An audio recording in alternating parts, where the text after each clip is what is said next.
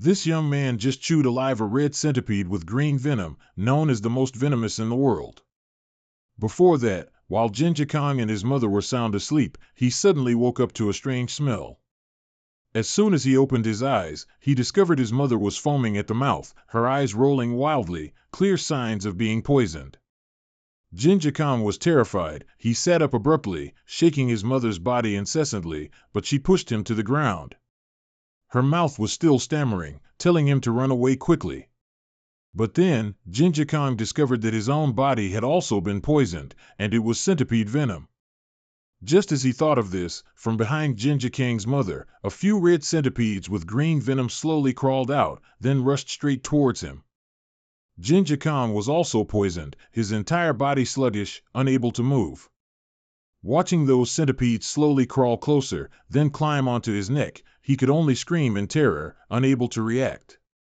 Until the centipede's venom once again pierced straight into his neck, Jinja Kong was in so much pain that his entire body writhed. Jinja Kong screamed loudly, but his mother was, of course, no longer able to save him. In his eyes was the image of his exhausted mother on the bed. He wanted to save his mother, and he wanted to save himself. Meanwhile, that centipede was still injecting its venom firmly into his neck. Jinja Kong was furious. "If you dare bite me, I'll bite your damn mother to death." A disgusting, foul taste filled his mouth, but he had indeed killed the centipede that was aggressively attacking him because of what had happened before. The rage over his mother being poisoned made Jinja Kong's anger even harder to control. He had bitten to death both centipedes that had just attacked him. Just then, the door burst open, and Jinja Kong's grandfather, with a frightened face, rushed in, even more scared when he saw his grandson gnawing on the venomous centipede. "What is this? Who committed such a heinous crime?" Jinja Kong's grandfather shouted, then rushed to hug his grandson, pulled out all the centipede remains from his mouth, and put a medicinal pill in, hoping he could expel all the poison. But before he could even finish sorting things out, another person appeared in the small room, and this person didn't seem to have good intentions for being there. "Ha ha ha, what a pity that precious flower of loyal heart and royal yellow is being wasted on a useless brat. If you had listened to me sooner, things wouldn't have turned out this bad. What do you plan to do now? Your stubbornness has led to tragedy for your innocent family." "Mang Ryu," Jinja Kong's grandfather hissed. "Our White Flower Absolute Valley, though small, is still a medicinal sect that has existed for over 300 years. How can we submit to a venomous sect like yours, which uses poison to indiscriminately take lives? Why bother resisting this or that when you're going to die anyway?" Old man Mang Ryu chuckled heartily. Jinja Kong's grandfather became even more enraged, continuously cursing Mang Ryu as a scoundrel, worse than beasts, and reaffirmed that his White Flower Absolute Valley would never bow to Mang Ryu's poison sect. But even with such insults, the old man's face remained impassive, showing no shame. "You are truly hot-tempered. Whether it's a medicinal sect or a poison sect, they both originate from the same root. Well, if you've decided, then so be it. Besides, you can't do anything now. After all, saving your grandson's life seems quite difficult. Because I specifically put red centipedes in your daughter's and grandson's room, ha ha ha." Jinja Kong's grandfather was even more horrified. Only then did he have time to observe closely. Indeed, they were red centipedes. This is a big problem, because among all the centipede species in the world, red centipedes are the most venomous. It seemed his daughter had already passed away, leaving only his young grandson struggling for breath in his arms. Even the old man Mang Ryu didn't intend to spare his old life. He demanded Jinja Kong's grandfather quickly carry his grandson outside, and if he had any last words, to say them now, then he would send their whole family to reunite in the afterlife. Jinja Kong's grandfather, therefore, fell into despair, silently carrying his grandson out step by step, ready to accept the judgment from that scoundrel Mang Ryu. But just then, Jinja Kong, who was limp in his arms, coughed a few times. Mang Ryu found it interesting, took 2 steps forward to observe the boy closely, then said excitedly, "Ho ho, do you see this brat? Even though he was bitten by a red centipede, he's still trying to fight. Jinja Kong dragged his body, which felt almost not his own, out of his grandfather's arms, then crawled to Mang Ryu's feet. The old man was still cackling, thoroughly enjoying the sight of the boy writhing in his final moments. But it was precisely because of his contempt for his opponent, who was just a child, that he made a fatal mistake. While he was busy sneering, Jinja Kong suddenly plunged something in his hand into Mang Ryu's leg. The important thing was that it was a scale from a red centipede. Mang Ryu's eyes bulged with rage, and he immediately moved to deliver a blow to send Jinja Kong to heaven to satisfy his anger. But his grandfather quickly embraced his grandson, using his back to shield him from the blow. As for Mang Ryu, things were serious. The red centipede's venom spread rapidly from his instep up to his calf. The important thing was that there was no antidote for this. Having no other choice, he urged his subordinates to cut off his leg with a sword to save his life. His subordinates dared not disobey and immediately carried out the order.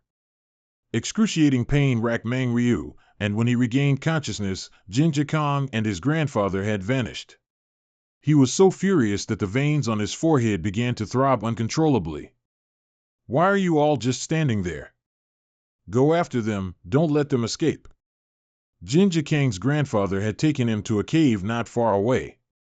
His body was already exhausted after Mang Ryu's deadly blow, but he still tried his best to carry his grandson and escape.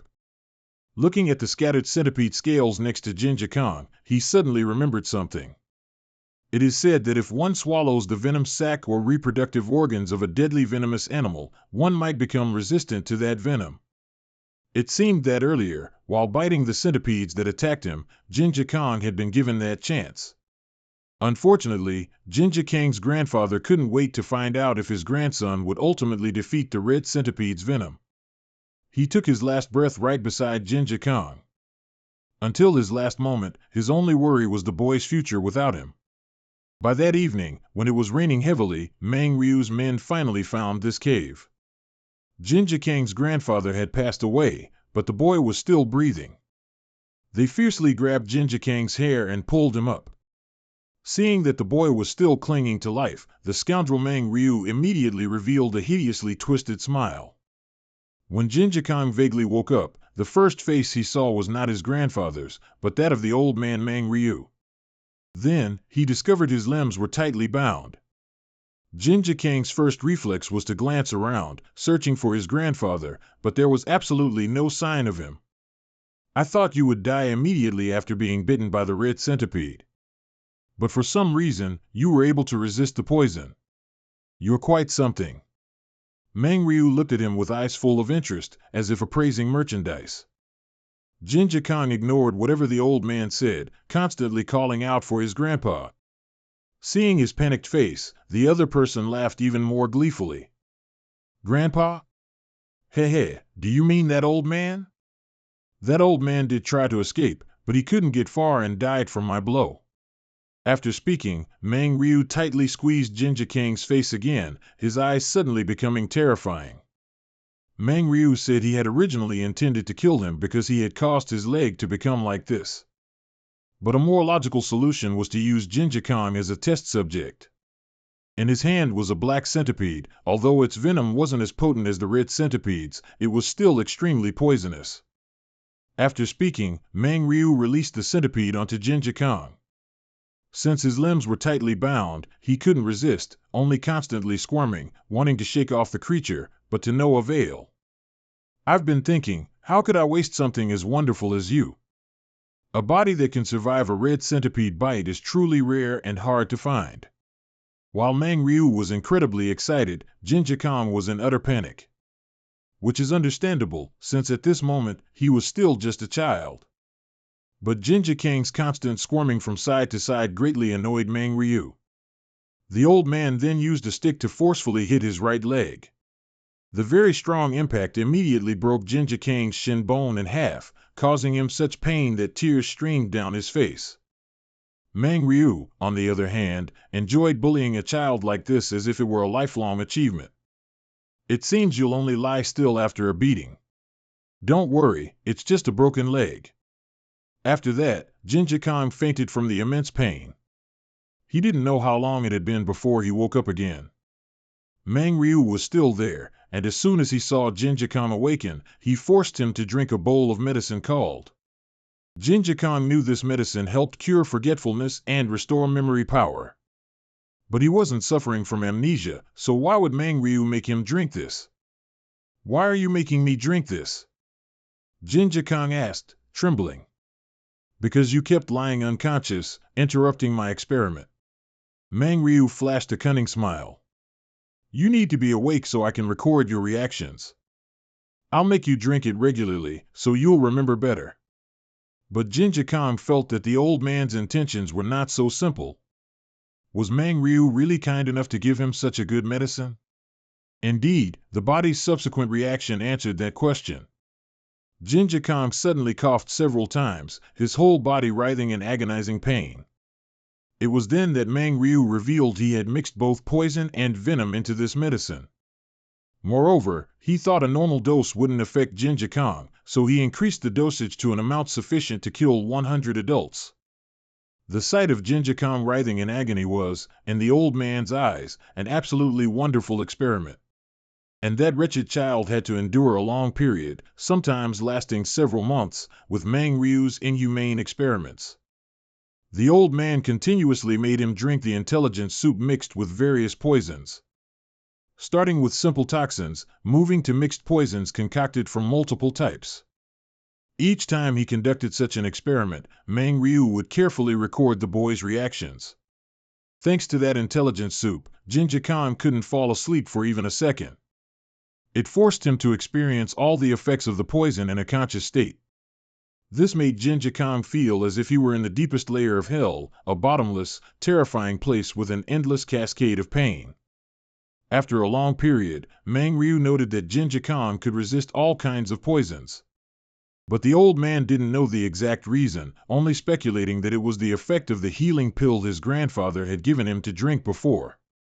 Whenever poison entered, Jinja-Kong's blood seemed to freeze in certain places, preventing the poison from spreading, and then, somehow, the poison would disappear. Although he couldn't find an answer, Mang Ryu had no intention of stopping his cruel experimentation plan. Today, the old man brought something new, a double female spider. He excitedly introduced it as an item that Sichuan Tang could only acquire 5 of each year. Just like the venomous centipedes, Mang Ryu released it onto Jinja-Kong's chest, letting the boy experience the sensation of the multi-legged creature crawling all over him, then biting into his neck. Jinja-Kong's screams echoed throughout the room. His vision gradually blurred, and a fit of breathlessness began. In a panic, Jinja-Kong unconsciously begged Mang Ryu to save him, but this only enraged the old man. Mang Ryu brutally squeezed Jinja-Kong's neck, then furiously cursed at him. If you keep begging for your life like that, then you should think about what you did to my leg. I'm crippled and had one leg amputated precisely because of you. I, a person who dedicated my entire life to the expansion of the poison sect, ended up like this because of you. Do you think that's fair? Huh? Jinja-Kong was no longer conscious enough to hear what Mang Ryu was saying.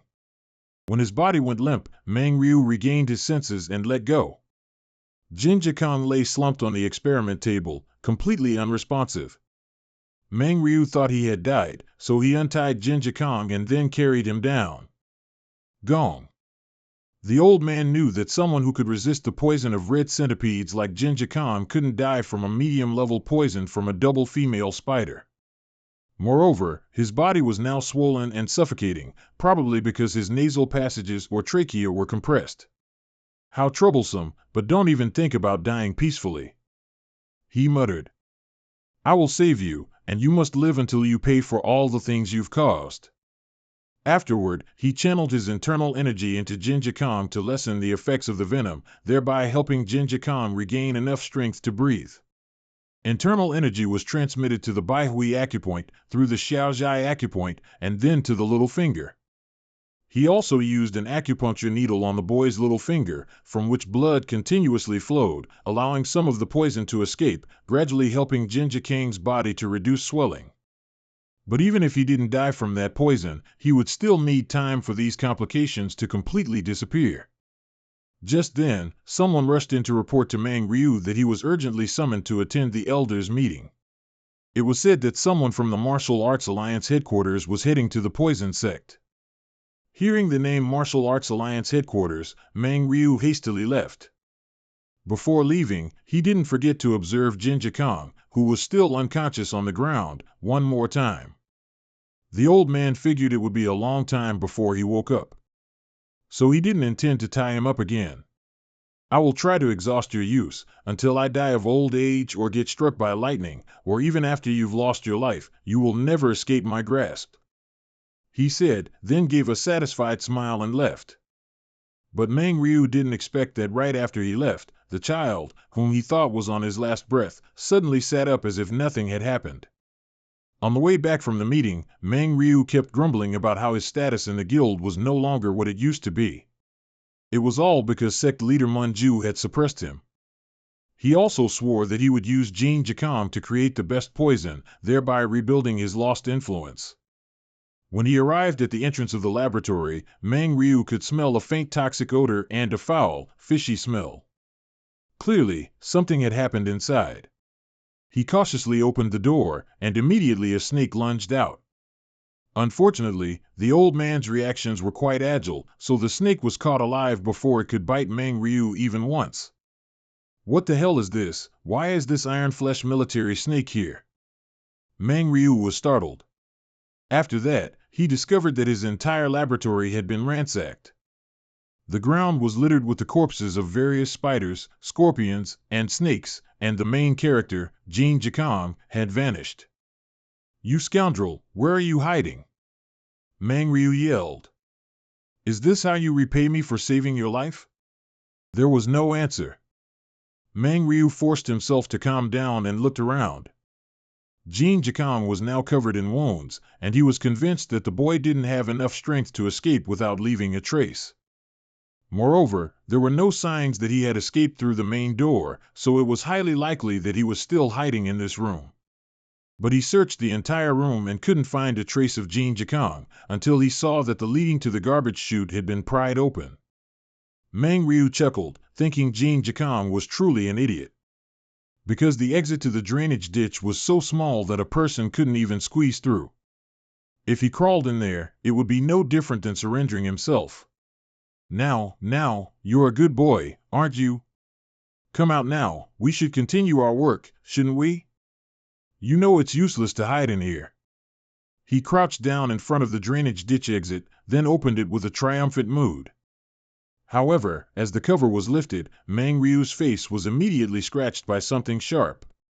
When he looked closely, he realized it was a bamboo leaf. But the problem was that it was also poisoned. Because the wound was on his face, the poison quickly weakened Mang Ryu's nerves. He immediately collapsed, coughing up a mouthful of blood, still cursing Jin Jakam for daring to use such despicable tactics. Furthermore, Mang Ryu's symptoms proved that he had been exposed to more than one type of poison. He himself didn't know what kind of poison was infused in the bamboo leaf, only able to crawl little by little to where the antidote was kept in the room. It was only then that a slight movement came from the wicker basket in the corner of the room. Jin Jakam calmly crawled out from inside. In his hand was a venomous snake biting down hard, but Jin Jakam remained unfazed, using his hand to pull it off without any sign of pain. Mang Ryu grew even angrier, his eyes bulging furiously. So, Jin Jakam hadn't left at all this whole time. During all that time, he had been in that wicker basket, observing the old man fall into his trap, step by step.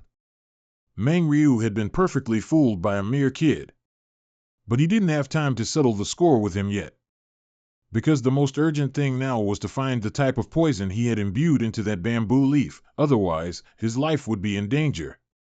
And then, Mang Ryu quickly realized the answer to his question. Because he saw the prick on Jin Jakam's pinky finger was still bleeding profusely. Could it be that he used the poison flowing in his own blood? Mang Ryu felt his vision blur. If Jin Jakam's blood was the poison, then what antidote could there be? His body was getting weaker and weaker. He watched Jin Jakam open the door, preparing to properly leave through the main entrance, but he couldn't stop him. Even though Mang Ryu was screaming frantically behind him, Jin Jakam ignored it. He had waited for this chance to escape for a very long time. Jin Jikang alone dragged his frail, staggering body deeper into the forest. He hadn't walked far before he collapsed, not from exhaustion or pain, but because all the emotions he had suppressed for so long were now exploding. After months of being imprisoned in that hell by Mang Ryu, Jin Jikang had finally eliminated the enemy of Baekwa Jialjiak. He had always wished it was just a nightmare, but the truth was that both his mother and grandfather, and even Baekwa Jialjiak itself, had perished because of this poison sect.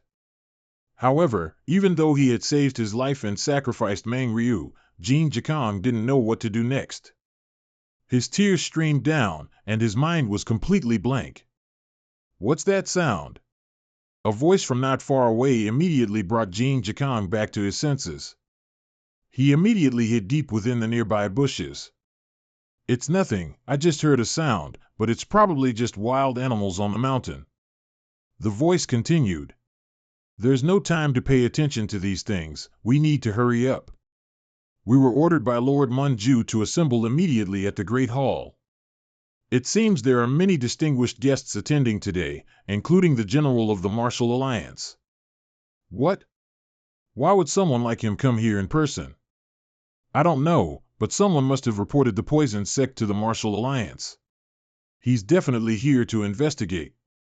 "Hey, does that mean we're going to be implicated too?"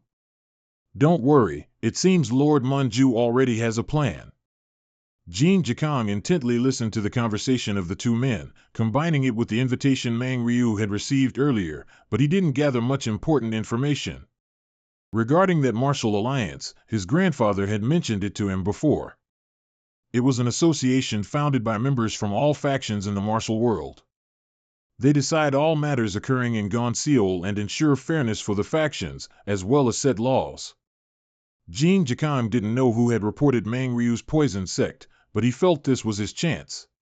Because he just needed to meet someone from the Martial Alliance and tell them about all the injustices Baekwa Jialjiak had suffered, and that would be it. At this moment, all members of the poison sect had gathered in front of the Great Hall to respectfully greet Baek Li-young. Jin Jikang also secretly hid behind them. This was the first time he saw Baek Li-young, but he had heard a lot about him. Everyone said he was a famous and respected leader due to his fairness and transparency since he took over Gonseol. Jin Jikang was filled with hope. He felt that if it was Baek Li-young, the cruelty of the poison sect and the injustice suffered by Baekwa Jialjiak would surely be brought to light. After the grand reception ceremony for Baek Li-young ended, the disciples of the poison sect also dispersed.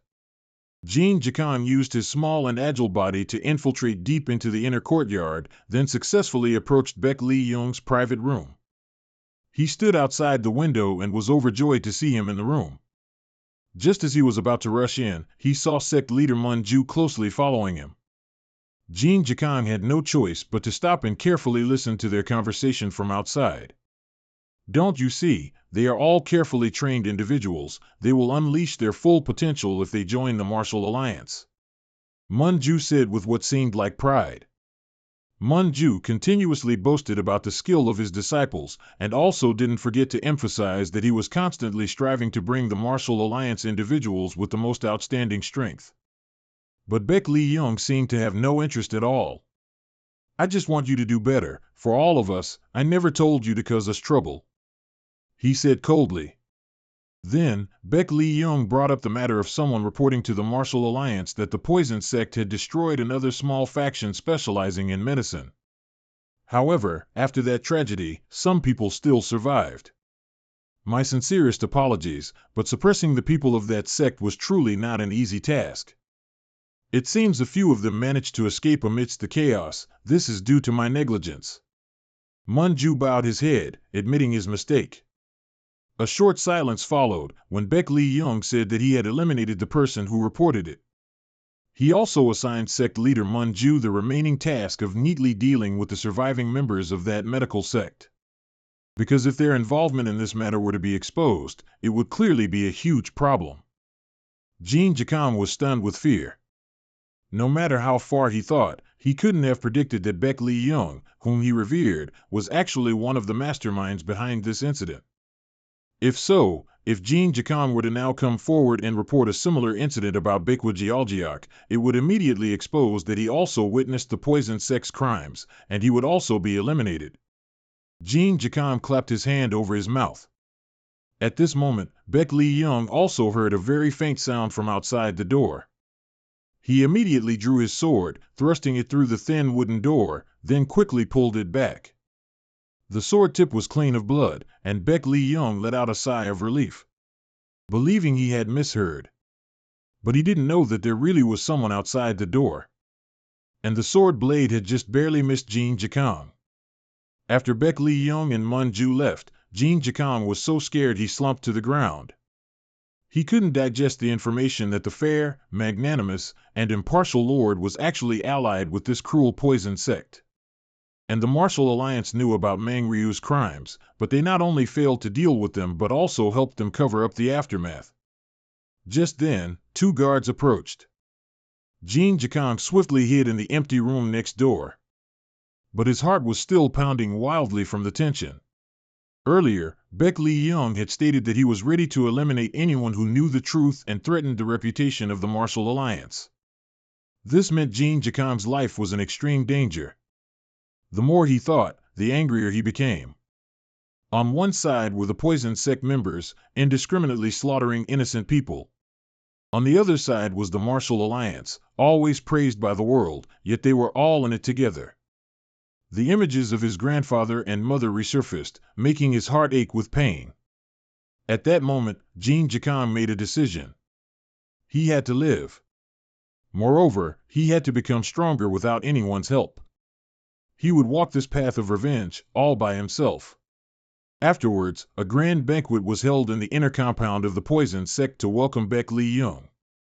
While Manju was enthusiastically giving a welcoming speech for Baek Lee Young, a subordinate suddenly entered and whispered something into his ear. Manju's expression immediately changed. He immediately asked Baek Lee Young for permission to leave. As expected, the news Manju's subordinate brought was that Elder Mang Ryu had been afflicted with a complex, multi-layered poison, likely due to an experimental error. He was currently unconscious, his life hanging by a thread. Manju felt something was off about this. Mang Ryu had been researching poisons for decades. How could there be a so-called experimental error? He immediately remembered the experimental subject Mang Ryu had been using for months. Did you see the child Mang Ryu brought back from White Blossom Gorge to use in the experiment? Manju's subordinates looked at each other, then shook their heads. Because when they arrived, there was no one else in the room besides Mang Ryu. Manju immediately felt a chill down his spine.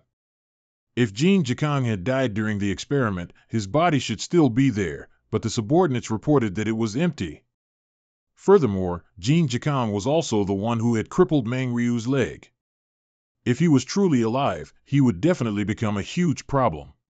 Therefore, Manju immediately ordered his subordinates to find Mang Ryu's experimental subject, whether he was alive or not.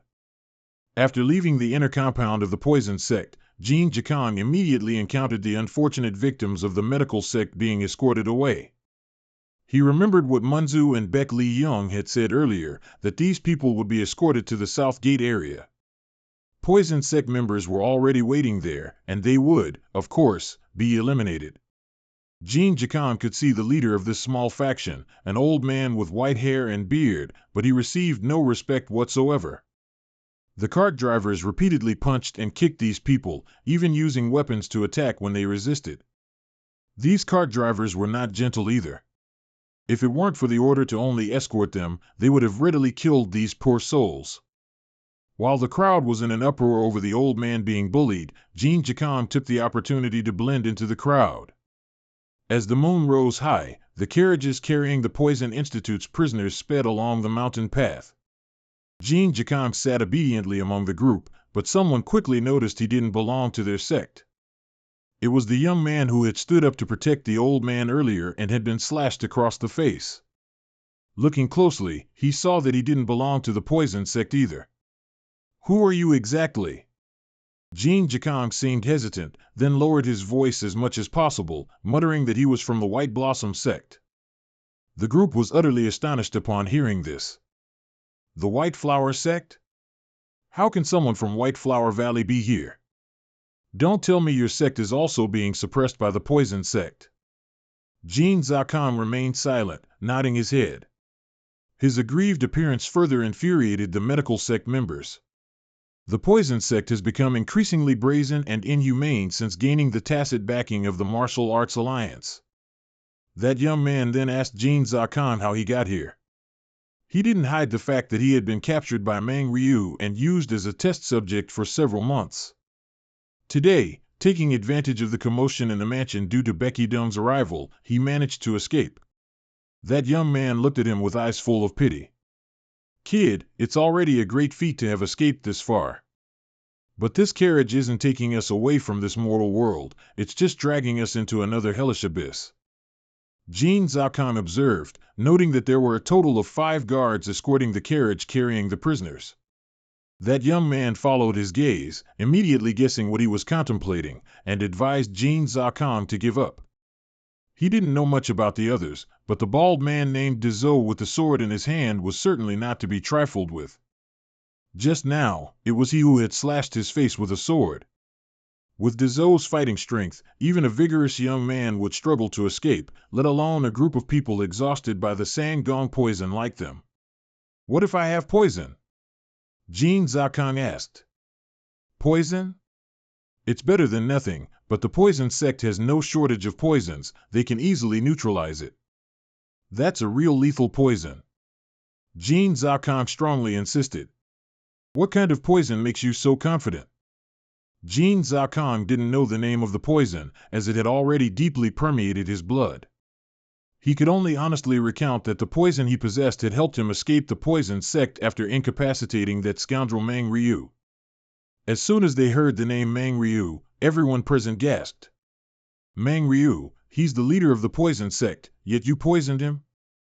Lower your voices a little. Jin Zakam reminded them. Where is that poison? That young man asked again. Jin Zakang didn't just answer. Instead, he pulled up his sleeve and bit his little finger with his fangs. But what came out was not blood, but a transparent liquid, which at first glance seemed to truly be a pure, deadly toxin. The victims from the medical sect were even more surprised by this. How can something like this be inside your body? Jin Zakang didn't hide anything from them, continuing to recount the things he had experienced, including how he had accidentally eaten the red centipede Mang Ryu released to survive, and then the centipede venom failed to kill him. Knowing this, the old man took him back as a test subject, and over several months, tried hundreds more poisons on his body, ultimately transforming Jin Zakang into a vessel of pure poison. That young man wanted to check for himself, so he told Jin Zakang to turn around. Then, he channeled a bit of internal energy into him and began to probe his body. It felt strange because this man sensed that all of Jin Zakang's meridians were blocked. But his internal meridians, vital acupoints, and even minor acupoints seemed to be connected by a stream of qi, and that stream of qi was accumulating in his internal meridians, which could very well be the poison. As a member of the medical sect, he couldn't explain why this strange phenomenon occurred in Jin Zakang's body. But you were eager to use the poison inside your body to create an opportunity for everyone to escape. Wait. A woman sitting on the opposite side suddenly spoke up.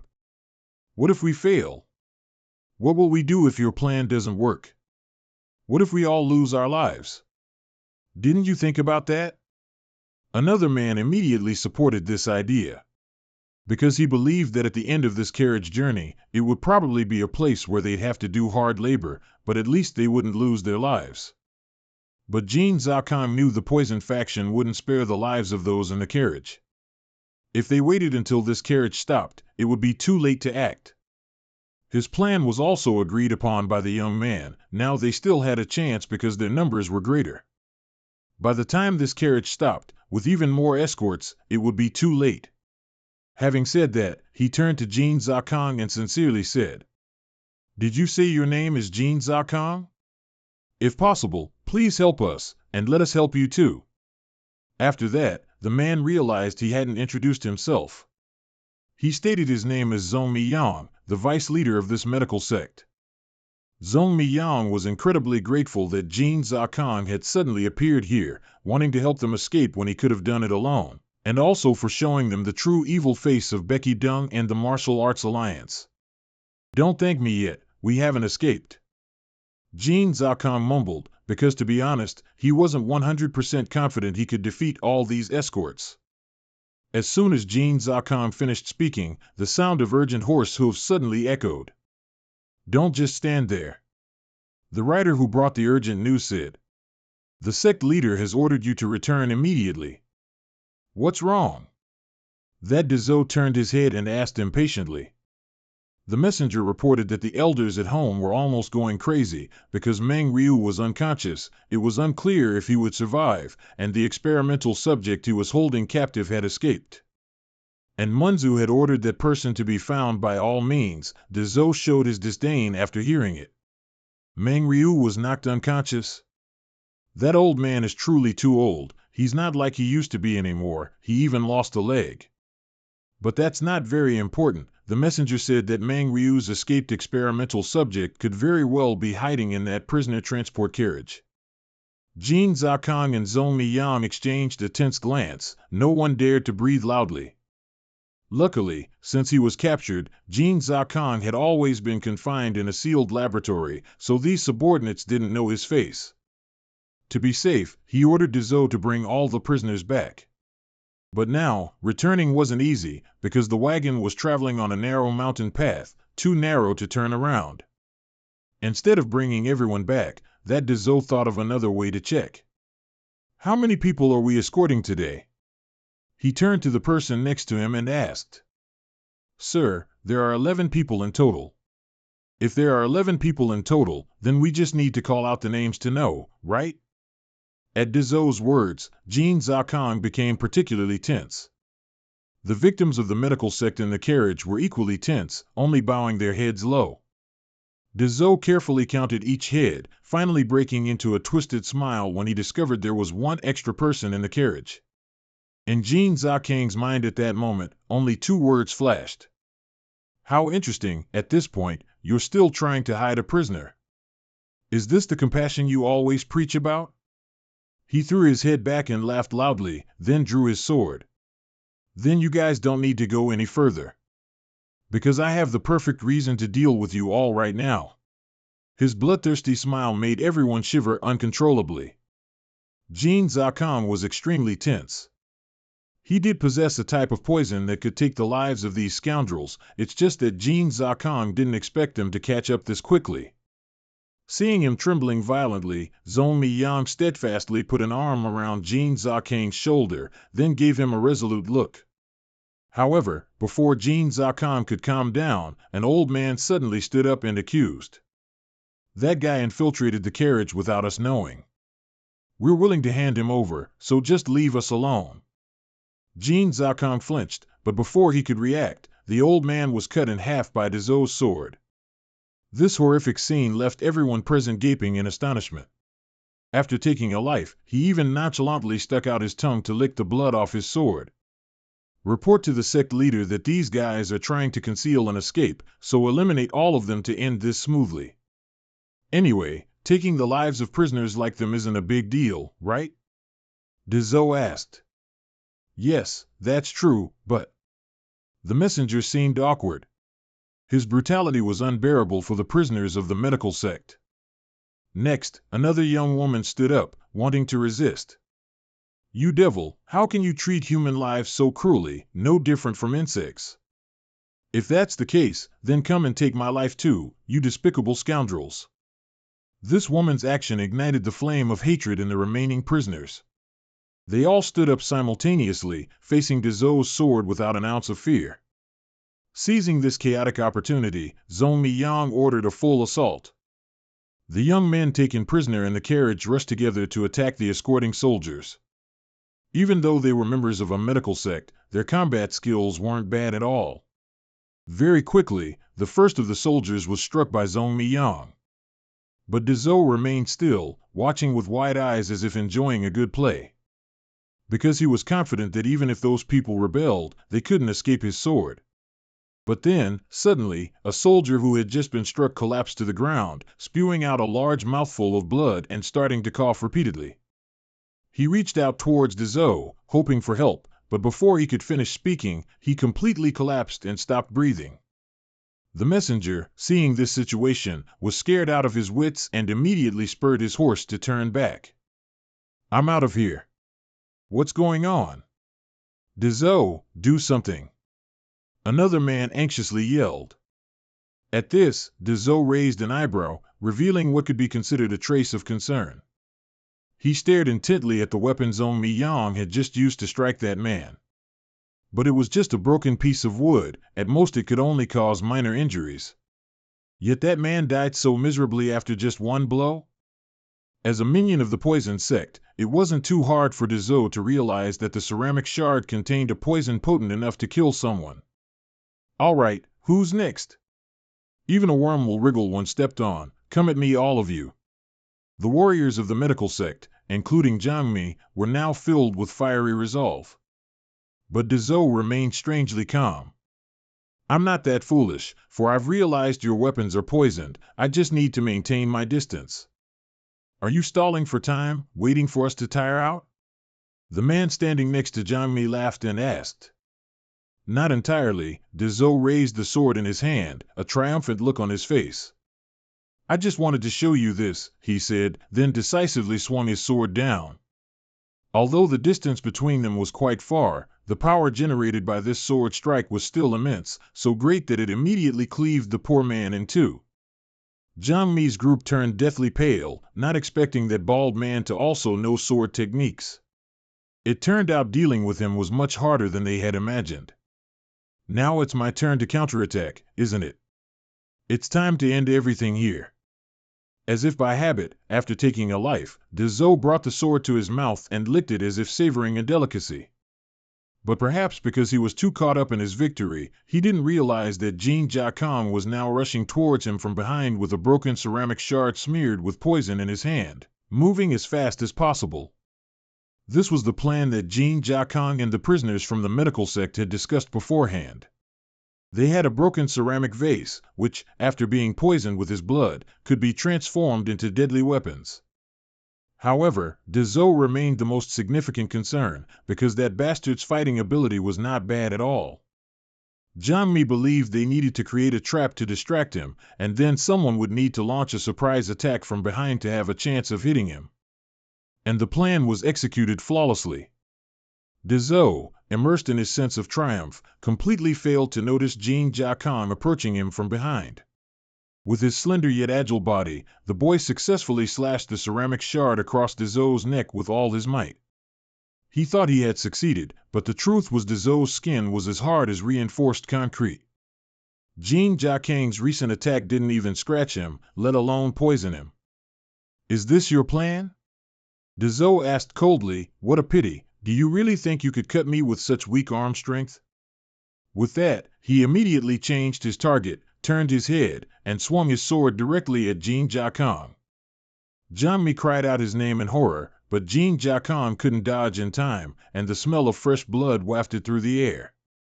Jin Jiakang was pinned to the ground, with Dezou's sword plunged straight into his stomach. "A brat like you dares to fight me?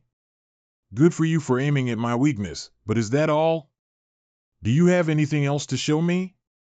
Jin Jiakang clutched the opponent's sword, but couldn't prevent it from embedding deeper and deeper. Along with the gushing blood, he felt his life force draining away, but Jin Jiakang didn't want to give up. If he died here, the wretched people of the medical sect would not have a good ending, and the vengeance for his grandfather, his mother, and the people of the White Flower sect would not be exacted. "If there's nothing else, then let me send you on your way," Dezou said in a provocative tone, then pulled the sword out of Jin Jiakang's stomach. Seeing how he treated a child like him, everyone present was filled with indignation. They, regardless of age or gender, all charged forward, wanting to tear this beastly man into 100 pieces. On the other hand, that despicable bastard not only showed no fear but also wore a deeply satisfied smile, as if he had been waiting for this for a long time. With a single swing of his sword, the carriage exploded with a bang, kicking up a thick cloud of dust and rocks. Jiang Mi was the only one standing outside the attack's range at that moment. When the dust settled enough for him to open his eyes, Jiang Mi's eyes welled up with tears at the tragic sight before him. Nearly a dozen surviving members of the medical sect had been struck down by Dezou's previous move. Some lost an arm, some a leg, some their head, and some were left with only a few body parts, scattered like a pile of minced meat. This scene was truly unbearable for someone like Jiang Mi, who held the important position of vice leader. And Dezou knew that, so he deliberately tried to psychologically torment him.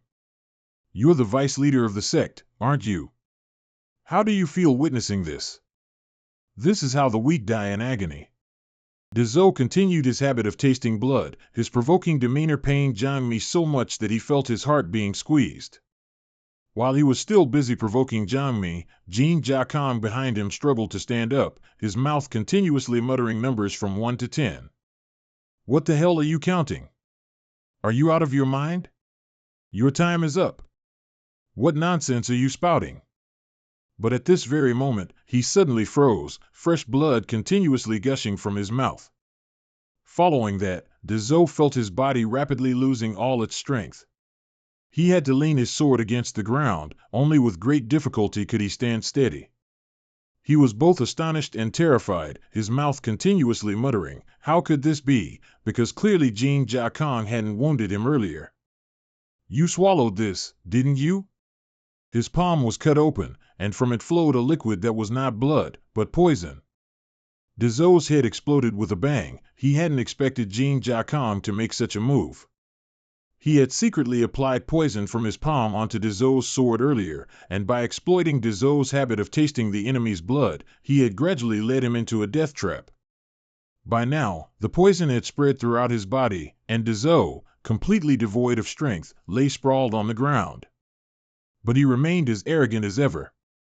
"You're truly cunning, well done. It's not too late to reconsider now. What do you think about joining the poison sect? I will recommend you, in return, give me the antidote." Jin Jiakang found it truly ridiculous. This person was on the verge of death yet still spoke so boldly. The poison sect was responsible for the destruction of his own sect. How could he possibly agree to Dezou's request? And hey, the person you should be begging isn't me. It was then that he realized someone was slowly approaching him from behind. It was Jiang Mi, holding a sharp sword. But even if he noticed, what then? Dezou no longer had the strength to resist. He was just unwilling to die at the hands of these weak medical practitioners. Jin Jiakang had no recollection of what happened next, because he had fainted right after Jiang Mi swung his sword. When he woke up, Jin Jiakang found himself on horseback, with Jiang Mi sitting behind him. Using his medical knowledge, he had given him first aid, temporarily saving his life. "Thank you, because of you, I was able to avenge my medical sect." But Jin Jiakang felt extremely ashamed and guilty. He felt that if he hadn't tried to sneak into the carriage, the members of the medical sect wouldn't have all died. Jiang Mi didn't blame him, because he knew that the members of his sect were not cowards, nor did they wish to live a miserable life as slaves. Though it was painful, they lived with dignity until their last breath.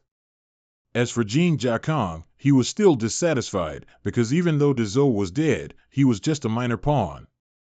The poison sect still existed, and he knew his journey of revenge would only end when that cruel sect and the entire martial arts alliance were overthrown. To do this, Jin Jiakang needed to become even stronger. Just as he thought this, Jiang Mi suddenly spoke from behind him. "That's right, you will be the one to overthrow the poison sect." With that, he took Jin Jiakang's hand and placed it on the horse's reins. "Someone will be chasing us, so don't stop. Please, avenge us all." As soon as he finished speaking, his body suddenly felt light, then he fell off the galloping warhorse. It turned out Jiang Mi had been exhausted for a while, but he just tried to hold on a little longer to ensure Jin Jiakang could run far enough and safely. "Go on, Jiakang." Jin Jiakang felt he could never forget Jiang Mi's expression at that moment for the rest of his life. His tears fell profusely, not daring to look back even once more. The warhorse continued to gallop, while Jin Jiakang cried endlessly. He would never forget the crimes of those bastards, and he swore he wouldn't stop until he trampled each and every one of them under his feet. Not long after, Manhua sent many more of his subordinates to the scene. There, the scene was utterly gruesome, bodies piled up, including those from both the medical and poison sects, but Jin Jiakang was nowhere to be found. When they brought this news back to the sect to report, the old man was so furious he stomped his feet repeatedly. This cannot end like this. By all means, find that scoundrel for me. Furthermore, you absolutely must not let our esteemed lord. Heard anything about this? Is that what you mean, sect leader? Baek Ryong's sudden appearance behind Manhua startled him. But he didn't say much about Jin Jiakang's escape, only subtly remarking that it was a bit dull here and he would leave tomorrow. Fearing to displease Baek Ryong, Manhua hurriedly apologized and promised to fix the problem immediately. A great sect is built from small things. Don't think a tiny speck of dust can't stir up trouble. Baek Ryong's voice showed no anger, yet it made Manhua tremble in fear. Sir, we will exert all our effort to catch that scoundrel. Please give us another chance. This will be your last chance. The threat, uttered by someone as high and mighty as Baek Ryong, put immense pressure on sect leader Manhua. He became even more eager to capture Jin Jiakang. And so, he hastily dragged his bulky body to Baeksa. Mangryu was there, his life still hanging by a thread. Manhua wasn't actually too concerned about Mangryu's life, because for him, the most important thing now was to capture Jin Jiakang. After hearing that the boy had escaped the poison sect, Mangryu, barely clinging to life on the bed, was so furious he threw his head back and let out a loud shout. He was the one you brought back. Do you have any ideas on how to catch him again? Manhua asked. Then, he heard Mangryu whisper a few broken words. It wasn't clear what the old man said. But at that moment, Manhua had to lean very close to his ear to barely catch a few words. A week later, Jin Jiakang was still wandering deep in the forest. His health was now relatively stable. It was astonishing that he suffered no injuries, yet his wounds recovered so quickly. Jin Jiakang wondered if it was the effect of Mangryu's cruel experiments. But no matter what, it was good enough that he could live on intact. Currently, Jin Jiakang was still struggling to escape the people of the poison sect. But running away truly meant nothing. Jin Jiakang felt he should continue to go far away and build his own strength to get his revenge. He arrived at a village quite far away. Fortunately, he didn't see anyone who appeared to be from the poison sect there. After wandering the streets for a while, Jin Jiakang decided to enter an inn to inquire about the situation. Excuse me, are there any trustworthy tribes or sects around here looking for servants? Thieves destroyed my home, and I've lost my entire family. Now I have nowhere to go, so I'm looking for a job with room and board. The waitress in the inn looked at Jin Jiakang's ragged appearance, combined with the pitiful story he had just told, and couldn't help but sigh with sympathy. Oh my goodness, then you should definitely look for a wealthy household. Yan Wang is the ruler of this region, so perhaps you should seek him out and explain your situation. His clan is one of the most powerful clans in this Yunnan region. Jin Jiakang interrupted the woman, asking about the poison sect. This time, a guest eating noodles in the inn spoke up to answer. He said that the poison sect is not a suitable place for children like Jin Jiakang to join, especially since they recently had an internal conflict. Internal conflict? Why? Jin Jiakang continued to pry for information. You don't know? They were attacked by 2 medical sects. I heard it's because they wanted to hinder their development. I heard that many people died and were injured.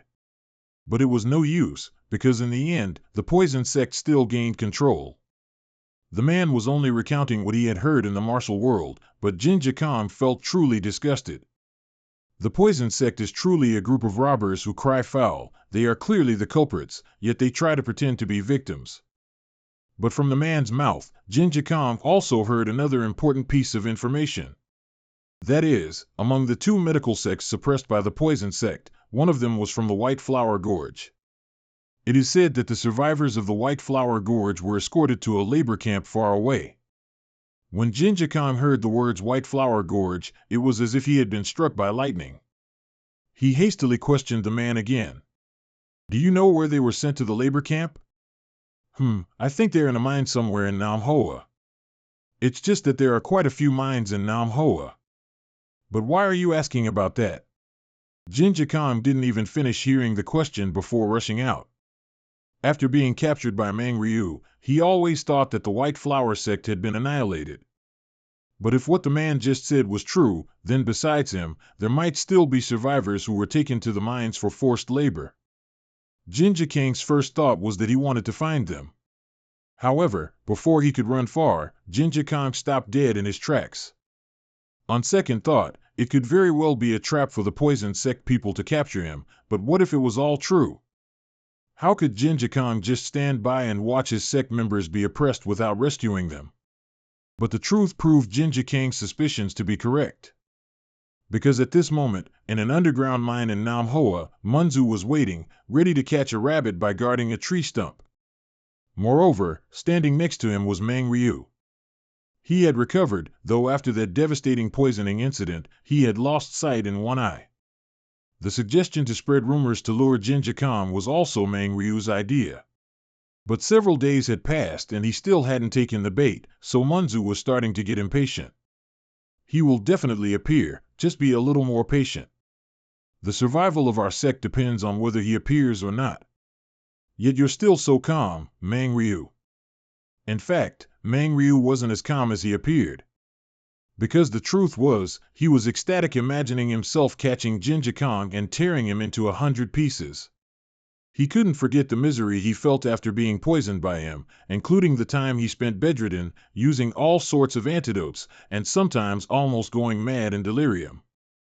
During that miserable time, the only thing Mang Ryu clearly remembered was the name of his enemy, the one he believed had stolen everything from him, even though it was clearly he who had first provoked enmity with the White Lotus sect.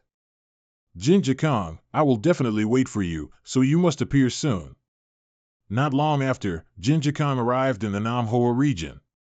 After visiting a few mines, he indeed met someone he knew. There was Mr. Un X and also Mr. Gong. Upon seeing those familiar faces, Jinja Kong became even more certain that the rumors about the White Lotus sect survivors were true. It was just that there were more guards here than he expected, so a direct assault to rescue them would truly be a crazy plan. What should I do? Jinja Kong thought to himself, his eyes starting to dart around. And the answer came to him when he saw a wooden house not too far from the mine entrance. Jinja Kong set fire to that house. Because it was a warehouse, the guards quickly fell into a frenzy after discovering it. Instead of guarding the dungeon, they started pouring all their efforts into getting water to put out the fire. Jinja Kong used this chaotic opportunity to blend in with the prisoners and got a chance to reunite with his acquaintances. Seeing Jinja Kong appear, they were also extremely surprised. Because earlier, they had also heard news that he was alive and had escaped from the poison sect. I heard that the survivors of the White Lotus sect were being oppressed here. Therefore, I couldn't just save my own life and escape alone. Jinja Kong helped them mine while exchanging updates on the past few days. At the same time, he also believed that he could lead everyone to escape this living hell. Jia Kong, I am so glad you're alive.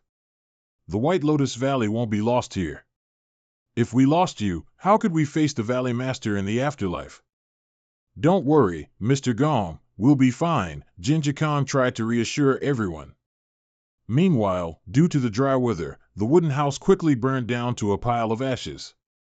Since there was no one inside and nothing important, the guards secretly felt lucky. They also didn't forget to report to Mang Ryu, claiming the fire was caused by nearby farms burning straw, and sparks had flown with the wind, igniting the warehouse.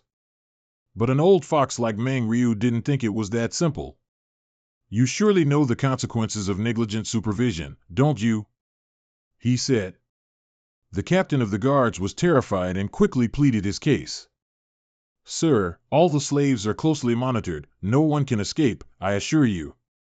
Then what do you think if someone intentionally hid among the crowd instead of escaping from here? The captain didn't understand what Mang Ryu meant, and Mang Ryu didn't have the energy to explain it to him. Mang Ryu dragged his crippled leg towards the dungeon entrance. He was sure that this fire wasn't simply caused by sparks from the farm, but that someone had intentionally started it. And the person with the most reason to cause chaos here right now could be no one else but Jinja Kong. He rushed wildly into the mine under the bewildered gaze of the guards. And with his hawk-like eyes, Mang Ryu quickly spotted the familiar back. Jinja Kong is actually here. This is truly a catch worth him grinning from ear to ear. But Mang Ryu didn't want to alert him prematurely. Because he wanted Jinja Kong to build up enough hope that he could free the prisoners here, that would be the perfect time for him to tear him apart and push him into a deep pit of despair.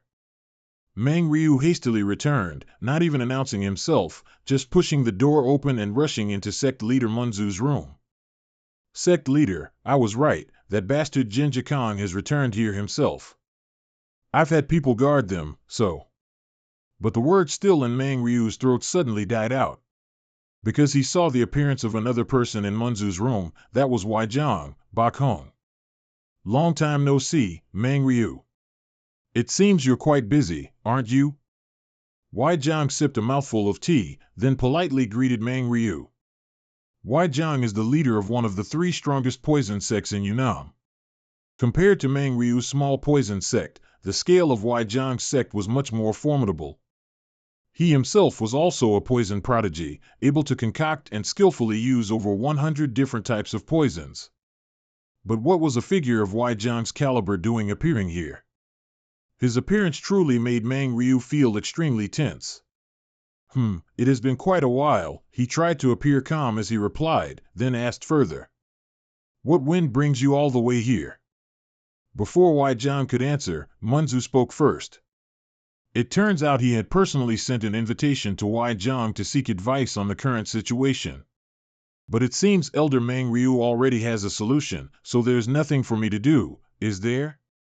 However, I still have a few things I want to discuss, so you've come at the right time. Mang Ryu looked at Waijiang with eyes full of suspicion. What are you looking to discuss?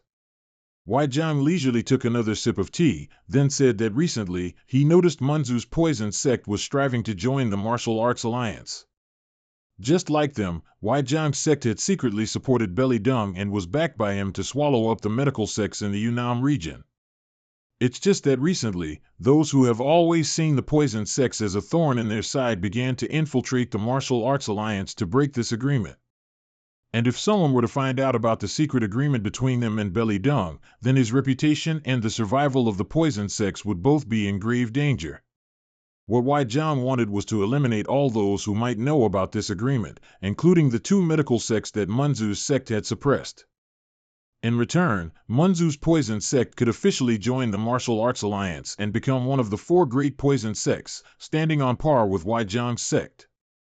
For Munzu, this was an offer too tempting to refuse, so he didn't hesitate to eradicate them root and branch. However, Mang Ryu wanted to keep Jinja Kong alive for revenge, because for him, merely killing the boy with 1 strike was not enough. But in the current sect, Mang Ryu's voice was naturally not as influential as sect leader Munzu's, so his ambitions were immediately dismissed. Back at the mine, Un-X was still digging with one hand and talking to Jinja Kong with the other. Even though he said he had a way to save them, they didn't quite believe him. Because what big thing could a tiny child like him possibly do? I have poison on me. If we apply the poison to the tools, they will become weapons. Not stopping at Un-X and Mr. Gong, Jinja Kong also rallied other prisoners. He played on their emotions, knowing they were also people who had lost their families due to the brutality of the poison sect. So instead of lifelong forced labor here, it would be better to start a riot and seize the opportunity to escape. Everyone, it's not too late. Let's leave this place together, Jinja Kong said determinedly. But those present were still skeptical, because after all, they were just the words of a child. Just then, a loud explosion rang out, and the mine began to violently shake. The guards quickly ran out, shouting and calling to each other as they ran. Hurry up, they've started demolishing the mine. Hearing what they said, the prisoners inside the mine couldn't hide their panic. What? You're going to demolish the mine, what about us? Take us with you. "Don't bother us, you scoundrels, just wait to be buried here." The guards avoided them like the plague. "This is the sect leader's order, don't blame us." The guards ran as if their lives depended on it. Meanwhile, the prisoners, who barely had enough to eat all day, were beaten, forced into hard labor, and in poor health, were not so lucky. Another explosion rang out, and rocks and dirt from above came crashing down, sealing the exit and sealing off all their hope of survival. Hearing the order to collapse the mine, Manhua also rushed over in a panic. He had invested so much time and effort in Jinjiang, and had also lost one leg and now one eye because of him. He still wanted to use him as an experimental subject for his poison concoction career, so when he saw the mine entrance sealed by rocks and dirt, he almost fell to his knees in despair. "Jinjiang, I should have killed you with my own hands back then. With my own hands, I should have taken your life, but..." Manhua kept muttering like a madman. Meanwhile, inside the mine, everyone was in utter chaos. They tried to clear the rocks and dirt from the cave entrance, but it was almost useless. Just now, the guard's words were very clear. The sect leader ordered the mine to be collapsed, which is no different from burying them alive here. A few calmer individuals realized the gravity of the situation. This mine was managed by all the poison sects together, not just Manju's poison sect. Therefore, collapsing the mine and burying all the medical sect prisoners alive must have been agreed upon by all the poison sects beforehand. Jinjiang also started to feel panicked. Is this a trap? But if it was just to catch him, collapsing an entire mine was truly incomprehensible. Jinjiang felt certain there had to be someone behind this. And the first face that came to his mind was Beckley Dung. But the most important issue right now wasn't finding the mastermind, but how to escape from here. Everyone was in a state of panic, and Jinjiang, the only child among them, was also the calmest. "If we're just scared, we won't accomplish anything." He spoke up. "That entrance is blocked, but we still have energy and tools. If everyone works together, we can definitely dig our way out." Jinjiang's words were like a wake-up call. The noisy, crying crowd suddenly fell silent. Mr. Gong also seized this opportunity, speaking up to reassure the crowd as the eldest person there. "Everyone, calm down, just look. A kid isn't even panicking. How long are we adults going to sit here and complain? Even if he's old, he'll still help everyone with all his might. Only by uniting can we escape from here." With the words of an elder like Mr. Gong, the credibility greatly increased. The crowd began to calm down.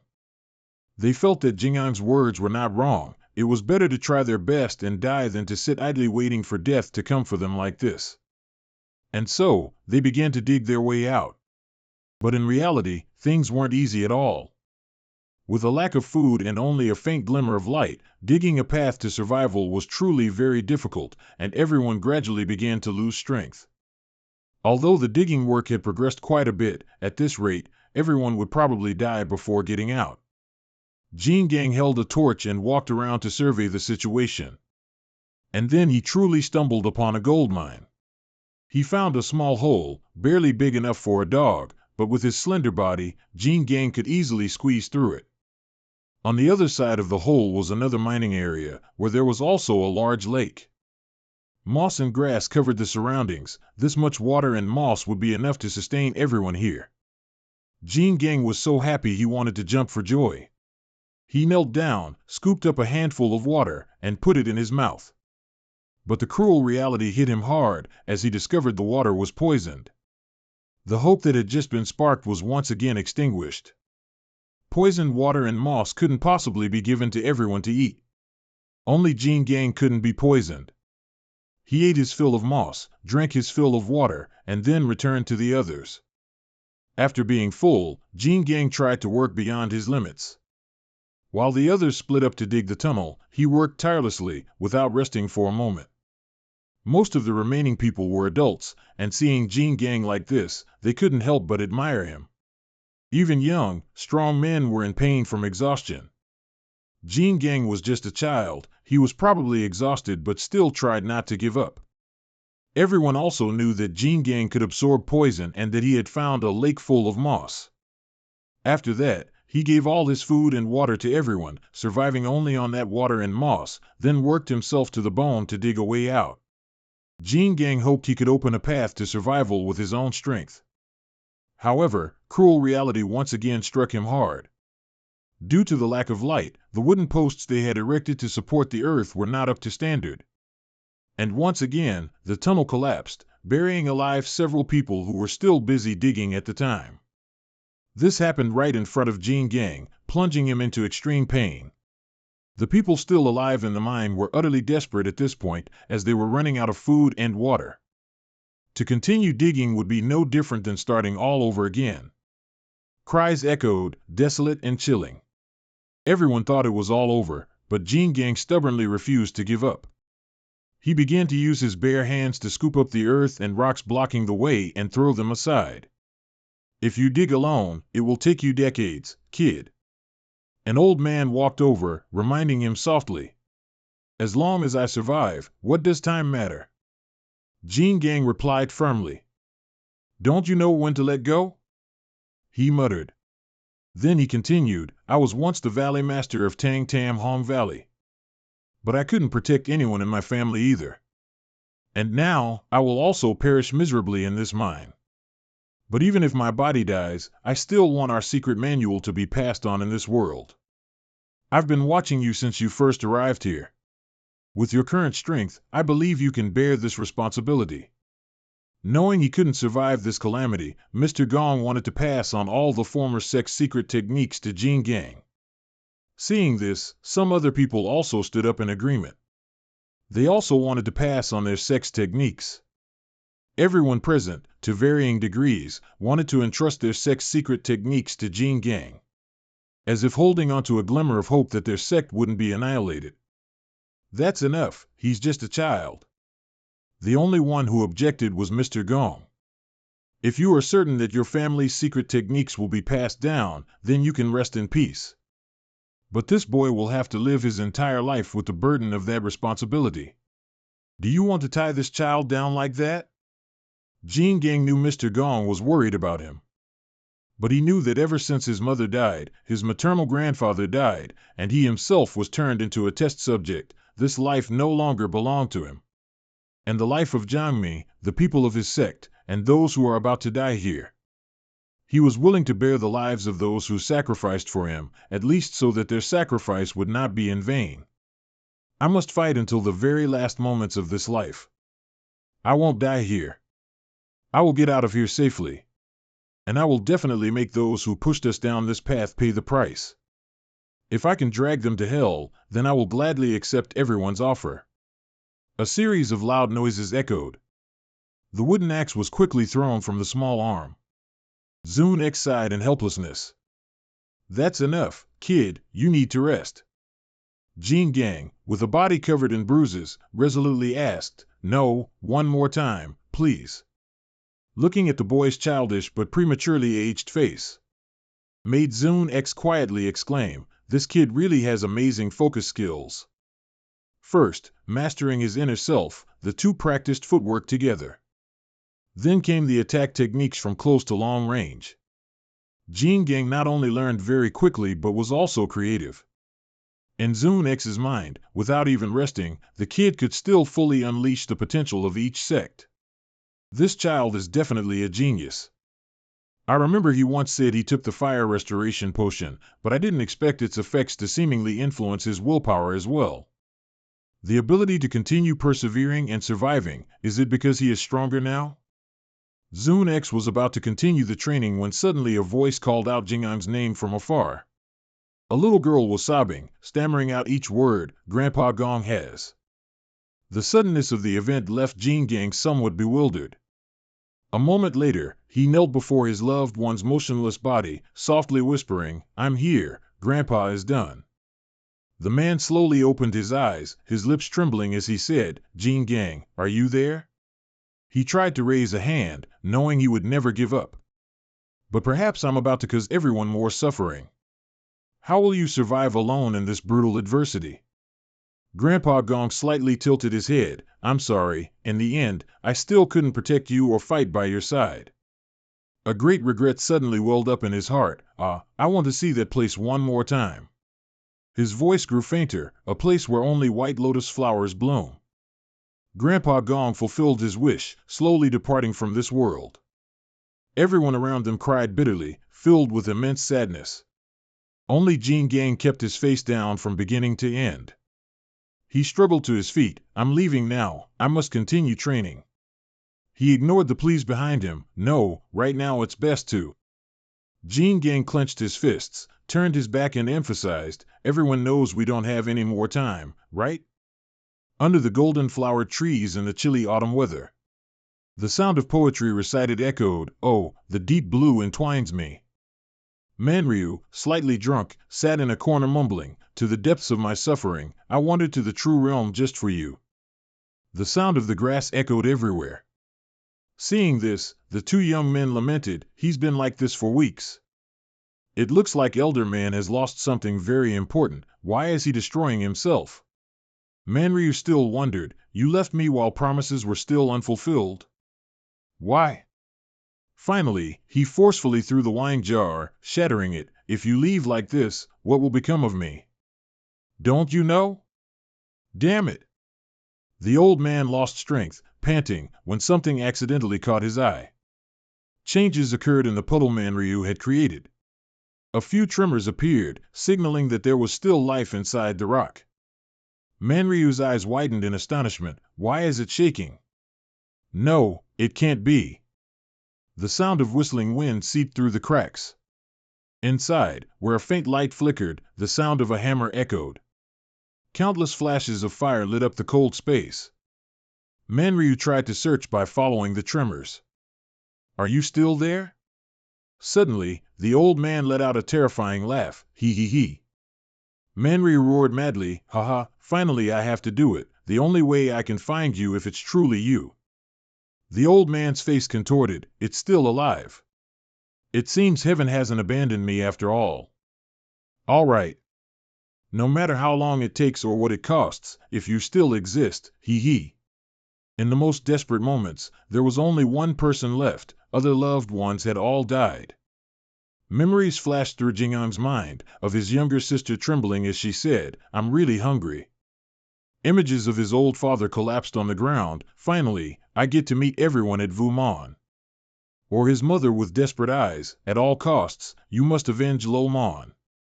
A message from Zune X, don't forget what you've learned and witnessed here. It wasn't long before Jin Gang was the last one remaining. He burrowed through layers of rock and soil.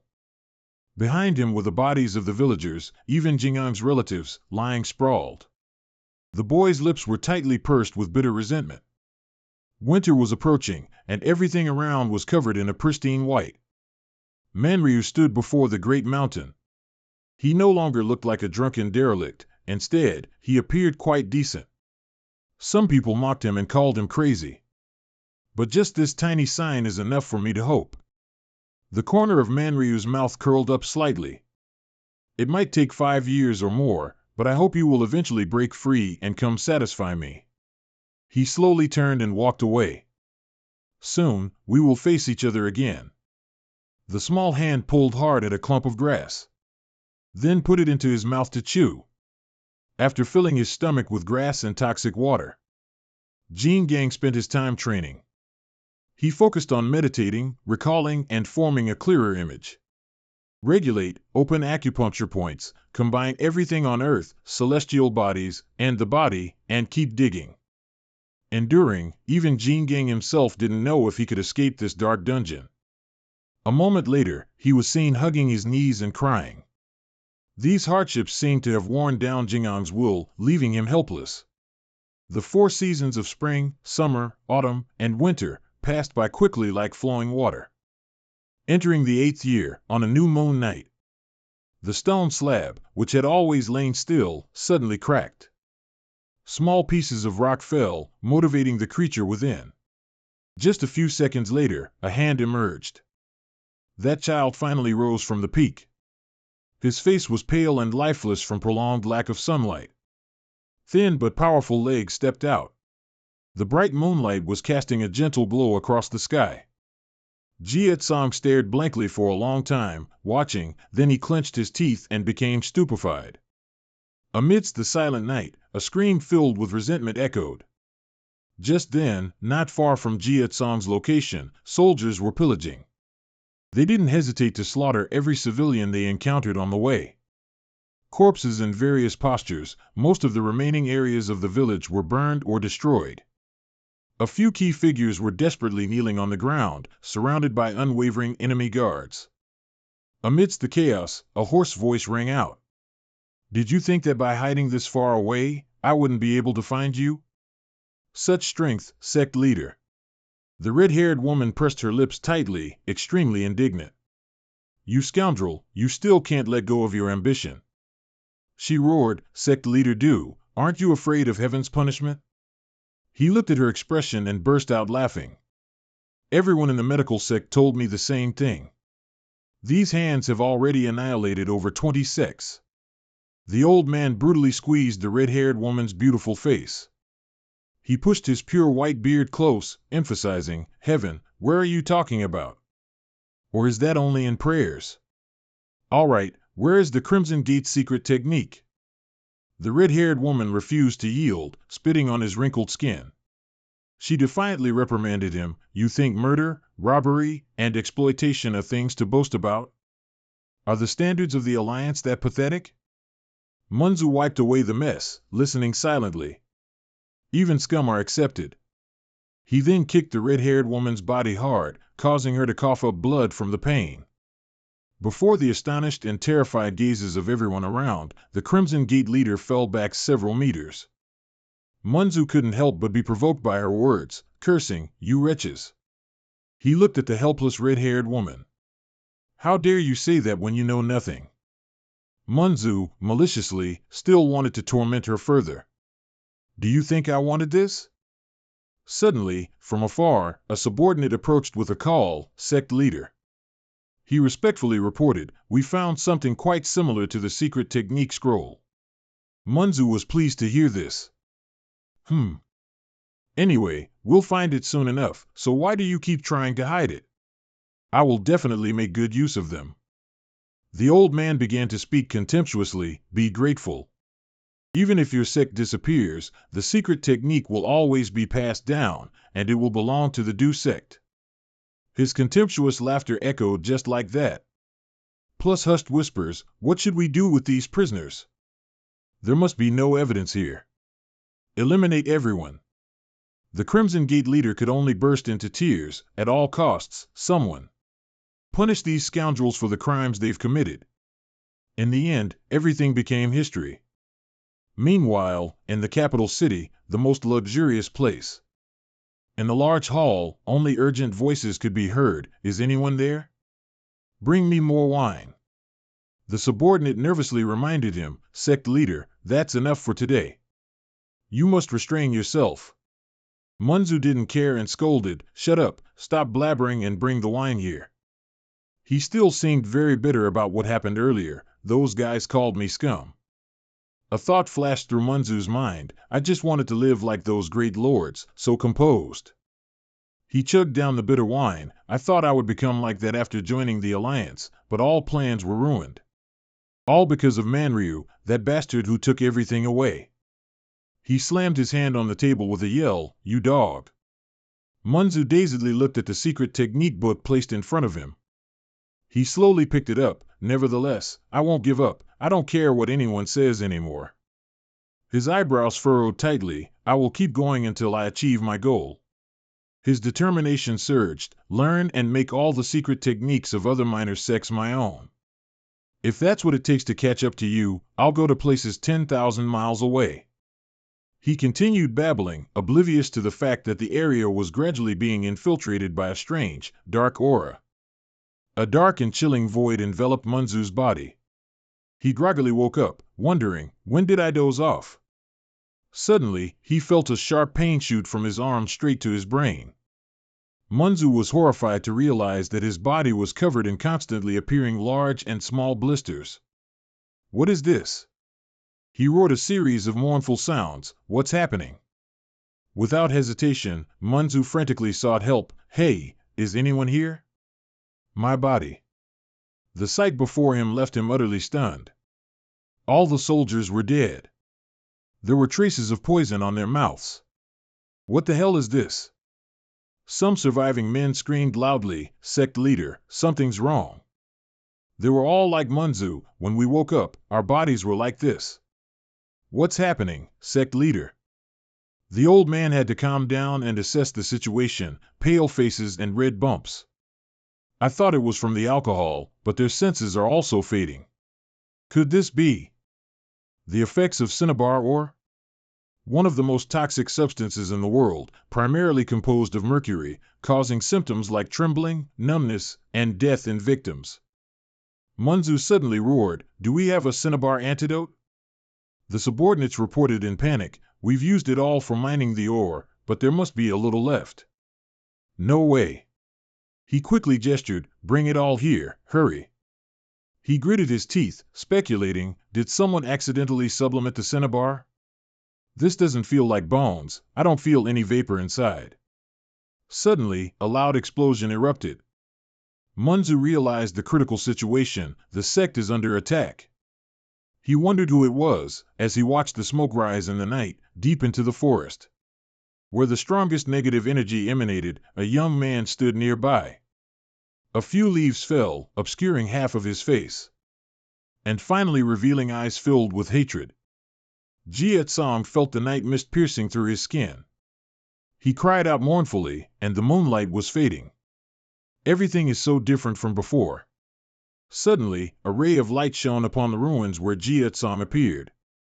He turned his head to observe, yet some things remained unchanged.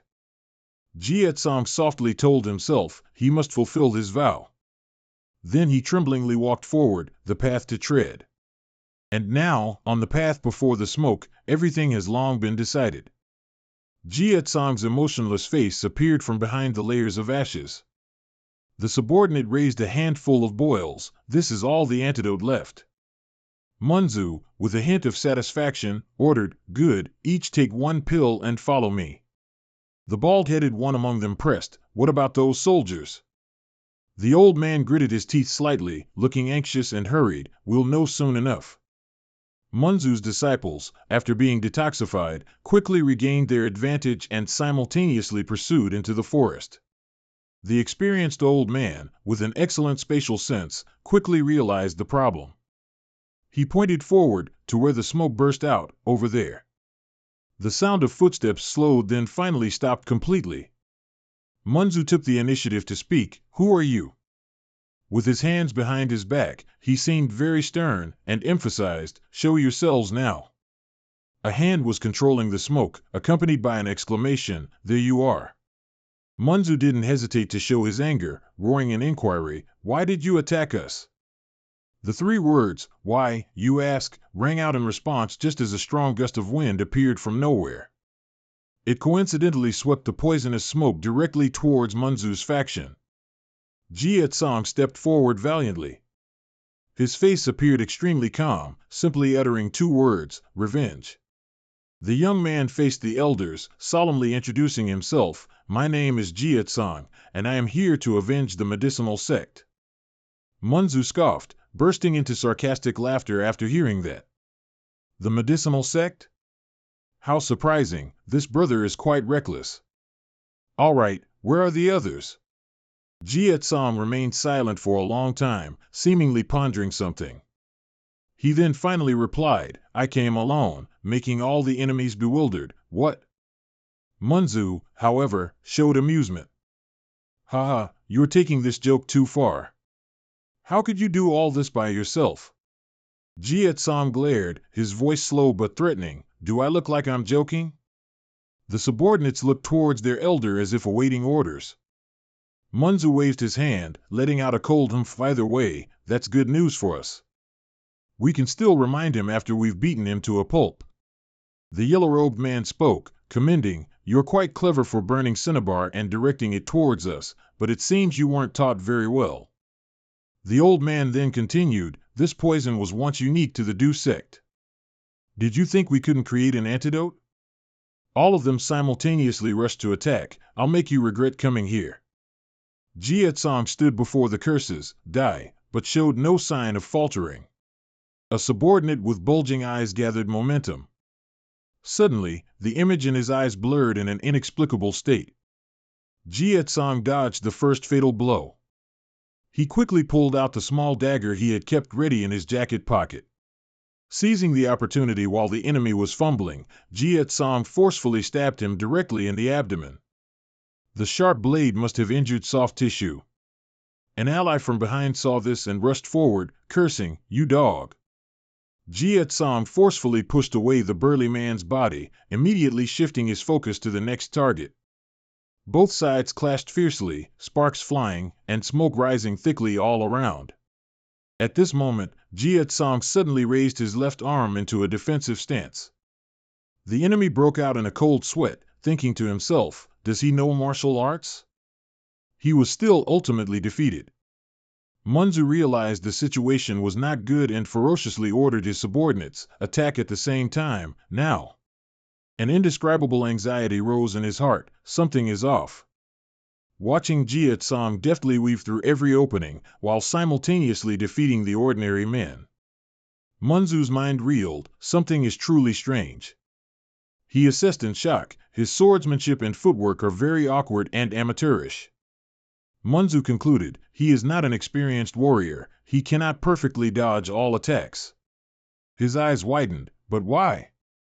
Jietsong stood amidst the encirclement, even though his body had sustained quite a few injuries. He gripped the sword tightly and swung it hard. The thug realized the disadvantageous situation, but still couldn't dodge in time. A painful scream echoed throughout the vast forest. "Ah!" Jietsong calmly turned his head to look. Manhua stood in shock. Why is this happening? They can't catch that rogue. He shook his subordinate, roaring in anger, "Come on, get up! How long are you going to lie there?" Manhua yelled loudly, "Are you even warriors of the sect? Be ashamed of yourselves. Watch me finish this." In a flash, the old man appeared right in front. Manhua was full of confidence. "Even though it's been a long time since I fought one-on-one, there won't be any problem with him." Jietsong's expression was calm, as if playing a game. He took a step back, successfully dodging the dangerous move. Manhua was stunned, not thinking he would fail. His aged body fell heavily to the ground with a painful thud. His limbs suddenly became stiff. What is this? Why is my body? Only then did Jietsong speak. The slowing and numbing effects are finally taking hold. He coldly explained, the cinnabar poison will gradually paralyze your senses and cause them to lose their original function. His skin started to break out in boils, itching uncomfortably. "Do you think you really detoxified it?" Manhua was so stunned he was terrified. "What is this?" "We definitely took the antidote." Jietsong reminded them, "Try to remember." He said, "When you found me, what was burning wasn't just cinnabar, it was green tea leaves." Manhua trembled. The first thing to remember when using the antidote is whether the person's liver and kidneys are healthy. If there are issues, it shouldn't be used. Second, the medicine must not be combined with green tea leaves. If these two are combined, it will paralyze the body. Jietsong sighed, "I'm still very weak. I never thought about defeating you with my own strength, only finding a way to buy time for the poison to slowly enter your blood." Manhua wanted to speak, but his throat was dry and stiff. Meanwhile, he continued to ask, "Wasn't I taught thoroughly?" Jietsong knelt slightly. "I've waited 8 long years just for today. My knowledge is already perfect." Manhua tried to make a suggestion. "Will I be defeated here? We are just following orders from our superiors." "Wait, let's make a deal." Jietsong left the remnants behind. Manhua continued, "However, if no one punishes those bastards." He pleaded, "If you give me the antidote, our sect will provide a lot of support in your revenge, so please." Jietsong replied casually, "I don't carry the antidote because I am immune to all poisons." He emphasized, "The fluid from cinnabar, 8 long years, the medicine sect, a child immune to poison. If not." Manhua was stunned. "The mining area?" "No way." Are you one of the children from the mine who escaped and survived? Jiet Song turned and walked away. The medicine sect is gone. He calmly said, there wasn't just one sex people in the mine, they were individuals tormented by poison. Finally, all of the poison sect must pay for the crimes they committed. Munzu writhed in pain, my tongue. He spoke with extreme resolve, then I will be the one to punish their crimes. Jiet Song headed back towards the poison sect's headquarters, eliminating the remaining soldiers. He silently walked past each festering corpse that had begun to reek. Jiet Song approached the main gate. He looked up, softly saying, Grandma, Mother, everyone.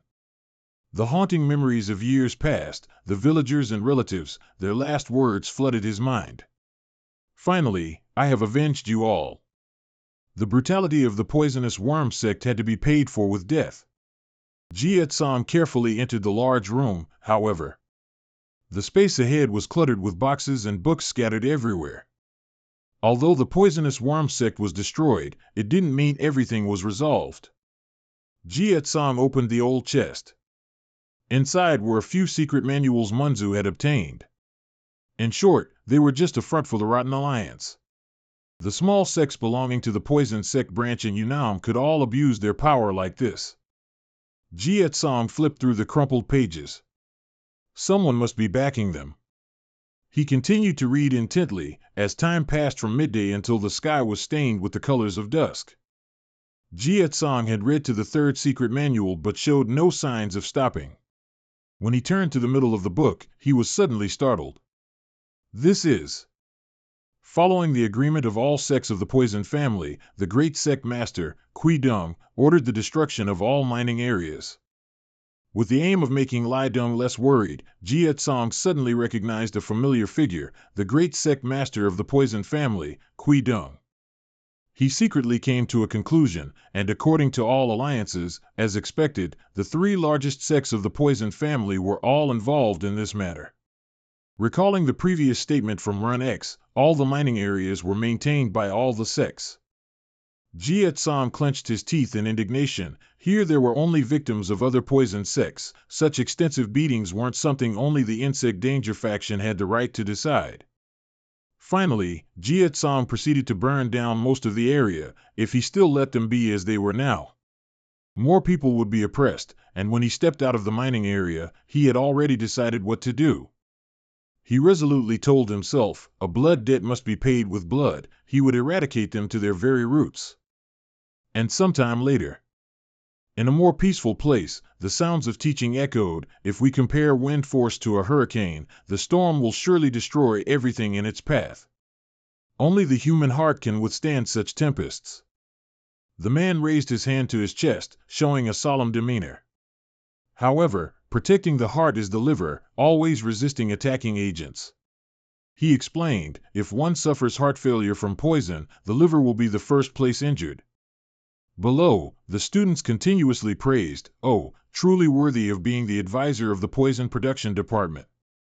They loudly exclaimed, Sir, you are immensely wise and insightful. Your knowledge is truly astonishing. Today's lecture was absolutely outstanding. The man squinted and smiled in response. Hey, are you praising this dying old man? It's an honor if my shallow knowledge can help such talented individuals. The students looked puzzled. What do you mean? No one can match your knowledge of poisons, sir. Please allow us to continue to be addicted to your teachings. And that old man was none other than Manryu. Next time, we'll talk about how to diagnose poisons that affect the liver. The students simultaneously bowed in salute. Greetings, advisor. Manryu watched their retreating figures fade into the distance. Suddenly, beside him, a subordinate appeared with a report. Advisor, the Alliance is calling. Manryu obeyed the order, moving towards Hogang City. A few minutes later, an announcement was heard. The advisor of the poison production department has arrived. Manryu stood before the door, respectfully asking, Did you send for me, sir? A rather young man was playing with his pet in the corridor, Sect Master Lai Dong. Manryu quickly corrected himself. No, you've been promoted to the 6th Dragon Sword Sect, haven't you? Then allow me to call you Prime Minister Lai Dong. He replied irritably, "You're late, Manryu."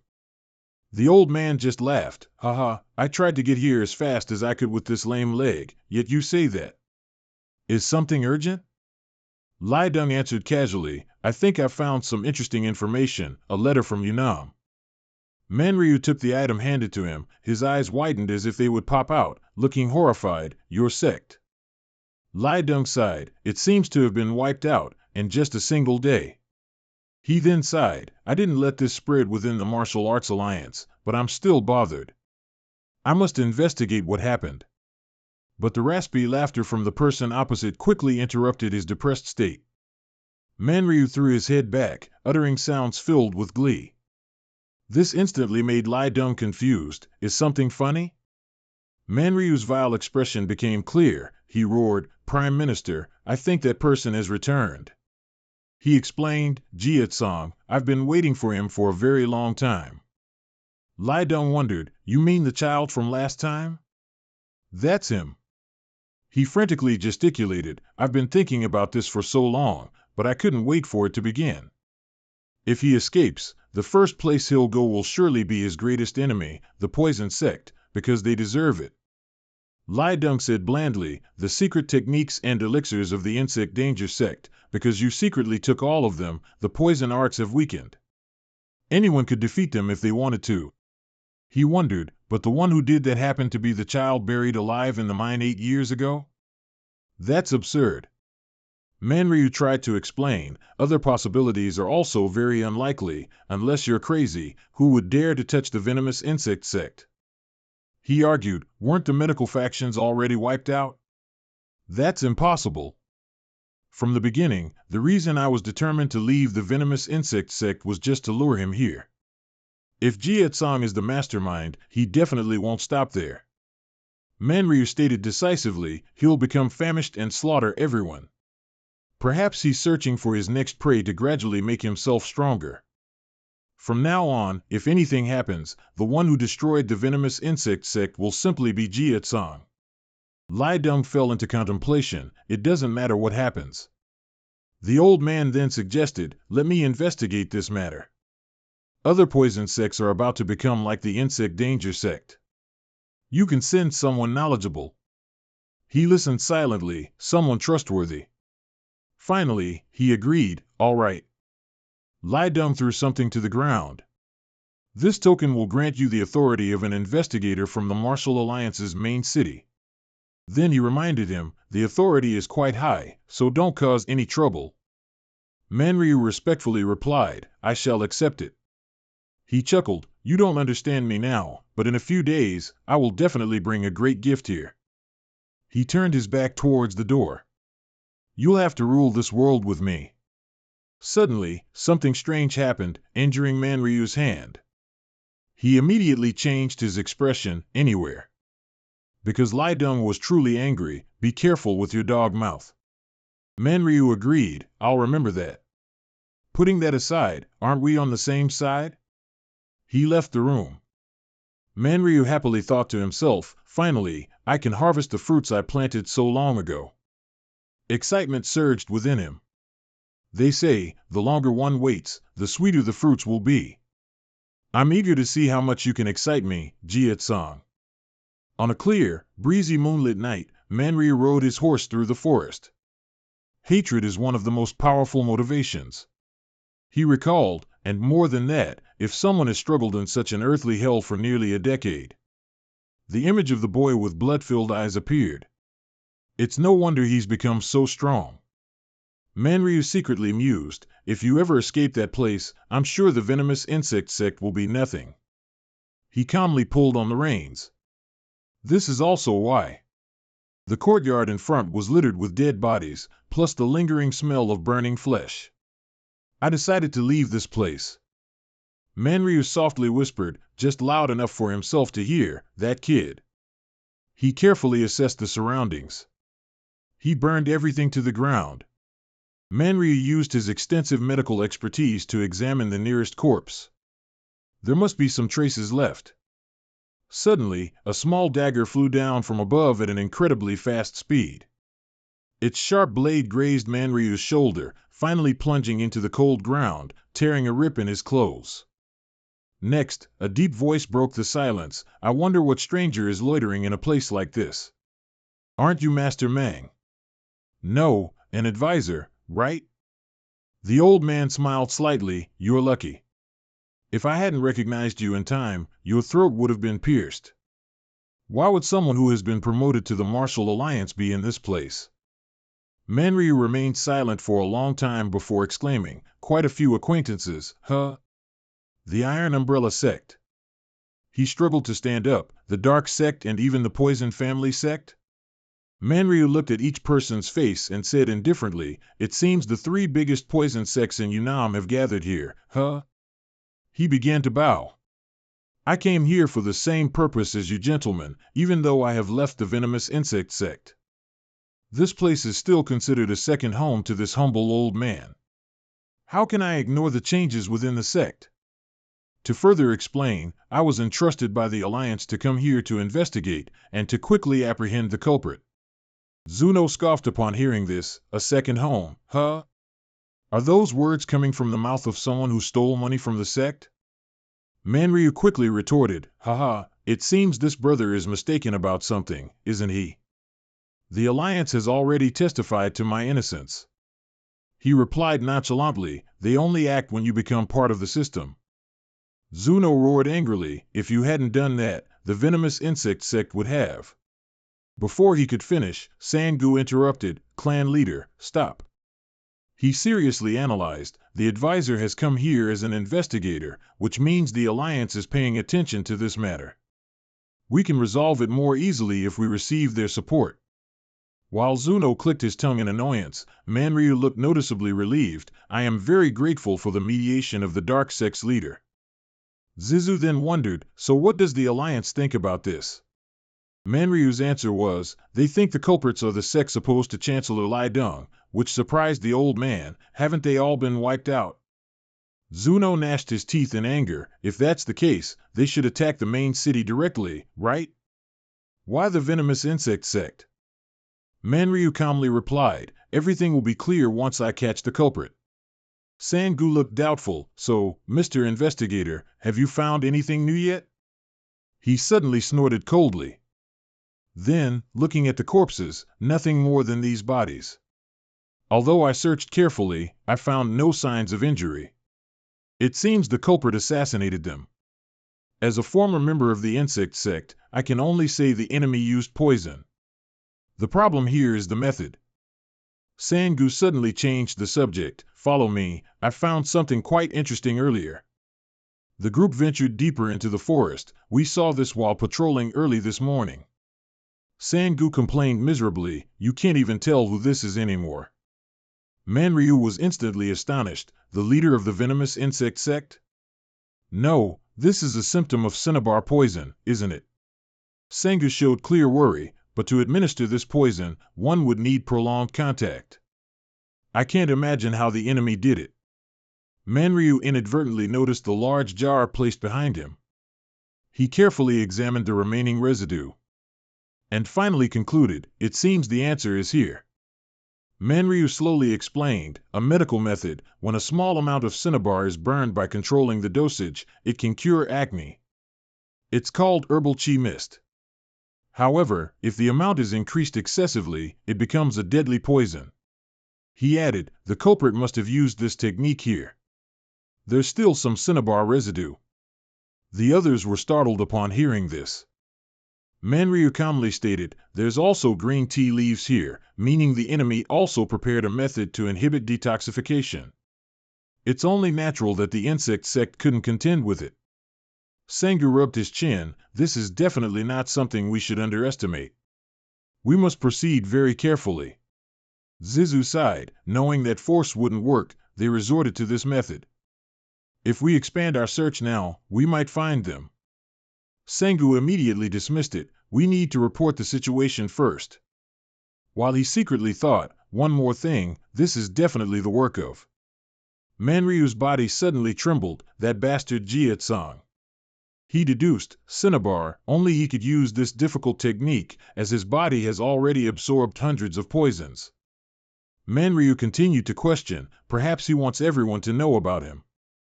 If he massacres without revealing his identity, then it's not revenge. His hand clenched slightly. This hasty and angry method, he really has become very powerful. Everyone began to notice Manryu's strange expression. I really want to witness your revenge, you know? His face scrunched up. I want to see it with my own eyes, more and more. A voice cut through his thoughts. Are you all right, advisor? Sengu reminded him. It's too late already. We think we should investigate tomorrow. Will you be coming? Manryu quickly replied, perhaps I'm more suited to working alone. He strode away. So tomorrow we'll meet here. After the group left, Manryu looked up at the moon. Tonight, he told himself, it might be a rather enjoyable night. Time gradually passed towards midnight. In an area not far from the incident, a group of people were busy crafting items. The door burst open and Zizu appeared. It seems you found quite a good spot. The subordinate quickly pressed, how did the assassination go? The old man simply replied, didn't see much, I only joined for a chance to fight the enemy, but they escaped, tch. The subordinate smiled slightly, they must have escaped before you arrived. Zizu suddenly noticed something strange, whose bodies are these? Oh, those who refused to hand over their house, I see. The old man showed annoyance, quickly clean this up, I'll have nightmares if these things are still here. The subordinate immediately complied, yes. Turning to the waiting workforce. That's enough for today, we'll continue tomorrow. Suddenly from inside the forest, countless large sacks were thrown in. Zizu was announcing, there will be quite a lot of work for us soon, so be ready. Some of them looked confused at the strange objects. Outwardly they just looked like normal small bags. But no, the entire cloth bags exploded and spewed out purple gas, making everyone panic. What is that? Zizu instantly roared, what's happening? What is this smoke? The scene gradually fell into chaos. Be careful, don't breathe it in, it's poison. Zizu covered his nose, silently speculating, is it an enemy attack? The old man retreated to a safer position. Could it be? A few people in front collapsed. Did they wait for us? Footsteps echoed from the main entrance. Zizu tried to observe, since we arrived here, who could it be? Jiet-san looked at the mess he had created amidst the frantic shouts. Who are you? Thick smoke covered the entire area. Zizu composed himself, must not be careless. The old man looked around, his vision was restricted, that person didn't run away after eliminating the Poison Bugs clan. He finally concluded, he planned to confront us and waited until he saw his chance. A commoner coughed painfully, hack hack. I can't breathe. Suddenly, he noticed a shadow approaching. A desperate scream echoed through the space, sending all the remaining people into a panic. A person so scared their limbs lost control, constantly screaming, where is he? There was a sound behind him, which momentarily startled him. He quickly aimed the umbrella forward and powerfully counterattacked. The young man thought he had succeeded, even about to curse, you brat. Then he suddenly realized the person he had just attacked was none other than an ally, his body trembling and gasping for breath. He was so blinded by the sight, I didn't mean to, completely failing to realize he was about to be given a one-way ticket to hell. Fresh blood then gushed out, splashing all over the stone floor. Zizu calmly assessed the situation. He's moving easily within the toxic mist and seems quite familiar with fighting in the dark. If this continues, we'll be annihilated. Without another moment of hesitation, the old man shouted instructions, deploy the formation immediately. Pay attention to your teammates' positions and corner the enemy in the center. Seeing this, the subordinates signaled each other with their eyes. They carefully weaved through the smoke. One of them quickly noticed a problem. A figure was lurking ahead, he's here. Zizu, who was fumbling, suddenly heard the announcement, he's right here. The old man quickly ordered, all right, don't let him escape. Close in on him now. The subordinate next to him was a little hesitant, but could that be one of our own? Zizu frowned slightly and replied, I know, but still insisted on attacking. A barrage of attacks was concentrated in one spot, and a loud noise echoed throughout the dense forest. The subordinate frantically shouted, "Sect leader, you just," and was immediately cut off. "So you plan to let the enemy escape? Falling into a trap this easily is nothing but self-humiliation, but shut up, it's over anyway." In the old man's mind, anyone struck by concealed weapons would have their bones melt and experience extreme pain. If I hit him at least once, then the battle will. Jiatsam was slumped against the wooden wall, end immediately. Zizu couldn't help but be shocked. Isn't he just a coward? Did we have to go through all this trouble for him? The old man quietly mused. He must still be hiding something. I need to get information out of him before. Just then, Jiatsang's eyes suddenly glinted. He swung the knife, hidden in his sleeve, towards Zizu. The old man immediately parried, but the force was not insignificant. The two separated. Zizu was stunned by the event. No way. The old man clenched his teeth. How can he be like this after being hit by a concealed weapon? Did I miss? The subordinate rushed over with the same question. Sect leader, what's going on? Jiatsang used the twin gate secret technique with concealed weapons in hand, and a move called 12 flying lines, releasing 12 silken threads. The other two were in a state of surprise when the subordinate suddenly collapsed. He's firing poison needles back. Zizu took a defensive stance. I have to dodge them at all costs. Suddenly, the old man realized his body couldn't move. Anxiety was clearly visible on Zizu's face. His eyes shifted from alarm to horror. No way. Ahead, a dart was flying towards him. Zizu recalled, perhaps I inhaled some of the toxic gas back then. The old man's heart couldn't accept reality. He furiously screamed two words, damn it. The small needle just happened to fly over, embedding itself into Zizu's shoulder. Jiatsang watched intently, looking at the old man lying helplessly on the ground. How did you do it? How could a talented man like me, Nam Zizu, fail at the hands of a mere brat? His hand struggled to reach for the dart. I can't let this. He then quickly plunged it into Jiatsang's leg. Happen. The space in front seemed to freeze. Zizu's eyes widened completely. Jiatsang stared, exclaiming, poison darts? They're strong, all right, but they can't do anything to me. The old man stammered, who are you? A monster? He simply replied with 3 words, medicine faction, which stunned Zizu. How could someone from that place? Jiatsang, with an emotionless expression, bluntly replied, you only need to know that much. My story is very long. His words dug deep into Zizu's already desperate mind. You wouldn't be able to hear it all. Finally, the old man departed from the world. Tonight's moonlight was more beautiful and brighter than usual. A voice echoed through the forest, calling, Lord Zuno, we should go this way. He blurted out in amazement, this is where the Iron Remnant faction resides. The person opposite anxiously announced, the assassin faction sent us a message. It seems there are some issues in that area.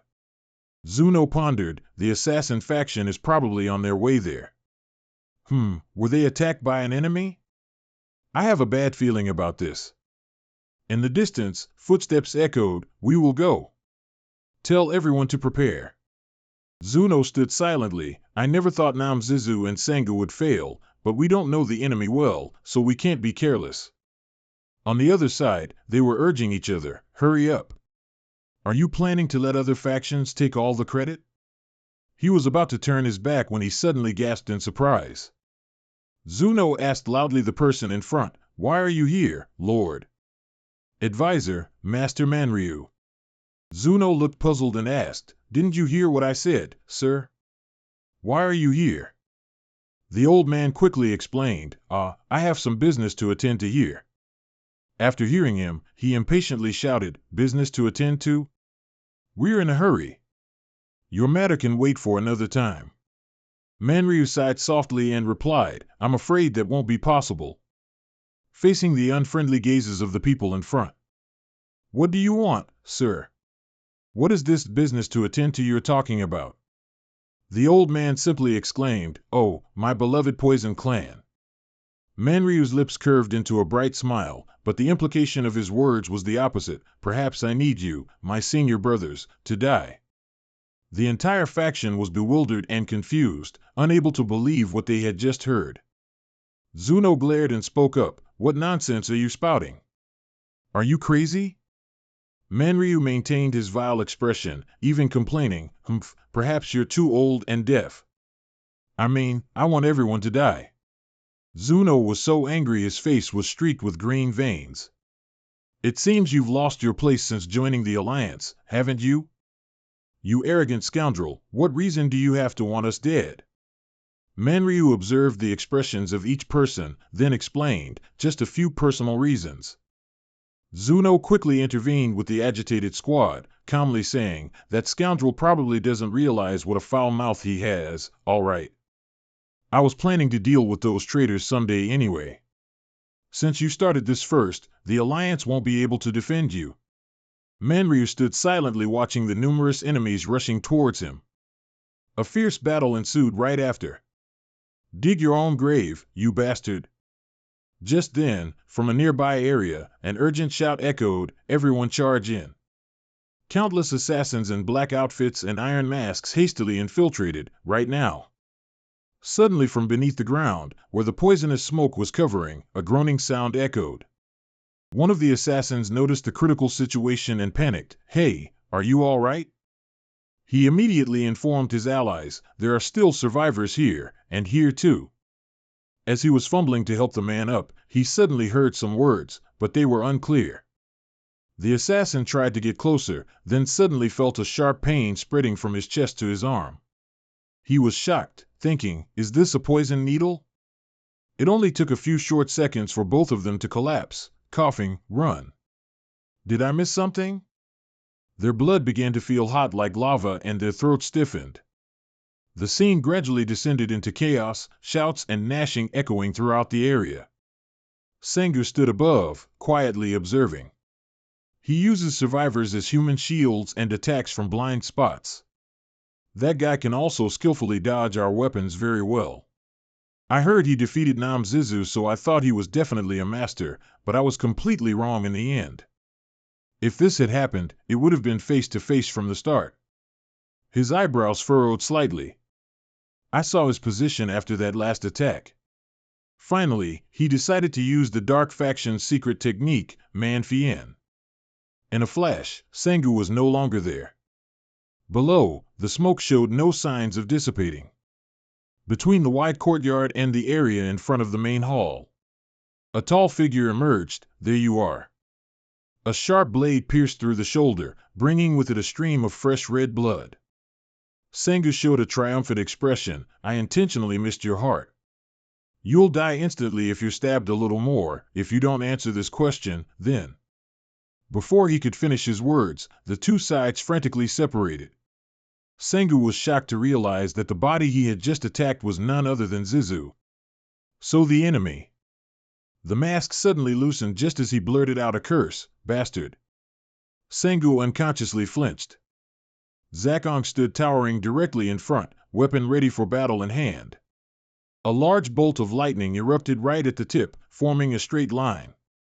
Sengu was unprepared and, combined with his surprise, was stunned for a moment. He took the full force of the attack, then was sent flying far away, and rolled for several tens of meters across the damp ground. The smoke around Zakong gradually dissipated. He trudged forward. The kid was momentarily stunned. Sengu, who had just been defeated, was nowhere to be seen. With his two fiery eyes, he appeared right behind him. You think defeating me is that easy? Zakong clenched his teeth. A stream of fresh blood splattered out, scattering all around. Returning to where the poison sect was fiercely battling. Zuno froze, completely baffled. Manryu, after crushing the subordinate's arm, even remarked, how pitiful. Attacking me immediately without understanding your opponent's strength. He tilted his head slightly. Are you all just frogs at the bottom of a well, clinging to the reputation of the poison family? Or is this all you're capable of? Either way, you've disappointed me greatly. Zuno's thoughts raced wildly. For a moment, I couldn't see, What did he do? Is there some trick here? Why aren't you attacking me now? Manryu provoked. I didn't think you lot would be scared of an old geezer like me. Where's your initial spirit? I understand. Their pride touched, several men bravely charged forward. You wretched old man, die.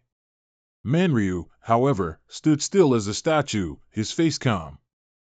The others, unable to move, had looks of horror on their faces. And countless cracks appeared. Everyone who had just attacked Manryu had their heads explode and died. This isn't a trick, is it? Seeing this, he chuckled. That's right, do you understand now? Zuno's body froze as he saw Manryu in his sight. This is the difference in our skills. Everything seemed to have come to an end. Quickly widening the distance between them, Manryu stroked his beard in praise. Just as expected from the Poison family's top warrior, I had intended to kill you in one move. Zuno clutched his aching throat, groaning, You bastard, even now you're still hiding your true strength.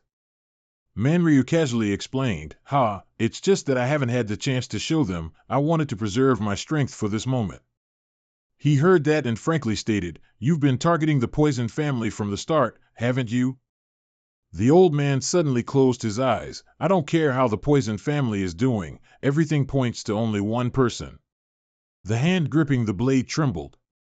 Although he's acting faster than I expected, it seems he wants to gain as many advantages as possible before the sects gather.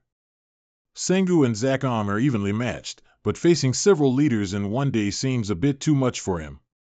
So I'll just deal with one of the three.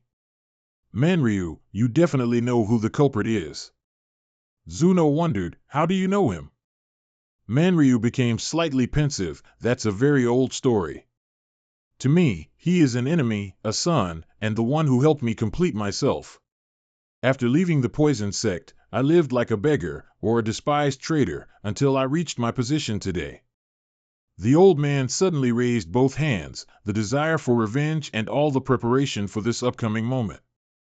No words can fully express the resentment within me. The only motivation to achieve this perseverance is my obsession with you. His legs trembled with agitation. You are the only reason for my existence now. Currently, my heart holds not only anger, but also many other emotions. How could I let go so easily? Zuno opposite him was bewildered. I really don't understand what you're saying at all. Manryu regained his smile. I guess I spoke about this too soon. It's just a personal reason. Enough rambling, isn't it? We should finish this quickly. It seems Mr. No here is also ready. He even casually mocked, Is that yellow thing your special skill, sir? Which made Zuno angrily yell, You bastard. He put all his strength into the attack. Take this. The two sides were about to collide. You must know its power, right? A column of smoke rose up and dissolved into the air. Zuno was shocked to realize he couldn't even touch his enemy, and was being held by the head. The expression on the old man's face was utterly cruel. Well then, goodbye. Zuno only had time to howl a few pleas. No, stop. The crunching sound of a spine suddenly echoed. Manryu landed safely, stretched a few times, and brushed dust from his clothes. Now then. Manryu silently looked towards the distant toxic smoke plume. It must be over now, right? The hand holding the blade loosened, the other gripping the weapon firmly. Zakong aimed for Sengu's chest and attacked fiercely. He continued to pull out darts already dipped in virulent poison. With extensive combat experience, Sengu quickly realized the problem. He hastily opened his umbrella to defend himself, only revealing his face when everything around gradually settled. Sengu impatiently clicked his tongue. Tisk, how much longer do you want to play hide-and-seek with me? Zakong, hidden behind the dust cloud, listened silently, but your plan won't succeed. The knife that just cut his hand was already poisoned. Although it only grazed his shoulder, soon, his body would be completely paralyzed. He frowned, looking at the bleeding wound. The longer this drags on, the more it will disadvantage you. Sengu moved through the disadvantageous situation, trying to focus his attention around him. Suddenly, he flinched. A strong gust of wind carried Zakong swiftly towards him. That's right, tonight. Two blades sparked. Sengu bent down to gain momentum. The disparity in strength was evident. Sengu softly whispered his assessment. Even though you're young, you have a pretty good grasp of the basics, and you don't seem to favor close combat much, do you? He immediately spread his 5 fingers wide. Zakong successfully dodged the critical blow, backing away. Sengu sighed in frustration. Quite annoying. I intended to capture him alive and get more information about his accomplices, but it doesn't seem easy now. Why don't you just give up? You can't win with one hand, can you? Zakong stood before the taunt. You're just wasting time. If you just reveal your accomplices, then... He immediately interrupted. No, now it's my turn to counterattack. Sengu asked in surprise. What? As the small figure appeared right before his eyes. He was momentarily stunned, but his quick reflexes successfully saved his life. Sengu gritted his teeth and cursed. This bastard. He was about to swing his blade, but it met empty air, and Zakong was standing right behind him. Sengu panicked. He's too fast. When did he get there? The situation took a critical turn, and Sengu defended with all his might. Was he hiding his skills until now? How can this be? All his moves proved that his opponent was not simple at all. Sengu seized the opportunity and swung his fist. A loud explosion erupted, and all the surrounding rocks and dirt cracked. Much of the poisonous smoke dissipated. Sengu, feeling exhausted, suddenly heard a voice ask, Do you think I suddenly became fast? Zakong said coldly, I don't possess any martial arts skills, that's just your imagination. Veins beneath his skin began to bulge. Sengu suddenly realized, it grazed me. Anxiety rose in his heart. He didn't get faster, I just slowed down, didn't I? You directly switched to close combat to let the poison spread throughout my body, right? Zakong agreed with his statement. You are indeed a dangerous one. Sengu pushed his feet down hard. Therefore, I won't prolong this battle any further, and immediately unleashed all his power. Life is not a dream. He had just spoken boldly, but his eyes had already gone blank, his body reaching its limit. Zakong was a little surprised, thinking it was over. But no, this was just Sengu preparing to activate his soul reflection ability. A thought flashed through his mind. Damn it. One of Sengu's main targets, I'll aim for the left arm. The flesh steeped in poison turned pale green, losing control. Sengu was about to execute his plan when he suddenly froze. The enemy's arm, which he thought was completely paralyzed, was placed across his chest along with the knife. No way. Zakong's eyes were full of resolve as he plunged the sharp point deep into Sengu's heart. Then he finally let go. Sengu's swift death signaled everything was nearing its end. He staggered away from this world step by step. Zakong merely watched in silence. He didn't know that the poison no longer affected him. And he didn't use his left hand just because he wanted to wait for the right moment. He sighed softly. There are still many other enemies, but my body is exhausted. Should I continue, or should I stop here? A strange presence appeared from afar. Zakong was stunned. I can feel the murderous intent from here. Is it from the leader of the Poison Clan? Facing him now is too much. He quickly changed direction. It's embarrassing, but I have to escape from here. The forest returned to its usual peaceful state. Manryu sighed. That's right, there's still a long way to go. This much is enough for today. I'm glad I could observe your growth. The old man mumbled to himself. I'm really looking forward to our next meeting. Sitting on a high rooftop, gazing at the moon, Manryu looked pleased. Tonight, the wine is truly good. The old man said in a drunken stupor, if he knew the truth of what happened that day, his anger would surely be directed only at the clan. By observing his attack methods on the leaders, his next target will surely be the venomous insects. He mused, of the remaining fellow sects, there are only the Iron Shield, Dark, and Poison families. I wonder who he'll choose first. First, the Iron Shield. Their skills mainly involve hiding arrow fragments for counterattacks, nothing special. As it stands, they're still the weakest sect. If he plans an attack, this doesn't seem like the option he'd choose. Manryu gently shook his aching head. But while he's attacking the weakest clan, if the two remaining elders focus on strengthening their forces and launching a full assault, the situation would be very difficult.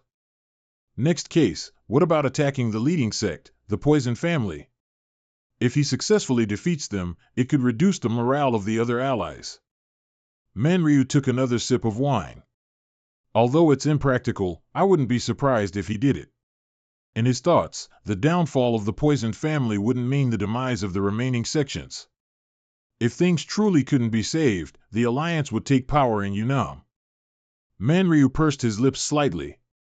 What about the Dark Sect then? The Dark Sect's skills lean towards martial arts and assassination. They can attack anywhere, be it crowded places or streets, so one must not let down their guard. He fumbled in his pocket. I understand. If he wants to attack the venomous insects, the issue won't be whether the sect is strong or weak. Then he pulled out a token. I'm sure he'll go there first. Manryu mused, with my current strength, I could kill him any time, but I want you to experience all the suffering and humiliation I've endured. Otherwise, how could I satisfy my thirst for revenge? The old man's face wrinkled with excitement. But if you've chosen the path of a devil, your hands will be stained with blood for the rest of your life. After a long while, Manryu struggled to stand. Then why don't I help you get started? Ahead, the green carpeted path was now soaked in fresh blood, strewn with stiff corpses. I'd be glad to lend you a hand. Some bodies were dismembered. Jie Tsang, that madman, he's become a blind killer consumed by hatred. He's even madly killing innocent people, regardless of age or gender. Manryu sighed, but then the corners of his mouth slowly curved upward. His grotesque cackle echoed in the cold space, before the small souls who hadn't yet fully experienced life's pleasures. The next morning, at an old abandoned house nestled in the dense forest, Jie Tsang poured a dipper of cold water directly over himself from head to toe. He stood by the well, seemingly contemplating his next plan. After days of continuous fighting, his body had sustained quite a few injuries. From his subconscious, Grandpa Gong's familiar voice echoed, Jie Tsang, when you leave here after your training, your strength will naturally be far greater than before, but remember, it's still just theory. Learning must go hand in hand with practice. You currently lack real combat experience. The young man then wondered, so what should I do? Grandpa Gong sternly emphasized, a picture is worth 1,000 words. Be calm, you must understand your strength and apply it correctly. Know yourself and your enemy, and you will win 100 battles. Jie Tsang clenched his fist. They're right. Because I trained alone for 8 years, I lack practical experience. I took too much unnecessary damage in the last battle because I couldn't predict the enemy's next move.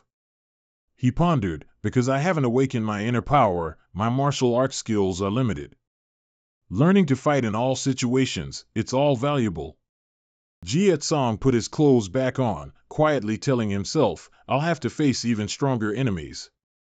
I definitely need to prepare thoroughly for that time. Observing some residue on his fingers, poisons are no exception. Jie Tsang was resolute, when facing fearsome enemies, my strength will only grow stronger. His gaze gradually became more resolute than ever.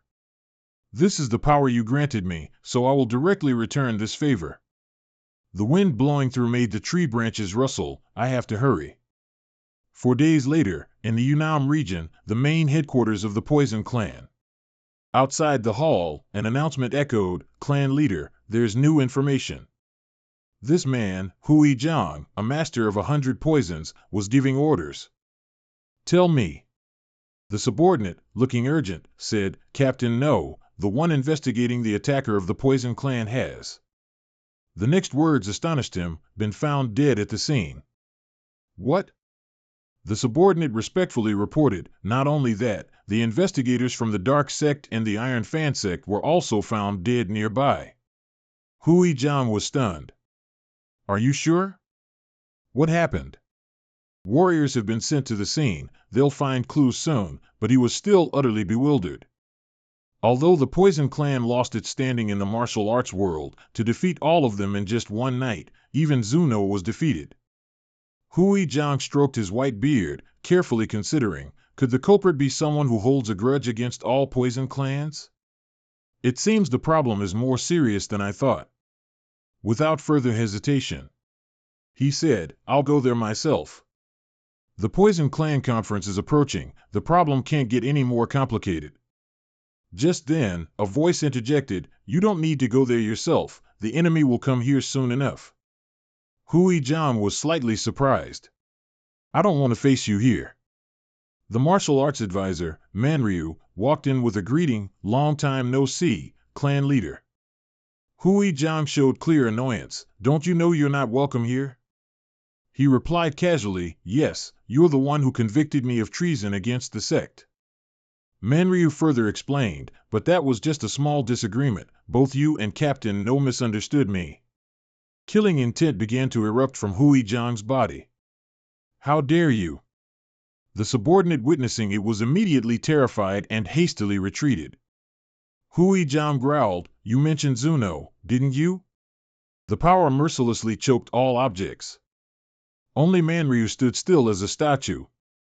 He smiled, it seems the clan leader still thinks I'm the leader of the three lower factions for you to bully. Manryu suddenly stretched his neck, then spat a mouthful of saliva onto the ground. He mentioned the two words, 100 poisons. The fluid on the ground slowly turned green, the title given to someone who can use 100 different types of poisons, you're just like that.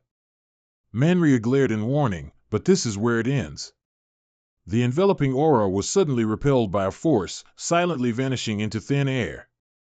Manryu vilely emphasized, it won't work on me. Hui Zhang was astonished, you've become stronger, haven't you? His eyes immediately flashed, Manryu. The pressure emanating from the two men inadvertently made the surrounding space turn cold. Hui Zhang wore a cruel expression, since joining the alliance, your skills have improved greatly. As you said, I don't only use one type of poison. Manryu was suddenly surprised. Wait, may I consult your poisons? Don't worry, I didn't come here to start a fight. I just mentioned Zuno because I was the one who reported his death. Hui Zhang cast a suspicious glance at his subordinate. Really? Yes, that's right. After hearing, he quickly wondered, Manryu, how did you know about this? The old man slowly fumbled in his pocket. The poisonous insect sect is a faction under the Martial Arts Alliance. He finally pulled out a token. I am merely someone sent by the Alliance to investigate, but when I arrived... Hui Zhang listened intently. Everyone there had perished, and furthermore, innocent civilians nearby were also massacred. It was horrifying. He inquired, have you investigated who the culprit is? Manryu surmised, it's probably the same person who annihilated the poisonous insect sect. He's likely still not satisfied with his rage, so... The old man was slightly apprehensive, it's possible all sects under the Poison Clan are his targets. Hui Zhang frowned and said, wait. If the culprit is capable of doing these things, they must have formed a group, yet you, advisor, speak of a single person. Manryu replied with great satisfaction, you are sharp. I saw the enemy from afar. The way he massacred and bathed himself in fresh blood, he looked like a demon. Hui Zhang was bewildered, why didn't you pursue him? The old man immediately explained, I was afraid of that power, and if I had died, who would bear witness? So I thought coming here to seek cooperation was the right choice. A bad premonition arose in his heart, someone who is proficient with poisons was afraid and ran away? It seems he hasn't changed much. So I assume you came here with useful information, didn't you? Manryu lowered his head slightly, although I didn't see him clearly. After tracking him, I think I can guess where the enemy is going next. The old man raised his arm in certainty, he is on his way to the Iron Fan headquarters. So, as an investigator from the Alliance, we should use them as a trap, gather the remaining sects and... Manryu vehemently emphasized, execute the Heaven and Earth Net strategy. Hui Zhang felt apprehensive, Heaven and Earth Net. It's a tactic that uses numbers to overwhelm and ensnare the enemy. Even the strongest masters have no escape route. It would certainly be effective, but if the enemy attacks the weakest part of the formation, he fearfully concluded, it would cause heavy casualties to our forces. Hui Zhang thought deeply. The Poison Clan must have anticipated casualties. We cannot use the heaven and earth net when we don't even know who the enemy is. Furthermore, if we mobilize such a large force just to catch one killer, what would outsiders think of our sect? He resolutely pressed, you speak of the heaven and earth net, but don't you think the poison sect's reputation would suffer heavy losses if we carried it out? Manryu quickly retorted, sect leader, I came all this way because I witnessed that power, do you understand? Hui Zhang gritted his teeth, let me be blunt. Useless exaggeration is not my style, and I don't appreciate outsiders interfering with the affairs of the Poison Clan. He steadfastly reminded him, you can only go this far. The Poison Clan will act based on its own deliberation. Manryu held up an item. Sect leader, you must have forgotten, I am an investigator from the Martial Alliance. If I use the authority of this token. Before he could finish speaking, Hui Zhang was utterly shocked. He furiously roared, this is Yunnan, not a place for your alliance to run rampant. The sound echoed through the mountains, as if shattering all senses. Manryu was silent for a long time. Then he retrieved the token, his tone calm, if that is what you wish, I will withdraw from this matter. Suddenly, he remembered, oh right, one more thing.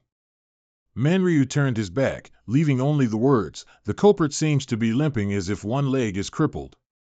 Be careful of such people. Manryu slowly made his way down the mountain. Manryu pondered, there is no way Hui Zhang would cooperate peacefully when I'm the one who weakened the poison sect and diminished his influence. And to grudgingly accept the offer, he must feel very slighted. He secretly reasoned, but because he's angry, he definitely won't doubt what I just said. Now the poison sect will probably focus all its attention on the Iron Umbrella sect. Excitement appeared in his eyes, instead of the dark sect. The plan was quickly laid out, you're someone who prefers tactics over brute force. The dark sect members can attack from anywhere, so they must be eliminated immediately. If I were him, I would always prioritize this and anticipate all scenarios. Manryu was completely at ease. Perhaps I've calculated enough. Now he needs to use these deductions effectively. Show me what you can do. A lone bird wandered in the vast sky. The leader of the poison sect had ordered all subordinate sects to select the 20 most elite warriors to pursue the culprit heading towards the Iron Umbrella sect, and to keep an eye out for limping individuals moving to the field area in Yunnan. The people here were diligently farming, awaiting the next harvest. Guards were always present nearby. Jie Tsang hid behind a bush, assessing the situation. From the outside, it looks like an ordinary farming village, but just by observing their movements, you can tell. Not a single wasted motion, all very well trained, just as expected of the dark sect's main branch. Jie Tsang calmly counted, there are about 30 people here. If I just rush out, it'll be suicide. What should I do? His attention immediately fell on the large, stacked sacks. He suddenly remembered, I heard that before. During the spring crop season, farmers use buckwheat to make rice cakes for everyone. Can I only poison them through those? Jie Tsang continued to observe his surroundings. I used almost all of the mercury poison in my body in the previous battle.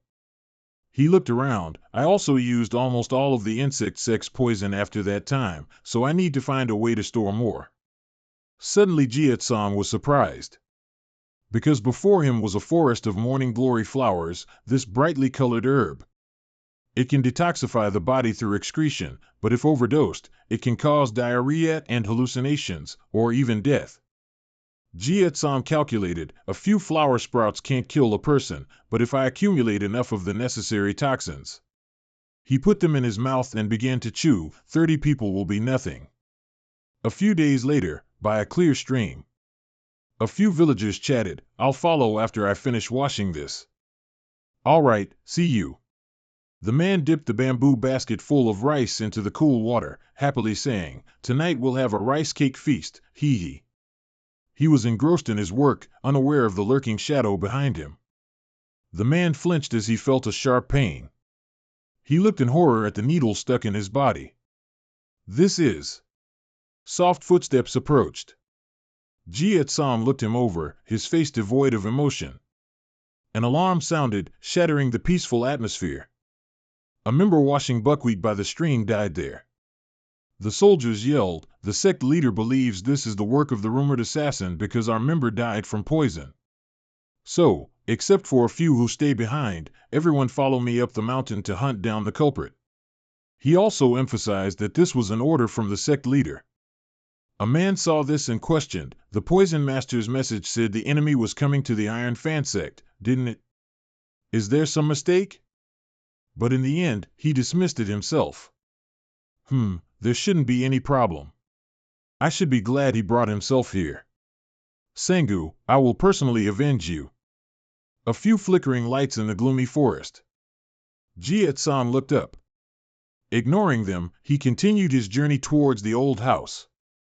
Placing the bag of rice in front of the well, Jiet Sam thought to himself, this is the remaining poison, I'll use it too. Suddenly, something flashed by. Jiet Sam had no time to react, his left arm was immediately pierced, and the bag of poison fell to the ground. A voice echoed, "You despicable coward, do you think we don't know you're hiding here?" The group surrounded Jiet Sam. "You dared to infiltrate the dark sect and try to poison our well water, how audacious! But this is as far as you go, you've fallen into our trap." The man with the grim face appeared. "There's nowhere left for you to escape." Anxious worry gradually appeared in Jiet Sam's mind. He clutched his bleeding, injured arm, bravely facing the strangers. Deep down, he felt extremely scared, but he tried to hide it externally. The man looked serious, "Wondering why we found you, right? The feint of attacking east while actually attacking west wasn't bad at all." He added, "That's only if your presence isn't known. From the moment you stepped in here, you've been caught in our trap, kid." Jiet Sam showed his astonishment. "Now, no matter how much you struggle, you'll only meet defeat." He thought to himself, distant presence. He should have dealt with that murderous aura first, then. The man spoke directly, "Before you die, I want to ask one question. Are you the one who killed the poison sect members?" He calmly admitted, "Yes, and the culprit who killed the innocent villagers too." Jiet Sam was confused after hearing that. "I did kill the leader of the poison sect, but this is the first time I've heard about the villagers." "What are you implying?" The man frowned impatiently. "Don't pretend anymore. I know you're the one who killed the villagers to cover your tracks." A bad premonition arose within Jiet Sam. What is he talking about? He knew the villagers lived nearby, but they were killed? What happened when I left there? He helplessly sighed, "But it doesn't matter. More importantly, I've caught you." While he was rambling, "First, who are you, and why did you attack the poison sects?"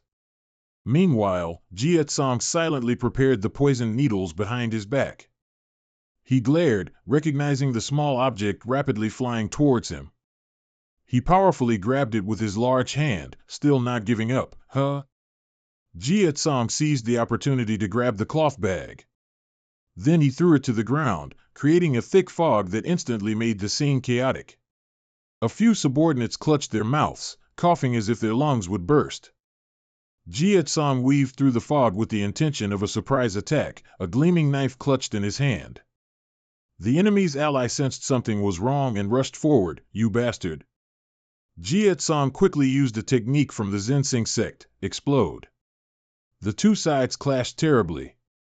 The enemy was defeated and flung far away, just as he roared the command, "Don't kill him, we must capture him alive." Some people started to feel apprehensive, but leader, with this situation. Jiet Sam was panting, thinking he would be safe in the smoke. But no, the man's brawny figure leaped out from somewhere, closing in on him. Jiet Sam was hit so hard that his body tumbled several times before slamming into the stone wall. He struggled to get up in pain, the man advancing before him, "Just a kid like you." He roughly grabbed Jiet Sam's head, "And you could kill two of my subordinates? Unbelievable." Before he could explain anything, he received a blow to the chest. Jie Tsong fainted, and the man simultaneously instructed, he won't be able to move for a while. Lock him in the dungeon. Tomorrow morning, we'll bring the prisoner to the main hall and interrogate him. He was taken into the dark cellar. All losses of the poison sects have been resolved. The door slowly closed and the space returned to its original state. Outside the main hall, where a lavish feast was taking place, we can finally eat and drink our fill. The rice cakes are even more delicious than usual. He was extremely satisfied. With this splendid achievement, the dark sect can affirm its position in the martial arts world. The subordinate quickly echoed, "You're right, haha." Jie Tsong drowsily woke up, his whole body sluggish and lifeless. A question suddenly rang out beside him, "Oh, you're awake?" The guard showed pity. "These are rice cakes. This place has a tradition of making them every year during harvest season. The leader told me to bring you some when you woke up. Be grateful." But he suddenly continued to touch the plate of food. "That's probably what you want to hear, isn't it?" Finally, he casually put it in his mouth and bit it. "My sworn brother was killed by you, so why would I bring you cakes? You don't deserve it." The guard even wildly tormented Jie Tsong with insults. "You son of a bitch. It's all because of you that my sworn brother." His face remained expressionless, only silently listening to the curses. "Die." The guard's leg was suddenly grabbed. He panicked and stumbled, losing his balance. "No way. How can you move?" Jie Tsong calmly replied, "Those pressure point tricks don't work on someone like me who hasn't awakened their inner energy. It's time, isn't it?" The guard noticed fresh blood gushing from his crotch. He painfully collapsed. "What is this?" Jie Tsong picked up the sword. "You may have lost your sworn brother, but I have nothing left." He looked at the contorted face, writhing in agony before him. "So I don't feel guilty."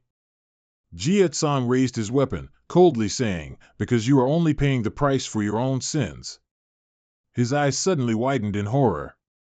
The lavish feast had just turned into a tragedy. Screams and moans echoed throughout the area. Some foamed at the mouth, others died with their eyes wide open. Someone begged, "Leader, save us." He crushed his wine glass, yelling anxiously, "What is this?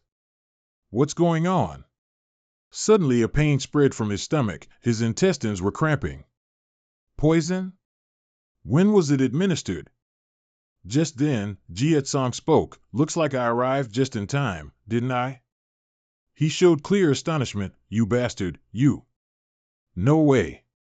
On the floor now lay countless stiff corpses. He gravely explained, "I deliberately feigned capture by you so I could eat the rice cakes without suspicion." He was appalled. "What are you talking about? I made sure he didn't poison the water source, and even threw away the buckwheat this morning." "So how?" Jie Tsong pointed to the side. "I set up an extra shelf over there." He sneered, "The wheat in there, it seems like it's all ended up in your stomachs, hasn't it?" He was so shocked he was speechless. So he wasn't just carrying that bag for disguise back then. Only now did he understand. The rice cakes were made from buckwheat and wheat. After poisoning them, he brought them along to mix with other sacks, creating a grand deception to mislead his enemies. He spat blood from his mouth. He lured us up the mountain and pretended to be captured before poisoning the well to make everyone drop their guard. "Who are you?"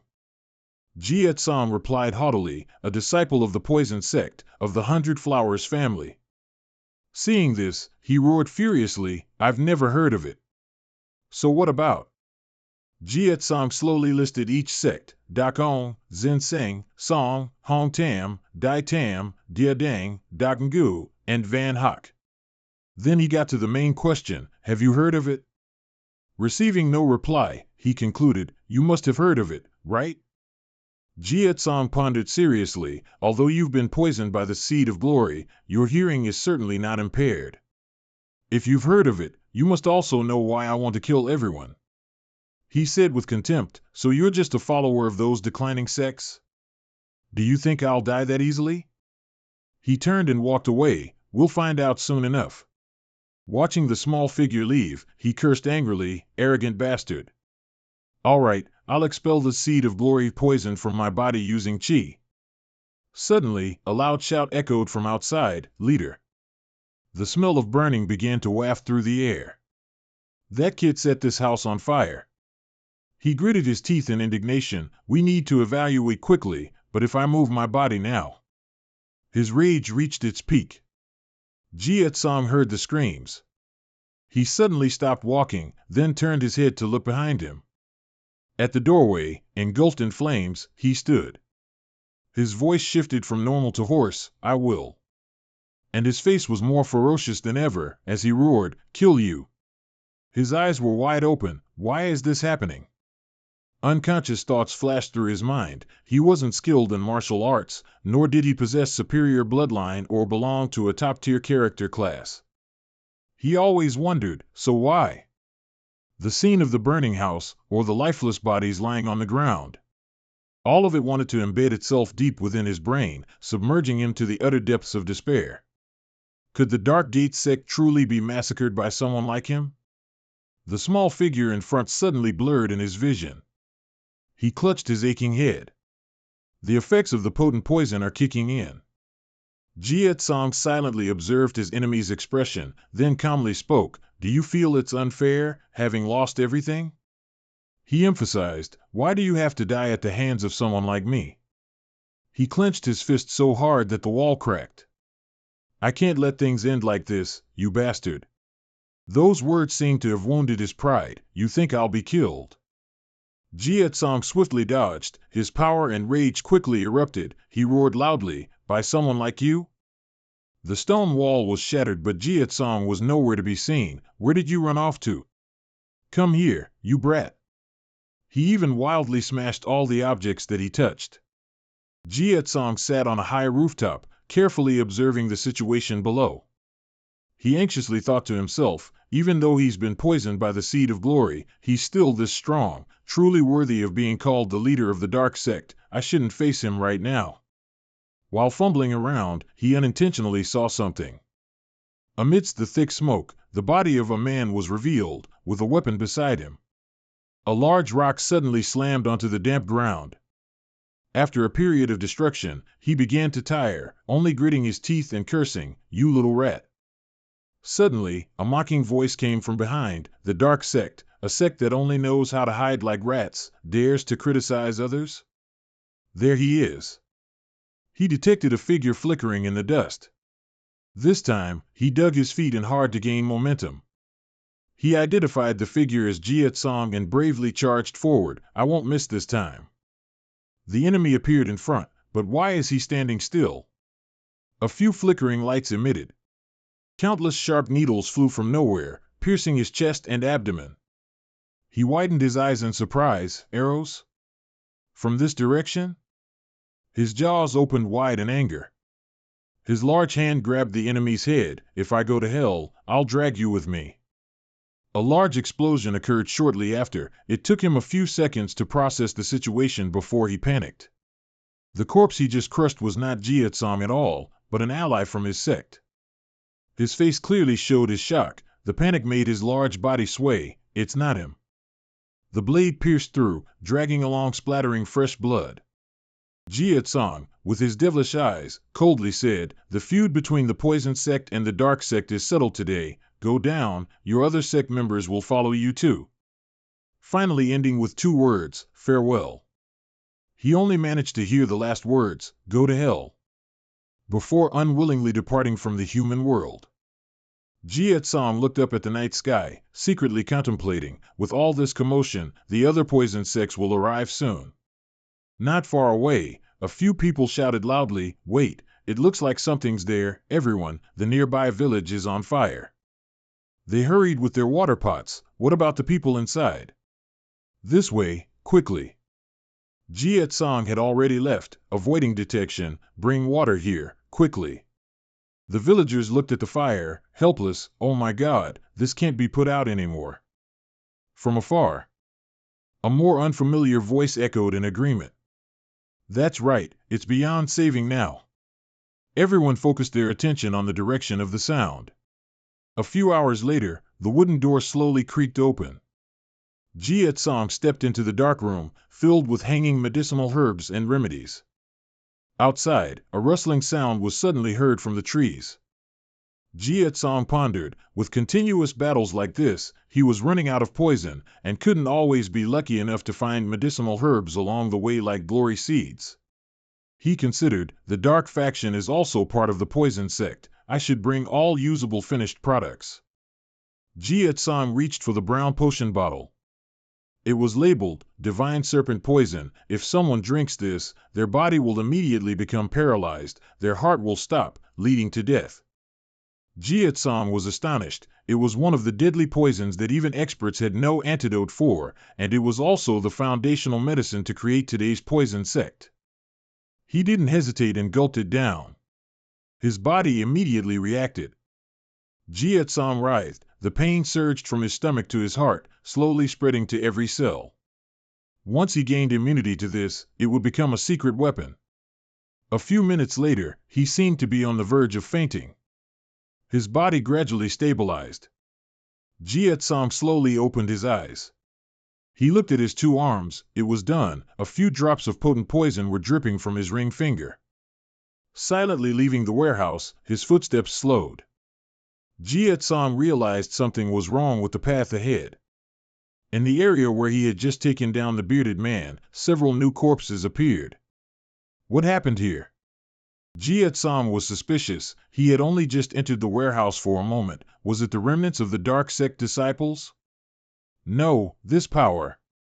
A stream of memories unintentionally flashed through his mind.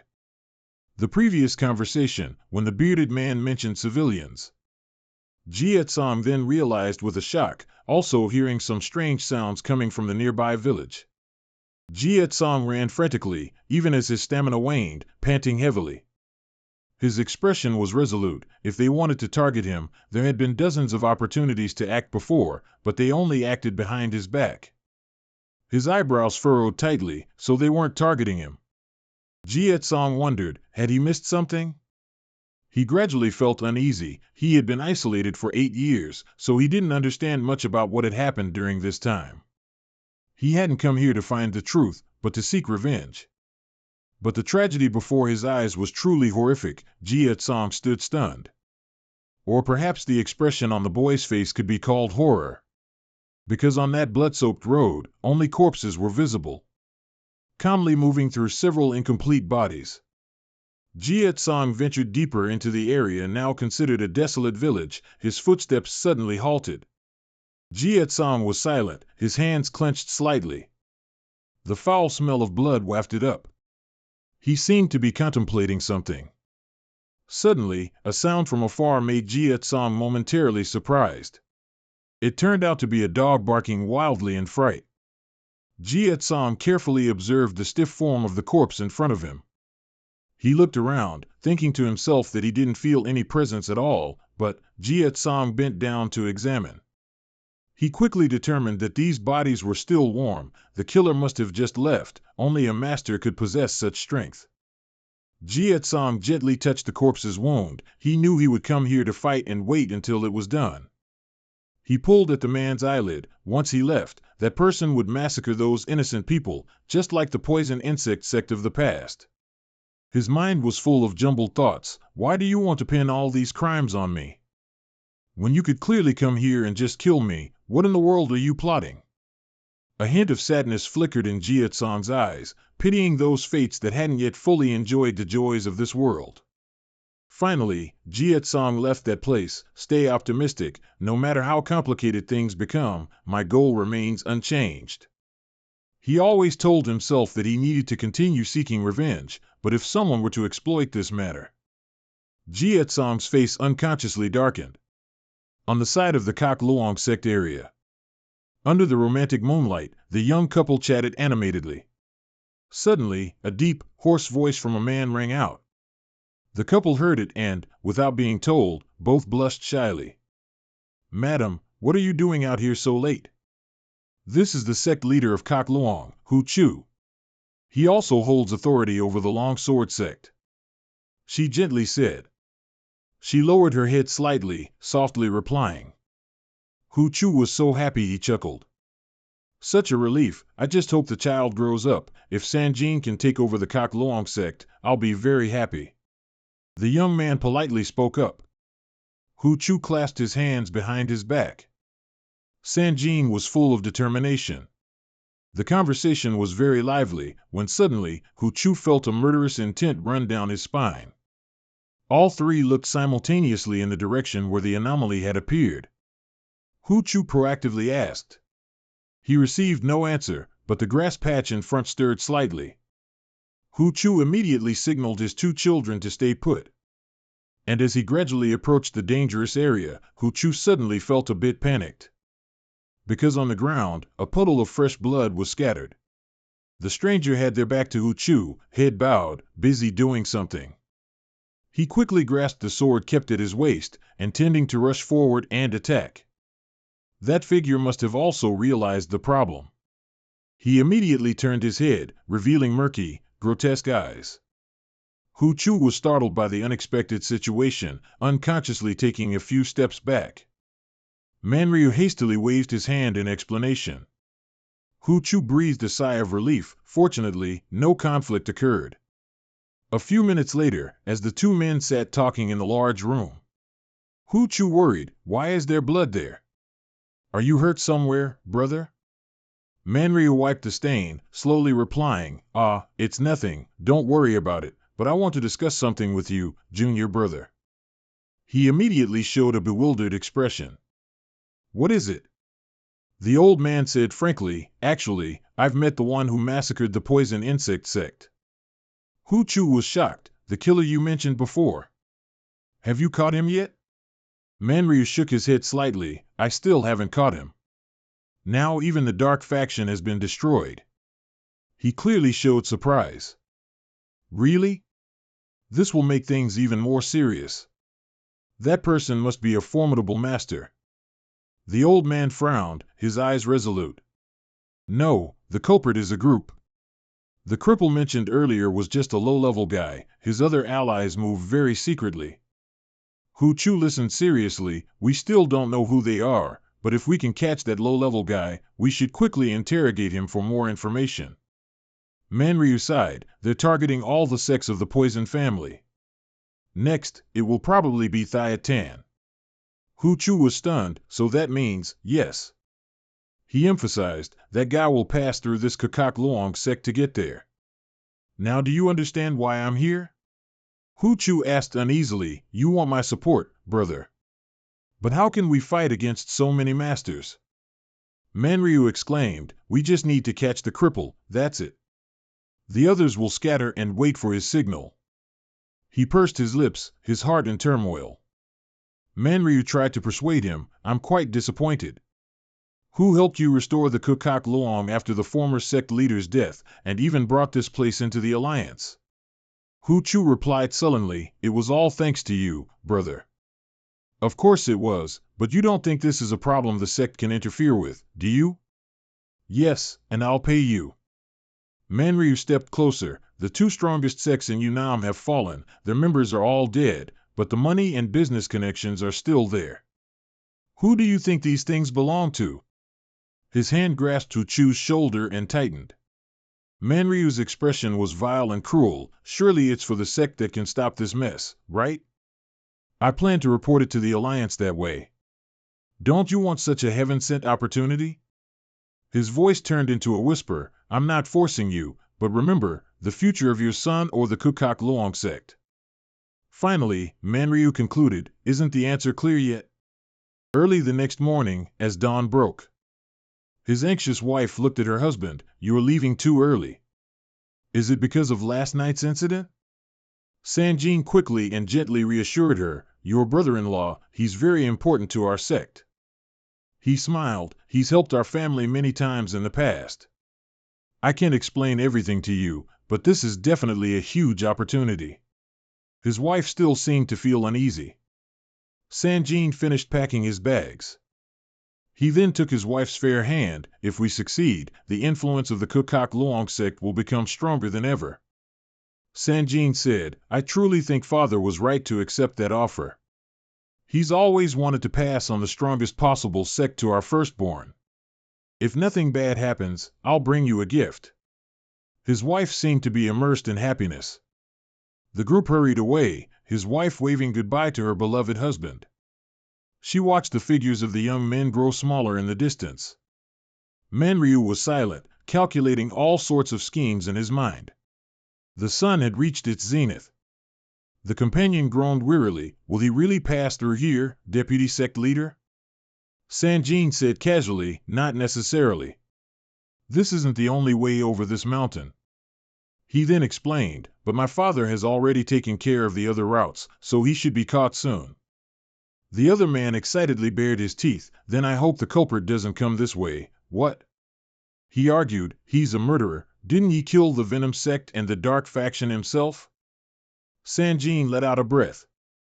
They said it wasn't just the cripple who did it, and even so, if it involves dangerous groups, it must be high-level masters. The other man couldn't hold back and spoke up. Kids these days are afraid of everything. If they trained diligently, they wouldn't, which made Sanjin burst out laughing. Haha, I understand how you're feeling, quite nervous, huh? He comforted him, but don't worry too much, I just need to slow him down, the sect leader will help, so. If we succeed, the rewards will be countless. The other two's eyes lit up. Really? How great will it be? Hey, that's enough, kid. Sanjin looked helplessly at his companions, constantly telling himself, yes, we need to catch him. Suddenly, the rustling of footsteps on leaves broke the peaceful atmosphere. Someone is trespassing. Sanjin was surprised, and softly called out, Deputy Sect Leader. The figure slowly walked closer. It was none other than Jia Gang. The slow footsteps grew closer. The three others calmly approached as well. Fear gleamed in their eyes. Only Sanjin was a little bewildered, as he didn't expect a civilian to appear in this area. Jia Gang's face darkened, and he silently walked past the three guards. Seeing this, one of the allies quickly shouted with all his might. The two words "wait a moment" echoed, causing Jia Gang to unconsciously stop. The young man clasped his hands and introduced himself. I am Sanjin Chu, Deputy Sect Leader of Jiliang. We are here to investigate an incident. May I ask you, brother, about it? Jia Gang asked in surprise. What? The young man earnestly emphasized, please tell us your name, sect, and the reason for passing through here. Jia Gang pondered for a long time. He began to prevaricate, I am Mo Guang, a local from the Yunnan region. I'm just visiting relatives in a mine in Songchun. Sanjin inquired, do you have a travel permit, brother? Receiving a negative answer worried him. Then would you mind coming with us for a moment? We just want to clarify things.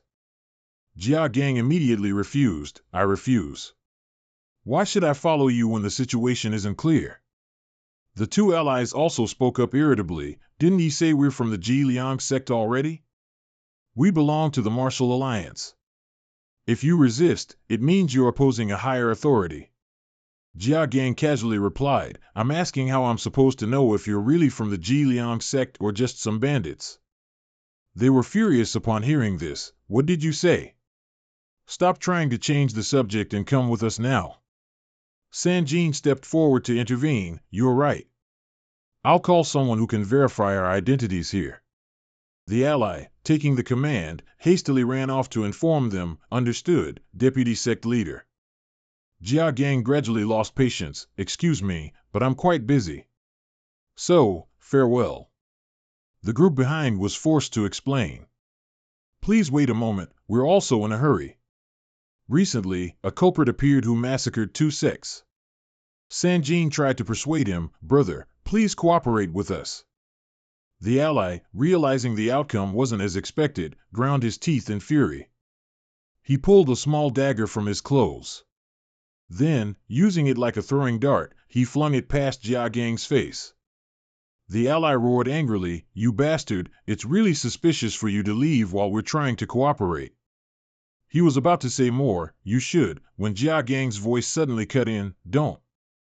A chilling surge of killing intent ran down their spines. The two were stunned, a little scared. Jia Gang glared, his face gradually turning sinister, emphasizing, you're infuriating me. With a devil-like appearance, he spoke loudly, "I have no grudge against Ji Liang's sect." Sanjin was bewildered by the overwhelming killing intent. Then suddenly from behind, the soldiers attacked in unison. "He's definitely the culprit from the rumors. We can't let you go, don't resist." Jia Gang sighed, observing listlessly. Sanjin was caught off guard by the sudden situation. "Wait, we need to think this through before." A small cloth sack was squeezed, its contents squirmed, eventually erupting into a stream of purple toxic gas. The smoke enveloped a part of the area, causing everyone to cough agonizingly. Jia Gang coldly pursed his lips. He quickly used his unique chi to change the state of the gas. The group fell into chaos, further shocked to realize they had attacked the wrong person. Bodies collapsed one after another. Sanjin was stunned by the horrifying sight, and just a blink of an eye. He didn't hesitate, resolutely charging forward. Isn't he just a scout? Sanjin drew his sword, using the secret sea whirlwind technique. The first strike was launched. Jia Gang simply sidestepped to dodge it. Sanjin continued with a second strike, but it was still futile, not even leaving a scratch on Jia Gang. While he was in a panic, Jia Gang advanced and forcefully grabbed the enemy's neck. He definitely wanted to instantly pin Sanjin down. A few allies cried out in alarm, "Deputy sect leader." Sanjin's back hit the ground, and the immense pressure nearly shattered his entire spine. His eyes rolled back, his life force gradually draining away. Jia Gang's face showed no emotion. "Don't you know?" He raised his voice and said, "You've all been poisoned." To the enemy's astonishment, Jia Gang explained, "The bomb I used is a sublimated toad drug mixture. This poison is very potent, enough for anyone who inhales it to feel excruciating pain throughout their body." He released Sanjin, "But you won't die.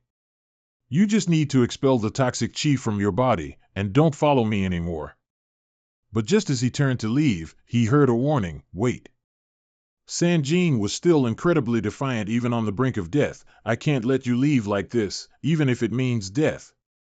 Jia Gang raised an eyebrow and replied, "Didn't I already say, I have no animosity towards Ji Liang's sect? How much do you hate me that you'd risk your lives just to capture one person?" Sanjin was resolute. "To someone who kills innocent people, you're nothing but a wild beast. We just want to protect this area as part of the martial alliance." A few soldiers struggled to get back up. Jia Gang tilted his head slightly. "Apart?" His words silenced Sanjin. "Is killing people one of the justices of the alliance you mentioned, you bastard?" Jia Gang stated frankly, "I'm only avenging the sects that caused the destruction of the medical family. Other matters are unrelated, nor is it about killing innocent people." The young man on the ground was stunned. "Are you seeking revenge?" Jia Gang sneered, "I will carry out justice that your so-called martial alliance doesn't even have. You should check your own organization before questioning others."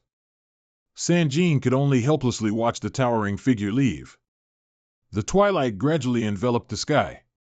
Sanjin flinched, realizing someone was approaching. It was none other than Manryu. Seeing this, Sanjin hastily explained, "We were defeated by that person. I really wanted to help you. But now, I can't even face him." The old man reassured him, "Let's check your body first. Bring water here." The subordinate quickly complied. "Understood, sir." Manryu fumbled in his pocket, asking, "So, what did he look like?" Sanjin's face was drenched in sweat, his mind recalling, "That guy. Is he really a cold-blooded killer?" He recounted, although his killing intent was heavy, he didn't seem like he'd killed people without reason. He also said he was avenging the medical family and wasn't the culprit who harmed innocent people outside. Manryu wondered, "And you trust him?" Sanjin replied weakly, "I'm not so sure, but I think I need to find out the truth. Otherwise, the Jiarang sect will." The old man suddenly roared, "No, it can't be." He feigned panic. "This poison is too severe. There's no other way." Manryu grabbed Sanjin's nose. "It's too late." Then he forced him to swallow some kind of medicine. Manryu narrowed his mouth in a sinister smile, and deliberately spoke loudly, "Oh, why must you die so soon? How could you abandon your wife and aging father out there?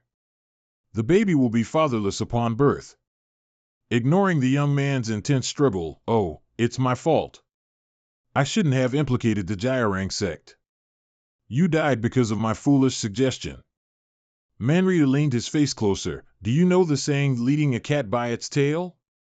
It means pulling a lion by a cat's tail." His eyes widened. "You are that cat's tail, and your death will lead that lion to Yunnan."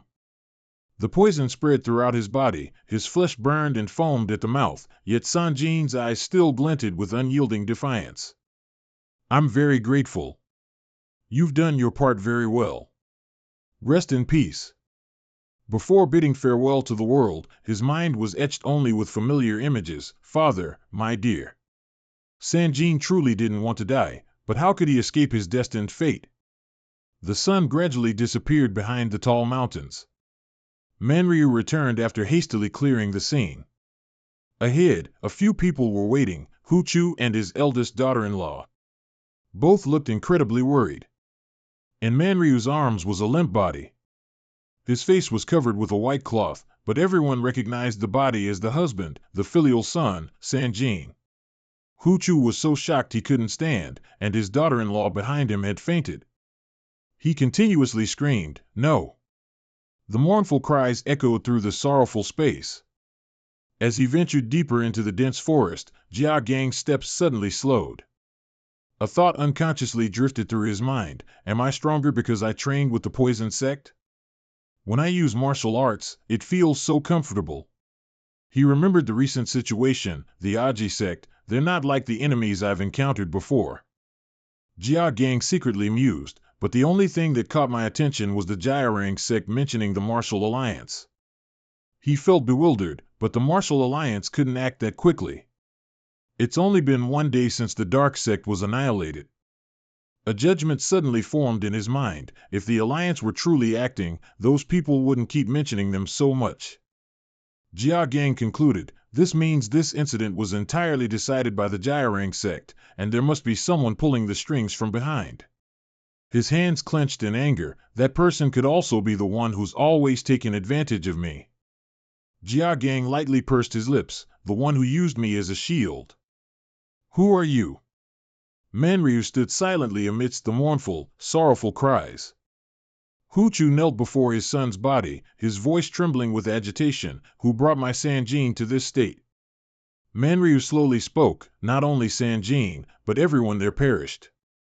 He even emphasized, that wretched cripple, he used poisoning tactics to take them all down. Manryu said to Huchu, who was immersed in despair, "Junior brother, you know Sanjin's character, don't you? He must have faced those cunning tactics honorably." Every glint in his eyes became clear. Why? Huchu showed his helplessness. How could this happen? The death of his son caused him unprecedented pain, consuming his mind. Huchu then recalled a few things. It's all because of senior brother. He immediately concluded, senior brother tricked me. Huchu was enraged, wanting to question him. But upon seeing two streams of tears flowing down Manryu's wrinkled skin, I've always treated Sanjin as my own son. His voice choked. If my heart is this broken, how much more pain must you be in? Huchu gradually calmed down at these words, unable to imagine such pain. I'm sorry, his lips trembled. Finally, he slumped his head in despair. It's not all your fault, it's because of my greed, but...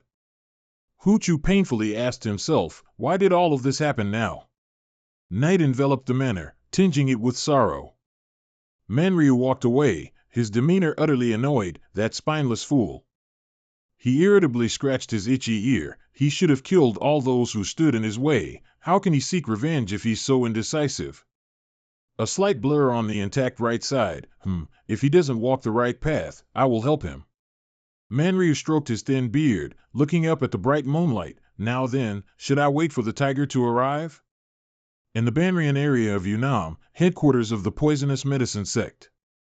The tea table was overturned on the floor with scattered chess pieces. Wyon looked enraged. Manryu clearly said the culprit would attack the Iron Fan faction, but our sect was harmed, and it turned out to be the Dark faction? What is going on? He clasped his hands behind his back, pondering. Manryu might have tricked us. Because of his false information, the Dark faction was annihilated without thorough preparation.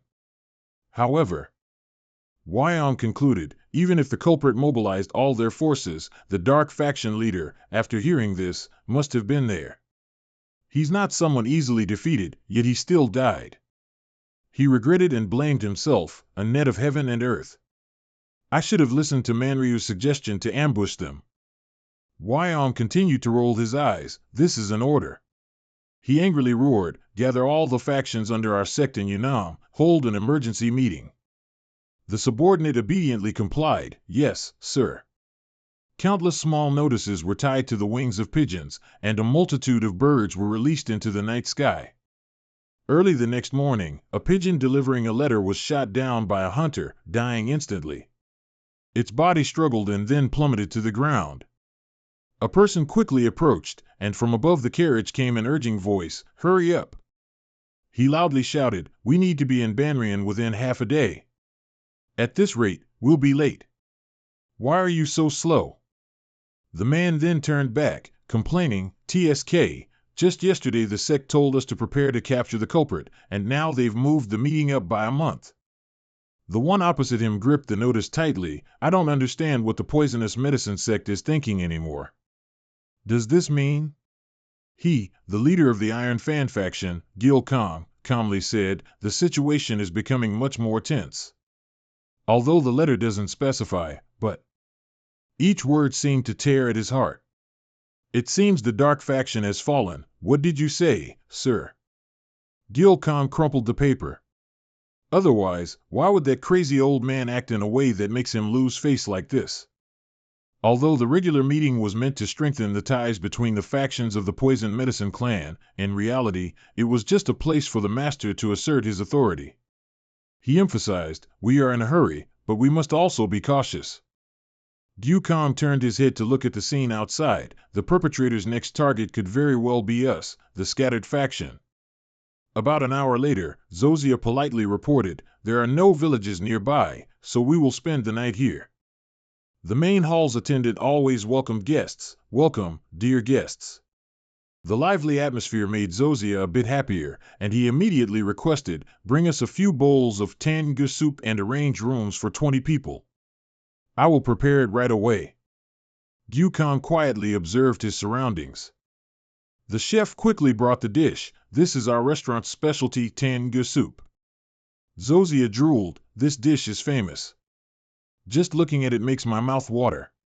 Finally, he turned to call, "Faction leader, please have your meal." But Yukong remained motionless like a statue. "What's wrong?" He pulled an iron rod from inside his clothes. "If someone is targeting us," he said. Then he forcefully dipped it into the bowl of soup. "We must be very careful."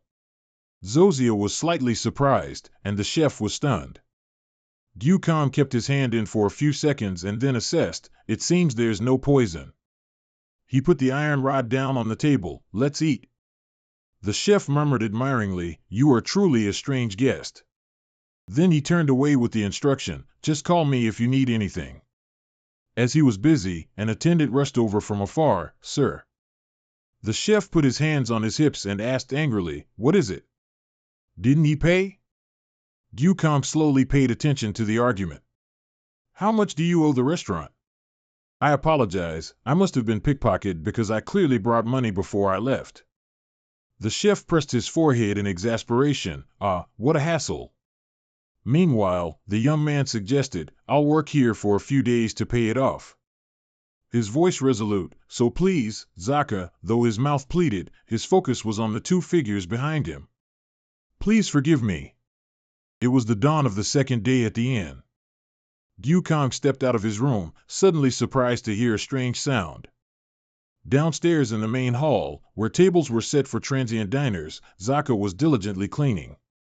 A thought flashed through Yukong's mind. "I started keeping an eye on him yesterday. His limping feet made walking difficult. He doesn't look like he's crippled, but..." Yukon frowned slightly, wondering, should I try? He decided to approach with a friendly smile. You must be the one who ate without paying yesterday. Are you working here now?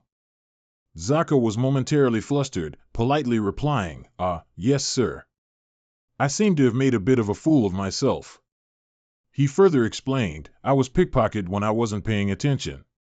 Yukon sighed in sympathy, that's unfortunate. Immediately after, he got straight to the point of his curiosity, do you practice martial arts? Zaka bent down, meticulously wiping, and smiled, of course not. I'm just a normal person. Liu Kang's face darkened, radiating killing intent. Oh, then it must be hard to survive in Mirim. He casually agreed, yes, I always have to hope that nothing happens. His hand clenched slightly, but he continued to advise, then you should train yourself, perhaps through martial arts factions or by finding some kind of weapon. Zaka didn't notice the strange expression, still chatting cheerfully, me? Sorry, but I wouldn't dare touch anything beyond my reach. Yukon pressed his lips together, suddenly silent. He couldn't feel any killing intent from the boy, maybe I'm just too suspicious. Finally, relieved, he turned his back. You shouldn't limit yourself like that, because in this world, anything can happen. Yukon waved goodbye, also instructing, tell the shop owner to prepare food, we'll leave when everyone wakes up. The sun gradually emerged from behind the mountain, just as Zaka brought up the food, corn and egg soup. He hesitantly explained, it's quite early, so we only have this much ingredients left. Yukon clearly showed his disappointment, too bad. I did say we'd be leaving early, after all. Zozia looked at his master's actions with resignation. If they were trying to poison us, they would have done it yesterday. He argued irritably, but we still have to check, don't we? The pointy end showed no abnormality. Yukon examined it for a while before Zozia's question, so, are you reassured now? All right then. Both began to eat. Zaka stood by, silently watching Yukon slowly bring the first spoonful of soup to his mouth. His pupils widened, filled with anticipation, before he finally left for the kitchen. After about 15 minutes of eating heartily, the group set off. The innkeeper personally saw them off. Thank you for stopping by. The sky, which had just been lightly sunny, now turned a gloomy, ashen gray. The sound of footsteps echoed steadily without ceasing. The carriage gradually passed over a large iron bridge. Yukon let his mind wander with the scenery outside. Opposite him, Zozia was sound asleep. They traveled a bit further. Suddenly, one of the subordinates clutched his stomach, grimacing, causing the person next to him to ask worriedly, what's wrong? He put on an uncomfortable expression. Suddenly I don't feel too good. The other person laughed upon hearing this. I knew this would happen. You ate too fast just now. He waved his hand, signaling the group of guards, go ahead, I'll accompany him. The two advised each other, I'm sorry, but resting for a bit should be fine. It should, but we're only halfway there, this is a bit early. Suddenly, the one with the stomachache looked up, but strangely, blood profusely flowed from his eye sockets, nostrils, and mouth. What's wrong? The other person was stunned, his throat dry. He frantically questioned again, are you really okay? The one with the stomachache was also surprised. What? Something warm suddenly surged up from the lower part of his body. The man with the stomachache vomited violently, making the other person extremely panicked. Hey, something's not right, he's... But then he gradually realized he himself was no exception. The screams outside the carriage suddenly startled Yukon awake. He looked at Zozia writhing and calling for help in front of him, just as I expected. All the subordinates had perished, dying abruptly. Yukon could only sigh in frustration. It seems my advice was wasted. He tightened his grip on his weapon. To confront poison factions with that small body, I should have known you would never limit yourself. Yukon calmly raised his voice. How ironic that anything can happen in this world, isn't it? Zaka appeared imposingly, as if he had been waiting for a long time, or had been following the group throughout the journey. His face was expressionless, but the evil in his eyes couldn't be hidden. Yukon exclaimed, it seems you're not lame at all, are you? Zaka replied, I discovered that the poison sects believe the suspect has the characteristic of being lame. So, if you always know what your enemy is looking for, you can pretend not to be lame, at least for a while. Gyukam calmly said, I see. I have a few questions. When did you poison us? I myself didn't sleep, and there was no poison in the food. Zaka said playfully, more precisely, it was from your eating utensils. As soon as the answer was given, Gyukam was surprised. The utensils? That's why I didn't test for poison in the food. So you deliberately worked to do that, huh? Amazing. Zaka calmly said, the poison I used is a sediment from the dark sect. It takes effect after a period of time, melting the intestines and causing death from internal bleeding. Gyukam looked up at the sky and suddenly laughed, so I guess my time is almost up, huh? Zaka was about to agree, you're right, when he immediately realized the dangerous situation, his expression changing quickly. He dodged to the side but was still grazed lightly on the face by the hidden weapon. Gyukam roared wildly, that means I should have ended this sooner. Zaka moved like a gust of wind, dodging the attack. Gyukam found it somewhat amusing and praised, quick reflexes. Blood began to gush out, but there was still time. He was wildly slashing with a dagger. But he still couldn't avoid being accidentally hit. Gyukam wanted to use a finishing move, this will be the one, but suddenly froze in shock. The poison took full effect, causing him to vomit blood and collapse. Just then, Zaka seized the opportunity and lunged forward. Fresh blood splattered across the surrounding trees. Before passing away, Gyukam still smiled, I guess. Dying like this is better, huh? He mumbled his last words, one last question. Who are you? Zaka. Descendant of the medicine sect. I see. Zaka plunged the dagger deeper, you poison sects attacked, leading to the demise of the innocent medicine family, and took everything to expand your own power and influence, so you must. Then he cruelly pulled it out, take responsibility for your actions. He turned and walked away. Before he had taken a few steps, Zaka suddenly heard a strained laugh. You're really stupid, aren't you? Gyukam panted, do you really think the medicine sect died in vain, or do you think they were innocent? Zaka looked doubtful, what are you talking about? Gyukam decided to reveal, the demise of the medicine sects was. Zaka gradually grew astonished, an unavoidable event. He was shocked, and aggressively moved closer. I ask you, what are you saying? Gyukam lowered his head sadly, where there's smoke, there's fire. Everything has a cause. He spoke with conviction, the fault lies not only with the poison sect, but also with you. Seeing this, Zaka couldn't hold back any longer, immediately grabbed Gyukang's collar and warned, don't mess with me. His face flushed with anger, there's no way my family, everyone, the poison sect, should suffer the same fate they inflicted. Gyukam said with contempt, you only know that much about the poison and medicine sects and you already want revenge? He even emphasized, you'll soon turn yourself into an uncontrollable monster in your rage alone. Zaka shouted urgently, then tell me everything.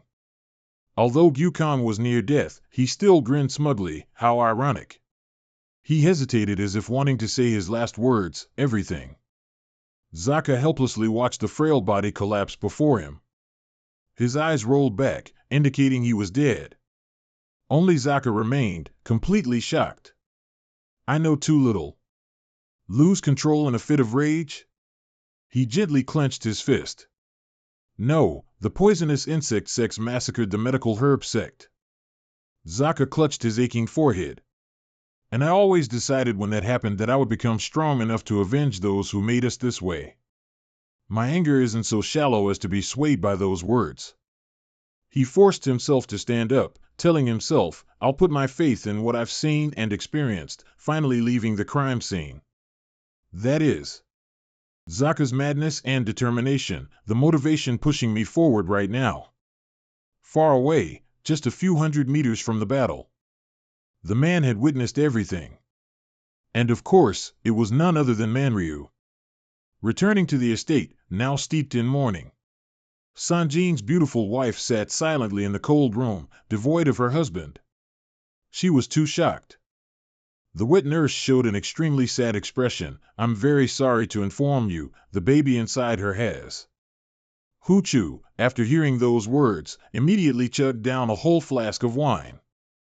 Just as Manryu returned, do you think it'll be like this forever? He replied in a slurred voice. Without even a single clue about that damn cripple, my torment will never be relieved. He clearly showed concern and reminded, calm down. Under his brother's astonished gaze, Manryu emphasized, I have a feeling I know where he is and who he is. He slowly explained, 2 other sects perished along with the poison sect. It seems the venomous worm's block suffered heavy losses, but in reality, things are not quite so. Manryu lightly kicked the fallen wine bottle. Remember the transaction between the poison sect and the dark sect that I wanted to assign to you? I thought something was wrong, so I investigated a bit. Manryu speculated, it seems that matter was transferred to the Poison Valley sect, at the request of Wei Zhang, the sect leader. At this point, he suddenly became serious. He had previous events flashed through, refused the offer to use the Heaven and Earth net and started to show an extreme desire to catch the killer. Manryu pondered, and as a result, after inheriting all the assets of the remaining blocks, he was capable enough to expand his sphere of influence. Furthermore, the killer cunningly evaded the pursuit as if he knew Nam's terrain like the back of his hand.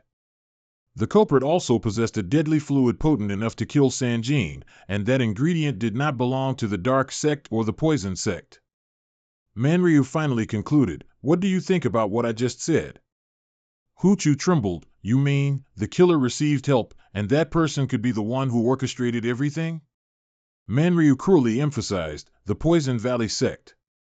He couldn't hold it in anymore and burst into sobs. How could that be? He replied frankly. Hu Yong is a very greedy person. He'll seize any opportunity to become king of Nam and increase his influence in the Hongdu hidden area. Manryu was helpless, his eyes tightly shut. With the assets of the annihilated sects, the poison sect no longer has to remain a small family. He could perfectly use the crippled killer as an opportunity to. Chu abruptly cut him off by smashing the wine flask. How could the Poison Valley sect do that? Thiat Dan and they don't have any feud with each other. Manryu quietly observed his brother's expression, then said, he carried out the matter extremely discreetly. Perhaps he didn't want any witnesses. Chu trembled, even so, why my only son? His desperate cries grew louder, my descendants too. Ah! After a long while, Chu finally glared in fury. Things have come to this, I can't just sit idly by. I will definitely uncover the truth about the Poison Valley sect. He roared, even if it means using force to bring them to light. I cannot live under the same sky as my son's killer. Manryu sighed, it's truly cruel that Sanjin was murdered. But upon hearing Chu's uncontrolled words, the old man quickly warned, I'm not telling you all this for you to walk into your death. He was completely stunned, so he could do something else. Manryu offered a suggestion, convince the righteous sections. What you need to do is gather the power of justice to defeat evil in the south. The old man gently poured a small cup of wine. After they finish their plan, they might come and kill the murderer and pretend they're not involved. So I need to act quickly and prove their incompetence, defeating the Poison Valley sect that way. Chu only listened in silence. The only way to make Sanjin's death not meaningless. I mean, just chasing revenge for your son isn't the best thing to do. Manryu's body trembled. Brother, the boy is dead. It's our Sanjin. The wine cup in his hand boiled, influenced by his rage. I will take responsibility for this. His anger shattered the previously intact tea table. Chu gaped in shock. Manryu relaxed, I vow to offer this wine cup in the head of the enemy. His eyes were wide open, bury Sanjin's soul with these very hands. Chu was extremely moved, thank you, brother. Then he went to embrace his older brother, thank you very much. He probably never imagined in his life that the person he trusted most would be a wicked wolf ready to devour his own kind. Meanwhile, at the Poison Valley sect. At the main headquarters, flickering candlelight illuminated the office. Hu Yong was focused on cultivating his inner energy, surrounded by a hazy smoke. A thought suddenly crossed his mind. Among the 4 major sects under the southern region, only the Poison Valley remains. My biggest threat now is a very small disturbance. Just because of a mistake, I haven't acted wisely enough. He calculated silently. However, it's not about the Poison Valley killing the heir of Damgakja. The small and medium clans in the south, oppressed by the poison sects, are gathering under Damgakja to rise up. At this moment, Hu Chu also just finished giving instructions to his subordinates. They exchanged mysterious glances. Those guys just blabber about justice, but in reality, they're just disgusting bastards seeking profit while the poison sects are weakened. Hu Yong slightly opened his eyes. However, no matter how much you struggle, the Poison Valley sect will not easily fall. A respectful voice echoed from the hallway. Leader, are you awake? Everyone is here. Seeing this, Hu Yong quickly prepared the assets that the poison sects received from the Martial Arts Alliance. His eyebrows furrowed slightly. I will use them to revitalize the southern poison sections. A moment later, a solemn announcement came. The leader of the Poison Valley sect is arriving. The door slowly creaked open. And before Hu Yong were hundreds of thousands of respectful people paying their respects. The poison sects of the southern region greet you, leader. A thought suddenly occurred to him. King of the South, huh? It seems things aren't too bad. The meeting among the poison sects began. Nearby was the area for crafting processed goods and weapons. The idle workers were whispering and chattering. A lot of people came here early this morning, huh? This meeting seems to be the biggest. All the poison sects gathered here. Someone chewing noisily said, the 3 major poison sects have perished, so the valley leader must be a bit urgent. He's accelerating the reconstruction process to regain his honor. You know how things are. The person opposite quickly and worriedly reminded him, did you forget where you're working? Watch your mouth. If you're idle enough to gossip, eat quickly and get back to work. He stepped out of the tent and called out, Jinja. The young man sitting on the roof listened intently. Eat something, or you'll get hungry. He blurted out a refusal, no. It was none other than Jia Kong, who had successfully infiltrated. I'm fine. Time flew by until late afternoon, as the workers diligently toiled. Jia Kong accidentally noticed that in the distance, leader Hu Yong was conversing with some juniors. His mind drifted, lost in thought. Suddenly from behind, a man's deep voice resonated, I don't think you've eaten properly yet. The man with the top knot enthusiastically held up a cloth bag. You should take better care of your body. Inside, there was nothing but 3 hot rice rolls, along with his urging voice, eat a little. Jia Kong politely said thank you and took them. The man with the top knot narrowed his eyes, smiling and advising, no need to try so hard. You've done very well. He then explained, we let you work because you looked quite pitiful, but initially, I wasn't sure about hiring anyone. We didn't even know where the kid came from, or if you simply seemed experienced. But in the end, he didn't stint on praise. Unlike those immature kids out there, you're persistent and learn very quickly. Kong Ju then gently advised, we're working quite urgently, but if we keep this up, we might make it in time. Jia Kong asked in surprise, why is that? Isn't there still some time until the main event? Kong Ju happily replied, because the rainy season is about to begin. Usually, it rains throughout July in this area. Jia Kong listened seriously, can't work when it rains. The plan had become more complicated because the meeting of the poison sects was moved up by a whole month. He then nodded, I understand. After finishing his evening meal, Kong Ju waved his hand. Oh, but finish eating before you come down. The sun is about to set anyway. Jia Kong agreed. Then he calmly arranged the remaining tasks for the day. Every word of Kong Ju seemed to be etched into Jia Kang's mind. Rain, huh? Suddenly, a gust of wind blew from somewhere, rustling the trees. A few yellow leaves flew towards Jia Kong, surprising him. The sunset illuminated a whole corner, turning the somber scene into a poetic one, while also awakening his senses. Jia Kong quietly observed, seemingly beginning to realize something about the plan. Evening, the brief period of rest after a long day. Jacon was on his way back when he suddenly heard his name being called. It turned out to be Kong Ju and some drinking buddies inviting him, "Come have a drink." Jacon was about to refuse when someone else cut in, "Forget it, he doesn't want to hang out with us anyway." Two drunken companions sarcastically remarked, "How could someone as inexperienced as him understand the taste of wine? Kong Ju likes to meddle, doesn't he? What's wrong? Does he remind you of yourself when you first started working?" As soon as he finished speaking, they saw Jacon casually sit down right beside them. His expression was clearly resolute. The drunken group looked bewildered. But then they suddenly burst out laughing. "Look, I told you he'd come in. Kids like him are so proud." Jacon raised the bowl in his hand, proudly announcing, "And as it happens, I have a high tolerance." The whole group, hearing this, excitedly cheered, "That's more like it. Now you're acting like a colleague." As night fell amidst the lively sounds, don't even think about escaping if you're over 20. All right, cheers. A while later, Jacon helped a thoroughly drunk Kong Ju home, saying, "You're quite something, kid." He didn't know if it was because he was young, but how could he drink so much without any effect?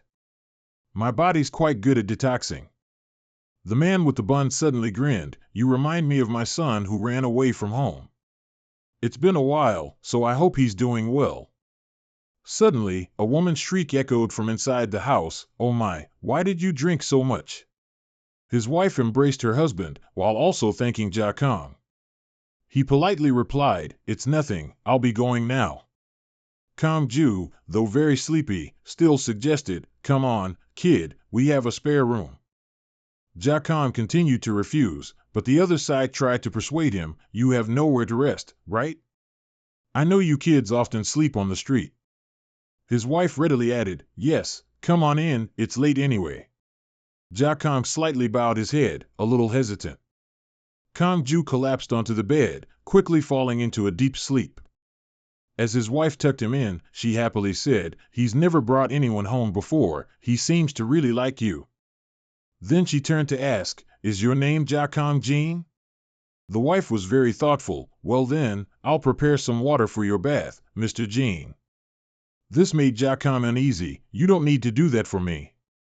She was firm and reassured him, "Don't worry, just make yourself at home." Jacon was surprised, not expecting to be treated so well. "It's fine, I'll bring you some clothes." The steam from the hot water wafted. Jacon sat in the bathtub, his expression pensive. His eyes held a hint of sadness.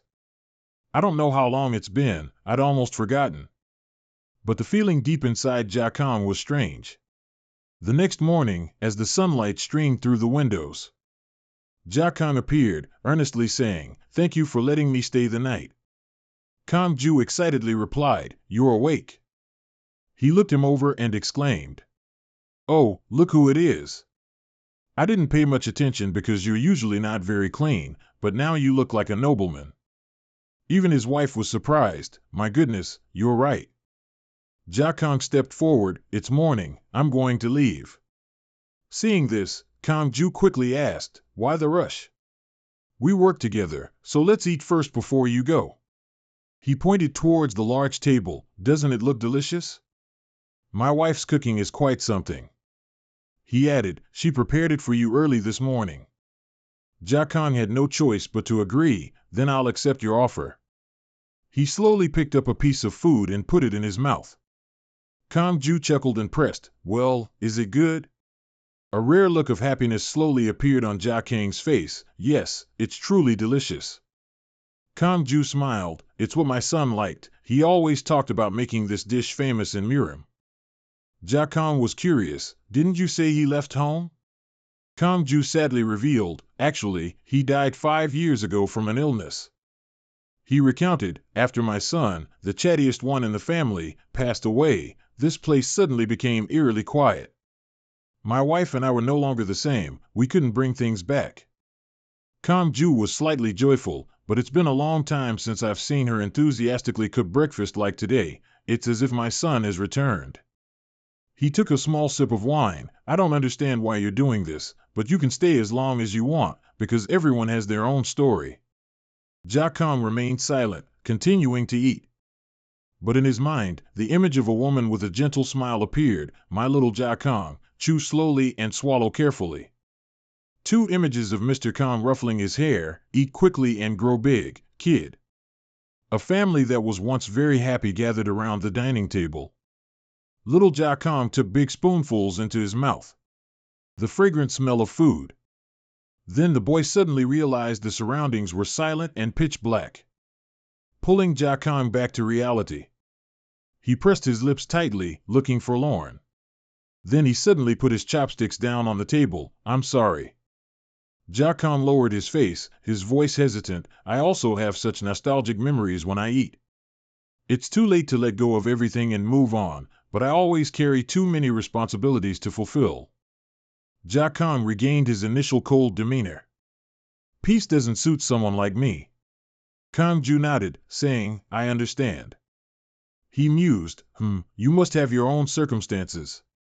While working, Jia Kong recalled, when I close my eyes, I think of the 100 Flowers Valley of the Southern Faction, and when I cover my ears, I hear their dying words. He ate a light lunch. No matter how tightly I cover my nose, I still smell the corpses, and the blood on my hands will never wash clean. Jia Kong picked leftover food from between his teeth. Even now, I'm still tormented by the past instead of the future. The potent poison dripped from his pinky finger, and peace doesn't suit such a person. Kong Ju was working below, but thank you very much for telling me that. Jia Kong smiled gently. The food was delicious. A few days later, drums echoed throughout the valley. Hundreds of people lined up neatly. By order of the leader, with the presence of Gahu, the sect leader of the GA and faction, all the poison sects of the Yunnan region had gathered. And now, Wyong announced in a loud voice, I will begin the meeting of the Yunnan regional faction. After settling into his seat, he spoke first. Our poison bloc is facing its greatest obstacle since its establishment in the Tsangho land. Wyong sternly stated, 3 factions within our bloc have been annihilated by a mysterious entity, and outside forces are eyeing opportunities, wanting to seize our influence in this region. Everyone listened calmly. Although the Yunnan region has not been greatly affected by Tsangho due to the significant distance from Hongduan, if the situation continues, the poison bloc will no longer be able to withstand this power. Therefore, we must tighten our alliances in the valley and prepare very carefully. Wyong emphasized, so that we can be ready to anticipate all upcoming dangers. However, merely strengthening alliances is still not enough. A few exclamations echoed from below. How insightful! He made a request that they must truly unite to ensure that such a disaster never happens again. And I am ready to abandon everything to achieve the goal, even if it means giving up unique martial arts.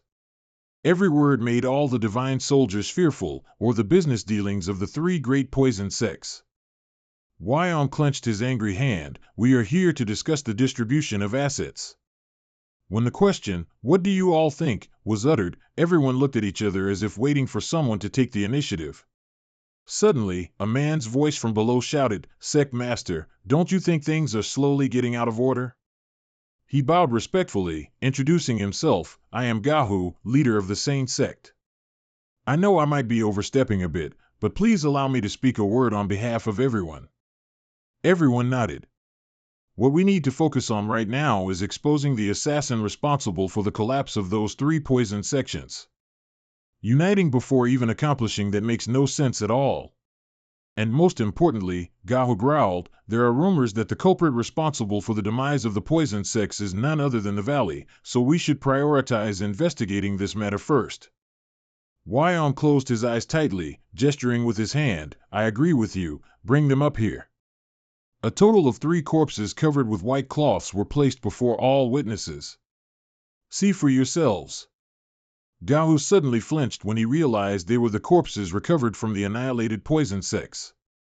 Wyong stated frankly, Zuno, one of my most trusted lieutenants, is among them. Feel free to examine these corpses thoroughly until you have no doubts left. He frowned slightly, but if you still have doubts, I will always take responsibility, and I, Wyong, will commit suicide by poison before you all. Everyone focused intently on the bodies. Wyong mused, even within poison, there is a way, and this is the reason for the prosperity of the poison block. However, the killer used poison indiscriminately, in many different ways, even with such violence and brutality that I can't even imagine how despicable that act was. Gao suddenly turned to look at Wyong. If you consider yourselves part of the poison block, you would surely realize this. His face was devoid of emotion, that the way the killer acted is completely different from the valley's style. That evening in the Grand Hall, quiet conversations filled the air. If things continue under this immense pressure, the potential for violent thoughts is quite high. So we must distract them by bringing the corpses, which will reduce the chances of a chaotic fight. Gao politely replied, I understand. I greatly admire your wisdom. Sect Master, Wyong calmly poured tea. By addressing the rumors, it appears I've conceded to them, and because of that, it will be harder for them to refuse my demands. He added, you've also done your part well, so. Wyong got straight to the point. As promised, I will transfer a portion of Hack AM Sect's business dealings to Sane. Thank you very much, sir. Gao was joyous but then suddenly remembered, however, this question isn't very relevant, but why don't you borrow the strength of the Martial Arts Alliance? Wyong drank his tea, slowly replying, recently, there have been very strange developments in Songho, and to borrow the strength of the Martial Arts Alliance at this time would be like throwing oneself into a wolf's den. Gao wondered, what about the Sichuan region, sir? They might want to ally with Yunnan. Wyong sighed wearily, it seems you haven't realized it, doing that would be like escaping a wolf only to run into a tiger. Under the silent night, a shadowy figure moved cautiously. He looked around, scanning left and right, then jumped high. Manryu landed safely on the rooftop, thinking to himself, something's very strange. He clearly showed his suspicion, aren't you waiting for this situation? Why haven't you acted yet? Suddenly, his attention was caught by something. Manryu picked up the object, a roof tile glowing under the moonlight. He suddenly stuck out his disgusting tongue and began to lick it, quite suspicious, isn't it? A stimulating sensation immediately flooded his body. Manryu gradually realized, this is spiritual snake venom. He quickly came to a conclusion, so he must have coated the roof tiles with poison stolen from the Black Darkness sect.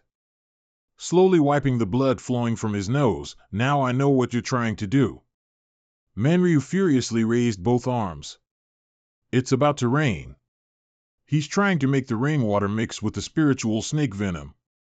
He finally left the roof, and the lingering spiritual snake venom will be enough to fill the weakness of the poison block. Anyway, this plan is a bit risky. He was extremely pleased. However, things won't be exactly as you want them to be. Manryu calmly devised a plan. I will create an even more catastrophic situation. Just thinking about your furious face makes my heart pound.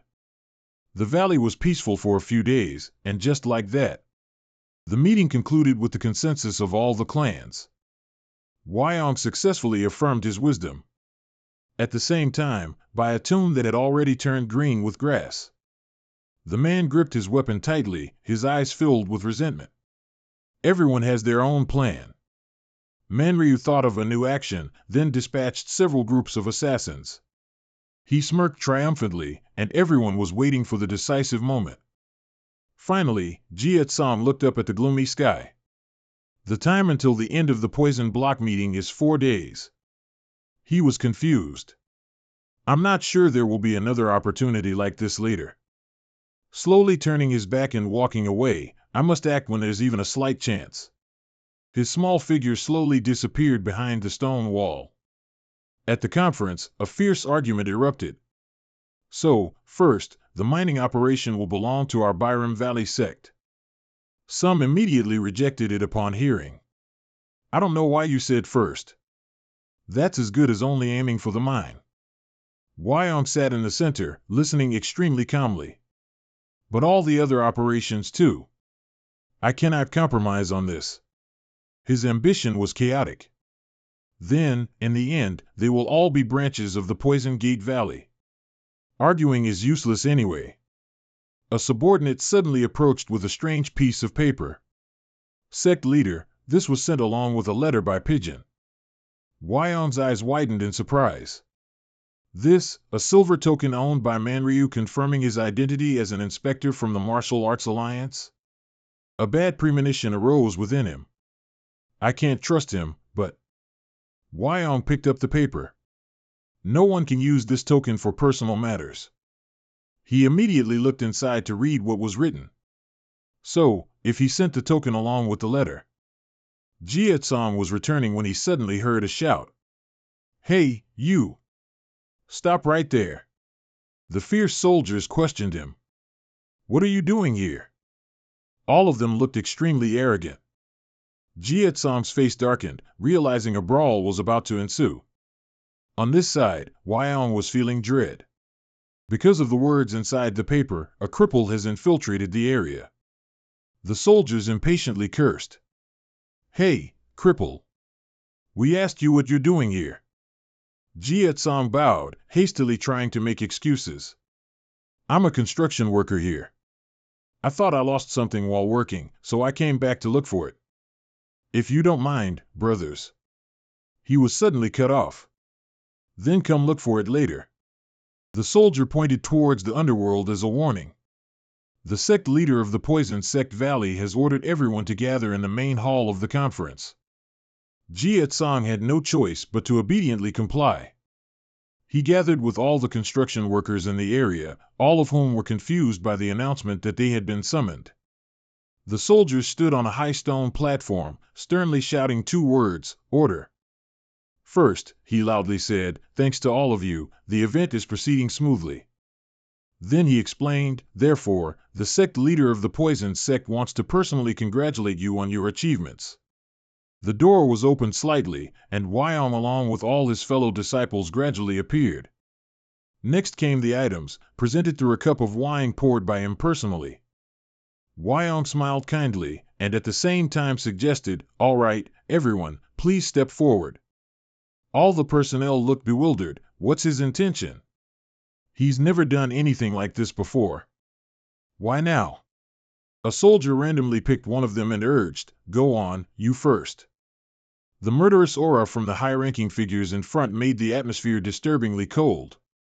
Wyong saw the personnel hesitating, so he gently reassured them, no need to be afraid. As if emboldened, he slowly stepped forward and took the bowl from Wyong's hand. In response to the question, how is the sect leader doing, the personnel gulped it down. His eyes immediately widened. The praise, it's delicious, certainly rang out, making everyone feel as if a heavy burden had been lifted from their hearts, breathing a sigh of relief. Jie-tsang, however, was extremely worried. This situation, a strange exaggeration, surely had a deeper reason behind the action. Suddenly, an idea sparked in his mind. Jie-tsang speculated, to drink that cup of wine, one must walk to where Wyong is standing. By making each person take about 20 steps, they'll be able to tell. He looked down at his feet. Is that person lame? The call echoed again, next. Jie-tsang pursed his lips nervously. I've fallen into a trap. Do they know I'm here? You're next. He gradually fell into a state of panic. Everyone would be staring at the person stepping forward, and even if he tried to act normal, there was no way to deceive all the scrutinizing masters. While Jie-tsang was wondering, what do I do now, a louder command suddenly came, and then it was. The soldier pointed directly at the boy. Hey, it's your turn. Jie-tsang was momentarily stunned. He restlessly looked up at the gray sky. The rain had not yet fallen. The guard yelled loudly, hey, hurry up. Jie-tsang followed the order. Are you deaf? His heart suddenly became resolute. He couldn't run or buy more time. In that case. The soldier looked annoyed and quickly drew the saber tucked behind his back. I told you to come up here. Wyong was startled to see the small figure approaching. Wait. His expression shifted from surprise to a mix of emotions. Jie-tsang approached boldly. First, let's start with this. Wyong stopped the guard who wanted to fight. Let him go. Everyone turned their attention to the figure in front. Jie-tsang faced Wyong bravely, without any worry. He glared and whispered, it must be you, the one who has always coveted the poison block. Jie Tsong said nonchalantly, "So, it's you, the mastermind who has been controlling the poison blocking Yunam all this time." Hui Ji gritted his teeth. What an arrogant bastard! Sneaking into the poison block like a rat, and now acting superior? What do you want to do? Jie Tsong didn't hesitate to reveal his plan: massacre everyone, and you too. Hui Ji was stunned by the words he had just heard. The fellow disciples behind him were speechless. He suddenly burst out laughing like a madman again. Did you all hear that? He said he came to slaughter everyone. While Hui Ji was complacent, then. Jie Tsong had already pulled out the knife he prepared earlier. Why don't you try it? Suddenly something flashed past. Jie Tsong was pushed down by a force, lost his balance and fell forward. The soldiers gathered, roaring furiously. Did you think we would let you offend the sect leader? Jie who also wanted to join in. This bastard. But Hui Ji stopped him. Wait. He calmly requested, observe him first. Jie Tsong faced a squad of soldiers and some curses. Die. He successfully avoided the first blow. At the same time, he seized the opportunity to counterattack with poison needles. The guard took the full brunt of the attack. As he fell, an ally charged forward. Jie Tsong moved swiftly and agilely. He aimed for the weak points on the human body. Then he frantically slashed repeatedly, and hot, fresh blood gushed from the wounds, splattering everywhere. The remaining guards watched, filled with endless fear. This guy. They subconsciously retreated when they saw Jie Tsong approaching. Just then, a man actively offered, "Sect leader. I cannot tolerate his arrogance any longer." In his hand, he carried a large, round object. "Since it's come to this, I ask permission to strike first." Siyu Nu tossed the treasure into the air. Mu channeled all his strength into his arm. Using the King Q Truong technique to counterattack, he clearly made Jie Tsong falter. His face was filled with excitement. King Q Truong is a secret technique using acid from the Black Plague sect. Just a slight hit, and your skin will slowly melt away. Jie Tsong subtly glanced at the nearest corpse, then quickly grabbed the corpse's clothing. This immediately surprised him. Jie Tsong used the body as a shield, enduring all damage. His eyes were filled with resentment. He mercilessly discarded the corpse and continued to attack. Mu was immediately bewildered by the sudden situation. But he quickly regained his composure. It's useless. Jie Tsong was painfully pushed down.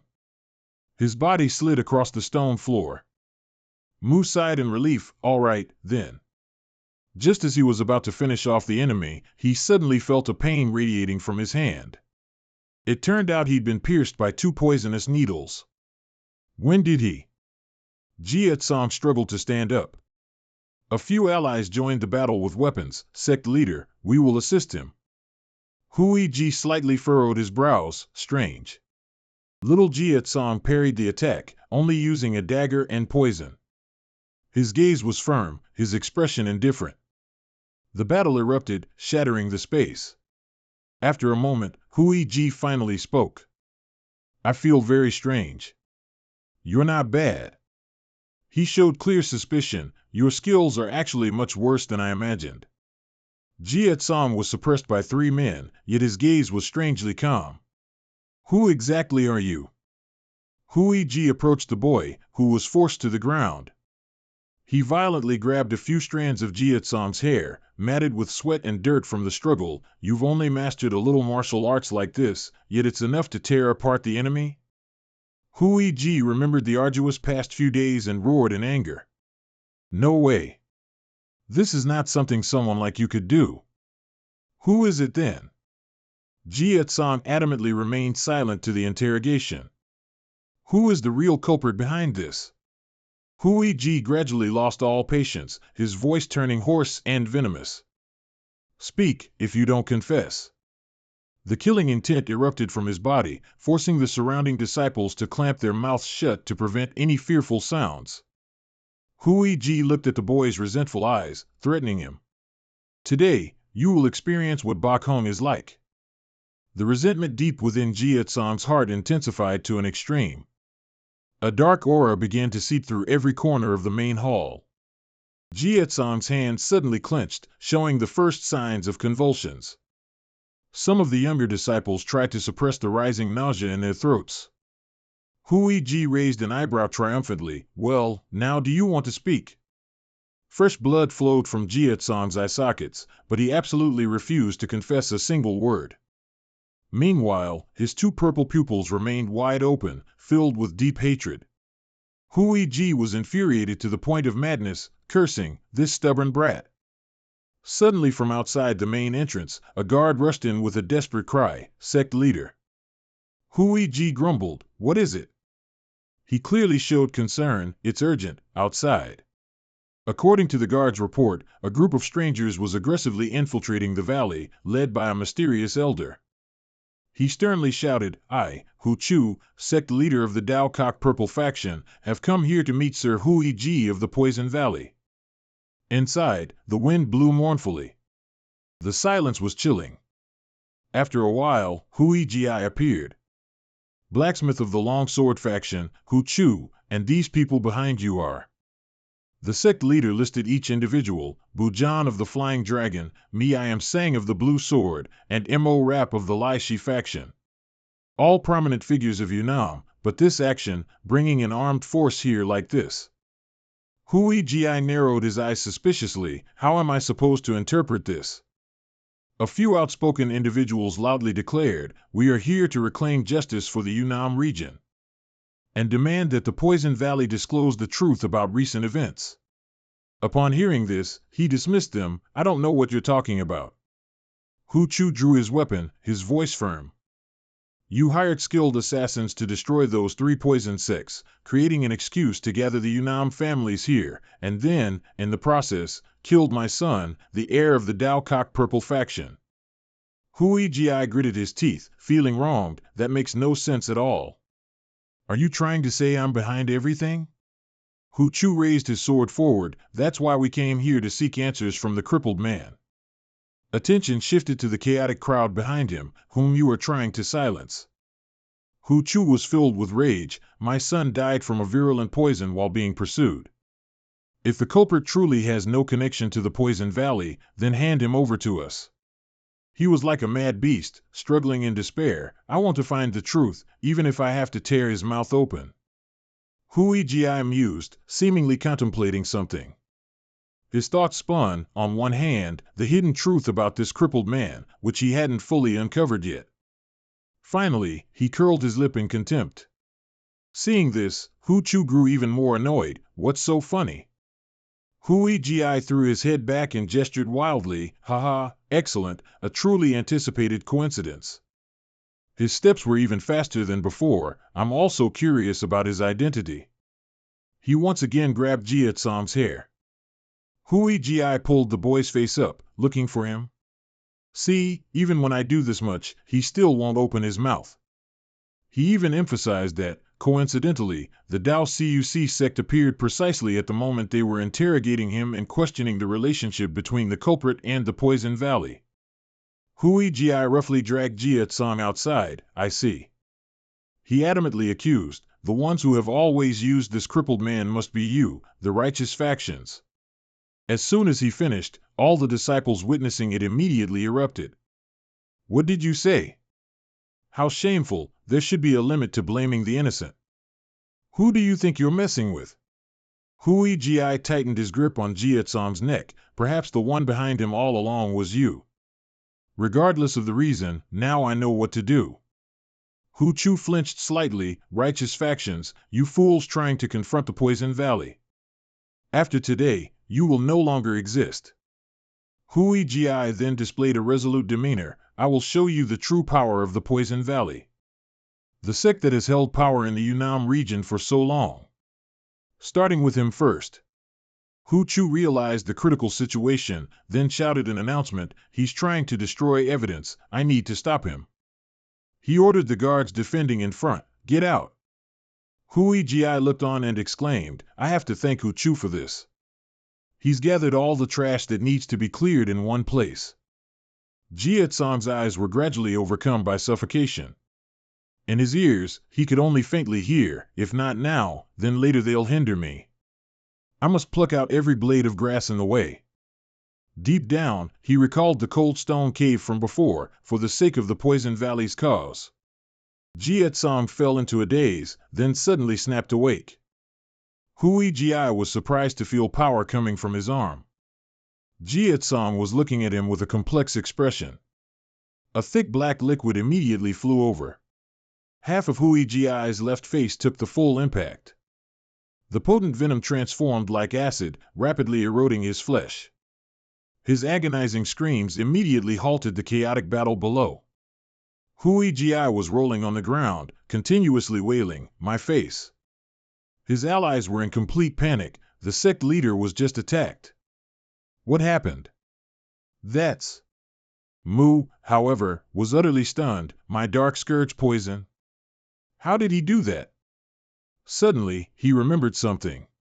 Just now, when Jietsong actively attacked, Mu had used a repulsive force to push him away. At the same time, he also got hit by the venomous needle. Don't tell me. He hid it in his mouth back then? He was astonished, and the reason he refused to open his mouth was because Jietsong wiped away the fluid. Only then did he speak. "I escaped from the mine you collapsed." He recalled his small, bloodied hands, calloused from holding tools for too long. Two feelings of helplessness, unsure if he could escape this dark hell. Jietsong growled at the panting Hui Ji. "Do you want to know?" The young man turned his head, looking towards the stone-piled graves behind him. "What's behind me?" His eyes, once filled with pain, gradually turned to hatred. Bujan quickly ordered, "We must seize this opportunity while Hui Ji is down." Both sides plunged into a historic battle with shouts echoing, "Attack! Save the sect leader! Stop him!" While Jietsong continued, "Do you want to know who I am?" In the sky, the rain began to pour down. Slowly, he took a deep breath to gather courage. Then he revealed everything. "I am Jietsong Jin, a descendant of the 100 Flowers Valley from the Sorrowful Heart sect." He clenched his fist in rage. "I am here to seek revenge." His mouth opened wide, "On behalf of the 100 Flowers Valley from the Sorrowful Heart sect and the other medicinal families of the Yunnan region." Hui Ji was stunned, momentarily forgetting the burning pain on his face. Hu Chu was equally dumbfounded. Several allies were speechless, their bodies feeling as if they were falling into an abyss. Jietsong glared, announcing, "I won't let any of you live. Not a single one will escape." The vast sky was tinged with a dark, gloomy gray. Above a tall rooftop not far from the battle, a woman's voice echoed, "Why aren't you acting, sir?" She wondered, such a small-scale battle, you could easily put an end to it. Man leisurely said, "I've put so much effort into staging this play. It would be a waste not to watch." He even reassured the assassin, "Don't worry, everything will go according to plan." She hesitated for a moment, then decided to press, "Is that young man also part of your plan, sir?" "Of course." The man suddenly narrowed his eyes and smiled cruelly, "Everything is going exactly as I planned." The assassin whispered a few words, "100 Flowers Valley of the Sorrowful Heart sect. Jietsong Jin." Meanwhile, down below, Hu Chu was confused. Medicinal herbs. He seemed not to have processed the information he just heard. Isn't it the Poison Sect Valley? Red bloodshot lines appeared in the corners of his eyes, having not slept soundly for days. Then why Sanjin? A surge of killing intent erupted from Jietsong's body like a serious warning, "Do not go up the steps." He coldly emphasized, "They are my prey. You will also die if you approach." Hu Chu's mind reeled. This scent is truly wicked, not something an ordinary person would possess. It seems he's genuinely consumed by his own revenge. Just as he was drowning in despair, a comrade's voice echoed from behind, "Calm down, they've lost their leader, this is our chance." Hu Chu slowly awakened, ambition surging within him. Sparked through every nerve in the brain, if he can overcome them, Yunnan will be on our side. His face was unconsciously dazed. What? Looking up at the sky and the corpses scattered at his feet, Hu Chu wondered if his main purpose for coming here was for his son or for a vain ambition. Above, all the figures from the poisonous valley revealed looks of horror. Hui struggled to crawl and drag himself, with John behind him, in a frenzy. I don't know which of you works with the medical sect. He spat out each word, but I will kill everyone present here. If anyone is not involved, leave now. Gahu and a few others, upon hearing this, immediately cursed angrily. Are you crazy? Do you think we'll retreat just because of that? For someone from the medical sect, you're being too greedy. A few beads of sweat trickled down John's face, so it's clear now. His whole body was burning hot, his rage erupting to its peak. Now I will punish you all. He made his first move with a high leap. The enemy calmly raised 2 maces, adding curses, you ignorant brat. He was none other than the leader of the Iron Bamboo sect. Trong, know your place. Horrifying power crashed down, shattering the stone floor of the main hall, but John was nowhere to be seen. A chilling sensation ran down his spine. Trong felt an extremely terrifying presence approaching. John gripped his head tightly, his other arm wrapped stiffly around his neck. Performing a crushing move that shattered his vertebrae, the young man successfully killed the enemy. Next, it was the turn of the leader of the poisonous snake sect, named Hang, to attack. I will help you, fellow disciple Trong. John loosened his arm, directly facing the old man. Release him. He suddenly leaned back on the floor, using the strength from his feet to pull back, while simultaneously throwing a dart. Hang was equipped with extremely sturdy wolf claws, able to dodge the initial attack. The old man saw John escaping, and hastily pursued him. Where do you think you're going to run? The young man moved quickly, leaping over bookshelves, and suddenly sprayed deadly poison. Just then, Hang rushed forward. An attack like this can't. As he uttered the words, touch me, the old man also cut John's hidden weapon. A dart shot out, grazing Hang's arm, causing it to quickly become paralyzed. The old man slowly collapsed, but of course, it wasn't over. John noticed a flash of strange power from behind. He immediately dodged the move, while simultaneously increasing his speed more skillfully. In front of him appeared countless beetle-like insects, but significantly paler in color. The group who had witnessed everything from the start was panicking. If we keep fighting his way, we'll lose. They decided to form a team. I must put aside honor and deal with him all at once. Understood. John took out more small poison needles. Without hesitation, he charged into the crowd of villains. The outcome of the life and death battle was still unpredictable. Next to him, worriedly asked Han, sect leader. Are you all right? He clutched his cracked face, uncomfortably wondering what happened to him. Mungu calmly assessed the situation. He is trying his best to resist, but John just killed one person with a fatal blow. But the valley's forces are unbelievably numerous. Fighting that many people alone is a bit much. The enemy's sudden attack injured John. It's only a matter of time until he falls. Mungu sighed. Did he come here alone just for revenge? It would have been better if he came with his sect, right?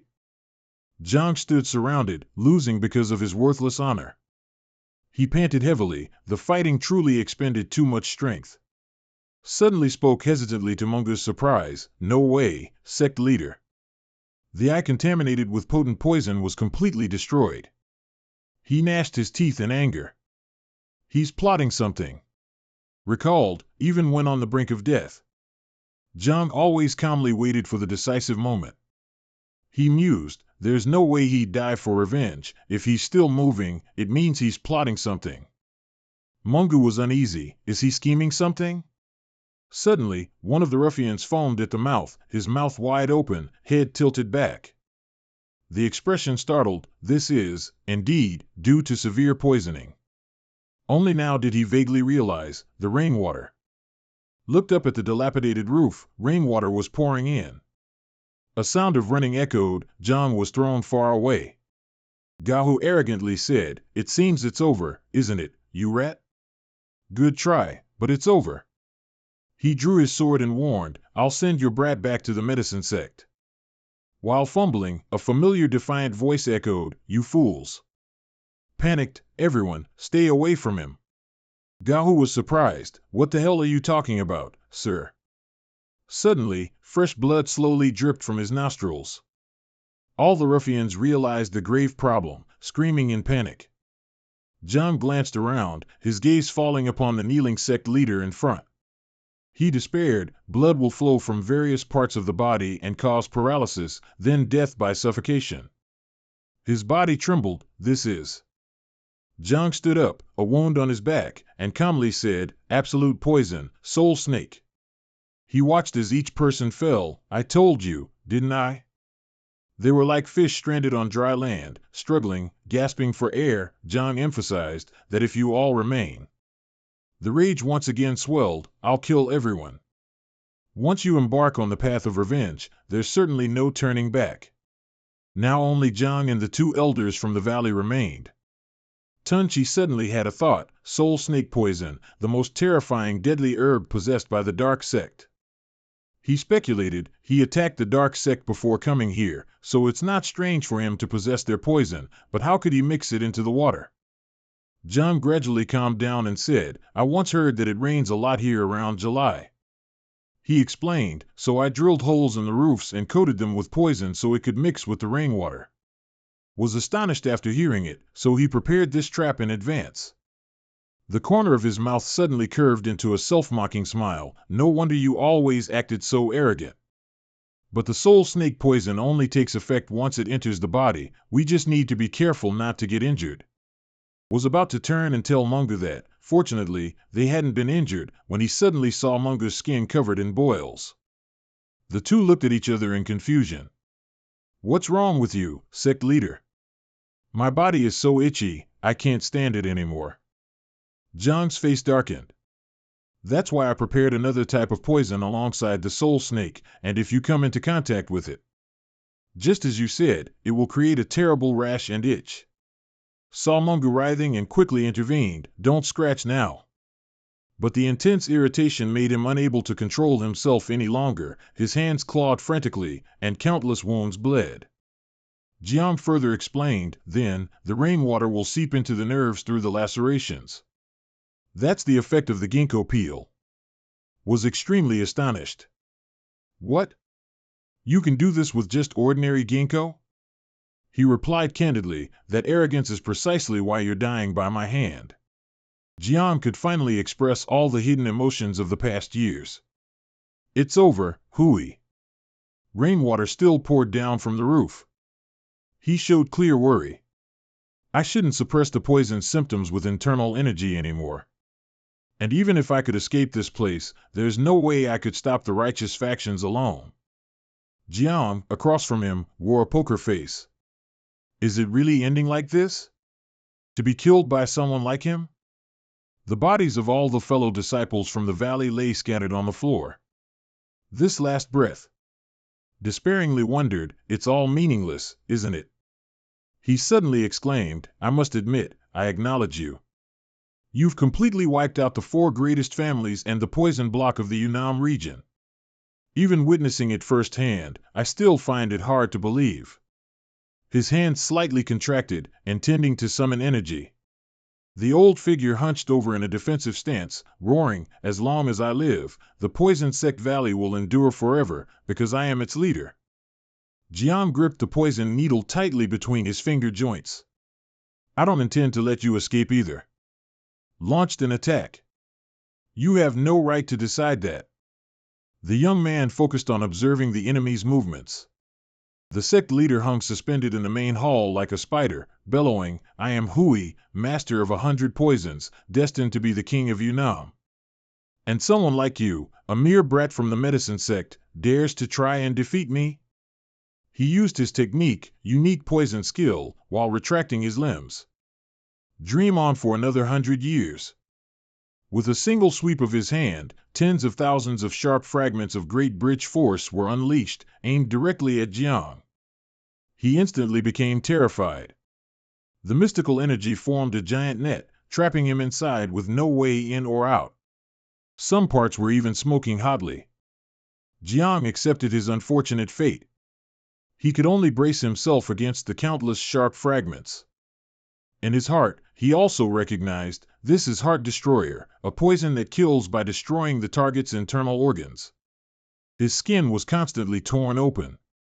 Lung Dissolver, which suffocates targets by dissolving their lungs. And finally, Brain Liquefier. Seeing Jiang spitting blood, he quickly seized the opportunity. I will use all my poisons in this attack. He cursed wildly, go away, you fool. Let your weak body melt in my poison, and enjoy the most painful death.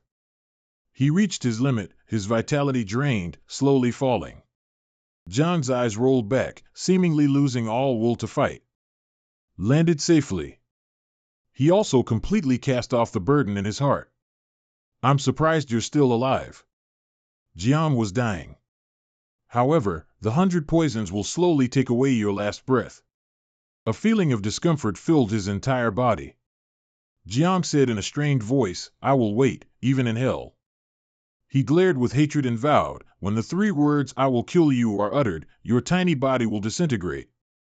Jiang, unresigned, fainted at the stubborn bastard's sarcasm. He clutched his aching stomach. I need to leave here quickly. I must hide temporarily and wait until the time is ripe. But before that, looking at Jiang exhausted on the ground, he raised his arm. I don't think I'll let you have a chance to survive. Just as he thought he had successfully executed the criminal, taking his last breath, suddenly from behind, a gigantic figure appeared. In a blink of an eye, a chaotic battle was taking place outside. Suddenly the main door crashed down, and a dark figure flew out from the main hall. Everyone was bewildered, staring in unison. That body fell and rolled several times in the pouring rain. A soft groan echoed, almost everyone present knew. The loser was none other than Hui. He angrily shouted. Hu Chu was dazed. Suddenly, he heard a familiar voice, don't you understand yet? Neatly dressed, with a trimmed black beard, I wonder if you know how to read the situation. Trembling, or are you just too stupid? He looked startled, don't tell me, it's you? The one behind everything, and who killed? Hu Chu seemed unable to stand firm any longer. The scoundrel who used the righteous path to attack the poison sect. Of course, it's none other than Manhua. Filled with rage, you bastard, what grudge do you have against the poison sect to do this? Aren't you satisfied with annihilating my clan? Manhua replied calmly, a grudge? Of course, I do. Didn't you take what I desperately wanted? Was about to curse, what the hell, when he was suddenly interrupted by the old man, I'm talking about that crippled man. Manhua emphasized, he's the one who made my eyes and legs like this. 8 years ago, under your orders, we buried him alive in the mine. At the questioning, do you still remember what happened? Was extremely confused, the mine? Don't tell me. He suddenly yelled, impossible, that makes no sense, meaning he. Manhua sighed irritably and replied, just as you guessed. He coldly explained, in his heart, he has been driven by revenge more than 1,000, 10,000 times.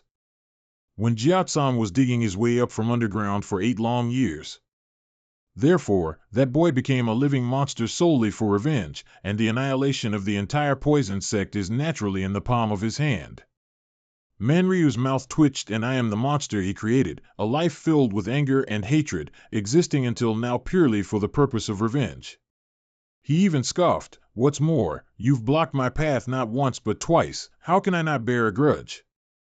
Upon hearing this, Kui Dong's body trembled violently, insane, destroying the entire poison sect just for that reason?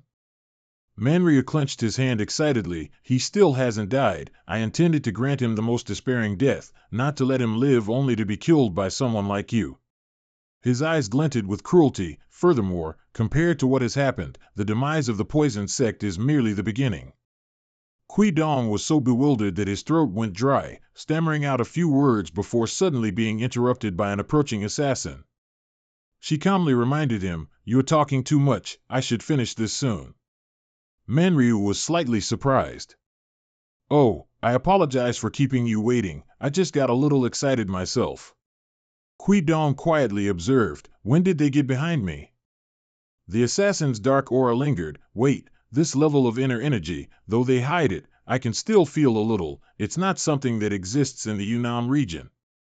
Kui Dong realized, that's right, even if Man Ryu went crazy, he couldn't do everything himself without permission. He then asked, are they the ones who were behind him all along? The assassin seemed quite annoyed by the request. State your identity? Do I need to do that? Kui Dong shouted imperiously, you are standing before the sect leader of the poison sect. State your identity now. The assassin was silent for a long time, finally unleashing a power even more overwhelming than the old man's. Even wondering, is the first master of Yunnan only this much?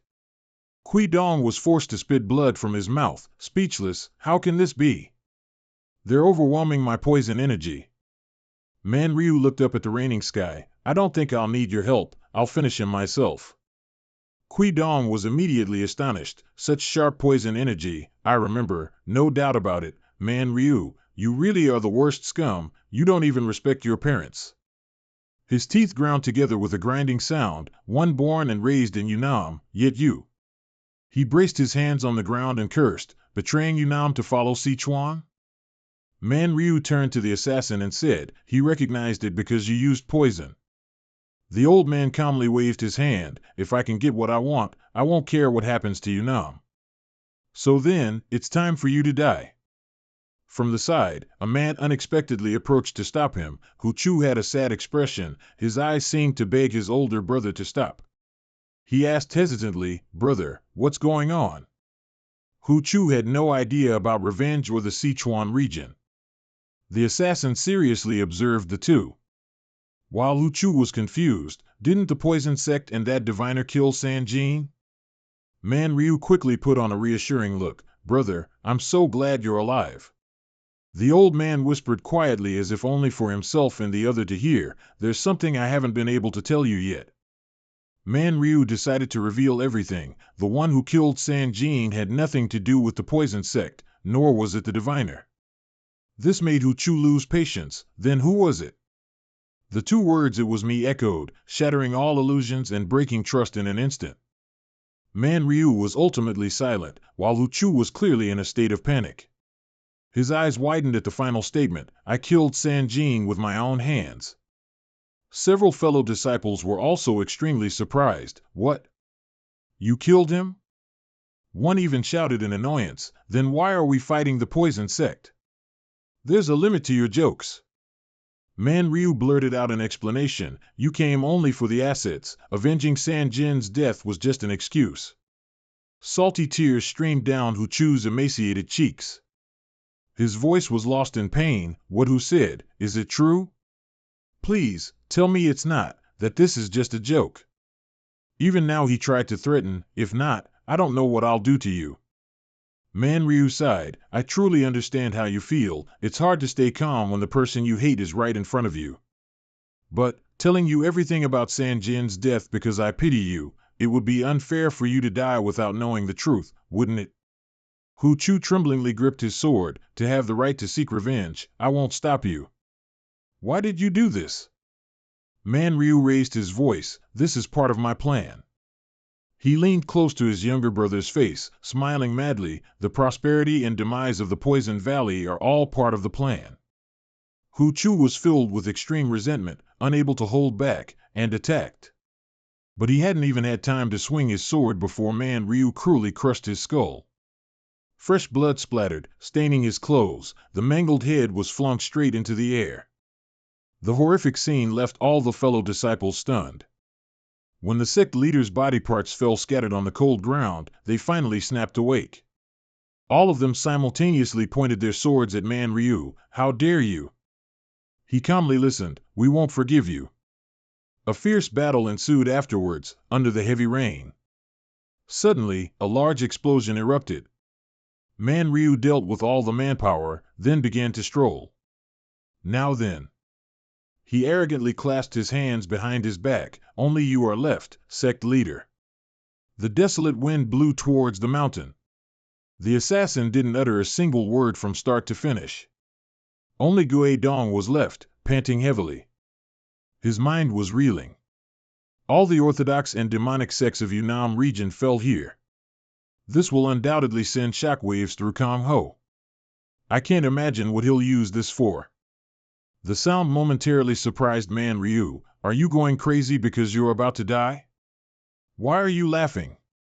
Gue Dong felt as if he had fallen into the depths of despair. I can't believe this is how the demonic sect valley perishes. How despicable and shameful. You crazy bastard. Man Ryu unceremoniously stepped on the sect leader's head. He chuckled, just realizing it now. Are you? The chaos is finally over. The assassin turned her back and announced, everything has been confirmed. I'm leaving. Man Ryu smiled with satisfaction. Very good. Report it well to the higher-ups. She paused slightly at the next sentence. I will also report to the Flower Emperor's castle. The reply surprised Man Ryu. I'm sure Advisor Meng wouldn't do anything as insane as leaving behind a dangerous seed, right? Glancing towards the main hall, Man Ryu concluded, you don't need to worry about that. I'll take care of it myself. The assassin nodded slightly, then vanished in the blink of an eye. Man Ryu wondered, a dangerous seed? He stepped up the stairs. Only those who are still burdened by life fear such things. Standing before the small, frail body, I haven't been burdened by anything for 8 years. Man Ryu sighed softly, it's been long enough. He gazed intently at Jia Kang's facial features. I've always waited. You are currently still between life and death, all because of you. Man Ryu muttered to himself, you've come this far. He said, 8 years ago, you were just an ordinary child. After digging your way out of that wretched cave, you successfully avenged the 4 great sects, the masterminds behind the downfall of medical arts. He praised him without reservation. You completed a mission that seemed impossible for an ordinary person. I feel very proud. He was silent for a moment as if pondering. Man Ryu continued, how was it for 8 years underground? Were you living well? While you were there, I visited many areas. This world is a very vast and strange place. He pulled out another sharp piece of metal. I wanted to drink and discuss with you everything that happened over the past 8 years, but I'm also very sad that it's impossible. Then he violently aimed directly at Jia Kang's head and stabbed down. The sharp point frantically poked into his brain. I'm sure you're feeling it too, aren't you? That the demonic block still left something behind. Man Ryu grabbed a few of Jia Kang's matted strands of hair. Revenge isn't over yet, and to complete it, you must become stronger. The technique he used was called Meridian Unblocking Art. A burning sensation from his brain spread throughout his body, causing convulsions. Jia Kang screamed but remained unconscious. Currently, your meridians are locked by the fire-cleansing medicine, plus the poison from the 5-colored kill, and with the minor meridians I unblocked in the past, you can only store a small amount of internal energy. Man Ryu tightened his arm. What I'm doing is unblocking meridians and forcefully injecting energy to open the locked organs. He tried to concentrate. Meridians locked for 8 long years. Even with my power, I can only open half of them. The effect will surely be significant. About 10 minutes later, the lingering aura around the main hall finally dissipated. Man Ryu pushed Jia Kang back to his original spot. This is my gift to you. He wiped the drool from his mouth caused by overexertion and instructed, grow stronger to achieve your goal, be tenacious, use all your strength. He strode away from there, and once you've climbed to the top, the one who pushed you down. Man Ryu laughed triumphantly, it will be me, ha ha ha. His laughter echoed throughout the valley, tinged with sorrow. Man Ryu shouted as if to remind that little boy, don't die, until that day. Since the chaotic battle ended, no one at the Poison Faction Conference survived. The death of Kui Dong, the first master of the Yunnan region, and many other disciples from the valley, along with martial artists from several righteous sects, created a huge commotion in Kangho. And the name of the person responsible for this commotion spread far and wide. Just as he arrived back at the mansion, the supervisor roared, I entrusted you with this mission because you're from the Yunnan region. Advisor Sim Ha of the Ministry of Justice was grumbling, even though on the surface, it just looks like a conflict between the Poison Faction and the righteous sects. There are many rumors that the one stirring up everything is the killer of prophecy. They say even a small mistake can lead to big trouble, and this is exactly that kind of situation, because you couldn't even catch a single trivial fellow. He was extremely agitated. You're supposed to be responsible for the Yunnan region. Don't you know how the other branches will mock me for handling this matter so carelessly? Man Ryu patiently reassured him, calm down, advisor. We haven't gained nothing from this. Simha firmly argued back, but you failed to catch the killer. He spoke casually. To be precise, I let him go. Because it would be even more perfect if he were a living trap. As the argument grew heated, what nonsense is this, ha ha. Still don't understand, do you? It was quickly interrupted. That's enough, both of you. Lai Deng, sitting right in the middle of the tea table, spoke blandly. Perhaps I've overestimated Advisor Mang. He received further agreement from Simha. You're right. He looked quite displeased. I couldn't have anticipated what this person would do. Why does the Lord trust Advisor Mang? He sighed, but what's done is done and cannot be undone. Lai Deng could only helplessly suggest, Advisor, you can go back and think about how to avoid being ridiculed by rival branches, which completely confused Simha. Watching his sluggish figure walk away, Man Ryu wondered, I still don't understand why you keep someone like him by your side, and even gave him the title of advisor. Lai Deng struggled to stand up, answering coldly, he is merely a tool of mine, so that I can understand the perspective of ordinary people. Slow footsteps approached. He slightly curled his lips into a smile and said, well done. I will reward you. Man Ryu was slightly surprised. Are you sure? As Advisor Sim said, the rival branches are always trying to humiliate you over this. And the Lord's influence over this region will surely decrease. Lai Deng seemed quite calm. I don't think such a thing could happen to me. Man Ryu praised admiringly, so the Lord understands the big picture. You have good foresight. I said I'd give you a gift, didn't I?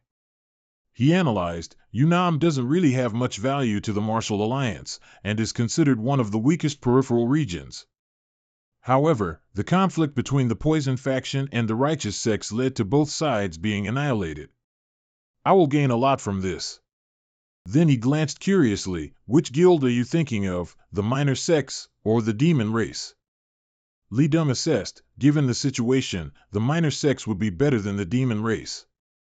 Man Ryu laughed aloud upon hearing this, how unfortunate for those sections. Their fate was sealed by a single decision from the Lord, blamed for everything despite being an outsider. Ha ha. The two proceeded to make a deal. To begin, I will need to find a sacrifice. The Lord may choose freely. Li Deng remained silent for a long time. He was very hesitant. Would choosing one of the 3 divine dragons and 4 great birds be acceptable? Man Ryu subconsciously recalled, they belong to the 7 largest martial arts families in Kanho today, descendants trained with many elixirs and secret techniques.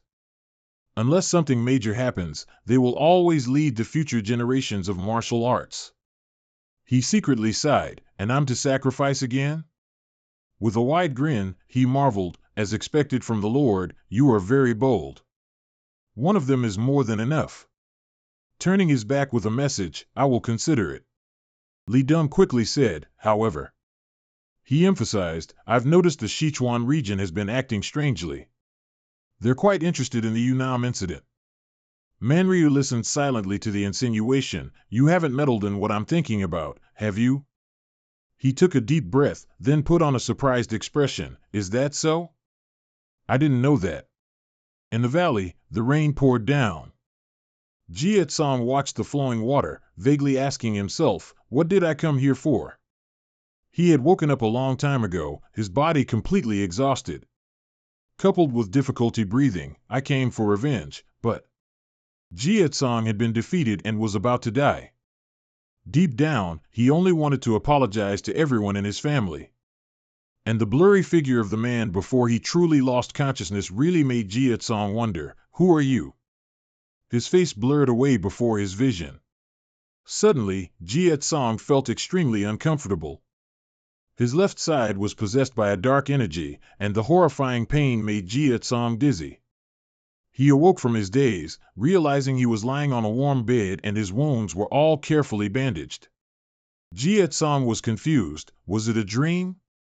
He was suddenly surprised. He looked around. Where is this place? Just then, a familiar voice echoed from outside the door. Awake already? Song Du carried a basin of warm water, looking concerned. What a relief. You've been asleep for 4 days. I thought you were dead. Jiet Song weakly asked, Why am I here? He quickly replied, I heard about the terrible accident at the Poison Sect conference.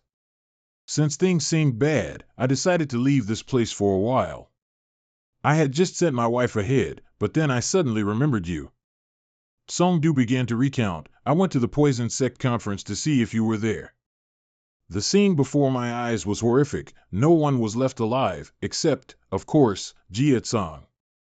Song Du gently put down the basin of water. You were barely clinging to life, so I brought you back.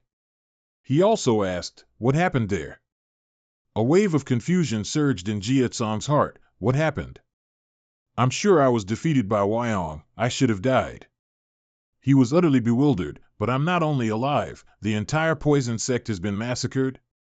And everyone there is dead? That man with the blurry face, who was he?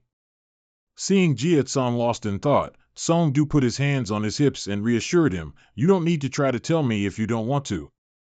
I've thought about it myself. It might be related to the consequences you mentioned before. Then he walked away, instructing, I'll find a physician for you in the next village. I'll try to treat you a bit, but I can't guarantee a full recovery. Jiet Song tried to stop him. Don't, I shouldn't bother you anymore. But Song Du was extremely firm. It's fine. He offered a gentle smile of reassurance. Don't try to bear everything alone. Try to lean on others in times like these. You're still young.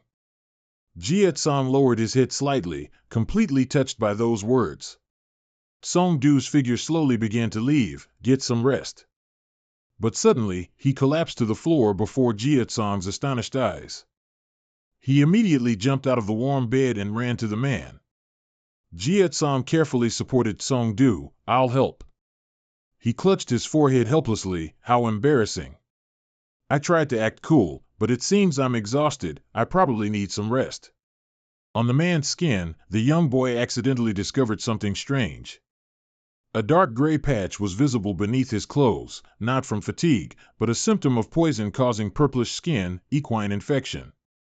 Jiet Song recalled, it was a symptom of a type of poison from dead horse blood or their waste. It would cause terrifying skin infections, eventually invading the internal organs of the exposed individual and killing them. He showed his dismay. Why is there equine poison on him? Song Du started to show symptoms of shortness of breath. You're the patient, yet I'm the one being helped. Never mind, just rest. Connecting the events, Jiet Song finally realized, don't tell me. In the sun-drenched room, Song Du lay on the bed with his eyes shut tight, his face gradually contorting from the onslaught of pain. Jiet Song sat vigil by his side, thoughts running through his mind. When he brought me here, he reasoned, perhaps I'm still covered in various poisons from Wyong's attack, and the remaining fluid on my body might have transferred to Mr. Kong. His teeth clenched unconsciously. Is someone else going to die because of me? Jiet Song didn't want to hesitate for another moment. He stood up with great determination. I'll save him, no matter the cost. I won't let the pain from past mistakes reappear. I'm different from the helpless person I was in the past. A large plume of smoke rose in the forest. Jiet Song carried his tools. I've burned everything in the house that could be contaminated. The only thing left to do now is find the antidote. He examined the pile of freshly picked ingredients. I need to collect many different kinds of herbs, and fortunately, most of what I need is easily found on this nearby mountain. But deep down, he was still a little worried. The most important thing to find is the purple gold herb. I can't cure the equine poison without it, but first, I need to get some high-quality pills from a reputable apothecary. Walking a bit further, Jiet Song noticed that the mansion ahead looked quite similar to the place he needed to go. Suddenly, a chilling sensation ran down his spine. Because Jiet Song sensed that this place was filled with dark, ominous energy. His steps slowed. Ominous energy comes in many types and forms.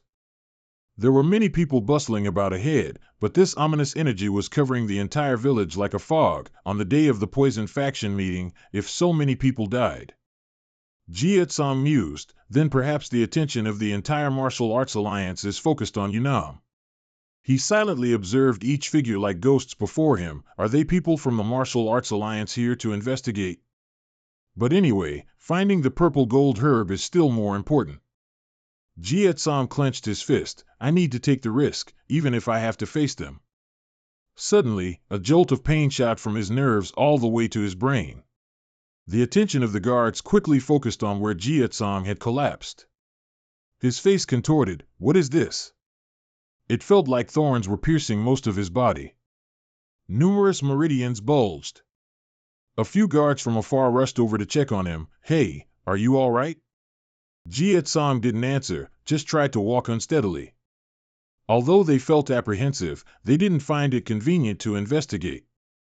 Sweat beaded on Jia Tsang's face. Has something in my body changed since the battle with the poison faction? The internal energy kept moving aggressively without control. I couldn't restrain myself anymore.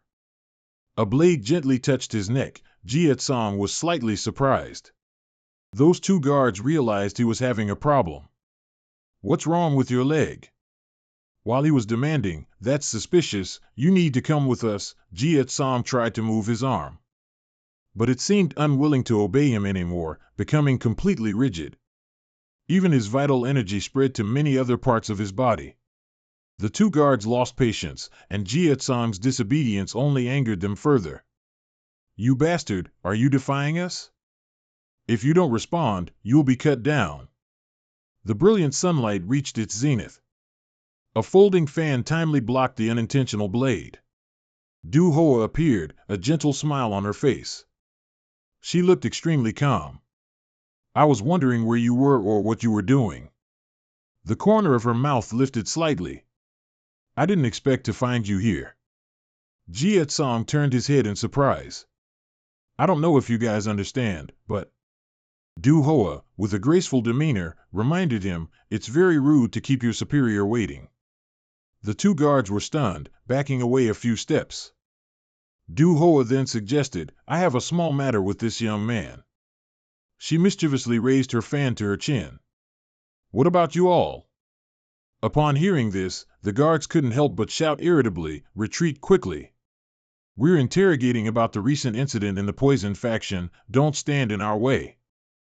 Du Hoa showed a bored expression. Recent incident in the poison faction, you say? I'm quite interested in that myself, so I have no other choice. In just a blink of an eye, amidst the hazy smoke, the two guards were stunned. Du Hoa cast a flirtatious glance, smiling suggestively. Why don't you all take a little rest? Jia Tsang witnessed everything, his eyes wide with surprise. The guards seemed to have all their vitality drained, their heads tilted back, foaming at the mouth. Finally, they collapsed lifelessly to the ground. Du Hoa happily said, they'll wake up in 2 hours. As for Jia Tsang, he still stood motionless, bewildered. My eyes couldn't follow that movement, she's a master. Excitedly opening and fanning her folding fan, Du Hoa pressed, and about this young man, will you come with me? Jia Tsang's mind fell into chaos. Perhaps I can't escape her, there's no other way but to follow her for now, but who is this person? The tavern was located in the heart of the commercial center, often bustling with transient guests. No wonder Du Hoa chose this place for their discussion, perhaps partly because she liked the lively atmosphere. A steaming hot cup of tea was neatly placed on the table. Drink. As Jia Tsang was about to pick up the cup, with just that simple action, Du Hoa immediately understood the problem. Hardened meridians, constant spasms in the spinal joints, poor blood circulation leading to a stagnant feeling. Du Hoa frowned slightly. You can't control your internal energy just because of a small trace of my vital energy? I never imagined someone like you could kill Wyong, and furthermore, destroy everyone present at the poison faction meeting that day. Jia Tsang immediately questioned, did you come to avenge them? She suddenly chuckled and replied, not at all, Wyong deserved to die. She hastily added, but I'm quite interested in that incident. Jietsong hesitated slightly. I fell after losing to Wyong, and I don't know what happened next. The two exchanged some information. So, you mean you're not the one who did it? That's right. Du Hoa sat upright, quickly getting to the main point. Whatever. So, have you ever heard of someone nicknamed the Ferocious Poison King? She said softly. He's the one believed to have caused all the trouble in Yunnan and has been gaining attention from the entire Kangho region lately. It seems they gave the culprit that nickname because of the brutal way that person used poison. Du Hoa smiled. Yes, I'm talking about you, young man, and many people are rumored to believe you're an assassin nurtured by minor factions. Because they think only they could devise such schemes to take over the Yunnan region. Jia Tsang vehemently shook his head in denial. I have nothing to do with minor factions. I know. Du Ho's words surprised him, because I don't recall nurturing you. She must be from one of the minor factions then. A frustrated expression gradually appeared in the eyes of the sect leader, but people only believe what they want to believe. And wouldn't it be very unfair to us if the minor factions were blamed for what happened to you? Du Ho lowered her tone. Two solutions. We could take in the assassin to make the rumor true, or ensure we're not blamed for any more incidents. Second, eliminate the source of the problem. Jia Tsang remained silent. His lingering anxiety surged, and he now frankly replied, what you just said isn't right. Jia Tsang asserted, people will ignore things that are truly unbelievable. Do you think they'll follow such rumors just because of what the minor factions have done? Du Ho's curiosity was piqued. What's your grudge against these families? He suddenly became serious. I heard that minor factions exploit the world for their own benefit, turning regions into chaotic places, and are despised by many. Du Hoa crossed her arms. But do you think the righteous sects, those who despise the minor factions, truly act according to their conscience and the laws of this world with good intentions? Jia Tsang was immediately speechless. She continued to explain, Solin Temple is often called the Great Pillar of Kangho, managed by a group of devils. If you judge the world only by what you hear with a biased attitude, instead of experiencing it yourself, and conclude, you'll never see the truth. Du Hoa was like a teacher facing her young student.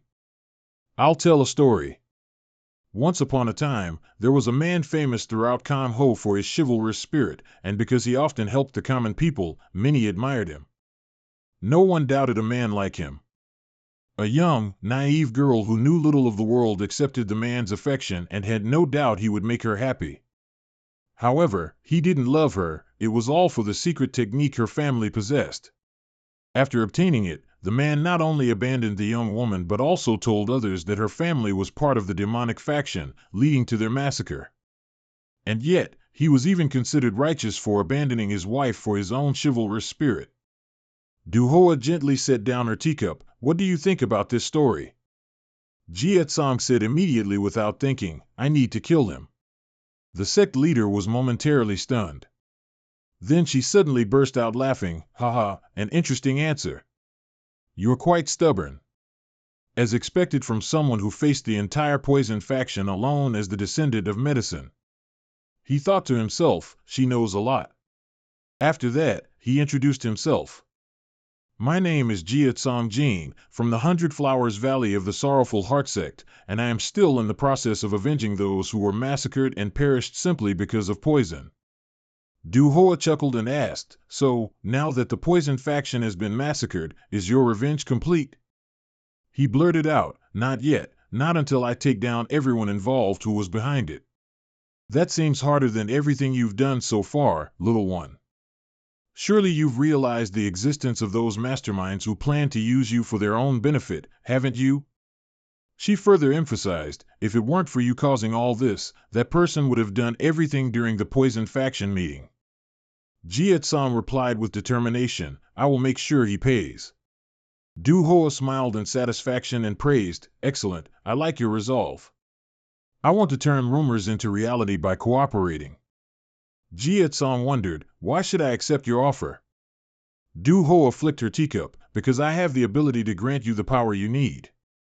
The sect leader cleared her throat a few times and then introduced herself. My name is John Duhoa. I live in the Kanho region, or you can call me by my alias, the Servant of Righteousness. As soon as Jia Tsong heard the word Servant of Righteousness, he couldn't help but be astonished. He recalled that he had heard of that name. In a small area in the east, there was a lord who possessed invincible power. Even the 100 Flowers Valley of the Sorrowful Heart sect in the outskirts of Kanho had heard of her reputation, a magnificent female general and godmother of the minor sects. Servant of Righteousness, Duhoa said happily, I will teach you martial arts and provide the necessary resources. That way, you can get your revenge, and I can achieve what I desire. Jia Tsong was slightly worried. She wasn't just a regular member of minor sects, but their sect leader. His heart was conflicted. The further he went, the more powerful enemies he would have to face, but it would also be foolish to refuse such an offer. However, in the end, Jia Tsong still chose not to accept. Duhoa immediately became angry. What? Don't you realize your situation? The entire Miram world is focused. Many people are also hunting you down. Fighting alone in this situation is nothing short of suicide. Jia Tsong trembled before her killing intent and replied, Revenge is my private matter, and I don't need others' help, especially if this kind of assistance is like setting myself up as a trap. Duhoa was extremely annoyed because she didn't get what she wanted. She slammed her hand on the table. Don't forget what I said, there are only 2 solutions. If you refuse, I will choose the other method. Jia Tsong tried to tell himself, I can't let myself be used. She approached, pretending not to understand anything, but in reality, she knows everything. He gritted his teeth. She even mentioned the presence of those who would exploit me, implying her real purpose is to use me as a bait to lure out the person behind it. Jia Tsong began to pant, and there was no guarantee she would provide the strength he needed. Moreover, if he agreed, he would add another connection to the minor sects. His arms slightly raised, I only seek revenge for those who unjustly lost their lives. So you give me. His little finger was cut by a sharp needle hidden in his sleeve. My choice then. Dark energy immediately erupted. A cloud of smoke surrounded Duhoa. She covered her nose, realizing this was bone poison. Jia Tsong turned around. He was using his inner warmth. All the 12 flying forms were unleashed. Duhoa was slightly surprised. But she still suppressed it, accompanied by an exclamation, truly impressive. Duhoa regained her calm expression. I can see why you're still alive. She broke the poison needle, but that's all it was. Jia Tsong felt restless. He had been joking around before Duhoa's interrogation. Isn't that enough? Amidst the gloomy sky, a dissatisfied voice echoed, I don't understand. Duhoa investigated. Why would you refuse an opportunity right before your eyes? Jia Tsong gradually weakened, gasping, at least I know how to distinguish between a good opportunity and a bad one. As soon as he finished speaking, Duhoa's hand was firmly on his face. Jia Tsong was pushed down by her, his head hitting the ground. Oppression began to stir. Duhoa showed her triumph. Your arrogance is what led to this situation. Jia Tsong stubbornly refused to submit, even intending to launch a surprise attack with a dagger. Duhoa, with the cruel demeanor of a sect leader, said, even before that weapon could touch my throat, your head would have already exploded. Jia Tsong stated frankly, now you've really attracted everyone's attention, you'll see many gangs gathering here. And what do you think will happen if they realize that the leaders of the minor sects are present at this spot? Passers-by were attentively observing the 2 of them. Duhoa uttered something interesting, so this is what you're planning. She immediately roared a command to everyone around, everyone, you may leave. The bustling scene immediately fell silent. Jia Tsong was utterly stunned, the people who just arrived here.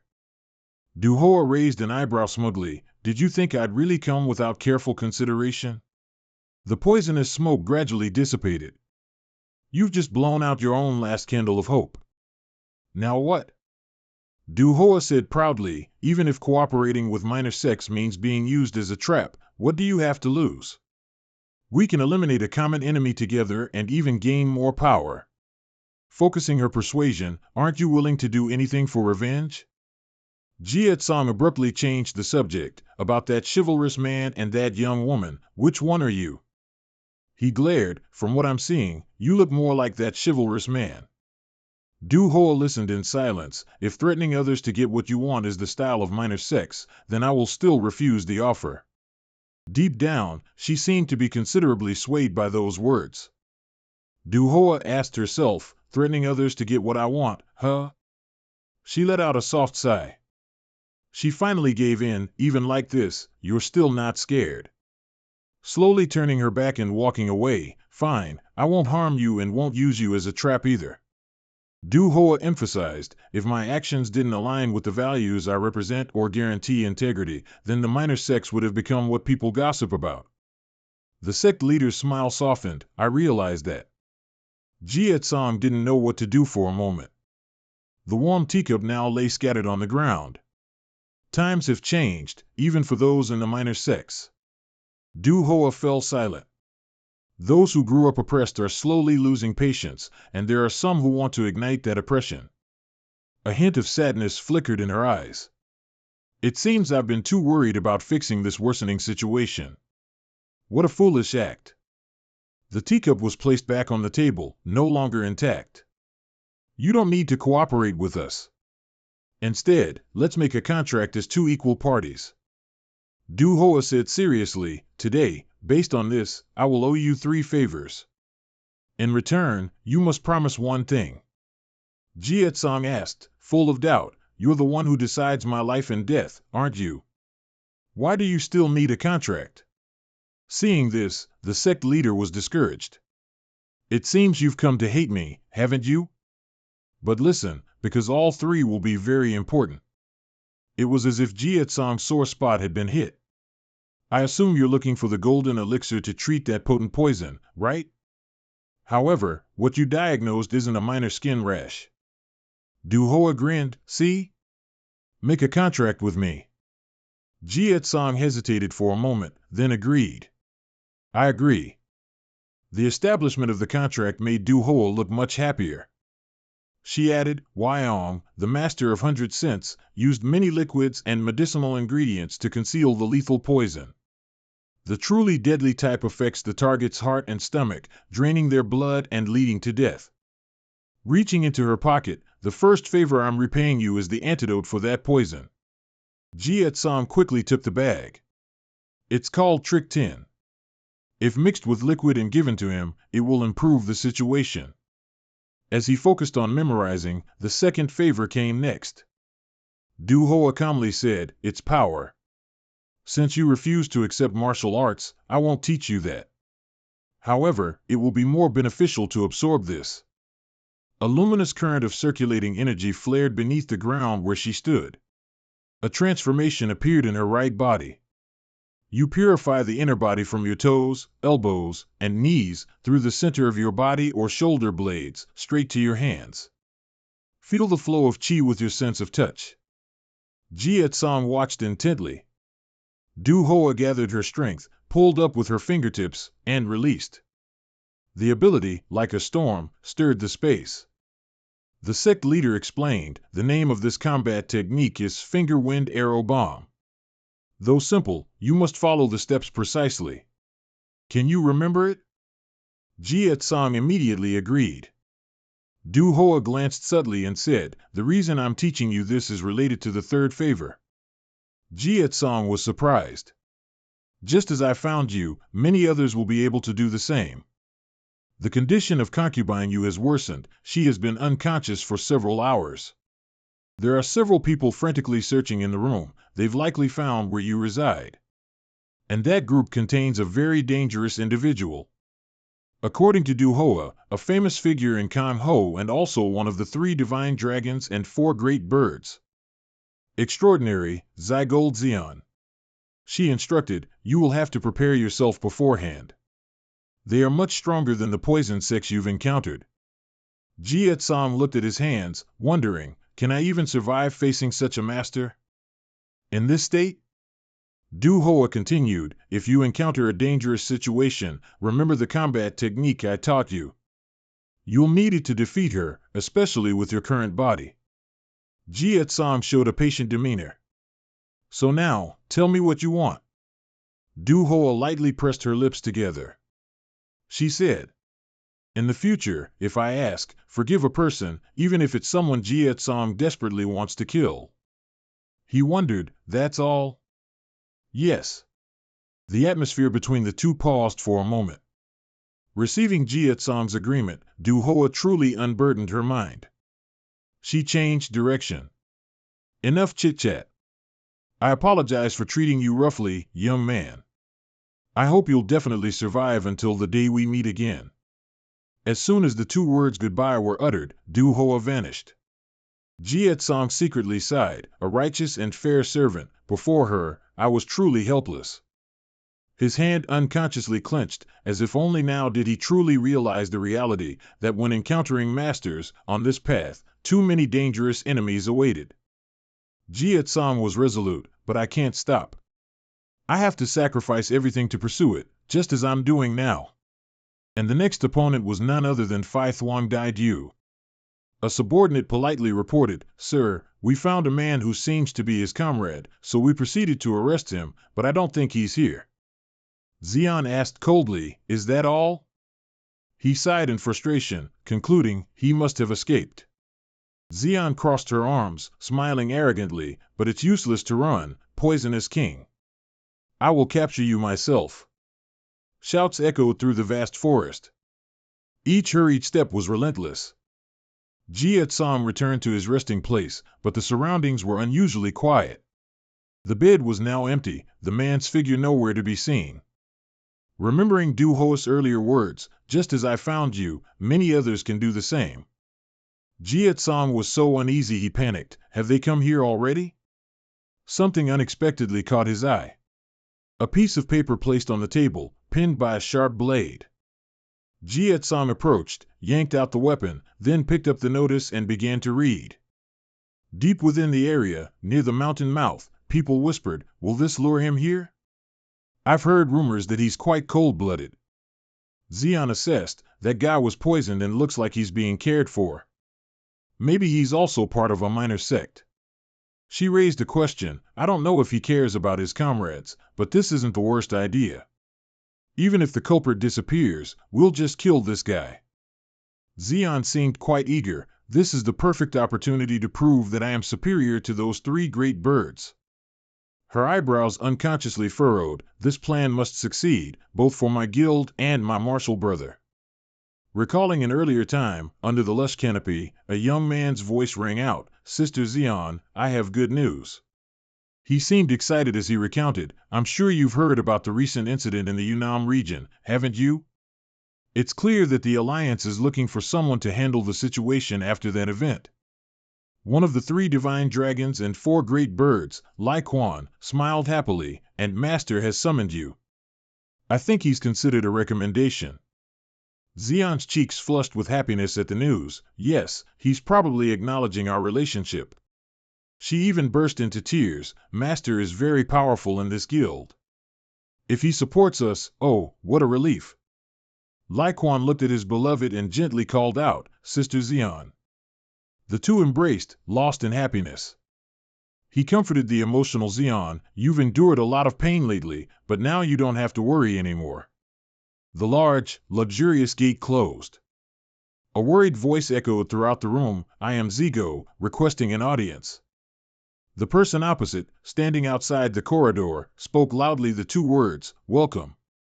Lai Deng smiled, saying, "Phai Thuong Dai Du." Xian immediately knelt in greeting, "Greetings to the Minister of Punishment of the Blue Dragon Guild." Lai Deng displayed a dignified demeanor. "I presume you've heard the details from my disciple, haven't you?" She respectfully replied, "Yes, I know about the arrogant poison user running rampant. I will definitely handle this matter and will not disappoint you. Please rest assured and entrust it to me." Upon hearing this, he was satisfied and praised, "Very good." Xian was slightly embarrassed. "He has agreed. I will let you handle it, and the guild wants to ally with the Sword Queen's disciple, Bang Swang Dai Du, but I think this is a great opportunity for you." Lai Deng glared and reminded, "Ultimately, we should all respect feelings more than power in relationships, shouldn't we? If you successfully complete this mission, I will have a reward for you. So make sure not to fail." Xian shouted in compliance, "Yes, sir." Returning to reality, she sighed, "Even though the whole world is talking about that ferocious poison user Wang, he's just a person with a bit of fame in the Yunnan region." Then she scoffed, "He's nothing compared to me, one of the four great birds, after all." Suddenly, the crunching sound of dry leaves interrupted their conversation. Jietsong appeared. "He's here." His face was dark, his eyes sharp as if he wanted to kill. The subordinate proactively stepped forward and questioned, "Are you the ferocious poison user Wang?" "Younger than I thought." Jietsong replied simply, "Where's Sir John?" Xian was slightly surprised. She pointed, "Are you talking about the guy over there? I tied him up to prevent him from escaping." "I didn't expect these ruthless minor sects to care so much about their comrades, did I?" The subordinate irritably reminded, "Don't do anything unnecessary, ferocious poison user Wang. We're from the Zigo sect and are completing a mission from the Martial Arts Alliance." He listed the people, the righteous factions, and the poison sects of the Yunnan region. "We've come to apprehend you to atone for massacring hundreds of lives. Last chance, surrender, or both you and that guy will die." Jietsong straightforwardly clarified, "I have no connection to minor sects, nor do I know who is behind the massacre. I only kill those involved in my vengeance for the medicinal family sect." The other two gradually became confused. "What do you mean?" Jietsong growled, "I am a descendant of the 100 Flowers Valley of the Sorrowful Heart sect, and I only seek revenge on the four great poisonous worms, those who caused the annihilation of my entire medicinal family sect." "And yet you say they are blameless?" "And I, the Avenger, am the mastermind?" They looked at each other, puzzled. "I don't really understand what he's saying." "What is the 100 Flowers Valley of the Sorrowful Heart sect?" "One of the medical sects in the Yunnan region. I heard it collapsed 9 years ago after a power struggle." Xian quickly questioned, "So the poison sects did that, which is why you're seeking revenge on them, and you're not the one who caused the massacre?" Jietsong nodded in affirmation, "Exactly." Doubt rose in her heart. "Then how can I trust you?" The two sides began to argue. "Why would I lie?" "Of course, to escape this situation." "If so, why not find a more convincing excuse for that?" Xian suddenly had an idea. "No, wait, if I use this situation to my advantage, I might be able to easily capture him." She immediately changed her tone calmly. "Very well, I'll trust you. However, you need to repeat what you just said to the Martial Arts Alliance. The members will investigate and determine if you are truly guilty or not." Jietsong calmly retorted, "I will have to refuse." Xian was completely surprised. "What?" He explained, "Nothing will change even if I go to the Alliance, because someone among them colluded with the poison sects to destroy my medicinal family sect." "Who would do such a thing?" Veins popped up on his neck from anger. "The undying holy sword." Jietsong emphasized each word, "By Lai Dong." Xian couldn't believe it and scoffed, "I knew I shouldn't have wasted time on a disciple of a minor sect." She gripped her sword tightly. "Who do you think you're talking about? For those disrespectful words, I must execute you right here." Jietsong slightly bowed his head. "Look at the world with your own eyes, instead of through preconceived notions. From what I see, Bai Lai Dung is nothing more than a deceiver." Xian tried to suppress her rage. "The great sage of Zigo." Jietsong reminisced, "The wisdom of Zigo reached the heavens, and it was used to create great achievements. That's what I heard about the guild." He sighed, "And yet, you were deceived by a scoundrel like this, and even took an innocent person hostage?" He finished by saying, "You don't deserve the reputation of the Zigo sect." That's when Xian cursed, "Shut up and attack." The spatial area was torn apart by the blade, and a violent explosion erupted, fueled by the special ability. Xian, filled with anger, said, "You're just an ant from minor sects. You shall not tarnish the Zigo sect's reputation." A small figure emerged from the smoke. "I suppose you might be more sensible when you're freed from your limbs, perhaps?" Jietsong scornfully said, "You're getting angry a bit too soon, because today." Xian pulled out a familiar weapon. "The Zigo sect will be defeated by me." Jietsong, resolute, added, "and will cease to exist." Xian had always thought this. How foolish. She snapped. A mere nobody from a minor sect like you dares to speak of destroying the Zigo sect? You're far too arrogant. Jie Song suddenly fell silent. Seeing this, a subordinate quickly interjected to stop him. Please calm down, sir, there's no need for you to get involved. Xian asked warily, what are you trying to do, Ion Sin? Seeing him act rashly, she warned, don't overstep, are you trying to hinder me? Of course not, I merely wish to take advantage of what we have right before us. Ion Sin pointed his weapon behind him. Poisonous wine, I recall telling you not to do unnecessary things. Have you forgotten we're holding a hostage? His life depends entirely on the Zigo sect. If you want to save that man's life. He was abruptly cut off by Jie Song's threat. Put down your sword. His eyes changed, blood vessels clearly visible, otherwise, I'll chop off your arm. The special ability began to erupt with immense power, everyone witnessing it was stunned. Ion Sin showed clear bewilderment. This is the ability to perceive murderous intent. The world contains many types of murderous intent. If one can see it, it's because a person's desire to kill is perceived as an aura. Even ordinary people who don't use martial arts can exhibit this kind of power when they are consumed by extreme anger. And the special ability Jie Song is unleashing is the ability to perceive murderous intent, which only assassins can use. Those who emit such murderous intent often kill without hesitation, which is why it's so terrifying. Ion Sin looked utterly horrified, but I never expected him to emit such extreme murderous intent. A bone-chilling sensation, I've never felt so much from one person. What kind of life has he lived? From behind, a few guards suddenly went berserk and charged forward. Completely disregarding Ion Sin's desperate pleas, wait, hold on a moment. Jie Song gripped the small knife in his hand. Using inner energy is very dangerous, especially when you can't control it. He tensed up into a defensive stance, but I can't give up now, no matter what. Using the Crimson Chi technique, as the iron blades furiously clashed. All of the guards were repelled. Ion Sin watched everything, horrified. The three words impossible were uttered. Jie Song held his forehead, pointing at his target, you're next. Ion Sin was instantly terrified. As he fumbled, unsure what to do, he suddenly heard Xian speak, get out of the way. Jie Song realized something was rapidly approaching him. But the speed was so terrifying that he couldn't react in time, taking a direct stab to the stomach. Xian withdrew her weapon and said coldly, I knew I shouldn't have left it to you brats. Get out of the way, Ion Sin. Blood flowed from the wound, soaking his clothes.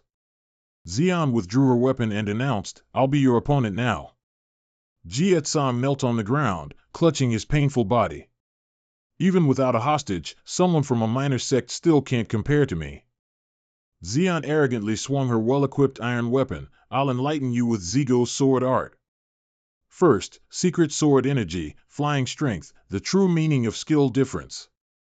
Each sharp segment on the weapon quickly separated, extending like a cobra.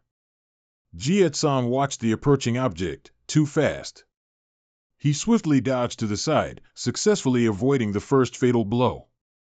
But the battle, of course, hadn't stopped. The blade appeared right before his eyes. Jie Song arched his neck back against the force. Blood continued to seep from the wound. The attack range is very wide. She has an overwhelming advantage over me in terms of distance. Xian seized the opportunity, constantly provoking, what's wrong? Where's your confidence now? The sharp tip moved erratically. Jie Song tried to focus on predicting, there's a pause between attacks, if I aim for that. The enormous aura erupted, forming a blinding stream of light. Xian was slightly surprised, not having expected to fail. Jie Song gritted his teeth, telling himself, not over yet, just a little more. 12 flying palms, 2 poisoned arrows were suddenly thrown. One would have thought all strategies would always unfold as expected. Then Xian regained her aloofness, smiling as she asked, is that all? She skillfully maneuvered the iron weapon to deflect the 12 flying palms. At the same time, she caused Jie Song to panic, too easy. The iron blade suddenly circled around him, finally making a brutal cut.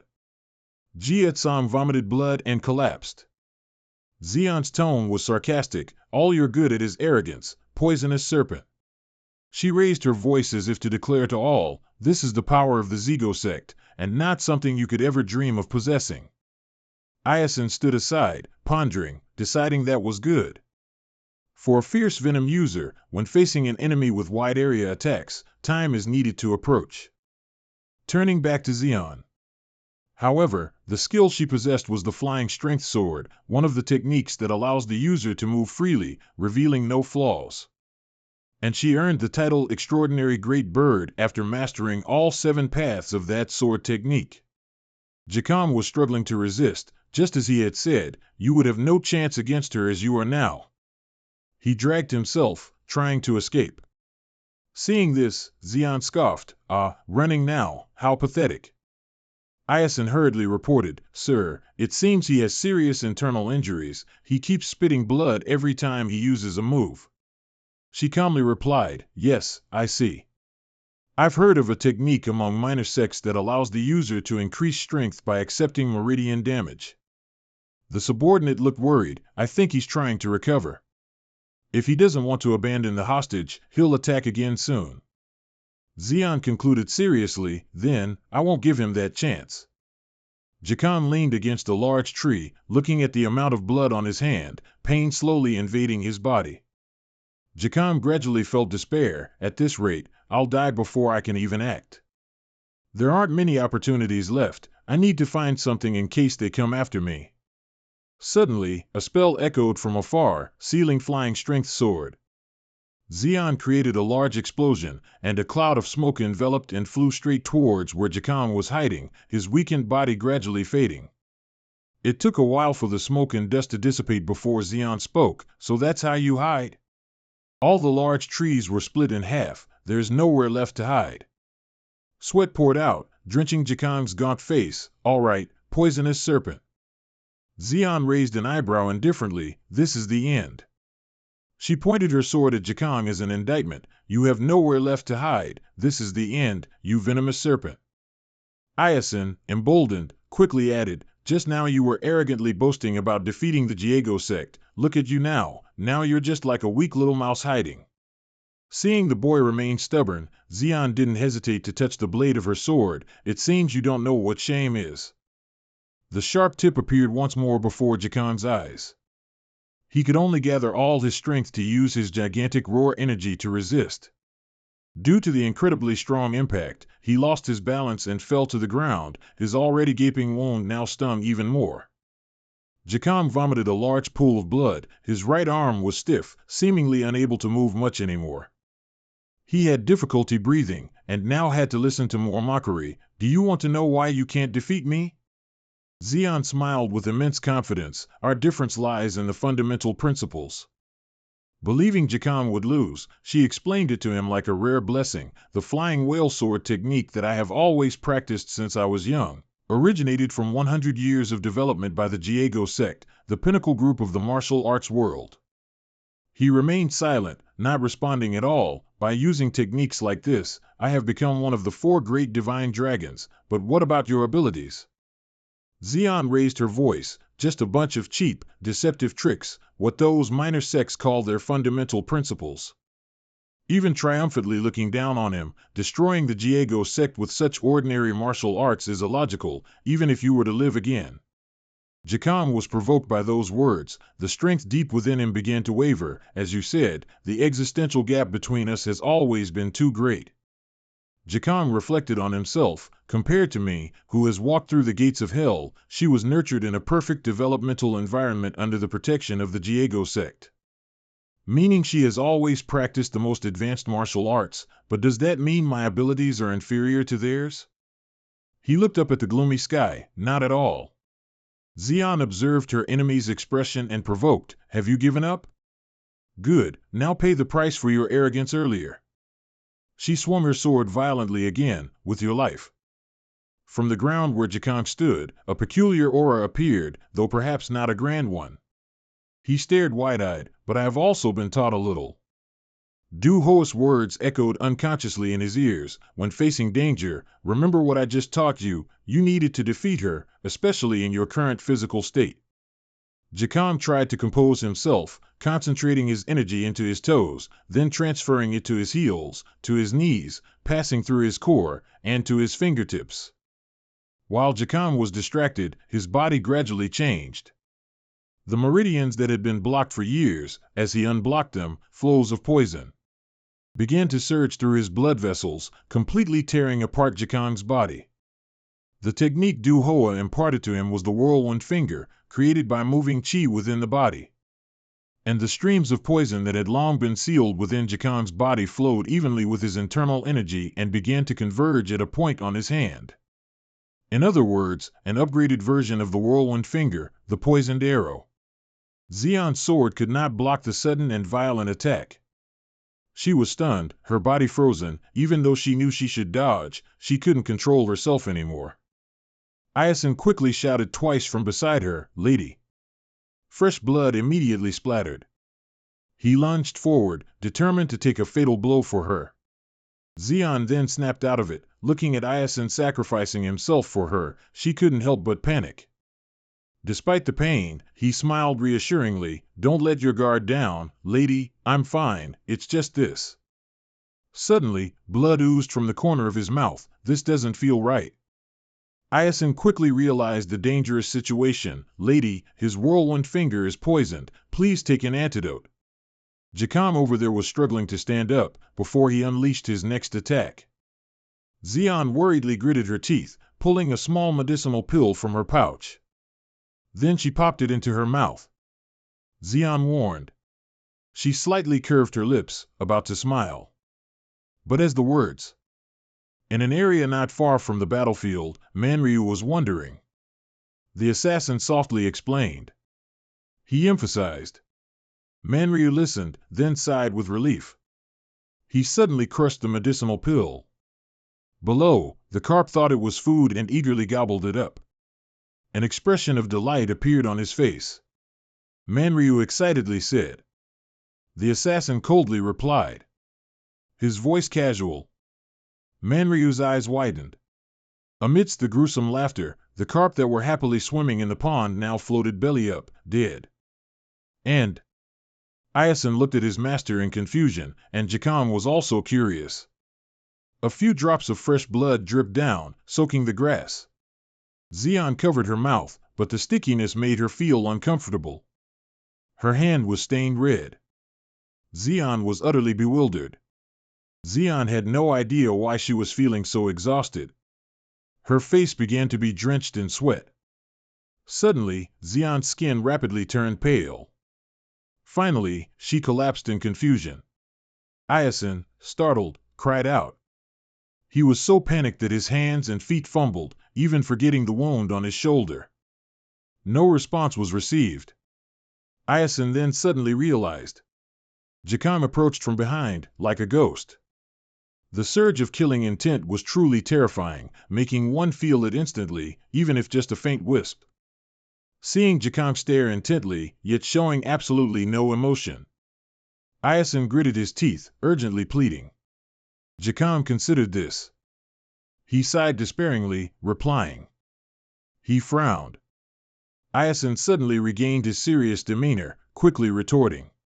He explained. Jacom said with hatred. Iason raised his weak arm as if to dissuade him. Please reconsider, you can take my life. Even though he was almost done, he was still determined to sacrifice himself. As for the young lady, at least spare her. Then, in front of Jacom, Iason also fainted. He stood between two choices, his hand tightly gripping the knife, clenching it slightly. After all this, do you still expect me to be merciful? His anger gradually escalated out of control. Don't kid around, I'll never forgive. Jacom held his wound with one hand, raising the blade with the other, for destroying the peace of my life. Suddenly, a familiar voice echoed, awakening the boy's already cold heart. Konzu woke up just in time, successfully extinguishing the hatred that had just ignited. The warm sunlight gradually filtered through behind the mountain. Konzu lay on the sickbed, each difficult breath labored and intermittent. Jacom was always by his side, suddenly feeling regretful and apologizing. He looked extremely sad. I know I shouldn't have come here, just because of that. A feeling of disappointment always lingered in his heart. I've caused trouble for others again. Jacom couldn't face it anymore, so he decided to leave. You've had the essence, so you'll be fine soon. Konzu had to use his weak voice to stop him. The man closed his eyes, blurting out, every time we meet, I feel like you're carrying the burden of hundreds of people. Konzu was now like a kind father admonishing his young son, don't forget what I told you. If it's too difficult, just lean on others, and if you don't want to cause them trouble, then just become stronger. Jacon's eyes suddenly welled up with emotion. He thanked him sincerely from the bottom of his heart, then decided to bid farewell. The dense forest remained peaceful as it always was. Slow footsteps. I've always thought about the reason to become stronger until now. Jacom told himself, and it's always been only for revenge, not to help others, because I have no one left to protect. A hint of sadness lingered on his face. Yet, I've always been helped by others to survive, and to not cause them any more trouble. He came to a decision. He needed to get stronger, no matter the cost. After advancing a bit further, Zhang stopped before the entrance of a large, deep cave. From within, a faint voice echoed, You've arrived, Poison King. I sighed in relief, thinking, I thought you'd abandon us. He coldly introduced himself, My name is Zhang, not Poison King. I silently etched this name into his mind. While he was fumbling, Zhang approached, I brought medicine. Using this will help alleviate the symptoms. I stood up, carefully accepting it. Zhang, thank you for saving me and the young lady. He sat in silence for a long time before reminding, Don't misunderstand, I have no intention of being merciful to you. I putting the medicine into his mouth, looked up to listen, it's just that I don't want to be misunderstood. Zhang unconsciously remembered the villagers, or the Dukakuji clan. And the righteous sects, the whole world thought he was behind everything. Zhang calmly emphasized, but I did not kill the successor elder of the Dukakuji sect, yet the righteous sect still came to seek revenge for him. He could only helplessly say, so they were all annihilated by a very foolish thing, which was a war with the poison sections. Of course, everything was still attributed to me, and the perception always became part of the minor sects. IXIN was surprised, so you're saying that the recent events have nothing to do with you at all? Zhang's voice was calm, I already told you, all I did was avenge the destruction of the medical sect. He even reproached, yet you still came to hunt me down and almost lost your lives over something you didn't even know about. IXIN wanted to retort but was cut off. I put everything I could into that last all-wind finger technique, deciding that if it didn't work, I would accept defeat. And in the end, Zhang was not the one who poisoned the young lady. IXIN reeled in panic, I can't believe it. Then who poisoned her? Suddenly, a tiny stream of memory flashed through his mind. IXIN grew fearful, don't tell me it was that antidote pill. No way. He clutched his aching forehead, she received them from the Alliance, right? Why would they try to harm the young lady? Facing IXIN's uncontrolled state, Zhang calmly said, the Alliance would never do such a thing. There was a time I thought that too. He explained, but after meeting Billy Dong, the chief inspector of the Martial Arts Alliance who sided with the poison sects, I've abandoned all expectations of them. Dropping his arms in despair, whether it's to push me to a dead end, or because they hold a grudge against her, one thing is certain. Zhang resolutely concluded, someone in the Martial Arts Alliance wants the young lady dead. IXIN remained silent, seemingly still unable to accept the information he had just received. Zhang turned his back, I'm leaving. Whether you survive or not depends on yourselves. He left with only a sentence, I'm giving you a chance to live because I don't want any more misunderstandings, but it would be foolish to abandon my own path to save those who came to take my life. I think that's enough. IXIN quickly retorted, wait, you can't abandon us like this. Just bring us to the gang, they will surely repay you. Zhang refused with a simple reason, I can't trust you. He glared, Billy Dung's life is what I'm after. If the gang is part of the Alliance, Then one day they will also become enemies. Not killing you, you bastard, right here is the greatest mercy. He strode out of the cave, then tried to survive, ignoring Ixian's calls from behind. Wait a minute. Seeing that he couldn't stop John, he finally felt helpless. I can't believe he actually left. Ixian turned to the young lady, but she still showed no signs of waking up. He was deeply saddened, whispering to reassure her, "Don't worry, I will protect you." Definitely. Night quietly fell outside the dense forest, and faint groans echoed. A voice calling Ixian's name suddenly woke him from his slumber. He was startled.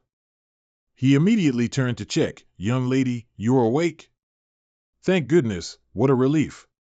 But she paid no attention to his concern. Instead, she wondered about the dark figure with the saber standing tall behind him. Who is that? As soon as Ixian heard that, he spun around. At the same time, he swung his saber, successfully parrying the assassin's first strike. The two sides fought fiercely. It was then that Ixian angrily asked, "Who are you?" Through the dim moonlight, the assassin's smile could be clearly seen behind his mask. "Are you dogs working for the gang?" Then he glanced at the young lady lying weak on the ground. "So, she's my target, huh?" Ixian noticed a series of distinct symbols hidden on the assassin's wrist armor. This made him immediately realize that the enemy came from the dark sect. Without further hesitation, Ixian charged forward with a warning, "You are not to touch the young lady." The assassin jumped backward, easily avoiding it. Ixian's mind slowly fell into chaos. My body is too weak. I'm not sure I can defeat him in this state. He tried to compose himself, but if I fall here, the young lady will be in danger. The assassin opposite him grumbled, "I wasn't ordered to kill you." However, out of compassion, he reminded him, "If you use your internal energy in this state, you'll die." Ixian didn't care. He resolutely roared, "To die beside one's master is every bodyguard's wish. Do you think you can get past me?" Suddenly leaping high, Ixian used a technique called Dragon Dance, slashing repeatedly straight at the assassin. He remained unfazed, calmly dodging each powerful slash. The poison hadn't been purged, and several days of hunger and thirst had inadvertently sapped Ixian's speed. The assassin didn't even get a minor scratch. He even seized the moment Ixian was distracted to close in. "You're too slow for your own arrogance." His eyes widened as his sword was knocked from his hand, spinning a few times in the air. Ixian staggered, his entire body twisted backward as if about to fall. The assassin fiercely uttered each word, "It's over." A long slash cut across half of Ixian's face, extending over his eye, causing blood to spurt. The agonizing scream inside the cave became even clearer. He writhed in pain on the gravel. In front of him, the assassin began to shift his target, now then. As he was about to step forward, a hand stopped him. "No." Though severely wounded, Ixian was determined to sacrifice himself. "I cannot let you get to the young lady." This made the assassin lose patience. "This guy won't change anything." He announced loudly, "It's all over, you and your whole family, Xian."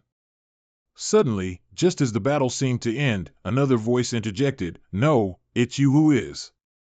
John appeared majestically, wielding a poisoned needle. If the assassin made a reckless move, he would immediately die. "Lower your weapon." He glanced over, greatly surprised. Ixian was also bewildered. Because clearly, John had left this afternoon, but why was he here now? A few drops of fluid dripped from the tip. This needle had been poisoned with spirit serpent venom. John whispered, just loud enough to be heard, "All assassins must have heard of it. I won't repeat myself. Lower your weapon." The enemy obediently dropped their sword and questioned, "Vicious poison, you haven't left yet?" John replied in an icy voice, "I pretended to leave, because only then could I catch those trying to take advantage." The assassin was forced to his knees. "What do you mean, take advantage?" "I only received orders to eliminate Xian." Upon hearing this, Ixian flew into a rage. "What? Who dared to assign a scoundrel like you to harm the guild's heir?" He pursed his lips, adamantly refusing to confess. John suddenly tightened his grip even more. "You will speak," he threatened, glaring, "or you will die." The assassin bowed his head, full of worry, saying, "I don't understand." Xian was probably deployed to track down the vicious Poison Wang. He adjusted his hat and asked curiously, "Aren't you two enemies? Why are you stopping me from eliminating your foe?" Before Xian could answer, Zhang spoke first, "Because I don't think your purpose is simply to help." The assassin frowned. Such things as simple purpose don't exist in the martial world. Everything changes depending on how you perceive or speak of it. If nothing can be changed, then it's better to profit from it. Zhang adjusted the poison needle to touch the enemy's cheek. "Do you think I want to hear that nonsense? You have two choices, either reveal your master, the one behind this, or die." The assassin squeezed his eyes shut, stubbornly insistent, "I have no other choice." Xian, who had just sat up, listened, "Find and kill the extraordinary great bird, the one hunting the vicious Poison clan." "That is the order I received." The assassin tried to explain, "I don't know the client's information. Henchmen like me only receive orders from above." Recalling the day he received the summons, as he knelt on the ground trembling, a voice from above said, "But one thing is certain. He has striking orange hair, though not very neatly trimmed." "If you fail," the leader with two piercing eyes emphasized, "then don't return alive." The assassin suddenly realized, "No matter what, I'm going to die." He swiftly used his iron hat to strike Zhang's face. Xian witnessed it, mouth agape in astonishment. Xian, on one side, had just woken up, still in a daze and defenseless. The assassin struggled, forcefully pulling one hand free from the boy's restraint. Despite Zhang's desperate shouts to stop, or threatening to shove the entire poison needle down his throat, the assassin still managed to counterattack. A hidden weapon, fast as the wind, plunged into Xian's chest. Just as she gradually became aware of her surroundings, she felt a wave of pain. Xian was so stunned he was speechless. He barely managed to yell, "Young lady," before seeing her faint. On this side, Zhang and the assassin wrestled. "You bastard, failure is unacceptable." His eyes rolled back, white, as the potent poison spread throughout his body. He mumbled his last words, "This is our rule." Zhang let go and quickly turned to assess the situation amidst desperate shouts of, "Young lady." Xian tried to reassure her, "You mustn't faint," but Xian was too weak. Tears streamed down her pale face. "Am I going to die? I can't do that." Xian could only burst into desperate tears. Even now, Xian still remembered him. "Brother Jun is waiting for me." Xian helplessly turned to plead with Zhang, "Please save her, I beg you, I'll do anything." He just stood there, silently enduring all the pleas. "I'll give you everything, so please." Xian kept repeating just two words, "Please," over and over. Xian's breath grew weaker. "If it ends like this, I thought he and I would." Xian's voice faltered with agitation, "Mistress, have I finally been acknowledged?" Xian whispered with effort, "I thought," then fell completely silent. Xian was utterly distraught. He couldn't accept the painful reality that the person he lost today was his master. The screams, sometimes loud, sometimes soft, echoed throughout the dark cave, then faded into the dense forest. The next morning, at dawn, only Xian's voice could be heard, explaining, "I've protected the mistress since she was 4 years old. As a servant of the clan, I always saw it as my duty." Xian's stiff body was neatly laid on the ground, but gradually, I grew close to everything about her. Her attitude, her daily habits, everything. Do you know how that feels? Zhang shook his head, and he continued, "I gradually became more familiar with another person than with myself, having a goal to protect, valuing them more than my own life." Xian pulled the cloth over Xian's face. "That's the person I lost today, just one, but she was the whole world to me." Zhang wasn't good at comforting others, so he decided to just listen.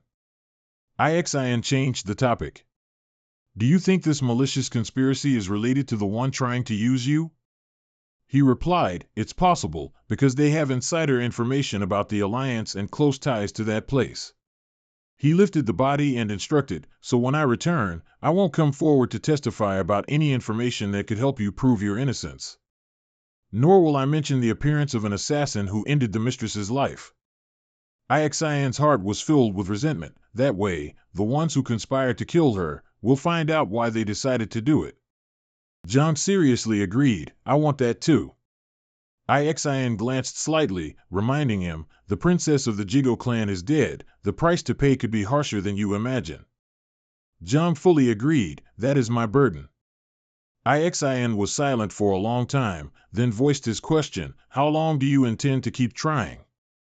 Jiang said frankly, until Ixian pursed his lips slightly, looking straight into his eyes, avenge this feud.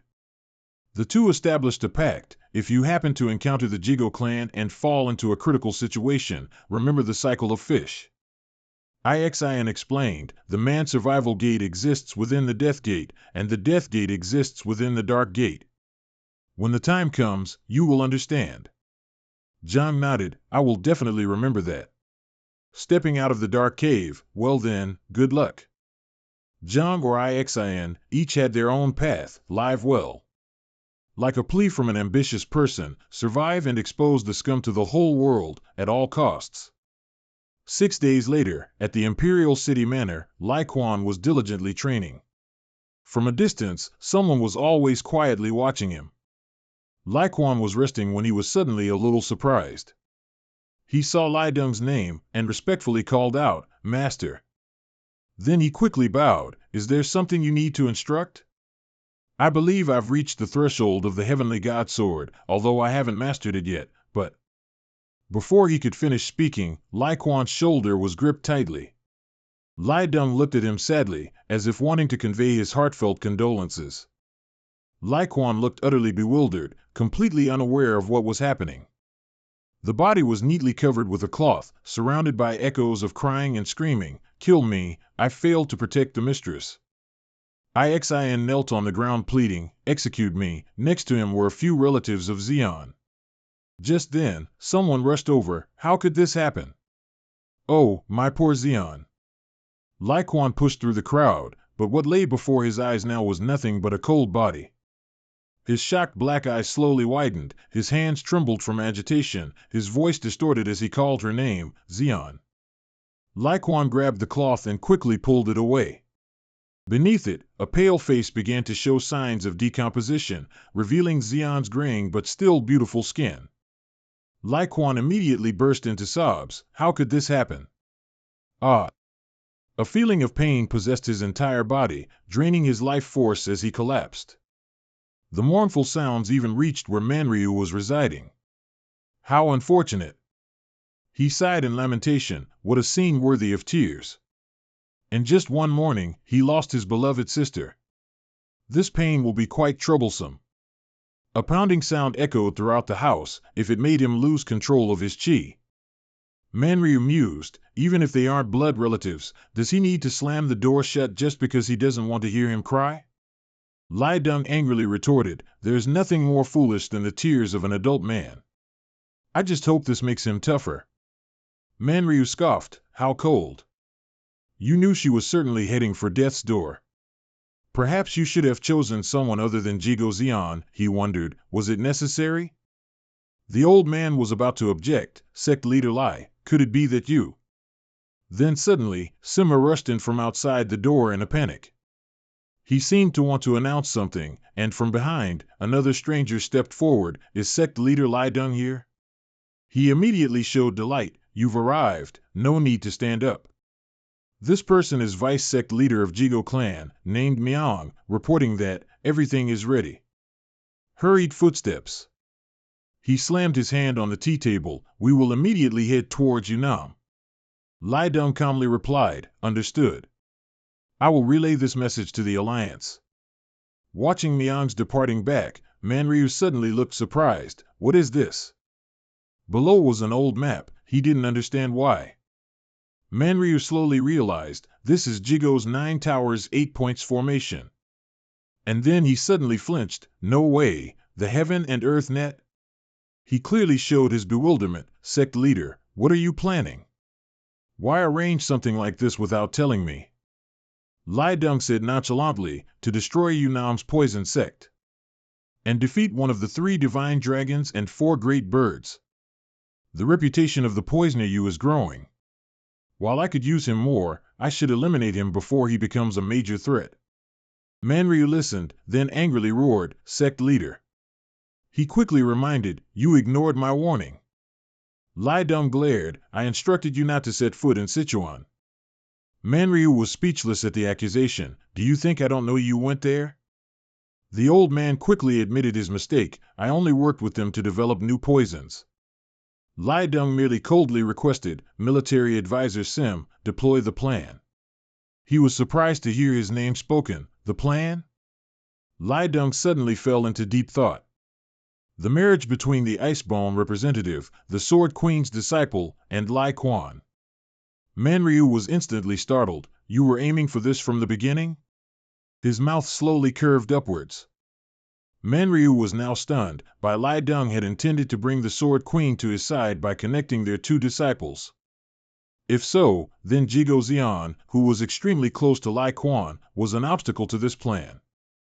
Although people say the Jigo clan is no longer as strong as before, they are still quite notable. Lai Dong pretended to give her a chance but actually wanted to eliminate her. And just like that, he also brought the entire clan to his side. Now, they will seek revenge on the minor sects as their top allies. Manryu concluded, "At this rate, I, who helped eliminate Jigo Xian, am falling into a trap myself." He gnashed his teeth in anger. "Damn it, I never expected you to so cruelly overturn everything I've nurtured for so long, exactly like this, sect leader bitch Lai Dong." His resentment reached its peak. "You are truly more despicable than even me." Lai Dong cast a confused glance at the angry man. He was forced to coldly warn, "You've crossed the line twice already." Murderous intent quickly erupted from Lai Dong's body, making the surroundings freeze. "I told you to always be careful with your words." Sima immediately clutched his mouth to avoid uttering any sound of fear. Then he hurriedly turned and called, "Advisor man." Sima grabbed Manryu's collar, screaming frantically, "Are you crazy? What are you saying, and to whom? Despite the accusations, what are you doing? Apologize right now." He remained stubborn. Lai Dong's eyebrows seemed to press together tightly. He suddenly regained his relaxed demeanor. "No, let him be. I'll forgive you today." Manryu roughly pushed the advisor away. "It seems I'm still useful to you, huh?" Lai Dong raised his teacup, smiling. "Whether good or bad, as long as it's on the chessboard, it has its uses." Manryu could only lower his head, his mind in turmoil. The one who can manipulate the entire Jigo clan thinks the lives of a few advisors like me have value. If he said that, it means he's trying to use me. It took him a long time to compose himself. Manryu finally spoke, questioning, "Are you planning to stir up all of Sichuan?" Lai Dong didn't answer, simply brought the teacup to his lips and sipped, just as expected. Though Manryu was unwilling, he had to admit, indeed, a master will always be met by another master. "Thank you for this lesson." Simha, even though he witnessed everything from the beginning, seemed still very confused. While Manryu tried to explain, "But isn't killing him now too hasty? He still has some uses," the old man immediately flared up and scolded him. "We are preparing a full strategy to fight the minor sections. Do we still have time to worry about such small fry?" Manryu showed his skepticism. "A full strategy? You're aiming for the position of commander-in-chief of the army, aren't you?"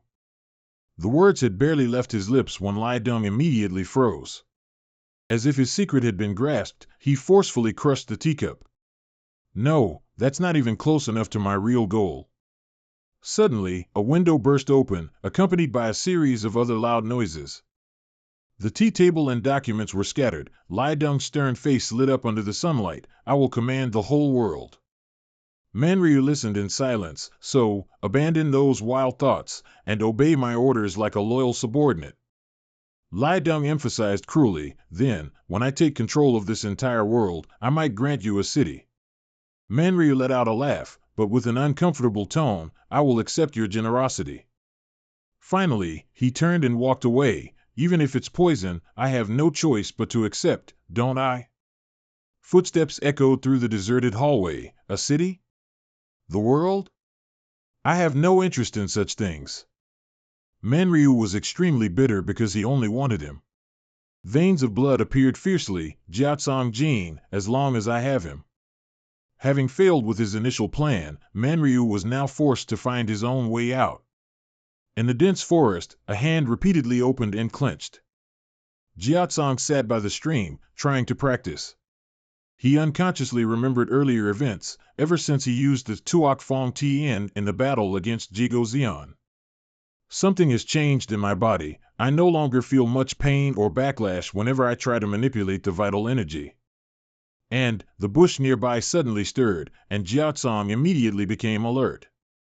He used a move, a hand technique, Tuk Long, to counterattack.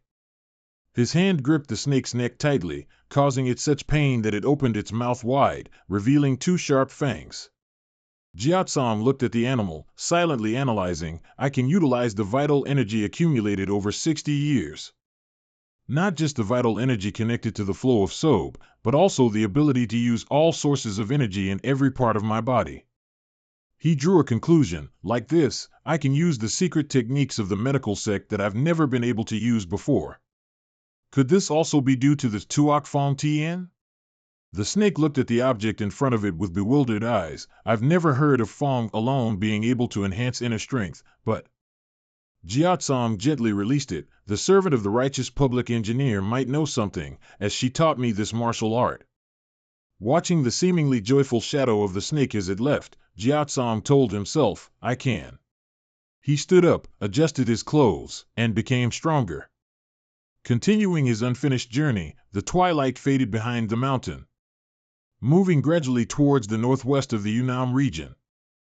According to the map, only by passing through Sichuan could he reach Hoang City. The final destination of this revenge journey is where Bitch Lai Dung resides. Jiatsong silently observed the distant city. This must be the last path to Sichuan, Naji village. The rustling sound of the wind sweeping through the leaves created a whispering melody. Jiatsong froze, a chilling killing intent running down his spine. He suddenly glanced behind him, asking loudly, Who's there? Suddenly, he saw a man with both hands on a large rock. Show yourself. His upper body was shrouded in darkness. Jiatsong had to squint to see clearly. It turned out that this enemy was none other than Jigo Miang. His gloomy eyes seemed possessed by some strange power. The young boy immediately panicked. The pressure Miang emitted was incredibly powerful and dangerous. Jiatsong's entire body stiffened, the uncomfortable feeling multiplying. I can't move. His right arm strained so much that veins popped out, and his teeth clenched, drawing blood. The vital energy emanating from Miang grew stronger, showing no signs of ceasing. Jiatsong furrowed his brow, his lips pressed together slightly. He was concentrating on observing the enemy's every, even smallest, expression. Miang suddenly closed his eyes tightly, sighing with a dismissive, what a shallow fool. It turned out he had discovered, the more you want to do something, are you planning to wait for me to lose my temper and run at you, then use the poison you've prepared behind your back? I won't play such dirty tricks. Miang snapped open his paper fan, covering nearly half of his face. Even a single scratch, the noble Bango bloodline is superior to your filthy blood. If I kill you too easily, it wouldn't be worthy of the sin you committed, kid. Jiatsong wondered, then what do you intend to do? He replied calmly, Bango has its own ways. Miang directed his attention to the distant area. Judging by how you're standing here, it seems you've just passed Naji village and are about to reach Sichuan, but you'll never set foot there. He suddenly swung the fan in his hand forcefully, his expression gradually becoming extremely angry. If you leave Naji village, this world will become hell. Something dropped right at Jiatsong's feet. A thin yellow paper, with several blood-red characters carved on it, and at Miang's request, take it. Jiatsong calmly picked up the object to examine it. According to his warning, this is Bango's death sentence. We only give it to those who have sworn to kill. Miang growled indignantly, we will imprison the culprit at Bango headquarters. You won't be able to beg for life or death there. Jiatsong simply listened in silence. Then you will die a painful death. Miang turned his back. Be prepared when you arrive there, so your despair will multiply many times over. Finally leaving, Jiatsong forcefully crumpled the notice. All right. Then he calmly put it in his mouth and chewed noisily. I'll accept this invitation. Naji village was hidden behind several large mountains. Jiatsong looked around the bustling street. He pondered, Bango is indeed acting. I had planned to go to Sichuan to meet them, but they're deploying faster than I thought. Several people were quietly observing him from behind. This time will be completely different from past battles, whenever there was a chance to set traps beforehand. Even the shabby beggar didn't take his eyes off Jiatsong. Instead, it's about how I deal with the enemy's tactics. His intuition also made him realize something was amiss, but they have the advantage in numbers and location. I'm no different than a mouse in a cage. Stalls displayed countless weapons and various crude tools. While Jiatsong was contemplating, but Bango didn't immediately pursue me, instead letting me come to Naji village, the shop owner greeted him upon seeing a stranger. The young man looked around the room. There must be a reason. The owner took the initiative to ask, Are you looking for something, sir? An axe caught Jiatsong's attention. I can't afford to waste time. He approached the display rack and simultaneously asked, How much is this? His mind was full of resolve. An unexpected move could turn the tide. I must create countless variables to keep the enemy from guessing. Dusk grew clearer and clearer at the small camp nestled deep in the mountains. Miang was sitting, calculating. After a long while, he suddenly questioned, Have the scouts returned? The man beside him, also from Bango, named Sanji, coldly replied, They'll be back at the tent soon. As soon as he finished speaking, a subordinate rushed in from outside the door. Here's the report, sir. How did it go? He clasped his hands respectfully, explaining, There have been no unexpected developments yet. It seems the culprit will leave Naji village shortly. After the first day when he bought some weapons, he hasn't done anything but train every day. Sanji scoffed mockingly, Train? How humorous. No matter how hard he tries, he won't achieve anything. The subordinate quickly raised a question. Do you think he has gone mad like the others who received Bango's death sentence? Miang's face was serious. No, I cannot underestimate that person. Have you forgotten that he killed Xian? He recalled, Xian had studied the forest gate chi circulation technique, so her martial arts ability was not weak at all. The girl also received an antidote from the Alliance. His eyes suddenly flashed with anger. To kill that girl, the vicious Wang must have another trump card. Miang recounted, When we faced each other before, he showed no fear. Instead, he made me feel serious and immediately seek an opportunity. Sanji now showed a hint of worry. People say the culprit is very cunning, always using any means. When facing the poison block of Yunnan region, he used his mind more than strength to fight them. It's best to assume this person is plotting something again. The subordinate tried to analyze, Then why are you giving this poisoned Wang time? If that could cause harm, I would attack Naji village right now. Miang lost patience, slamming his hand on the stone table. Bang! Bango's strategy is invincible. Seeing his master explode, Sanji quickly composed himself. If he wants to use intellect, I will show him my capability. The subordinate knelt down. That is Bango's way of doing things. Yes, I apologize.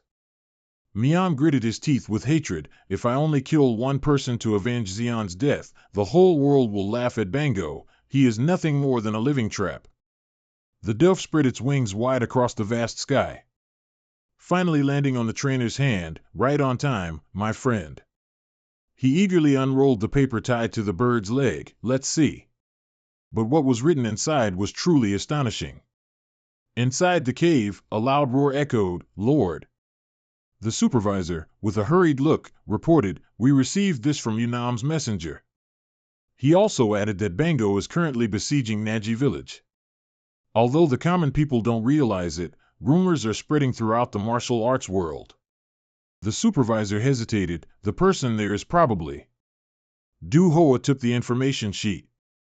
It's Wang the Venomous. The boy is truly unfortunate. I knew this would happen once he killed Zeon, but for an entire gang to pursue him. She suddenly changed the subject. But, do you mean from 2 weeks ago? The supervisor explained, that means Wong the Venomous hasn't left Naji village since receiving Bango's death sentence. He showed his confusion. He pretends to pack up, then unpacks again, just to wear Bango out. Because they receive information every time the culprit tries to escape. This made Du Hoa chuckle in amusement. What a stubborn child. The supervisor said, that's why they're consuming a lot of provisions, so Bango has requested aid from the Martial Arts Alliance. His expression gradually turned to dread, and, after capturing Wong the Venomous, they promised to attack the Black Sword along with the Martial Arts Alliance. Finally, he quickly suggested, isn't now the right time to attack Bango? Suddenly, the two words not bad escaped Du Hoa's lips, making the supervisor mistakenly think his master was praising him, and he blushed with embarrassment. I wasn't talking to you, I was talking about Bango. Du Hoa speculated, the great Bango is choosing a path without a proper supply line. They have profound expertise in military strategy. There is no way they'd forget the most important part of tactics, provisions. She suddenly looked mysterious. They want a lot. If we step forward to save Wong the Venomous, who is believed to be part of the minor sects. The supervisor was confused, so I should ignore it. Du Hoa calmly refuted, no, make preparations towards Yunnan. If I ignore it, Bango, those who painstakingly set up this trap, will be very disappointed.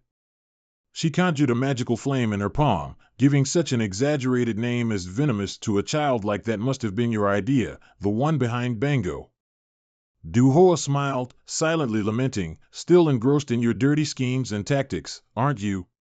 One day they will turn straight against you, so let's play a role with them. At the Wuchu branch of the Martial Arts Alliance, a knife carrying a flying paper note arrived quickly. It intentionally brushed past Lai Kuan, who was sitting and drinking wine. He was stunned for a few seconds, then turned his head to look. The paper was firmly pinned to the wall. After a long while, the room door suddenly burst open. The subordinate was surprised to see Lai Kuan storm out. Young master, what are you doing? I have to go. To his concerned question, now, he snarled, it's urgent, just tell master any reason. His teeth clenched tightly, making a faint grinding sound. Lai Kuan was filled with hatred. Wong the Venomous, stay put and await your fate. The notification paper was neatly placed on the table. Inside it read Naji Village, Yunnan. He was utterly resolute. I will comfort Zeon's soul in the netherworld. The bright moonlight illuminated the sky. Below, a provision convoy moved silently. As it was already midnight, it wasn't too surprising for sleepiness to suddenly set in. Suddenly, a volley of hidden weapons flew from the bushes, embedding themselves in the horse-drawn carriage. The extremely vigilant guard turned to investigate the source, then immediately noticed many eyes staring intently at the convoy. Hey, these people are. As he screamed in alarm, it's an enemy attack. Reported immediately. He was abruptly stopped by a hand. Don't panic. Sanji appeared from the crowd, coldly reminding, that's not how Bango's people act. A moment later, the assassin was finally defeated. The proud guard said to Sanji, I don't think these guys are from minor sections. None of them used internal energy, and they didn't even know who they were attacking. He further emphasized, they're probably just ordinary bandits. He crossed his arms over his chest, frowned, and replied, no, not every civilian knows this path. They attacked just as the supply wagon passed. He forcefully drew his sword from its sheath, so they're probably following someone's orders. I must uncover the truth at all costs. Seeing this, the assassin screamed relentlessly, please spare me. I just did what I was hired to do. Sanji held the iron blade close to the enemy's neck, interrogating, then tell me, who ordered you? The execution took place in the quiet forest. Early the next morning, the streets were already bustling with people even though it was just dawn. The summer breeze blew the leaves into the air. But then they were cut into pieces by something sharp. It turned out Jia-san was diligently practicing, the axe in his hand moving swiftly. His face was dotted with sweat. 3 arduous weeks had passed since he arrived. During his training, the Lean Kai technique was learned in the mine. Bengo has always been monitoring, but it seems they still haven't acted. Jietsong always wondered, although this gives me time to prepare, what the hell are they waiting for? The sun was directly overhead.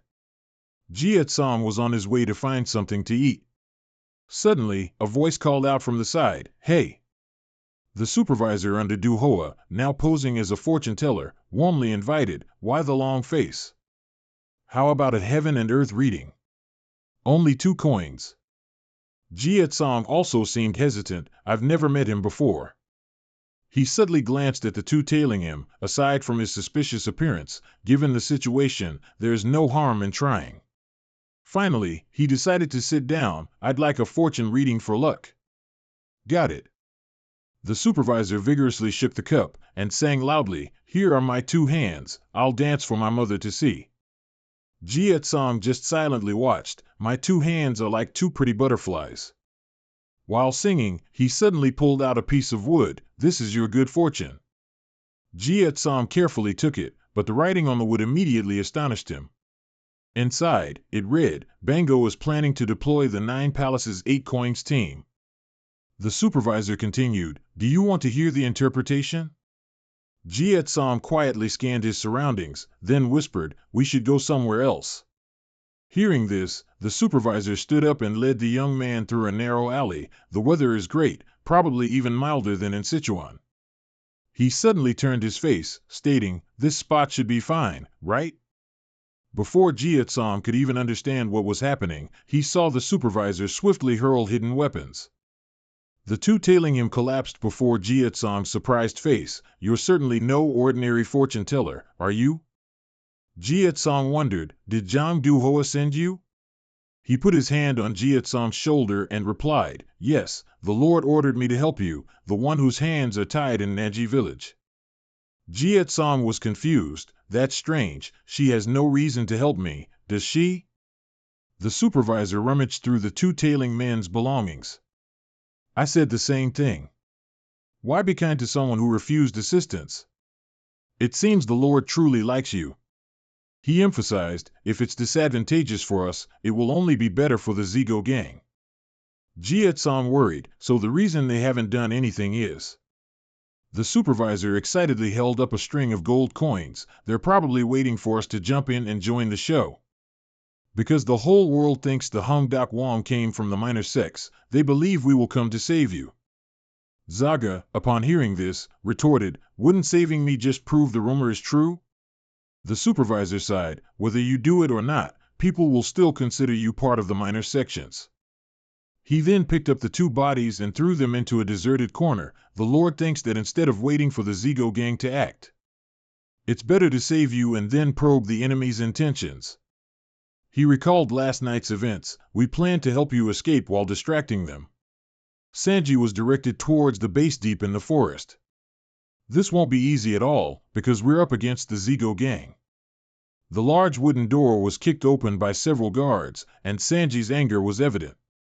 "Because the inside was completely empty, they'll soon understand what I'm trying to do." The supervisor, in a casual tone, said, "So I'm sure you also understand everything that's happening, right? Let's go."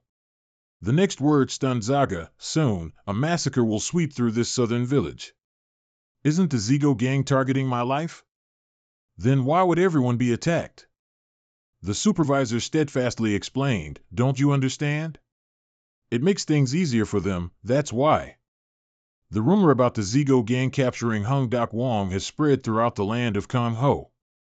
According to his information, many people have gathered here to witness this. If a massacre occurs in the village, then who do you think they'll blame? Wouldn't they suspect the kid, or the minor sects, of holding the villagers hostage? Using that as an excuse to wage war against us." Unconsciously recalling old events, "I've seen a lot of this, and I'm sure you have too." Zaga worried, "But it's hard to believe a reputable guild like Zigo would do that to ordinary villagers." The supervisor wore a weary expression. "I don't think you truly understand what you're up against.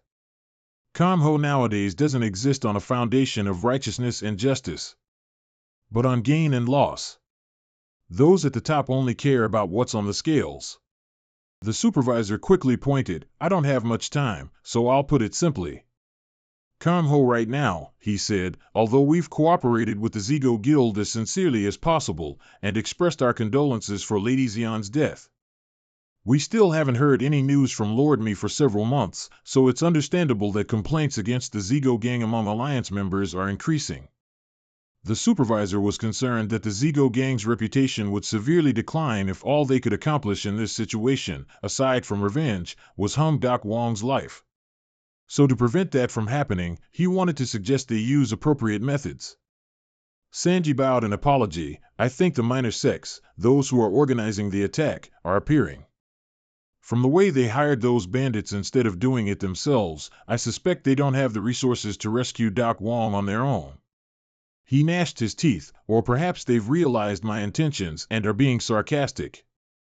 Zwanzwahoa, I guess you really won't let yourself be caught so easily, huh? Sanji asked curiously, what do you want to do, sir? Lord Me cleared his throat and replied, regardless of what they want, the Zigo gang's honor is on the brink. I cannot allow myself to become a laughingstock. Then he ordered, prepare to depart. I must go to the southern village. Lord Me glared cruelly, and I will massacre the villagers, along with the Hung Dak Wong. Back at the village road, the supervisor was recounting, there was a time when people always upheld the spirit of chivalry and justice in Kong Ho. He solemnly explained, the virtue of sacrificing oneself to fight evil, there really was a time like that. But a few decades ago, after the martial alliance was established, one person was elevated to the position of alliance leader, and everything gradually changed. The current martial alliance leader, Gun Jinan, chose to manipulate ideals and the traditions that guilds had always preserved to unify the martial alliance, instead of eliminating differing thoughts or schools of thought. He seemed to be talking about something grander, but in reality, he was instilling the ideology of loss and gain into the new world. How much one gains and how much one loses, who is friend and who is foe, individuals who followed that reasoning were prioritized by the martial alliance, and gradually, as Gun Jinan wished. Justice became something people could easily sacrifice for greater benefit. The supervisor snapped, those so-called righteous warriors or major guilds became twisted and started following that ideology. The world you knew no longer exists, it only lives on in ancient tales. Zaga was shocked, so even the guilds. Right. The new moves aren't considered unusual in Kong Ho, if it brings them benefit. He suddenly wondered, why would the martial alliance leader turn the world into this? The supervisor spread his arms. How would I know? We can only assume he benefits from doing so. He added, the person you want to get revenge on is probably the same. Zaga fell into thought.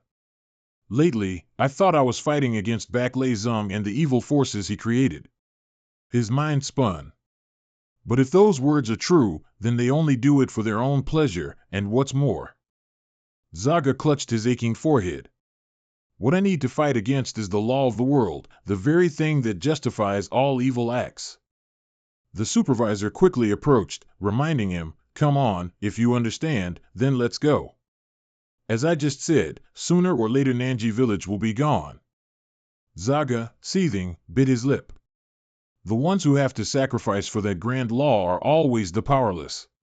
He then declared, I'm not going anywhere, which surprised the supervisor. Why not? Zaga asserted, if the people here are in danger, then I have no intention of escaping, especially when I'm still standing here. I must take responsibility. The supervisor exclaimed in surprise, what do you mean? Take responsibility? He replied, I'll stay here and fight them. His small figure was clear in the sunlight. I'll witness the twisted world you speak of with my own eyes. The supervisor looked panicked. What? Are you crazy? This isn't something you can just decide to do. Are you planning to face the Zakat gang alone? Zaga calmly clarified, I never evaluated myself to win. It's just that I have to do it. He further explained, but that doesn't mean I waited for the Zakat gang all this time without thinking about what needed to be done. Zaga bowed his head slightly, a hint of sadness in his eyes. I don't want to exist like this, I've told myself that for a long time. Please convey my thanks to Hung Sak Tai Nuong. The supervisor grudgingly complained, I went through all of this for you, for heaven's sake. He irritably ruffled his thinning hair. No, I'm starting to understand why he likes you so much. If you want to, what can I do? I can only pray you don't lose your life here. Then he turned his back and walked away with a farewell, good luck. A deep sorrow welled up in the supervisor's heart. A young victim who wants to. Zaga watched the figure gradually disappear behind the bushes. Fight against the whole world. The road through Nanji village was always bustling and lively, rows of identical flags were hung. A gentlewoman's voice cautioned her husband, have a safe journey, my dear husband. The man waving to his wife suddenly bumped into a group of strangers. Their leader wore a sinister expression, and his smile stretched from ear to ear. His name was Zook Zu, a guardian of the Zakat gang, grinning at the man's fear. What? You are? Far from the village, on the mountain, Sanji observed the situation. The Chinchi banners have been hung at the front and back doors. He said to old May, who stood behind him, but Nanji village's wind seemed smooth. I can see it here too. He irritably slapped his paper fan against his palm. Let's see, should we start the game? A horn echoed throughout the village as an announcement. Zook Zu immediately noticed, this is the signal. Before the man could finish speaking, he violently drew his sword and slashed him across the body. Everyone present witnessed the entire scene from beginning to end. They screamed loudly, someone's dead. River bandits appeared. Zook Zu said with contempt, don't compare us to those weaklings. I'm a military unit. He continued to order his allies, listen, better to kill indiscriminately than to miss. Streams of fresh blood splattered, echoing throughout the small village. The entire town suddenly plunged into chaos. The villagers pushed each other, trying to find an escape route. Everyone, run. These strange river bandits are slashing anyone they see. Quick, out the back door. But in front, the unit's men were also guarding. Zook Zu calmly said, this place is completely surrounded. There's no way to escape. A few angry ones yelled, why are you doing this to us? There must be some misunderstanding here. He nonchalantly replied, for a greater good, you will be reported as belonging to an evil sect. Zook Zu was about to warn, stop complaining. Then suddenly, from afar, a large explosion erupted, followed by thick smoke. He was extremely surprised. What? The fire broke out from the small alley, spreading towards them. At the same time, it made Zook Zu horrified. What is this? On the mountain, Sanji was also confused. No way, why an explosion? Does Nanji village hide gunpowder? Miam gritted his teeth in anger. Isn't it too obvious? Hatred flared in his eyes, the only one who could pull off this stunt. With determined footsteps, Miam roared amidst the chaos, he's trying to resist Zakat gang's army. Zook Zu's men were scared out of their wits. Why so loud? Boy then, look up there. He followed the pointing finger, sweat starting to pour down. On the large rooftop, a small figure was vaguely visible. The smoke obscured half of his upper body, but the gleaming axe blade was still clearly visible. Zook Zu quickly recognized him, it's him. The one who killed Lady Xian and disgraced our gang, Zaga Zen, the crippled poison sect member. Zaga silently watched the battle below. He secretly sighed, even if the poison sect has fallen, too many people are still dying. Some even died so suddenly, they couldn't even close their eyes. Zaga looked at the innocent corpses strewn across the cold ground, the screams, pleas, agonizing and furious sounds. This is the chaotic world of today. His hand unconsciously tightened around his weapon, then he yelled as loud as he could, listen up. Everyone's attention turned upwards. Zaga announced, Nanji village's gate is surrounded. If you want to live, evaluate from outside. I've created a path there. The villagers looked at each other in confusion. Who is that? From outside? Isn't that where we keep fertilizer? They finally started to realize, so that explosion earlier. What if it's a trap? It's usually a dead end. They could kill all of us at once. Zaga lost patience, and due to the urgent time, he urged, there's no time to hesitate. If you stay, you'll die. Zuxu gritted his teeth, full of fury, at a loss for what to do. All the villagers perked up their ears to listen. Go, ah. The two words survive uttered by Zaga completely awakened everyone's survival instinct. The villagers were stunned for a moment. Then they started to riot. Yeah, if we stay, we'll just die. There's no other choice, we have to go now, hurry. The guards saw the civilians change direction, and immediately ordered, capture them, don't let anyone escape. Zuxu angrily cursed, nonsense. Veins popped out all over his face, just a minor demon cultist. A few people among the villagers suddenly cheered loudly, look. The wall in front had a large hole completely torn through it. That person was right, the outside had been breached. As they were reveling in joy, we're alive, they suddenly spotted enemies running from afar, don't let them escape. Most of the villagers couldn't help but panic, the guards swung their swords, wanting to cut them down.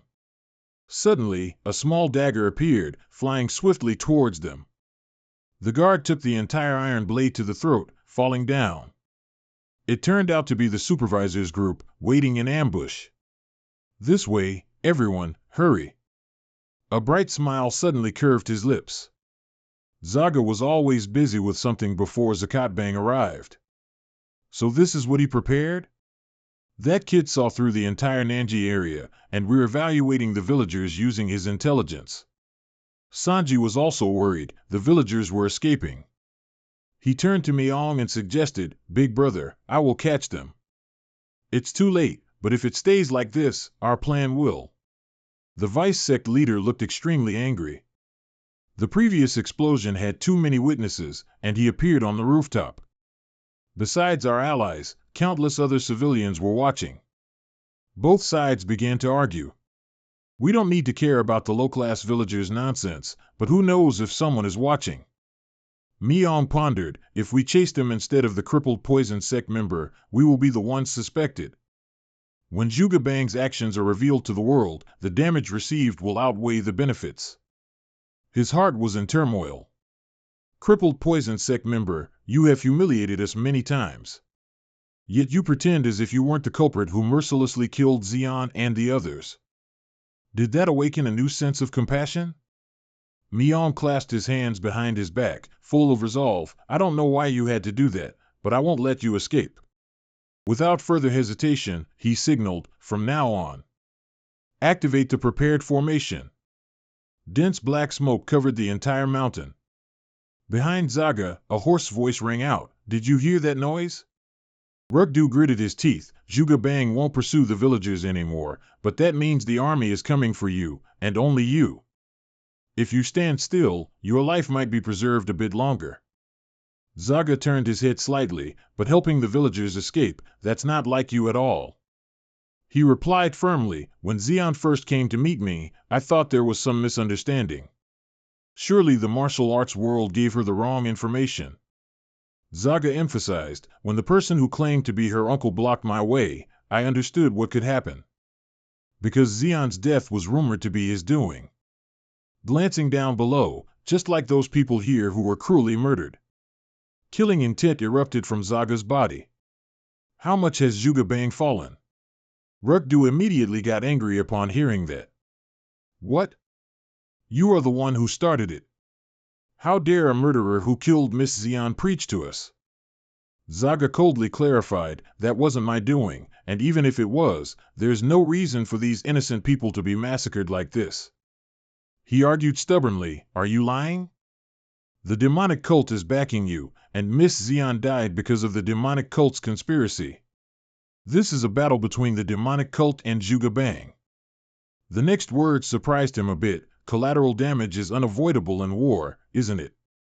Rugdu laughed wickedly, right, the demonic cult seems to want to cut ties with you, but we won't let that happen. If they don't appear, we'll just fabricate their presence. He spread his arms, this person must die as a stepping stone to purge even more evil forces. Jia Tsang yelled in indignation, deceiving yourself won't erase your sins. His eyebrows were tightly furrowed. We're just soldiers, following orders. Why do you care about them? Jietsong's hatred intensified. You haven't even met them. He glared back. I was once like them. Rugdu seemed to realize, so you're just a pawn too, I get it. A terrifying pressure emanated from behind Jietsong. Then I'll just disregard the guilt of killing a pawn. Rugdu suddenly snapped his fingers. Too late. Countless waiting allies immediately charged, aiming straight for Jietsong. Die. He first calmly observed, then muttered 3 words, Lone Moon Art. With just the 4-moon/slash technique, he successfully broke through the enemy's encirclement. Blood splattered, spraying towards Rugdu. Jietsong moved like a demon through the chaos. His eyes gleamed, hatred clearly displayed. Rugdu tried to fend him off with his sword. But he was entangled by the iron chain of Jietsong's weapon. It tightened more and more. He quickly used Crushing Fist. Seizing the moment Rugdu lost his balance, he pushed him down with Dragon Slayer's fetters. The surrounding space seemed to stand still. His voice trembled, indeed, a weapon of the demonic cult, but Rugdu, despite being on the verge of defeat, was still defiant. It's already complete. A series of flags were hoisted, fluttering, Zhuge Bang's 9 platforms, 8 gates formation. A colossal yin-yang ring appeared in the sky. Rugdu was arrogant. Even if you kill me, it won't do anything, you're completely trapped. This is a maze from which there is no escape. Of course, Jietsong didn't let him finish his sentence. He powerfully lifted the frail body. Let's get this straight. I'm not trapped in the formation. Jietsong stated firmly, you are the ones trapped in my formation. Rugdu's face turned pale from choking, because I received an invitation, and a scholar must respond. Jietsong let go. Prepare yourself. Rugdu fell from a height of several hundred meters. Jietsong slowly turned his back, his purple eyes suddenly widening. Towards the aura on the mountain peak, Zhuge Bang, where Old Man Mi was waiting. Flames engulfed the city, with a few people screaming inside, this way, hurry. The soldiers stood facing each other in a circle, looking around nervously. Where is he? Suddenly, Jietsong jumped down from the rooftop, followed by a series of alarming sounds. The guards immediately yelled out to alert their allies. It's the poison cripple. The first enemy was quickly struck down. The remaining 2 witnessed it and couldn't help but feel terrified, cursing, damn it. Fresh blood splattered onto his face, making him temporarily lose his vision. Jietsong seized the opportunity to slash down the man next to him. By the time he could open his eyes, he already saw a sharp sickle appear right in front of him. A powerful squish sound echoed, accompanied by slimy, squishy masses gushing out from the human body. Flames still raged around the city. Jia Cat's troops were still diligently searching. He can't have gone far. Search quickly. Jietsong hid in a small alley, seemingly devising a plan. He quietly observed the group of small figures, assessing the situation. I'm hiding in the smoke, but there are countless pursuers. The heat caused sweat to continuously pour, soaking his clothes. The enemy is a well-trained army. I need to break their formation to defeat them. Without further delay, Jietsong carefully approached. No matter how perfect a formation is, it must have a weakness, because it's created by humans. The guard was completely unaware that he was about to be given a one-way ticket to hell. Jietsong clamped his mouth shut, preventing him from struggling and alerting his allies, then used the sickle to cut his throat. A long gash and the guard lost his life. Jietsong threw his body into the fire to erase all traces. Continuing the assault, I must defeat them one by one first and find the common rule of. His train of thought was suddenly interrupted by a scream. A soldier has been harmed. Jietsong was startled when he realized someone was running towards him from the left. He quickly slashed, but of course, it alerted other enemies. They whispered among themselves, chasing, that way. In a dire situation, Jietsong suddenly heard a sound like a flute. Only then did he realize, so that's how they find my location. On the mountainside, Old Man Mi was contemplating. The 9-city 8-gate formation seeks out enemies to lure them into an endless circle of fear. The formation is created based on the enemy's actions, like a self-changing labyrinth. The 8 gates of this formation are not in fixed positions. By continuously deploying soldiers according to every move of the enemy, the 8 gates will naturally form and continue to recreate themselves in another spot to divide, clash, and surround, like 2 fish swimming in circles. The complex gears of the formation allow easy detection of issues if a component stops working. Jietsong struggled to escape. The formation users can track the enemy this way. Before him, a large gate slowly opened, pushing the enemy into the dwelling of Jia Cat's strongest force, the Death Gate, completely crushing them. Old Man Mi raised his paper fan. Whichever way he goes, it will only lead to death. Jietsong spotted a soldier trying to attack from behind. He immediately used his chain to defend. Weapons clashed, creating a horrifying, sparking sound. Jietsong used force to shove the guard, making him lose his balance. Then he plunged the sickle into his lower body. Most of the internal organs were destroyed. The soldier collapsed, bodies lay strewn all around. The hot environment coupled with the lack of oxygen gradually exhausted Jietsong. He felt like he was tricked, like livestock. He gritted his teeth. If he kept moving like this, he'd fall right into their hands, but he couldn't escape the formation. He needed to figure out a way to break the 9 Palaces 8 trigrams formation. Suddenly, Ionsen's voice echoed in Jietsong's ear. The only way to survive when facing Zhuge Bang is to remember the swimming pattern of the 2 fish. He recalled earlier events. The Life Gate was the 4 towns, and the Death Gate was in the dark. Seeing the white flag lying discarded on the ground, Jietsong suddenly shivered. Now, thousands of arrows were raining down from the sky, heading straight for him. Jietsong was terrified because it was too late to run. A volley of sharp projectiles arrived and began to attack. Jietsong was forced to use the enemy's corpse as a shield. But the sheer number of arrows was beyond imagination, gradually exhausting him. On the other side, Sanji was reporting. He'd passed 2 gates and was now at the upper gate. We must order the rockets to be launched immediately. Mayong responded indifferently. The culprit isn't dead yet. He must still be alive. He emphasized that they needed to lure him into the Black Family Gate. Jietsong moved through the thick smoke, with a barrage of arrows chasing him from behind. Ahead, something was detected. It turned out to be a soldier waiting to swing his sword, but he failed. Jietsong immediately cut him down, and the stench of blood wafted up. Mayong frowned. When he reaches the Black Family Gate, lead him to the Death Gate.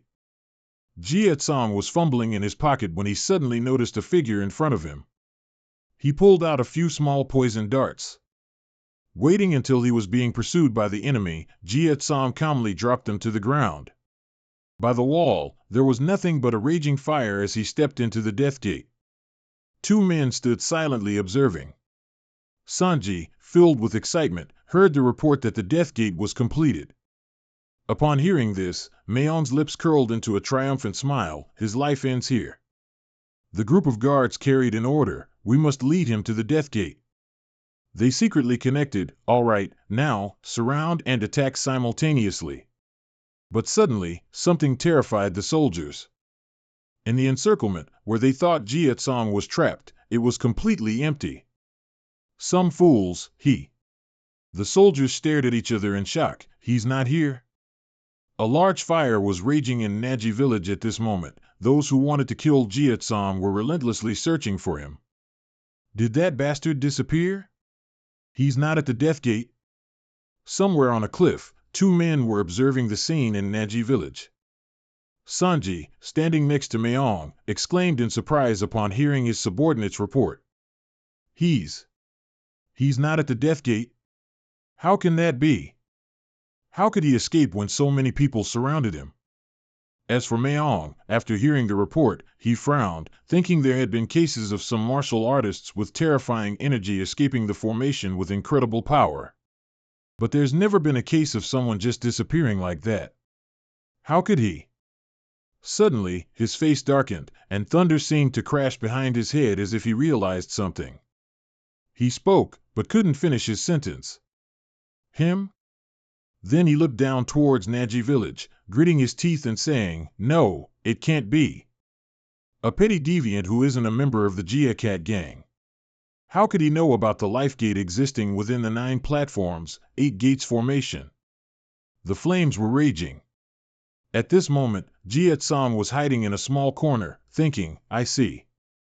You found your answer by deduction. The life gate is inside the death gate, and the death gate is inside the dark gate. Currently, you are in the life gate." The scene unfolding in Jiet-san's mind shows that the bright areas and some dark areas, where the gang's subordinates are standing, are the death gate. And there, the blind spot of the formation within the death gate is the life gate where you are hiding. If you keep hiding, you won't be able to escape. At this moment, Jiet-san's face was covered in sweat. He had to figure out a way to escape this formation. Jiet-san remembered Iamsi's reminder that day in the cave. The only way to survive when you face the Gia Cat gang is to remember the fish's swimming cycle. Jiet-san was thinking of the image of 2 black and white fish swimming in a circle. The fish's swimming cycle is a metaphor for the yin-yang circle, so the formation he's stuck in must definitely rotate to exist. After thinking, Jiet-san looked towards the Diego gang members who were relentlessly searching out there and thought, but they've lost track of him, they can't focus. If that's the case, Jiet-san silently made some kind of decision. One of Diego's subordinates cursed, "Damn it, the fire's getting bigger and bigger." The comrade walking next to him heard that and asked, "Do they want us to find him in this situation?" At Anmon, 2 subordinates were talking to each other. The higher-ups have no idea what it's like down here.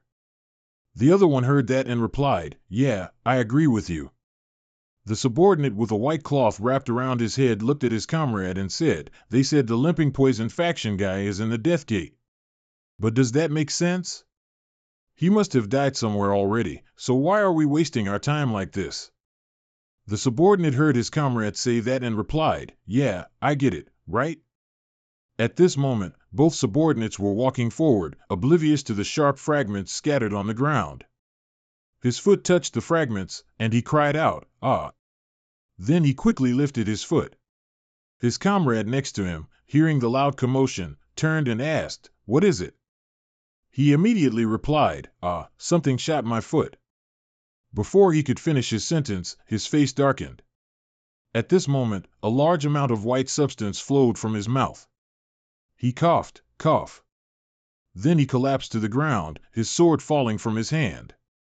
His comrade next to him, seeing this, cried out in a panic, "Hey, what's wrong? Get up!" After a moment, he seemed to notice something unusual and froze for a few seconds. Then he placed his hand on the shoulder of his fallen comrade and looked closely at his face. From his neck upwards, blood vessels were gradually appearing. The man's eyes were now only whites, and his mouth was foaming. He stammered, yelling, This is poisoned?" Then he looked in another direction and shouted, "It's him." Then he grabbed a small whistle and prepared to put it to his mouth to signal, "The limping poison faction guy is here." In the smoke-filled space, the whistle signal rang out. Maong and Soji stood high above, observing. When they heard the whistle, Soji immediately spoke up, "A signal from Anmon? Is he there?" He then looked towards the camp and ordered a subordinate, "Rearrange the formation around Anmon." The subordinate heard this, accepted the order, and replied, "Yes." Soji gave further instructions to his subordinate for quite a while, then the subordinate turned and quickly left. Maong, however, remained silent, pondering, "Anmon?" His expression gradually darkened. He frowned, strange. So he didn't enter the life gate at all? At close gate, the subordinate who received orders from above immediately announced, "The enemy is at Anmon. Everyone, move quickly. We will rearrange the formation." The 2 subordinates, vigilant of their surroundings, heard the order and looked at the one in front, muttering in confusion, "Anmon? How could that guy who was just at Death Gate be here already?" The teammate walking behind heard that, wiped his sweat, and replied, "He must have hidden in the smoke. He's not a normal person." At this moment, a rope stretched across beneath their feet. The teammate who was wiping his sweat suddenly cried out, as something strong impacted his neck. The teammate walking ahead heard that, looked back in confusion and asked, "What's wrong? What is it?" The teammate walking behind touched his neck and replied, "Something poked my neck." Then, he rolled his eyes back and spit out a large mouthful of blood. The teammate walking ahead, seeing this, panicked and shouted, "Hey! Hey!" Thud. The man fell. The teammate walking ahead looked at him, then looked around, shouting, "It's him. Where did he come from? Didn't they say he was at Manhua?" As soon as he finished speaking, he raised a whistle to his mouth. Then a long whistle echoed. In the flames at Black Gate, two subordinates heard the whistle and said, "A signal from Close Gate? What is it?" There's no way he could move from Manhua to Close Gate. At this moment, Jia Geng came from behind with a weapon, approaching the subordinate with a ponytail at Black Gate. He sensed it and looked behind him. Then a cut slashed down in front of him. The whistle blared incessantly. Soji froze, while Diego Mayong's face immediately darkened with anger. The entire Naji village was burning fiercely. Thick black smoke billowed through the village. Whistles continuously echoed, from one place to another. Soji put his hands on his hips and said, "This is Manhua." The subordinates were now just soulless corpses. Close Gate was the same. At Black Gate, bodies lay scattered everywhere. And even Upper Gate, all showed no signs of life. After observing for a while, Soji's face turned as black as a pot. He shouted, "Does he control clones or something? How can he be everywhere?" Mayong was so furious that blood vessels popped out on his face. He replied, "It's a trap." He laid traps everywhere while escaping. Hearing him say that, the old man fell silent, profusely sweating. Mayong said, "He can still think, even when being pursued. But struggling is useless. Out of 100 soldiers, less than 20 have died yet." He immediately ordered, "Don't hesitate, spread out and rearrange the formation. Those petty traps won't help him escape the 9 palaces 8 gates formation." On this side, Jia Geng was hiding. Although his face was drenched in sweat, Jia Geng silently observed. Jia Geng saw a bit behind the enemy. Jia Geng behind those who were tracking him. At this moment, Jia Geng came behind a subordinate of Diego's gang, poisoning him. He immediately spat out a mouthful of blood, ugh. Jia Geng looked at him, meaning Jia Geng could avoid the flow of the formation, cause disruption with the traps he'd set, and use the time to reverse his traces at Lifegate, which was the right choice. Jia Geng turned in a certain direction and thought, "If I move like this, then I can lunge forward in that direction, I can escape the formation." In the thick smoke, a voice shouted, "The crippled poison faction member has appeared. Over there." Jia Geng, holding his sharp weapon, rushed forward. He powerfully slashed the back of a subordinate from Diego's gang, Then he forcefully threw him backward, ugh. Then he rushed forward and slashed the one in front as well. In the thick smoke of the village, Jia Geng's sweat continuously poured. Ugh, another subordinate was hit and spat blood. Then he looked at him and shouted, "You!" Before he could finish, the chain whip struck. It hit his neck and head hard, making him cry out in pain. After a while of fighting, Jia Geng started to get a bit tired and let out a breath. Suddenly, his pupils constricted. A large crack in the wall revealed the mountainous region outside. Jia Geng looked outside. Although Jia Geng's face wasn't truly smiling, his eyes revealed the joy of escape. He thought. However, after only a few seconds, his face darkened. A figure appeared. He said. Jia Geng gripped his weapon tightly. The shadowy figure, silhouetted against the light, continued. He couldn't see the face clearly and thought. Then he took a breath, straightened up, and asked. The man pressed his lips together, looking very angry. With a murderous aura, he replied. Jia Geng's face darkened when he heard that. He looked at Jia Geng. At the Wulin walled city, Jiang Te headquarters, an old hand was continuously repeating the herbal tea brewing process. A voice echoed through the room. Outside the door, Lai Dong was entering the room. A person in a red cloak was facing away from him, with sparse, slightly long white hair, sitting at a table intently doing something. Even as he entered, the person showed no change in movement, still working intently. Seeing this, Lai Dong spoke up and asked. He didn't turn to look but replied indifferently. Hearing this, he asked in disbelief. The old man heard that and replied. Then he seemed to remember something and said. Lai Dong heard that and replied. The old man heard that and asked. Lai Dong picked up the teacup and replied. He heard that and said. Lai Dong heard that, and the corners of his mouth naturally curved into a smile, but he didn't reply. The man's tone began to show a hint of anger as he said. You're the one setting the trap. It seems the Zhuge clan is suffering unnecessarily. The demonic cult won't fall for this trap. Lai Dong, sipping his tea, replied. The old man heard that and replied. Lai Dong was silent after hearing that, then said. I forced the Zhuge clan. I can't keep them there forever. To prepare for this, they must have gone overboard to save face, so they'll come up with another excuse to attack the demonic cult. He continued to rub the herbs and said. He suddenly fell silent for a few seconds.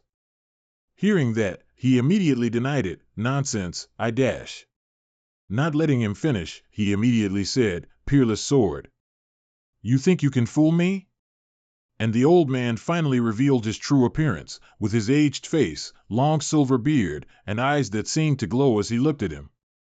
He was none other than the Martial Alliance leader, He Gun-jin. His eyes exuded a great force of power.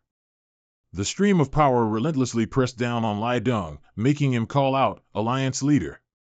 However, the power did not stop. Instead, it spread intensely towards him. Feeling the power cut into his body, he clenched his teeth, enduring, and sweat gradually appeared. It was then that He Gun-jin finally spoke, I'm just here because I'm worried. Then he retracted his power and said with a smile, You arrange your personal matters properly. You're quite clever with these things. After that, he opened his eyes and looked at him, saying, Let's have tea another time, it seems you have something to attend to. Hearing that, his brows furrowed, then he let out a sigh. From the hallway, a loud shout echoed, along with hurried footsteps, Sect leader. Sect leader. Then a figure appeared outside the room. The subordinate shouted, Forgive me, Alliance leader, I need to urgently report to Dash. As he spoke, he stopped. Seeing this, Lai Dong looked over and said, Don't worry, speak. The subordinate looked anxious, sweating profusely, and replied, I received news from Guizhou. Bitch Lai Quan has dashed. The subordinate paused for a few seconds mid-sentence. Lai Dong's expression also changed slightly at this moment. Then he said, Already arrived in Yunnan. Amidst the raging fire, Bitch Lai Quan advanced towards Jia Tsong with murderous intent. The light from the fire illuminated him, making him appear even more terrifying. Jia Tsong stood opposite him, covered in sweat, muttering, Pure Dragon? Jia Tsong looked directly at him. Pure Dragon is one of the 3 dragons and 4 phoenixes, just like you, Phoenix. Why is he here? Seeing him look like that, Bitch Lai Quan said, You seem to not know why I'm here, do you? Do you think only her gang would seek revenge? Bitch Lai Quan spoke each word with anger, Sister Xian. The person you mercilessly killed is the one I love. Xian insisted on resolving the incident in Yunnan, hoping to prove our relationship to her faction so they would no longer object to it. Belly Kuan remembered that day he held her and said, I wish that too. Then he added, So I bid her farewell, wishing her well in my heart. But she became a prisoner in a far, far away place, unable to return. At that moment, Belly Kuan witnessed her corpse, his eyes becoming lifeless. I was the one who suggested that mission to her. His bloodied hands were clenching constantly, trembling nonstop. If I hadn't sent her, she wouldn't have ended up like this. The more I think about it, the less I can forgive myself. So I tried to follow Xian. Belly Kuan sat in the room, holding a sword to his neck, but He paused for a few seconds and said, "If I go like this, who will avenge poor Xion's hatred?" Back to the present, Belikuen's bleeding hands loosened, limply. Thinking that I can exact revenge with my own hands, Belikuen's expression slowly turned insane as he said, "I should be grateful to you and to the heavens." Hearing Belikuen, Jietsong looked at him and said, "You may not believe me, but I still have to say, I did not kill Dongfeng. Xion was."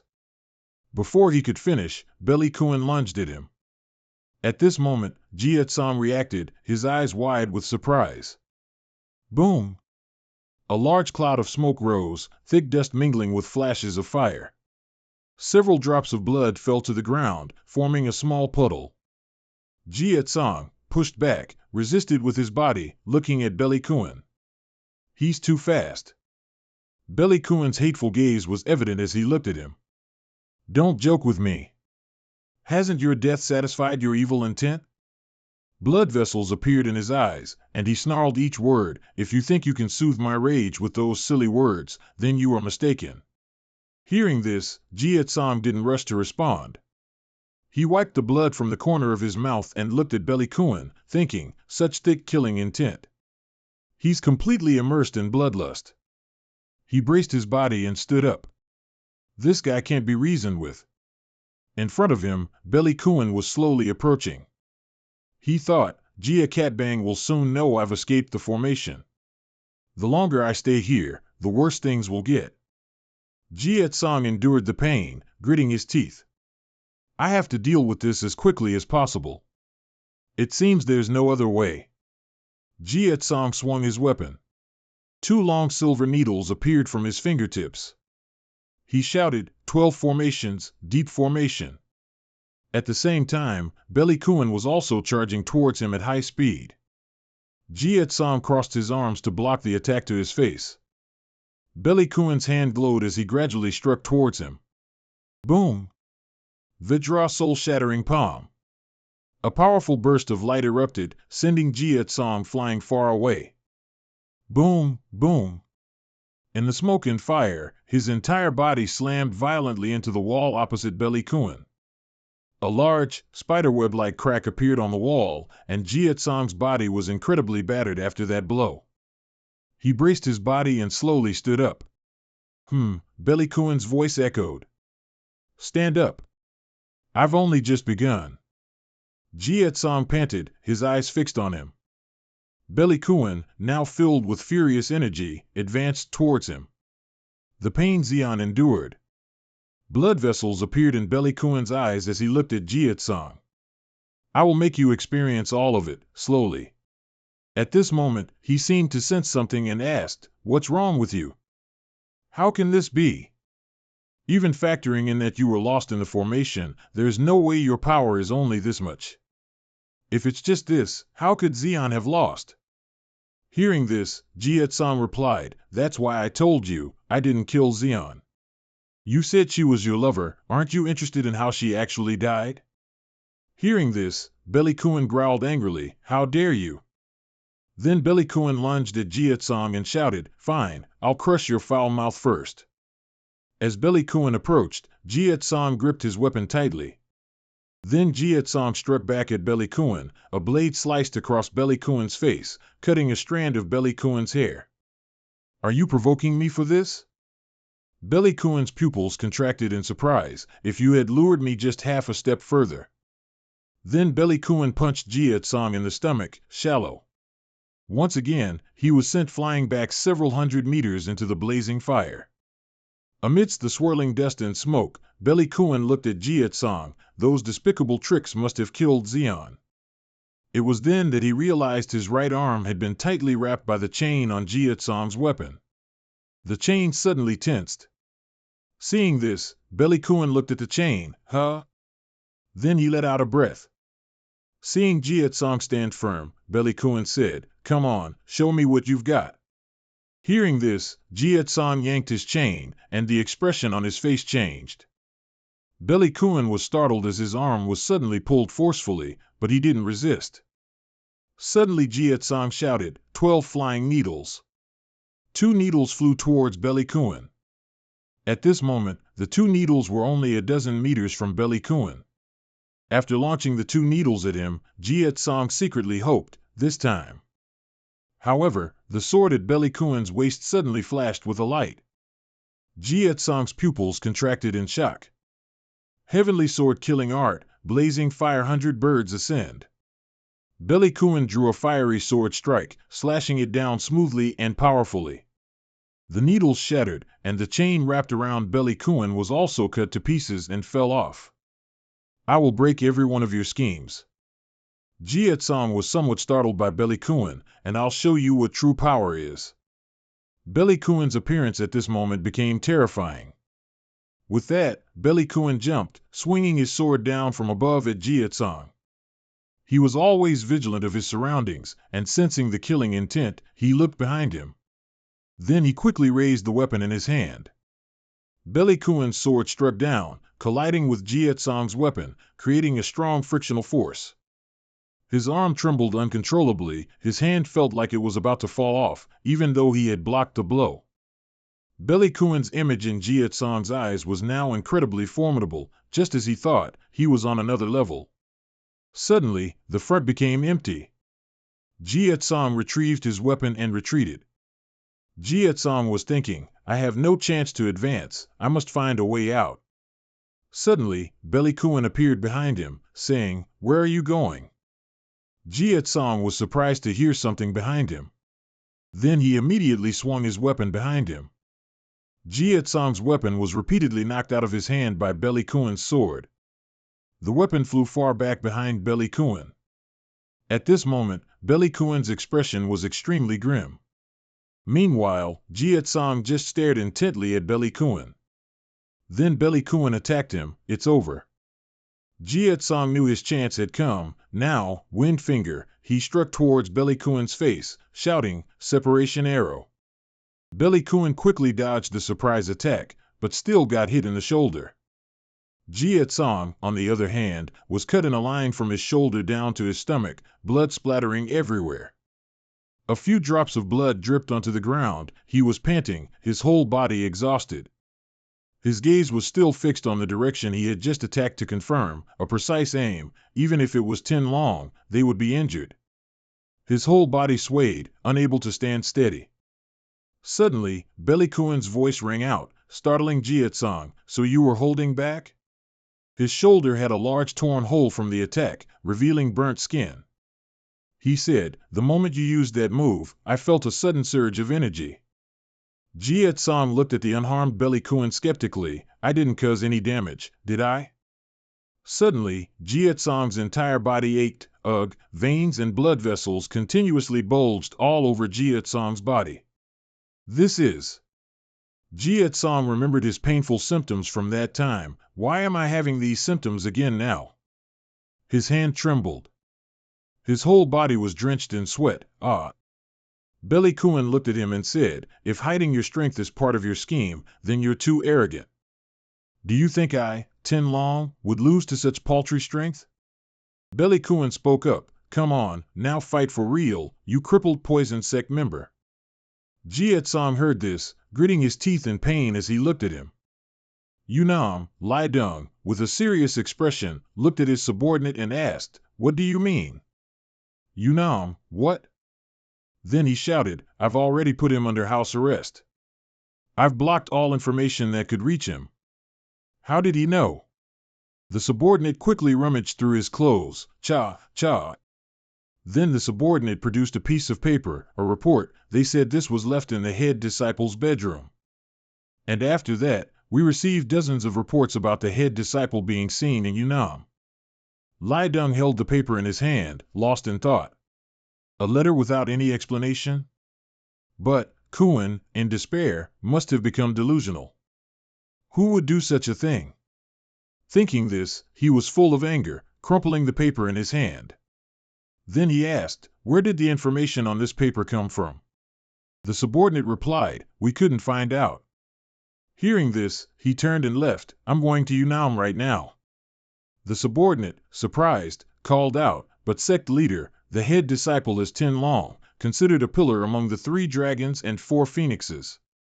Even if young Phoenix is gone, I don't think he would lose to that crippled poison sect member. He heard this and shouted, I'm not afraid of that brat. If she knows my adopted son is there, his expression was extremely worried, his eyebrows furrowed tightly, she will definitely appear. In the wind, 2 pieces of golden silk fluttered gently in the air. The woman intended to overthrow what I had built. Du-Hoa stood on the cliff, silently observing the scene of Naji village at this moment. Her eyes remained completely calm, as if she was merely observing something. Suddenly a voice rang out behind her. Luckily I wasn't late. That person asked, "What are you doing here?" She just silently glanced, then asked, "Who are you?" Manryu, standing against the light, smiled and replied, "Oh, no need to be on guard, from now on." He laughed strangely and said, "Just consider me the one who called Belly-kun here." Hearing that, Du-Hoa turned to look at Manryu and asked, "You called Belly-kun here? What do you mean by that?" Hearing that, he replied, "As I just said, I'm the one who told him to kill Dung Feng in Naji village." Compared to using a small lure like that crippled poison sect member, a beautiful talented lady, don't you have a more preferred lure? Hearing that, she stared at him without answering. Then she angrily shouted, "State your name." "I don't like talking to those who hide." Hearing that, he replied, "My name is Manryu, currently holding the position of advisor in Wulin." Hearing that, Du-Hoa's aura grew darker as she replied, "Advisor Manryu?" Hearing that, he calmly replied, "Of course, if you know my name, it means I've made a mistake. That position is just for show." Then he said, "I'm the errand boy who dirties his hands for the sect leader of Lulong Truong Kim's sect, General Belly."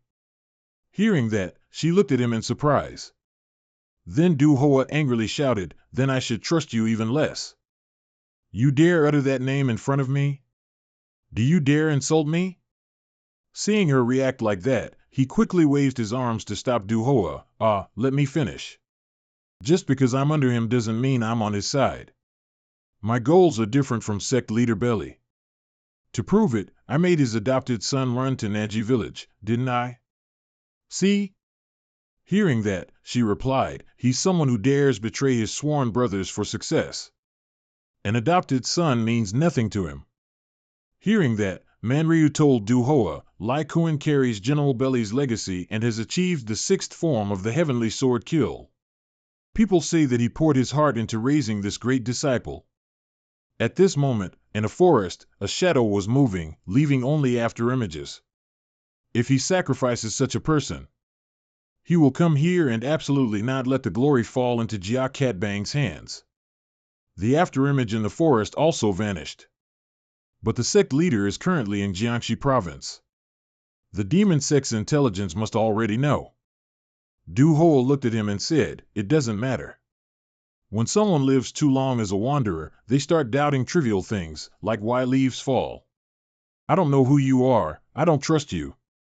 Manryu heard that Du-Hoa was still stubbornly disbelieving, so he said, "So you want to fail against him? This perfect opportunity, why?" Hearing that, she calmly replied, "Maybe." Hearing that, Manryu feigned, "Oh, dear, I'll lose my head if rumors spread." Du-Hoa heard that and looked at him in silence for a few seconds, then asked him, "Then I ask you, why did you betray Bitch Lai Dung? What do you gain by doing so?" Hearing that, he seemed to receive some signal and replied, "Gain what? What I gain?" He pondered for a few seconds, then put on a mysterious look, "Heh heh." Manryu's face was strange as he replied, "Za Gang." Hearing that, she looked at him with even more confusion. The atmosphere around them suddenly grew gloomy. "All right, let me tell you, even though it will take time. My life." In Naji village at this moment, the fire was getting bigger and bigger. A sword and a scythe clashed against each other. Boom! A bright area enveloped the 2 people within the circle. Suddenly, Bok Lai Kun seemed to sense something. Just then, Za Kang charged once again, his eyes incredibly resolute. His entire face was covered in sweat, his eyes somewhat tired. "The meridians in my body are screaming, my body feels like it's being torn into 1,000 pieces." But in the midst of the pain, he could still. Zarkon looked towards Bok Lai-kun. Keep up with this guy. His eyes were bloodshot. The current scene showed one side gradually being pushed back. Bok Lai-kun then realized he was being pushed back by the person in front of him.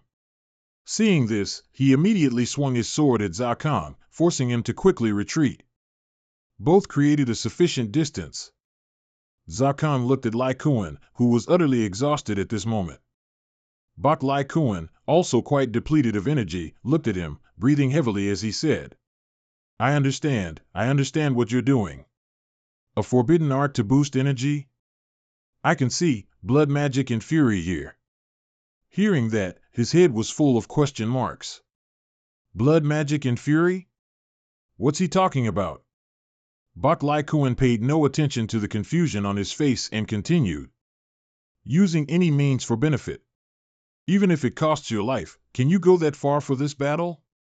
He stood in the raging fire, looking utterly terrifying as he told Zarkon. Heartless and ruthless, I understand why Xian lost to you. I don't want to lose like that, because this is a battle I'm dedicating to Xian. Zarkon, hearing this, wasn't to be outdone. He took a stance and replied, I also have many reasons why I cannot lose. Bok Lai-kun heard this and replied, all right, then. Both now stood facing each other from two directions. Then they vanished, no longer seen on the ground. Bok Lai-kun shouted, Heaven sword killing art, ancient pursuing horse. At the same time, he also shouted, Chi heavy roar. Both lunged at each other, their clashing powers creating a force that sent rocks and earth flying everywhere. Boom! Both were knocked back by their own power. Bok Lai-kun's sword was also knocked away, and so was Zarkang's scythe. However, as both were knocked back, Zarkang immediately gathered strength from his arm to his pinky finger. Both once again used their internal energy to attack. Zarkang used internal energy with the move Lai Tien, while Bok Lai-kun attacked with internal energy using Kim Song Tang Han Truong. Hiya! He lunged towards Bok Lai-kun. At the same time, Bok Lai-kun also lunged towards him, shouting, I'll kill you. In the blazing fire, a thunderous explosion echoed across the heavens and earth, boom. Zarkang's entire body was thrown back, slamming hard into the stone wall behind him. Zarkang coughed up blood from the powerful impact. Suddenly he noticed something and looked over. Zarkang discovered his arm was dislocated to the point of being bright red. His scream echoed around, ugh. Bok Lai-kun, however, still stood steadfast in the smoke and flames as if completely unharmed. His eyes gleamed. The Vajra soul-burying palm is one of the 3 ultimate techniques of the Bok Lai sect. With enough power, it can uproot an ancient tree. To match that strength, I commend you. Lai-kun looked at Zarkang and said, but you can't do anything with that arm, it's over, you cripple of the poison sect. Go to hell and repent. Before he could finish his sentence, he suddenly felt a painful sensation. He could only utter one word, you. On Zarkang's side, he was constantly panting, gritting his teeth to endure the pain, then said, You think I want to keep up with your strength? I fought like that because I needed to touch you. Bok Lai-kun raised his hand, which was covered in sharp thorns, to look at it. His hand was trembling nonstop, here. Zarkang looked at him and said, I've tried many types of poison while here. It's poison from the western chrysanthemum fruit. It causes neurological disorders and nausea, weakening the respiratory organs. I put the poison on those needles. Soon, you won't be able to stand up. Ugh, Lai-kun was so uncomfortable that he spoke with some difficulty breathing. Right, you truly are the cripple of the poison sect. As the name suggests, poison is your true weapon. He struggled to say, so you're plotting again? Have you no shame? Zarkang propped himself up and stood. I can't lose this fight. If I lose, I'll die here. To live, I must try to survive this fight. Bok Lai-kun heard that and thought, I see, this guy's strength isn't from his abilities. He thought so and replied, You're right.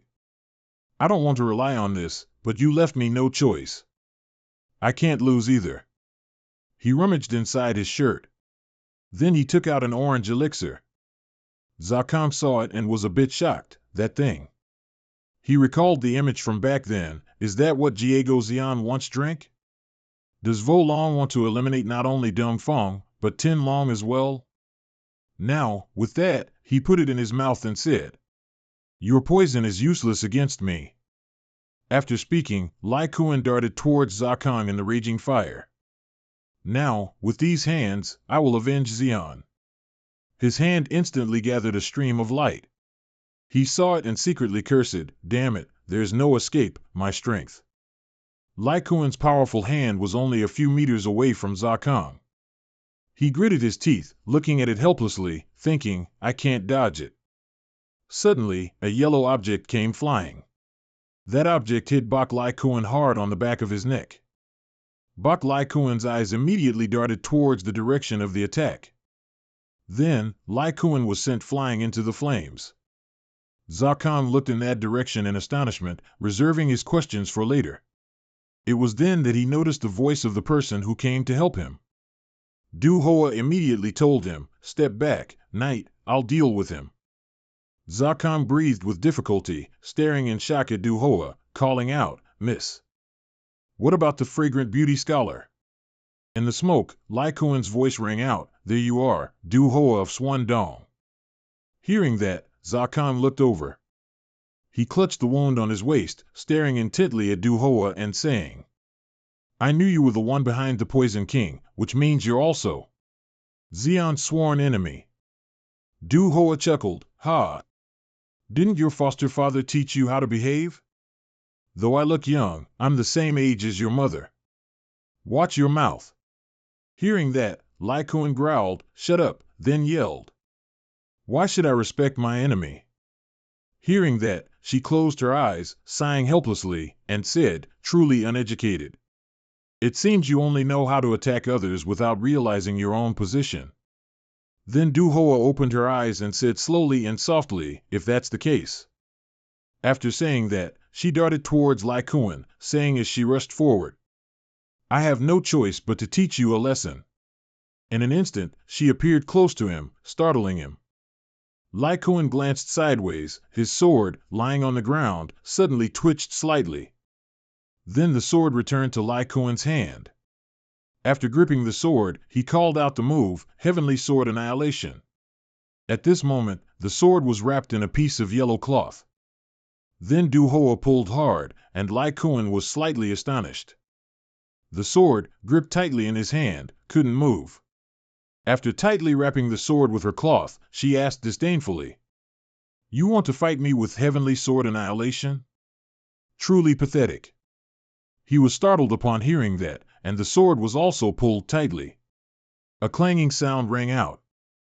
The sword was pulled out of Lai Kuan's hand, swung high by only her piece of cloth. Seeing that, he became furious and shouted, "You're not that strong either, don't get so conceited." With that, Lai Kuan rushed towards Du Hoa, initiating his second move, Vajra Soul Burial Palm. Her expression remained unchanged upon hearing the move. Then, slowly and calmly, she extended her hand forward. Boom! The two sources of power clashed, creating a circle. He was confused to see that Du Hoa could block his move. How could that be? Did I suffer a backlash? At this moment, Lai Kuan's eyes were bloodshot, and his power also radiated intensely. Boom! He was completely repelled. Zakang, standing outside the battle, watched the scene in astonishment. She defeated Tin Long as easily as turning her hand? At this moment, Lai Kuan was hit so hard he spat blood and collapsed onto the rocks. Their powers are truly a world apart. Is this the ability of Hong Sak Tai Nuong? After that move, Du Hoa spoke up. "You consider me your sworn enemy. As for me, you and the entire Bok Lai sect are my sworn enemies." He was propping himself up to stand, gasped. Lai Kuan glared at Du Hoa and growled, "I won't let things end like this. If it ends here, then..." Suddenly, Lai Kuan spat out a mouthful of blood. "I can't get my revenge." Then he collapsed, only managing to utter the last words, "Xian Sis."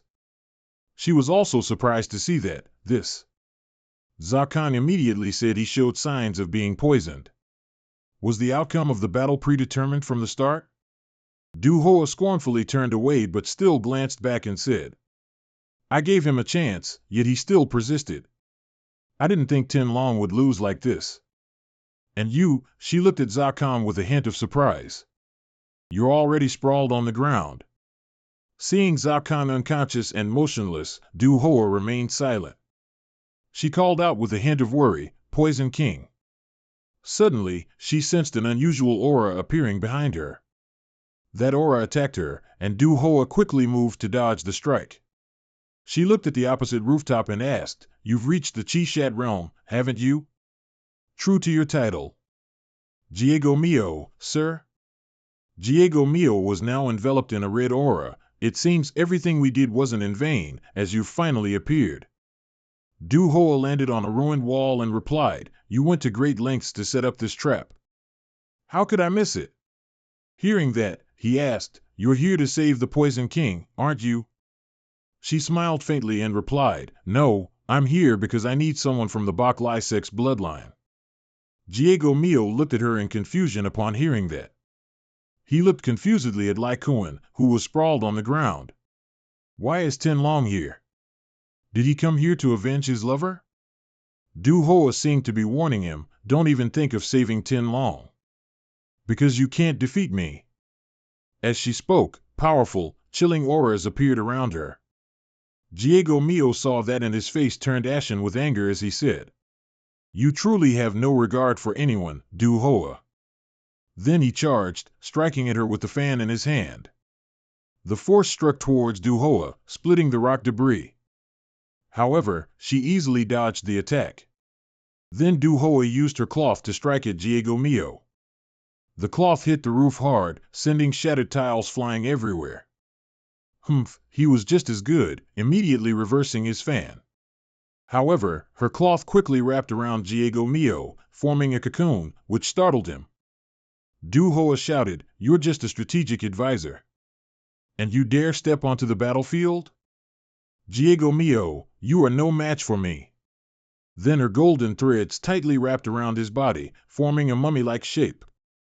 Du Hoa pulled the golden thread hard and said, If you block my way, I will crush you.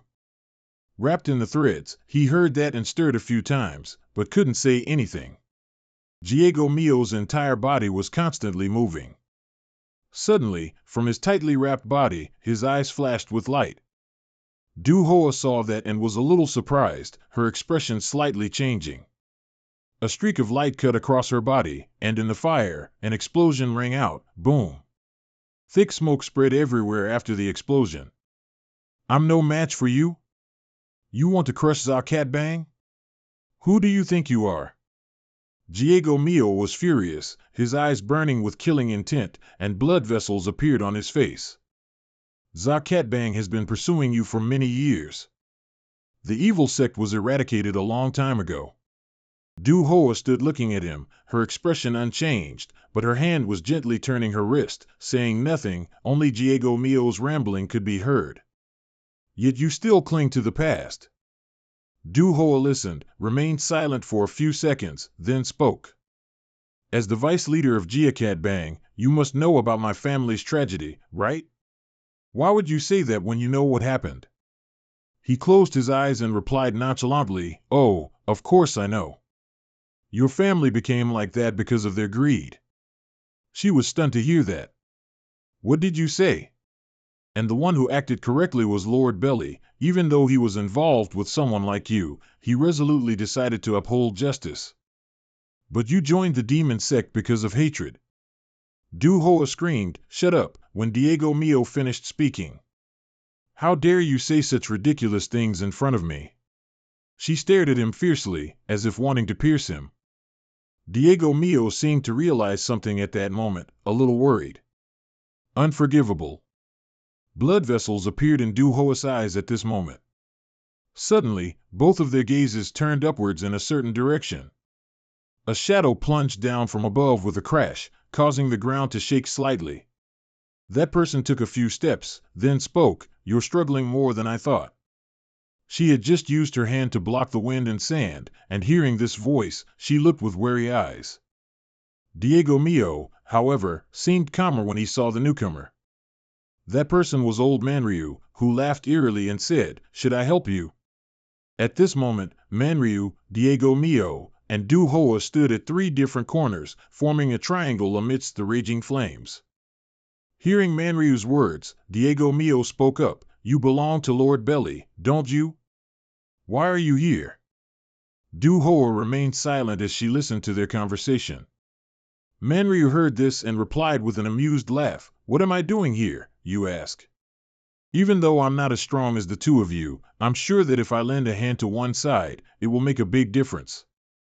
Diego Mio heard that and said, "Humph, you want to claim credit for this mission with us, don't you? How shameless." Manryu heard this, looked at him and said, "No, I'm not talking to you.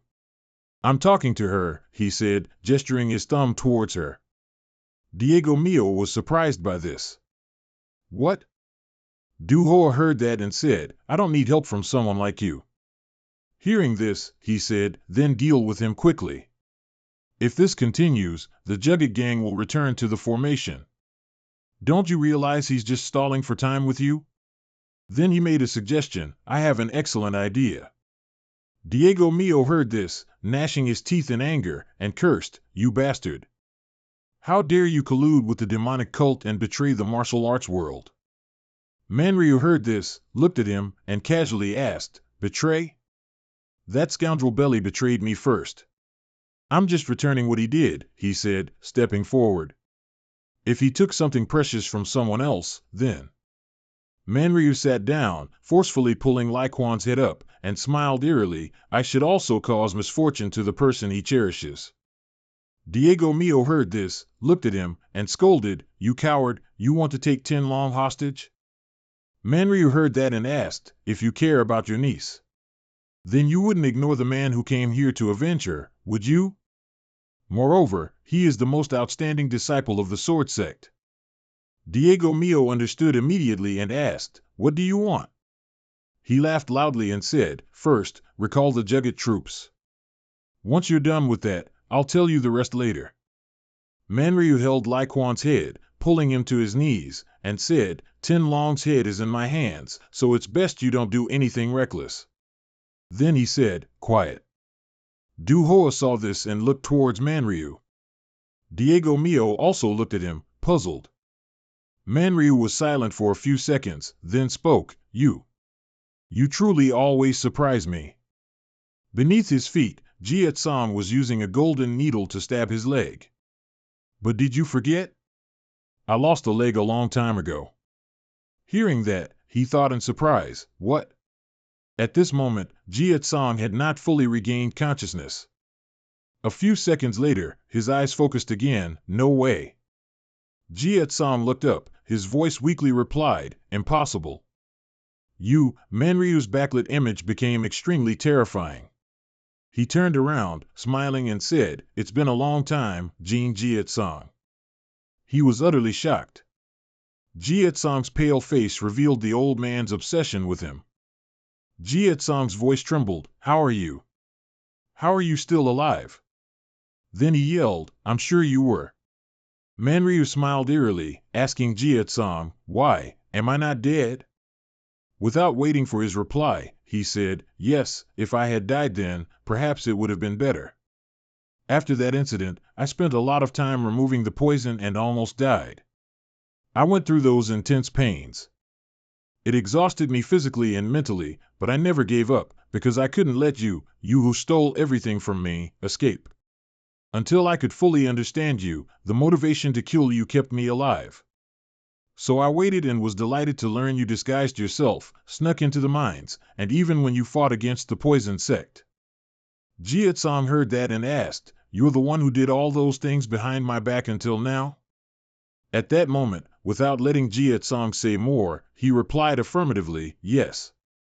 It was all me." He laughed madly. "He, you've always been in the palm of my hand. And it was all so you could experience despair. How do you feel? Is it painful? Are you surprised?" Du Hoa, hearing the entire story now, was extremely uncomfortable. Diego Myong frowned slightly. That's right, exactly, he he he. Don't add any more, he laughed loudly, more despair. To make you go through all of that, Luckily. Suddenly, his voice rang out, then the old man's pupils stopped moving. Only then did Manryu look down, a little surprised. What? The golden needle had stabbed into his waist. Manryu's pupils began to show streaks of blood. Jia Tsang, his hand trembling uncontrollably, his eyes extremely sharp, said, "How lucky." "Because I didn't lose to you." He silently looked at him. "So I swore never to let any of you live." Jia Tsang glared at Manryu through gritted teeth. "Not one of you." "You bastard." The old man's face darkened, then he yelled, "Get out." And Manryu kicked him away. Jia Tsang was sent flying backwards towards Du Hoa. "Your body is crippled now," he panted angrily, "you can't even stand up." But even so, he was once again lying motionless on the ground. Manryu breathed with difficulty, thinking, "I planned for you to survive this endless battle, because I wanted you to suffer while fighting tirelessly, but..." At this moment, he gripped the golden needle on his hip and pulled it out. Then he violently threw it to the ground, scattering blood from the needle everywhere. "There's only one meaning to all of this, you're suffering. Discarding you gains nothing. You've lived in the shadows, merged with the shadows." After saying all that, he seemed to realize something and said, "Right, I showed you the light. I should give you hope instead of despair, shouldn't I?" Then he laughed to himself, he he, then laughed loudly again, ga ha ha ha. After laughing, Manryu was silent for a few seconds. "I've changed my mind. I'll take Tianlong with me." Du Hoa heard that and asked, "Are you trying to interfere?" He heard that and denied, "No, listen to me first." Then he hit Lai Quan hard, making him cough up blood, cough. He kept coughing up blood, which had now turned purple, cough, cough. Diego Myong then shouted, "What are you trying to do? Tianlong has been poisoned." Manryu saw that and said, "I'm the only one who can cure him, so I want to borrow Tianlong for a bit to treat him." She heard that and said with murderous intent, "I don't believe you. Why should I trust you and let the belly sex bloodline be taken right before my eyes?" Manryu heard that and said, "Lady Tai, your goal isn't to take his life, but to threaten Lai Dong. If that's the case, him being alive is more beneficial to you than him being dead. I'll return him to you after I've cured him, how about it? When I'm done, please take care of Jin Jiatsong and use him to exchange for Tianlong. You don't have to trust me, but since you know how important Jin Jiatsong is to me, you also hold my weakness, don't you?" Diego Myong heard that and yelled, "What kind of conspiracy is this? Do you two think I'll let you get away with it?" Manryu looked at him and said, "If you follow me or get in my way, I can't guarantee I won't kill Tianlong, because he shouldn't be here in the first place, should he? If he dies because you hold me back, and you want to save him, will the Jayakat gang be held responsible?" Diego Myong heard that and gritted his teeth. "If you're loyal to the Belly sect, then why don't you return to your original objective? I'm taking Tianlong for treatment. Jayakat gang, you continue fighting Lady Hong Sak Tai. Lady Tai will take Doc Long and exchange him for a healthy, surviving Lai Quan afterward. A perfect outcome for everyone." He just took all of it for granted, then turned and left. Before leaving, Manryu said, "All right, if there's nothing else to say, I'll take it as your agreement. I'm leaving. You two handle the rest." Both of them couldn't say anything more and could only remain silent. After he finished speaking, he left, leaving only the echoing sounds of our two around them. After a few seconds of silence, Diego Myong then asked, "What's your relationship with him?" Du Hoa heard that and replied, "We have nothing to do with each other. That guy just does whatever he wants." He heard that and sighed in relief. "Well, Tianlong's abduction has nothing to do with us, because our original goal was to prevent you from leaving here." She heard that and replied, "Since Lai Quan is no longer here, I don't need to stay here any longer either." Diego Myong heard Du Hoa say that, and confused, rumble, crackle, golden lightning bolts struck down. Her eyes flashed. Lightning bolts enveloped Du Hoa. Quang Minh Q bitch dong Galoi tame through it. I'll end this right here, right now. At this moment, the smoke and fire around gradually subsided. The houses were now just ashes. Diego Miong's face also turned dark. So, you're that strong? His entire body was torn, kneeling prostrate in the ashes of the houses. Is this your power? After that, his entire body collapsed. The surrounding scene gradually quieted, leaving only Du Hoa and Diego Miong lying face down on the ground. Du Hoa, having used a large amount of power, now let out a long breath.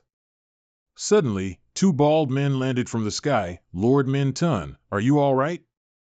They were the AM Cat Thok Thursday brothers, martial artists.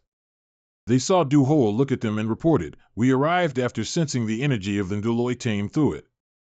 She heard that and said, "I'm fine. Report on the battlefield." Currently, the Jayakat army is advancing. We're about to be unable to hold them back.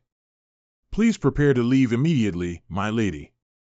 Du Hoa looked in another direction and replied, "All right, but before that, take him. He'll come with us." The AM Cat Thok Thursday brothers heard that and replied, "Yes, Lord Min Tun." She left with them, and at this moment, she thought, "I don't know what you're planning, but you'd better not deceive me. It's me." In a room, sunlight from outside the window shone inside, as if signaling the start of a new day. Jia Tsang was lying on the bed in pain, frowning, sweat streaming down his face, his body tightly bandaged. He closed his eyes tighter and tighter. Manryu's voice echoed in Jia Tsang's mind, "I'm the one who's been manipulating you all this time." His image was imprinted in his mind, "You've always been in the palm of my hand. You'll never escape me." Manryu's large hand reached towards Jia Tsang, who looked incredibly small at this moment. It was already destined to be this way. When Jia Tsang saw that hand about to touch him, he gritted his teeth even tighter, full of vigilance. The old man's voice rang out, "And it will always be this way. Forever like this." In reality, he was gasping for breath. A soft hand reached out. As the hand was about to touch Jia Tsang's face, he suddenly opened his eyes wide, looking vigilantly. Then he raised his hand and forcefully pushed that hand away. Seeing Jia Tsang's reaction, the small hand paused. He panted, huff, huff, staring vigilantly at the unfamiliar girl standing beside the bed.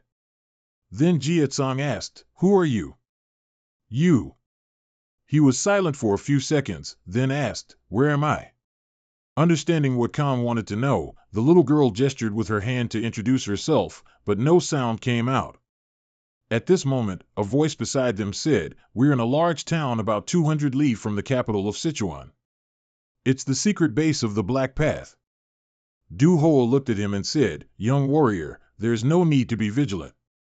This place is safe." Jia Khan was a little surprised to hear her voice. "Hong Sak, Tai Nuong?" Du Hoa replied, "That's right." He then sat beside the bed and spoke to her. Jia Kang's voice was a little anxious as he asked, "Manryu took Tianlong away, so what about Naji village?" Du Hoa, sitting on a chair, understood his meaning and replied, "When that place was burned down, many quick-witted people, many villagers were saved. Those people owe you a life. The Black Path is helping the rescued villagers resettle. Don't worry about them." Jia Kang heard that and denied, "No, if I hadn't been there in the first place, they wouldn't have been in danger." She heard him say that and refuted, "The one who made a mistake isn't you, but that rotten Wulin and the factions under them. For personal gain, they've burned down thousands of villages to date, and this time, Naji village was the target. But you were drawn into this and fought them alone. That's what I sensed when I was observing you." When he heard this, he expressed his thoughts. "At first, I thought I just needed to get revenge on the poison sect and Lai Dong, but the more I understand about the Wulin world, I no longer know who the enemy is. Furthermore, the person I sought revenge on has appeared before me again." Du Hoa also spoke up, "Since we're discussing that, it seems he has an obsession with you. You made him lose a leg and an eye, didn't you?" Jia Kong heard her question and explained, Manryu is the one who massacred my family and the 100 Sorrows Flower sect. He is my sworn enemy. Du Hoa heard this and said, but to Manryu, you seem to be more than just a sworn enemy, you mean much more to him. He was the one who sent Tianlong to you, and he let me save you. When he heard this, his pupils constricted in shock. He took advantage of my grudge against the 100 Lai sect. And he insisted on healing you. He was the one who used the Heavenly Blood Fury technique on you. Jia Kong looked at his arm, covered in bulging veins, and murmured, Heavenly Blood Fury technique? Young warrior, your body is different from others. I'm not sure what happened to you, but the energy and blood in your body have coagulated, which is why you possess extremely strong poison resistance. That's also why you use poison by accumulating it in your dantian and recover at an admirable speed. In return, this makes it difficult for you to use your internal energy easily. Manryu wants you to become stronger, and Heavenly Blood Fury is the method he found. Those affected by that move will have their main blood vessels divided. It's a secret black path technique. It forces your energy flow to expand. I don't know why he knows that technique. You must have used it before I met you. At that moment, Du Hoa seemed to notice something unusual about him. A flash of insight crossed her mind. At that time, your internal energy was unstable and moving everywhere. My arm hurt terribly. The blood veins also appeared but weren't too obvious. That's why I taught you Lai Tian, to help you adjust the energy flow and stabilize it. But that's only a temporary solution. Thien Huyet No is a dangerous technique that can completely cripple a person. If we don't do anything, soon your body won't be able to bear it and you'll die. While Manryu helps you with your revenge without you even knowing, he also constantly pushes you into crisis. I don't know what he wants to achieve by doing that, but his obsession with you will hinder your revenge. Jia Kong, upon hearing this, replied, plus, with not enough time, I also have enemies whose true intentions are unclear. That's the worst part. Du Hoa, hearing that, said, that's not all. It's only been 5 days since you clashed with Jia Cat Bang in Naji village, yet the news has already reached the troublemakers in the central region. That the Poison King has broken Jia Cat Bang's 8 Gates formation altar. That you defeated Dum Feng and fought Tianlong. The world now calls you the Poison Dragon. That's what they call you. You, who were previously only known in the remote, secluded areas of Yunnan, where you lived, are now the center of the martial arts world. Compared to what you've experienced so far, things will get more complicated, and you'll face more enemies. The problem is, you're not strong enough to fight them, and you don't have extensive connections. Hearing her say this, he remained silent. Du Hoa looked at Jia Kong and asked, do you understand why I'm telling you these things? Young warrior, you still don't want to join the Black Sect, do you? In another scene, a shadow appeared, its cloak fluttering. Lai Dong was standing in the ashes of Naji village. In the sky, a bird flew past, carrying the letter Jia Cat Bang sent to Lai Dong. The letter confirmed that the 9-layered 8 Gates formation, arranged to kill the Poison King, had been broken, and his son, Tianlong, had entered Naji village without permission. Tianlong fought the Poison King and lost to Du Hoa of Shandong. Jia Cat Bang wanted to prevent the evil sect from kidnapping Tianlong, but their efforts were thwarted by Manryu, who intervened later. Currently, Manryu is holding Tianlong captive and has fled with him, while Du Hoa of Shandong has escaped with the Poison King. The series of events that occurred were not Jia Cat Bang's fault, but they felt responsible. At this moment, high above and behind Lai Dong, several strangers were observing him. Is that the unrivaled heavenly sword, Lai Dong? Why is he here? The stranger with moss-green hair, upon hearing that, replied, after he became the sect leader. I heard he no longer gets involved in field matters. The man with the turban, hearing that, voiced his question, is he looking for Tianlong? Well, he's too late. Then the leader said, this is our chance, while he's letting his guard down. The man with moss-green hair next to him immediately reminded him, forget him, we're here for Naji village, not to assassinate him. Hearing the green-haired man say that, he turned back and yelled, "Have you forgotten what Lai Dong did to the black sect? Do you know how many of our brothers died at his hands?" The green-haired man, hearing that, said, "I understand how you feel, but it's too dangerous." Hearing that, he said, "If we succeed, then the war between the sects and the martial arts world will change its current situation. Since our master has taken us in, we must eliminate him. If you don't go, I'll go alone." Hearing this, the green-haired man silently looked at the turbaned man, who, feeling watched, cursed, "Damn it. Jia Catbang will assist the sword sect leader as he requested." Lai Dong read that and fell silent. At this moment, the three men from before attacked him. Lai Dong was extremely furious at this moment, gritting his teeth and cursing, "These bastards."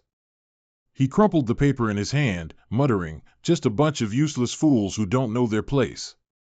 The men who had just charged down suddenly felt an astonishing surge of power.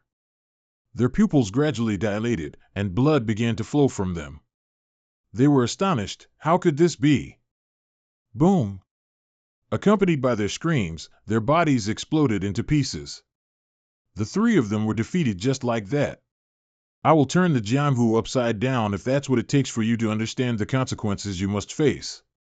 Lai Dong's eyes were like those of a bloodthirsty demon at this moment. "If you touch my things." Sichuan Prefecture, in front of the city gate, the Sima and Tang families. The superiors have granted permission. Please enter. After entering, Manryu had Lai Quan placed on a stretcher for the Tang family's subordinates to carry in. A soldier walked up, gesturing inside, "This way, please." The old man following him immediately asked, "Is this the headquarters of the prestigious Tang family? I heard this place has been impenetrable for hundreds of years." It truly lives up to its reputation. In the Sima family's main hall, the closed red doors were incredibly ancient and luxurious. Inside a medicinal room, this time, you've created quite a mess. What are you thinking, or are you not thinking at all? Advisor man, Manryu heard that and asked, "A mess?" The man performing acupuncture heard this and said, "Furthermore, I heard Lai Dong is suspicious of the Tang family. Why bring the dying Jinglong here?" Lai Quan was sweating profusely, enduring the pain. "If this gets out, we'll be in big trouble." Manryu heard that and said, "They should be grateful. So you should have followed the poison from the start." The man performing acupuncture heard that and turned around, shouting, "What?" He didn't get angry with him but said, "You are very confident in the five-sun pill or something similar. But the poison didn't fully take effect on Dongfang and Jinglong, which is why we're in this situation. If it had ended Jinglong's life then and there, we wouldn't be entangled in this. Why should I take the blame for the Tang family's shortcomings?" The man was so angry he couldn't speak. Have you forgotten where you are? Watch your mouth." Manryu heard that and replied, Did I say something wrong? If Lai Dong brings Jinglong back from Naji village, he will surely discover the truth about the five-sun pill and that the Tang family in Sichuan is the mastermind. If that happens, wouldn't that be a huge problem?" The man heard that and angrily said, "From the start, you should have chosen someone who knew how to use it properly." He explained, both families of Dongfang and Jinglong poured their hearts into nurturing them. At this moment, Lai Quan cried out in pain, "Ugh!" Both of them still didn't notice. The man continued, "With such a foundation, the poison couldn't fully take effect, and thus, its potency was reduced." His eyes opened, flashing purple light. "Poison King. Honestly, he talks too much nonsense."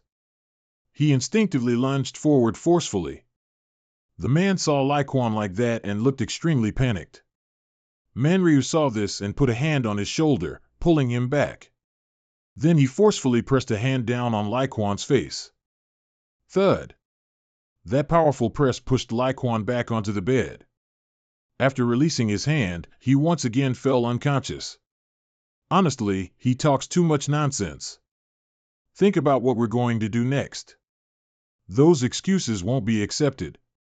If we can't handle the 3 dragons and 4 phoenixes, then how can we defeat thousands of martial arts experts out there? He rotated his arm while looking towards the man from the Tang family. The man from the Tang family nervously avoided his gaze and replied, We will improve it. Those kinds of matters will serve as a mirror for us and help us develop poisons, so please remember that we mass-produce these elixirs. Manryu sighed in relief upon hearing that. Then it was a good thing I brought him here. Speaking of which, let's examine Bai Li's internal energy cultivation technique. The man from the Tang family, hearing this, immediately replied, All right, all right. Manryu left, saying as he went, I've been trying to build close ties with the Tang family, so why haven't I had a chance to meet the Tang family head yet? The man heard this and said, He's very hard to meet. Meeting the young lady would be easier. After the incident at the poison sect, she really wanted to meet Advisor Man. Manryu heard that and asked, The young lady? Even if she's a descendant of the Tang family, I hate getting involved with women. In a wooden room, a voice rang out, You still don't want to join the demonic cult, do you? At this, Jia Kong remained silent, not answering. Du Hoa finished speaking and looked at him, waiting. Beside her, the little girl with 2 pigtails also silently watched Jia Kong. Seeing this, he was silent for a few seconds before speaking. Du Hoa knew she couldn't persuade him, so she sighed and said, You probably need time to think about the offer you previously rejected. You don't have to answer me immediately. After all, your body needs time to recover. Just stay here and think about it slowly. With that, she stood up. Jia Kong looked at her and replied, I can't take advantage of you anymore. She turned and walked towards the door. Hearing him, she looked at him gently and replied, Don't talk nonsense. Consider it the demonic cult thanking you for the things we couldn't do for sentient beings, but you did. She left him with her back and her words, You need allies right now. You're not strong enough to overcome the difficulties you're facing. She further reminded him, The martial world is a harsh and chaotic place. With that, she stepped out, and the sound of the door closing echoed, click. At this, he began to ponder. Then he looked at the little girl next to him and said, I'm sorry, which made her shy and flustered. For scaring you. I didn't realize because I was busy fighting, but... The little girl quickly shook her head when she heard that. Then she slowly wrapped bandages on his hand. He didn't say anything more. The sun slowly set, and the sunlight in the courtyard gradually faded. Jia Kong propped himself up and went outside, breathing with difficulty. As he propped himself up, he thought, I pushed myself too hard in this battle. The fight was so fierce that thinking I'm still alive is a miracle. I need time to recover, just as Lady Perfume said. But I can't rest properly, I feel restless. In Naji village, I witnessed firsthand what the martial world is like. The martial world is not like I knew it when I was a child. It's no longer a place where justice and fairness exist. Now it's a filthy, defiled place. If 1 or 2 fish spoil the water, I just need to catch them out. But if the water itself is the problem, then what should we do? Because within it, there is the Martial Alliance leader, Sieger Hegun. He's the one who turned the world into this. Should I take revenge on the Martial Alliance leader responsible for this? My enemy is stronger than I thought. There's still an enemy that haunts me, whom I need to pay attention to. Is it truly impossible for me to seek revenge on my own? A questioning voice rang out, Why are you here? Jia-san looked over, a little surprised. You, a man carrying a deer on his shoulder. He said, We've met before, haven't we? I'm Payon Box. After introducing himself, he set the deer down from his shoulder. Ugh, you can just call me Pine. Jia-san looked at him and asked, You escaped Naji village safely? Hearing that, he laughed and replied, Of course. I may look dirty, but I'm a cockroach among cockroaches. Escaping is my specialty. Look who's talking. You survived everything that happened in Naji village, huh? Looking at your current state, I'm not so sure you escaped there safely. Hearing him tease him like that, the young man remained silent and didn't reply. Payon Box chuckled and said, Anyway, it's good to see you again. I heard the master invited you to join the demonic cult too? Don't be so proud, just join our gang. he said to the young man while puffing on a cigar. Jia Tsong heard that and asked doubtfully, a gang? Payon Box heard that and replied, well, we help each other survive. So I guess calling it a gang is fine. It's not much, and it sounds better than calling it something grand like a cult or anything. Then he looked at the young man with distaste and said, but I don't want you to join. I heard everyone calls you the Poison Dragon. I think I'd go crazy if you joined. How would I know if you poisoned my food or water if I scolded you? Jia Tsong heard him say that and looked at him blankly. Seeing the young man's expression, Payon Box laughed heartily. I'm just kidding. It's the first time I've seen our cult leader put so much thought into taking care of someone. At first I didn't understand, but I changed my mind after meeting you in Naji village. If you want to join, I'll welcome you warmly. Consider this a gift for what happened in Naji village. He pointed towards the deer, then said, anyway, it helps you recover faster. Although I'm the one who caught it, the cult leader ordered me to catch it. Jia Tsong heard that and replied with a somber look, thank you, but I haven't. Payon Box heard that and quickly said, this isn't a condition to force you to join the demonic cult. Just eat it. Then he looked ahead and called out loudly, hey So-So. Across from him, a little girl with 2 pigtails stood by a door. Hearing the call, she looked over. Seeing this, Payon Box said, tell everyone to come here. We're having venison tonight. The little girl nodded, silently indicating she had heard. Jia Tsong, who had been silently observing the process, spoke up again. A little girl like that at the demonic cult's base? How absurd. He heard that and replied, it's hard to consider her a normal child, because she's the daughter of the leader of the medicine sect. The young man heard that and looked over, somewhat incredulous, asking, is that so? I didn't know because I haven't talked much with her. Payon Box heard that and said, it's not that you haven't talked to her, but that you can't talk to her. She can't speak. Jia Tsong heard that and was a bit surprised. He recounted, it's been 8 years since she came here, hasn't it? She was sold as a servant to the noble family, but I found her and brought her here. She may look happy now, but she used to look very gloomy. But she opened up more after some time passed. The young man looked at Payon Box and asked, was she born that way? He immediately denied it, no. You see, her tongue was cut. He stuck out his tongue and pointed at it. The price of her life was having her tongue cut off. Everyone said she was lucky to have survived, but she didn't do anything wrong. Jia Tsong heard that and immediately asked, who would do that? He heard that and immediately knew what the young man was asking, so he replied, the poison sect in the Central Plains caused it. The young man heard that and thought, the poison sect? Jia Tsong immediately asked, does the poison sect also do such things to the innocent medicine sect? Payon Box heard that and looked at the young man with surprise, asking, the innocent medicine sect? I think you've misunderstood something. The young man was startled and looked at him in confusion. Payon Box then explained, although what happened to her is unfortunate, the poison sect didn't attack them without reason.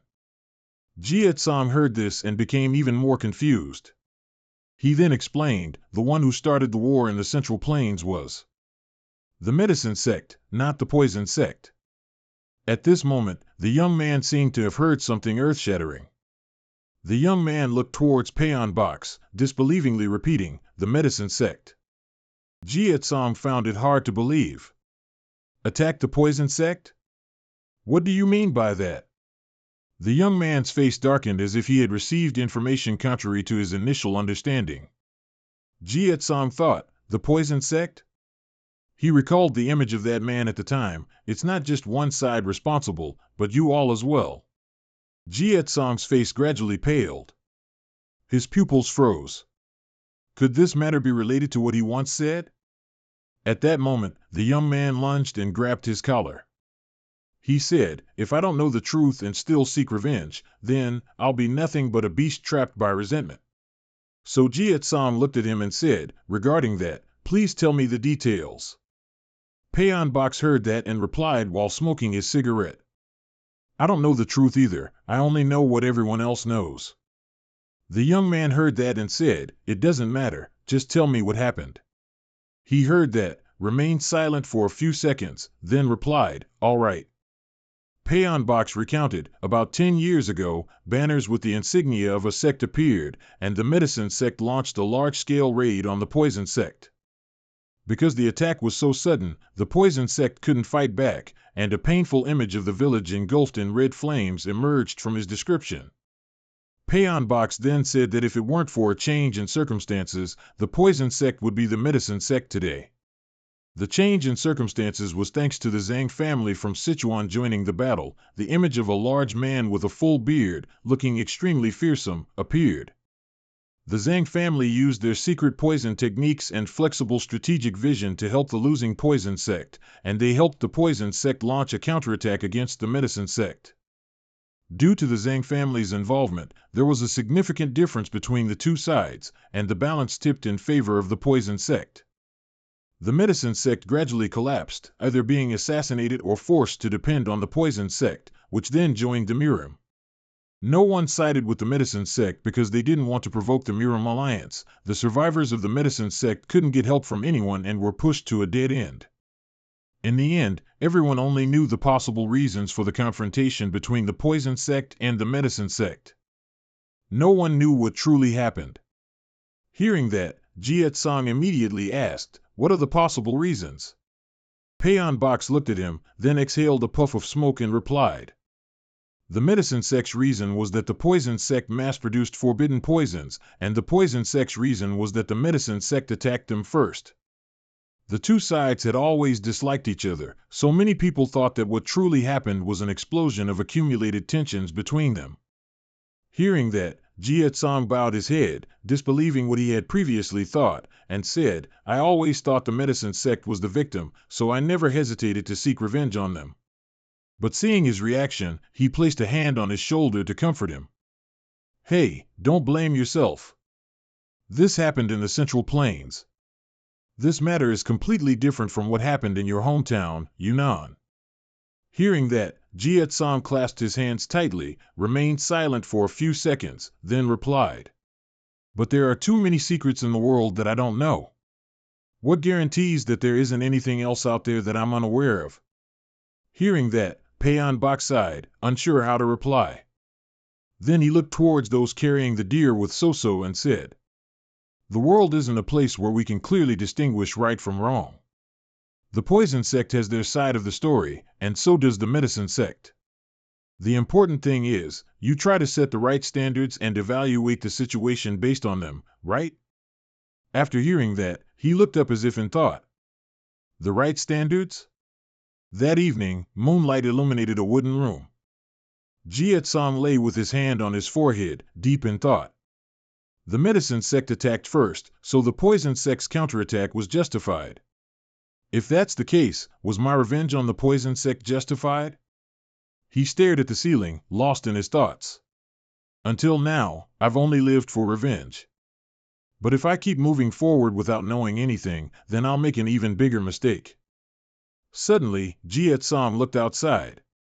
At that moment, So-So came in from outside, gently closing the door. Then she looked at Jiet Song, smiling shyly, carrying a basin with a towel. A moment later, the bandage on his wound was removed. He looked at So-So, who was redressing his wound, and called, "Mississippi." So-So, hearing Jiet Song call her but say nothing else, looked at him confusedly. Jiet Song paid no mind to her mood and said, "You don't need to come and change my bandages starting tomorrow. Just bring the bandages here, and I'll do it myself." He kept talking without letting her understand what was happening. "Just leave my food at the door, and I'll get it myself." Jiet Song's eyes were full of evasiveness. "It has nothing to do with you, miss. It's because..." He didn't continue speaking but silently recalled Payon Box's words from that afternoon. "You started the war in the Central Plains. It was the medicine faction, not the poison faction." Jiet Song closed his eyes and said with difficulty, "I feel a bit uncomfortable." Upon hearing that, the girl looked at him in a startled panic. After that, there was a silence. Jiet Song didn't say anything more. Upon hearing that, the girl's face looked sad. Click. Now, only he was left in the room. The next morning, Jiet Song meditated beside an ancient tree. At this moment, currents of power were surging throughout his body. At the same time, crimson threads also appeared on Jiet Song's arm. He endured the painful sensation with difficulty, sweating profusely. Suddenly, a hand was placed on Jiet Song's shoulder, saying, "Relax." Du Hoa walked over and said, "Breathe slowly and let your internal energy stabilize, like waves crashing on the shore." A moment later, he let out a sigh of relief. Seeing this, she praised, "Very good." Du Hoa fanned herself with the fan in her hand, looking gently at Jiet Song and saying, "It seems you've recovered after more than a week. I didn't expect you could already circulate your energy. Your physical ability truly is excellent." Though she praised him, she still reminded him, but the heavenly blood rage activated in the middle of the energy circulation, so. Du Hoa fell silent for a moment, then said, "It seems you're a bit distracted. What's troubling you?" Upon hearing her question, Jiet Song fell into contemplation. The rustling of the wind echoed, and the tree branches brushed against each other in the silent space. After a while, seeing no response from him, Du Hoa asked further, "Is that what you're always worried about?" "Yes." Jiet Song knew he couldn't remain silent any longer and replied, "I've only viewed the world from the perspective of the medicine faction for the past 8 years. But I've realized that too many things in the world are different from what I thought. I don't think I can take revenge properly in my current state." Upon hearing this, she folded the fan in her hand, brought it to her chin, and replied, "You're only 20 years old, and you've already experienced so much in this world. But if you know what's happening, you'll hesitate in seeking revenge, and that will put you in danger and cause you to make mistakes." He didn't deny it but remained silent. Then he spoke again, "Even so, I think revenge needs to be righteous. Otherwise, the wishes of Hundred Flowers Valley, the melancholy faction, and the medicine faction will be corrupted." Du Hoa seemed to understand Jiet Song's meaning and replied, "I see." Then she calmly stood up and said, "I've mentioned something similar to you before, haven't I? That you look at the world by experiencing it yourself instead of judging it through preconceived notions. That also applies here." She looked towards the distant majestic mountains, where the sun was shining everywhere, and said, "It might temporarily set aside your quest for revenge." Then Du Hoa pointed the fan in her hand forward, to make you stop and look around, to see what's happening to people and how things are unfolding. Your journey of revenge might take a very long time, but it could give you new motivation and help you realize a clearer path. Upon hearing her words, he began to ponder, a clearer path to revenge? Is this also why you don't want to join the demonic sect? In the distance, Payon Box called out loudly, "I only said it because I thought you had certain prejudices." He scratched his head with difficulty and said, "Everything is fine, nothing's wrong, but remember that there are people who feel hurt because you keep your distance from them." Jiet Song looked at Payon Box with a hint of surprise upon hearing that. Then he spoke, "I didn't know someone was worried about me." Upon hearing that, he was startled, realizing Jiet Song had misunderstood, and quickly said, "What? No, it's not me, I'm talking about XOXO." Hearing that, he asked with some confusion, "Zoxo?" Payon Box immediately explained, "Yes, you told the girl to stop taking care of you, not to look for you anymore. The girl considered herself a bad omen because she couldn't do anything when each member of her family fell. She just wanted to help you because you were in a situation similar to her family's before." In a corner of the yard, Zoxo, with teary eyes, held a broom and swept the yard, full of sadness. As he recounted that, he pointed angrily at Jiet Song and said, "But after you heard that the alchemist faction might be the victims, you started to have your own prejudice. Even if the alchemist faction were victims, what mistake did that child commit?" Hearing that, he was a little confused. Then Jiet Song just lowered his face and listened to Payon Box, "It's good that you want to be steadfast, but you can't view everything as a collective, because within that collective are people." Hearing that, he didn't deny it and remained silent. That afternoon, as the sun gradually set, Zoxo carried a covered tray of food and placed it on the ground, her face full of sadness. Jia Tsong walked over from a distance and called out, "Miss Zoxo," startling the teary-eyed girl a little. Then, full of confusion, she turned to look at him. Jia Tsong looked at the covered tray of food on the ground, then felt terrible about himself. Finally, he bowed his head and said seriously, "I want to apologize for what happened earlier. You must have done these things out of kindness. But I didn't think it was out of kindness. I overreacted to everything and created a distance between us." The girl's sad expression shifted slightly to happiness upon hearing this. "I never thought you could be hurt by what I said. I'm sorry." Jia Tsong awkwardly closed his eyes, not daring to look at the girl, and said, "I'm obsessed with something, so I can't see what's happening around me. The kindness of others is something I'm unfamiliar with and find strange. You can consider it my weakness." So as he was speaking, he felt his hand being held by small hands. Held. Jia Tsong opened his eyes to see Zoxo smiling happily and looking at him as if to say, "It's okay."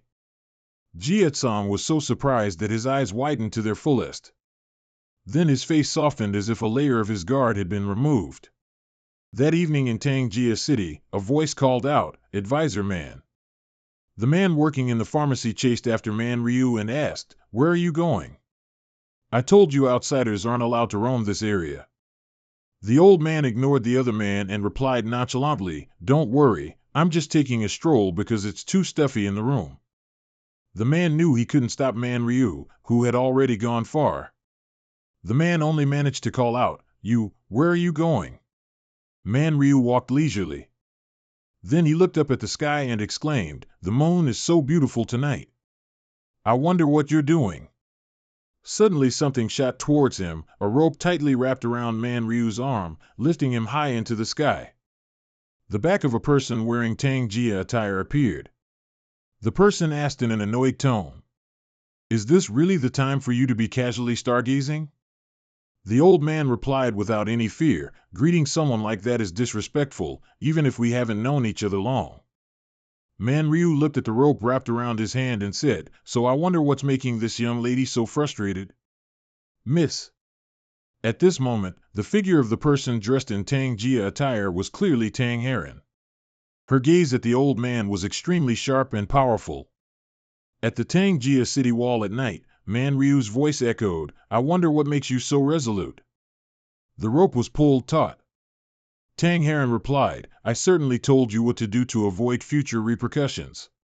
Her expression was extremely annoyed as she said, "But looking at the current situation, what has happened now? Yufeng, Zhuge Bang, and even Jing Long all lost to him.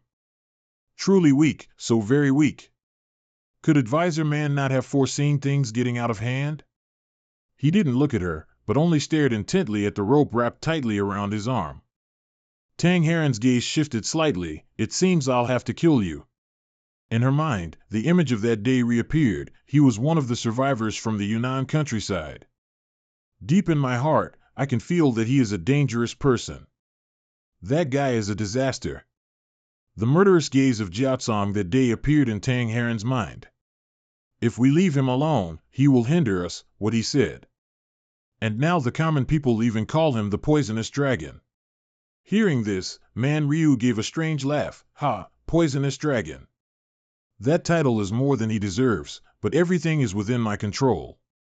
Tang Heron was astonished and exclaimed, "Did you foresee this? Didn't you say the exact same thing back at the poisonous sect?" He said, uncoiling the rope tightly wrapped around his hand, "Look at the bigger picture, young Miss Tang Heron.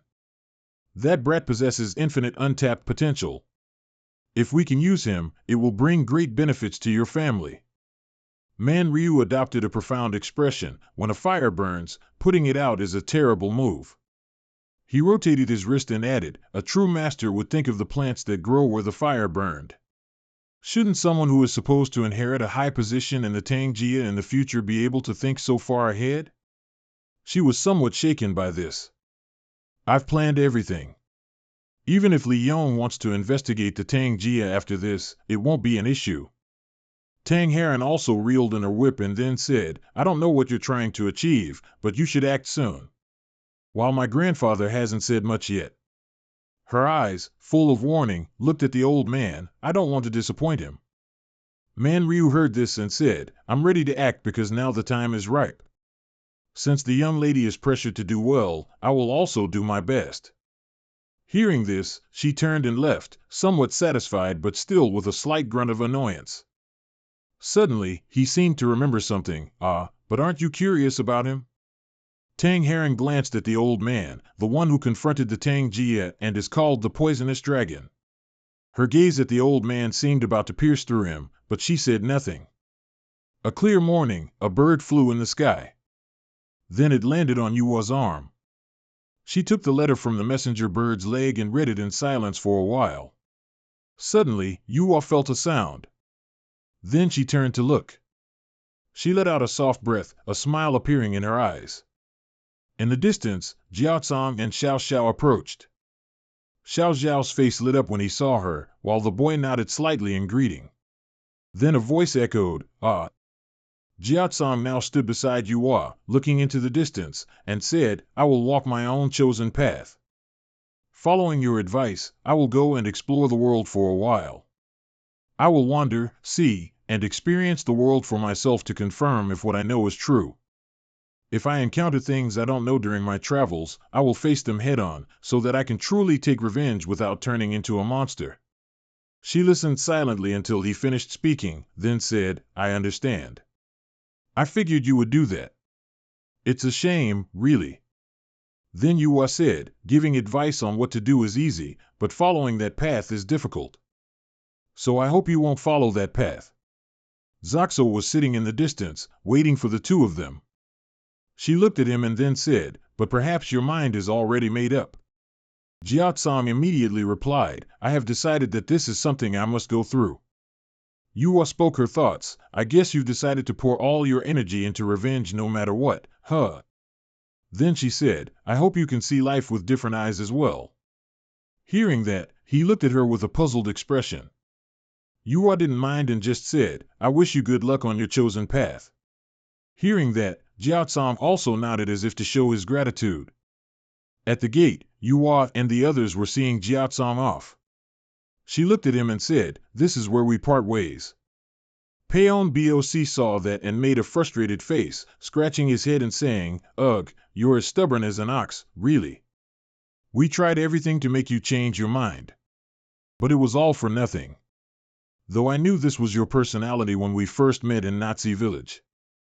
Jiaocang held onto his backpack straps and smiled softly, saying, "Even though our time together was short, I learned so much from you, Paon." He recounted his days there to him. "I learned many things here that I couldn't in the abyss." That day, Paon Boc was a bit shocked and clutched his head, saying, "You're so good at fighting, but you didn't know basic martial arts? Thank you for patiently teaching me." Hearing that, he looked away, answering, "It's because I thought you'd join the demon cult. If I'd known you were leaving." Yua then looked at Jiaocang and said, "Ignore him."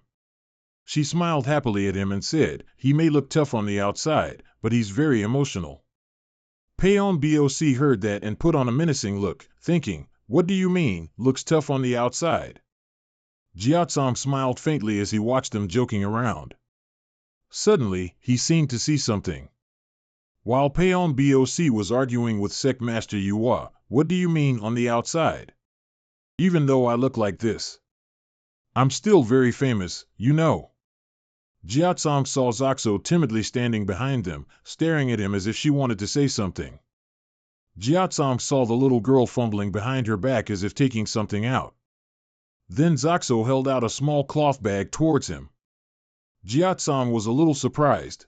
What's that?" On this side, Paon Boc felt helpless and cried, saying, "I'm not handsome, but I have a beautiful soul." Yua also noticed Zoxo next to her at this moment. She saw the yellow pills inside the bag and said, "Circulation regeneration pills, huh?" Then she explained, "I heard this is made from the secret techniques of the pharmaceutical school and has miraculous effects, helping maintain energy and blood circulation. The little girl spent many nights making something. So this is what she was staying up for?" Yuwa reached out and patted the little girl's head, saying, "It seems she wants to give it to you before you go." Hearing that, he looked at Zaxo gently. Then he placed his hand on the little girl's hand and accepted it. Jiatsang sincerely replied, "Thank you." Then he told the little girl, "I hope the day we can walk together will come soon." Paon Boc and Yuwa both looked at the little girl. Then Jiatsang waved goodbye to them, "Thank you, everyone." Seeing that, Yuwa and the others also waved goodbye, "Take care, and remember to eat enough." Yuwa and Paon Boc continued to watch his footsteps until Jiatsang disappeared from sight. Paon Boc then asked, "Is it all right to let him go like that?" Yuwa immediately replied, "Didn't you already know? Although I wish he'd stay given the current situation, I have no intention of keeping him here if he doesn't want to." He thought about it and felt a touch of admiration, indeed a brave lad. I wonder which path he will take and what he will choose. Then he turned to look at her and asked, "What are you going to do? You're thinking of ignoring the letter we received, aren't you?" At this moment, she held the letter in her hand and remained silent. 2 lines of text appeared on the letter. "The appointed day is approaching. The location is Laozhai Mountain, Guangxi. I will bring Jinglong. You should also bring what you need to bring." After reading the letter, Yuwa replied to Paon Boc's question. "No, I can't ignore this after coming this far." He heard her reply and exclaimed, "What? That's too dangerous. If he set a trap, then, no, I'm sure this is a trap. Please reconsider, this is no different from what happened in Naji village. This opportunity might not come again." Du Ho's gaze suddenly darkened, and Bian Bok was a little stunned to see her expression like that. If it's about getting something from that person. Du Hoa clutched the piece of paper in her hand, her eyes filled with hatred. "Then no matter how dangerous it is, it's nothing to me." That evening in a forest, a flickering light and a silhouette appeared in the distance. The person spoke, "Let's see." The man held the piece of paper in his hand, mumbling in front of the fire, "Because I've set all the traps I need to set. All I need is to catch the big fish." That man was Manryu. He was full of delight. "Everything is progressing very well." Suddenly another voice spoke behind his neck, "You don't need to worry about anything." Lai Deng appeared behind him at this moment, whispering in a low tone, "Because from now on, everything will be different," which startled Manryu. His hand slammed hard into Manryu's face, sending him flying backwards. Boom! The impact echoed through the forest, startling sleeping birds who quickly flew away. After that strike, Lai Deng looked at the fallen trees and called out, "Come out. I know you're not easily defeated by that blow." From within the dust cloud, Manryu's figure propped himself up and replied, "I understand what you're thinking. But..." He brushed off the dust and rocks from his body and said, "You shouldn't just hit me without thinking or listening to my story. You..." He calmly said, "How impatient." At this moment, he lunged like a demon. Boom! A white smoke rose, and a figure flew high into the smoke. Manryu, wielding his power, shouted, "If you do that, I'll have to retaliate, won't I?" Poison hand! A purple hand flew towards Lai Deng. Not to be outdone, he lightly drew the sword from his hip, Heavenly Slash. The slashes shot powerfully towards him, Heavenly Slash. Seeing the sword blade coming, Manryu immediately stomped his foot on it. Then he spun around to dodge other slashes. Suddenly, his body recoiled, and on the ground, only a layer of smoke remained, with no one in sight. Manryu thought, where did he go? Diamond soul-burying palm. Suddenly, Lai Deng appeared behind him. Manryu only now realized there was someone behind him. Thump! His hand slammed hard into his back. Crash! Trees around them snapped. A painful sound echoed, ugh. Manryu, unable to move from the blow, lay in the crater on the ground and said, I guess I'm no match for you. Without letting him finish, Lai Deng appeared from above, startling him.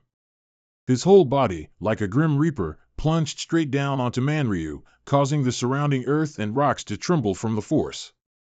Oh, ugh! He immediately coughed up blood after that crushing blow. Lai Dong looked at him with murderous intent and asked, "You scoundrel, how's Kuan?" Manryu, breathing heavily with difficulty, replied, "I had no intention of hiding this. Jing Long is still safe. He's with the Sichuan Tang clan, Kuan." Hearing that, Lai Dong's eyes looked down at him with some confusion and asked, "He's with the Tang family?" Manryu, noticing a slight change in his expression, quickly said, "Please don't misunderstand the situation. Jing Long was severely poisoned. It was very difficult for me to treat him myself, so I brought him to the Tang family and asked for their help." He quickly explained, "If I hadn't brought him there, he would have died." Lai Dong looked at Manryu and said, "You think I'll bow down and thank you? You were certainly the one who provoked him to go to Nanji village in the first place. What's more, you let Yuhua show herself, and then she escaped." He heard that and denied it. "I had no idea Jing Long went there. As for Yuhua, how could someone like me stand against her? How would I dare do anything but let her go? I just thought I only needed to bring Jing Long back, and then Zhuge Bang would deal with her. I didn't think they'd let her escape." The more he heard him speak, the angrier he got, his eyes bloodshot. He cursed, "Shameless bastard." Lai Dong, like a demon, raised his hand towards Manryu. "Was I wrong to think I could tame a stray dog and use it?" His raised hand slowly began to clench. Manryu, held down on the ground, started to feel pain, his face turning bloodshot. Ugh. He knew he couldn't say anything more, so he held up a piece of blank paper and said, "I'll prove to you that I'm still useful." The slowly moving hand also stopped. He asked, "What's this?" He replied with difficulty, "A weapon that will extend my life." Manryu turned the item towards Lai Dong, chuckled, and asked, "Hey, do you know what this is?" Hearing that, he looked over, a little startled. Ha ha, he didn't wait for him to answer and replied, "Of course, you must know. It's the handwriting of the wife you never forgot." Lai Dong took the paper from Manryu's hand and asked, "What are you plotting?" He put on a sinister smile and replied, "I'll eliminate Yuhua in the Shandong region. This time, I guarantee it." In a forest, Jiaotsong was walking along a dirt path, limping with each step. At this moment, a figure with blue sleeves appeared far behind Jiaotsong, observing him. Jiaotsong continued to limp through the forest when he suddenly sensed something unusual. Before that, Yuhua had reminded Jiaotsong, "After you leave here, someone will soon be watching you." Hearing that, he asked, "Who will do that?" She replied, "The three great Sichuan powers. After all, they have a lot of influence in this area." Jiaotsong heard that and looked over. The three great Sichuan powers? Yuhua, knowing he was unclear, explained, "They are the Tang family, the Amei sect, and the Qingqing sect. The Tang family, also the most well-known noble family among the poison sects. The Amei sect is considered one of the two great Buddhist martial arts sects, alongside Shaolin. And the Qingqing sect, a Taoist martial arts sect established by a separate entity because they didn't participate in the Wulin. Sichuan has been under their rule for a very long time. Initially, Sichuan had 3 colors for 3 different regions, each managed by a sect. Blue belonged to Qingqing Mountain, red was managed by the Tang family's capital, and yellow was Amei Mountain. They exerted their influence in each area for a long time and developed their strength by maintaining a balance between the 3 sects. Because they had such a stable system, even after the Wulin was established, they maintained the title of the 3 great Sichuan powers. They are now called the 3 kings of Sichuan. They, like most people living in Sichuan, are very independent, very stubborn, and not good at communicating with outsiders. Then she looked at Jiaotsong. "You, who have caused so much controversy in the martial arts world, probably won't be welcomed in Sichuan. They will definitely scrutinize your every move. The level in Sichuan is different from Yunnan." Yuhua reminded him, "Be careful." At this moment, Jiaotsong thought, "The closer I get to the Sichuan capital, the more I feel eyes watching me. Does this mean they all know I'm here? If they keep following me, I won't be able to move freely." Thinking this, he reached into the bag behind his back. Then, he looked at the brown cloth bag in his hand. I'll have to get rid of them, Jiaotsong said, scattering a layer of white powder on the ground as he walked. His footsteps marked the ground, and after a short distance, there was a layer of powder, then his limping footsteps reappeared. A long stretch of Jiaotsong's footsteps appeared in the desolate forest. At this moment, a small foot appeared, jumping up and exclaiming, Yuan Tianzuan, Lingbao Tianzuan, Dao Tianzuan. Finally, those feet landed in an open space in front of the white powder, annoyedly scolding, how dare he detoxify along the way? What a cunning fellow! Then a hand reached up, collecting the powder back into its palm. No, this is my fault for being careless and letting him discover that I'm hiding from him. Anyway, I have no choice but to deal with him so he doesn't harm others. In the process, the detoxifying powder on the path was gradually collected, resting neatly in that small hand. A young man wearing a green outfit, with bright features, muttered, I must report this back to the Qingqing sect. Half a day ago, Mount Qingqing, Sichuan, Qingqing sect. And Dong, dressed in green, was sweeping the courtyard, looking sleepy and yawning widely. Someone walked over and called, and Dong, come here for a moment. And Dong, who was sweeping the courtyard, heard this, looked over, and replied, Yes, master. A moment later, a seemingly surprised voice rang out, Yes, what is it? And Dong looked at the man opposite him and asked, Poison Dragon? The man opposite heard this and replied, Yes, he's an assassin of the demonic cult, and his movements began in Yunnan. He massacred villagers and killed those from the Wulin sent to question him about his crimes. And Dong listened intently as the man in front of him spoke. He is a common enemy who has caused a lot of chaos in the Wulin recently. I hear he's in hiding. It seems he's taking refuge in a secret place with one of the unorthodox sects in Deshang. The man with the goatee and short hair, looking serious, was the Qingqing sect leader, Taoist Master Bo Qian. Today he left that place. I want you to monitor him while he's in Sichuan. And Dong was startled to hear this. Huh? You want me to monitor such a dangerous person? Seeing Indong's frightened look, he tapped him on the head, making Indong's eyes water from the pain. Ouch, he angrily scolded, Boy, how can a disciple of the Qingqing sect be afraid of him? Did I teach you to be a coward? He clutched his head and cried out, Ow, then stammered, No, master. I'm not asking you to fight him or capture him, he said with a sigh, tapping the wooden stick on the back of his neck. I just want you to observe him and see if he does anything unnecessary.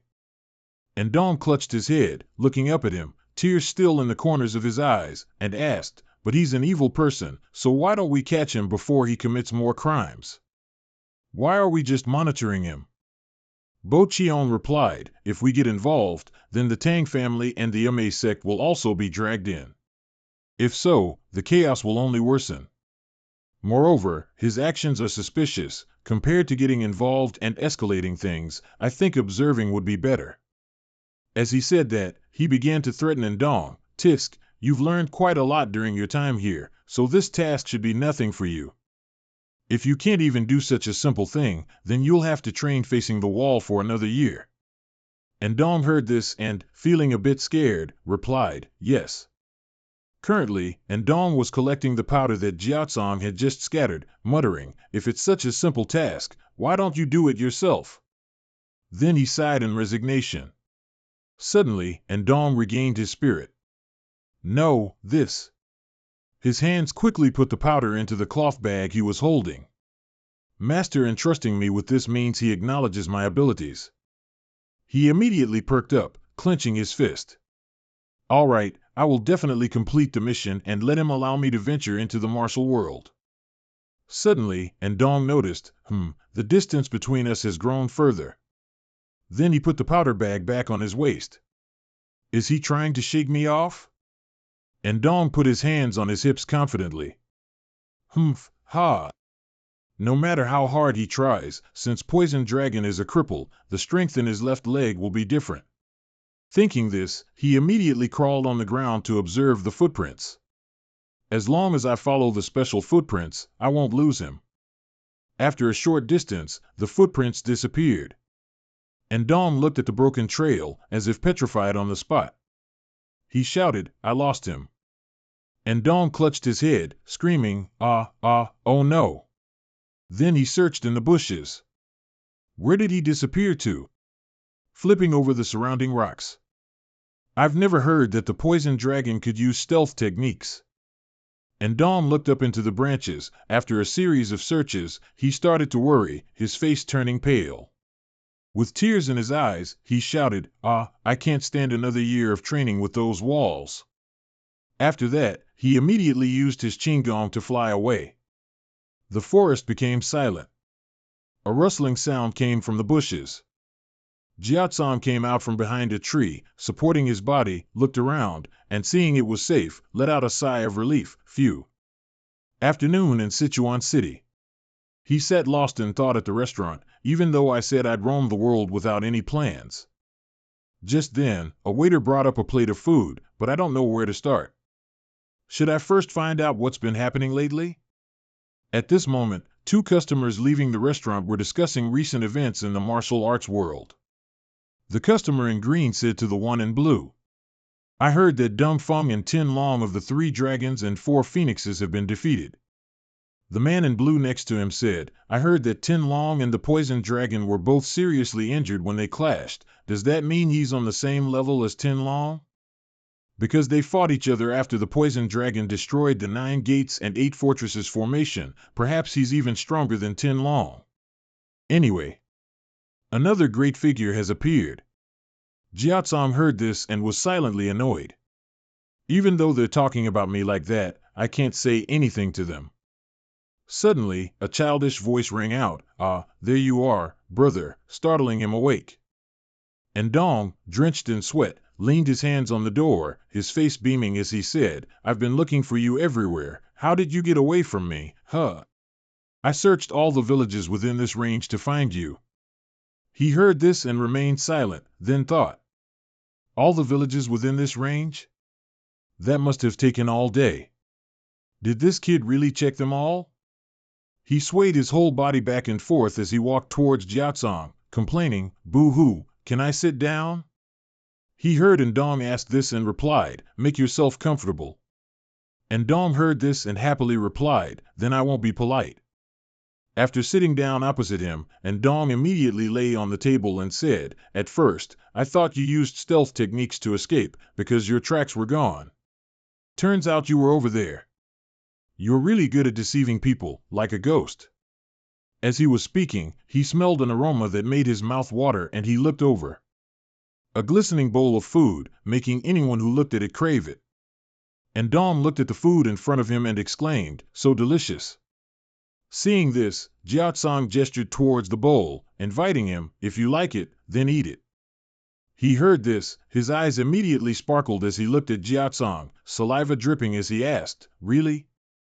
And Dong immediately clasped his hands together in a greeting, how rude of me, please allow me to introduce myself.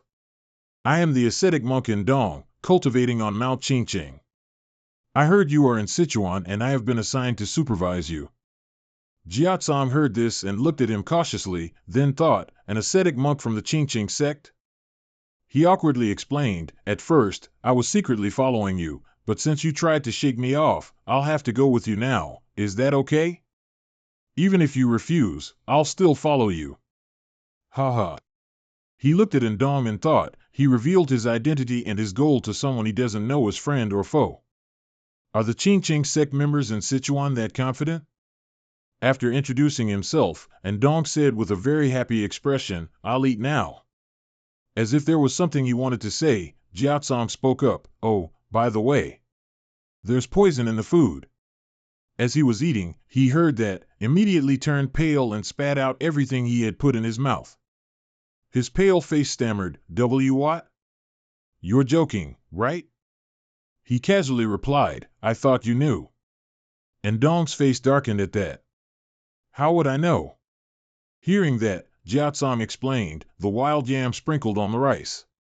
He pointed at the bowl and said, isn't it changing color? He looked in the direction he pointed, not even noticing the grains of rice still on his mouth, and replied, you're right. I didn't know what that was and thought it was a special dish. Then Ndong looked at Jiatsang and exclaimed, wait, why did you give me poisoned food? Hearing that, he replied, I'm not the one who poisoned the food, am I? Hearing that, he asked, if you didn't do it, then who did? You should. He stopped mid-sentence and silently looked towards two people wearing red cloaks and hats, asking, those people? The man holding a cup heard that, glanced at them, and laughed heartily, haha, well, I didn't expect a petty scoundrel from the evil sect to notice the poison. Then he stood up and said, I guess you're familiar with poison, aren't you? And Dong seemed to realize something and spoke up, wait, those clothes. You are. The man with red eyebrows looked at him, slightly frowned, and greeted, hello, ascetic monk in Dong. I am Tang of the Tang family. He heard that, looked at him, and then spoke in an annoyed tone, even though I ate poisoned rice. I was still glad to meet you. But now that I know you're from the Tang family, I'm not sure if I should say that. Hearing that, his eyes moved slightly. Tang heard that, a bit confused, and asked, what do you mean? And Dong saw that he didn't understand and replied, as far as I know. This territory is under the jurisdiction of the Qingqing sect, the Tang family, and the Amei sect. How dare you use poison here without permission? Does that mean you're looking down on our Qingqing sect? The other person's eyes under his hat looked sharply at him. Tang heard that and said, I'm just testing the evil sect's members. How can that be considered looking down on the Qingqing sect? If I had known you were eating, I wouldn't have poisoned the food. And Dong heard that, and his eyes changed, becoming angry. Oh, is that so? Seeing him like that, his face darkened. And Dong was not to be outdone, his eyes also staring intently at Tang. Both began a staring contest, their auras continuously rising. Seeing that, Jiao Tsong stood up, leaning on his hands, and said, I can't even have a peaceful meal anymore. I'm leaving now.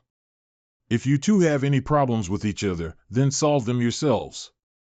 See you later. Tang saw him ignore him and growled angrily, you brat. He shouted, simultaneously reaching behind him to grab a chopstick from a jar. You think you can just leave here? After humiliating me? Tang forcefully threw a chopstick towards him. The chopstick rapidly flew towards Jiatsong. Suddenly, another pair of chopsticks clamped onto the chopstick speeding towards him. Tang was now somewhat shocked and angry.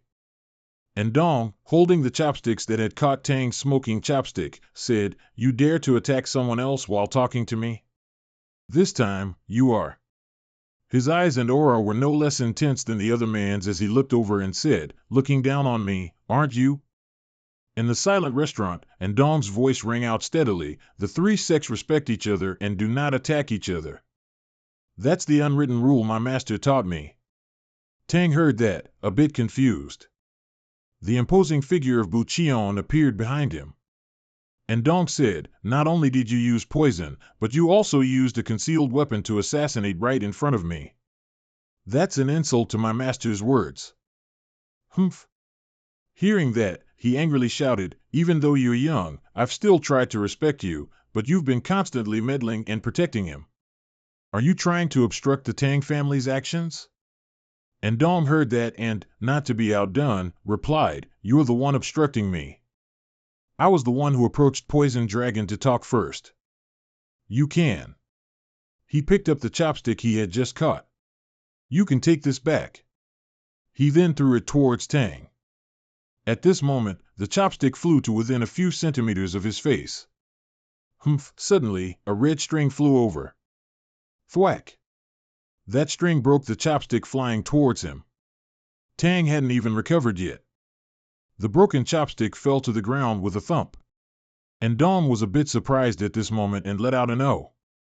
He and Tang simultaneously looked at the person behind him who had just acted. And Dong spoke, you're fast. Meanwhile, Tang calmly raised his cup of water and slowly drank, but his hand still held the whip firmly. Seeing this, he said, I can still continue. Suddenly, and Dong started sweating profusely, feeling extremely uncomfortable. Ugh! Ugh, my stomach hurts. He then looked at them and said, can you give me the antidote first? Tang looked blank when he heard this. At the same time, R8-san, who was standing with his back to them, also spoke up. You can stop causing trouble now. If you have something to say to me, then just say it directly. Hearing this, both simultaneously looked at him. Tang gritted his teeth and said, "This is a warning for you. Today, we withdraw for the Qingqing sect. But if you continue to linger in this area, you won't have a good outcome." R8-san nodded as if he had understood, replying, "Understood. Thank you for the reminder, everyone." And Dong watched him leave, then, somewhat urgently, clutched his stomach, looking at both him and Tang. "Ugh, humph, wait for me, ah." And Dong called out after Poison Dragon, but R8-san showed no sign of stopping, his limping steps continuing forward. Limping steps. By now, Dong had been detoxified and chased after him, calling out loudly, "Poison Dragon, wait for me." R8-san let out a long, somewhat helpless sigh. And Dong finally caught up to him, walking beside him with his hands on his hips and calling, "Poison Dragon, I didn't intend to get close to you at first. I'll just stay with you until you leave Sichuan, because if I don't supervise you, I'll have to cultivate facing a wall for another year." R8-san replied indifferently, "All right." And Dong, hearing this, looked at him happily, a clear smile on his face. "Wow." Then he asked, "You'll let me go with you, right?" R8-san replied helplessly, "Even if I didn't want you to follow, you'd still follow." Then he thought, compared to having this kid follow me from behind, it's better to have him walk beside me. If something like what just happened occurs, he might even be able to help. After a moment of thought, R8-san said, "If it were me, I wouldn't want to face a wall to practice martial arts for a year either." He heard this and replied, "Right?" Suddenly, Dong seemed to remember something. What happened today surprised me." He stared at him and said, "Seeing you suppress your killing intent and not react to him, it seemed you had no intention of fighting, so I intervened. I imagined Poison Dragon to be a volatile and arrogant person." R8-san didn't deny it, only stating the truth. "My arrogance just now was unimportant. If we had really fought, that shop would have suffered heavy damage." And Dong's eyes were full of admiration when he heard his reply. "You thought of that, oh." Then he told R8-san, though with a hint of uncertainty, "You're a good person, aren't you?" Then he became a bit pensive. But with you releasing poison on the road, you're not exactly a good person, are you?" He heard Dong mumble and immediately said, "I wanted to see who was following me, so I released the grain powder." He was startled when he heard this. "What?" R8-san began to explain, "You looked in the forest, searching for footprints on the ground to track me, right? That's where I released the poison. A bit of white powder was sprinkled over the footprints you left. That powder contained poison made from various toxins and arrowhead starch. Although it's not lethal, it affects a person's decision-making ability for about an hour, making it difficult for others to find me." And Dong then assumed a detective-like posture and replied, "Well, no wonder my vision was blurry, and I felt stunned. That's why I couldn't find you, Then Dong smiled innocently and said, "But you use a type of poison just to shake off others instead of killing them. You're very different from what I've heard." He fell silent looking at such a carefree Dong. After that, R8-san asked, "Are you always like this? Or are you acting?" He heard that and looked over, confused. What do you mean?" He replied, "I know well that people say I'm a ruthless killer." He looked at R8-san and replied, "That's right. That's why I'm supervising you, to make sure nothing happens until you leave." Then Dong asked, "Is there a problem?" He looked at him and said, "You seem to let your guard down when you're with me, like when you eat poisoned food or even when people with ill intentions approach you." And Dong seemed to understand something. "Approach me?" Then he denied it, "That won't happen." R8-san looked at Dong, confused. Seeing him look like that, he replied, "It's because in Sichuan, no one dares to harm a disciple of the Qingqing sect." R8-san was a little surprised to hear that. If someone wants to mess with us, they'll have to be prepared for their entire clan to be exterminated. So, He didn't know what else to say at this point. In our eight Psalms thoughts right now, I've endured a hellish life for 8 years and only thought about revenge. What happened to me in the medicine sect was due to my incompetence. And Dong seemed to notice something unusual on his face and looked at him, confused, while our eighth Psalm remained lost in his thoughts. But it's completely different for the person in front of me. Just like a mother protects her child, his martial sect and his master will protect him. So he's carefree to the point of not even knowing what's happening around him? Thinking that, our eighth Psalm closed his eyes uncomfortably. I envy him. At this moment, and Dong came in front of him, knelt down, looked up, and called out, "Brother." Then he asked, "Are you worried about me? Worried that someone might attack me? You really are a good person, you know." And Dong then laughed loudly, ha ha, while our eighth Psalm remained silent. A moment later, he regained his composure and told him, "The sun is about to set, we need to hurry up." In the distance, the Tang family members were still observing the two of them. TSK, the sound that came out seemed quite annoyed. Tang gritted his teeth uncomfortably and said, "It seems that Ching Ching's sect Brad is guarding the poison dragon by following him closely." Tang then spoke up, "If we don't do anything about him, things will get really bad. Even though we are not the main branch of the family, they have trampled on the Tang family's name after that incident." He heard that and looked over, scolding her, "Heron, what are you talking about? You didn't intervene just now. I've done all I could." Tang heard Tang's scolding tone and, with bloodshot eyes, angrily said, "What did you say?" Seeing her react like that, he became speechless and fell silent. Then he, let out a light sound and left. Tangris, however, continued to stare intently at the two of them. In southern Guangxi, on a mountain slope, a peak appeared here, called Gilan, Laoshan. From the air, a golden cloth strip in the shape of a whirlwind appeared. After landing, the golden fabric slowly spread out, revealing the figure of the person inside. A foot landed on the ground, then her whole body was revealed. It was none other than Yuhua. In the sky, 2 more flashes of light appeared, shining down forcefully and landing behind her with a thundering sound. They were the 2 dark pavilion martial artists, the Thok brothers, appearing behind Yuhua. Inside the pavilion, a figure in brown clothes spoke up, "You've arrived." Manryu sat comfortably and said loudly, "I've been waiting for you for a long time. I was so looking forward to this exchange that I couldn't sleep. I've prepared the goods, as promised. He's been drugged unconscious. He'll move when you wake him." At this moment, his eyes moved slightly, but Manryu looked behind her and, not seeing our eighth Song, said, "Why don't I see the goods I requested?" Yuhua heard that and laughed, replying, "It's because I didn't come here to trade with you. I came here to take what you have." The old man looked at her with a clear, amused smile.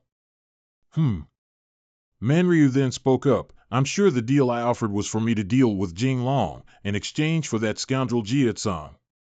He looked at his hand, but now you're saying you came here to snatch him from my hands? Wasn't what we agreed upon completely different? Beauty and talent lady, come to think of it, someone like you would easily betray your word. How disappointing." From a distance, Yuhua replied, "I don't know if you remember, but I never agreed to your negotiation." Manryu laughed heartily at that. "Haha, you're going to do that? Are you obsessed with that kid or something?" She immediately replied, "He's decided to go down a different path than us. I can't let someone do something that implicates us." He then asked, "So, you've let him go?" Yuhua calmly replied, "I'm not sure what happened after he left." Manryu then let out a strange laugh, "Kiki." He began to think, beauty and talent lady is someone who doesn't follow the path of the demonic sects, even though she is one of them. She knew that scoundrel Jiatsong would be in danger if she handed him over to me, so she didn't do it. Just as I thought. Manryu exclaimed loudly, his face contorting. I was right to let the beauty and talent lady take him away and give him a chance to live. He bowed his head, trembling with laughter, then said, "Take Jing Long away." At this, she, a bit confused, asked, "You're not going to resist?" Manryu stood up, gestured with his hand, and then stepped aside, clearing a path. He replied, I'm not someone who can resist you. I only came because I believed in Jia Tsong's reputation for beauty and talent. If you intend to break that trust, then there's nothing more I can do. Yua heard that and said, Are you trying to humiliate me? He heard that and replied, Looks like you know you've made a mistake, huh? Manryu crossed his arms, looked at her, and said, Take him, and go quickly, because I still have to figure out how to survive from now on. Yua heard that, let out a soft oomph, and then strode forward. She walked up to Lai Qian. He was sitting motionless in front of Yua. At this, she slowly reached out her hand towards Lai Qian, but remained somewhat guarded. Suddenly, he spoke, Shandong. Yua was a little surprised. Lai Qian's eyes opened and stared at her, then he shouted, Yua. Seeing this, Yua immediately put her hand to Lai Qian's face, blocking him. Bang! She pressed down hard on his head, pushing Lai Qian to the ground. Then Yua looked back, grinding her teeth and cursing, Manryu, you beast. At that moment, a pair of shoes appeared in front of her. Yua reached out to block the sole of the shoe, thwack. She had some difficulty, having to defend with both hands, but still provoked him, that's all you've got. Manryu looked at her with amusement and said, That's not all the power I have. At this moment, a little black smoke appeared from the heel of his shoe. She also noticed it, the smell of gunpowder. By the time Yua realized it, it was too late. Manryu's prosthetic ankle opened, revealing sharp objects inside. 2 sharp objects were launched and flew towards her. Yua stared at them in shock. The warriors of the Dark Pavilion, seeing this, immediately shouted, Cult leader. They cried out in pain, This is definitely a trap. We must save the cult leader. Just then, a team of archers appeared, raising their bows, ready to shoot. The 2 of them seemed to notice and looked over. Then, arrows flew towards them, blocking their path forward. Behind them, in the dense smoke, dozens of figures with bows appeared. An ambush? The smoke gradually dispersed, and the figures became clearer. Leading the group was Sanji. Are they from the Jiego sect? He shouted angrily, You demonic cultists! This time, we won't let you escape. The warriors of the Dark Pavilion looked at her and asked, Cult leader, are you all right? Yua at this moment was drenched in sweat and was having some difficulty. They told her, This place is surrounded. You must get out of here immediately, cult leader. She angrily looked at Manryu and asked, This? Did you plan this from the start? He picked up his smoking prosthetic leg and replied, Yes. But I don't need to feel guilty. Because you didn't keep your word either. With that, Manryu charged towards Yua. Seeing this, she cursed, Cowardly words. Boom! A powerful wave of energy spread out. Around the pavilion. Boom! A strong collision, dust flying everywhere. Boom! Thump! Boom boom! Thump thump! He relentlessly attacked Yua. Manryu yelled, What's wrong with you? Can't you even defeat an old man like me? She was a bit surprised and thought, What's going on? How does he have this much internal energy? Yua seemed to realize something, that is. Knowing she had discovered it, he replied, Heavenly blood art. Manryu shouted loudly. He's not the only one who swore to do anything for revenge, you know? Hearing this, she yelled, Are you talking about Jiatsong? Is he why you keep living, even destroying your own body? You've lost your mind. At the same time, their 2 hands slammed together. Boom! A massive amount of power collided, shattering the ground and sending debris everywhere. Both of them were pushed back as a result. Manryu was sent flying, then landed with difficulty. He laughed loudly, hee. Then he said, I haven't been sane for a long time. I don't know why I ended up like this. At first, I just wanted revenge, but it seems it didn't go as planned. Was I disappointed? The things I started doing because of that bastard began to grow, and even became bigger and turned into a vast ocean. Doesn't everyone have such things? Something they want to possess, something they want to taste, something they always dream of? His whole body moved slowly. Then he said, "That kid, that's how it is for me. Even though these eyes can no longer see anything, they always yearn to see it." Manryu raised his hand to his blind eye. "Here, you want to see this, huh?" Hearing that, Du-Hoa focused on where his hand was placed. "Is something flashing from my eye?" He released his hand, chuckling. A stream of golden light flashed, shining on her face, making her quickly raise her hand to block it. Du-Hoa thought, "A bronze mirror, is it?" At this moment, Manryu's figure in front of her blurred. She cursed under her breath, "Damn it, my vision." Manryu's laughter echoed incessantly, "Hee hee, I didn't expect you to fall for the trap so easily."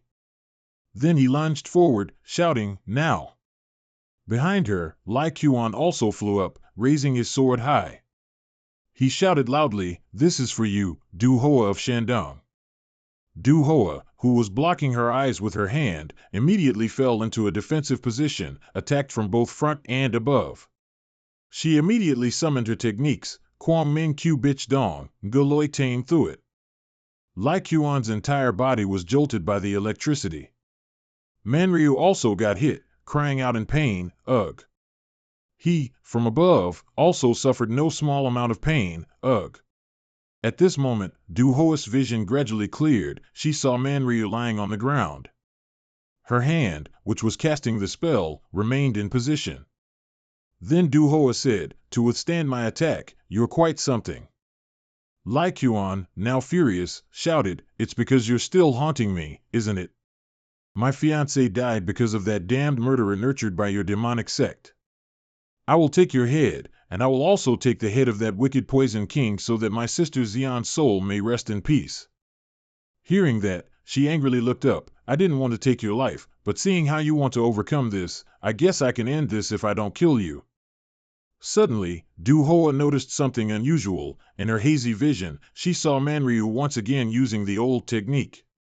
Sharp needles once again shot towards her. Du-Hoa cursed under her breath, "Damn it. I need to block them." Without giving her a moment to think, he performed the technique, Tien Pham King Fap. He struck down hard, severing Du-Hoa's arm. Lai Qian's sharp eyes were clear in her own eyes. Du-Hoa was now completely on the defensive. Meanwhile, the old man chuckled with amusement, looking at her. In the gloomy space at this moment, the dark pavilion martial artist, Brother Thok, facing Sanji who was lunging at him, seemed to sense something. He dodged, avoiding Sanji's attack. Then the old man seemed to discover an opening. He aimed the hilt of his sword at Brother Thok of the dark pavilion martial artists, but Thok blocked it with his fist. Then he pushed the old man back. Seeing this, Sanji mumbled, "Du-Hoa's people are just as expected. I guess they aren't your ordinary guards, are they?" Brother Thok, now filled with killing intent, said, "I won't let you get close to the sect master." The old man heard that and replied, I wonder if your words are true." At this moment, he suddenly felt something was wrong, as the energy of the Five Thunder Flash technique gradually weakened. Brother Thok quickly turned his head to look, his furious pupils beginning to show bloodshot veins. He shouted, "Sect Master." Du-Hoa, in pain, held his arm, coughing lightly, "Old man." Brother Thok, filled with killing intent, angrily cursed, "Damn it, how dare you!" A sword streak flashed across. Sanji took advantage of the opening and struck towards him. The old man chuckled and said, "What are you looking at, huh?" On this side, Manryu slowly walked, saying, "It was a correct decision to remove my legs even when there was nothing wrong with them and replace them with prosthetic legs." The old man stood in front of her, smiling sinisterly, "All the power. The beautiful and talented lady is kneeling right before me." Then Manryu looked over at Lai Qian. Tianlong also did well, now.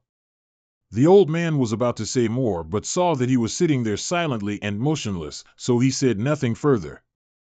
"Unconscious, huh? Well, he can rest in peace now."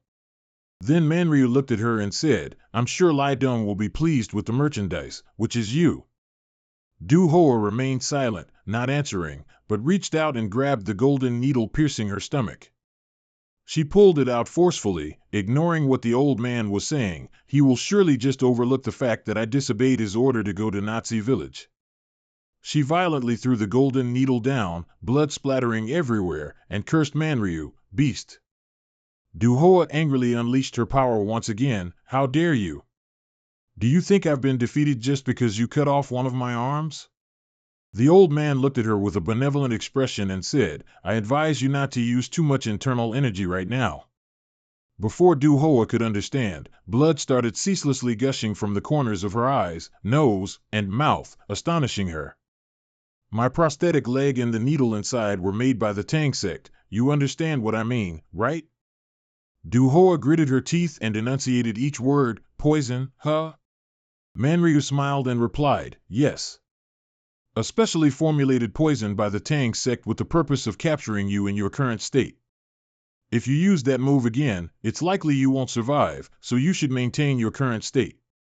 Who knows, he might remember your past relationship and let you live. Hearing that, she responded with difficulty, I'd rather die than see that happen. Du Hoa screamed, and lightning bolts appeared around her. You're acting just as I predicted. Seeing this, the old man took a defensive stance. He didn't say to bring you back alive. At this moment, from the sky, the younger brother of the Dark Pavilion martial artist, Brother Thok, rushed down, shouting, Sect Master. Both of them looked up instinctively. The younger brother held Du Hoa tightly. She was suddenly held tight and was full of confusion. Then he embraced her and flew away. Seeing this, Manryu shouted, What the hell is going on? Du Hoa also angrily looked at the younger brother who was carrying her away and yelled, What are you doing? He powerfully flew away, holding her tightly, and replied, Sect Master, you cannot die here. You must think of those who have trusted and followed you. This entire area has been surrounded by the Zhuge gang. Du Hoa, who was resisting, heard this and calmed down a little. The younger brother gritted his teeth and said, This is the only way this humble one can protect you, Sect Master. As if realizing something was wrong, she quickly said, Wait. What about your brother? Over there, Thok Huyen alone was fighting against the others from the Zhuge gang. He looked at them and smiled reassuringly. Du Hoa only now realized that she had done something wrong. As for the younger brother holding her, he couldn't hold back his tears, which streamed down his face. Du Hoa shouted, No, we can't leave him behind. He firmly replied, You'll get hurt.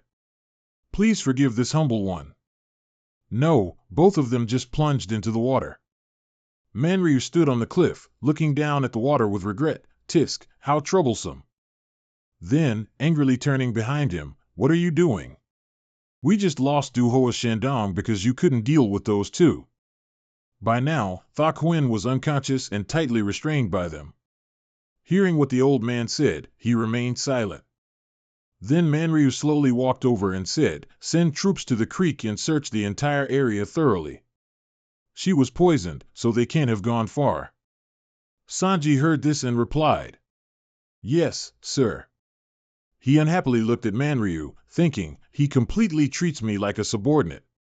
Wasn't he the one who messed everything up at Naji village in the first place, if not for those transactions with the merchant leader?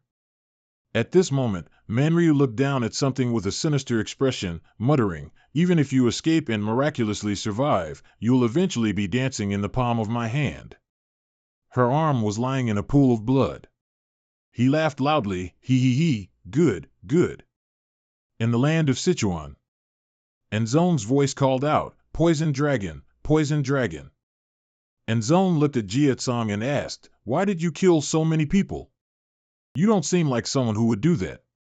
The young man heard this but remained silent. The two walked a long way and stopped at an eatery. And Zong kept asking questions, Why is your leg crippled? Were you born that way? Jiatsong still didn't answer, just quietly drank water. Walking in the forest, and Zong continued to ask, What kind of martial arts do you use? I've never seen you use martial arts before. Suddenly, he realized he was asking too many questions and said, these questions seem presumptuous, don't they? Jietsam continued to remain silent, not answering. He let out a long sigh. Seeing this, Enzone felt a bit embarrassed and smiled. I'm sorry, I'm quite a busybody, aren't I? I'm just really fascinated by a member of the demonic cult. This is the first time I've spoken to one. Jietsam heard Enzone say this and immediately denied it. I don't belong to the demonic cult. Enzone heard this and replied, Oh, really? But I heard you came out of the demonic cult's temple, didn't you? Jietsam heard that and immediately asked back, Is it true that someone left the Tauntaun sect, a disciple of Tauntaun? Enzone seemed to realize something. That's right. I only paid attention when you mentioned it. He touched his chin, deep in thought. Strange. Everyone says Doc Long is from the demonic cult, but there's no way my master would lie about this. Hearing that, Jietsam told Enzone, in times like these, you need to see with your own eyes to verify the truth. When I was in the same situation as you, someone gave me the same advice. Enzone heard that and looked at him. Oh, that's good advice. Who told you that? Jietsam looked up and said, You can meet that person if you go to the guild I left. Enzone heard that and fell silent for a few seconds, then he let out an ah. Then his face darkened as he said, What a pity. Jietsam heard that and was a little confused. Jietsam asked, What are you talking about? Enzone realized he'd spoken out of turn and quickly covered his mouth. Oops. Then he quickly waved his hand and replied, it's nothing. Then he let out a long and seeing Enzone's reaction, Jietsam grew suspicious. Seeing that, Enzone blurted out what he was thinking, I don't know if I should tell you about this. My master didn't give me any guidance on whether that's okay. Jietsam then said, Tell me. Enzone immediately replied, I can't, I don't have the right. Seeing that, Jietsam supported himself and stood up. He watched, confused. Enzone saw Jietsam use a stone to draw a long line. He wondered, What are you doing? He replied, I'm drawing my territory. He then asked, What territory? Jietsam replied, The climate here and in this region is quite nice, so I plan to live here for 3 years. Enzone heard that and was startled, asking, What? However, I received orders to supervise you until you leave this area. If you stay here for 3 years, what am I supposed to do? His hand kept drawing the boundary. Jietsam said, Then tell me. He looked at Enzone and said, The thing you're hiding. Enzone looked at Jietsam, flustered and anxious. Actually. The place you just came from, the rustling of leaves could be heard. In the wind, there was a hint of sorrow. Enzone told him, It will cease to exist soon. At the stream of K-Lam, Lao Sun, the younger brother of the martial artists of the Shadow Chamber, Thok brothers, along with Du Hoa, lay sprawled on the ground. At this moment, she was drenched, leaning against a tree, panting heavily, and painfully reached for the wound on her other arm. Du Hoa bit her lip tightly, sweat mixed with tears streamed down her face. One arm was in constant pain, bleeding. Du Hoa unleashed her power, Samadhi Divine Fire. A powerful flame surged, she endured the pain. At this moment, the younger brother also woke up, worriedly calling Du Hoa, Master, Master. Hearing his call, she replied, comforting him, It's nothing. This much is nothing to me, it can't be compared to the pain of losing your older brother. I'm sorry, your older brother sacrificed himself for me because I let my guard down. The mistake made today, the revenge for today, I will never forget. He lay face down on the ground, clenching his fists. Then the younger brother propped himself up and stood, saying, They'll catch up soon, where should we go? She was silent for a few seconds, then replied, We'll go back to Sichuan. We need to start over from there. In the forest in Sichuan, Jiatsang seemed to receive bad news and cried out, What did you just say? The sect I just left, is it about to disappear? Enzone scratched his cheek and replied, I heard they're about to attack because that place is an entry point for important people of the demonic cult. Jiatsam looked at Enzong and asked, "Are you talking about the three renowned sects of Sichuan?" "No, I'm referring to the Martial Arts Alliance, and those allied with them are also joining. But anyway, I guess they can't ignore the three renowned sects of Sichuan, so the Ma sect will represent the three sects as the supervisor for the attack."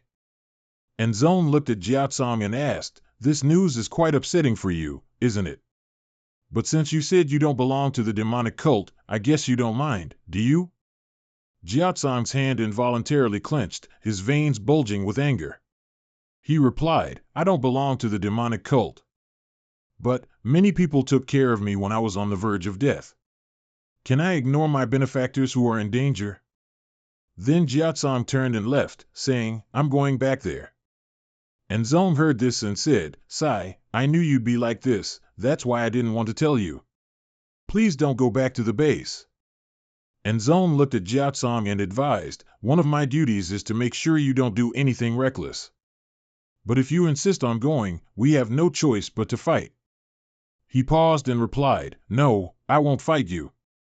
And Zong heard this and smiled, relaxing, "Right, I knew you would." Before he could finish speaking, a cloth bag suddenly flew over. At this moment, Enzong felt danger and opened his eyes, realizing a bag was flying towards him, just centimeters away. He immediately slashed it open. Whoosh! Boom! A purple smoke erupted. Enzong was a little surprised. Poison?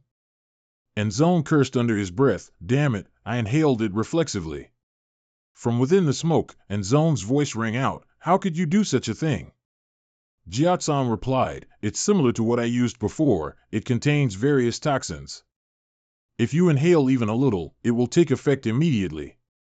Please go back, make some tea with onions and pickled plums, then drink it." And Zong heard this and cried out, "You can't go." His shout echoed throughout the forest. Dak Long, he limped away from that place. Jiatsam calculated as he walked, to return to the base from here, it would take 3 days if he walked fast. "I need to go without rest, hoping not to be delayed. I have no other choice." Through the thick smoke, Enzong pulled out a small bell, then began to shake it. The bell rang out, spreading everywhere. "Demons and spirits ride, slay the emperor, the bell shares the spirit."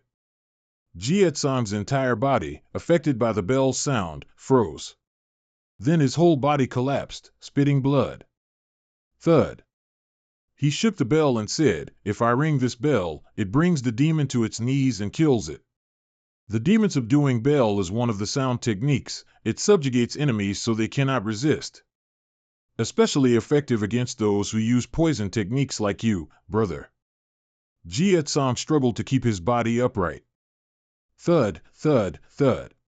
"That's why Master sent me." He didn't pay attention to Enzong's words but began to think. "My head feels like it's splitting, and my ears feel like they're about to explode. Is this a sound technique?" Meanwhile, Enzong kept saying, "If I let you go, many people will die, so I cannot let you go. Please say you'll give up on returning to the sect. If you say so, I'll stop ringing the bell." Jiatsam gritted his teeth, enunciating each word as he asked, "So you're saying, people from the demonic cult dying is nothing, right?" Enzong immediately denied, "No, not like that, but aren't the people in the demonic cult all evil? It's good for them, a minority dies instead of a majority." Hearing that, his face was filled with indignation. Images of the bustling crowd, Bian Boc and Du Hoa appeared. "Those people are more important to me than this world." Jiatsam's arm began to show incredibly terrifying blood vessels. At this moment, Enzong seemed to notice something. He cried out in pain, "It hurts so much, it hurts so much. When you said you weren't part of the demonic cult, it was like you turned to their path when you were at a dead end." At this moment, Jiatsam felt an anomaly within himself. Was the flow of internal energy surging? He immediately braced his body once more. Boom, thud. Enzong then explained, "Taoism is like water. Water flows steadily and only flows around obstacles, so it will flow endlessly. The demon subduing bell is similar. Please cast away anger, murderous intent, and the intention to resist. The azure dragon of the east avoids sins of the eyes. The white tiger of the west avoids violence. The vermilion bird of the south avoids harmful words, and the black tortoise of the north avoids illness. The realm of the multitude, envoy, sun lord, and moon lord. At this moment, Jie Tsong's eyes gradually weakened. My body is losing strength. I am gradually losing consciousness. His eyes slowly closed. Is this the end for me? Is it really the end? Not only can I not get revenge. Jie Tsong's eyes slowly opened. I couldn't even protect those who treated me well. I don't want it to end like this. He blinked his eyes. I don't want to. To lose anything or anyone else, I must rise. Jie Tsong continued to struggle, not letting his eyes close. If I don't rise, I won't be able to do anything, I won't be able to change anything. A snake crawled in front of him. Jie Tsong immediately opened his eyes wide, his pupils kept dilating. He seemed to see something hopeful. Jie Tsong then opened his mouth, and then chomp, blood splattered everywhere. He bit the snake off.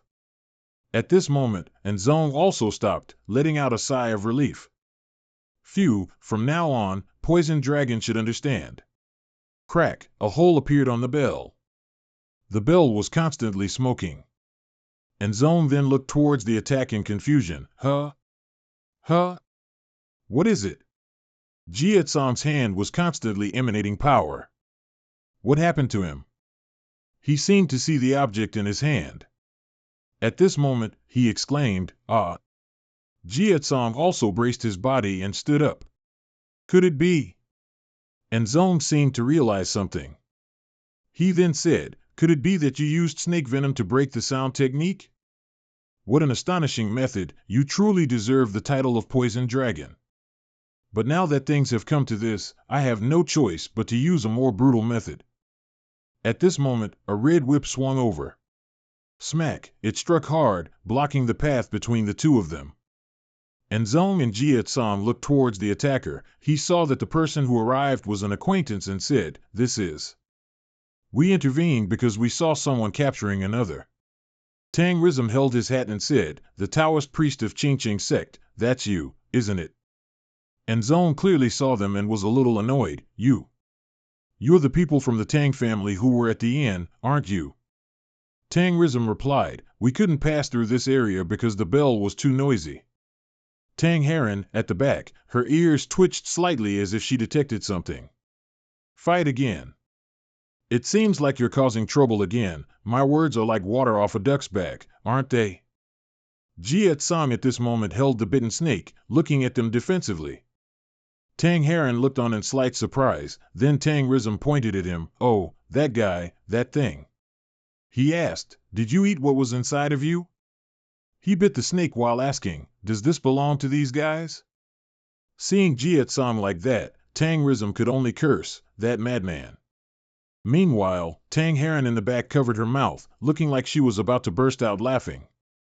Hee, then she burst out laughing, "Ha ha ha ha." She adjusted her hat and said, "I thought people exaggerated when they mentioned the Poison King.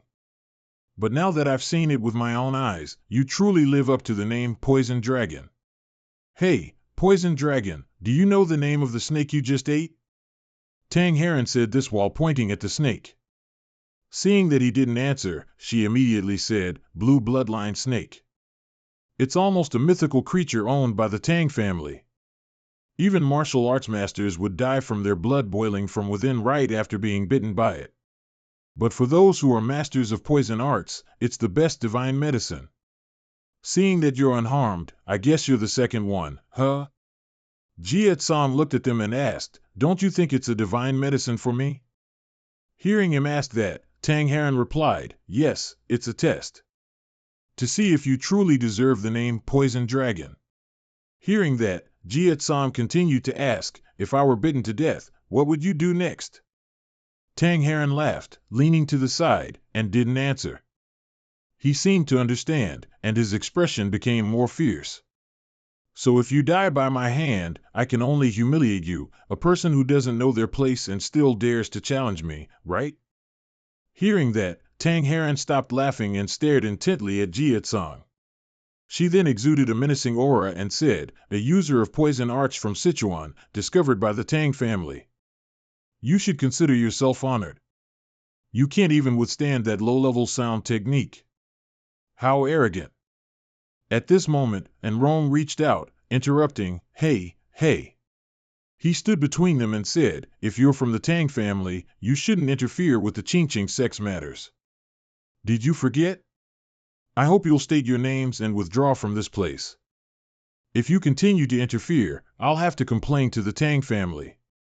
Tang Heron then held her hat and replied, all right, I'll state my name to you.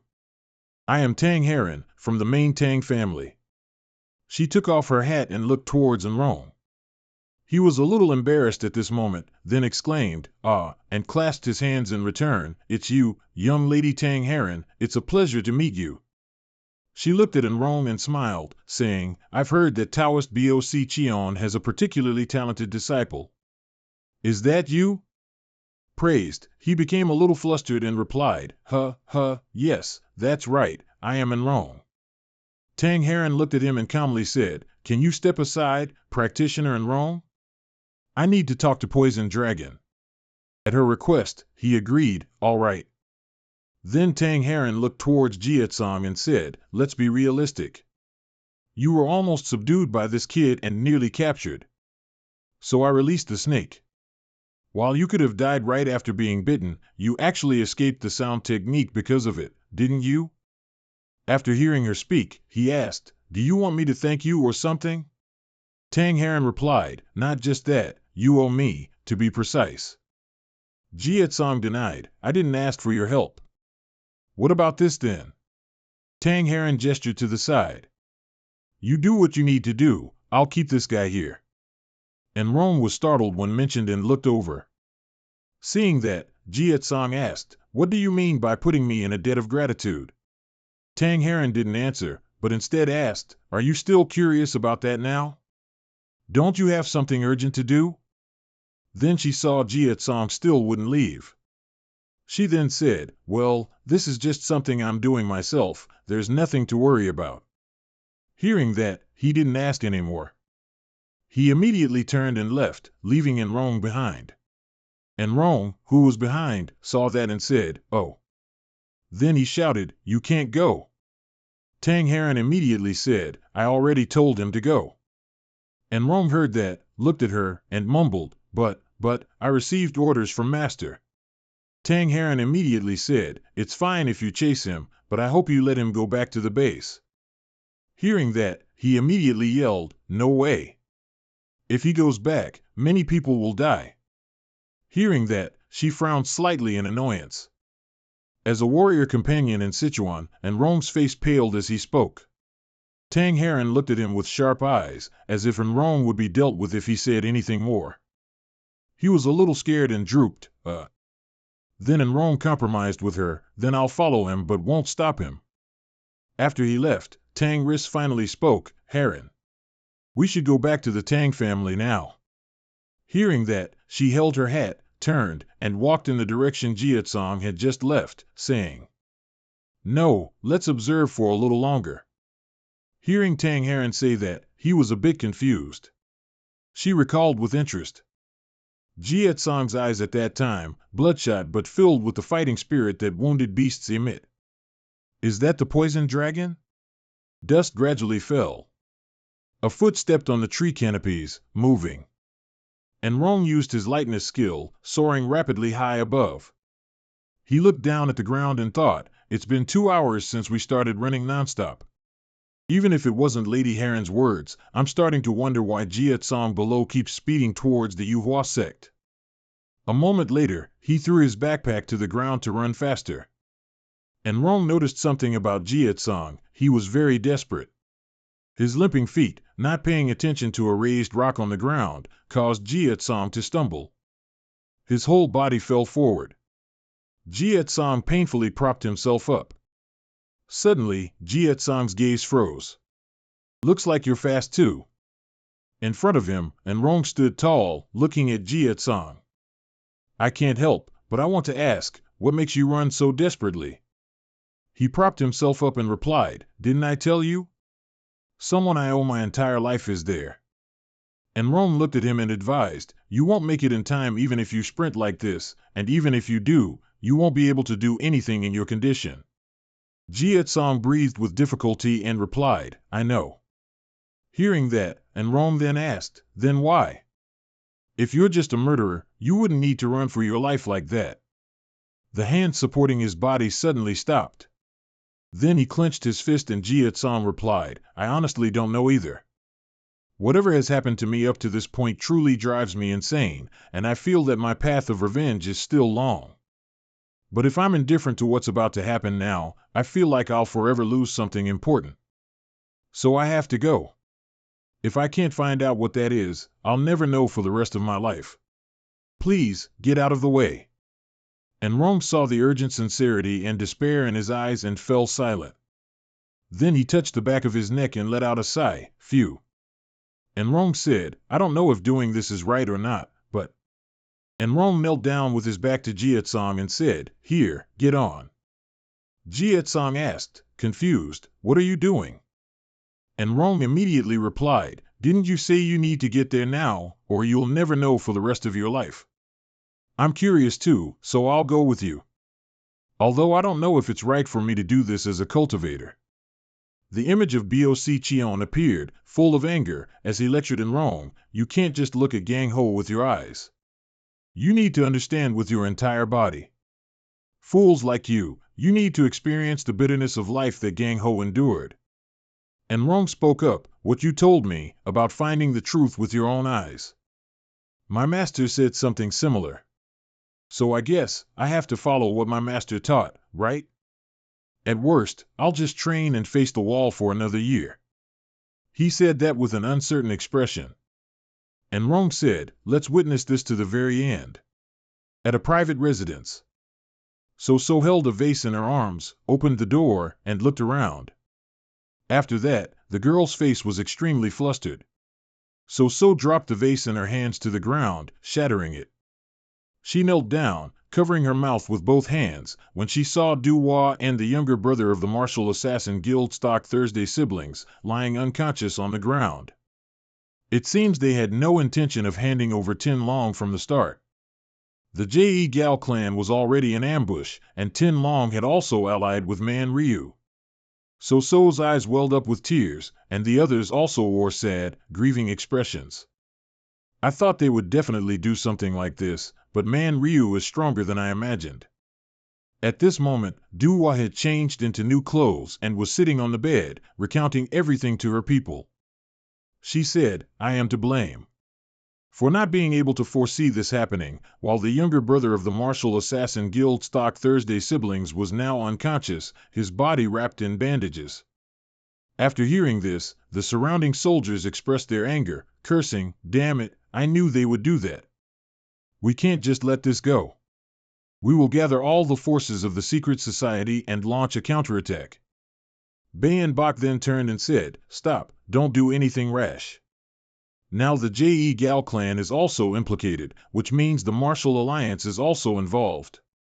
Then he looked towards Duhua, head priestess, I apologize for saying this, but there have been reports of suspicious movements from various places, and it's also rumored that factions in Sichuan, allied with the Martial Alliance, have gathered at one location.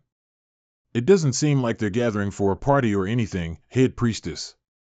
What's suspicious is that this is happening at the same time as your current condition. She, weakened all over, heard that and replied, I wonder if their plan included me returning here. Bayan Bak looked at Duhua and asked for a solution, what should we do? She replied, clear the room. I need to quickly recover my internal energy. Duhua's eyes darkened, you all, get out of here, quickly. Everyone heard that and looked at her in surprise. What are you saying? Then they all spoke up, one after another, we can't leave. Duhua explained to them, the fact that they've gone to this extent means they're determined to eradicate this place completely. But if I stay here to distract them, you will be able to leave Sichuan. Then Duo looked at them with a calm demeanor and said, "Don't worry, I'll defeat them and follow you." One of them spoke up at that moment, "Head priestess, have you forgotten? The day you took me in, I swore to dedicate my life to you. I won't let you be alone." When one person spoke up, the others followed, "Us too. If necessary, we'll fight alongside you." "Me too, head priestess." Seeing them like that, a slight smile curved Bayan Bok's lips. Then he spoke up, "There isn't a single coward in this secret society who would abandon you and run away." Seeing that, she looked at them in astonishment. So, leaning on the bed frame, also looked at Duo with teary eyes. Finally, she palely looked blankly and said, "I truly am a sinner. I've caused many deaths just so I could survive. How many more lives must be sacrificed for me? Thank you, everyone." At the Martial Alliance, Jiangxi Province, Base 9. Hagen Jinan held a teacup in his hand and said, "That's why things never work out." Duo's arm was placed in a box with dried grass beneath it. "You said you'd bring back a carp, but now all I see is a fish fin?" Lai Deng heard that and replied, "I apologize. It seems I trusted too much in just one dog." The old man heard that and said, "It's because you couldn't do it yourself and had to wait for a dog. I already know about it." Hagen Jinan sipped his tea and said, "But for it to survive even though so many tricks were used against you, I guess it's a smart dog. I heard we've been asked about the next steps." He replied, "Yes, all the factions allied with the Martial Alliance in Sichuan have started to move. As long as the Sichuan trio doesn't refuse our request. With them, defeating Shandong Duo will be difficult even with only one arm." Lai Deng was silent for a few seconds, then said, "Then Gami Sek will just sit there and observe. Since they've sent Masabun, it seems they intend to follow our plan." The old man heard that, stroked his beard, and chuckled, "He, I see, I see. An observer, how interesting." Ever since the Ngami Sek joined the Martial Alliance, their political stance has been clear. "You're saying he came up with these ideas?" Then he asked, "His name is?" "Man Ryu." He replied, "Yes." Hearing that, old Hagen Jinan said, "I should meet him sometime, I should." He made a strange face and looked at Lai Deng, saying, "Don't kill him." Hearing him say that, the cup in his hand was suddenly gripped tightly. It seems you have a plan for everything. I'll be satisfied with this for now." Then he reminded Lai Deng, "Next time, I expect to see the whole body, not just an arm." He heard that and replied, "Yes." In Du Ho's courtyard, noise echoed everywhere. Everyone was rushing back and forth, some carrying things, some lifting things, as if preparing for a big battle. So took the swords and placed them in the box. A hand was raised, and the messenger bird immediately flew away. Bayan Boc secretly prayed, everyone must arrive here on time." But sensing something unusual, he was startled. Then he turned back to look, gritting his teeth, "It can't be. They're already here, aren't they?" A group of people looking like monks are entering their residence. The people in the courtyard saw this and shouted a signal, "They're here. The enemy is here, our enemy is here." Hearing that, those who couldn't fight immediately sought a safe place to hide. "Everyone, prepare for battle." Du Hoa, alone in her recuperation room, also felt uneasy hearing the commotion. Sweat continuously poured down. She looked extremely distressed at this moment. A cloth shoe appeared. Then, a group of aggressive-looking monks appeared. Bayan Boc saw this and had black lines all over his head. Just a bunch of kids." He immediately asked loudly, "Are you here to fight us or what? If you're here for a fight, then fight us, you sons of bitches." The aggressive group, provoked, didn't say another word, just stared silently at them. Bayan Boc saw that and added, "Tisk, looks like a bunch of mutes have arrived. I guess today will be very tough." Although he said that, he knew. The fact that they weren't speaking recklessly meant, was there someone with authority here restraining their actions so they wouldn't act on their own? Suddenly a deep voice echoed, "You demonic cult and Shandong Du Hoa, you have no way to survive. You are surrounded, so quietly surrender and accept the judgment of the Martial Arts Alliance. Bayan Boc heard that and retorted, it seems you don't have enough authority to say such things, do you? Provoked, he gritted his teeth and asked, what did you say? Know your place, you lowly demonic cult beast. Then he loudly introduced himself, I am the leader of the Nam Chuan gang, Xian Wang. The words you just uttered seem to be disrespectful to us, the martial artists of Sichuan, and the entire Martial Arts Alliance. Bayan Boc heard that and shouted loudly, don't waste your breath. We have no intention of surrendering. If you want us to kneel, then come and get us. He smiled, revealing white teeth, and said, why would we need you to kneel? Because we will kill each and every one of you, just as you wish. Suddenly his eyes widened, flash flash. Du Hoa difficultly appeared before him, but her aura was no less inferior. With guests around, how can I rest? Seeing her appear, they called out anxiously, leader, sect leader. Du Hoa looked at him, then spoke, I see. A hand covered by red-orange cloth tightly gripped the yellow fabric that was rushing towards Xian Wang, holding him tight. A female cultivator smiled eerily at her. Du Hoa then called out, Masabun. She smiled pervertedly at them. She is a female cultivator from the Ngami sect, wearing a yellow hat with the name, Masabun, Mayagon. Du Hoa said with difficulty. Masabun of the Ngami sect, if they sent you here, one who cultivated Buddhism by wielding a sword while beheading enemies, then. This means the Martial Arts Alliance must have made up their minds this time, their fear is obvious. Mayagon mumbled a phrase, Amitabun. Then she said, what you mentioned has long been in the past, now I'm known by my Dharma name, Mayagon, and I'd be sincerely grateful if you called me by that name. Then she released her fabric. After retrieving her weapon, Du Hoa said, for a person who is an arhat, said to transcend worldly things, to be hung up on something like a name. What a joke, isn't the reason you're here, even after obtaining a Dharma name, because you still want to chop people up? Hearing this, Mayagon clasped her hands together, closed her eyes, and replied, eradicating evil and bringing justice to others is always the path of Buddhism. We only have the right to eliminate those who have been corrupted by evil and are harming others. Hearing that, she guessed and said, it seems you've decided to break the Sichuan Triad's pact and bring about bloodshed, huh? She replied. Unfortunately, only I came to observe today. If you hadn't used a fatal blow on the leader of the Nam Shuyan gang, I wouldn't have stepped in. Du Hoa heard that and was a little angry, grinding her teeth, but you still did. You can no longer say that you are just observing now.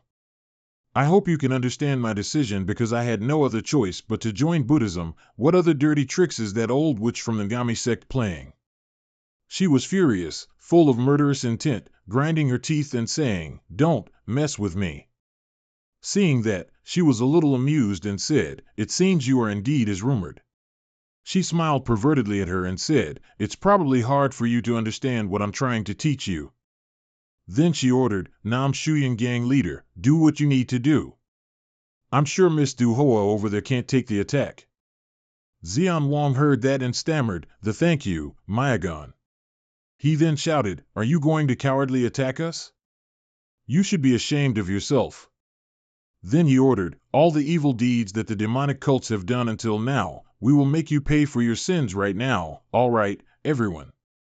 He roared loudly with great momentum, let's crush the demonic cult. The soldiers who received the order immediately charged forward. Bayan Boc was not to be outdone and shouted, don't retreat. Protect the sect leader. And so, both sides clashed. The two sides fought with drawn swords, blood echoing everywhere. One by one, they fell. Bayan Boc also continuously attacked others. At this moment, Mayagon pulled out a rusty sword from her hand and said, do you recognize this? I haven't used it since I began my ascetic training. She looked at the sword with a touch of nostalgia and said, it hasn't been used for a long time, so it's dull now. This sword can't even cut a piece of tofu anymore. Mayagon raised the sword with a sinister expression and said, it can only cut something when I possess killing intent. Ironically, its name is. The non-killing sword. My faith is expressed through my sword. If you're not involved in their battle, this non-killing sword won't be used. Then she shed a few tears and said, but if you want to force my hand, feel free to kill everyone if you wish, use whatever fatal blows you desire and harm them. Hearing that, Du-Hoa didn't respond but just stared at her. Then a monk standing in a room shouted, over here. There are a few hiding in here. She heard that and looked over, shouting with a bit of worry, no, that place is. Seeing that, Mayagan spoke up. You, going to take the challenge? She pointed the sword towards Du-Hoa. She angrily began to look at her with disgust. It seems I have no other choice but to fight you. Then Du-Hoa charged towards Mayagan. The fabric strip struck down powerfully. She looked at her and said, you're throwing out fatal blows again. Du-Hoa attacked while breathing with difficulty, Then the fabric strips began to wrap around Mayagan. She then laughed and said, this is not enough to defeat me. Then she sliced through the ropes that were about to envelop her body with the technique, Chaotic Wind Envelope Sword. Mayagan unleashed the technique towards her surprisingly. Du-Hoa immediately used fabric to shield and attack forward.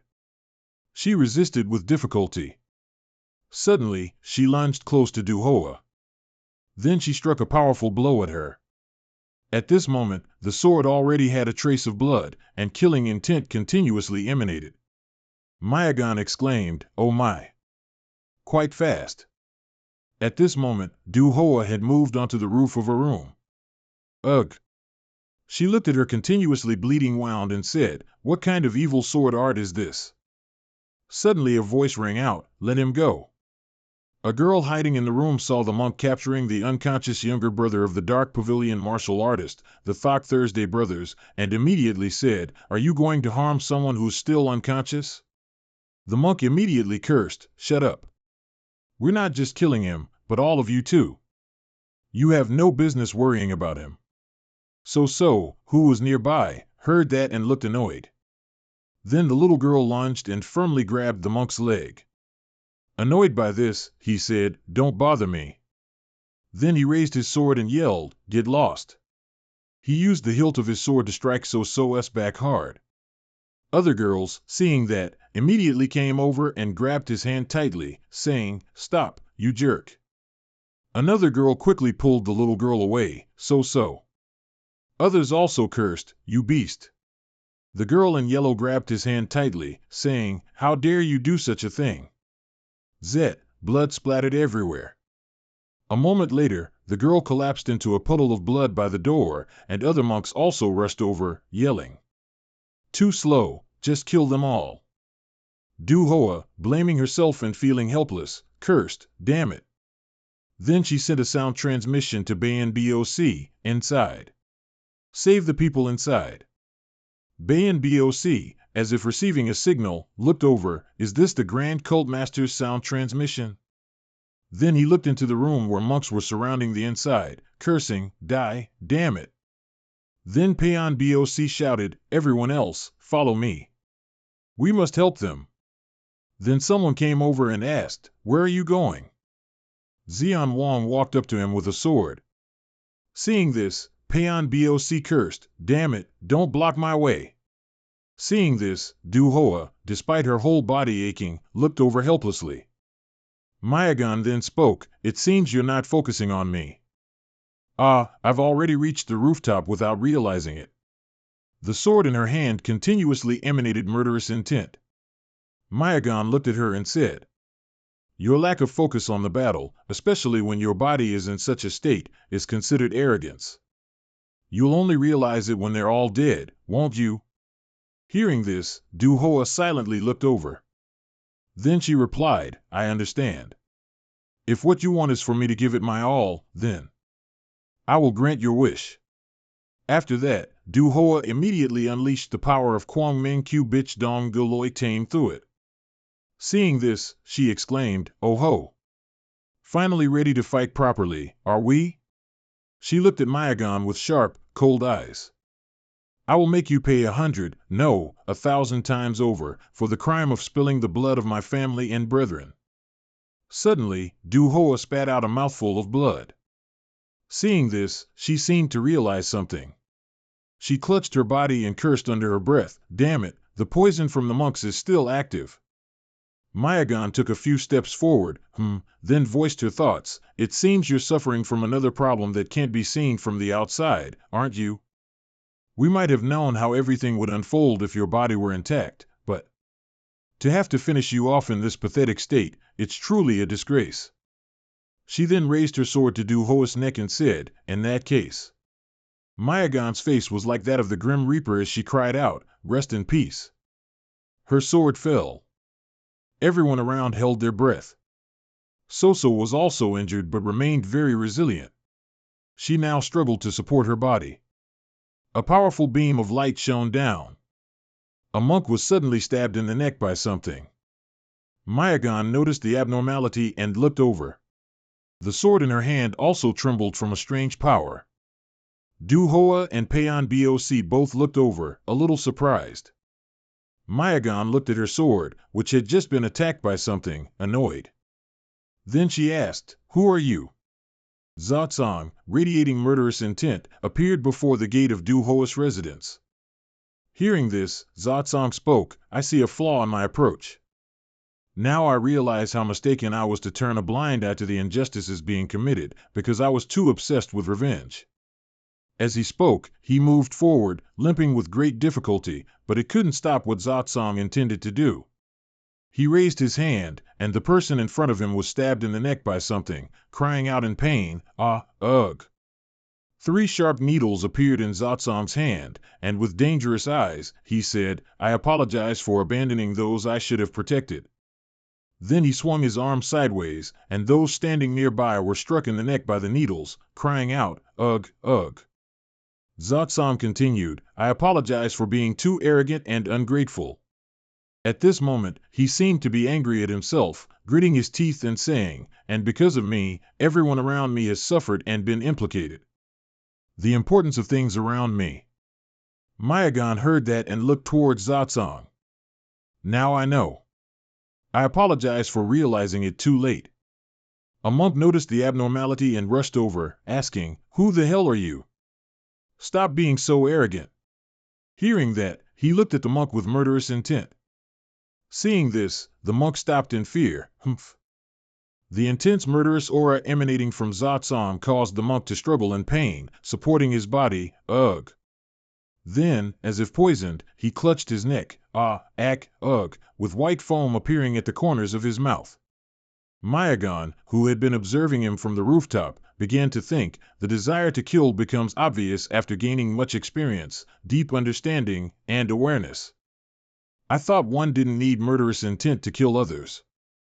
But at the same time, being able to kill others with just murderous intent renders it meaningless. Paradoxical murderous intent makes murderous intent meaningless. Then she flashed a sinister smile. Once a person possesses murderous intent that surpasses visible murderous intent, do they achieve observational murderous intent? The poisoned monk, unable to stand steady, bumped into the body of the person previously killed by Zatsang's poisoned needle. He immediately fell, ugh. Suddenly falling, he used his hands to support his body, ugh. He looked down at the body he had just touched. The person's entire face had turned a terrifying shade of green. He exclaimed, "Poison! Is it poison?" Finally, someone else recognized it and shouted, "Poison dragon? Is that person the poison dragon?" The surrounding monks also cried out, "The poison dragon has appeared." Hearing that, the others were also surprised. "What?" Du Hoa, who had little strength left, also looked over, "Poison dragon." Soso also looked, "Is he the poison dragon?" Payan shouted in surprise, You. Xian Wang then loudly shouted, "How dare those scummy demonic cultists hinder us with such dirty traps, huh?"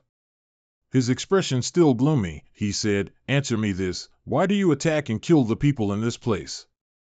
Xian Wang looked at Zatsang and replied, "It is the duty of the orthodox sect of Nanchuan to eliminate demonic cultists in Sichuan and uphold righteousness." Hearing that, he said, "If you die, you probably won't be able to reason anymore, right?" He exclaimed in shock, "What?" Zotsam looked at him and replied, because you believe so strongly in your convictions that you kill others for it. Isn't it only natural that you should put your own life in danger? Hearing that, he angrily gritted his teeth and cursed, this arrogant bastard. Then he swung his blade, slashing towards Zotsam. He yelled, how dare you lecture me? As he charged forward, he instantly launched a poisoned needle. The veins on Zotsam's hands also turned purple, as if poison was emanating from within him. The needle pierced directly into his neck, causing blood vessels to stand out. He painfully knelt down. Ugh. Zotsam looked at him and said, from this moment on, I will kill all you damn bastards. He looked at the monks who were relentlessly killing and said, because you are so certain that what you are doing is merely killing people without batting an eye. Blood vessels gradually appeared in Zotsam's eyes. I will punish you. Suddenly behind him, Mayagan spoke up, asking, is that so? Zotsam was startled at this moment. Then he immediately struck behind him. She now stood quite far from him, her hands clasped like a Buddhist monk as she said, Amidba, so you are the poisoned dragon. A pleasure to meet you, I am Mayagan of the Ame sect. She then said, based on what you said, it sounds like I'm also among those you're about to punish, am I right? Zotsam remained silent. Mayagan continued, if that's the case, I'll say the exact same words to you. Du-Hoa braced herself, standing on the roof and calling out loudly, Masabun. Zotsam glanced over when he heard her voice. Du-Hoa told her, your primary purpose here is that supervisor, isn't it? If you intervene because of me, then you've already completed your objective. You should keep your word as a member of the Sichuan Triad. Mayagan looked up at her, smiling as she replied. Unfortunately, I detected the seeds of evil a while ago, and I cannot turn a blind eye. Hearing that, Du-Hoa shouted, is that the principle of the Sichuan Triad? Do you think people will still praise the upright martial arts of the Ame sect after this? Who are these people you're referring to? She drew out the unkillable sword once more, saying, if no one survives here, then no one will be able to tell the story of what happened today. Am I right? At this moment, Mayagan's entire face transformed into that of a demon as she looked at them. Hearing that, Du-Hoa looked at her.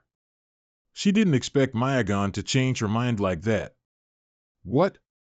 At this moment, 2 needles flew towards her. Mayagan, who was smiling, also sensed the danger. She quickly tilted the unkillable sword to block them. Then he charged towards Mayagan.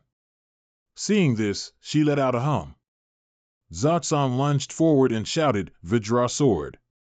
Mayagan immediately raised her sword to block his attack. Zotsam charged forward and then delivered a powerful slash.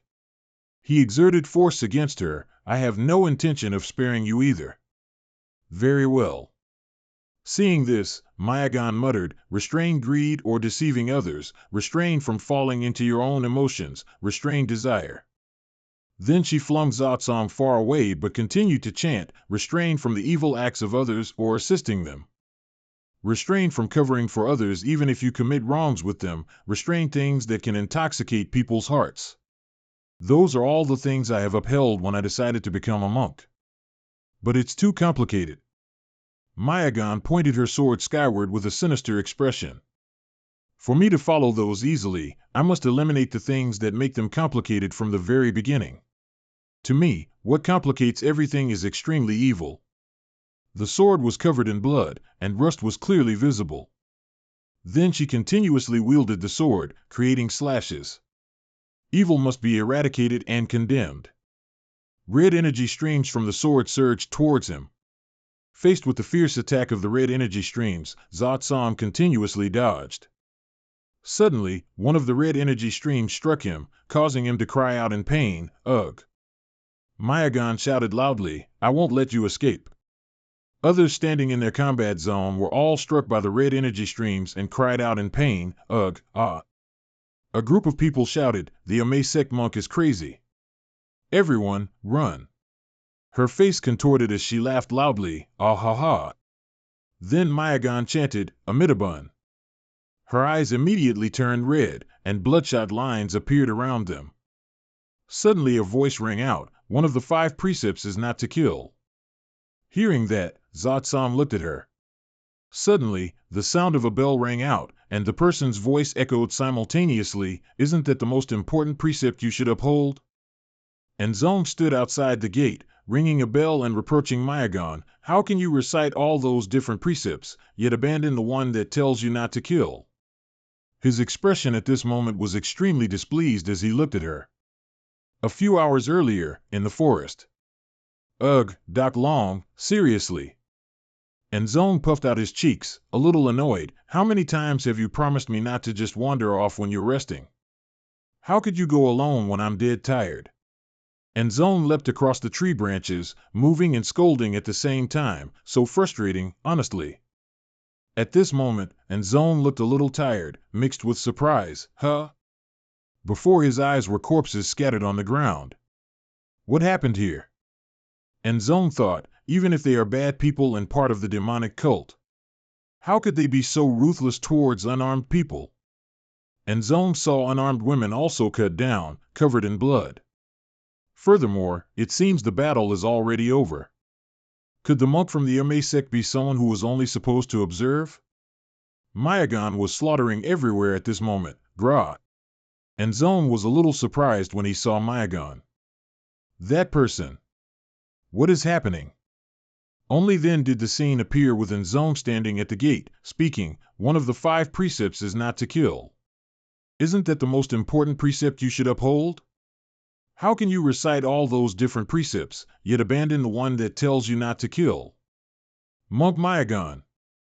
Mayagon looked at Zong and asked, "Are you the young Taoist priest from the Qingqing sect? Why are you stopping me?" Hearing that, he replied, "Because you are doing things a supervisor should not do." And Zong reprimanded her, "You should be trying to minimize casualties, but instead, you're causing more harm, as most of them were already cornered.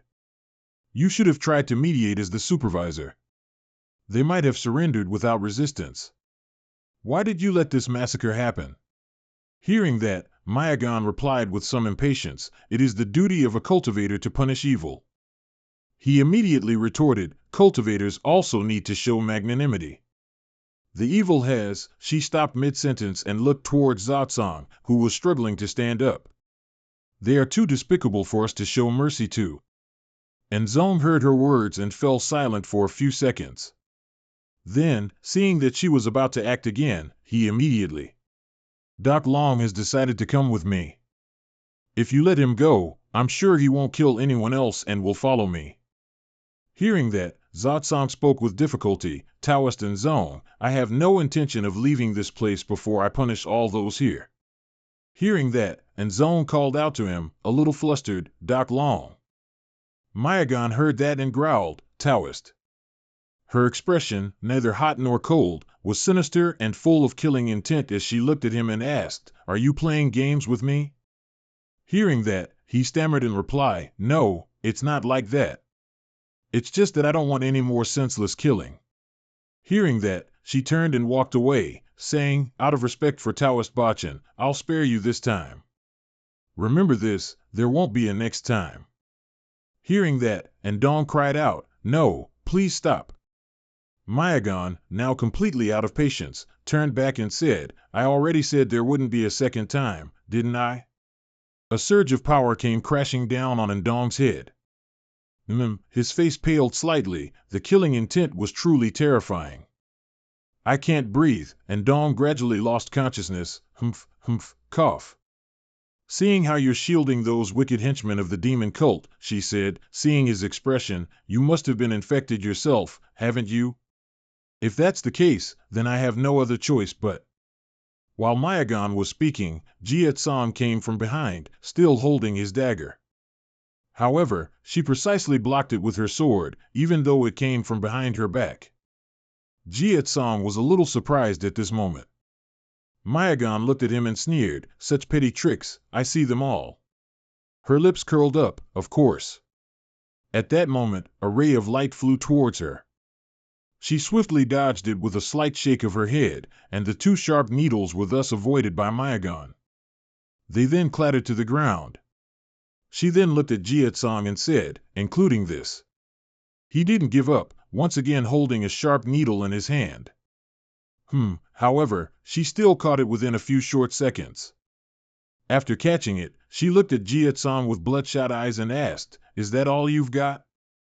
Having said that, Mayagan immediately delivered a kick towards him, demon leg sweep. Cough. With that kick, Jia-san also spat out a mouthful of fresh blood. His entire body flew and slammed hard into the wall, creating a thick cloud of smoke. She immediately said, "I had expected an exciting fight from you because you possess a fair amount of killing intent. But this is truly disappointing." Mayagan charged forward with bloodshot eyes. Then she swung her sword down at Jia-san. He quickly blocked her sword with the weapon in his hand. Seeing Jia-san's reaction, Mayagan burst out laughing, "Ahaha!" And Dong, after a moment of unconsciousness, was drenched in sweat. At this moment, he also slowly regained consciousness, his eyes hazy. Oh! At this critical moment, Dong was gradually becoming aware again, with Mayagan and Jia-san relentlessly attacking each other beside him. She laughed heartily with immense delight. "Ahahaha, yes, this is great. You're satisfying my starved belief." He looked at the constantly increasing attacks and power aimed at him and thought, "I've used the maximum power of blood magic and rage, but I can only do this much against his attacks." The relentless power sources attacked him, creating cuts on Jia-san's skin. He thought, "No, I can't even block his attacks." Mayagan, as if seizing an opening, laughed loudly and leaped into the air. "Ha!" Seeing this, Jia-san felt a bit helpless, unable to advance and fight. But thinking of something, he fumbled inside his shirt. "I just need to use a poison to slow him down." Then Jia-san threw the cloth pouch towards her sword. The cloth pouch hit but didn't tear. Then it was flung away by her sword. Mayagan then spoke, "This sword is unkillable." Seeing that, he was a little surprised. She charged forward, her face terrifying, and yelled, "It can't cut anything if it doesn't possess killing intent." Jia-san immediately unleashed power from his pinky finger, Thunder Wind Finger. Lightning Arrow. Hearing that, she dodged to the side. Boom! The cloth pouch tore open after that hit, spewing out a layer of purple smoke. Hiss, hiss, the smoke became thick, enveloping the person inside it. Mayagan immediately covered her nose with one hand and said disdainfully, "A dirty trick. It contains some toxins that disrupt the opponent's senses." He seized the opportunity to attack her. "I'll deal with this immediately." As he breathes it in, Jia-san held his weapon firmly and charged towards Mayagan. However, from within the smoke, she extended an arm towards him. Jia-san was surprised when he felt a source of power on his chest and looked down.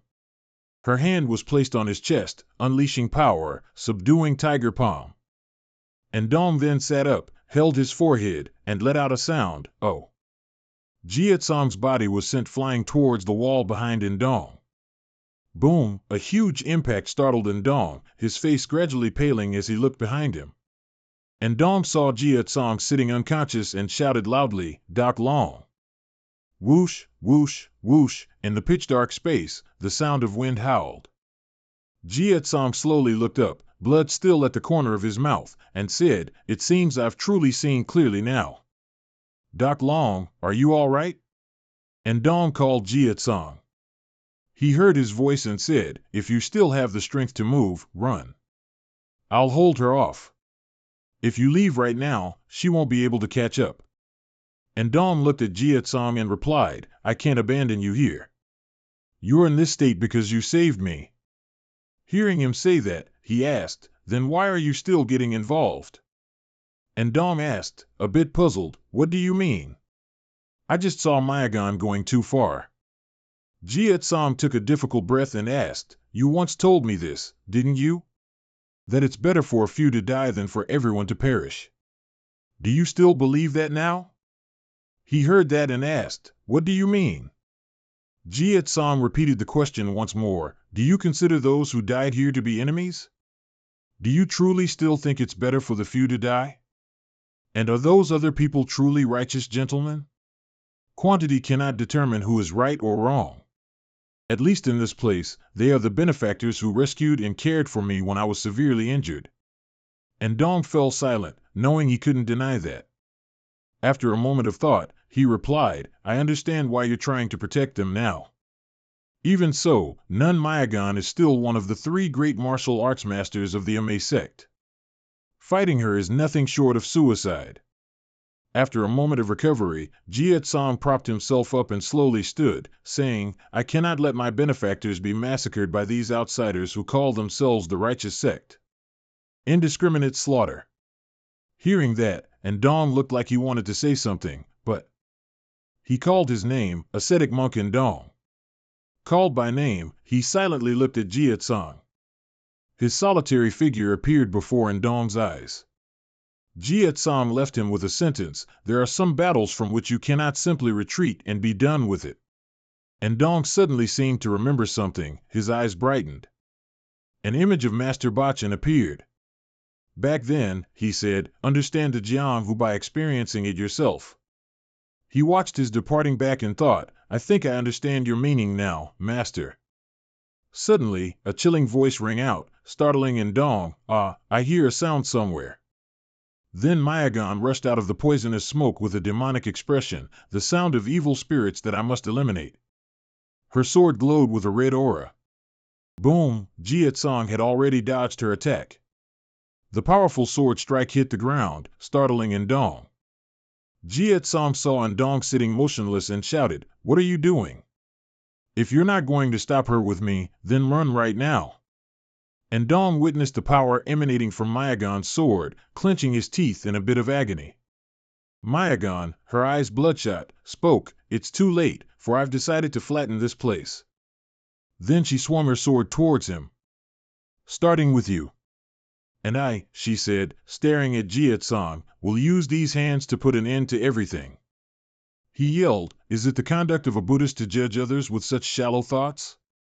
She immediately retorted, A merciless killer is teaching me what a Buddhist should be like? Then Mayagon unleashed a technique. Absolute decapitation. Jie Tsang painfully spat out a mouthful of blood, cough. After one move, she unleashed a second technique, exploding gale slash. Mayagon laughed loudly, Ah ha ha ha. In the name of the compassionate 3 jewels, I shall sacrifice your life. He was completely beaten, spitting blood and fainting. And Dong immediately called out, Poison Dragon. She delightedly cried out, Oh, please have mercy on this wretched soul. Jie Tsang had completely fallen unconscious, unable to resist.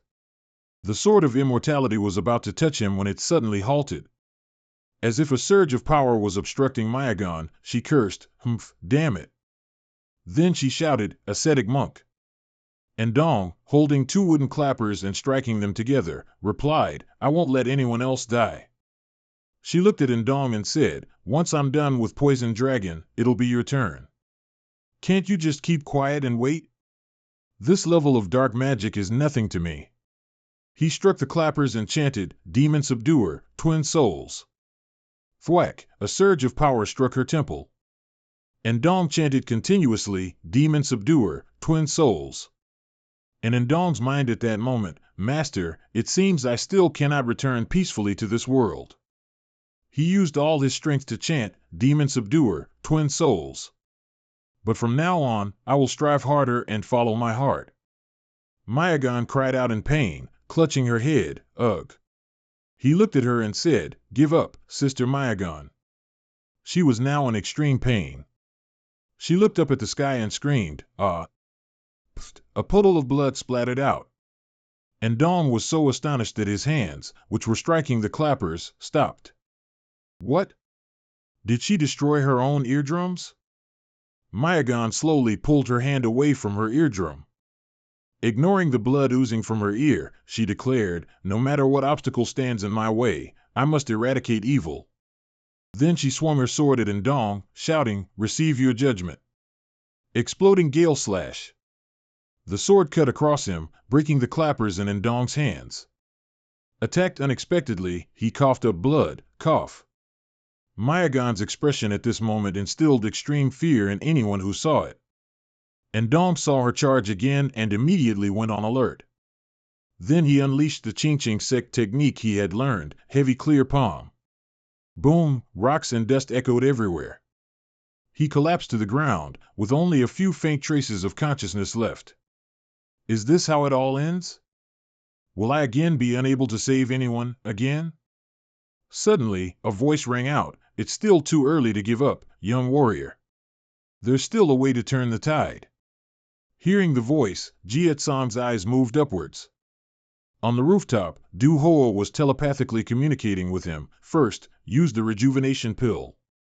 Although she didn't open her mouth, her eyes fixed on Jia Tsong began to instruct, "Then I will teach you a technique.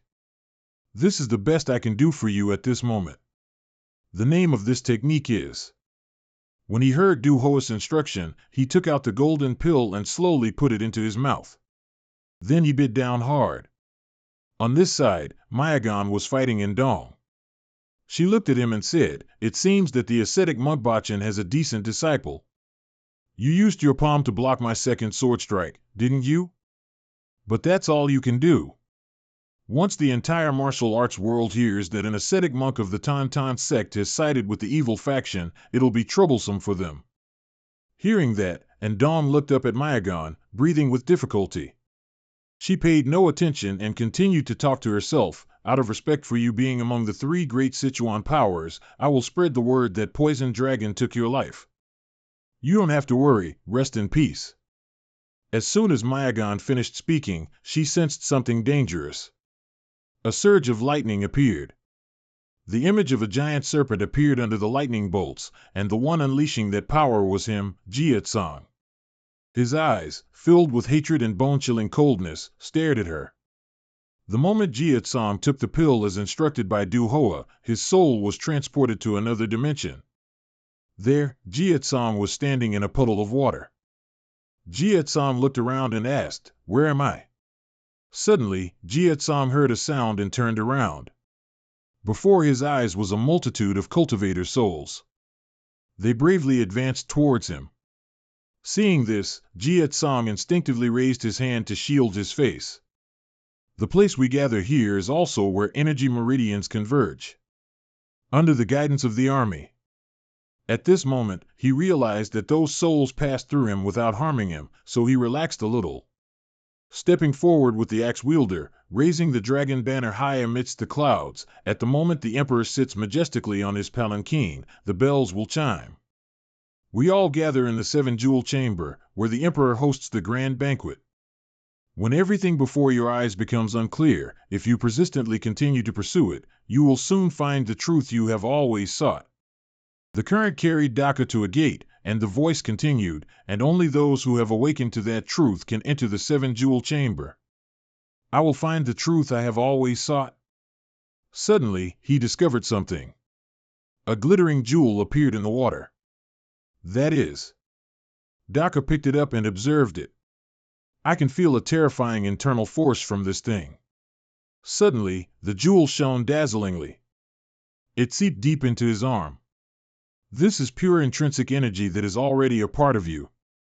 I ask you, to what place were you summoned?" Hearing this, Daka was a bit confused and did not answer immediately. Then he thought of a place the voice had just mentioned and said, "The banquet hall, the seven-jewel chamber." The voice spoke once more. "Each person has 3 dantian locations on their body, the upper dantian, the middle dantian, and the lower dantian. Among the 3 positions, the one that helps people connect with the universe is the upper dantian, the Baihui acupoint." The voice rang out again, "Alas, you are mistaken. The seven-jewel chamber is where the emperor hosts banquets, not his residence. If so, then it is the lower position, the middle dantian.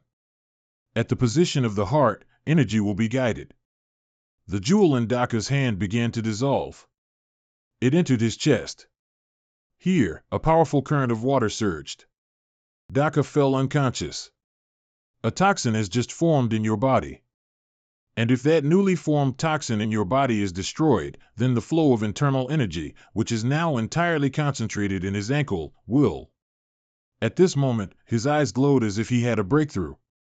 "It will surge within you like a great tidal wave." After a while, Daka propped himself up and sat. Yes, that is the most supreme power that I, Duhoa, can pass on to you. 5 Thunder-Toad Art, Jade Cave 9 Lights, 5 Thunder-Toad Art. Daka's entire body radiated an immense power. Mayagon looked surprised to see that. Huh? Anzong also called out to him, Poison Dragon? I looked at Daka, who was unconscious just moments ago but now so powerful, and said, that's a surprise. I didn't expect you still had something up your sleeve, but now it's too late for you to do anything with that body. It will only lead to a more miserable death for you. He ignored Mayagon's words. Daka felt his body transforming. Strange. The pain that once threatened to tear me apart is gradually subsiding, and the blood vessels that appeared are now fading. And in their place is a refreshing, abundant energy. His hand emitted a powerful energy. Then Daka clenched the power in his palm. With this power, he immediately moved his hand, clearly seeing its flexibility when performing the metal needles. She rushed forward at this moment. Don't you know it's ineffective? Just die quietly. Daka looked at Mayagon and coldly replied, it will be. Then he launched the needle, imbued with the power Daka had just received, towards her. The needle flew swiftly, astonishing her. Mayagon's pupils constricted. By instinct, she immediately raised her sword to block his needle. Gulp! The needle shot like an arrow. Clang! Smoke billowed from the sword. But it seemed the needle had pierced through the sword. It was now directly embedded in Mayagon's eye. A hole appeared in the sword. Only then did she feel the pain and moved her pupil to look at her other eye, crying out, ah! Then she screamed loudly, aha! My eye, my eye, my eye. Mayagon clutched one of her eyes and furiously screamed, how dare you do that to my eye? I'll kill you. The others, seeing Mayagon go mad, looked at them with a hint of fear. I'll kill you. She kept screaming, I will personally eradicate this source of evil. Daka calmly replied, not a chance. You've lost. He explained the type of poison he had used to her. I coated the needle with the blood of the azure blood serpent. Once the toxin enters the body, even the blood of martial arts masters will boil and lead to death. That's what I was taught. Mayagon heard that and roared, you think that's enough to scare me? That's not all. Daka looked in a certain direction. A series of shouts rang out, quickly, rescue our comrades. She heard that, clutching her eye, and turned her head to look. Outside the wall, soldiers from the demonic cult charged in, shouting, seize all those from the Martial Alliance. Don't let anyone escape. They, the surprised monks at their ambush, shouted, where did they come from? They rushed forward, slashing at the remaining monks. Once again, they fought, but the advantage had been reversed. On the rooftop, a man landed in front of Duhoa. He asked, Sect Leader, are you all right? She looked up and asked, you are? As if knowing what she was asking, he replied, I am Uniop, the 5th leader from the Shanxi region. He then clasped his hands and said, we received a message from Pain that this place was in danger, so we came to assist, even though our forces aren't very strong. Besides us, there are also nearby secret guilds coming to help. Seeing the situation reversed, Bayan Boc breathed a sigh of relief. We really escaped death by a hair's breadth. Seeing this, Mayagon became extremely angry. At this moment, he also spoke up to remind her, the situation has changed. She gritted her teeth, Mayagon began to think, should I instinctively sweep away the rest, or retreat now and fight another day? Then she threw her head back and laughed loudly, ha ha. Then she charged forward with furious eyes. Daka immediately took a stance, ready to fight. However, Mayagon flew over his head without attacking. She landed on the rooftop, looked back, and shouted, Poisonous dragon, I'll remember you, just you wait and see. The day will come when I personally send you to the underworld, that day will come. She yelled towards Daka. Then she disappeared from the rooftop. A voice rang out, calling to him, Poisonous dragon, you did it. Ascetic monk Anzong, his body covered in wounds, held his hat and smiled at Daka. Seeing Anzong like that, he asked, "Why didn't you run?" Hearing that, he replied, I don't know anything else, my body just moved on its own." Then Anzong asked, "Is the battle over yet?" Hearing that, he replied, "Not yet, but—" Daka was silent for a few seconds before saying, "The day it ends won't be far off now." In the cold night at Duhoa's sect, a series of swords and blades were dropped to the ground. A chorus of voices rang out, We surrender. Please spare our lives, sirs." The monks were now kneeling on the ground, swords scattered all around, looking towards Bayan Boc and his group, earnestly saying, "We only followed the Alliance's orders. Please have mercy, sirs." A member of Duhoa's sect, hearing this, angrily scoffed, "Now you're begging for mercy and hoping we'll spare your lives?" He angrily swung his sword up. "Go meet your ancestors." Duhoa walked over and shouted, "Stop." She was supported by Bayan Boc. The others, seeing Duhoa, respectfully called out, "Sect." Sect leader. Pale, she spoke, "Enough bloodshed for today." As for them, I guarantee they knew nothing, they only came here on the Alliance's orders. Ignorance is not a crime. We, too, were once as blind as them. A monk sitting there heard this and looked over in surprise. She struggled to breathe as she spoke, "But that doesn't mean you're innocent of your wrongdoings. Anyone who took a life will pay the price." Understood. Daka was now sitting in a corner, catching his breath. Duhoa walked over and looked at him, sincerely thanking him, "Poisonous dragon. It's all thanks to you for holding off that Macedon and buying us time so we could survive. I never thought the secret sect would ever need your help." Hearing that, Daka looked up at her and replied, "If it weren't for your help, I couldn't have done anything either." Duhoa heard that and explained, "That was my last resort, but luckily it was useful." He looked at her in agreement. It was also a life-saving move for all of us. Then Daka looked down, but seeing the others lying bleeding coldly on the ground, he said, "Just because I prioritized my personal goals and then hesitated, I couldn't protect everyone." Duhoa heard that and denied, "That's not your fault." Holding the remaining part of her lost arm, she said, "They and I were determined to walk this path. As long as we're part of the secret sect, we have to get used to things like this. But that's not what we intended." Then Duhoa looked at him and said, "What you did wasn't wrong." She directed Daka's gaze towards the others and said, "Look, everyone here survived because of what you did, even though grieving for the losses is also important." Then Duhoa looked at him, "But right now, I hope you can be proud that you protected those who are still standing here." Hearing that, Daka remained silent and didn't respond. He recalled his past. Daka's chance of survival came from the sacrifice of many people. And he could stand up again thanks to their help. They were also a part of the path of revenge Daka had chosen. No matter what happened, they were still the ones who had accompanied him on his journey of revenge. At this moment, Soso came over to tend to Anzong's wounds. Daka continued to be lost in thought. If living with a purpose is how a monster survives, then living only for the goal of revenge is also how he exists. Thinking that, he unconsciously clenched his fist. "I don't want to lose any more people who are important to me." Daka's eyes were now filled with determination. "From now on, I will protect them and complete my revenge. I will definitely do it." Suddenly a voice called out to him, "Poisonous dragon, have you found it yet?" Anzong looked at Daka and asked cheerfully, "The reason you had to come here?" He looked at him, silent for a few seconds. Then, under the moonlight, Daka replied, "Yes, I think I've found it. I'm sure they won't stop after just this one attack. They definitely won't give our side a chance to recover and will bring even more troops. I'm afraid we should leave this place before the enemy attacks again." Uniop said a few words of warning to her. Duhoa replied after hearing, "Thank you for your assistance, Your Excellency."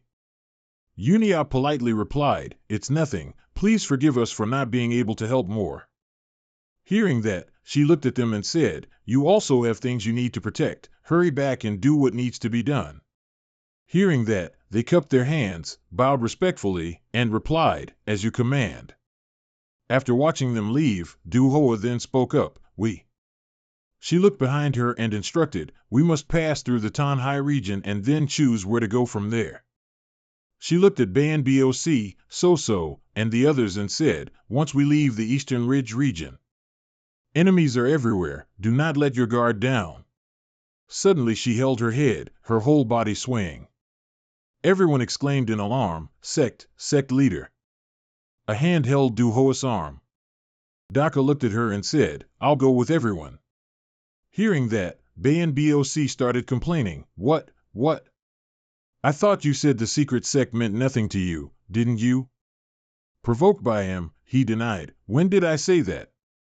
So-So heard that and immediately rushed over and happily hugged both of them. Banboc and Anzong saw that and were also helpless and surprised. Du Hoa looked at the little girl, then sighed as if accepting it. "This journey will be long, right?" The next morning, Sanzi grumbled in an annoyed tone, "Damn it." Then he looked at Manryu and yelled, "Didn't you say that if we mobilized the Masaban and the Murim Orthodox Alliance from West Sichuan to this place, we could easily eliminate Du Hoa?" Manryu heard that and nodded.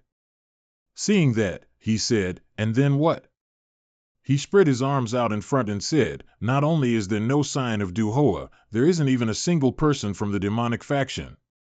His men spread out to check the surroundings. Manryu walked forward, clicking his tongue, "Tisk, that's why we should have captured them at Mount Laoshan." He heard that and snorted unhappily. He walked towards the group of tied-up monks at the base of the tree, muttering, "Let's see, a few of them are still alive, right?" Manryu looked at one of them and asked, "Speak, what happened here?" One of them, questioned, looked up and replied, "Initially, we tried our best to corner the demonic faction. The Nami sect nun defeated the talented beauty, and victory was within reach. And then the poison dragon, who should have been on his way to West Sichuan, unexpectedly returned and disrupted everything. He immediately paid attention when he heard the name Jiaotsang. After that, the Nami sect nun retreated due to severe injuries from fighting the poison dragon. Demonic faction reinforcements arrived and used their numbers to turn the tide. If the talented beauty hadn't shown mercy, we would all be with our ancestors now." Sanzi walked over, heard that, and angrily asked, "The poison dragon, he defeated Masaban?" Then he yelled, "Does that mean you let all of them escape?" The person replied, "Yes, sir." Manryu, standing nearby, laughed so hard he spat, ignoring Sanzi's extreme displeasure. "Damn it, how can I face you like this, brother?" He, utterly furious, saw the person next to him laughing and unhappily looked over and asked, "Is it that funny?" Manryu heard that and waved his hand, "Not at all. Forgive me, I once failed during my cultivation, so every now and then, I'll burst out laughing for no reason." Then he continued to sink into his own thoughts. I didn't expect him to have grown so much, even to the point of defeating the renowned Masaban. Finally, some good news. Sanzi looked at Manryu and felt a surge of speechlessness. Manryu laughed until tears came to his eyes. He thought, "But what makes me even happier is that he returned to fight to protect the demonic faction." Manryu chuckled to himself with his thoughts. The mindset of a rich man when he has to move out is completely different from a beggar doing the same. The key lies in how difficult it must be for them. And Sanzi looked at him, so annoyed that the corners of his mouth twitched, as if wanting to curse. Manryu moved his fingers and thought, from ancient times to now, a person's heart becomes more conflicted as the things he wants to protect grow larger, and as he becomes more attached to them. The higher the conflict, the more it ultimately leads to obsession, and obsession will become suffering. He seemed to be calculating something, then finally clenched his fist. Suffering, in turn, leads to cracks, which will become the weakness that brings him down. Finally, his bloody life, the old man clenched his hands and looked up at the sky. Is this it? Lai Qiuan stood from afar, arms crossed, observing Manryu. He stared at the old man as if in deep thought. Suddenly, a call echoed from the other side, catching Lai Qiuan's attention, the Murim Alliance's chief advisor, Sir Manryu. In the distance, two people wearing hats and masked faces, draped in red cloaks, called out, "We need you to come with us to a certain place." Hearing this, Man Ryu didn't turn to look but only tilted his head slightly. Seeing this, Sun Ji spoke up and asked, "Which sect are you from? State your names." The two mysterious hat wearers replied, "We are from the Tang family." Hearing the name, Man Ryu mused, "The Tang family, huh?" Then he said, "But as you can see, I'm handling official business here." Seeing this, they recited a unique sign language for the old man to hear. Sun Ji, not understanding, said, "A secret sound transmission?" Then he saw Man Ryu preparing to leave and called out, "Advisor man." Called back, the old man said, "I'll have to be rude then." Then Man Ryu turned back and smiled, saying, "It seems I have urgent business and must visit the Tang family. The matter of this place is entrusted to you." With that, the three of them left. Sun Ji only managed to call after them, "Wait, advisor man." What the hell is he thinking? Lai Qian watched them, seemingly wanting to say something, but then stopped. Man Ryu and the two Tang family subordinates soared through the air. The old man then spoke, "I always thought the time would come, but I didn't expect it to be today." Man Ryu flashed an eerie smile. Then he looked at them and asked, "What does Rakshasa want from me?" On a deserted road, a caravan of horses moved continuously. It's been almost 10 hours since they left. Yet, we haven't encountered anyone. Luck must be on our side. But inside the carriage, Bayan Boc looked at Nzong and asked, "Why is this little ascetic from the Qingqing sect also coming along?" Nzong, sitting in the middle, clutching the hat that was mentioned, startled and looked over, awkwardly replying, well, who knew it would be so sudden?" He teased him, "I know, you want to join the secret sect too, don't you?" Nzong quickly retorted, denying it, "What? No such thing. I'm a disciple of the Qingqing sect." Hearing this, Bayan Boc's teasing expression grew more pronounced as he said, "Is that so? You're a friend of the poisonous dragon. And you even fought against the Nami sect's nun." Nzong, hearing this, stammered anxiously, when was that?" Seeing him like that, he let out a puff and replied, "I saw it with my own eyes, clear as day." "That's enough to get you expelled from the sect." Nzong, upon hearing this, fearfully replied, "What? I can be expelled from the sect for that? I thought at most I'd just be punished to face a wall for a year." He worriedly looked at Bayan Boc and explained, "But I think I did the right thing." He clicked his tongue, "TSK, TSK, TSK, you're done for. When you go back, you'll definitely get a severe scolding." Feeling he hadn't teased him enough, Bayan Boc added, "Not only will all the meridians in your limbs be destroyed, but even your dantian will be gone." Nzong, hearing this, felt like he was struck by lightning, his face turning pale with pain. He immediately grabbed the man's hand and called out, "Yes, sir. Could you please put in a good word for me with my master, that I didn't do anything wrong?" Hearing this, Bayan Boc turned and said, "You're quite a sly ascetic, aren't you? Where do you get the nerve to push me into that deadly situation instead of yourself? If I were to set foot in the Tauntaun sect, my head would be separated from my neck." Then he asked, instead, "What do you think about joining the secret sect?" "No, I can't. Even if the secret sect turns out to be very different from what I thought." Zhu Hua, sitting opposite, now opened one eye and looked towards the person opposite her. Realizing Jia-san was looking at her, she spoke up, "Young warrior, it seems you have something to ask me. How can my martial arts help you?" He replied frankly, "Yes." Hearing him, she said, "All right, it's better to pass it all on to you now, as we don't know when we'll be drawn into another battle. The technique I showed you in the battle against Masabun was Jade Cave 9 Lights, 5 Thunder Toad Art." Nzong, who was arguing with Bayan Boc, heard the name of the technique and looked over in surprise. In his astonishment, he grabbed the man's collar and exclaimed, "What? The Toad Art from the ancient techniques of the Taoist sect. This technique is very powerful. But it also leaves significant consequences, so one must consider carefully before practicing it. How did you get this technique? Did you steal it from someone?" Bayan Boc, annoyed, removed Nzong's hand and said, "What nonsense are you talking about?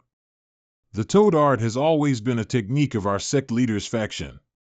Hearing this, he immediately denied it. "No way. How could the toad art be taught in a heterodox sect like a martial arts faction?" Hearing this, Zhu Hua replied, "The founder of our faction happened to be an outer disciple of the Taoist sect." She closed her eyes to rest and replied, "After obtaining the toad art, fearing its consequences, none of us practiced it." And Zong, hearing this, gasped in surprise, then asked, "You're from a faction founded by an outer disciple of the Taoist sect?" When he asked, she recounted, because long ago, the toad art was only transmitted orally, so no one truly comprehended it. Everything changed with the appearance of the previous generation. The origin of this was the discovery of the Five Thunder Sky Movement art. Hearing this, his eyes widened, then he said, "Isn't the Five Thunder Sky Movement art an unrighteous evil technique?"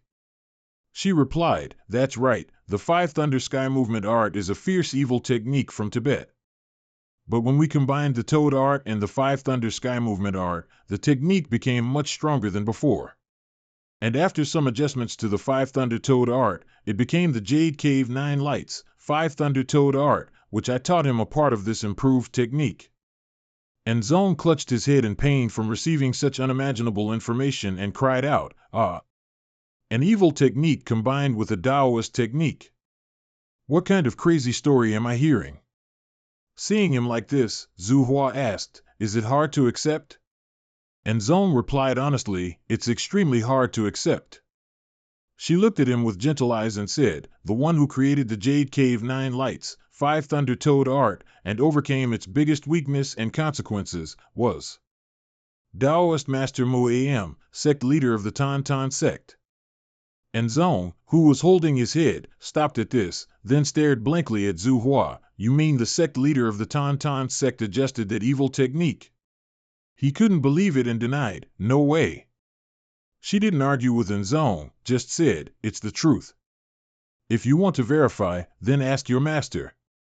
Hearing this, he replied somewhat fearfully, How could I possibly ask about such things?"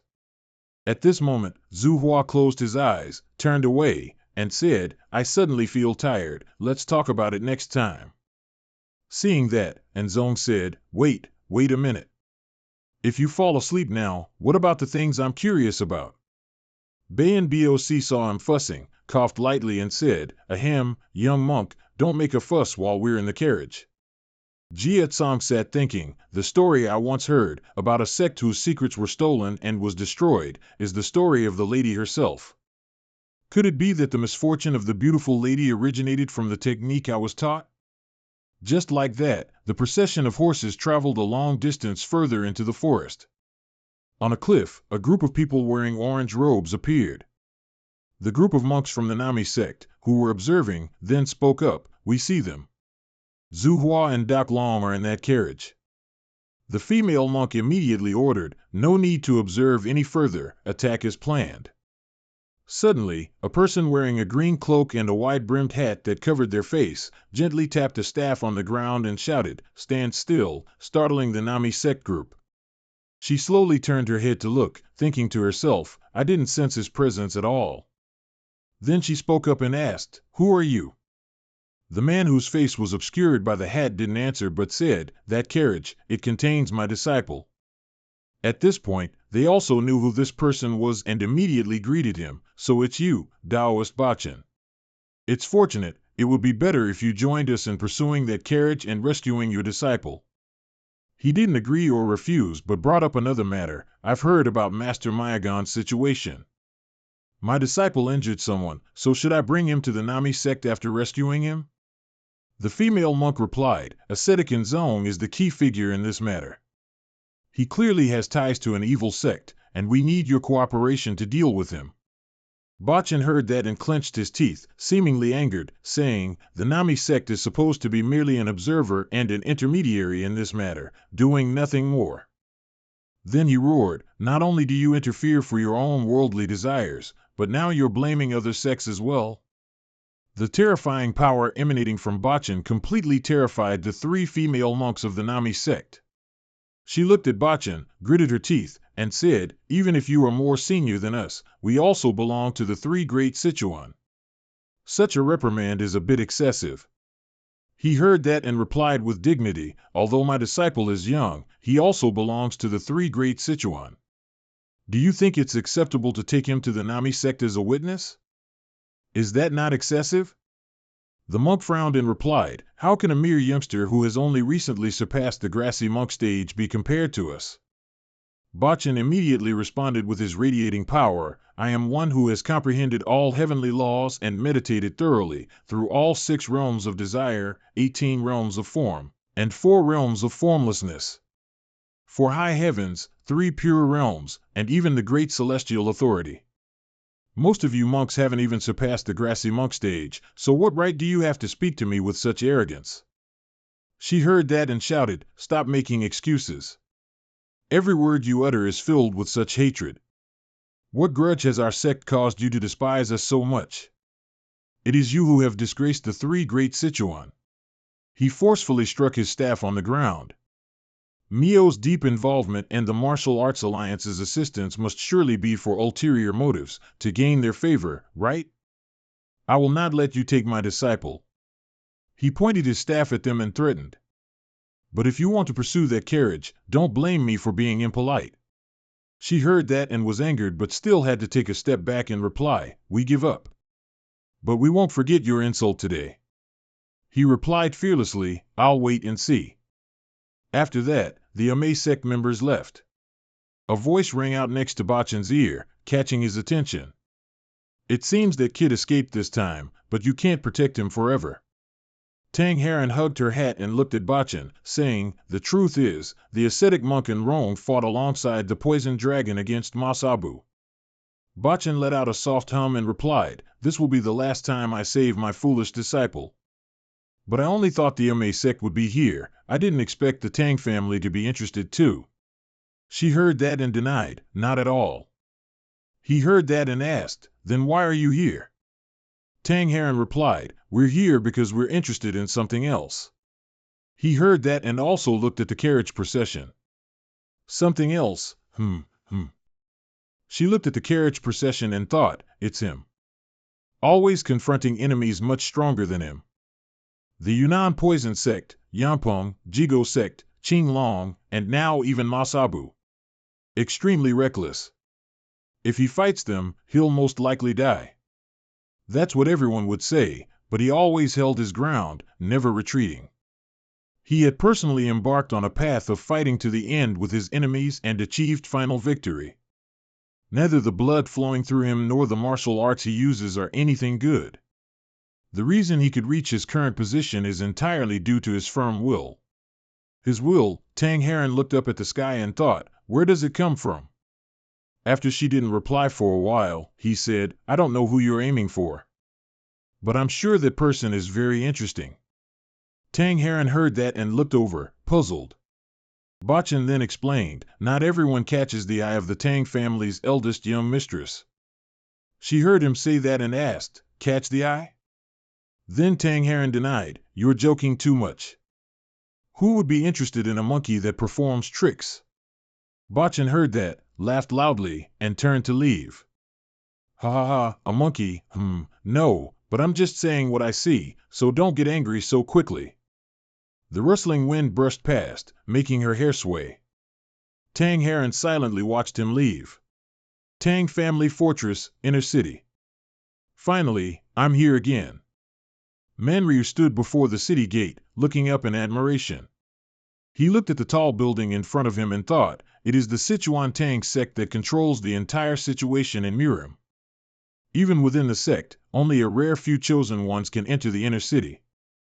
A place where ordinary people would never have a chance in their lifetime, but I've been invited to such a place." The gate opened, and a girl in Tang family attire spoke, "Please come in, honored guest." Manryu watched for a moment. Then he went inside. Slam! The gate closed. Inside, he looked around in surprise. This place was a bustling walkway, incredibly busy with people coming and going. Several people carried finished scrolls to their designated places. Messenger birds moved constantly. Sizzle, the furnace was always kept hot. As expected, it was the place that controlled the world. Manryu looked around with interest, chuckling. At this moment, the guide, a bit impatient, called out, "What are you gawking at?"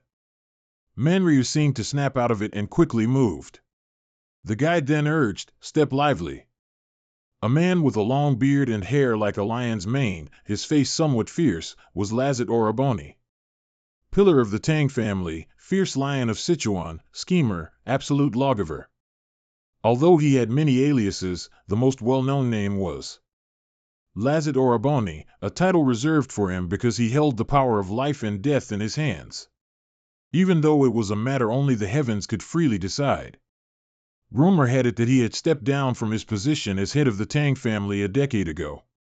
But standing behind the current sect leader, he still held the ultimate authority over all matters within the Tang family. After a moment of thought, Manryu now stood before Oroboni's desk. He spoke, "First time we meet, I am Manryu." At this moment, someone next to Oroboni reported, "The experiment in Pungnam failed, sir." The person reported that 80 residents were poisoned, and 35 of them died because the poison could not be neutralized. Oroboni immediately ordered, "Eliminate them all." The attendant replied, "Yes, sir." "And what about Songdu, sir?" He replied, "Tell them to secure the base carefully and then return here. Eliminate the 30 people currently in Songdu as well." The attendant asked further, "What about Kuanong, who was assigned there?" Manryu had lost his patience and looked at him as if he was about to speak. Oroboni continued to answer the attendant, "Leave him be. I want to see how he'll handle things after the purge, and sell off some of our shops in Hebei as well. Put them up for sale until someone offers at least 50,000 silver taels, no more, no less." After a while of Oroboni not addressing him, Manryu let out a long sigh. "Ah." He looked at Oroboni and said, "It seems the 5 children elixir isn't quite stable yet." The surrounding attendants looked at Manryu as if he were a fool, feeling that he was truly bold to speak when Lazet was busy and hadn't given him permission. They just stared at Manryu, wanting to see what would happen next. Lazet Oroboni also began to notice him.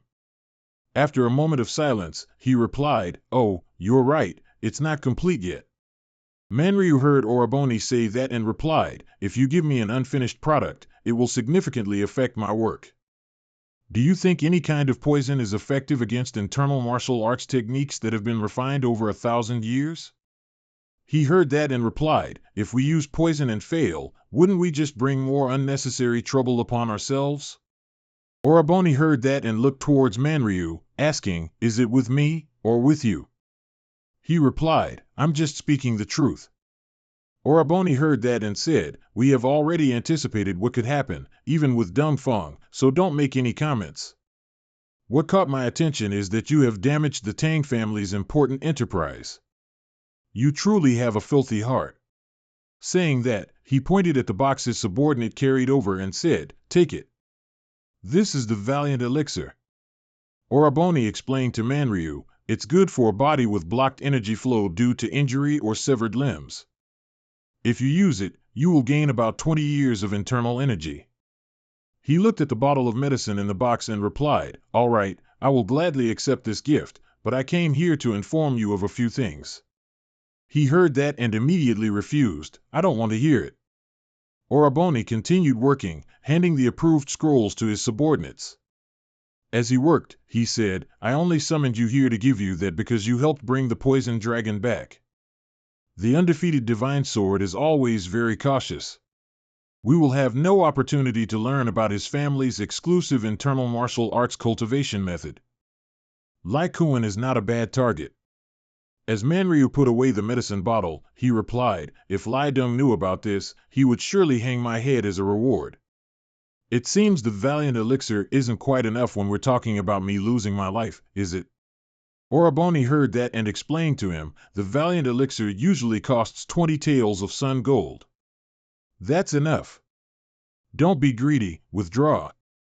Manryu heard that and denied, "I am not being greedy, I am just trying to negotiate." He heard that and said, "There's no negotiation. The decision rests with me. I will decide what terms the agreement will include and the accompanying material value, that's all.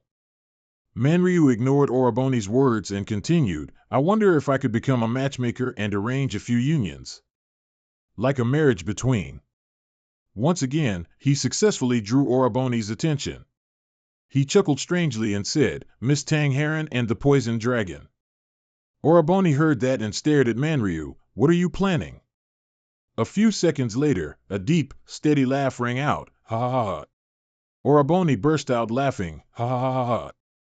He laughed and said, that's interesting, it exceeds my expectations. In 10 years, your proposal is the only one that has truly interested me. Ah ha ha ha. Manryu felt a bit worried seeing Oroboni like that. After a series of laughs, he slammed his fist on the table, thump. The Poison Dragon is currently being hunted by the Martial Alliance and is on the road with Du Hoa in Shandong. There's no way the Tang family would allow someone from the evil faction to join. After speaking, Oroboni looked at Manryu and asked, how do you plan to resolve this? Slowly but surely, he offered his brilliant idea. We can say that the Poison Dragon came from the 100 Flowers Valley of the Sorrow sect, one of the medicine sects in Yunnan. That means he originally came from the Orthodox faction. If that were widely spread, the Tang family would have no choice but to accept him as a son-in-law. Hearing that, he leaned over and said, it used to be your faction, and that's when Lai Deng had to step in to mediate. I think that Poison Dragon fellow has quite an eventful fate, what do you think? Manryu heard that, closed his eyes in agreement, and nodded, saying, although I have some scores to settle with the Poison Dragon, Lai Deng's head is also one of the things the Poison Dragon wants. Becoming an enemy of Lai Deng, the alliance leader, who belongs to Hegan the Sage's side, is no different from becoming an enemy of the Martial Alliance itself. And the Tang family, a member of the Martial Alliance, still needs to maintain relations with the alliance. What's your plan for this? Hearing that, he offered guidance. Hearing that, Oroboni pressed. Manryu replied, so, we shouldn't cut ties with the Martial Alliance? He looked at the old man and asked. Manryu heard that and replied. With a dangerous look, he said. Hearing the answer filled Oroboni with immense joy, and he laughed loudly. I'm very pleased with what you just said, even though I only guessed half of it, I'm extremely satisfied. After that, Manryu continued. The Poison faction is merely a low-ranking faction with no choice but to obey the orders of the Venomous Insect faction. Upon arriving here, I've realized a few things. Without your approval, not only the Poison faction, but even the Central regions couldn't do such a thing. And I've just realized that after attacking the Medicinal faction, the Poison faction must have taken that item. Oroboni seemed a bit angry and said, because there are too many corrupt officials in the national apparatus, controlling the situation is nothing short of a mess. And because this winter's snowfall is twice as much as last year, snowdrifts have piled up on the mountains. When spring comes, that pile of snow will melt. Furthermore, during the monsoon season this summer, the massive rainfall that typically occurs every 4 years will also appear. The old man looked at him in confusion after he finished speaking. If the Yellow River overflows and floods people's homes, livestock, and farms, in the end, everyone will starve to death, losing their homes and becoming wanderers. Rats will deal with those corpses, grow fatter, and the central regions will experience an unprecedented epidemic throughout the summer. At that time, the highest death toll in history will be recorded. Perhaps even the martial arts masters of the 10 great factions won't escape. As if realizing something, Manryu's eyes widened. He recalled the past. We will provide you with an unlimited quantity. If you can prove the effectiveness of the elixir with that much, we will certainly support you more wholeheartedly. Manryu fell into contemplation, guessing. It's been a long time since there's been a riot or civil war. It seems something more terrifying than I thought is happening. Is it a desire for world domination? Is that what Rakshasa wants to achieve? After a while, Oroboni threw a jade pendant towards the old man, saying, keep it. This is proof that you will receive the Tang family's full support. The exquisitely carved jade pendant lay on the ground, representing the authority of the one who receives it. Make good use of what I provide and put in your best effort. Even if you feel it exceeds ethical standards, it doesn't matter. Manryu bent down to pick up the jade pendant and asked, exceeds ethical standards? Does that mean I can proceed with what I once spoke of? With a serious expression, he clasped his hands under his chin and said, I'll be honest, I prefer you over that poisoned dragon. That's why I accepted your proposal regarding the poisoned dragon to bring you in. Once you bring him, whether you marry him to Heron or not, I don't care. You don't need my permission for this. If anything happens, I'll take responsibility. Saying that, Oraboni waved his hand as if dismissing him. Seeing this, the old man turned and left. Manryu pondered, holding the jade pendant in his hand. As if thinking of something, the corner of his mouth curved up. Then his footsteps quickened. Manryu slammed the jade pendant onto Oraboni's table. He looked down at the old man's hand, then looked up with anger. What do you think you're doing? Manryu looked at him and called out, Rakshasa Oraboni, thinking that you would follow everything I say. Makes me dislike you more than I thought. Oraboni's face was now slightly angry as he stared at the old man. A silence fell between the two, Oraboni and Manryu, staring at each other as if something big was about to happen. Oraboni's eyes looked at the old man, then down at the table, at the jade pendant Manryu held in his hand. After a while, the corner of Oraboni's mouth curved into a smile. He began to speak. Speaking of that, I completely forgot. The sage Higan will be summoning you soon. That's your chance to show your abilities, so I hope you won't disappoint him then. Manryu, having received the answer he wanted, replied with relief, understood. Then he turned and left. Manryu began to think. As long as I keep this with me, I can overcome any obstacle I want. Certainly, I have Rakshasa backing me up, and even if he wants me to do something for him, it doesn't matter. Because this power is a huge help for my plan. Thinking of that, the old man chuckled with delight, Kuhihi. This is the biggest bargain I could ever get. After leaving the tower, Manryu laughed even louder, ha ha ha. In the forest now, at an inn, both people and horses were utterly exhausted. Du Hoa touched the horse, which was breathing heavily, and said, It's as if we just stopped a riot. She looked at Payan and the others, instructing them, Before we continue our journey, we'll rest here for a while. That evening, Ndong slept with Payan and the others. He slept so soundly that he kicked him in the face. As for Soso, she also fell into a deep sleep on her own bed. Only Du Hoa was still sitting on her bed, recuperating with her internal energy. At this moment, she sensed someone approaching and said, Come in. Jiatsong walked in and said, Please excuse me. Hearing this, Du Hoa teased Jiatsong, the young warrior is quite bold, daring to barge into a woman's room late at night, huh?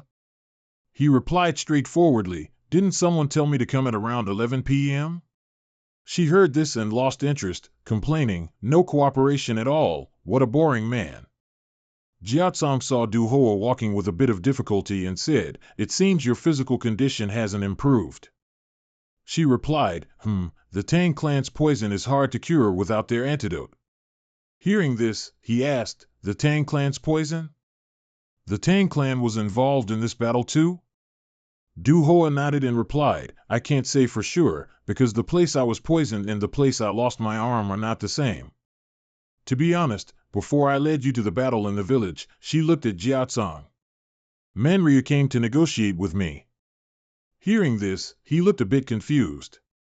After recounting the story, Jiatsong seemed a bit angry. If that's the case, the one who brought you to this state is. Du Hoa nodded, yes, both the Qinglong and the Jigo sect were mobilized and were waiting in ambush. It seems he had predicted that we would separate. He was now a bit angry because he had left.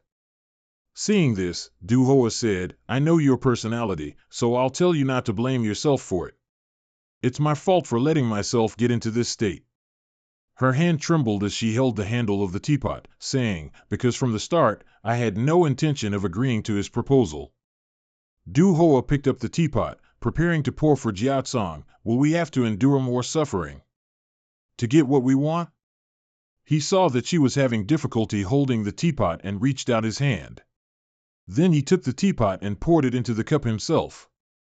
Du Hoa sighed, seeing Jiatsang's understanding. Honestly, I have a few things I want to tell you, which is why I called you here at this hour. She looked at him seriously. Regarding the 9 Lights Azure Cave and the 5 Thunder Toad art, I want to impart all my remaining experience to you. Hearing this, Jiatsang replied, what I've learned isn't everything yet, is it? Du Hoa affirmed, that's right, what I taught you before was only a part, not all of it. He fiddled with his teacup and said, I heard the hidden story behind the 5 Thunder Toad art from you on the way here. I have some suspicions that the miserable situation you experienced in the past originated from the Toad art. A martial arts technique unique to your family. I wonder, is this the kind of technique you can easily pass on to others? Why would you teach it to me, someone who belongs neither to your secret sect nor your martial arts school? Hearing this, she replied, it's because both you and you chose to stay instead of leaving. You must have gradually started to feel more responsible for us after what happened in the most recent battle. Jiatsang lifted his teacup to drink and listened to Du Hoa speak. Actually, I should have told you not to bear any responsibility. However, the current situation for both me and the secret sect isn't looking too good. She held the teacup, her arm trembling, to the point where she had to lean on someone else.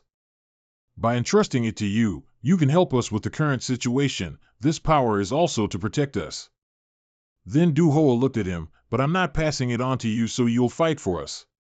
Mastering the 9 lights of the Jade Cave from the 5 Thunder Toad arts will certainly be very useful to you.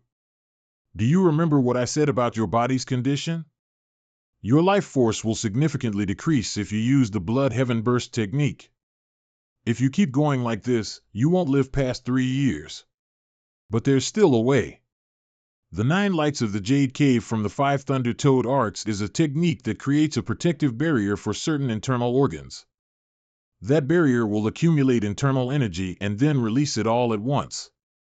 She explained the new technique she taught him to Jiatsang, once you have that barrier inside your body. If you can use the 9 lights of the Jade Cave from the 5 Thunder Toad arts to erect 9 more barriers, they will open the only path that can eliminate the aftereffects of the Blood Heaven Burst technique, which means your lifespan will increase. That's all the advice I can give you as someone who has erected 5 barriers. The 6th barrier will require the help of the Qingqing sect leader, High Taoist Muam. I believe with your personality, you'll be able to do it. Jiatsang looked at Du Hoa and replied, if that's your request for help, then I agree. A request for help? She sighed, looking at him, it seems our lines of thought don't quite match. If I continue to teach you a few more moves, it's highly likely I'll have more requests. Jiatsang also acknowledged the truth, with my current strength, if I don't take Lai Deng's life, I definitely won't be able to defeat him. Du Hoa heard this and was about to speak but then remembered what happened that day. Later, even if it's someone you want to kill, please spare him if I ask, just that one time. She looked at him and asked, you already knew? Jiatsang heard this and replied, I was just guessing. Everyone thinks he's a chivalrous warrior, but he's actually rotten and corrupt. Your obsession with the Becky gang, along with your previous request and the reason you taught me this technique. I always thought my revenge was for the medicine sect. I had to kill Lai Deng to avenge them, but I will accept your plea. I will personally bring Lai Deng before you so he can pay for his sins. Because I promised to accept your plea. A moment of silence passed. Du Hoa nodded slightly. Then she spoke, thank you for not forgetting that. In a room, a faint light flickered, a voice called out, Master. Please listen to what your disciple wants to say, there's something hidden in young Feng's death. Lai Quan stood outside the door, looking sincerely at Lai Deng. Sim Ha, standing next to him, saw this and stopped him, Sir, please step back. Lai Quan didn't listen to him and kept shouting, if you participate, it will surely work. Please tell the Alliance to conduct a reinvestigation. Sim Ha kept stopping him, Sir. Lai Deng finally spoke, is this all you have to say? Hearing that, he immediately prostrated himself, I deeply apologize for not obeying your command and going to Yunnan on my own. I couldn't think of anything else when I heard that the one who took Dongfeng's life was there. So you know what you did. He raised the teacup to his mouth and said, I don't want to hear anything else, get out. Hearing that, Lai Quan cried out, Master, Master, no, Father. Hearing that, Lai Dong looked at him with cold eyes. I said, get out. Simha saw this and advised, Sir, this is not the time, please come back another time. With that, he led Lai Quan out, while Lai Dong continued to pour more tea into his cup. He drank another cup, then looked down. The box containing Du Hoa's arm lay on the table, with a piece of paper on its lid. It read, Permission to return, as it lacks the head, body, and all 4 limbs. Please return the complete set. He pondered deeply. Morning at the inn, where Du Hoa's group was resting. And Dong clutched his head in horror. Brother, what did you just say? The members of the secret faction also looked surprised, just like him. What the hell are you talking about? Bayan Boc yelled, Are you out of your mind? Jie Tsong stood before them and repeated, It seems some of you didn't hear clearly, I'll say it again. We will return to where we belong, back to Sichuan, Mount Tan Tan. Hearing Jie Tsong say that, everyone stammered, Mount Tan Tan? Now you want us to go to Mount Tan Tan? Everyone was in an uproar. Why make such a decision? Bayan Boc also worriedly said, If we go back there, we'll have to face the enemies who are relentlessly hunting us down. Others also anxiously said, It wasn't easy to escape, and now you want to rush into the tiger's den? And Dong's face also turned pale.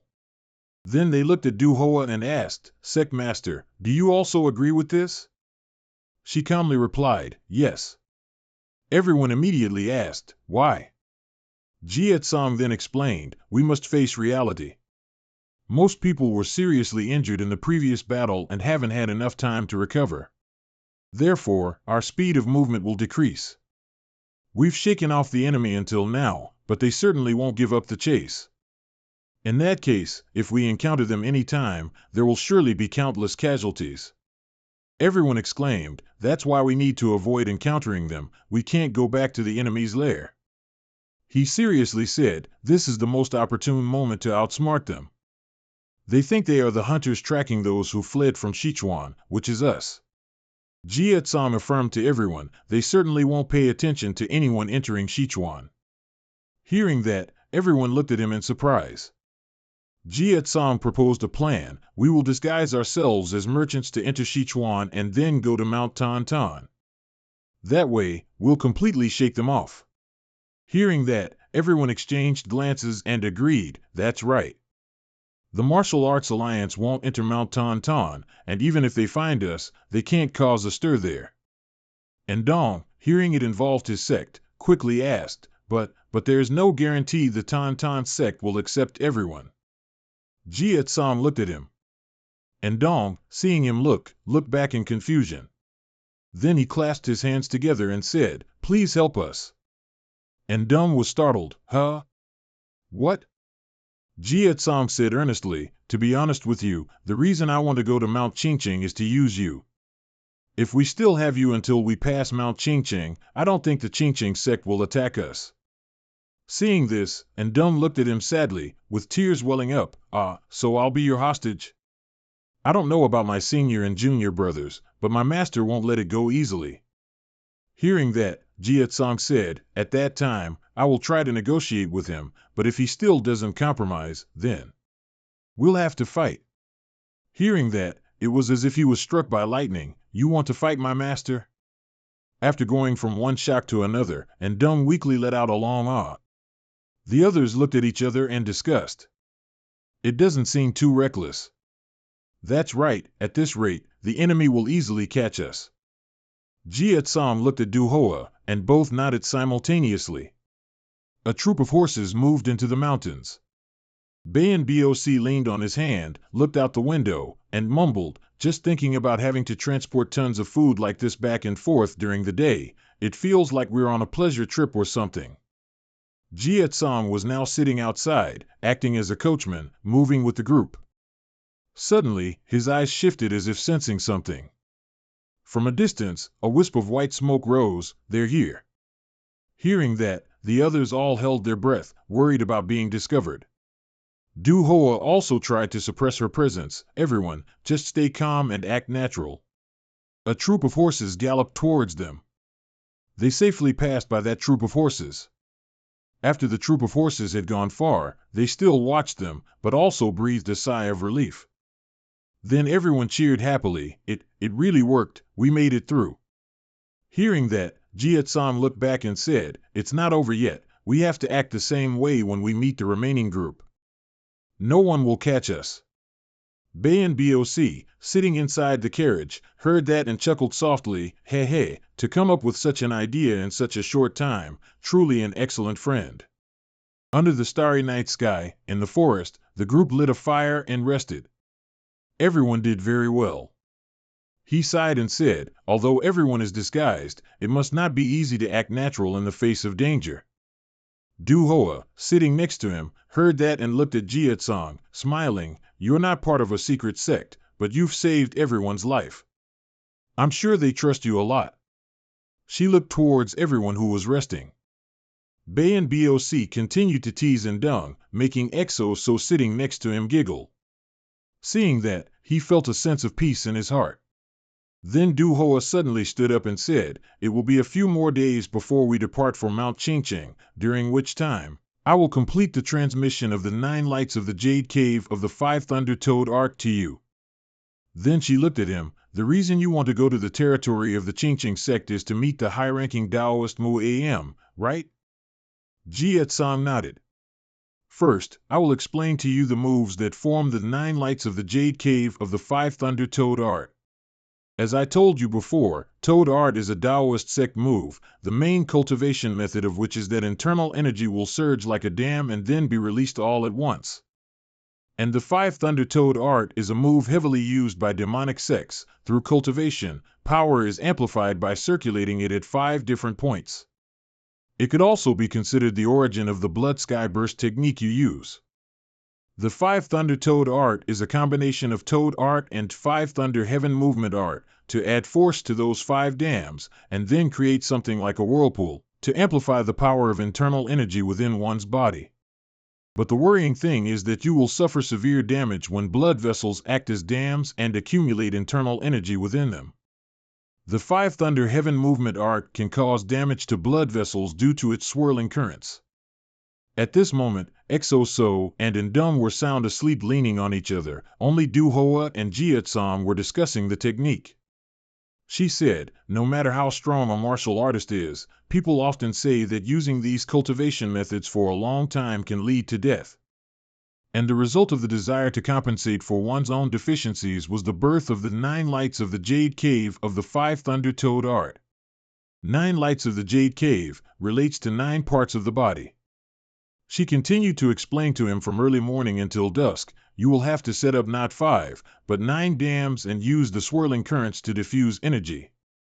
That way, you will gain more stable power. Because you have gathered energy in your middle dantian, one of the 9 dams. You already have one of the dams, the first light. Hearing that, Jia-san looked at Du-Hoa, seemingly understanding. 2 days later, in Sichuan, Mount Qingqing, Qingqing sect. A voice rang out, Senior brother, some people have entered our Qingqing sect's territory. It seems to be Ndung's group of horses. What should we do? Boc Chion, as if just waking up, massaged his neck and remained silent. Ndung's teeth were chattering due to extreme worry. Seeing him like that, Bei and Boc said in fear, you're worrying too much, just calm down. Hearing that, he replied in a weak, trembling voice, I really don't dare to think about the punishment Master will give me. Jia-san looked at Ndung and asked, what kind of person is Taoist Boc Chion? Du-Hoa looked out the window and replied, he's the representative of the sect leader Mu Am, a person who never wants to show his face. As the sect leader's representative, his power is considerable. He's quite hot-tempered and has an ego even tougher than cast iron, so those who dislike him often call him a moving rock. There's a rumor that the reason the Qingqing sect hasn't joined the Martial Alliance is because of his stubborn temperament. He's not easy to deal with, so it's best to avoid him if possible.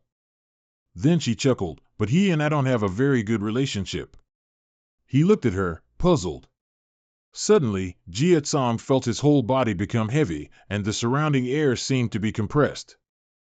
Bayan Boc immediately exclaimed, a painful sensation just hit. What's going on? And Dung quickly covered his mouth and blurted out, they've arrived.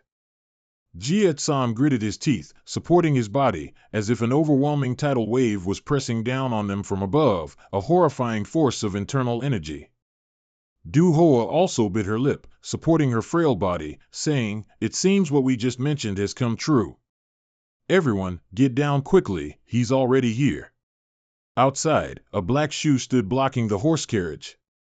Everyone around had already knelt. We won't be able to ignore this and pass through. From the carriage, he was the first to step down. Jietsong looked ahead. That person is Taoist Boc Chion. And Dung tiptoed closer, looked at him and called, my master. Boc Chion then spoke, I already said, don't cross my boundary again. That if we crossed it again, you wouldn't let us off the hook. And Dung looked up, puzzled. Du Hoa stepped forward and said, long time no see, Taoist Boc Chion. She looked at him and asked, senior brother, is high-grade Taoist Mu Am doing well? Hearing her mention the name, his face showed extreme anger. That name. Boc Chion yelled, didn't I tell you not to mention it? Under that oppressive aura, ordinary people couldn't withstand it. Du Hoa struggled to support her swaying body, Guh. His limping footsteps approached. Jietsong stood in front of Du Hoa. Seeing a shadow blocking her, she looked up. His eyes, devoid of fear, glared at him with killing intent. It seems I know who you are. Boc Chion looked at Jietsong and called, you are Poison Dragon? The surrounding air became stagnant. At this moment, Boc Chion looked down, and Du Hoa struggled to stand up. Seeing that, he sighed wearily, TSK, look how wretched the once beautiful lady has become, to the point of needing help from my junior disciple. Then Boc Chion looked at Ndung and growled, you. He startled and let out a long yes. He then unleashed a torrent. As a disciple of the Qingqing sect, how could you be so foolish as to let yourself be taken hostage and allow outsiders to easily pass through this area? And Ndung, dizzy from the scolding, stammered, yes, about that, I really didn't want to, but... Boc Chion, not wanting to hear it, said, stop making excuses, unfilial disciple. He angrily declared, I told you to watch out and not let Poison Dragon do anything foolish, but what happened? You even helped him injure a high-ranking nun from the Ame sect? Do you know what kind of difficult situation you've put the Qingqing sect in? That's not all, you even led the people that both the Martial Alliance and the Ame sect are vigorously pursuing right here. Have you lost your mind? Hearing that, Ndung stammered an apology, my master, I'm sorry. He looked at Ndung with an expression of utter disappointment, scolding, useless, unfilial disciple, from now on I am no longer your master. Without you, I have no shortage of disciples. Hearing that, he cried soundlessly. After scolding his disciple, Boc Chion looked at them and said, I will overlook the matter of you taking Ndung hostage to hide in our territory. This time I'll let it pass because it was my foolish disciple who caused trouble. Then he pointed his staff towards a distant wooden house and said, that small temple is where I practiced Taoist techniques when I was young. Go there and recuperate until you've fully recovered. I won't pay attention to what you do there. Everyone sighed in relief. But Boc Chion drew a line with his staff, do not cross this line. Du Hoa listened silently for a moment, then relieved, replied, as you wish. When he was done, he turned around to leave. At this moment, Jietsong's voice rang out, I don't accept it. Hearing that, Ndung worriedly covered his face. Du Hoa also looked over, puzzled. Hearing that, Boc Chion looked back with sharp eyes and asked, what did you just say? He then said, we came here to survive, not to die. Hearing that, he replied, did I tell you to go die? Jietsong then stated his conjecture. You said you wouldn't be involved with anything outside the line, meaning we'd be left to fend for ourselves in here. That's not just a simple line on the ground. Isn't that the implication of the Tauntaun sect, that no matter what happens, you'll just stand by and watch? That's why you left after drawing that line. Your intention is for us to die here. If you've accepted us, I hope you'll take responsibility for all actions within your territory. Boc Cheon let out a laugh as if he'd heard a ridiculous story. Ha! Then he said, insightful, you truly live up to your reputation, Poison Dragon. All right. As you say, as long as you are within the territory of the Tauntaun sect, I will not let anyone approach you. I, Boc Cheon, guarantee it. But before that, I have a test to see if. He came before Jia Tsong and said, is your rank high enough to make such an impertinent suggestion to me?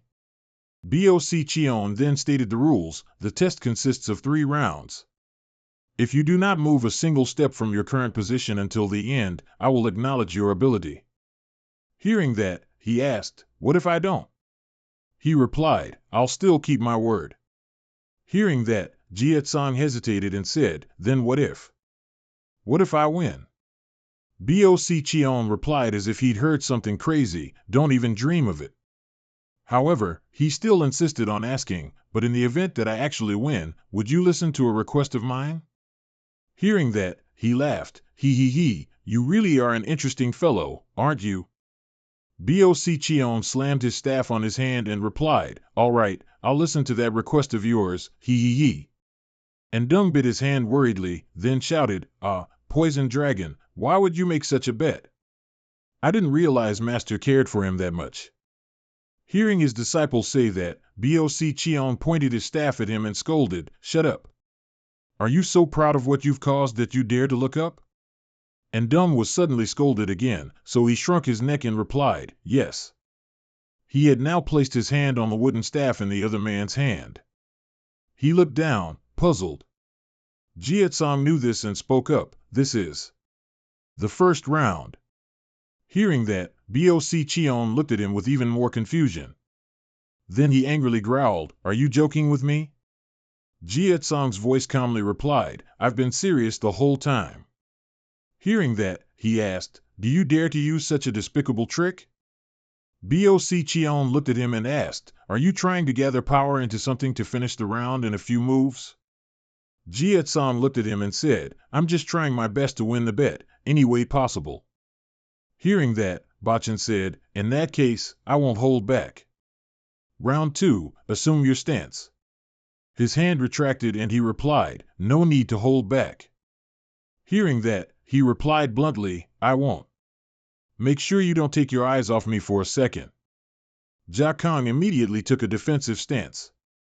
7-2 Shadow Sword, a powerful and forceful strike, was launched towards him. After that strike, numerous cuts appeared, attacking Jia Kong. 7-2 Shadow Sword, Bachin explained, consists of 72 slashes in a flash. This is only 16 out of 72 slashes. He gritted his teeth, enduring the pain. Ugh! Then once again, Jia Kong channeled his inner energy into his legs. He pressed both feet firmly down as anchors, letting out a shout, Ack! Bachin then said, end of round. He asked him, what will you do now? In the final round, I'll use my full 76 slashes. And John called out worriedly from behind, Poison Dragon, stop. Jia Kong ignored his advice and looked at him, replying, that's right, I still have the 3rd round as promised, don't I? And John shouted worriedly, the 7-2 Shadow Sword is a move to take an opponent's life, please stop. Otherwise, you'll die. He asked without fear, so what? Hearing that, he was stunned, what? Jia Kong then spoke, up until now, I've overcome death's door countless times due to my own incompetence. Just because I have to face a different challenge, doesn't mean I'll give up. Hearing that, Bachin laughed and said, heh, he's right. Learn from him, my foolish disciple. Those are the eyes of someone who has etched the ways of the martial world into their very bones. He's been through so much terrifying chaos for his eyes to be filled with such resentment. Before the final match begins, I want to ask you something. You said you had a request. What is it? He didn't answer, just said, I'll tell you when I win. Hearing that, Bachin sighed helplessly, truly incurable, constantly provoking my pride. It seems you have some scheme. Let's begin, since I've already attacked you first in this match. In the final match, you get one move, use poison or whatever, do your best. Hearing that, Jakong said, You said that, and you're still holding that staff? Hearing that, he looked over. This useless thing? I've thrown it away. Do you think that if I have nothing in my hands, the Qingqing school's swordplay will decline? Come on. He looked at Bachin and replied, I've already started. Veins appeared all over Jia Kang's body. He cried out in pain, ah! Streams of power radiated around Jia Kang's hands. I was originally considering whether to spare your life, but it seems if I leave you alone, you'll still die. Foolish, you're destroying yourself with that power. Suddenly, he discovered something. He suppressed the surging internal energy and is controlling it? As if knowing what it was, Bachin was a little startled. This power, don't tell me it's... He yelled, You are... Bachin looked at her, speechless, you. He didn't let him finish and immediately attacked with a sharp needle. At this moment, Jakong directed the poisonous needle, held between his fingers, towards Bachin. The poisonous needle was only a few meters from his face. Bachin noticed it and lightly flicked it away with his bare hand. Seeing this, he immediately switched hands and thrust another fist towards him. A hateful glint flashed in their eyes, and both began to fight with bare hands. And Zhang observed this and said, That's the poison dragon's power that defeated Mugon. As Bachin fought Jakong, he felt the boy's combat strength and thought, I didn't expect him to be this strong, his speed is comparable to the 7-2 Shadow Blade. This guy, he can actually use the 5 Thunder Toad arts. But that's not enough. Bachin's palm was about to reach Jia Kang's chest. His eyes quickly followed down, then blocked the attack. Jia Kang gritted his teeth in pain, humph. Bachin's hand was also bleeding. He now also felt a slight pain emanating from his palm. Bachin turned his hand to look, blood continued to flow. And in his palm, there was a sharp needle. You are using tricks again. It seems I'll have to properly teach you some manners. After saying that, he immediately charged forward.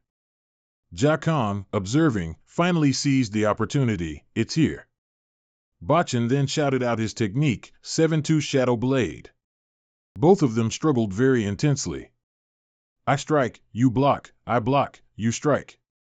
He looked at him provocatively, look at you breathing like you're about to die. You're still not very accustomed to this power, are you? I don't know why Du Hoa transferred this power to you, but... Bachin shouted, you don't deserve it. Slash. Slash. Powerful slashes cut into Jia Kang's body. Blood splattered everywhere. Hang in there, just a little more. You must endure. His legs, despite being cut painfully, still firmly held their ground, not swaying. Seeing this, Du Hoa worriedly called out, Poison Dragon. And Zhang, observing, also shouted, Poison Dragon. Bayan Bak also yelled, if this continues, it'll be over. So was so worried she clasped her hands in prayer, oh no. Bachin, continuously striking, also had some thoughts at this point. Such incredible willpower, no matter what move I use, he won't yield. Thinking this, he said, you'll lose your life like this. Is this really worth it? Jia Kang gritted his teeth, resisting and replying, no success comes without sacrifice. I'm just using everything I have to win. For the revenge of the unfairly slain medicinal sect. Slash. A cut across his body sent blood splattering everywhere. Ugh. After that slash, although Jia Kang's body was in pain, his feet did not move. Blood dripped all over his face, splattering onto the ground. Bachin looked at Jia Kang and said, I thought you were an assassin of the evil sect, but it seems you're just someone with your own objective, aren't you? All right, I acknowledge you. I will spare your life for this resilience. He immediately denied, no, I won. Even with little strength left, Jia Kang still looked up resolutely. Seeing this, Bachin said, "Brat, don't be arrogant. You must have realized I deliberately stopped my attacks." At this point, he seemed to recall something. "Did you forget? The outcome of a fight isn't based on who's dead or alive, but on who doesn't take a single step back." Then Jakang asked him, "Lift your left foot." Although puzzled, Bachin still looked down at his feet. He then complied, lifting his foot. "If you hadn't moved that foot at all, there wouldn't be any blood on the sole of your shoe." And John exclaimed in surprise, "What's happening? Has my master lost?" Bayan Bak was equally surprised. How can this be?" He propped himself up and analyzed, before the final round began. "You threw away the weapon in your hand, that's why your attack range changed. To be able to use your swordsmanship like in the previous match, there was no other way but to step forward. The needle stuck in your hand was coated with countless toxins, the kind that dull human senses. In that state, having to fight, I'm sure. Do you mean I advanced little by little without realizing it?" He chuckled softly, "Ho ho." Jakang immediately replied, "That's right." Then he asked, "Have you accepted this defeat?" Hearing that, Bachin began to analyze the deceptive aspect of the Five Thunder Toad art. This guy intended for me to move from the start. He even calculated every gap in my awareness. But after a moment of thought, he spoke. "I said you would only win if you could subdue me. I never said you would win if you made me move." Then he asked, "Did I say anything wrong?" Jakang nodded and replied, "You're not wrong. After deliberately pushing me forward to confuse me, you made me take an extra step, and now you're trying to claim that the win condition is not moving. You probably thought I'd concede defeat because of your reasoning and my pride, but taking someone else's trust hostage is no less despicable." Bachin immediately scolded him. "Just because there's no longer justice and chivalry in Jianghu, it doesn't mean you can act recklessly. If you value your goals, you must do even better. According to the rules we set, my defeat is impossible. I won't deny it if you insist that I was defeated by you according to the common principles of Jianghu. Therefore, I will accept your request. And Du Hoa." He looked over at her. "Since you've returned here, go resolve the troubles you've caused. Untangling your tangled fate, it's not good to let others help you with that." With that, he turned and left. Ugh. After he left, Jakang's whole body seemed to lose strength, swaying. Du Hoa immediately came over to support him. "You've worked hard, Poison Dragon." Everyone cheered and ran over. "That was amazing. I can't believe you fought Taoist Bachin. I'll never see something like this again in my life. Truly incredible." And John looked at Jakang and said, "Although it was just a wager, I really didn't expect you to defeat my master. You're amazing, Poison Dragon." So looked at him, crying, "Ah, ah." He lay on the ground, closing his eyes and saying, "If old Taoist Bachin had used his full strength, I wouldn't have won." Then Jakang slowly opened his eyes and thought. More than anything, his last words sounded like a scolding, but they were definitely advice for me. Just as expected, deep down, Taoist Bachin. Du Hoa also glanced towards Bachin, then smiled and replied, "Yes, if he had changed his mind, we wouldn't have been able to set foot in here. Taoist Bachin looks fierce on the outside, but he's always compassionate and never cruel to anyone. It seems that temperament hasn't changed at all. I don't know how to thank you enough, Poison Dragon. Thank you for fighting for us. The secret sect has more time now. You've saved everyone, so rest easy." And Sangjia City. "What did you just say?" Tang Heron took off her hat while glaring at the servant and yelling, "How dare you strip me of my title? And forbid me from going out?" She looked at the servant and asked, "Is it grandfather's order, or grandmother's?" The servant replied fearfully, "It's not." Seeing that, Tang Heron immediately asked, "Then whose is it?" "It was my order." She frowned when she heard the familiar voice. "Man Ryu?" He walked out from inside a room. Seeing that, Tang Heron asked, "What right do you have to do that?" Hearing that, Man Ryu replied, "I have been granted permission by your superiors. From then until now, before any marriage in the Tang family, regardless of your gender, you were still considered male and had to develop your abilities further. He smiled eerily and called out, Tang Heron, starting today, you will no longer have to live in the guise of a man. From now on, you will be a radiant bride. She was astonished to hear that. After a moment of astonishment, Tang Heron asked, a bride? She asked impatiently, stop talking nonsense, what's your goal? Manryu immediately replied, I have no schemes. I am merely a matchmaker for you. Before I close my eyes forever, I want to weave a destiny for a man and a woman. A matchmaker?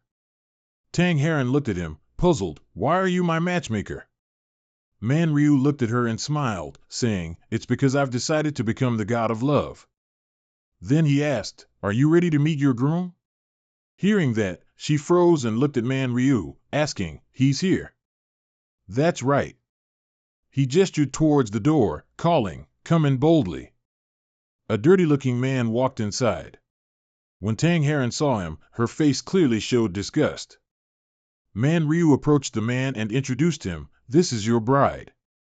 He looked at her, his cheeks flushed, and asked in disbelief, are you serious? You mean this beautiful young lady will be my wife? He immediately affirmed, that's right, go talk to each other. Hearing that, he put on a perverted expression and approached her, calling, ah, beautiful one. Tang Heron got goosebumps, her hand gripping the whip she held. Then she lashed out strongly at the man, who cried out in pain, ugh. After that, he fell to the ground. The maid next to them exclaimed in horror, oh my. Manryu looked at her, it seems you're not very pleased with the person I chose for you. It's disappointing, but since you've done that, I'll find someone else to come here. Hearing that, Tang Heron immediately scolded him. There's a limit to insulting me, what do you want? Tell me now. As if he had achieved his goal, he threw an object towards her. Tang Heron reached out and caught a white jar, looking at Manryu in confusion. After throwing it, he explained, this is the antidote for the toxin on my prosthetic leg. I received news that the evil sect leader is with the Tauntaun sect. Use the excuse of delivering this to Du Hoa to approach them. Then seduce your groom, Doc Long. Manryu smiled and said, that's what I want. You. She heard that and became furious, to the point blood vessels appeared in her eyes. Grinding her teeth, she asked, what did you just say? Where do you get the nerve to treat me like a prostitute? Tang Heron's hand, gripping the whip, trembled with anger, and who do you want me to deliver things to, huh? It seems you're tired of living, aren't you? She angrily swung the whip. Immediately, a green jade pendant appeared before Tang Heron's eyes. She seemed to freeze, a Rakshasa token? How did you get that? He said with a dangerous look, everyone in the Tang family must not resist orders from the person holding the Rakshasa token, understood? Bring Doc Long back here for me. Otherwise, next time, your groom will be an old man with leprosy. Saying that, he laughed loudly, hee hee hee. Hee hee, the laughter didn't scare Tang Heron, but rather the object in his hand, which made her disbelieve her eyes, Grandpa? Why would he do this to me? At Tauntaun Mountain. And Yong's hand tapped Jia Kang's hand. Lean Thursday means connecting your hand to your opponent's hand. He is practicing moves with you. Chong Ju is when both sides maintain connection so the opponent doesn't fall, while at the same time, seeing through their intentions. Fotro will keep both pairs of hands constantly connected, with both continually pushing and pulling. And Trui Tai is to closely follow every movement of the opponent so that the hands don't separate. Then for the final move, both spread their arms horizontally. The technique of locking joints is the foundation for focused cultivation, using the techniques of Lean Thursday, Chong Ju, Fotro, Trui Tai. And Yong explained to Jia Kang, it's not just simply about hitting, crushing, or pushing. He rubbed his arm and replied, understood, the goal is to see through the opponent's intention and direction of force and get ahead of them. Jia Kang looked at his arm then said to Enyong, can we practice a bit more?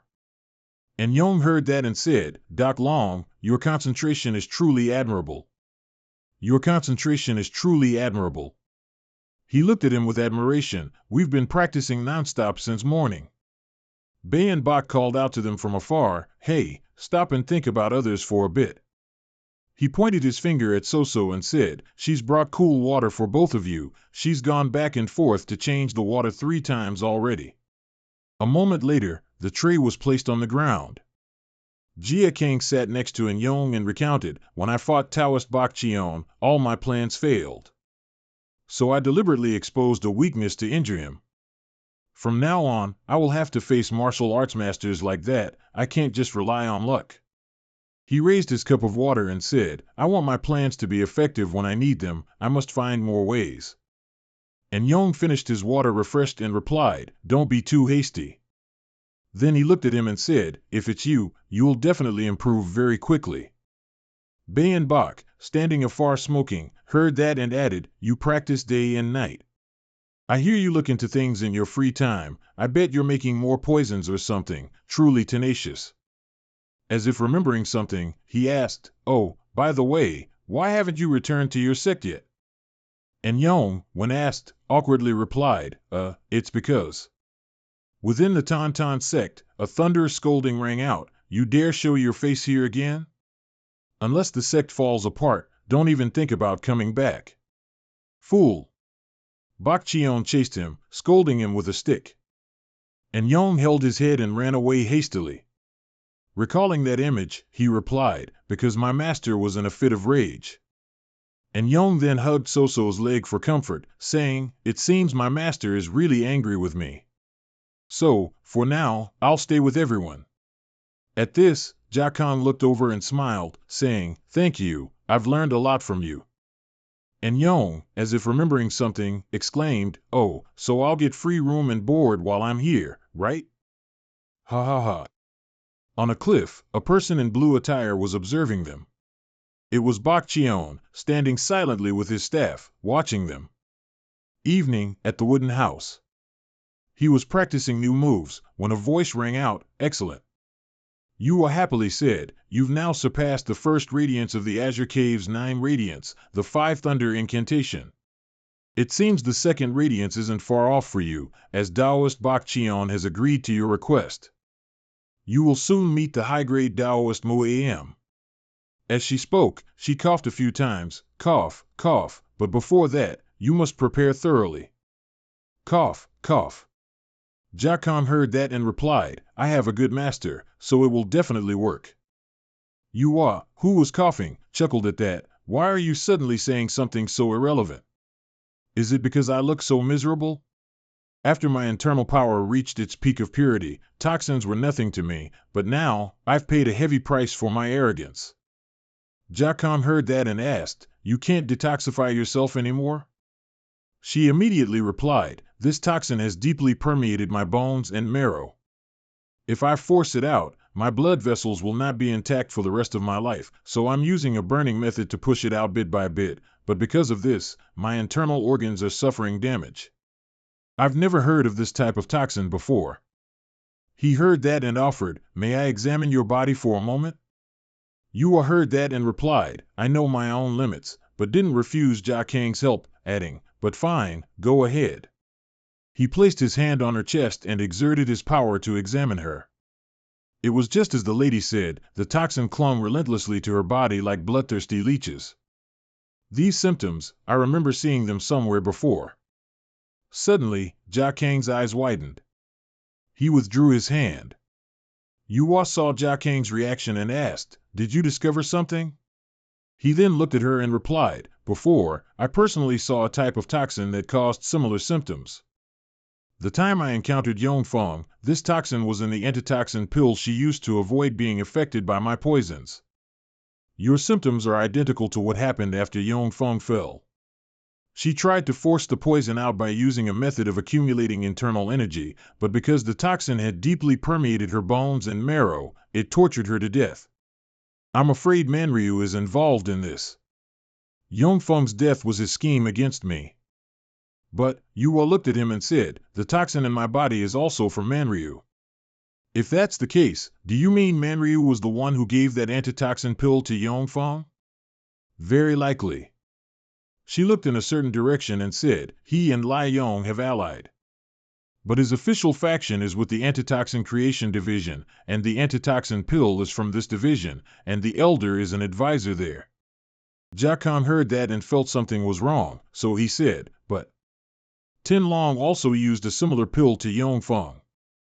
Yua looked at him and said, I understand why he would do that to Yongfeng, but why would he also attack Tin Long, Lai Yong's adopted son? Yua looked at him and said, Manryu was the one who brought him back for treatment. Jia Kang looked at her, a bit confused, and said, I also don't know why he did that. Honestly, I just can't understand it anymore. Yua supported her head, not knowing what that guy was thinking. He's truly a formidable foe. He watched her and thought, even if I don't know what's going on, that person is definitely no ordinary man. We can't keep hiding in Qingqing Mountain like this, but it would be too dangerous to bring Tai Nuang to Shandong in her current condition. We must find a solution soon. The next morning, at Qingqing Mountain, 2 Qingqing sect disciples stood guard, yawning repeatedly. Suddenly, a figure appeared from afar, looking at them. They immediately became defensive and shouted, Stop! This is a restricted area for commoners. State your identity at once. Tang Heron spoke gloomily, hand over Doc Long. The 2 Qingqing sect disciples looked at her, confused. Tang Heron gritted her teeth and snapped angrily, If you want to save Yua, then hand over Doc Long. Hurry up, she yelled loudly at them. I heard you were looking for me. Jia Kang stepped forward and asked, Can you really save Hong Sak Tai Nuang? When asked, Tang Heron replied, Yes, I have the antidote here to eliminate the toxins in her. Everyone heard that and started discussing noisily, What? Can you really save the sect leader with that? Jia Kang heard that and asked, I'm afraid you don't simply want to give it to us. She replied, Of course not, on one condition. Tang Heron held the vial and shook it lightly in her hand, saying, Fight me in a match. If you win, the antidote will be yours. He heard her say that and, not quite believing it, asked again, A match? Tang Heron replied, It's just to see if you're qualified. Jia Kang asked, even more confused, Qualified for what? She clenched the vial in her hand and said impatiently, Don't talk so much. Accept the challenge or not, decide now. He silently observed her. At this moment, someone wearing Qingqing sect attire walked over and said, Do you think you can just say whatever you want? Both of them looked over at the sound of the voice. Bak Qion and 2 disciples approached. This is our Qingqing sect's territory, and you're no stranger, being from the Tang family. I won't let you cause trouble here. Tang Heron looked at him and replied, It's just a match. Does this also require permission? Bak Qion immediately replied, I don't think this is that simple, because I see killing intent overflowing in your eyes. You've changed a lot since I last saw you. Has something happened? Her eyes became dangerous as she replied, Nothing at all. The question is whether he accepts the challenge or not, right? He folded his arms and looked at them. As a Taoist priest, I cannot just stand by and watch, especially when someone comes here with murderous intentions. At this moment, he turned to him, Please allow me to compete. I don't know why this request is being made, but that person saved me once from Taoist and Yong, so I owe her. And I really need that antidote, so no matter what she wants from me, I will agree. Bak Qion heard that and said, I always wondered how you escaped my foolish disciples' hands. So that's how it was. If this is destined and overseen by the heavens, then. And Yong, standing beside Soso, heard his name and gave a weak laugh, Ah ha ha, we can't go against it either. I approve of the match taking place, but I will observe the fight. After a while, the 2 stood on an open ground, with Bak Qion in the middle. As you already know, the essence of a martial arts match is to use martial arts to fight each other and learn from it. Compared to taking someone's life, it's a way to restrain oneself before going too far. Tang Heron, no longer patient, said, There is no need to repeat those restrictive rules. I'm not here just to learn moves today. Jia Kang heard that and spoke up, That suits me perfectly, because I don't know how to hold back either. She heard that and let out a soft humph. Are you trying to show that you're not nervous? He immediately replied, No, You're the kind of opponent I'd find hard to defeat without giving it my all. Tang Heron heard that and asked, puzzled, the kind of opponent you'd find hard to defeat without giving it your all, you say? Jia King immediately said, if I want to get the antidote, I have to use all my strength. She heard that and gritted her teeth, replying, you don't even know how I felt about having to come here. You have no interest at all, and all you're interested in is winning and getting the antidote, is that it? If that's the case, I'll engrave today into your very bones and show you clearly who I am. Tang Heron angrily swung her whip, shouting. At this moment, Bak Cheon gestured, things I shouldn't have seen after existing in this world for so many years. Things I shouldn't have known and things I didn't want to see. It seems I'll get to witness them today. Before we begin, I'll say one last thing. No matter what happens, don't do anything you'll regret. And now, his arm swept upwards. He rushed forward, holding a metal rod in his hand. On this side, she was no less, holding a throwing dart in her hand. Both simultaneously lunged towards each other. Jia King shouted his move, 12 flying darts, while Tang Heron unleashed her move, flash. Ugh! The two weapons clashed. After the impact, a loud clang, beng, echoed. Then the two weapons fell freely, followed by a whip lashing out. The whip lashed at the spot where he was standing. Jia King swiftly dodged the strike. Tang Heron immediately changed the direction of the whip. The whip quickly struck him, making Jia King cry out in pain, ugh. She continuously moved the whip, accompanied by a contemptuous tone, you can't even dodge this strike, and you think you can defeat me? Today, I'll teach you a lesson. The price of not knowing your place. He was now lying face down on the ground. Looking up, he saw the whip coming again and gritted his teeth, propping himself up. Boom! Smoke flew everywhere. Those standing around raised their hands to shield themselves from the dust. In the smoke, Jia King continuously dodged the whip's downward strikes. He ran in pain, looking back, if she keeps attacking like this, I won't be able to widen the distance between us. At this moment, Tang Heron saw Jia King running and provoked him, are you just going to keep running away like that? She angrily bit her lip, someone like you, how do you deserve? How do you deserve to become? He analyzed while running, this surface is exactly like when I fought Deng Feng. That means a surprise attack from a distance will be the key to winning. While Jia King was distracted, the rope wrapped around his ankle. Jia King was pulled, startled. Tang Heron caught him and was slightly delighted, got you. She pulled him high up. Jia King looked towards Tang Heron, clenching his teeth. She lashed down forcefully, striking and saying, be pulverized. Crash. He was slammed hard and immediately vomited blood. Boc Cheon, observing, frowned slightly. Everyone around was quite worried for Jia King. Tang Heron stood silently observing in the smoke. As the smoke gradually dispersed, she said, it can't end like this, can it? He also slowly stood up from within the smoke. Jia King's entire body was shrouded in darkness, his actions unclear. Leaning on the smoke, he pointed his hand towards her. Lightning wind finger. An arrow of light shot towards her face. Tang Heron scoffed softly with a hint of disdain, then lightly flicked the arrow away with her hand. Jia King was astonished to see that.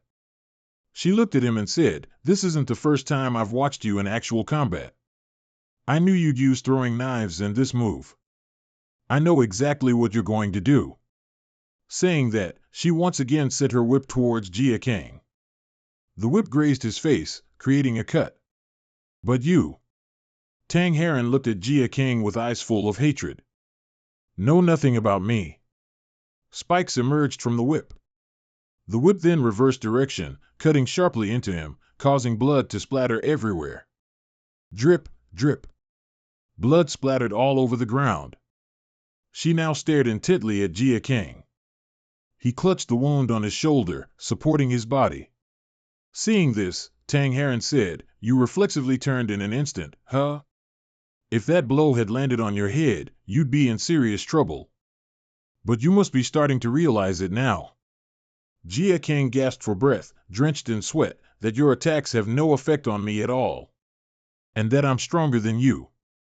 She looked at him with disdain, admit defeat. Jia King silently gasped for breath, not responding. Tang Heron looked at him with eyes full of hatred. Just as I thought, he's not worthy of being my husband. Suddenly, Jia King stood up and denied, no, I haven't given up yet. My intention to defeat you is still here. Hearing that, she was surprised. What? How much stronger you are than me doesn't matter anymore. I'm not fighting because I'm sure of victory. Electricity began to surge around his entire body. I'm fighting because I have to win. Get ready. Now it's my turn. Boc Cheon stood observing, seeing Jia Kang's entire body continuously emitting a source of power. He then murmured, it seems the real battle is only just beginning now. Tang Heron, hearing that, immediately swung her whip. Electricity appeared in his eyes. Jia King could sense every move his opponent made. I can see her attacks now. When she whipped towards him, Jia King immediately tilted his head to dodge the entire trajectory of her whip attacks, something I couldn't see before. As Tang Heron moved her hand more, she also started to feel more pain. Ugh! She yelled, I know that move of yours like the back of my hand. Don't think you're hot stuff just because you gained a few more lines of inner energy. He didn't care about what she said and focused on his own thoughts.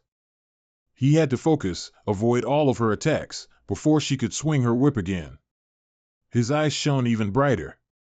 I must get inside. He stomped his foot hard on the ground, locking his ankles tight. Boc Cheon observed, a little surprised, is he gathering the inner energy of the Five Thunder Toad technique into his feet? Wait, no way. 9 light movement, 5 Thunder Toad technique, 2 light, eternal acupoint. Tang Heron was now utterly astonished by Jia King's sudden actions. The technique to lock all joints in the body, skeleton dragon ceiling. He lunged towards her. Tang Heron only now realized the danger and thought, too fast. But then, she leaped up.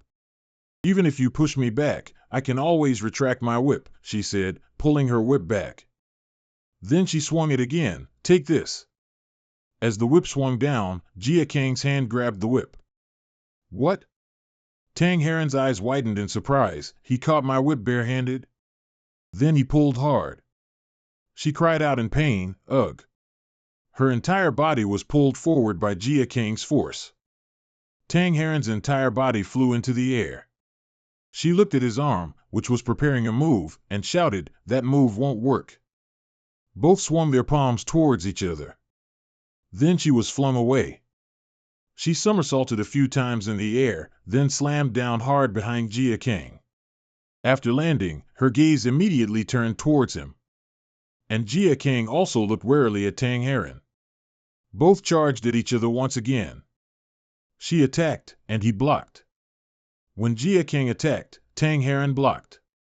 He threw a punch, and she blocked it with her hand. Then Tang Heron attacked with her other hand, and Jia King also blocked it. The two struggled for a while. At this point, she spoke up, I'm afraid you've miscalculated. Tang Heron immediately struck a palm towards him. If you think I'm bad at close combat, you're dead wrong. Her palm struck hard towards Jia King's chin. Tang Heron thought joyfully, I did it. This palm hit the right spot. Suddenly, his fist came right in front of her face. Tang Heron immediately tilted her head to dodge. Ugh, what a stubborn one. But in terms of speed and skill, I'm still far superior to you. If you still refuse to retreat, then I'll have no choice but to send you back to the afterlife. Jia King was hit so hard that he spat blood. Boc Cheon, observing, spoke up, compared to a sparring match, this battle looks more like a brawl. She observed him and saw that he was quite injured, and was constantly losing blood. If he collapsed now, it wouldn't be strange, but how can he still continue to fight? This moved clearly. Suddenly, Tang Heron realized something, then she immediately retreated. Her foot stomped on the ground, creating friction that caused a faint wisp of smoke to rise. No, it's not that. His true strength is that unyielding will. Tang Heron just remembered this, her face also turning a little pale. You. Hearing the voice, she was suddenly startled. Didn't you say you would test me? Tang Heron looked on in confusion, but it seems you're the one being tested. The more he asked, why are you so angry? Why, am I angry? At this moment, as if touching a raw nerve, she gritted her teeth. What do you know about me? She clenched her fists. Then she screamed, I despise you. After that, she once again charged towards him. Don't act all high and mighty when you don't even know your place. And don't get in my way. I hate you. Poison Dragon. In Tang Heron's memory, she once wanted to become a queen. The Tang family had governed the Sichuan region for centuries until now. And she was the one who inherited the family's most refined bloodline, the pride of the clan leader. Even though she was born a girl, that was never a limitation for her. The current head of the family was no longer the patriarch, but her great-aunt, Tang O, Lady Plum Blossom. Those who knew nothing about her often scoffed that she was merely a puppet of Rakshasa, but if the patriarch was the root supporting the Tang family from below, then the great-aunt was the tree trunk standing tall on this earth. With her sharp vision and gentle leadership style, she had influence over the entire family. She was the true leader of this family, in name and in fact. Tang O called her Heron, she said. In our family, if a woman holds power in her hands, her greatest success is to ascend to the position of family head. Having such a great aunt by her side since childhood, a spark had gradually ignited in her heart. To surpass Sichuan and rule this world, the dream of becoming the Tang family head and elevating the family to new heights was what I yearned for. But over time, she realized she wasn't capable of doing so, yet I didn't lose heart. Because she believed that if she trained harder than others, one day she would achieve that dream. That's what she thought, but the image of Manryu that day appeared, go and seduce the poison dragon, by any means you can. In the end, she was still just a weakling who couldn't fight against the destiny laid out for her. If her life was destined to end this way, then, was everything she had poured her heart into all this time meaningless? She resented her family because they had always abandoned her. She resented her patriarch for giving her to someone like Manryu. Currently, Tang Heron angrily rushed towards him. You, who were destined to be bound to me only because of old Manryu's ideas, you, who rise up to fight against everything. Why have you never given up, not even once, even when facing despair? You, who know nothing, her clenched hand is now constantly bleeding. R.A. Gang silently watched without responding. After a moment of resentment, she thought, I know. Tang Heron's eyes now gradually weakened. The reason I'm angry isn't because of you, actually, I'm only angry at myself, for coming here without any resistance. Then she looked up. Perhaps, I truly admire you. Tang Heron saw his resolute face looking at her.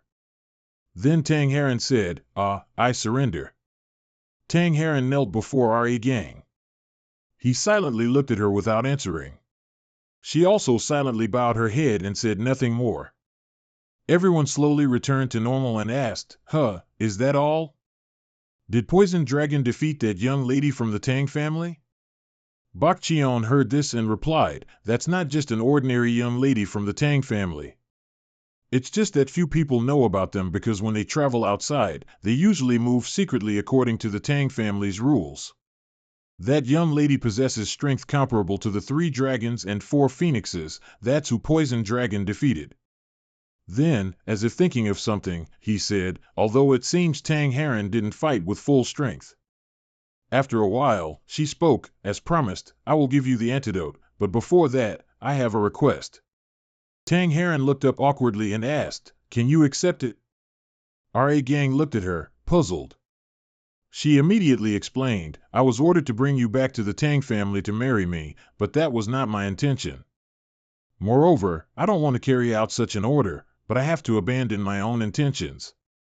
If I return to the Tang family empty-handed, I will surely be executed for disobeying the Rakshasa token's order, so please agree to marry me. I will do everything to help you.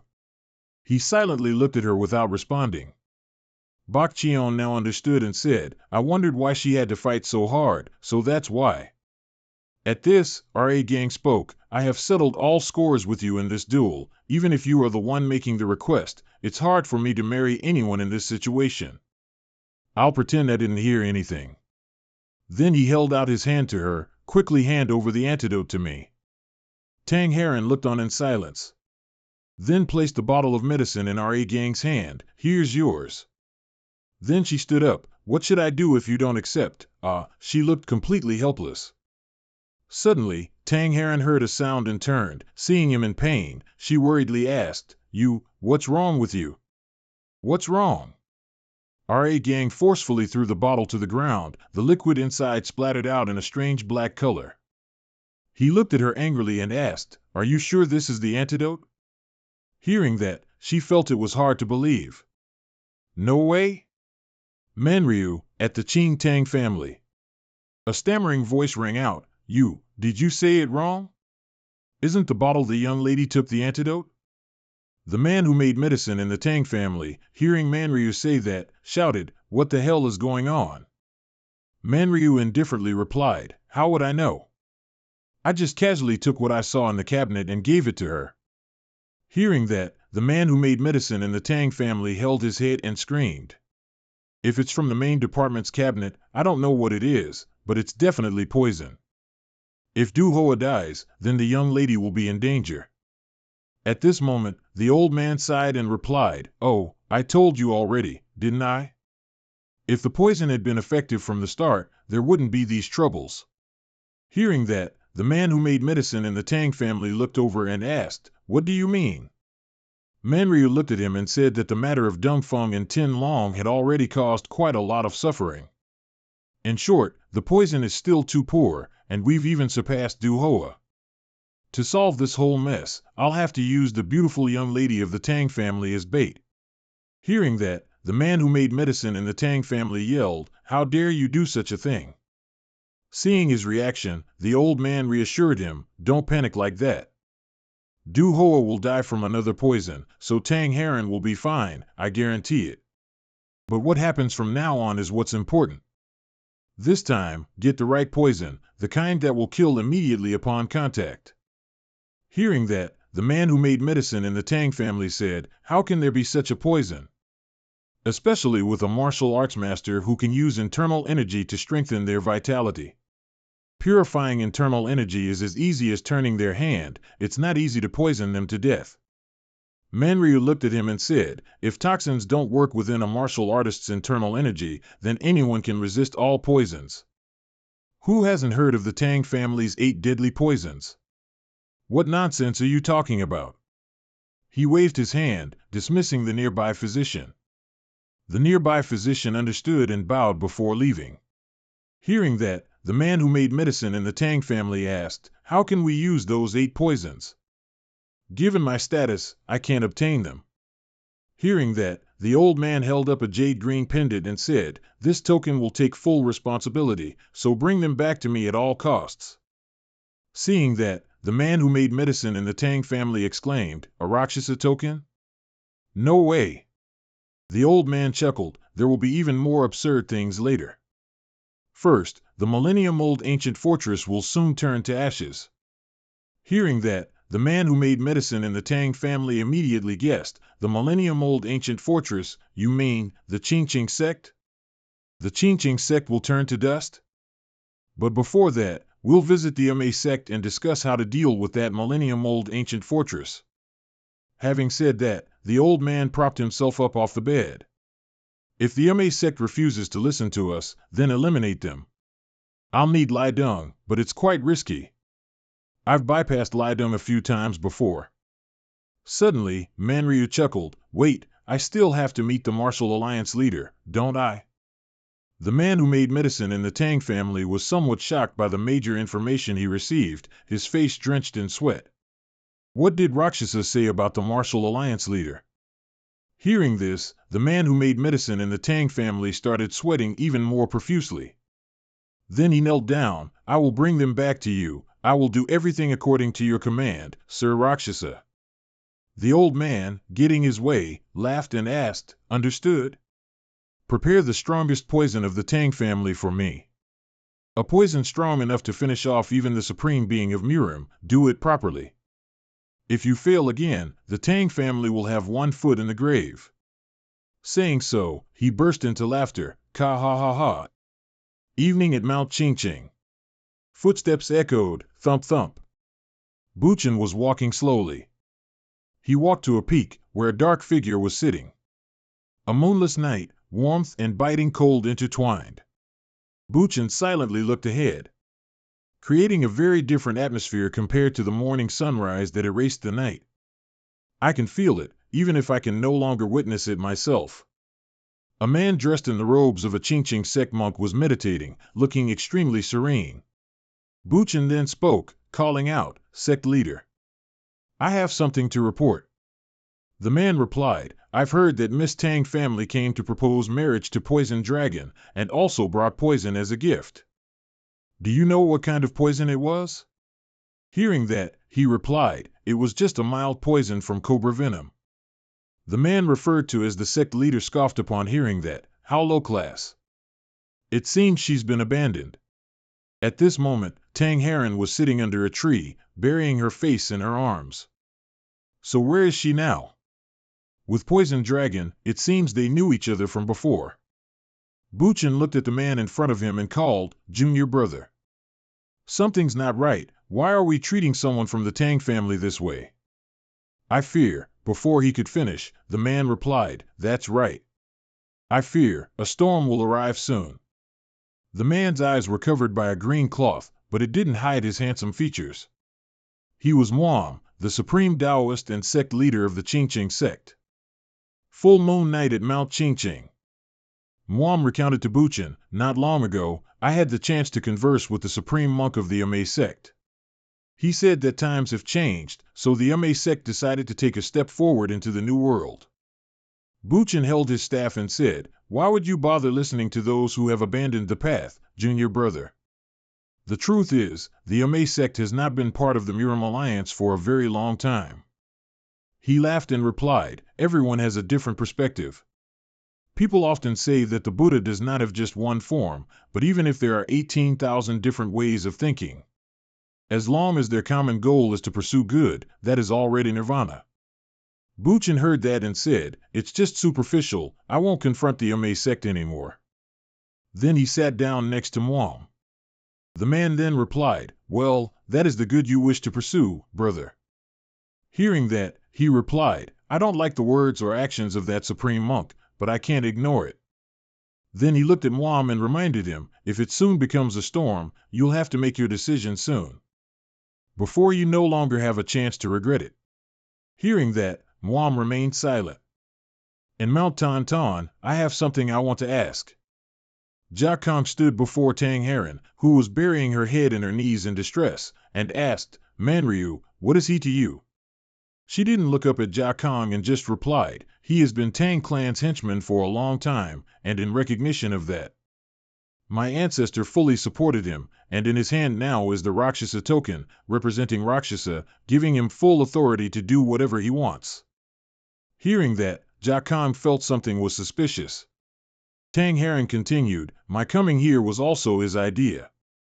Hearing that, he asked, "Why did he let you come here?" Only then did she look up at Jia Kong and reply, "That's what I'm wondering about." Then Tang Heron asked, "What did you do to make him so obsessed with you?" When asked that, Jia Kong immediately told her, 9 years ago, Manryu attacked my sect, at the Thousand Flowers Valley of the Mac Sao sect.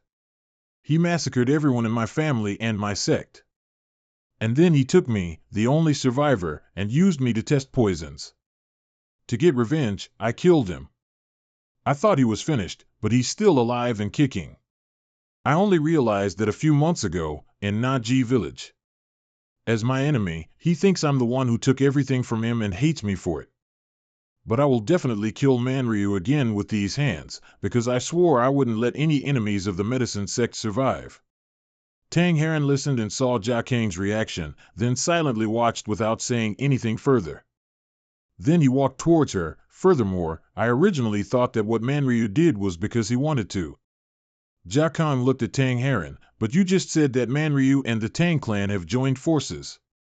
He asked, what is Manryu's duty in the Tang clan? She hesitated, looking at Jia Kong, and replied, I cannot reveal the main sect's secrets to outsiders. I must keep them until death. Bop! Jia Kong slammed his hand hard on the tree trunk above Tang Heron's head, making her look at him in fright. They looked at each other. Jia Kong coldly asked, what is the goal of Manryu and the Tang clan? His eyes full of murderous intent, he said, tell me. She felt like she was suffocating from his gaze. Then Tang Heron replied, Manryu, at the request of the Tang clan, is currently conducting poison tests all over Jiangno. It's a large-scale produced poison that affects everyone. Hearing that, Jia Kang's already gloomy face became even gloomier than he thought.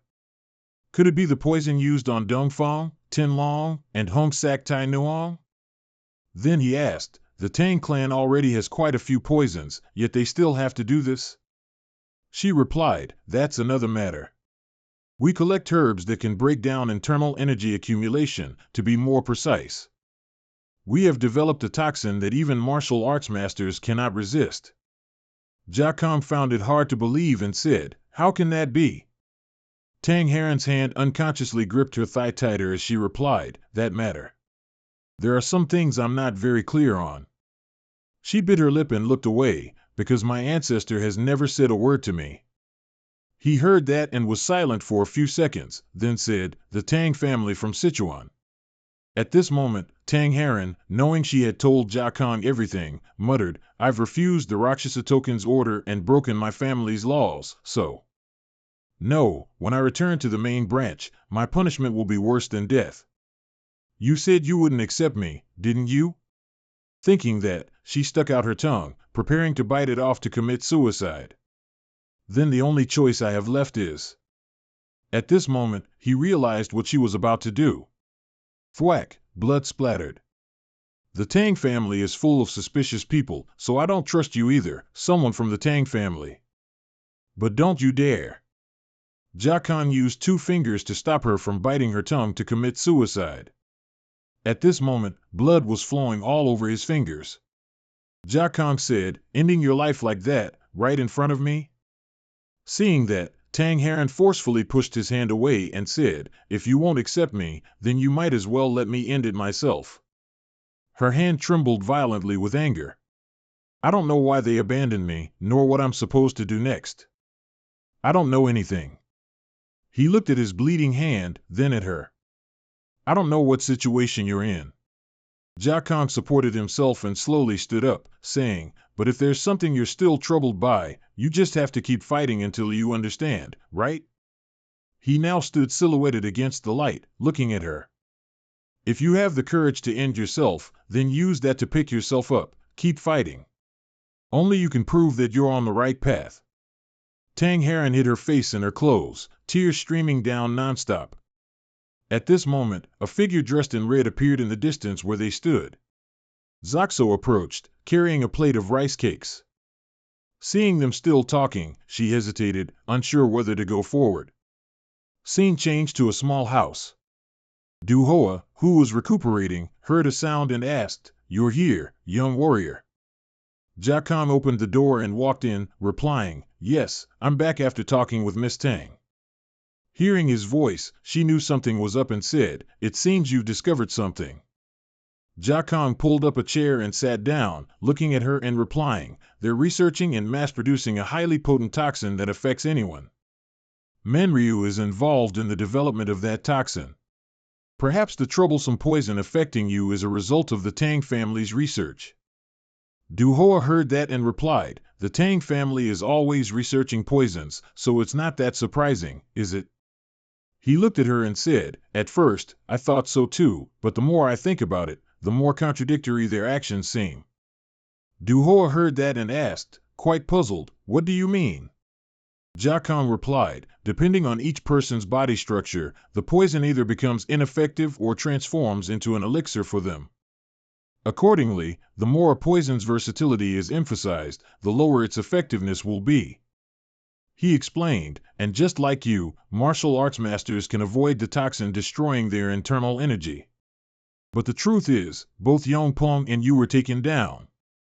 She slowly opened her eyes and replied, that's quite a mystery. Zhuge rested his chin on his hand, looking at Du Hoa, and said, how could this be? It's all just my guess, but based on what that young lady from the Tang family said about the herbs, I think this might be related to the annihilation of the medicine sect in the Central Plains. Hearing his analysis, she was a bit surprised about the medicine sect. Do you mean what happened 10 years ago? Zhuge replied, yes, I heard from old man Paon that there was a battle between the poison sect and the medicine sect in the Central Plains. The poison sect was the victor in that battle, and Tang Jiao was the one leading the poison sect. I believe that's where Tang Jiao began to interfere with the medicine sect's transaction ledgers. Du Hoa heard that and repeated the key point, transaction ledgers? He then explained, most of the herbs the medicine sect cultivated and collected were used to deal with local pharmacies or local sections. That's why in the medicine sect's transaction ledgers, there would be details about the types of herbs used by each local sect. Du Hoa heard that and looked at Zhuge in surprise. If sects needed to use herbs, they would choose those that best suited their internal energy cultivation techniques. She immediately replied, I see. If they get their hands on the types of herbs that sects usually exchange, then they'll know which ones enhance or harm the internal energy cultivation of those sections. Du Hoa held her forehead. Even martial arts masters are ultimately constrained by their own sect's internal energy cultivation techniques. If that information falls into their hands, they will become prey to poisons.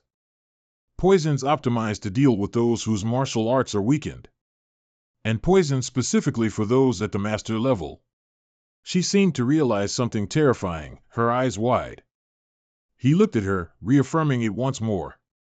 What crazy thing is Tang Jia doing? What are they planning with such poisons? In a prison cell, a black-haired man with his face obscured by his hair screamed, ah! He asked, who are you people? Why did you bring me here? Outside the bars, a dangerous gaze looked inside as someone stood talking to the person next to them, asking, when was the last time he took his medicine? The person next to them replied, he was fed about 2 hours ago. His internal energy should be almost fully recovered. The man chained inside yelled, do you think you'll get away with this? The man standing outside the bars called out, Mun Pai Yong, the 35th disciple of the Manhua sect. Your master is Hamgun. The internal energy technique you learned is Purple Sun illusionary art, moonlight. Mun Pai Yong heard that and cursed, you bastard. You know I'm a disciple of the Manhua sect, and you still do this? He asked, who the hell are you? Oraboni replied, Purple Sun illusionary art, moonlight, is an internal energy cultivation technique based on the Purple Sun illusionary art. I heard that only the sect leader can learn this ultimate technique, is that right? At this, he seemed to recognize the person and paused slightly. Wait, you. I've met you before. He stammered in surprise, no way. Rakshasa, really? Mun Pai Yong, with his hands tightly bound, looked around at the four walls, his face bewildered. What's happening? Why is the Tang family treating the Sun Hoa sect like this? He still didn't know that he had long been turned into a test subject by the Tang family's people, yet he still spoke defiantly, you know nothing about me. Oraboni stood from afar, smiling eerily. Chatterbox. He continued, I've restored your power. Get up and stop talking so much. The subordinate walked over and untied the chains. But Mun Pai Yong was not easily convinced. Do you think we'll easily let this matter go? You'd better have a good reason for kidnapping me. Oraboni looked as if he'd heard a joke. What did you say? Before he could recover from his shock, Oraboni said, did I ever say I'd let you go? He merely saw Oraboni standing before the prison gate, spreading his arms. But from this moment, I will give you a chance. I am the only one blocking your escape route. Try to find a way out. Those words were nothing short of a blatant provocation. Use whatever internal energy technique you wish. Mun Pai Yong, angered by the challenge, gritted his teeth. I don't know what you want, but He used the divine Jiang flying iron kick technique, and immediately 3 identical figures of him appeared. How dare you challenge a disciple of the Sun Hoa sect? I'll make you regret it, Rakshasa. With that, Mun Pai Yong flew forward at lightning speed. He moved deftly, using the ancient dragon pond and 5-element power to attack from multiple directions. He simultaneously used his hands to punch and his feet to kick. Oraboni remained still, quietly observing his opponent's actions, but in his heart, he had already anticipated every move. With just one strike, he could instantly capture Mun Pai Yong. Fortunately, he escaped and leaped up, creating a large flame with one hand, striking and shouting loudly. But Oraboni's strength was indeed formidable. With just 2 swings of his arms, Mun Pai Yong was sent flying. He looked at the scene with a bewildered expression. He blocked my attack with just internal energy. Next, a swift strike aimed directly at his neck. Then he collapsed onto the ground. Quick movements, but it's nothing. Mun Pai Yong crawled on the ground, trying to retreat. Oraboni advanced step by step, saying, "Is that all you've got?" In truth, from the very beginning, he had ordered his subordinate to inject Mun Pai Yong. The needle injected into you contains poison. He refused to yield. With the purple sun illusion technique, this toxin is minor to me. No sooner had he finished speaking than Mun Pai Yong spat up blood, his eyes wide. Oraboni watched this man suffer in agony, smiling contentedly. Impossible, I can't resist this poison. His smile widened, then Oraboni raised his head and shouted loudly, "The subjugation of your purple sun illusion technique is not far off." The scene changes to a forest with a large lake in the middle. A captivating scene of Zhuge, with his 6-pack body, bathing. Even so, his mind was still occupied with thoughts of the Tang family's people. He wondered what their purpose was. But the Tang family is currently mass-producing a type of poison that can defeat all martial arts masters. Thinking of this, he frowned slightly. He couldn't help but suspect that their production of poison was related to the massacre of the medicine sect in the Central Plains 10 years ago. In his memory, that place had become a pile of ruins. Immediately after the medicine sect in the Central Plains was gone, the medicine sect in Yunnan also collapsed. Could it all really just be a coincidence? Zhuge looked at the water in front of him. For revenge, I must find out the truth behind these events. He thought to himself, to do that, I have to. But he didn't know that a figure nearby had always been watching him. Zhuge also sensed someone was watching him. He glanced over, and it turned out to be Heron. Heron, embarrassed at being discovered, her face still flushed, said, "I'm sorry, I didn't know you were bathing." Then she turned away, hiding behind a tree. Zhuge thought she came because she had something to say. Is something wrong? Heron simply wanted to talk to him. It's nothing, it's just. Her voice became softer and softer. I wanted to say, thank you. She was very grateful for what you told me yesterday. I thought about it a lot last night, about how I should prove that I am on the right path. Her eyes held a hint of sadness compared to how they were now. Years ago, Heron was strictly monitored and shunned by everyone because she believed, I always wanted to be recognized and become the sect master. I always thought I had to be loyal and obey the orders from my clan. I never thought of resisting them myself. She repeated what he had said yesterday. You said that if I had the courage to end my own life, then I should also have the courage to stand up and fight. As you said, there's still a lot I can do. You made me realize that. Just as she was about to turn and say thank you, Zhuge had already walked over. This made her freeze for 3 seconds. Before she could collect herself, she heard Zhuge's voice, "So what do you plan to do now?"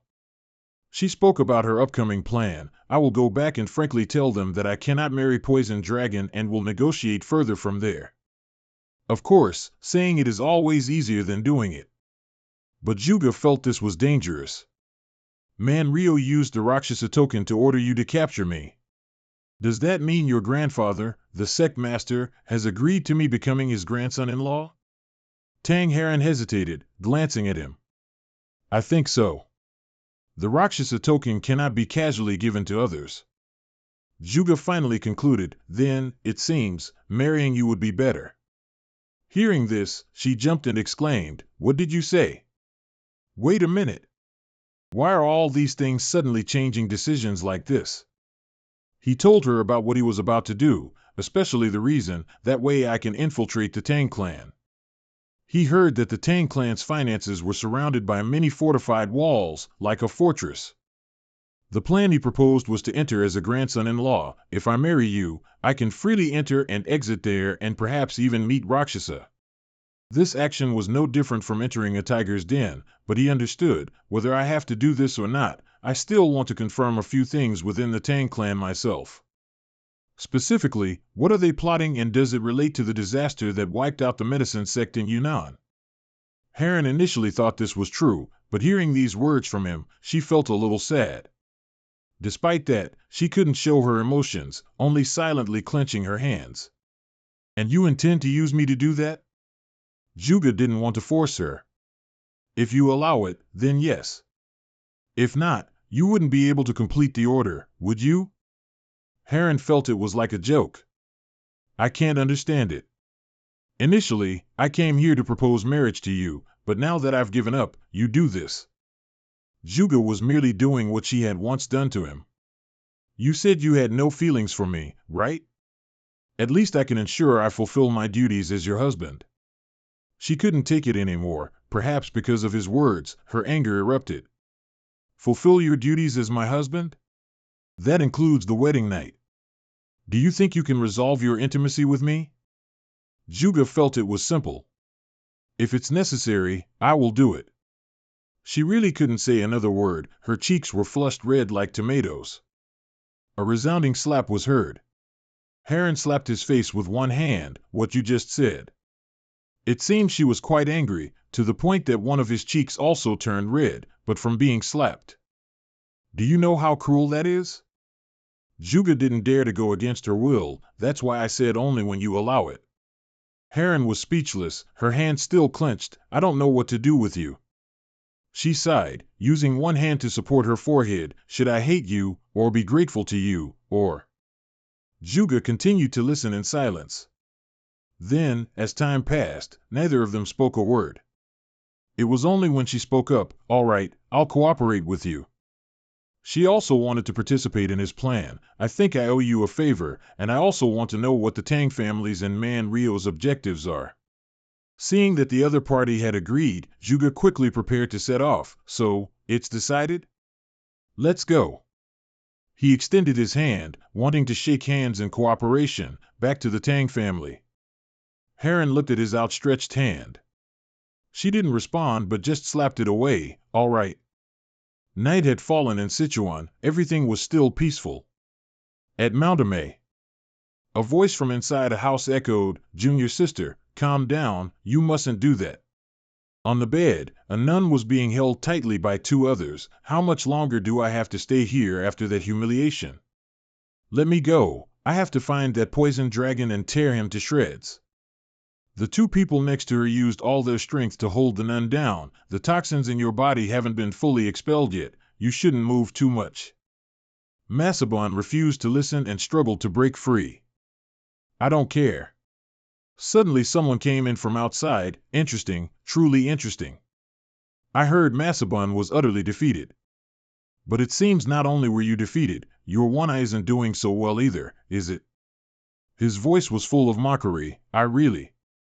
The person who arrived was an old man, one of his eyes, like Masabon's, was missing. That's probably why he said he sympathized greatly with you. Seeing you in front of Masabon, scared stiff, who are you? State your name. I tried my best to chase this stranger away. This is a restricted area, how dare you enter? Then I heard him introduce himself, I am Mangrio, advisor of the poison department of the Muram Alliance. Masabon didn't trust that at all. That reason isn't enough for you to be here, then a voice echoed from outside. My junior sister, there's no need to be so tense. This esteemed guest is our honored visitor. Hearing that, everyone fell silent and stared with wide eyes. The person who entered was the sect leader of Mount Ngami, Madame Inun. Inun explained, Sir Mangrio has gone to great lengths to arrange his time to come here and check on our junior sister Mayagon's condition. Shouldn't we be grateful to him? Old Man Rio also nodded in agreement. Yes, I think so too. Thank you for your understanding. Saying that, he suddenly moved closer. Let me take a look. Massabun growled, Where are you looking? Then he deliberately twisted the knife in the wound. You all must be in great pain, aren't you? These words directly infuriated her, not to mention his expression, you old pervert. The atmosphere in the room turned completely gloomy. Murderous intent radiated from Massabun. Are you mocking me? She issued a warning, if you don't get out of my sight immediately. Unexpectedly, Inun spoke up, Junior Sister Mayagon. She was startled by the cold voice and dared not say another word. Seeing someone on his side, Ryu continued, Am I mocking you? How could I? He said with a concerned expression, Look at me. I understand your pain more than anyone. The one who brought you to this state also did something similar to me. She was a little disbelieving, no way. Ryu uttered a name, yes, it was the poison dragon. As he spoke, his expression suddenly turned murderous. A long time ago, he crippled my eyes. Manryu hated the poison dragon because he not only cost him an eye but also, he crippled my leg as well. They both shared a common enemy, so he quickly gained her trust. So, don't you think I'm the one who understands you best? You must have suffered greatly, you must still be tormented, because this pain still smolders in my bones. Then he continued, but what troubles me is that even though I know exactly where he is, I can't do anything. Massabun heard this and growled, Why? Ryu informed her that their enemy was being protected by several Taoist priests from the Qingqing sect. They seemed to have left Sichuan and then secretly returned, hiding in Mount Qingqing.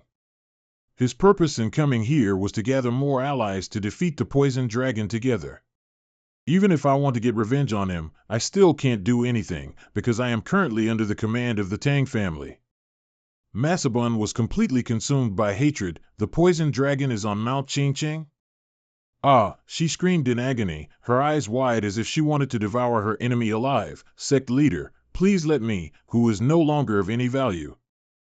I will go to Mount Qingqing immediately and make that poison dragon pay dearly, otherwise I won't be able to quell my rage. Inun stood calmly on the side, watching the scene as if nothing serious was happening. If you keep instigating her like that then. Manryu got straight to the point, it's fine, because this problem will be resolved soon. Let me be blunt then. As he spoke, the old man chuckled cunningly, I'm thinking of destroying the Qingqing sect in the name of justice. Do your May sect members have the courtesy to lend a hand? Everyone was intimidated by this demeanor. Only sect leader Inun remained terrifyingly calm. She just smiled and asked, Is this the Tang family's plan? Manryu pulled out a tablet with the words Tang family carved on it. That's right, with supreme power in my hands. Inun immediately agreed, smiling and saying, If that's the case, what are we waiting for? Let's get to it, shall we?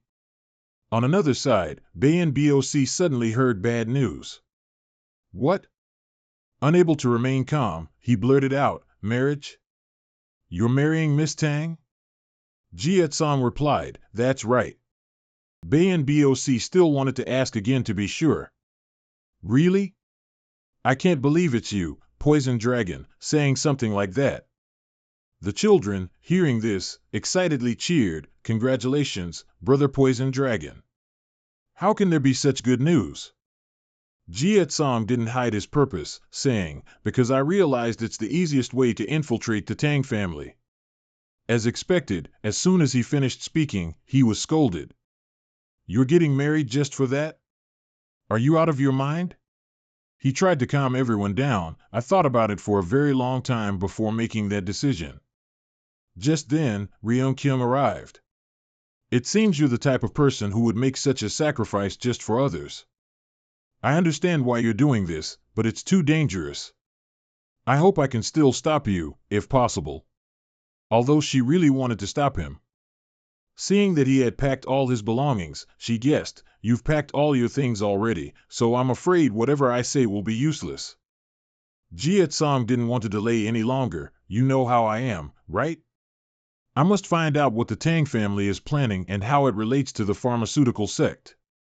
Ryung Kyung could only accept, all right, since that's the path you've chosen. He also promised her, I will definitely bring the antidote back from the Tang family for you, but Ryung Kyung refused. Just investigating the Tang family is busy enough for you. Don't worry about me. However, what she was worried about was, you haven't even met High Priest Mu Am yet, even though Priest Boc Cheon said he would keep his word to you. Unfortunately, they couldn't meet before parting because you no longer have time to wait. It seems you two will have to meet another time. Suddenly, a voice from behind echoed, making them both turn to look. Jiet Song was completely surprised. Because little Soso and all the villagers had arrived. Soso was holding 2 items in her hands. Soso, everyone. The villagers looked at him affectionately. We heard you're leaving soon. Everyone is very sad you're going. Jiet Song was touched by everyone's affection. Thank you for your help. Take care. The little girl gave him a pouch of rice balls wrapped in leaves. Jiet Song held it in his hand and kindly said to the little girl, Soso, I'm always very grateful to you. Heron, watching intently from afar, suddenly saw the little girl grab another rice ball.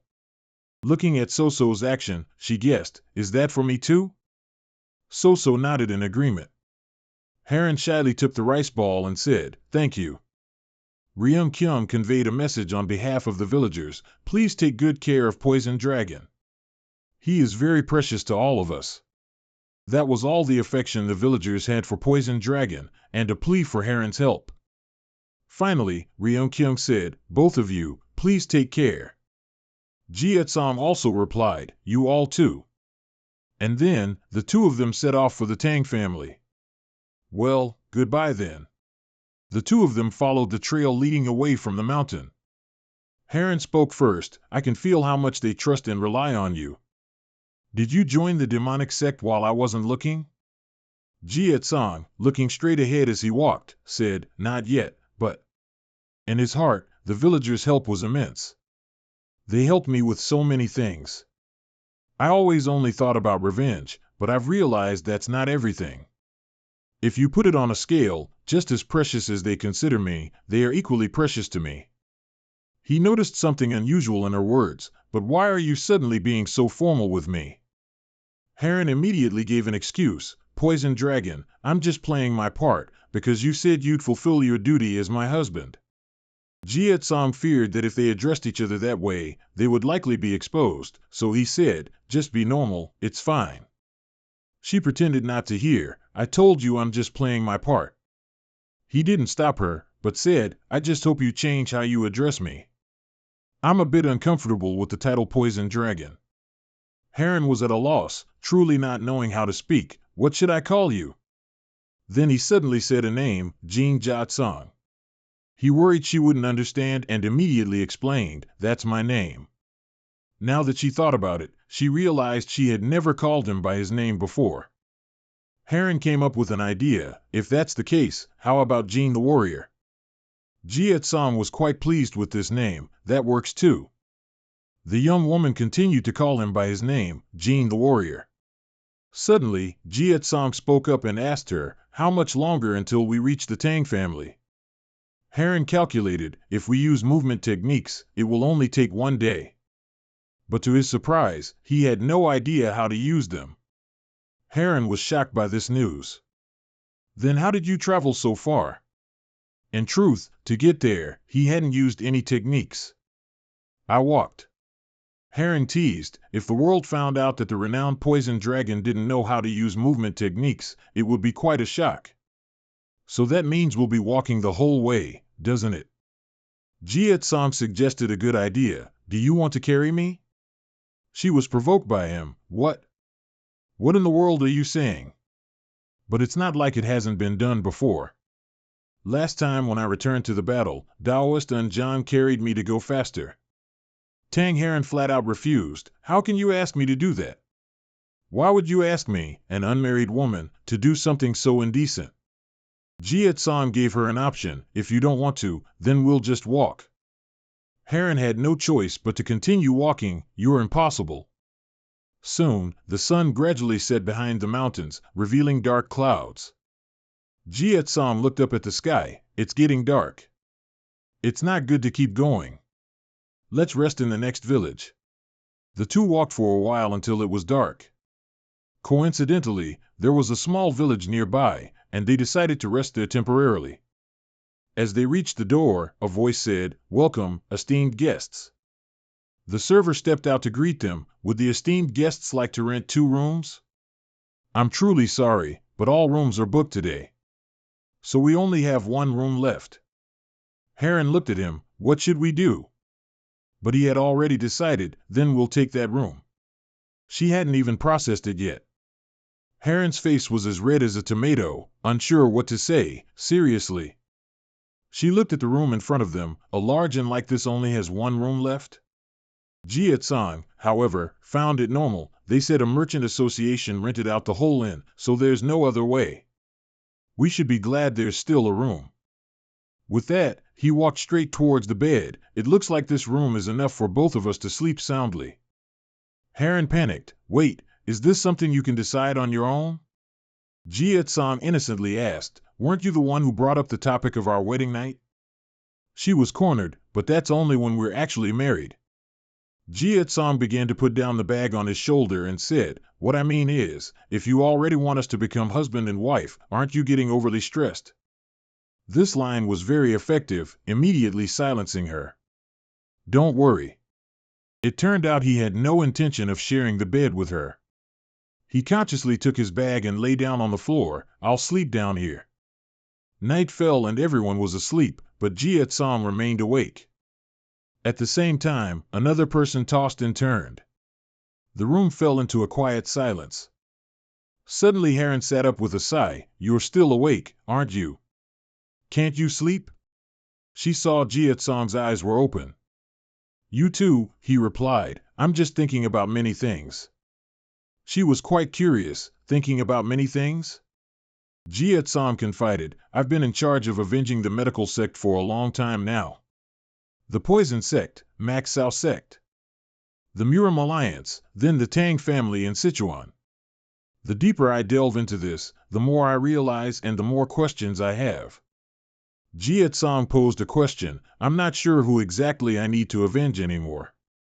Everything was completely vague to him because, even though finding the answer to that was my purpose for coming to the Tang family this time, what if I can't gather anything even there? In short, what Jietsong wondered most was, "I guess I'll have to reconsider what to do in the future." Heron let out a faint chuckle. "How surprising. I didn't expect someone like you to also know how to complain."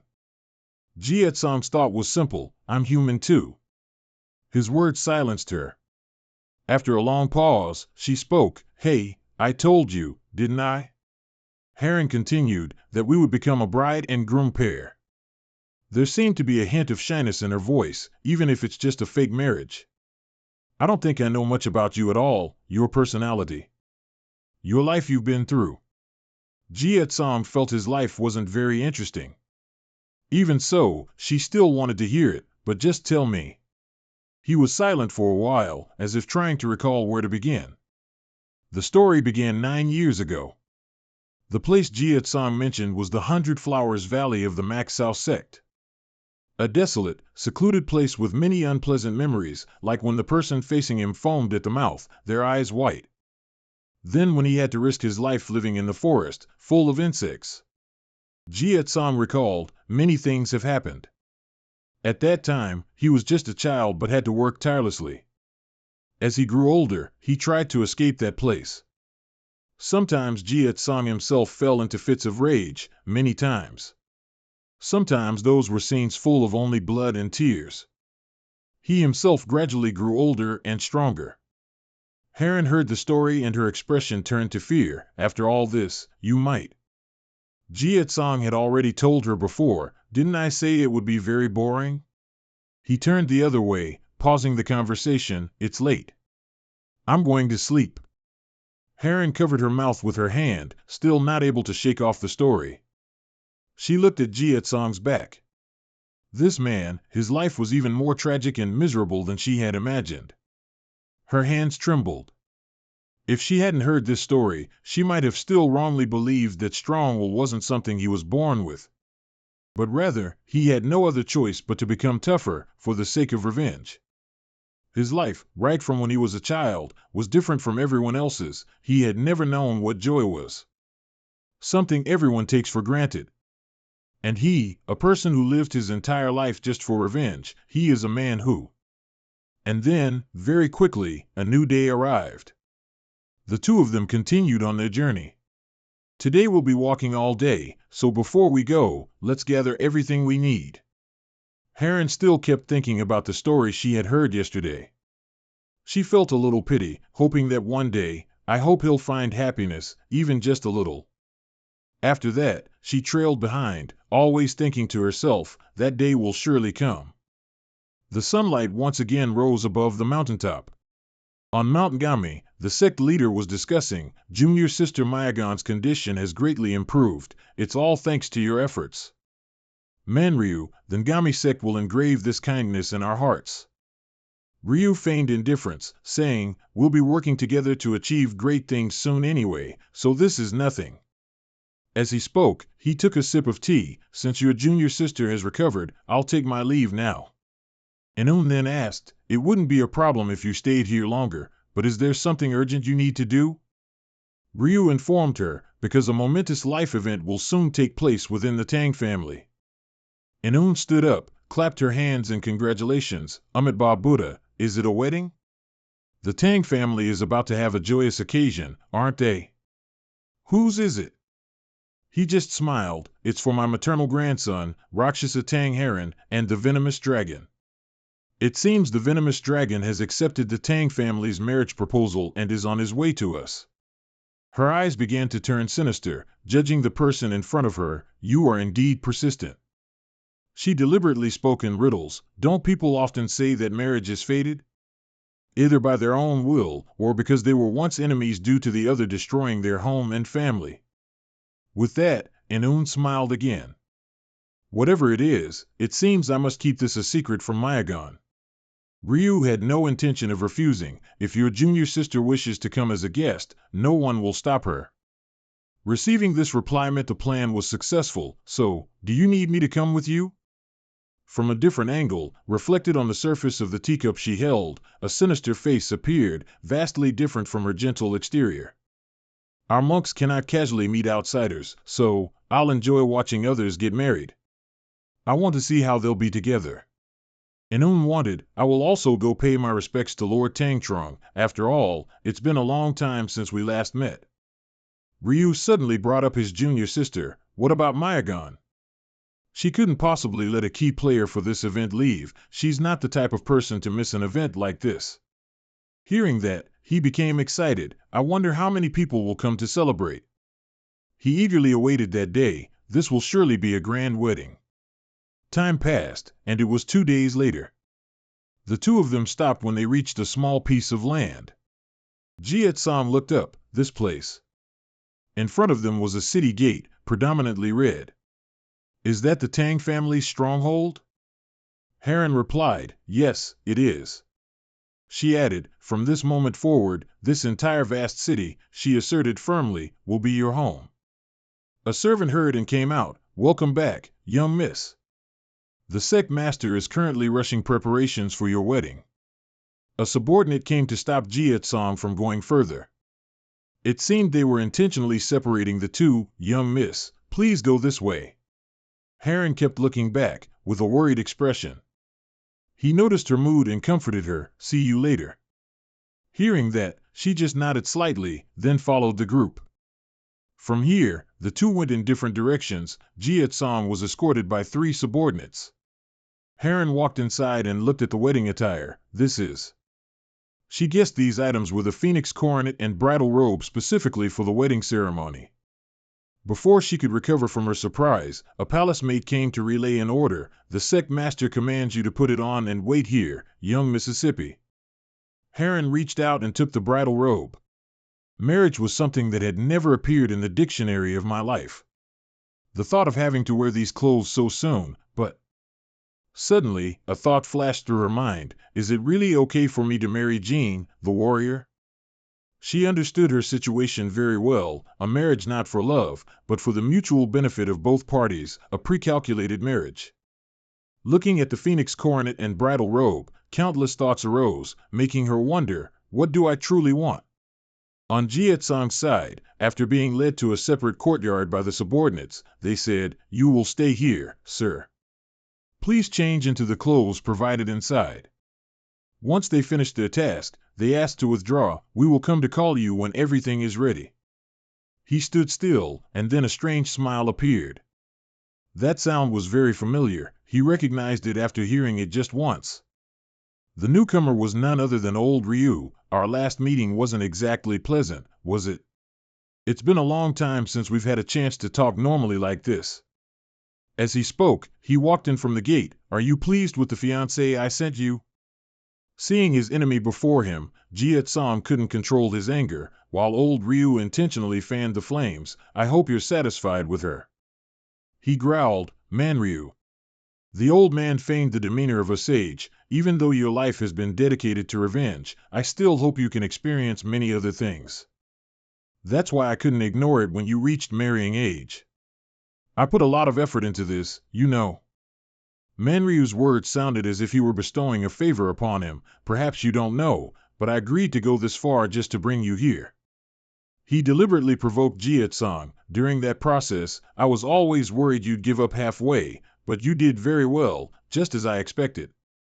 The more he spoke, the more pleased he became. "Why are you looking at me like you've lost your soul? Tell me what you feel. Or if you want to settle scores with me, that's fine too." Jietsong's eyes were filled with murderous intent. He only regretted not being able to attack his opponent. Ryu on the side kept rambling incessantly. "No one cut out your tongue, did they? Why are you just standing there stiff?" He tried to control the anger in his heart. The old man also sensed it. "Have you cooled down?" Jietsong spoke. "Now that I think about it." He paused, then tilted his head and said sarcastically, "I don't need to waste my strength on someone who only knows how to parasite off the Tang family." Ryu was completely stunned by these words. It took a long moment for the old man to understand his meaning. "You brat." The anger now shifted to the old man. But then he suddenly laughed. "I almost lost my composure there." Manryu held his head and said, all right. I didn't expect to be so weak at this age. How shameful. I know you deliberately provoked me by humiliating me, but you know, we shouldn't treat others like that." Even though he covered his face with his hand, the hateful gaze was still there, and to quickly bare claws and tear the opponent apart, that's what I wanted. The old man recounted the past. "Where is the past you who sealed me? Who told me I had to choose my own prey?" Jietsong had no time for the old man. "When I'm hunting more delicious prey, this kind of thing puts me off." Hearing that, Ryu seemed to find amusement. "Prey, more delicious, huh? I see, that's why you're here." Jietsong continued, "You're wrong, even a beast hunting weaker prey will go all out. You are like a wild wolf searching for prey in a green forest. The one who determines their own prey is not a beast, and I never want to become a beast." Jietsong turned around. "I will leave first and wait until I am summoned. By then, I will find you again." Old Ryu saw him about to leave his sight and snapped his fingers. "How boring. Should I pick a fight with you?" He just snapped his fingers, and then a figure jumped from behind him. This hand came closer. Jietsong reacted in time, taking a needle from his pocket. But he was a second too late and was slammed hard to the ground by the person behind him. "Long time no see, Poison Dragon." He turned around to look. "Still remember me?"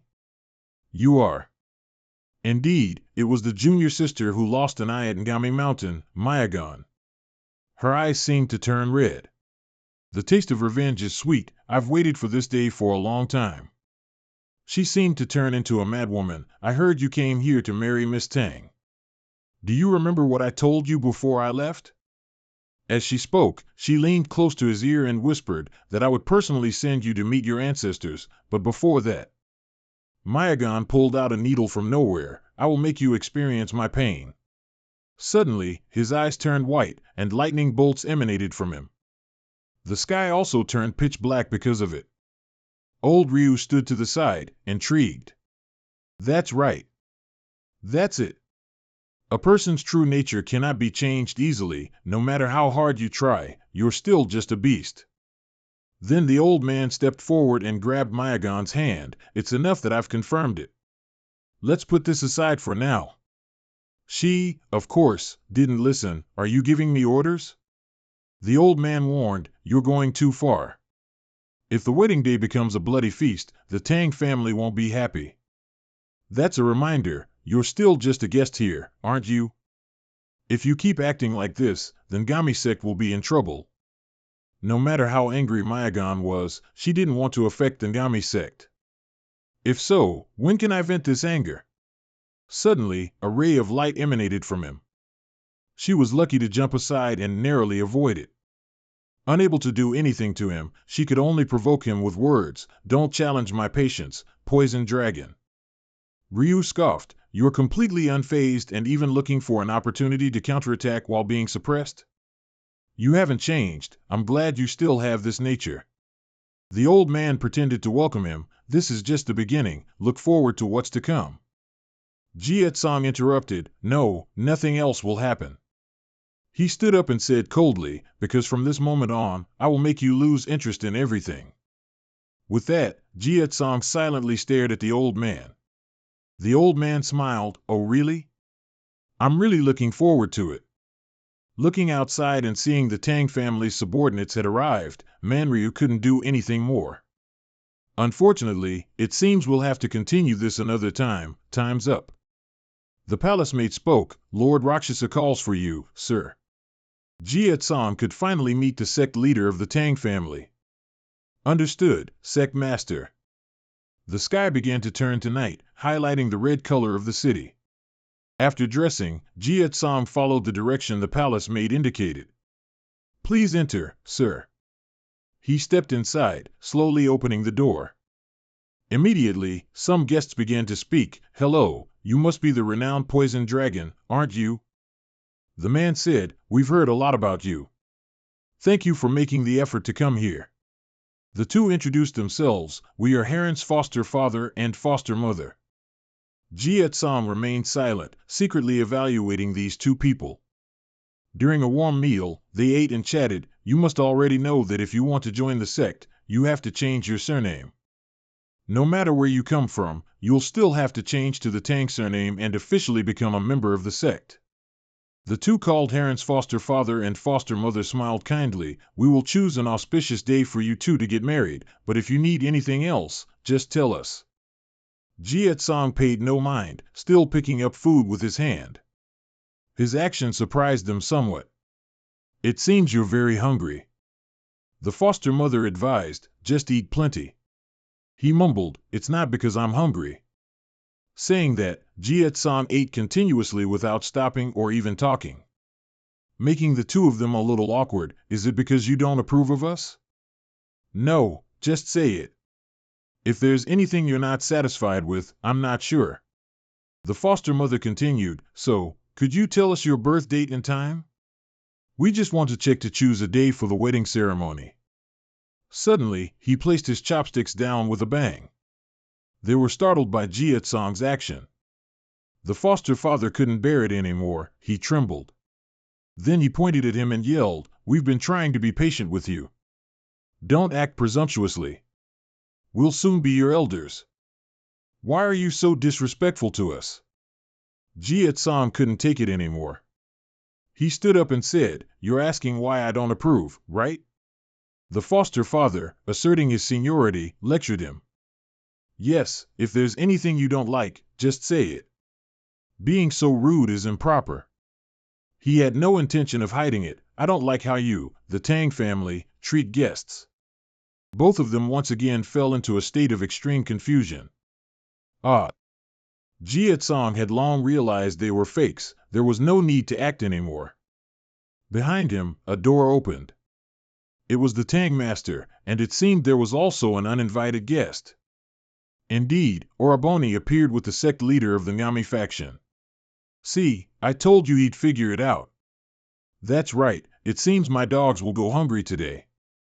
A group of soldiers approached, but luckily, I don't have to throw him to them. But on closer inspection, these people seem to be controlled.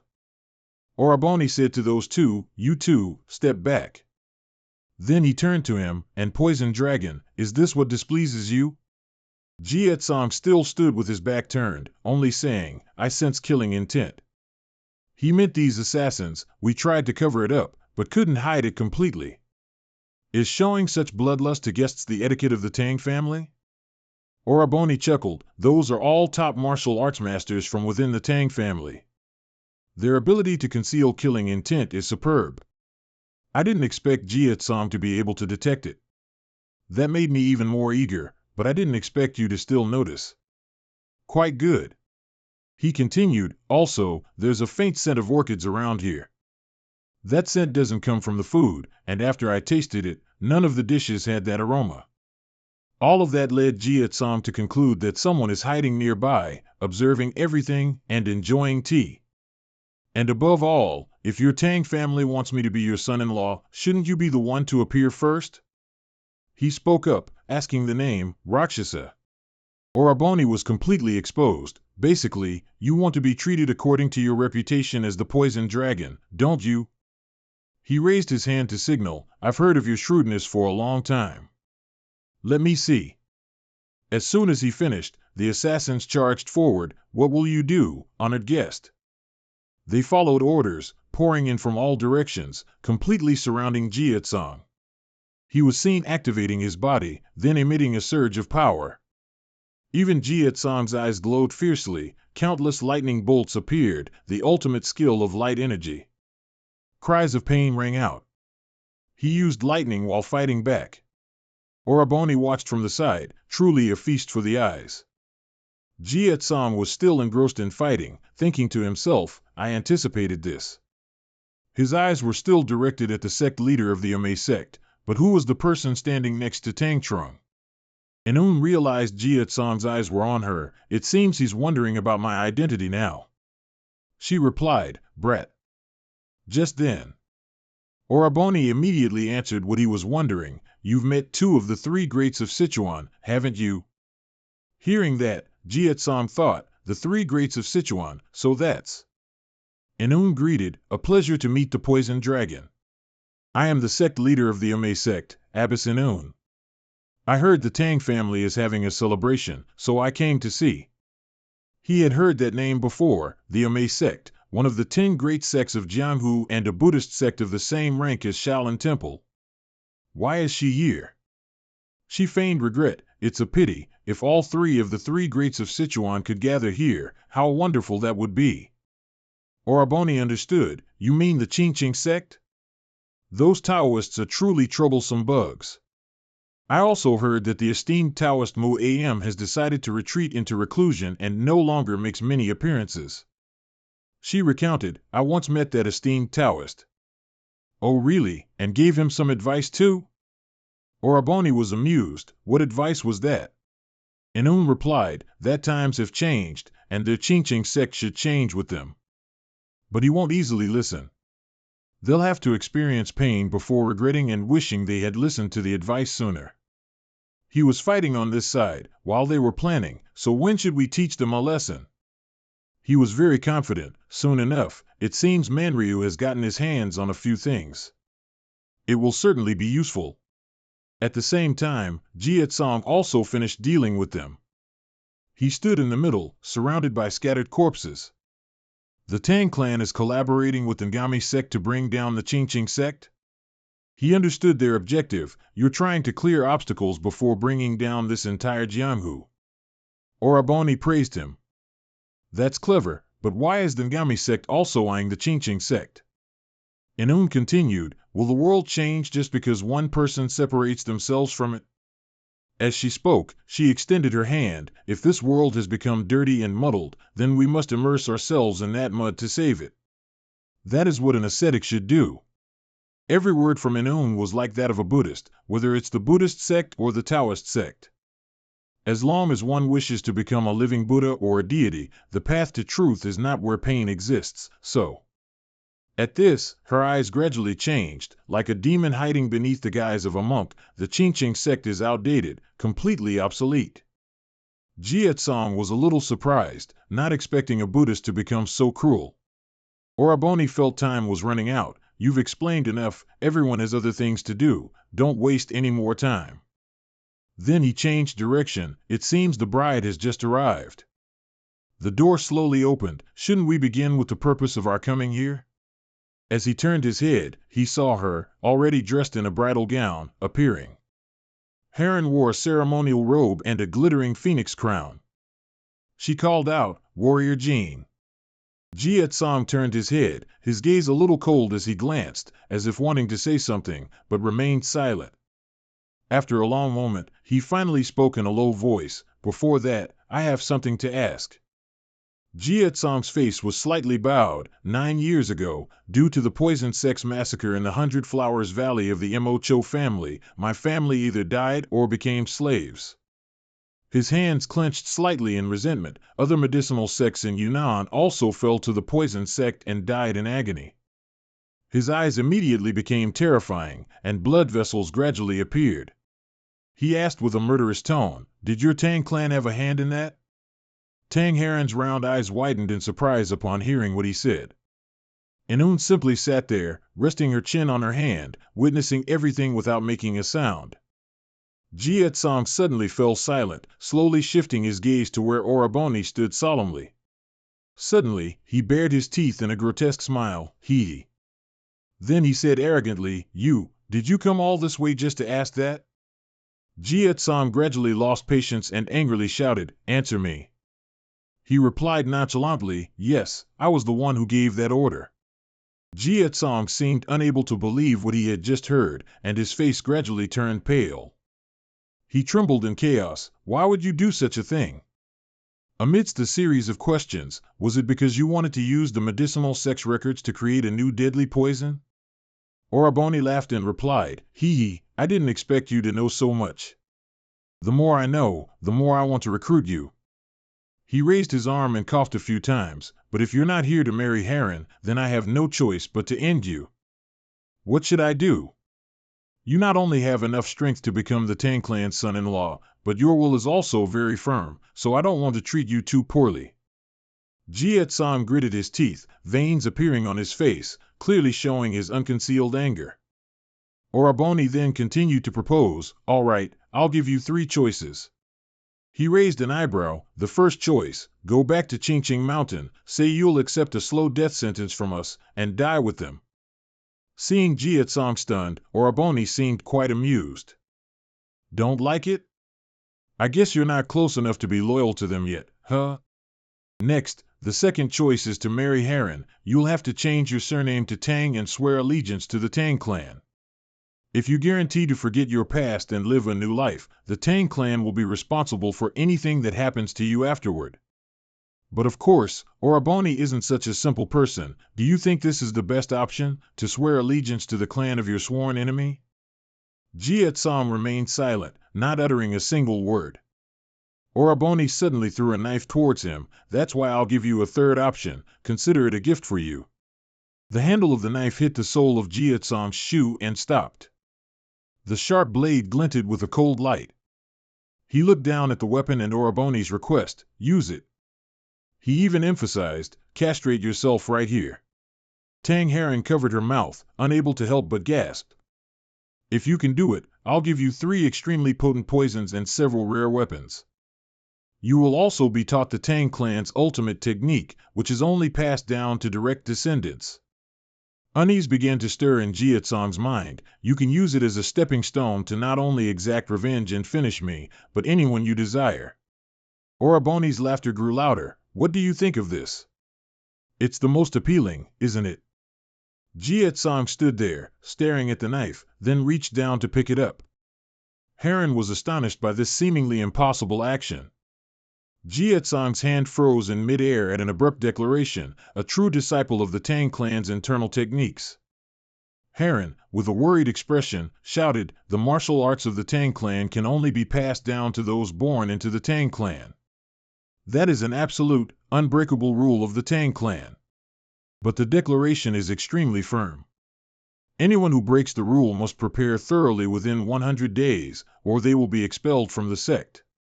That means if you learn the Tang clan's martial arts. Jiet Song pursed his lips slightly. Within 100 days, my ancestor will take your life. Don't agree. But in the end, he still decided to pick up the weapon, as if confirming his acceptance. I agree. Heron was stunned, even more so because of the revenge plot. Jiet Song raised the knife, and several small lightning bolts appeared. I will accept all risks. In a flash, the weapon appeared right in front of him, its tip just a few centimeters from Oroboni's nose. But instantly, a hand quickly grabbed the wooden handle, preventing the knife tip from piercing his face. That person was Inoon.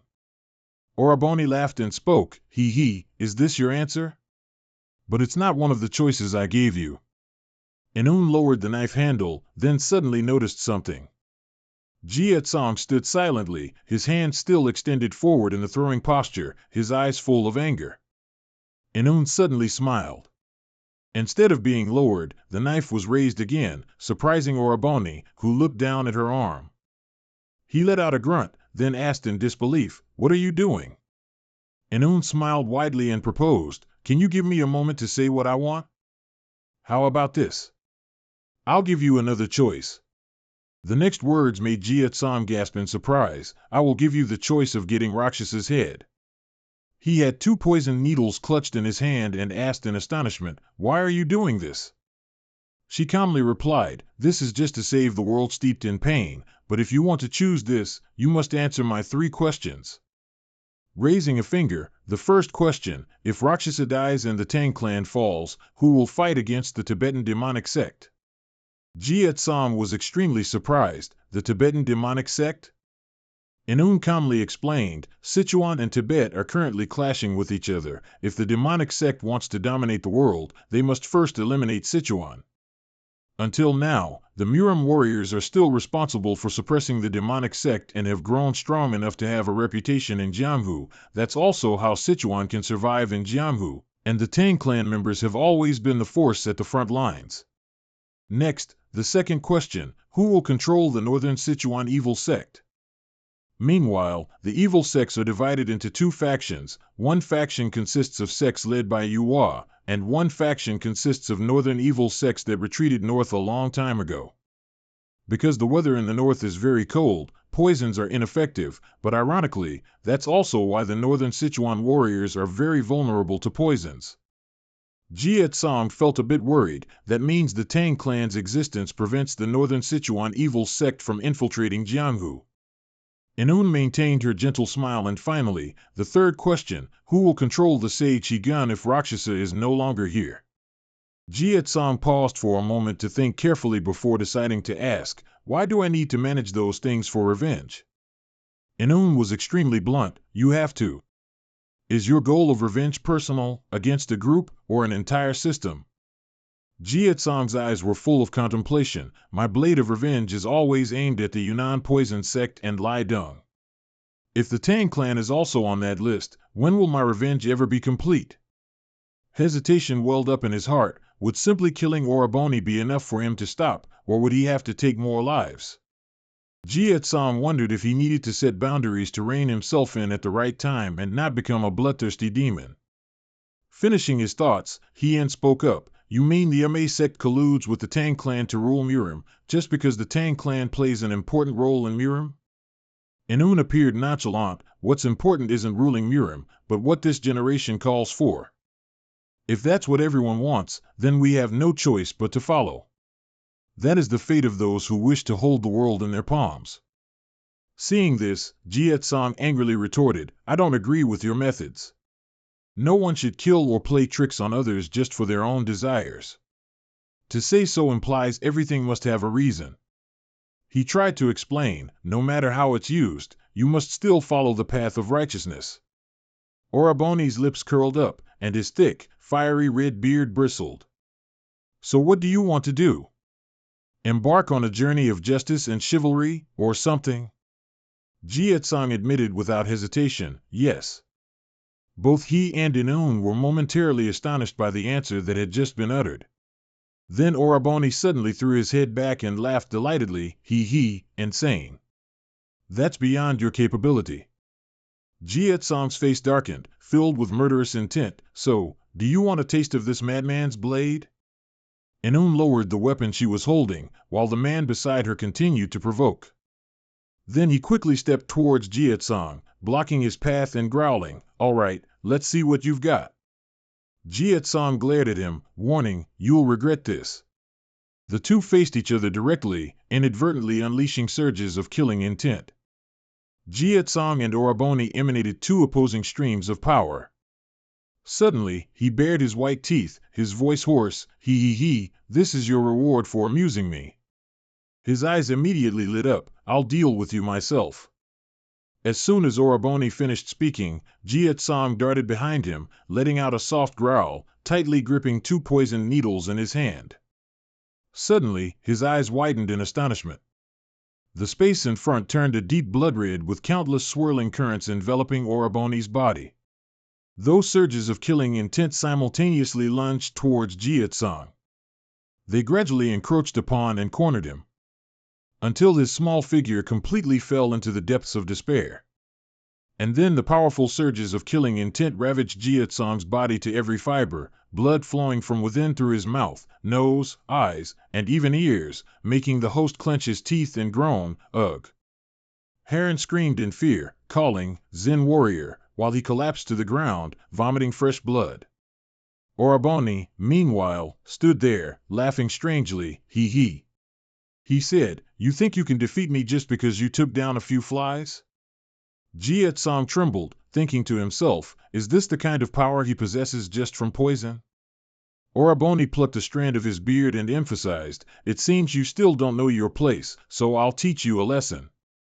That strand of hair immediately stood upright, forming a needle.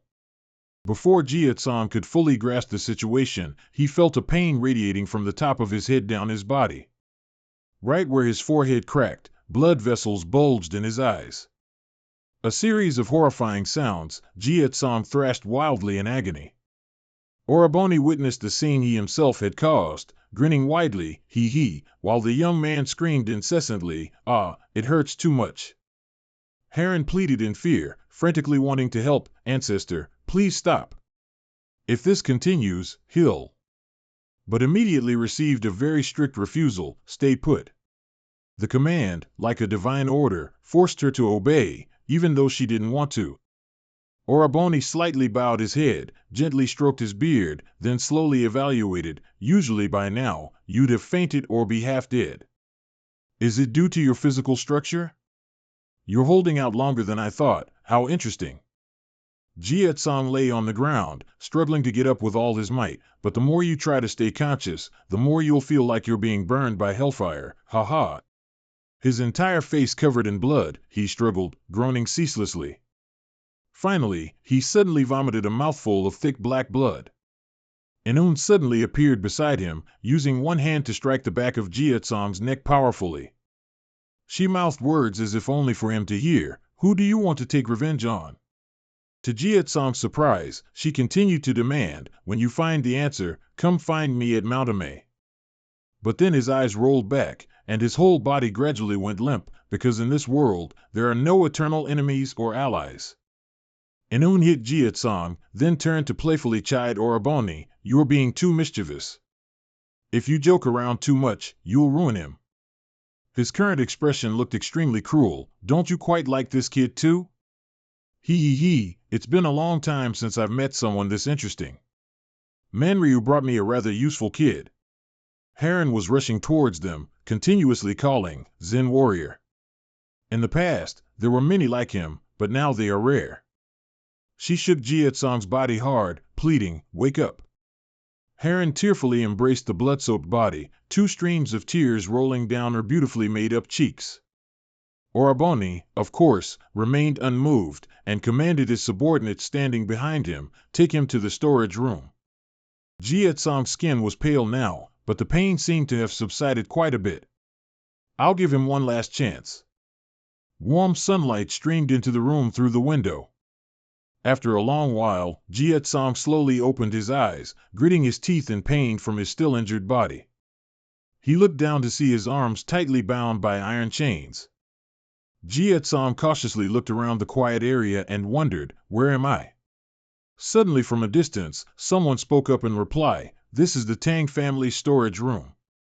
Receiving Jietsong's attention, the person continued to explain, a place containing 35,000 Buddhist scriptures and ancient handwritten documents, 20,600 bamboo books, 28,000 wooden books, and 5,500 martial arts manuals. Accompanied by slow footsteps, the descendants of the Tang family will be educated from this place from a young age. The man clasped his hands behind his back with a very stern demeanor. Finally, you're awake. Don't tell me you don't remember who I am? The corner of his mouth curved slightly into a bright smile. I'm Tang Rizam. The last time we met, there was also a Taoist priest from the Qingqing sect and Heron. Jietsong asked suspiciously, why am I here? He replied calmly, don't you remember? You fought with Rakshasa and lost miserably. According to Rizam's account, after that, you were disarmed and imprisoned here. This is a forbidden area only Tang family members are allowed to enter. It seems Rakshasa thinks you'll gain something here. Jietsong gradually became confused, and now I will convey Rakshasa's words to you.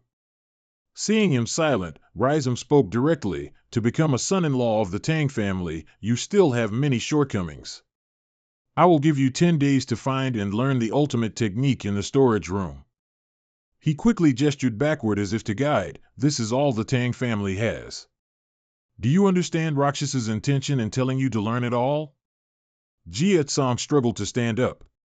Does he mean I have to choose between becoming a part of the Tang family or risking my life as an outsider who has mastered the Tang family's martial arts, right? Rizam immediately burst out laughing, exactly. You seem quite relaxed, haha. Jietsong straightened his clothes, muttering, panicking won't change anything. Knowing I'll be alive in 10 days is enough. His words seemed to offend Rizam's pride. You arrogant fool. He quickly changed his attitude, his tone angry. Do you know why I'm here to lecture you? Because I want to see what your true self is like. Every word was meant to taunt the person opposite him. You only act arrogant with the title of Poison Dragon or Terrifying Toxin. You don't deserve that title, nor are you qualified to set foot in here. Jietsong pressed his lips together slightly, silently listening. This test will show me your incompetence. I really want to see how you'll be after 10 days. Outside, the sunlight was slowly disappearing behind the majestic mountain range. I wonder what else Rakshasa wants. The subordinates looked bewildered. Even if he's a rare genius, mastering the ultimate technique in just 10 days is impossible. Rizam replied in a deep voice, Rakshasa wants to subdue this guy, that's why he gave him such an impossible task. His eyebrows furrowed slightly. He's never tasted failure before. We can't let him join. If he still hasn't realized how flawed he is. The man next to him listened, then asked curiously, so, we hope he loses, right? What then? He suddenly grinned. Rizam, revealing his plan, will break his limbs and throw him into the serpent's lair. He'll constantly have to avoid being bitten by those snakes while being unable to move. When he's hungry, he'll have to bite and swallow the snakes, but they have parasites. The more he eats, the more his stomach will ache, and after a month of agony there. Finally, the hidden cave will welcome Jietsong. The subordinate flinched nervously. The hidden cave? I've only heard whispers about that place. Will he even remain sane? Rizam looked assured. That's what Rakshasa wants, to destroy his sanity and retrain him from scratch. The man next to him was a bit taken aback. What if he decides to join us midway through? Back in the room, Jietsong was filled with all sorts of thoughts. Even if they're really here, I still don't have enough information to find those techniques. He was searching through the giant bookshelf, but what I need right now isn't those ultimate techniques. Carefully turning each old page, I have to find that silver path to escape this place. As the book reached its middle section, suddenly, Jietsong's eyes widened in surprise. This is... While he was busy, someone abruptly kicked Jietsong hard in the chest. Because of this, he fell off the wooden ladder, taking several books with him as they scattered across the floor. It turned out to be Rhizome, still seemingly annoyed by Jia Tsong's demeanor, yelling noisily, "I can't believe you were hit so hard and still didn't make a sound. What a stubborn fool." He finally turned his back. "But there's not much time left. I assure you, I'll curb your arrogance as soon as this is over." The group left amidst delighted laughter and mocking, leaving Jia Tsong to his misery and the mess behind him. He sighed wearily, yet his demeanor still showed no concern. Struggling to stand up again, he mused, "They took all the weapons and poison powder I prepared.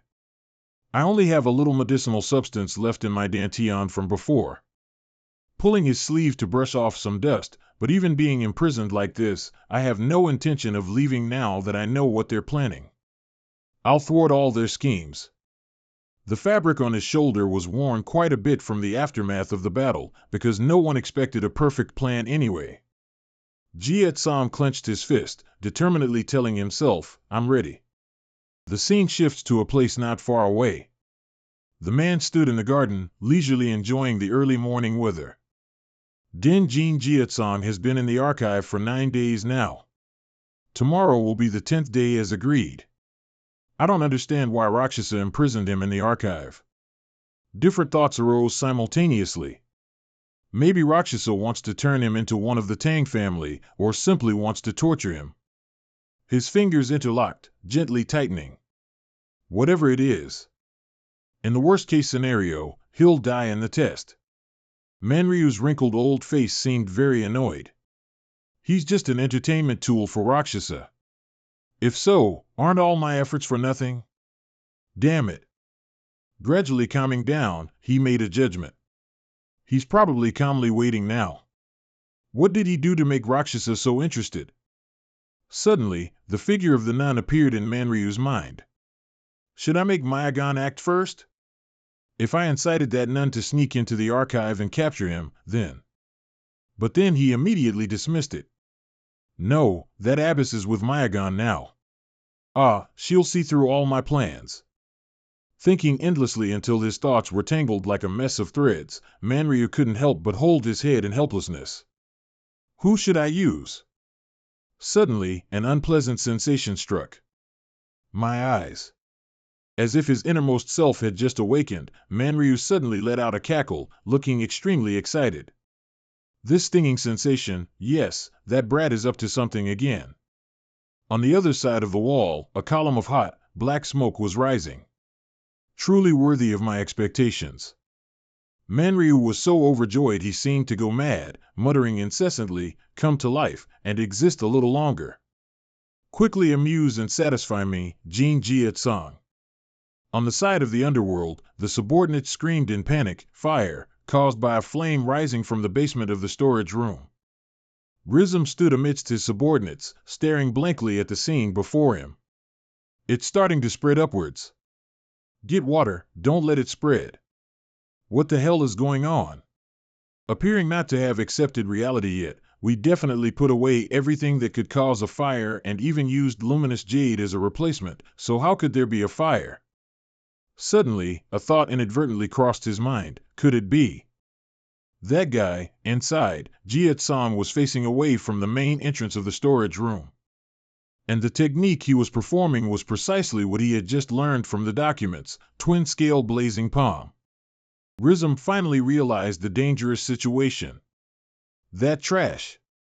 He should be stuck in those martial arts manuals instead of doing this superfluous thing.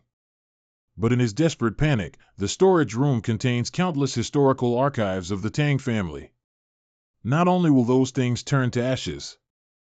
If the fire spreads to the Tangsek's trading hall above, many ledgers and money will be burned to ashes, and the Tang family's business will be ruined. Veins began to bulge all over his arms.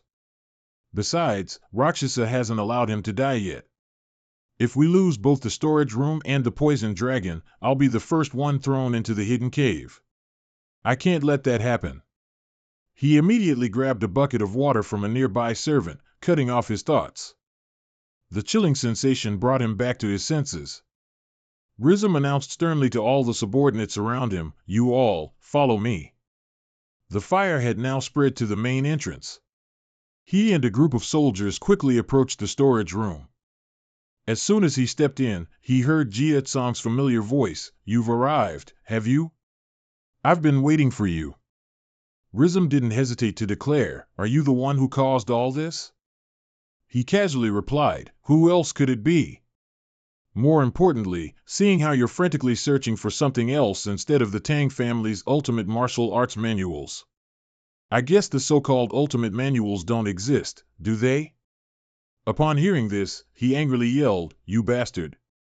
Show yourself!" Facing the warning, "Quickly find him for me." He can no longer resist. Jia Tsong, hidden behind a bookshelf, remained completely calm, "But I still have my martial arts." He opened his eyes wide. "The first technique I learned when I first stepped in here. The technique that allowed Jia Tsong to start a fire just by channeling his inner energy. It had given him a tiny glimmer of hope for escaping from here." Rizum pushed a bookshelf and shouted, "Are you talking about setting the storage room on fire?" "Yes." Preparing 3 small needles clamped between his finger joints, and once the fire erupts, it will naturally attract the butterflies, 12 flying darts. Then he immediately shot them forward with force. 3 powerful needles embedded themselves in the necks of several soldiers, who cried out in pain, "Ak, ah, ah." Another needle was caught by Rizum's hand. He gritted his teeth and said, "I clearly confiscated all your weapons, yet this." The soldiers who were hit collapsed to the ground in an instant, their faces turning purple, mouths agape like fish out of water, which surprised Rizum. "Is it poison?" Jia Tsong seized the opportunity, appearing just then. "I broke some bookshelves and used their fragments. Don't forget there are many ways to hide poison in objects." He stood leaning against a nearby pillar, looked at the enemy, and continued, "But weren't you planning on teaching me a proper lesson? I'm right here." Rizum gnashed his teeth, momentarily provoked. His body suddenly began to tremble. "I've been through a lot to reach this position, even though I've always been looked down upon as an illegitimate descendant of the Tang family." Unable to hold back any longer, Rizum stepped forward. "How dare a mere brat like you destroy everything I've achieved?" He used the 3-yang poison palm technique along with a curse, "Go to hell." Jia Tsong, opposite him, calmly assumed a defensive stance. The technique he was performing was twin-scale lesser palm. As the 2 sides were about to clash, suddenly, the power in Jia Tsong's palm converged, looking like a block of ice. Rizum froze in midair, wanting to retreat, but it was too late. A tremor occurred, shaking the storage room, and dust flew everywhere. Amidst the chaos, a few coughs echoed. Rizum covered his mouth with difficulty. "This is..." Jia Tsong immediately explained, "Something that appears from pollen, mold, rotting wood fragments, and insect carcasses that have been left out for a long time." "Dust." Rizum glanced, noticing a figure looming behind the thick smoke, while the voice continued steadily, "This is my second ray of hope." Blood began to flow incessantly from specific spots. Dust is a natural toxin, often used to target the lungs and cause shortness of breath. They also cause infections and irritation in the eyes and nose, depending on the user's purpose, based on the environment or situation. Jia Tsong scoffed, "But I didn't expect you to let down your guard just because I have nothing left on me. It seems you're just a second-rate poison tester." Rizum saw that the enemy was now outside the door and stammered, "Where are you going?" He replied coldly, "It's not too late for you. Try looking through those books, who knows? You might find a technique that helps you escape from here." Ignoring the plea, "Wait, I'm not done with you yet." The wooden door slowly closed before Rizum's stunned eyes. "Stop right there, poison dragon." The sky turned gloomy. Heron stood in the middle of the room, her heart uneasy. "It's been so noisy outside, and all my servants have left." She covered her nose with one hand. The air carried a faint smell of smoke. "Don't tell me Jean the warrior has done something." Suddenly realizing something, Heron turned around and hesitantly asked, "Jean the warrior?" A figure stood right at the main door. But that person was none other than Old Man Ryu, his body covered in fresh blood, with a grin stretching to his ears. Heron was startled, frowning as she spoke. Manryu? Then she turned to look directly at him with utter disgust. Why are you here? He walked closer to her, replying, No need to be wary, I'm not here to devour you or anything. His footsteps broke the silence. I just want to chat for a bit. However, a sudden question momentarily panicked Heron. What do you think of Jin Jia-song? What? Manryu smiled sinisterly, saying, Initially, you vehemently opposed this marriage. But in the end, you brought him here to marry according to my will. I always wonder if your feelings have changed. The old man spoke frankly. Is it possible that you've gradually developed feelings for him? She immediately showed annoyance. Why are you curious about this? Manryu pulled out a cloth-wrapped package with the Tang family's name etched on it, extending it towards her. Because depending on your answer, I might or might not give you this to pass on to him. Fumbling to open the item, its contents immediately surprised Heron. This is... Manryu calmly listed each item, the antidote for Duhoa and the tiger-potent medicine, and one more thing, but I don't know what it is. I just picked it up because it looked useful. Heron carefully picked up the item for examination. This is the soul-flying arrow, one of the 10 most supreme weapons of the Tang family. Then, her face filled with worry, but to bring it out here, did you touch the Tang family's treasury? Manryu suddenly became much more excited when he heard the item's name. It's the soul-flying arrow. It seems I got lucky. Everyone had been summoned away for external matters, so there weren't many guards left. I still had to kill 1 or 2 people anyway. Heron quickly erupted with a surge of aura and rage. What did you say? How dare you take our people's lives and steal things right here in the Tang family territory? The old man replied without hesitation. It was due to the urgent situation, Jin Jia-song. The next words completely shattered Heron's composure. He already set fire to the storage room and escaped. Jin warrior. Her face turned pale, so that smoke smell was. Not waiting for the person next to her to finish, Manryu cut in, yes. He did it. He knew he couldn't confront Rakshasa, so he must have escaped here early. From beginning to end, the old man's gaze had always observed every one of Heron's expressions to find a way to grasp her, but there are still dozens of people chasing him, right at this moment. Indeed, she didn't doubt it, seeming to have completely believed the man's words. He needs someone to help. He didn't even care about Heron's changing expression, emphasizing, I really want to help him. But I need to leave this place due to personal reasons. That's why I brought these things here, hoping they'll be useful. I hope so. His tone suddenly deepened. So, do you want to help him? Faced with such urgent pleas, if you don't decide quickly, he'll die. Heron just stood silently, her lips slightly pursed, still seemingly very hesitant. A myriad of thoughts swirled in her head. I fulfilled Rakshasa's command card to bring him here. If I help him now, I'll become a traitor and be expelled from the Tang family. Sweat began to dot her beautiful face. I won't be able to continue my dream of becoming the Tang family's sect leader anymore. The answer is clear, isn't it? Heron clenched her teeth, but Her eyes were full of contemplation, while Manryu stood beside her, calmly waiting for her decision. The fire in the storage room not only couldn't be extinguished but was even burning more fiercely. Oraboni stood from a distance, witnessing everything, and couldn't help but exclaim, he's gone too far. His face wrinkled in annoyance. That brat, you've crossed the line. His mind was in extreme turmoil. The fire has spread to the Tang family's healing room. We won't be able to work for a long time. Just that will cause a considerable drain on our treasury.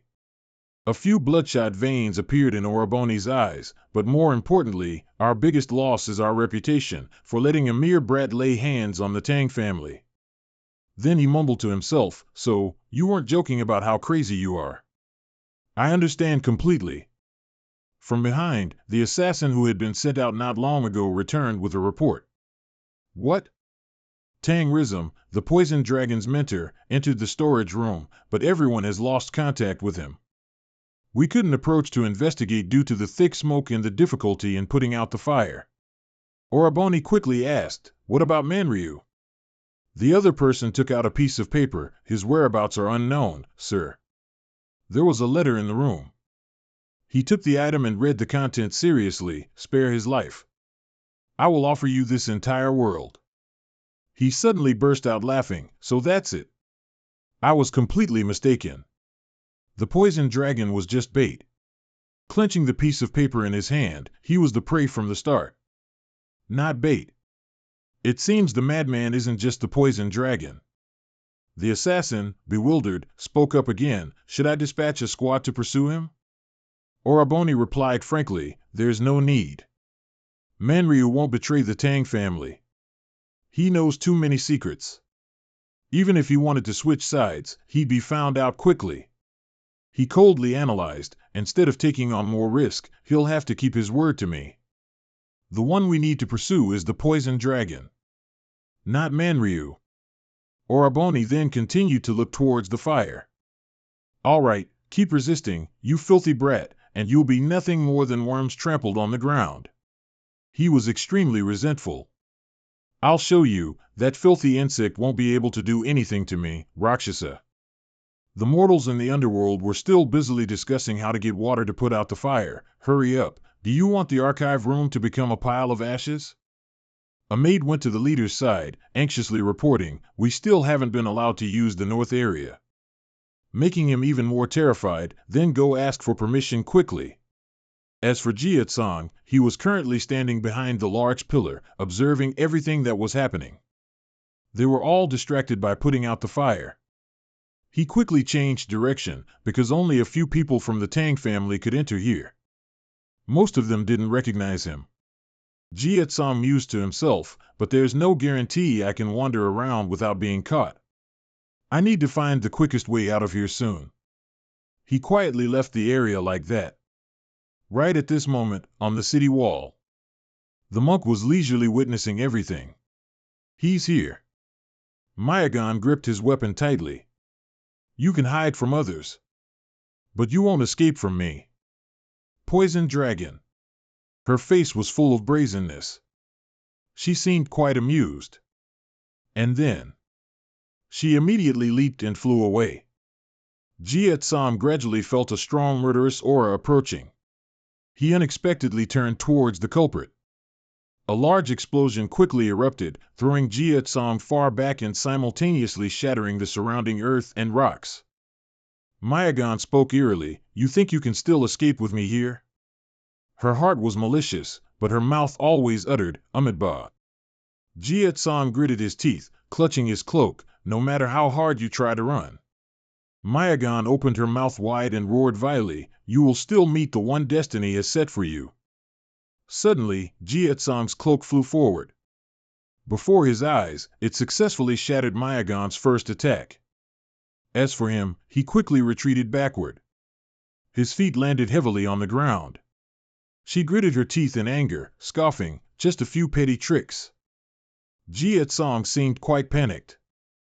He was trying to find a way to change the situation. Mayagan forcefully tore the cloak, it won't work on me. Then she swung her sword to strike but was suddenly blocked by an iron chain. The clash of sword and chain rang out with a deafening sound. Screech! Mayagan smiled eerily, that won't stop me from killing you. The collision made the weapon in Jia-tsang's hand waver. That chain will soon break, just like your life. Faced with such weak resistance, Mayagan scoffed, even the Buddha would have trouble saving you now. While she was gleefully cursing, become a wandering ghost. Then suddenly from afar, a red cord came flying from somewhere and wrapped tightly around Mayagan's arm. Surprised, she turned her head to look in the direction the strange object had come from. Jia-tsang was also bewildered. Someone had stepped in to help, successfully saving him from a fatal blow. Neatly dressed with striking red hair, who are you? Heron smiled and said, warrior, I've come to save you. Jia-tsang now looked extremely surprised, Miss Heron? Mayagan intently scrutinized the enemy for a long time to make sure she wasn't seeing things. Did I hear that right? She raised an eyebrow slightly, you just said you came to save him? Heron resolutely replied, yes. Mayagan was surprised upon hearing this, isn't he the criminal the Tang family is hunting down to kill? Why would you? The opposite side suddenly fell silent, making her feel momentarily confused. But eventually she returned to the main point. I thought it was some kind of scheme for the Tang family to accept this trash. It seems that's not the case, is it? I never thought you'd betray your family just for a romantic relationship. Suddenly, Mayagan's body radiated killing intent, and she ground her teeth, warning, "You need a good lesson." Heron realized the critical situation and quickly shouted, "Excuse me, but I don't accept sermons from a zealot like you." As soon as she finished speaking, she channeled power into the whip. Mayagan's restrained arm bled, startling the monk. The pain made her increasingly uncomfortable. Isn't that the Guei-Tu whip, the Tang family's divine weapon? Her train of thought was quickly interrupted by a figure rushing towards her. Heron put all her force into her knee and punched Mayagan hard in the face. She flew backwards, separating from Jia-Tsong at the same time. She rolled a few times on the ground and then hit the stone wall. Heron hurriedly ran to Jia-Tsong, looking concerned. "Can you still move?" She reached into her pocket and pulled out a package the Tang family had prepared beforehand, giving it to him. "Thank goodness. Take this." "What is this?" Heron seriously explained and proposed, "It's an antidote for Du Hoa. Let me deal with Mayagan, you leave here now." Seeing this, Jia-Tsong was full of questions. "Why are you doing this? You don't owe me anything else." She lowered her head, her face slightly melancholic as she replied, "I didn't come here for that." Just as she was about to explain, "It's just that a small light flashed in the dense smoke." The dust turned into a whirlwind, angrily blowing straight towards the two of them. Heron was surprised, and instinctively swung her weapon. With just one whip from her, whatever was in the smoke stopped. Heron's eyes darted, and she angrily ordered Jia-Tsong, "Go now. There's no time to explain. This commotion will soon draw everyone here." But he was still stunned. "You still have something to do, don't you?" Suddenly, Mayagan's shrill voice echoed, "How dare you chat while I'm still here, you filthy, treacherous whore." Now she looked no different from a raving lunatic. "It seems you're rotten too. I'll take care of both you and that poisoned dragon." Then she gritted her teeth and glared at the two of them. Heron ignored the monk's words and continued to counterattack. But this time, she quickly dodged the blow. Mayagan's eyes bulged, blood vessels popping up. Heron's face darkened, and she began to put more force into her arm. This move unintentionally created a terrifying tremor. The space in front was covered in dust. Loud footsteps stomped on the ground. Mayagan took advantage of the obscured vision, lunging forward with the intention of a surprise attack. She powerfully propelled herself, using a demon-slaying kick to forcefully strike Heron's body. She couldn't react in time and was thrown backward. The series of loud noises made Jia-Tsong, who was covered in injuries, cry out in alarm, "Lady Heron." She painfully groaned, her brows tightly furrowed, her strength gradually depleting. Mayagan didn't stop but continued to rush towards Heron. Jia-Tsong couldn't just stand by anymore. Just as Mayagan tightly gripped her sword with both hands, a flash of killing intent gleamed in her eyes as she struck fiercely. Heron paled but could only watch as her life drew closer to death's door. Jia-Tsong immediately cast the 9 Radiance Wall spell and broke the chains. But a word Heron didn't utter made him snap out of it. She used her whip to shatter Mayagan's sword and said loudly, "Don't worry about this fight anymore, go now." Heron was resolute. "I am merely a person who carries the bloodline of the family that destroyed your life. This is my way of atoning. So continue on your path." Jia-Tsong unwillingly shouted, but not letting him finish his sentence, Heron interrupted again, "You'll only hinder me here. I am the legitimate descendant of the Tang family. She can't take my life." Her tone gradually became more urgent. "Please," her hands trembled, seemingly unable to hold on much longer. Jia-Tsong was momentarily in chaos, his eyes tightly shut, his heart tangled. Finally, he decided to leave the area. Mayagan was startled, watching him go, and hastily tried to break away from Heron. "Do you think I'll let you escape?" But she quickly grabbed her sleeve. "Me neither, I won't let you chase him." Mayagan was so angry that veins popped up on her face. What is this meaningless resilience? You're telling me I can't kill you because you're one of the legitimate descendants of the Tang family? I already told you that I would destroy everything related to that demon. Heron smirked and replied, I know you don't care about that. I was just lying to him, otherwise he wouldn't leave. Seeing this, Mayagan gnashed her teeth and coldly snorted. Then she swung her leg and powerfully kicked Heron in the chest. Mayagan stood there like a demon, looking down at her with a terrifying voice. So you're ready to go to hell, are you? Heron was choked, her mouth wide open, gasping, a whore consumed by lust, ak. Rage consumed Mayagan's mind, repentant suffering, then attained Buddhahood. The situation was dire, when suddenly, a woman approached and intervened with her hand. Stop right here. Mayagan immediately recognized the voice, but still wanted to confirm the person. It turned out to be Inun, smiling radiantly. I won't allow you to kill her. The words were gentle, but the meaning was firm, making her utterly terrified. What? Sect leader, don't stop me. She pressed her foot against Heron's chin, making her whole body tremble and strain. Mayagan kept stomping on her, pointing her finger, and loudly yelling, she doesn't deserve to live for aiding the poison dragon, she must die, damn it. Inun covered her head helplessly, sighing exasperatedly as she chanted a spell. She screamed with all her might when she saw the fist approaching her face. I won't compromise this time. I will personally end her. The fist hit her face, making her flinch, and Mayagan's eyes widened. Inun didn't even need to look to punch the raging fellow far away. She flew through the air like someone who had lost their soul. She covered her head, not daring to face reality. Heron also held her breath and watched. That person flew and crashed through several walls. It was unclear if her form remained intact. There was a hole in the wall, with smoke and dust flying everywhere, and Inun remained in the same posture. Even though she was hit hard, she quickly stood up with her staff. Sect leader, what are you doing? She slowly approached and explained, that's not good, I clearly told you not to do it. Since when have you been so stubborn, huh? Inun walked, smiling with squinted eyes like a living bodhisattva, gently asking, have I been too merciful to you lately? She was fuming, her eyes wide, grinding her teeth, saying, but, does this mean I'm being humiliated again? Even if you stop me, right now, I can't. Before she could finish her sentence, 5 fingers intimately made contact with Mayagan's cheek, sending her face flying at a 90-degree angle. Covered in injuries, she screamed in disbelief, sect leader. Another hit on the opposite side to even it out. Immediately after, she gave her a flurry of slaps until she was almost enlightened. It seems you're still not very clear-headed. Inun's face was calm as if nothing happened, her hands moving swiftly as she said, I told you not to let your emotions control you, didn't I? If you keep acting like this, what will others think of Mountame?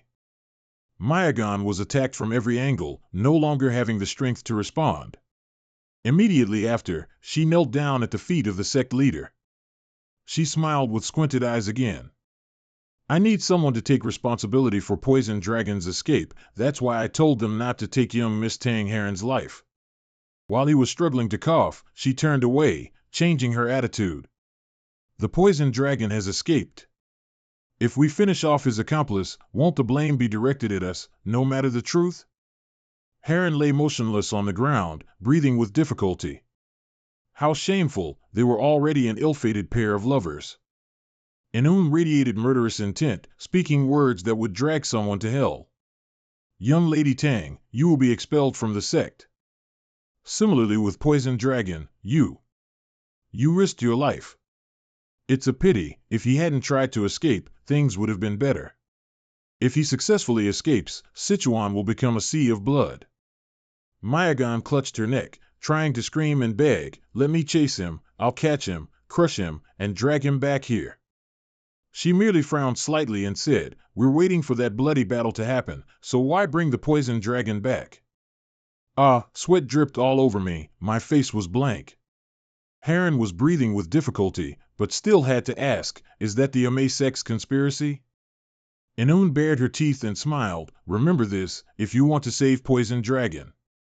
You'd better learn to shut your mouth. Heron closed her eyes tightly. The capital was ablaze, smoke billowing. Late at night, the full moon peeked out from behind the clouds. In the quiet room, someone was restlessly pacing back and forth. Oraboni was pacing in circles, making the elderly woman exclaim, "Oh my goodness! It's been a long time since I've seen you so agitated and unable to decide anything, big brother." He scowled, looking extremely annoyed. "How can I be at ease? This is a big deal. Even though I tried to keep anyone from discussing it further, I'm sure the entire Jianghu already knows. This place is still a mess, and that fellow is nowhere to be found. I really don't understand." She burst into a delightful laugh. "Ho ho ho. This woman was the Tang family sect leader from Sichuan, Madame Plum Blossom Tang Yoc. She clasped her hands together and asked, "Should I take responsibility myself and let others criticize me?" Oraboni turned his back and replied, "Do you think I'm like this because I'm afraid of criticism? The archives have already burned to ashes. There's nothing more we can do." "Then what is it?" His pupils constricted to black dots, and he glared, replying, "If we no longer have the archives, then we should have kept him in sight before. I imprisoned him in the archives so he could prove his worth. If he angered me but still proved himself, I would subdue him and make him my useful tool." Her eyes sparkled as she continued, "But you not only failed to subdue him, you also allowed him to break free from all your restraints." He seemed to have been struck where it hurt, his eyes blazing with fury. "I won't let this slide, especially Heron. I won't forgive her for letting him escape." Tang Yoc bowed her head and asked, "If you think so, isn't it all due to Mang Rio's conspiracy? He left a dangerous task to Heron. And then he fled." He spread his hands, raising his voice. "That's precisely the problem. As a descendant of the Tang family, to fall into such a foolish trap." Then Oraboni paused, took a breath, and calmly continued, "How should we deal with Heron? You know the family laws better than I do. Just say what you think." She bowed her head, appearing to ponder, then said, "One who betrays the sect must receive appropriate punishment, even if they are a direct descendant. Therefore, she will be sent to a dark, gloomy prison for aiding Poison Dragon's escape and defying the sect's wishes." She sat behind the iron bars, sternly accusing, and for the act of handing over the soul-snatching dart, a family treasure, to an outsider, you will remain behind these bars. Yoc clenched her hands, the corners of her mouth turning down, and because you could not control your emotions after giving your heart to Poison Dragon. You will continue to wear the Phoenix crown and robes of atonement until Poison Dragon is captured. If we don't do this, the Tang family's reputation will be completely ruined. Heron, quickly accept your punishment. It is the responsibility of someone born to dedicate themselves to the clan." She knelt, her face bowed, without saying a word. In the end, Heron still had to speak. "Yes, matriarch."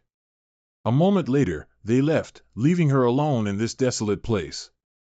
Suddenly Heron fell heavily to the ground, and then burst out laughing, "Ha ha." She lay motionless on the spot and said, "A prisoner wearing wedding attire? I've truly become an ill-fated lover." Her dark eyes filled with sorrow. "Warrior Jean, you've safely left, haven't you?" She said nothing more, looking into the distance. "For the sake of revenge, you even set yourself on fire.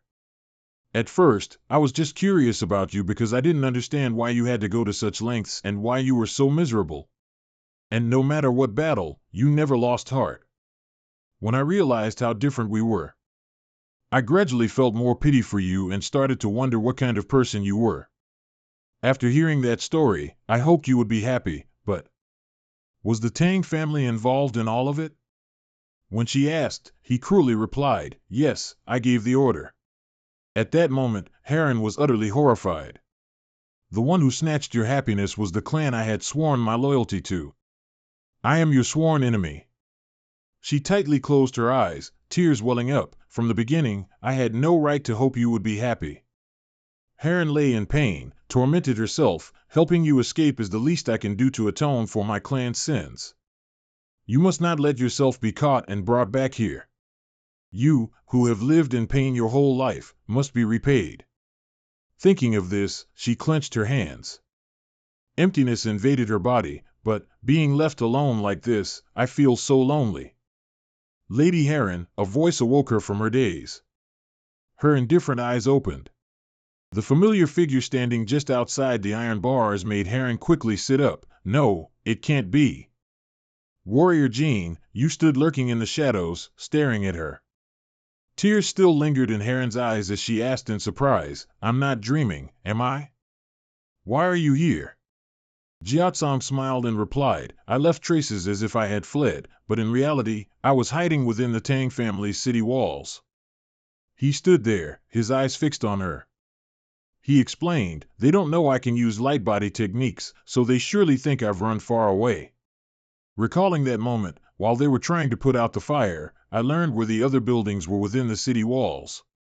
When I heard you were imprisoned here, I disguised myself as a guard and snuck in. Heron frantically grabbed the bars, saying loudly, That's not what I meant. Why did you come back here? Why didn't you just run away?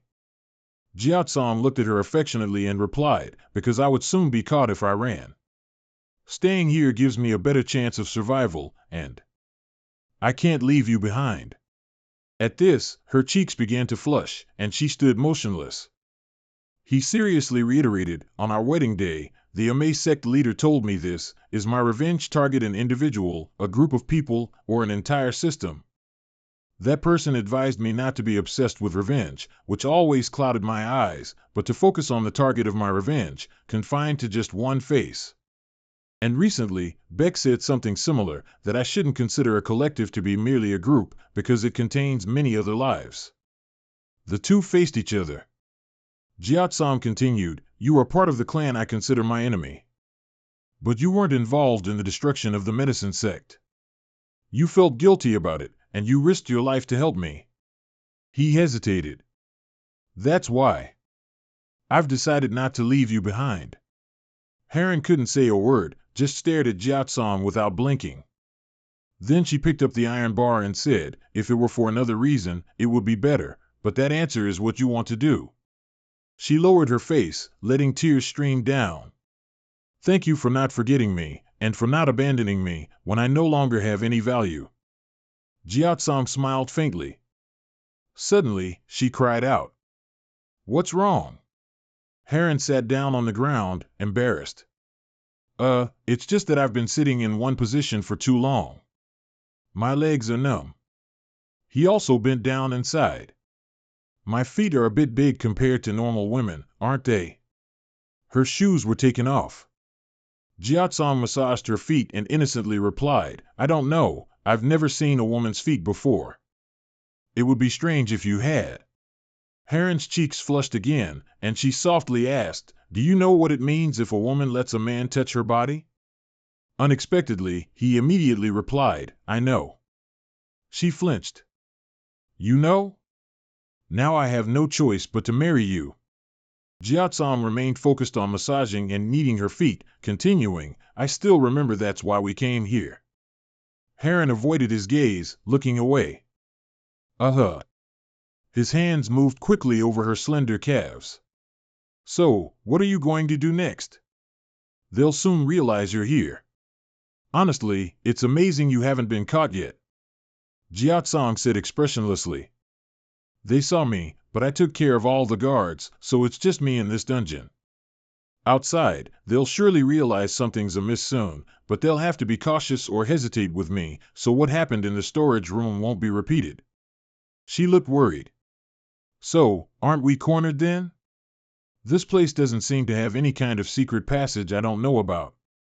He maintained the same expression. That's right, I've looked at the structure here, but there's nothing. However, I did find this.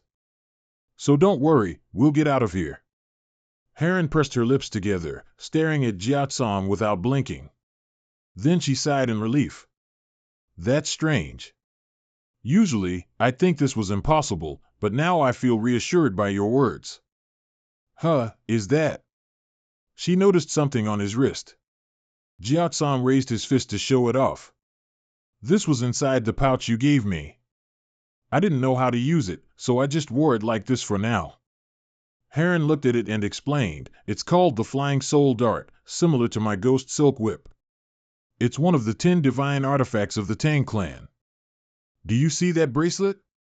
If you channel your internal energy into it, threads so fine they cannot be seen with the naked eye will be shot out. He did as she said. They are sharper than any divine sword and will cut through anything they touch. Even techniques like the iron skin or golden bell shield cannot stop them. Heron smiled gently and said, from now on, that will be your weapon. It seems we still have some time. I will teach you how to use it. I'll also impart a few Tang clan techniques to you, just in case. Jiatsong narrowed his eyes, silently looking at the bracelet. In the Tang clan sect leader's room, the man who received the news was stunned. What did you say? That guy is in the dungeon? It seems so. A few of our guards came to change shifts. The messenger was a bit worried, saying they found the previous shift's guards lying on the floor, and there were reports of quite a lot of poison at the dungeon entrance too. They've discovered the presence of someone else in the dungeon, haven't they? He must still be there. He crumpled the paper in frustration. So that's it.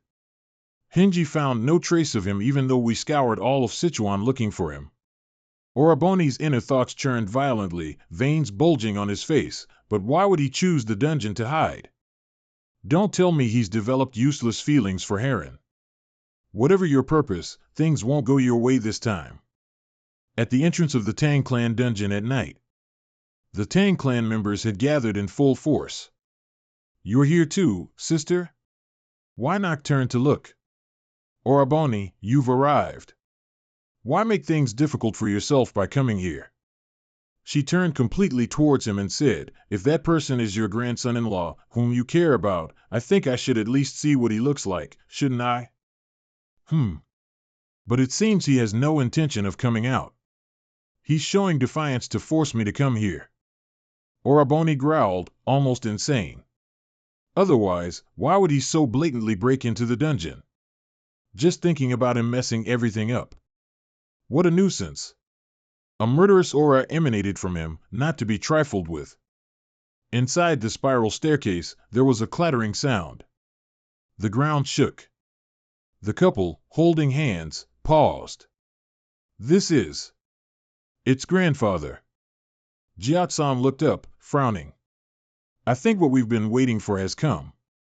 We have to go out. She nodded slightly. He seriously warned, what's about to happen might be uncomfortable for you. Trust me, Heron replied resolutely. News. They looked at each other, preparing to rush out. On the other side, Oraboni strode forcefully towards the prison gate. The door slowly opened. Wynock looked on and called, Oraboni, yes. The area by the door fell silent again as if nothing had happened. He sighed heavily. I have come, as you wished. This time, no matter what trick you pull. Suddenly, he fell silent, his eyes wide with extreme surprise. She frowned, hesitating. Oraboni, is that? Inside, the group of prisoners, still chained by their hands, were lined up in a row, every face filled with fury. Seeing this scene, Oraboni just cursed softly, damn it. He was so furious his head felt like it would burst, grinding his teeth, this wretched worm. What the hell are you doing? Jiatsong and Heron walked out side by side, he clenched his fists. He parted his lips and said, I will make a deal with you. Rakshasa, Jiatsong's eyes lit up. He paused for a second. What did you just say? You want to negotiate with me? Oraboni took the opportunity to yell even louder. You brat, I am the supreme Rakshasa. In my hands is the power over life and death, which only the heavens can decide. But a pathetic worm like you wants to do that? He replied calmly, let me rephrase that a little, this is a threat, not a negotiation. Jiatsong tilted his head in defiance, let Miss Heron and me leave here. He bared his teeth and smirked, he. Are you out of your mind? You're so confident that you'd asked for such nonsense? Without any wasted movement, he raised his weaponized hand, from which countless tiny threads shot out. Look closely. And what is tightly wrapped around the necks of these people? Oraboni's eyes widened in surprise. Spirit-binding threads? His face darkened, while the crowd behind him whispered. How funny. You're using those prisoners as hostages. So what? He growled, you're crazy. Just 3 words made the other two's faces turn pale. Jia Tsam looked at him and said, because the Tang family is not the government, these people aren't imprisoned here because they broke government laws. That means they are criminals from the Tang family who directly opposed the Tang family. His eyes sparkled, but why would the Tang family, a clan that considers even murder trivial, keep them here? It's because these people cannot die, must not die, and remaining alive is more useful than being dead. That's why. The prisoner's eyes were lifeless. If all of them were to die here, wouldn't it affect the Tang family's various schemes, big and small, in the future? Oraboni burst out laughing, ho ho ho, you certainly didn't disappoint me. Jia Tsang raised his fist and smiled faintly, and if rumors spread that the Tang family harms prisoners, the Tang family would find it difficult to imprison anyone else. Because if they know they'll die if captured, they'll do everything to avoid becoming prisoners. He opened his eyes wide, baring his teeth that gleamed behind his long beard, laughing, he, very astute. But do you dare to use spirit-binding threads to take the lives of those innocent people? I know for a fact you've chosen the path of righteousness. He replied coldly, I will strike, because they have allowed me to do so. Oraboni frowned even tighter. Absurd. Forgive me, but that is the truth, Rakshasa. The old man with white hair and beard spoke up as their representative. This young man listened to our story and said he would take responsibility for everything. He promised to take your head for us. The old man's face, full of scratches, smiled. Compared to being imprisoned here and becoming a burden to both our sect and family, I'd rather bet on this young man. Oraboni seemed to have reached the absolute limit of his endurance. The rest of the group shouted in unison, seeing you humble yourself is more than enough for us. We're willing to trade our lives for that. Heron hadn't said a word until now, only frowning in thought. Grandfather is someone who considers both sides of every issue, his judgments and actions.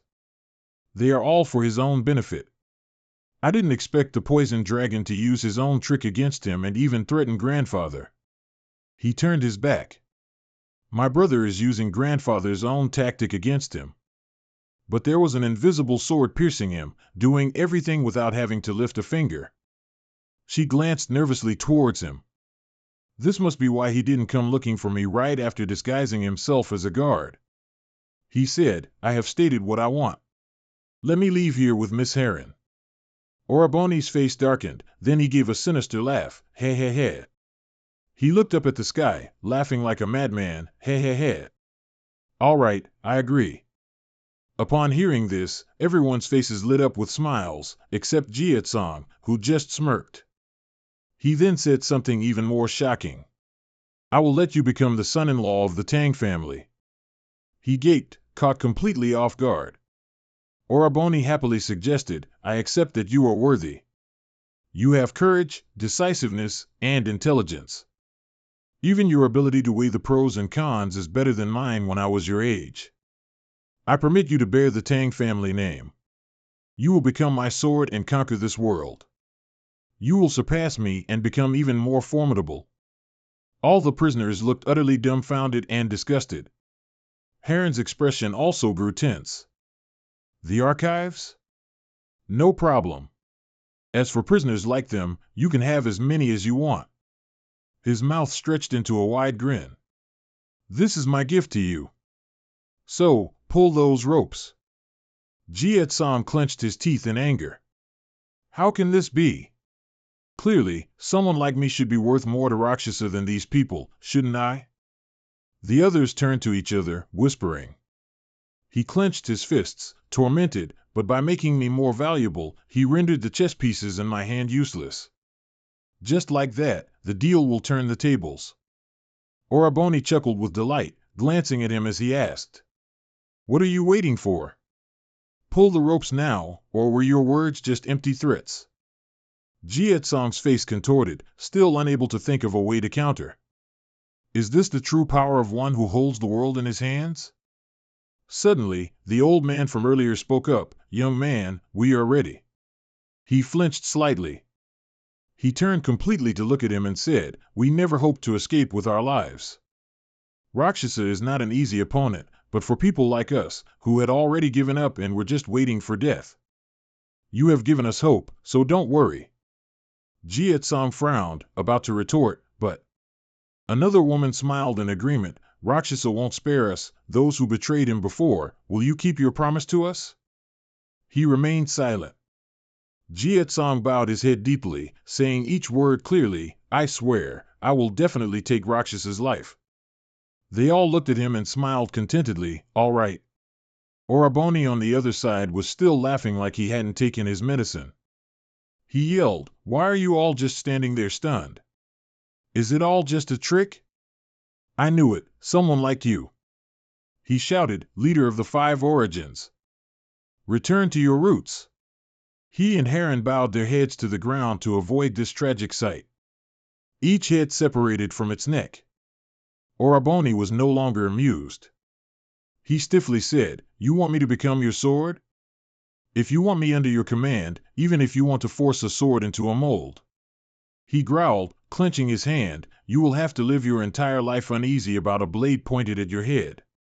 Leader of the Sangbo Performance Troupe, Lai Hui Hung, successor of the Merchant Alliance, Gumi Hungbuk, one by one, they went to the chopping block. Leader of Vuzen Fortress, Song Senan, abbot of Iongxian. Hagang, manager of Naming Manor, Quang Hanbu, his eyes gleamed as he clearly read each name. The old man stood motionless like a statue. He stupidly asked, why are you suddenly shouting their names? Leader of the Din Tien sect and head of the Cultivation Alliance, 1. He roared, I'm asking you. He smiled, but his face was drenched with tears. Those are the names of the people who died for me today. I will engrave their deep hatred and resentment into this sword. Jietsong's hand was bleeding profusely, so that even when the sword is sheathed, they will not be forgotten. The old man angrily said, you brat. His hand couldn't keep still, thinking. He must die. It's too dangerous for me to tame him. Oraboni's eyes burned red with the thought, even if I sacrifice my ambition to conquer the world, even if I have to retract my words and humiliate myself, I must crush and eliminate him while he is still nothing. He erupted in fury. The woman warned, it's dangerous, grandfather, if you do that. Oraboni, the name made him freeze instantly. She chuckled lightly, reminding him, if it's a double-edged sword, isn't its use still decided by its owner? Oraboni pondered for a moment. Energy still surged around him. It's nothing, it's just a sword. Only the owner can decide what it will do. He tried to calm himself. Did I just succumb to the provocation of that terrifying bloodlust I haven't encountered in a long time? He said slowly, yes, that much is enough. Having said that, Oraboni retreated. I'll leave the rest for the sect leader's sister to handle. She smiled and replied, all right. OAIOC began. And now? Shouldn't we end this conversation? In front, the young couple stood close together amidst the scattered corpses. They both shared a resolute, resentful attitude. At the entrance of the Tang family dungeon. All right. OAIOC ordered, everyone except the leader of the Soul Fighters, retreat. They all bowed in unison, yes, madam.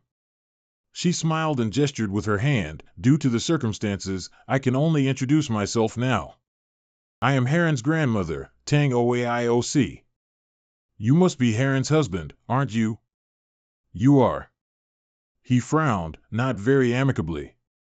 I am Jietsong. That's right, the Zen warrior. She burst into laughter again. It's been a long time since I've seen my elder brother this angry. I'm truly delighted. It's all thanks to you, Heron. You're also strange. She cleared her throat, grandmother. He said nothing, just narrowed his eyes, observing. OAIOC, of course, noticed. You don't need to be wary of me, because I'm thinking of letting you two go. While Heron was visibly surprised, he calmly stated, I will maintain my stance of not accepting anyone's goodwill unless it's for a righteous purpose. She explained, at first glance, I have no reason to release either of you, but I think it's what I should do. I am one who has lived my entire life protecting the family law to keep it from going astray and to maintain proper order. OAIOC gently closed her eyes. My elder brother unexpectedly decided to nominate you as his successor. If that truly happens, I'll have a headache, because hierarchy, rank, and family rules are very strict. But you request it. You can leave with Heron, but there are some things you'll have to get used to. She brightened visibly. Her expression grew stern again. It seems my elder brother has some agreements involving you. If you're lucky, you'll be able to postpone your punishment, but Heron won't be able to. If she doesn't rectify her mistake within 100 days, assassins will be dispatched, and they will follow you two for the rest of her life. Her face saddened considerably. Jietsong firmly declared, making her blush, I will take care of that. OAIOC sighed and smiled, if that's the case, I have nothing more to say. Heron, come here. She hesitated. She took off a ring for her. This is. OAIOC held Heron's hand and instructed, I wanted to personally put this on you on your wedding day, but it seems I can no longer do that. Selling this will give you enough to live on for a while, if your heart changes within those 100 days. She gripped the ring tightly, interrupting, No, Grand Madam, my heart has already decided. She paused, thought for a moment, then said, All right. OAIOC tilted her head and said to the person next to her, leader of the Spirit Riders, this is my last request to you, a relative of our clan. I want you to help them go wherever they wish, all right? He bowed, as you wish, my lady. She smiled, her eyes crinkling, and said, I hope you two will live happily. Heron looked at her, deeply moved. They arrived at a desolate mountainous forest, where the sky was still dark. She mischievously ran ahead, laughing heartily, ha ha ha. He quietly followed behind. Heron laughed until tears streamed down her face, I've never felt this free. I don't need the Tang family anymore, nor do I need to become the sect leader. Jietsong asked glumly, You're quite excited, aren't you? She turned back, sharing her feelings, Yeah, I didn't expect to only experience this after everything ended. It seems I should have let go sooner. His eyes sparkled as he looked at her, saying nothing. She darted forward again. She kept talking, but we can't walk around looking like this. Heron spread out her robes and looked around. Entering a village like this would attract too much curiosity. She smiled. Her hair fluttered in the wind. She smiled softly, let's change clothes. They somehow acquired 2 sets of clothes. Walking with the clothes in hand, she wondered, I thought this suggestion was quite impulsive, yet you're following it without complaint. He reluctantly said, I also think changing clothes is better. In front of them was a river. Heron immediately suggested, this is where I usually come after completing a mission. Can't let blood stain the new clothes. Let's bathe first, shall we? She tilted her head and asked, Want to bathe together? Jietsong naively replied, What? She crinkled her eyes in a smile, Why so surprised? You were so bold at the end before. He was flustered, but that wasn't like now, you dummy. Suddenly, there was a sound, and they both looked in its direction. It turned out 3 beautiful young women had already taken the spot, laughing and chatting happily while bathing. They hid behind a bush, looks like someone got here before us. Heron unhappily turned to him, he was staring intently.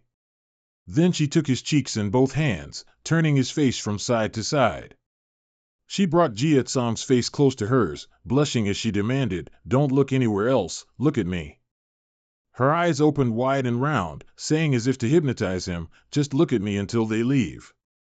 And then what? Are you going to accept? He was sweating, I don't know yet, she's still thinking. What's wrong?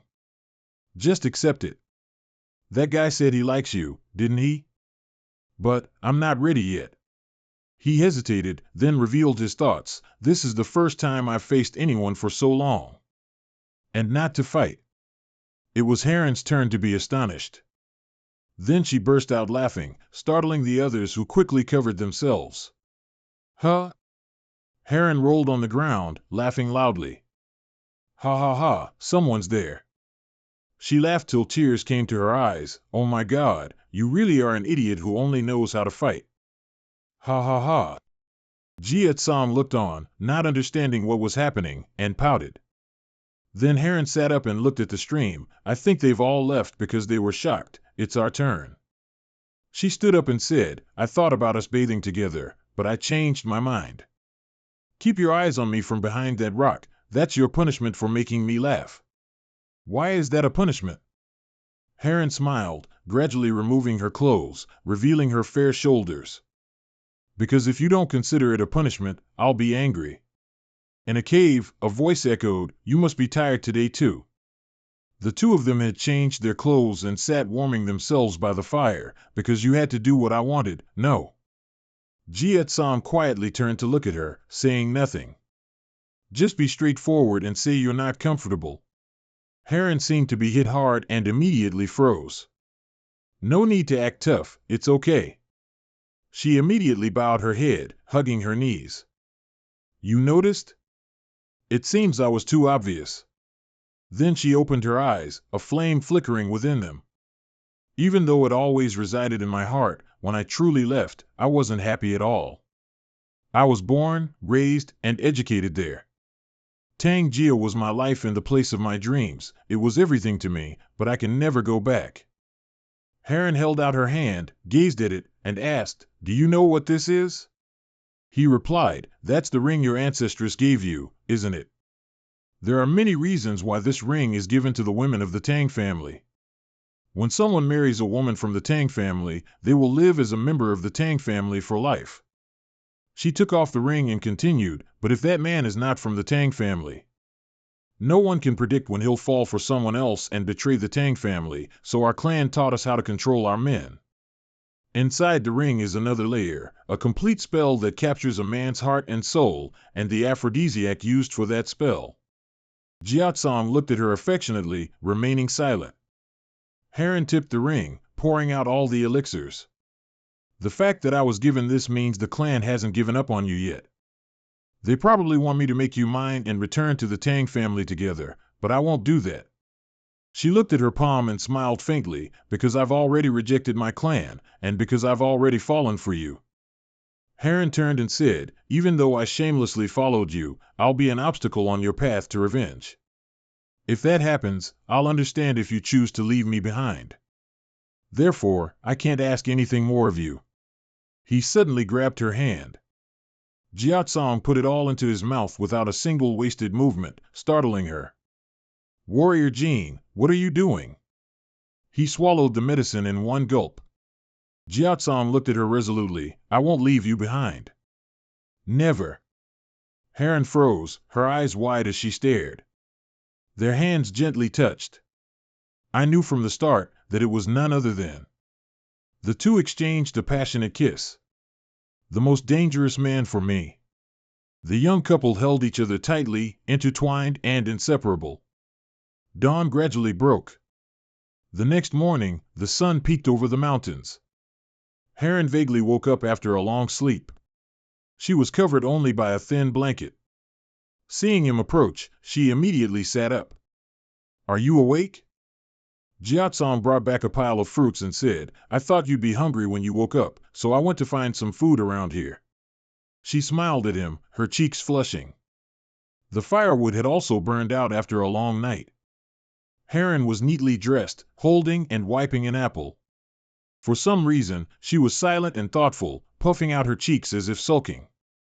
While he ate heartily, she sat still. He then asked, aren't you hungry? No, it's not that. Heron looked down, shyly stammering, it's because I'm thinking about last night. Jiatsang continued to eat his apple innocently, asking, do you regret it? I don't regret it, it's just. She looked directly at him and replied, I feel a bit strange, because you've never treated me like this before. Hero Jean, have you ever liked me? Jiatsong stopped mid-chew of his apple. He thought for a moment, then replied casually, I guess so. Her face fell sadly. Only probably? How could you say that, brother? He confided. Jiatsong reminisced about the past. To be honest, at first, I thought you were a strange girl. First, by releasing a snake, then demanding to spar with me. Heron was both embarrassed and annoyed. His eyes filled with affection as he continued. You listened wholeheartedly to my words, and even risked your life to help me. I don't know if that's why. Even though you faced death countless times, you always remained steadfast, and that truly impressed me. Jiatsong closed his eyes tightly. The first time I saved you, I had no intentions at all, but I have never regretted that choice. By now, she had softened, immersed in the sweetness of love. In other words, he smiled gently and replied, Is this answer acceptable? Heron awkwardly cleared her throat, avoiding his gaze. Jiatsong sighed, smiling as he looked at her. Heron was flustered, her limbs all tangled up. Pouting, she said. She smiled. Jiatsong also unconsciously smiled along. At the Muram Alliance, at the Azure Dragon Sword sect, the mountain brigades were heading towards the Azure Citadel sect. Manryu squinted his remaining eye and smiled. Simha was surprised and quickly turned to ask. The old man's jaw dropped in shock. The old man hastily asked. He calmly sipped his tea and replied. Manryu smirked triumphantly. Simha flared up, shouting. He paused, then said. Manryu bared his teeth and laughed aloud. However, those in the Azure Citadel sect are protecting Yuhua, so they cannot kill the Shandong group. In this situation where both sides were at a standstill, the old man, still surprised, asked. Does the Azure Citadel sect refuse to release you, or does Yuhua refuse to escape? Manryu couldn't stop smiling. It's impossible. It cannot escape. All the women in the Tang family carry antidotes. If used to treat poison, it will open all the acupuncture points to expel toxins. And she won't be able to move until the full moon. Simha was stunned into silence. He tasted the last drop of tea. After that, the last drop of tea fell. He stuck out his tongue to catch it. Manryu wiped the corner of his mouth, looking mysterious. Simha jumped up. Good heavens, the Qingqing sect? Sandong Duo will also die with the Qingqing sect, and while we're at it, we'll wipe out the evil sects too, killing two birds with one stone. The old man slammed the table, asking indignantly. But do you think the three great Sa Qian will just stand by and watch? He calmly replied. Manryu reassured him. Simha clutched his head in confusion. He looked at the scene, still calmly asking. The old man maintained his posture and replied. He widened his eyes. He left. Simha was bewildered. I have my own plans. I can't just sit here and wait just because you said you can't. The old man saw him to the door and called out. Once done, the old man turned and walked away, looking stealthy. Upon returning to the room, he saw it filled with dark energy, making him break into a cold sweat. Simha nervously reported. He requested to speak with you, and it was a bit difficult to send him away. He let his long hair fall, his face obscured as he replied.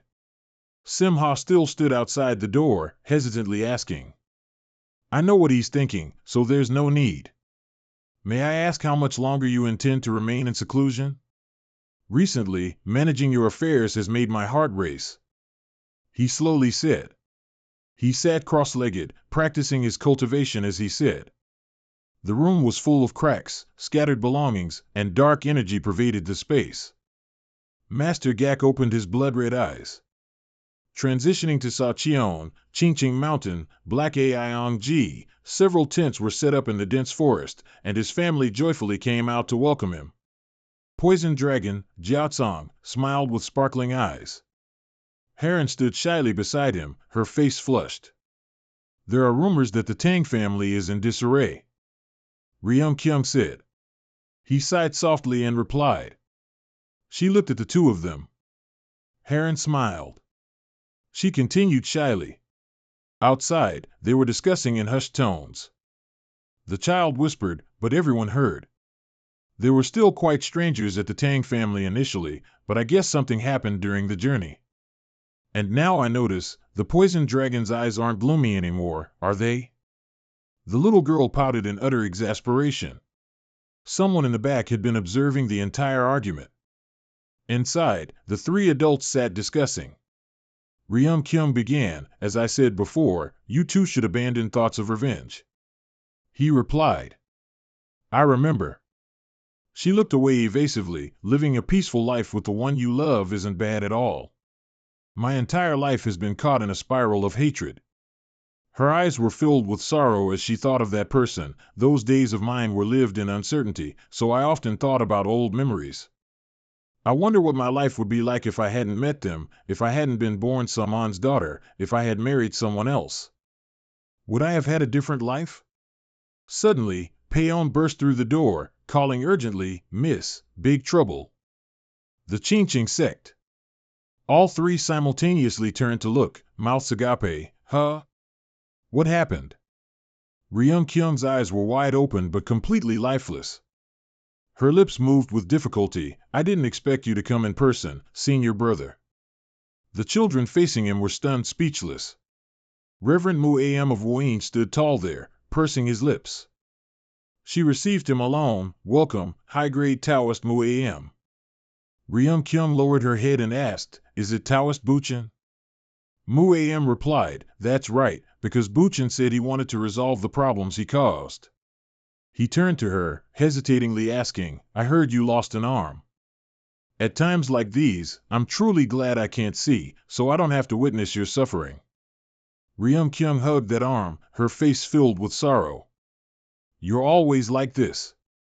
The world always has light and shadow, but you always try to avoid seeing the shadow. Mu-am said seriously, it's not that I dislike seeing the shadow, it's just that I don't want to see you in pain. She looked at him affectionately, asking, if that's the case, then when your sect was attacked and you were disheartened, did you still decide to close your eyes because you no longer wanted to see this world?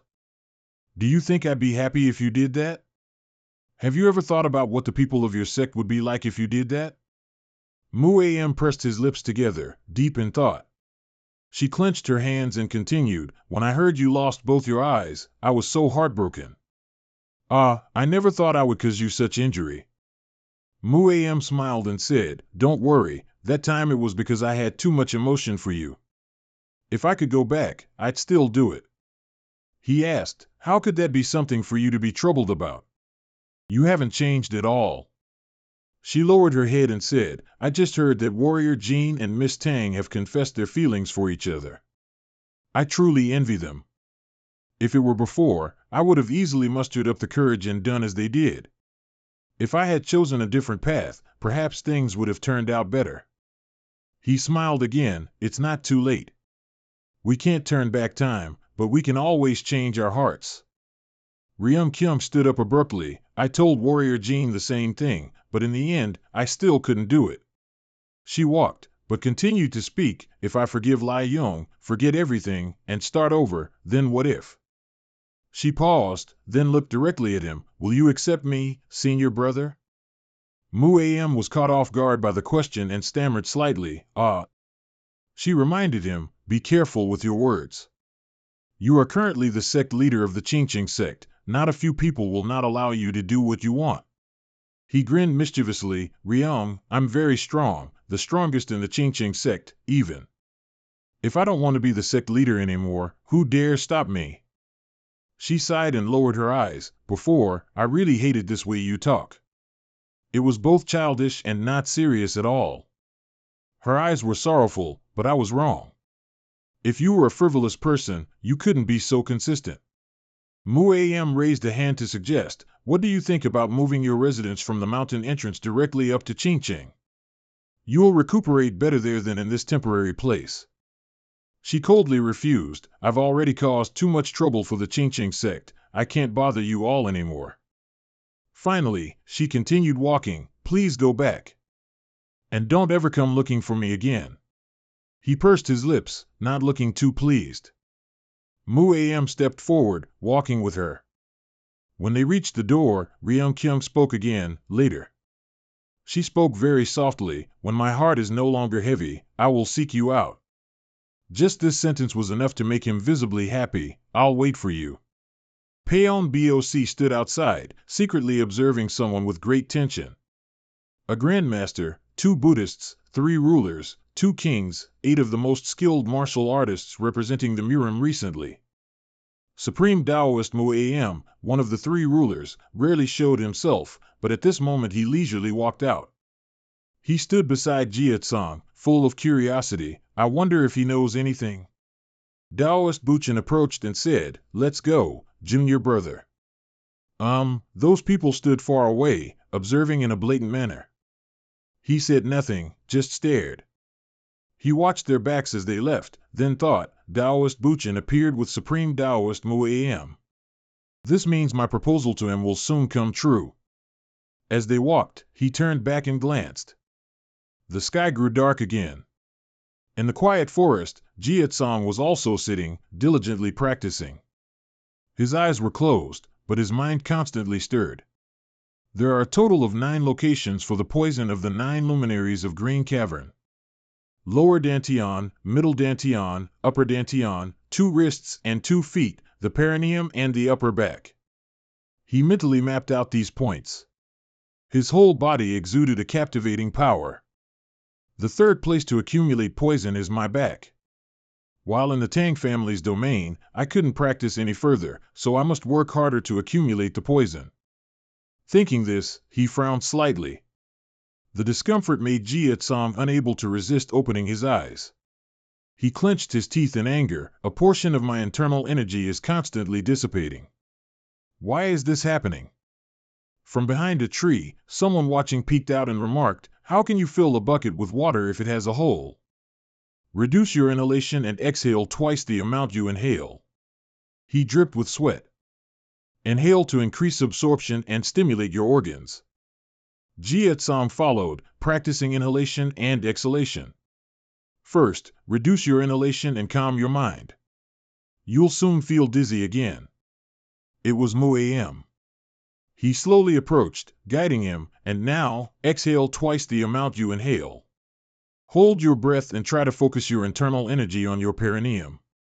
Tighten the area below your stomach, straighten your back, and expand your Baihui acupoint. He spoke as if hypnotizing someone. Finally, expand your perineum. Water rises and fire burns brightly. Let the coldness continuously ascend and descend in your head. Let the heat follow closely afterward, also ascending and descending to maintain balance. I feel peaceful and refreshed, only when one can maintain the yin-yang cycle. At this moment, Jia-tsang felt as if he was all alone in the vast universe. When yin and yang clash, they will take advantage of each other. Both are always dependent on each other, and at the same time, always keeping an eye on the other. Because yin and yang constantly weaken and then regenerate themselves, they will perfectly harmonize with each other. If you reach the highest realm in this stage, yin will become yang, and yang will become yin. You will achieve primordial balance without needing to separate yin and yang anymore. Infinite balance will also divide into yin and yang, and then yin and yang will strive to return to infinite balance. That is the source of unification. Jia-tsang had been crying for who knows how long, black drops of liquid trickling down his chin.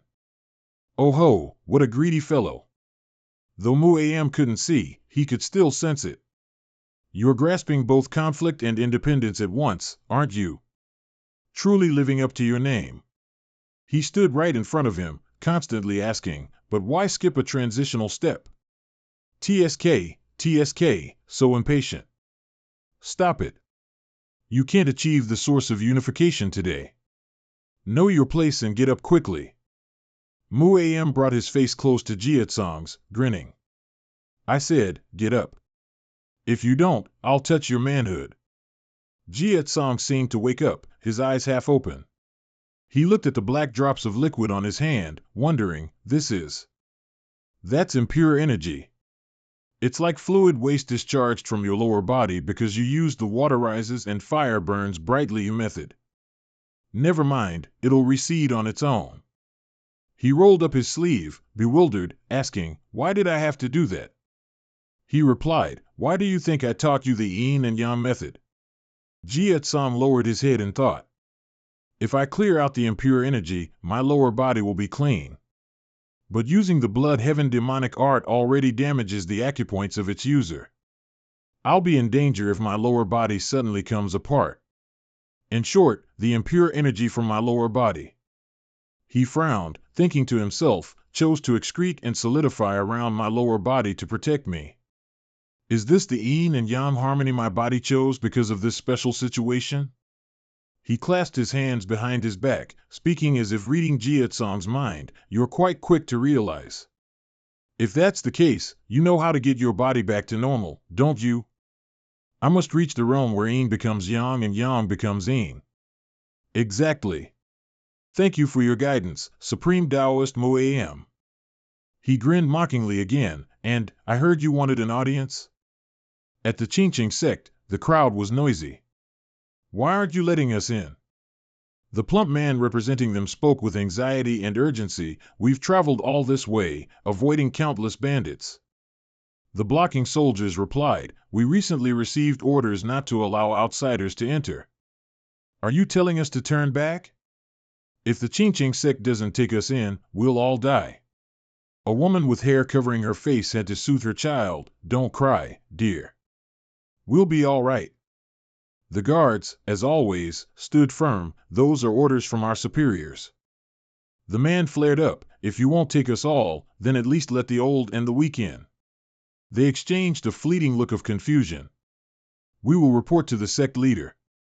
They turned to each other, discussing like fools, will they change their minds? But we can't ignore the old and the weak. But now, above all, while they were distracted, the man had rushed forward with a knife in his hand. He struck with lightning speed, but he was the one who was hit. A blow to the side sent his weapon flying. Buchan angrily lectured, "Tisk, how long will it take for you to learn? Do they look like decent people?" "Master Buchan."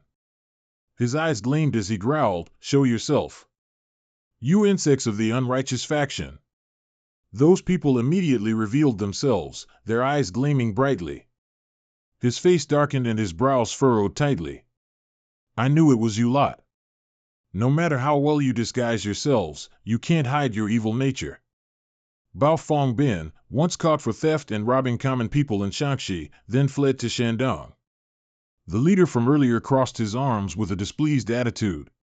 Heen Tu Nu, with her renowned ventriloquism, could charm martial arts masters into revealing their martial arts secrets with the sound of a baby's cry. The child in the woman's arms turned out to be a dummy. A corrupt soldier, Gorian, one of the 8 heavenly demons. The rest are all renowned exorcist sect martial artists. Buchan stepped forward and said, "This is the main headquarters of the Qingqing sect and a sacred place. We welcome those who wish to be taught a lesson, but unfortunately, all you martial artists of the evil faction who have strayed from the righteous path are." He stood between 2 guards, slammed his staff onto the ground, and demanded, "Leave here immediately." She smirked, "Ho ho, it is truly an honor to be recognized by Master Taoist Buchan here, but it's a bit contradictory when you say we exude evil energy. If you are so pure, why do you hold our sect leader captive?" His face contorted, "What did you say?" She questioned seriously, "We heard that our sect leader was betrayed by her subordinates and is being held captive here. We came to confirm the information and rescue her." Buchan calmly said, "She came to us to recuperate from her injuries. We have never imprisoned her. Are you saying this is just a misunderstanding? Well then, let us meet the sect leader now." Bao Fongxi unyieldingly said, "We will leave once we see her safe and sound." Buchan hesitated, then said, "I cannot let you meet her." "What do you mean?" "She has gone to a secluded place to recuperate, as she has the antidote and needs to unblock all her acupuncture points to expel the toxins. Moving her now would cause irreparable harm." Heen Tu Nu tilted her head and smiled, "Do you think we'll believe that?" He curtly interrupted, "Stop. That's enough talk. Fongbin began flexing his knuckles, his face stern. Anyway, we're already here. We don't know how the sect leader is doing right now. It's come to this. He lunged straight at Buchin, intending to strike, saying, "We have no choice but to fight our way in." Just one punch was enough for him to subdue this aggressive man. He fell with a thud in front of everyone. Buchin roared, "Absurd! Do you think you can defeat me with such meager martial arts?" The people behind him turned pale, speechless. Bao Fengxi slowly got up, still perfectly fine. "You truly live up to your reputation as the one entrusted by the Qingqing sect master, but—" He gritted his teeth. "We swore to protect Hong Sak Tai Nuang. We will never abandon her." Buchin slightly frowned, then glanced at him. He then turned and ordered, "Eliminating all of you would be easy, but if I do that, I won't be able to face Du Hoa, who entrusted herself to us." His face darkened, looking displeased. "Her isolation process will be complete in 15 days. Then I will let you meet her. In the name of Yuanchi Tianzuan, I swear." He clasped his hands behind his back, leisurely walking and speaking. "Until then, do whatever you want." After Buchin finished speaking, he sped away like the wind. "This is too strange." He frowned, lost in thought. It's as if someone deliberately revealed Du Hoa's location to lure the evil faction martial artists here. Amidst the clear sky and cool breeze at Qingqing Mountain's peak, two people stood chatting. "Do you know how to play Go?" "No." Mu Am eagerly suggested, "Let me teach you." Jia Kong replied reluctantly, "What I want to learn isn't how to play Go." He asked with a smile, "I know what you want. The details of Bich Dong Q Quang, right? This is your chance to know all the details. I'll tell you everything you want to know. So, can't we just play one game?" He pondered. Then he sat down decisively. Mu Am was pleased. "Isn't that better?"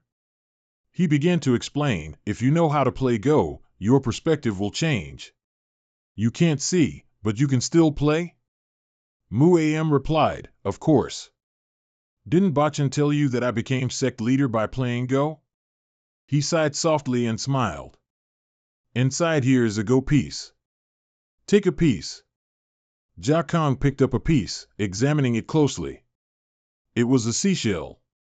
He similarly took a piece, pointed with a smirk. "I carved them into those Go pieces.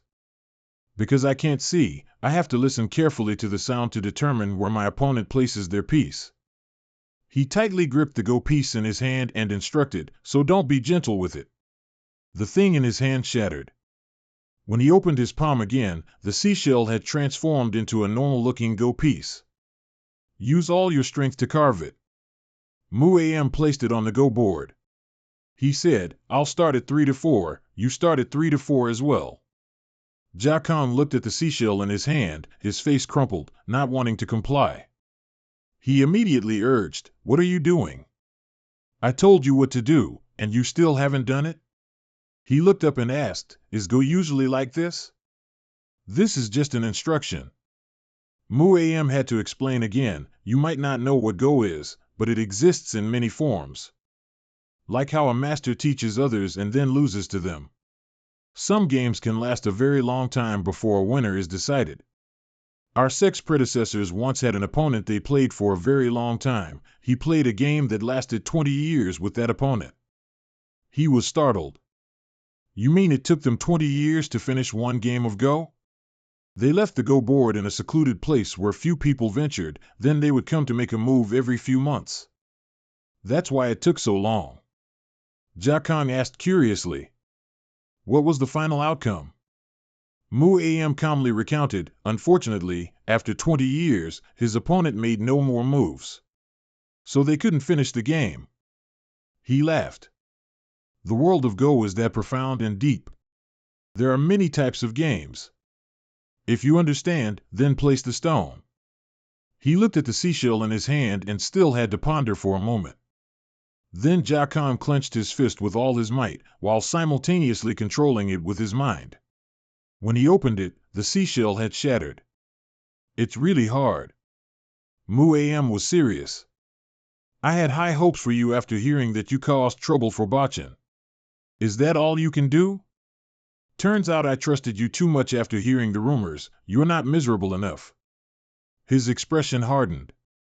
Unhappily, he retorted, I've lived a miserable life to avenge the medicinal faction. How can you judge me by breaking stones? Muam smirked again. I said that because you couldn't do it properly, even though it's something you are perfectly capable of. He frowned deeply. I think Go isn't suitable for me. Let's talk about Bitch Dong Q Kwong. Jia Khan looked directly at him and said, for my revenge and survival, I need details about Bitch Dong Q Kwong, Galoi Tame through it. If you don't want to teach me, then. He interrupted, foolish. I already told you. Jia Khan was lost in a daze, not understanding what was happening. Muam pointed at the chessboard and said, that the details are right here. He looked confusedly, still not understanding anything. He stood up while Jia Khan remained frozen.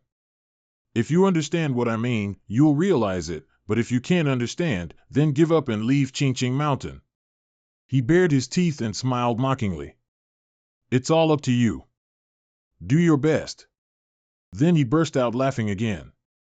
At this moment, he had to seriously consider. His eyes widened. His head repeated each word, Bitch Dong Q Kwong, Galoi Tame through it. Then he looked down at the chessboard again, asking himself, is it here? It was still the same scene. The wind rustled. Jia Khan clenched his fist. With a pensive look, he thought, if high-ranking Taoist Muam truly didn't deliberately say that to confuse me. He opened his palm. Again, it was shattered seashell fragments.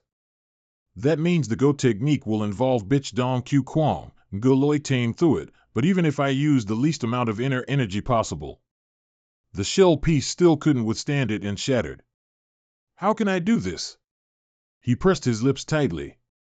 I must keep trying until they become Go pieces. Jia Khan looked at the box of seashells in front of him. In the blink of an eye, the sun appeared from behind the mountain. The sky was clear blue, and clouds drifted gracefully. Then it was late night again, with a bright moon and cool breeze. His hands trembled from crushing the shells, calloused, yet they still shattered.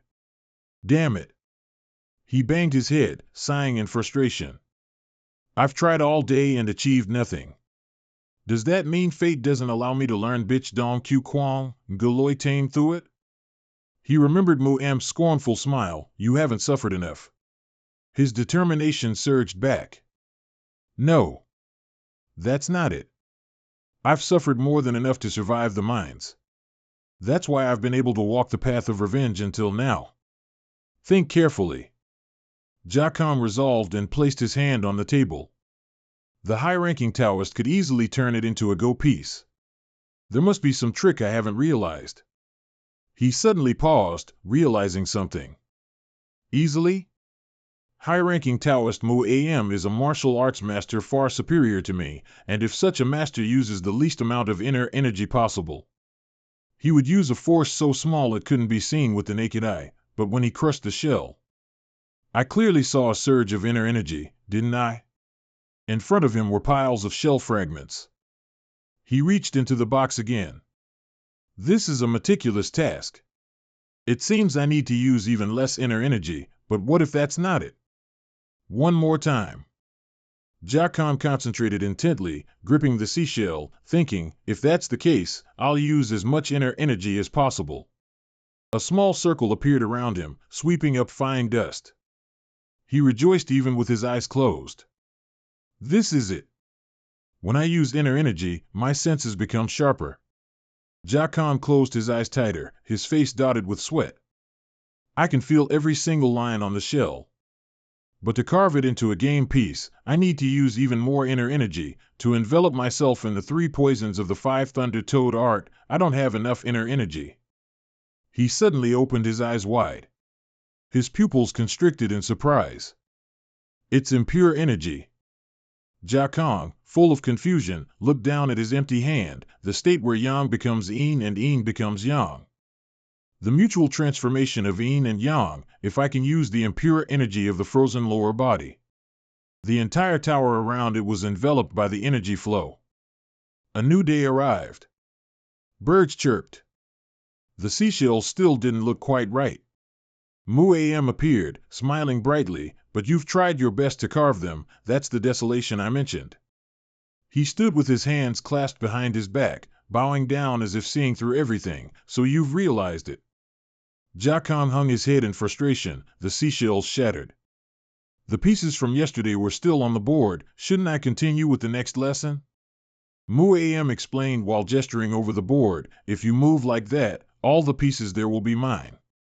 Place a piece opposite where you just placed one. If you move like this, your opponent won't easily capture pieces.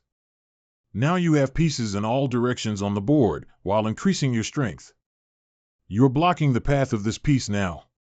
He realized, you're trying to capture as many pieces as possible while I'm preventing it, right? That's right. The board was almost full in an instant. These are my last words. He picked up a game piece with 2 fingers, that's all I can teach you about Go. The game piece was placed perfectly in the empty space. Muam said seriously. Before, after I stumbled upon this place to connect with the Toad art, I always wondered why a Taoist sect would possess such an evil technique. He added, it's dangerous to learn, its power is formidable, not something a Taoist sect should have. So I made a hypothesis. That the Toad art might have been passed down in an incomplete version. His eyes sparkled as he followed him. If that's the case, then where did the original version come from? After thinking for a few days, I coincidentally met someone from the Hell Worship sect and discussed it. He broke out in a sweat. The Hell Worship sect? That's the Tibetan demonic sect. The conclusion we reached after a long debate was that the Qingqing sect's Toad art is of the same type as the Hell Worship sect's Ninefold Azure Abyss. And our sect's Toad art was missing the original incantation, it didn't have the spell of the Hell Worship sect's Ninefold Azure Abyss. Some sects in Tibet chant incantations when they use their internal energy. The original incantation is a special language that contains the power of the user, and the Toad art clearly still bears traces of the original incantation. But Jianghu and the Hell Worship sect were enemies, so all of the Hell Worship sect's cultivation methods were considered evil arts and abolished. Muam arranged the chessboard, speaking at the same time. The basic Toad art originally had the original incantation and spells. But it's also possible that they were naturally lost, because no one wanted later generations to know they had learned evil arts. We decided to combine those 2 techniques, teach others what we knew, and then create the Ninefold Azure Abyss, 5 Thunder Toad art. However, I still couldn't perfect it. I became the sect leader of the Qingqing sect. And the situation in Jianghu wasn't very good. He pursed his lips, his gaze unwavering. But the friend who created the Ninefold Azure Abyss, 5 Thunder Toad art with me, he had already perfected it. Because the last message I received from him was about that. If you want to perfect the Ninefold Azure Abyss, 5 Thunder Toad art, you should seek him out instead of me. Jia Kang's eyes immediately lit up. He asked, where is that person now? Muam picked up a chess piece and said, I hear he's imprisoned at the Muram Alliance in Guizhou. Take this chess piece with you. You will recognize him then. He received the glowing chess piece, examining it closely. Then Jia Kang clutched it in his palm and earnestly said, what you said about the Ninefold Azure Abyss, 5 Thunder Toad art being on a Go board is absolutely right. Because the story of 2 people playing Go for 20 years, that's you and the one from the Hell Worship sect. In a mountainous area, trees grew around a cave. From deep inside, a groan echoed. Someone was vomiting blood, hands clawing at the ground. It was Manryu, his robe was stained with blood, and he coughed incessantly. He groaned, this pain feels like it's killing my heart. His face darkened as he pondered, to master the blood sky demonic art to become stronger, I'll have to endure many side effects. And the side effects from countless divine medicines that don't suit me. How much time do I have left? Am I disappointed? Manryu suddenly bared his teeth and laughed delightedly. No. Not at all. He struggled to sit up. It was all my choice. I don't regret it. Isn't it because of those choices that I reached the peak? He looked towards the cave entrance, guessing wildly. Tang Heron fell for Jia Kong and ran away from the Tang family, thanks to which not only the Zigal clan behind Jia Kong, but even the Tang family itself, meant nothing. Rumors of tension between the demonic cult and the Qingqing sect have begun to spread.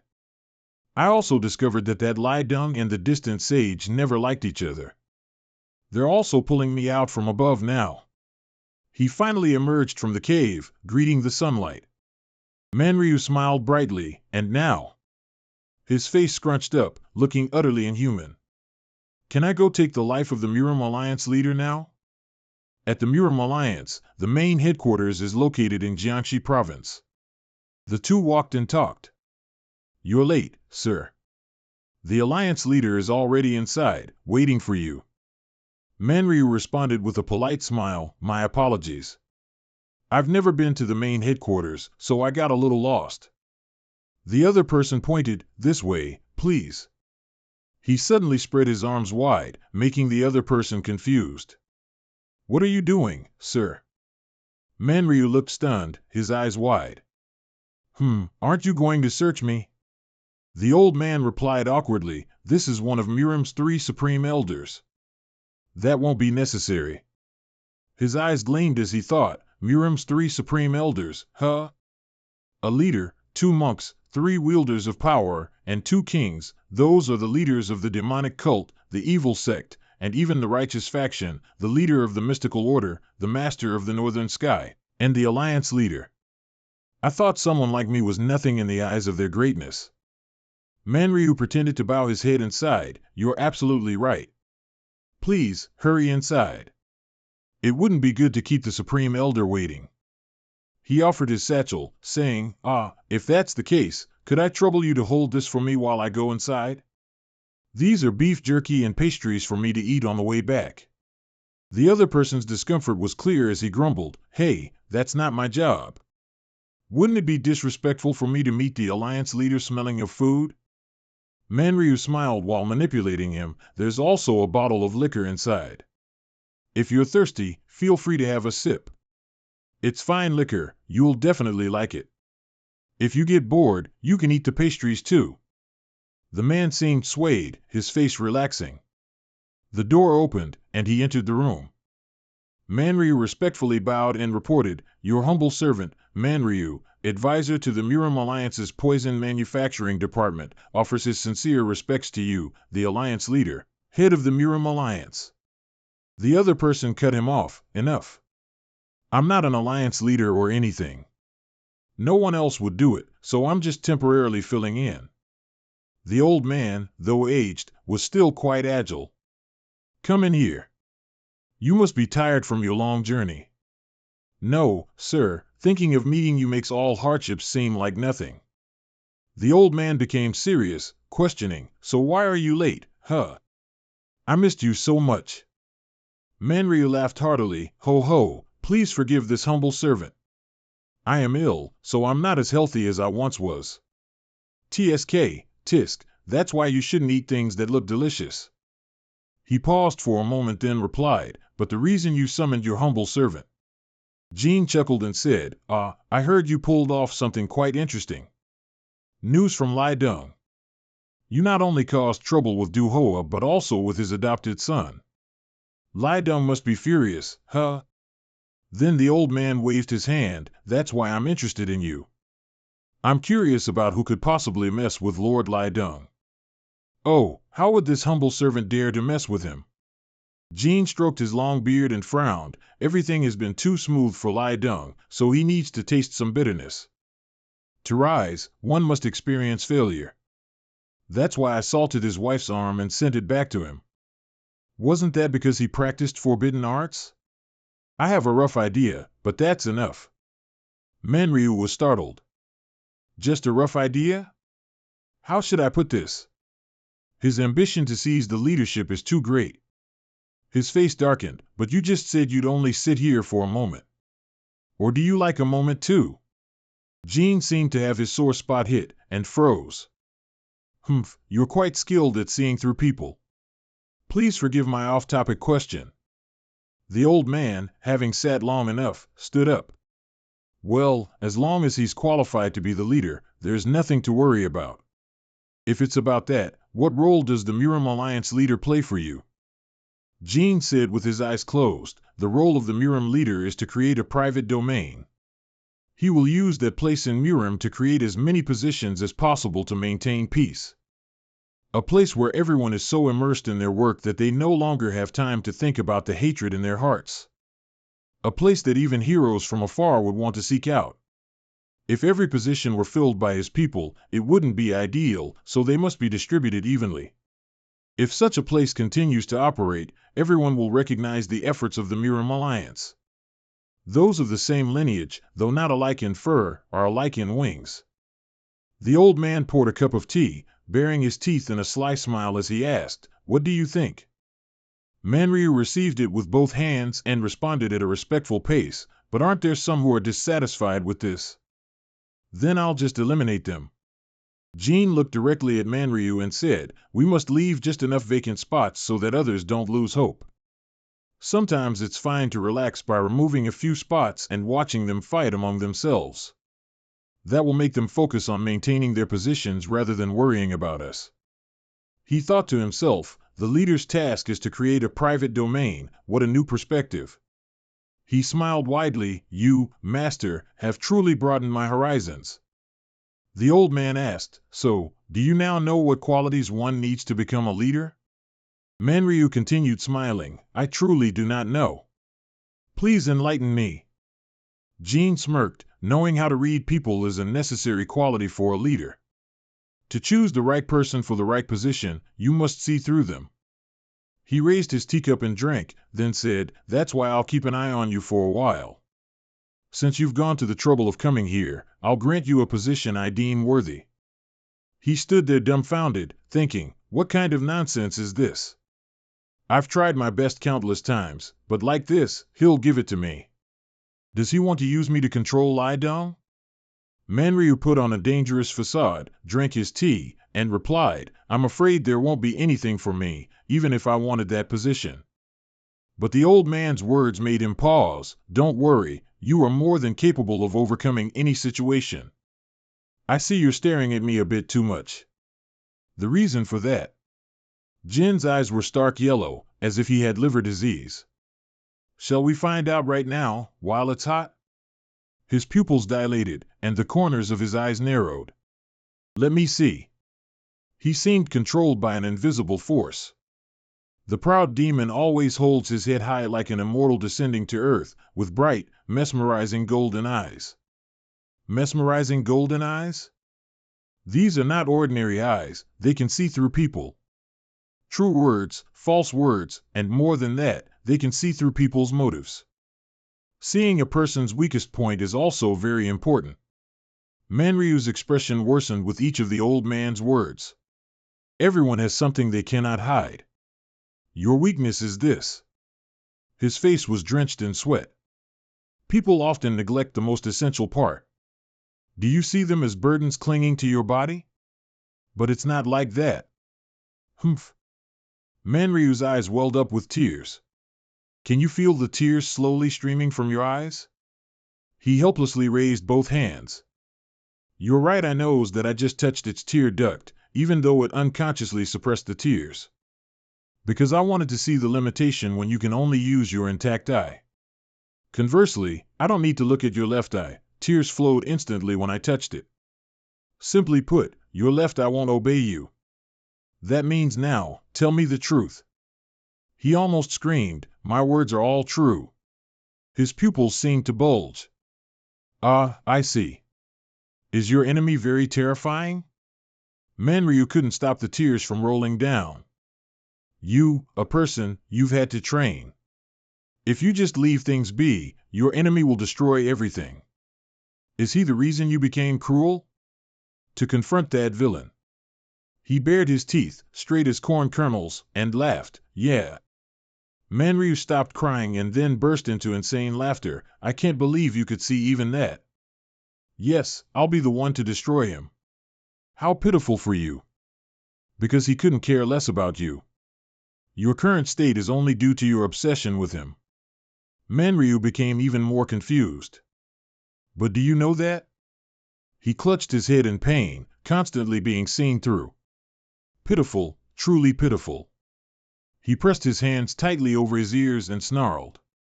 But before he could do anything else, a piercing scream echoed, leaving him stunned. Manryu smiled faintly, eyes flashing. My chance has come. I hid poison in the satchel and gave it to the guard. That's a virulent poison, formulated from madcap mushrooms.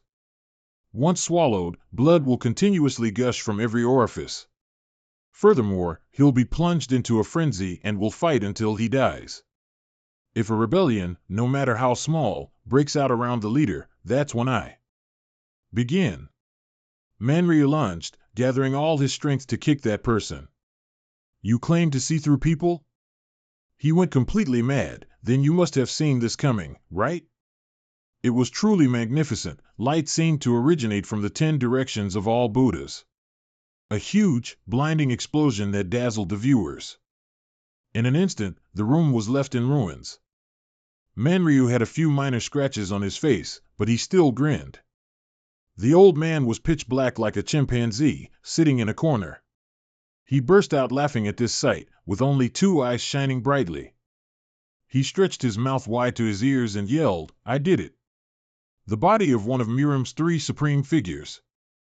Hey, I was just testing you. Have you ever been caught by someone crazier than you? As if thousands of eyes were scrutinizing Manryu, then this mad old man. His face became noticeably more pathetic, dazed and bewildered. What will you do now? Cornered, he still managed to force out a smile. Heh, damn it, he thought, did that guy trick me? I clearly told him to prepare the strongest poison. The golden eye narrowed and replied, Hongdin poison, this is indeed the strongest poison of the Tang family. But if you want to take a life, you need a more advanced poison, like the 3 killings poison, for example. If I knew they could kill me, I would have eliminated them long ago. Manryu froze, looking up. He knows about Hongdin poison too? Oh, I already told you, I can see through people. He was so angry that veins popped on his face, grinding his teeth, but only dared to think to himself, now that things have come to this, it's time for me to act. That person's I continued, don't exert yourself too much, don't you see no one is coming in? Manryu's face remained unchanged, but his eyes darted around as he thought, now that you mention it, even though I've caused such a disturbance within the leader's domain, why don't I feel any movement? It's truly an ideal hiding place. Since when have you? It's really empty outside, not a soul. Only now did he realize, so I've been his puppet from the beginning? And now, tell me one thing, give me a reason to spare your life after I know everything. Manryu let out a soft breath. Oh, is the esteemed leader showing mercy to this humble one? Because, leader, I don't want you to die here. A surge of energy emanated around him. Get out. Simultaneously, strong gusts of wind blew, forcing Manryu to defend himself. The other side started to rage. Get out, run like a wild beast, and die miserably on some road. A monster like you won't be allowed to die peacefully. That is the sentence I pass on you. His eyes ceaselessly poured out fury.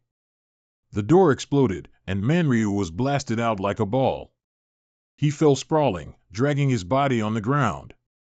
Manryu clutched the ground to support himself.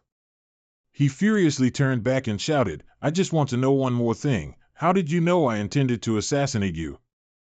Jean emerged from the hazy smoke and replied, didn't you write a letter to the Zhang family to lure them to Qingqing Mountain? After that, I paid a visit to Lai Dong. The old man, covered in small sticks, calmly added, you must also know, like many others, that Lai Dong doesn't favor me. But that was my purpose. Li Jung was very perceptive, so he quickly realized my intentions. That's why he had to go into solitary training. Manryu struggled to sit up. I don't know what's going on anymore. He looked straight ahead with a poker face and said, the arm of the talented woman IWA, which you sent, I brought it here from Li Jung's place. Manryu's pupils constricted, astonishment showing deep in his eyes. He thought, I heard that the Murim leader took Iwa's arm after confiscating it from Li Jung. Li Jung then went into solitary training, so it wasn't hard for me to see the discord between them. Why would he unsalt the arm he'd already seen? No way. Is it a trap? On the box was also written, return permitted as the head and the rest of the body are missing. Jinan stroked his long beard and said, I had anticipated that at least one person would interfere between Li Jung and me. The more he listened, the more his brows furrowed in horror. My decision to assassinate him had no effect. He had planned to use me from the very beginning. I don't know if the Tang family's old Rakshasa is the liar, or if Hegan Jinan is the one exerting pressure. Your superior will have a way to make you obey him. After seeing that he didn't intend to reveal whom he had bribed, it seems he already has more than one spy in the organization. He suddenly raised his hand and suggested, it seems everything is settled, so let's end it here. Then he plunged his hand into the ground. Jinan did a somersault, and the earthen walls around them cracked. One of his eyes turned yellow again. Until we meet again. We will certainly meet somewhere in the underworld. I will surely take control of Mount Chongxiang. Manryu was once again bewildered. His eyes stared blankly, still unable to regain his composure. But an invisible force struck down, and the tower was cut in half, collapsing. Chaos all around. Hurry! Something's happened to the leader. He bowed his head as rocks and dust flew at him. He let the castle collapse as if something had happened to him. I was played by him. He frowned, thinking, I thought he wanted to have me under his command and control Li Jung, because Li Jung is always obsessed with IWA. I tried hard to infiltrate the Tang family, but without Hegan Jinan, it still wouldn't work. Trust the leader. Hurry up, the smoke and dust are getting thicker, but Li Jung has found out, so he intends to catch me in the act and discard me. Li Jung knows everything. When Hegan Jinan speaks in person, that will be my chance. That means Li Jung is determined to take the lead role by humbling himself. And Hegan Jinan is also trying to build a solid foundation. What a greedy old man, how much longer does he intend to cling to the leader's position? News of the Murim leader being attacked quickly spread everywhere. A calm and peaceful Murim, throughout the martial arts world, the war was ready to erupt. Oraboni burst out laughing when he received the news. Ha ha ha, that crazy old man failed miserably.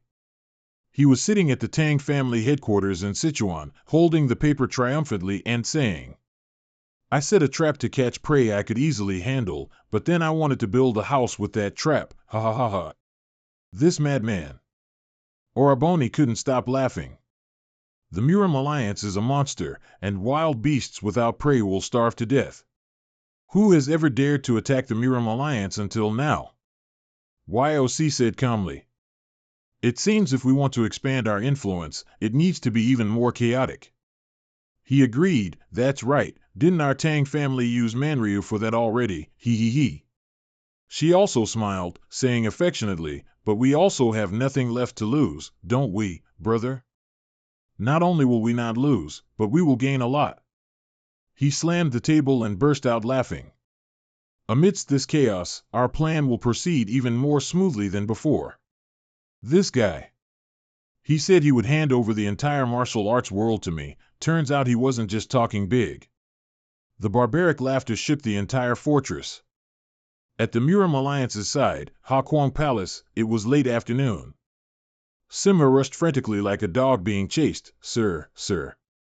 He kept running for his life, sir. No, this is bad. I just heard that the leader was attacked. Sir, did you hear that? As soon as he arrived, the wall crashed down with a clang. Ah. Senior GAC opened his mouth to speak. Now, he's mentally prepared, it's time to settle scores with old friends. It was late at night in Sichuan, Qingqing Mountain, Qingqing Sect. At the same time, due to the not insignificant influence of the Murim Alliance, everyone was shocked and began to prepare preventative measures. Mu Am said, everyone knows that anyone who points a blade in the wrong direction will not have a good ending. He raised his head and continued, and after I learned of a strange rumor. They were in a general meeting of the Qingqing sect, with all the disciples sitting below. It seems this time, our Qingqing sect is the one who drew their sword in the wrong place. Bakchin glanced suddenly at him. Unzoan spoke up. Sir, I truly don't understand. It was that guy named Manryu who tried to assassinate the Murim leader. So why are we the ones being threatened? Muam just chuckled and explained, the poison and weapons used have been confirmed to be from the Tang family. But the Tang family has given a satisfactory explanation to the Murim alliance. They confirmed that those items were stolen from the Tang family, so Manryu and the Tang family are not involved at all. Furthermore, they said Manryu wanted to resolve the feud between the medicinal sect and the Tang family and introduce the poison dragon to the Tang family, but in the end, the entire family was thrown into chaos. The Tang family believes they might be accomplices. Bakshin interrupted. I heard Manryu was originally from the Sacred Sword. That is, he explained. It seems the Sacred Sword doesn't get along well with Manryu either, and when the incident happened, that guy was in secluded cultivation. He might be able to clear his name because of that. As for Senior GAC, he was vigorously stuffing food into his mouth. In short, it has turned out that Poison Dragon is involved with Manryu, and Poison Dragon is currently. They are at Qingqing Mountain. All the demonic sects, along with the talented women, are currently under the protection of the Qingqing sect. The leader has requested that I hand over Poison Dragon and the talented women to him.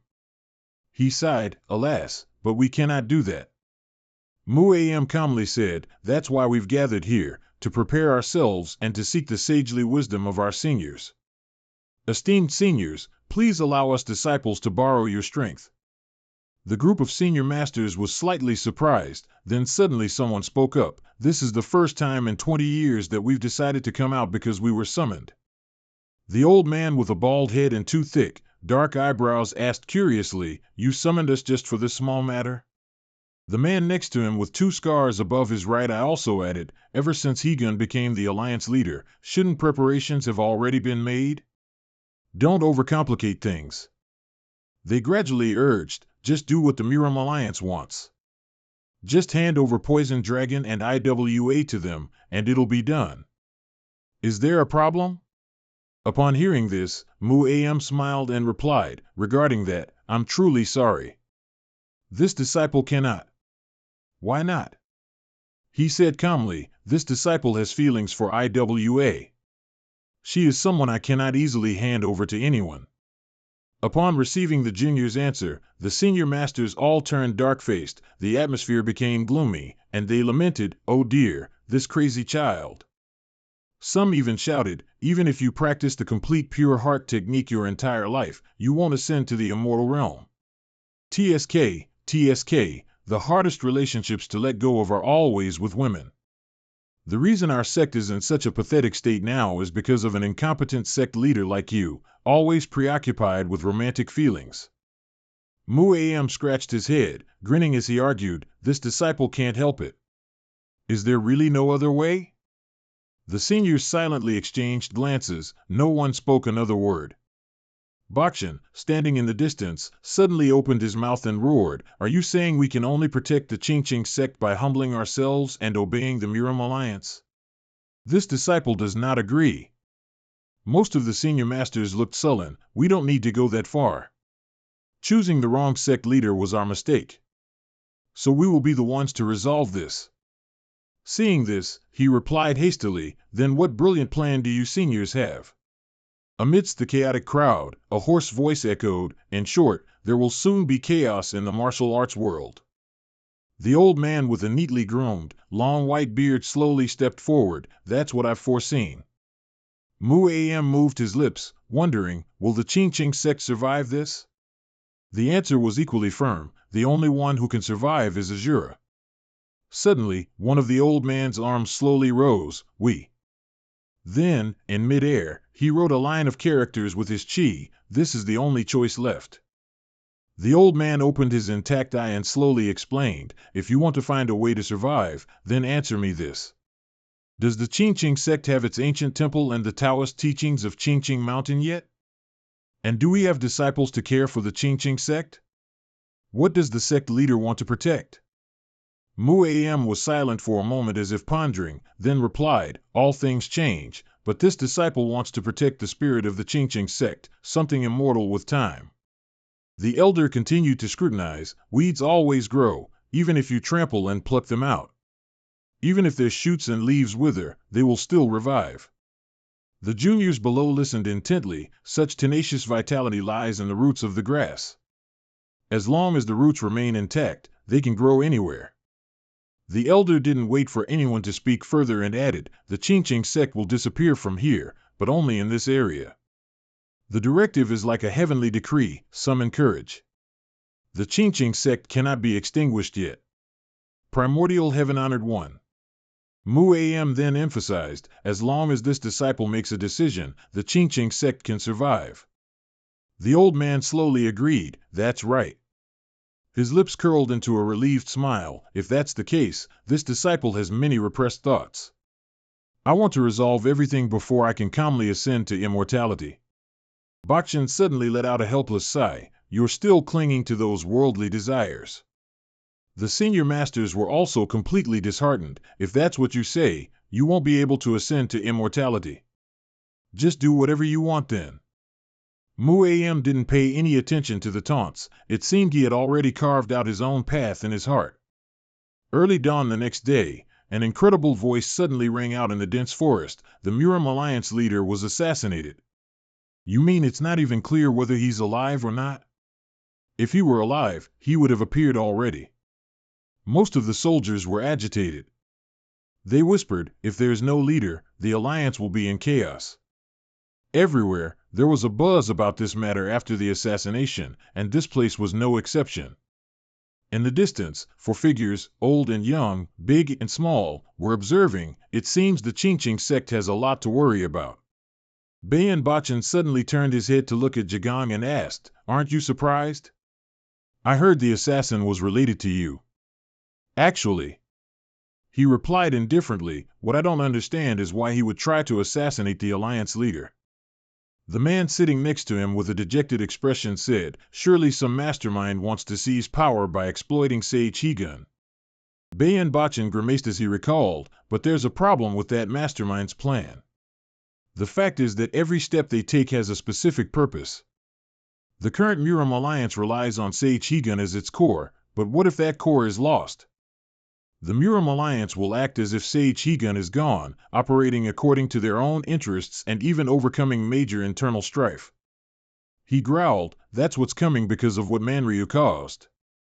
Jigong was bewildered upon hearing this, but I don't know if there's any reason for him to do that. Suddenly, Bakshin, leading a cute boy and leaning on his cane, walked over and answered his question, what if that's not what Manryu wants, but what Sage Hegun wants, Taoist? Bayan Bachin looked doubtful. What do you mean? He explained, Sage Hegun is the first Grandmaster of Muram. He is also the first ruler among the three. Those three include my sect leader, Grandmaster Muam. Bakshin suddenly let out a long sigh. My martial arts aren't as strong as his, and he can't be on par with the first ruler, Poison Dragon. Do you think Manryu could be that strong? Jigong frowned seriously. I know he's gotten stronger, but when he fought IWA, he had help from the Jigo sect and Azure Dragon. I don't think he could be that strong. Bachin nodded in agreement. Yes, unless Sage Hegun allowed it, he couldn't have been assassinated. That's what it means to be the first Grandmaster of Muram. Paon Bachin's tone suddenly became stammering. Then why would he plan an assassination? It must be because... The next words came from Bachin. He wants to rearrange everything, making him question it. Rearrange? But isn't everything a mess right now? Sometimes you have to trim things down for good results. Jigong coldly judged, I'm afraid there's some conspiracy behind this. Bachin completely agreed. That's right. The fact that the Shandong evil factions coincidentally came here at the same time IWA went into secluded cultivation might also be related to this. Bayan Bachin now felt anxious. The Shandong evil factions? Bachin paused for a beat, then recounted, a few days ago, the evil factions gathered in front of the Qingqing sect's entrance. They said they were here to rescue IWA, who they claimed was imprisoned by the Qingqing sect. Seeing that, he suddenly stood up and shouted, "What? I personally think Sage Hegun spread those baseless rumors." He gently moved one foot on the gravelly ground, but no matter what, the Qingqing sect is still the best place to start cleaning up. Bachin turned his back, reminding them, a storm is coming, and before it arrives. Before them was a line of people, already gathered in great numbers. We have decided to leave Qingqing Mountain. All the soldiers around looked on with bewildered expressions. What's going on? Am I seeing things? Because of this strange occurrence, is the Qingqing sect really leaving Qingqing Mountain? Jiatsong looked at each individual and gently asked, will the Qingqing sect no longer exist? Bachin replied without turning his head, the Qingqing sect will still exist, just not on Qingqing Mountain anymore. We'll be somewhere else in the martial world. The young boy and Zoan waved goodbye sadly. This is a token of the Qingqing sect's sincerity. Once IWA finishes his closed-door cultivation, we will leave this place. Bachin leaned on his staff, leaving the group behind. If you wish to leave this place, we will surely meet again. Jiatsong and his allies stood silently, unsure what to do for a moment. The sun had completely set behind the mountain ranges, with only a few faint rays of light remaining. The villagers in the distance, seeing the Qingqing sect group pass by, stammered in alarm, "What is that?" They hastily whispered among themselves, "The Taoist priests are leaving in groups. I'm afraid the rumor that the Murim Alliance will come here is true." Furthermore, someone else angrily shouted out loud. It was none other than Gorian. "Are you running away just because you fear the Murim Alliance?"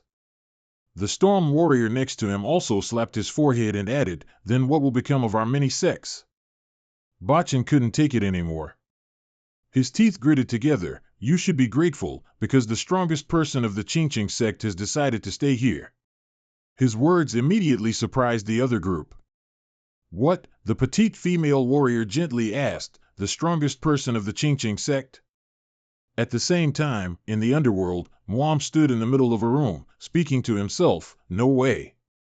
The sharp sword was quickly drawn from its sheath. He muttered to himself, "It seems I must resolve the problem I've caused."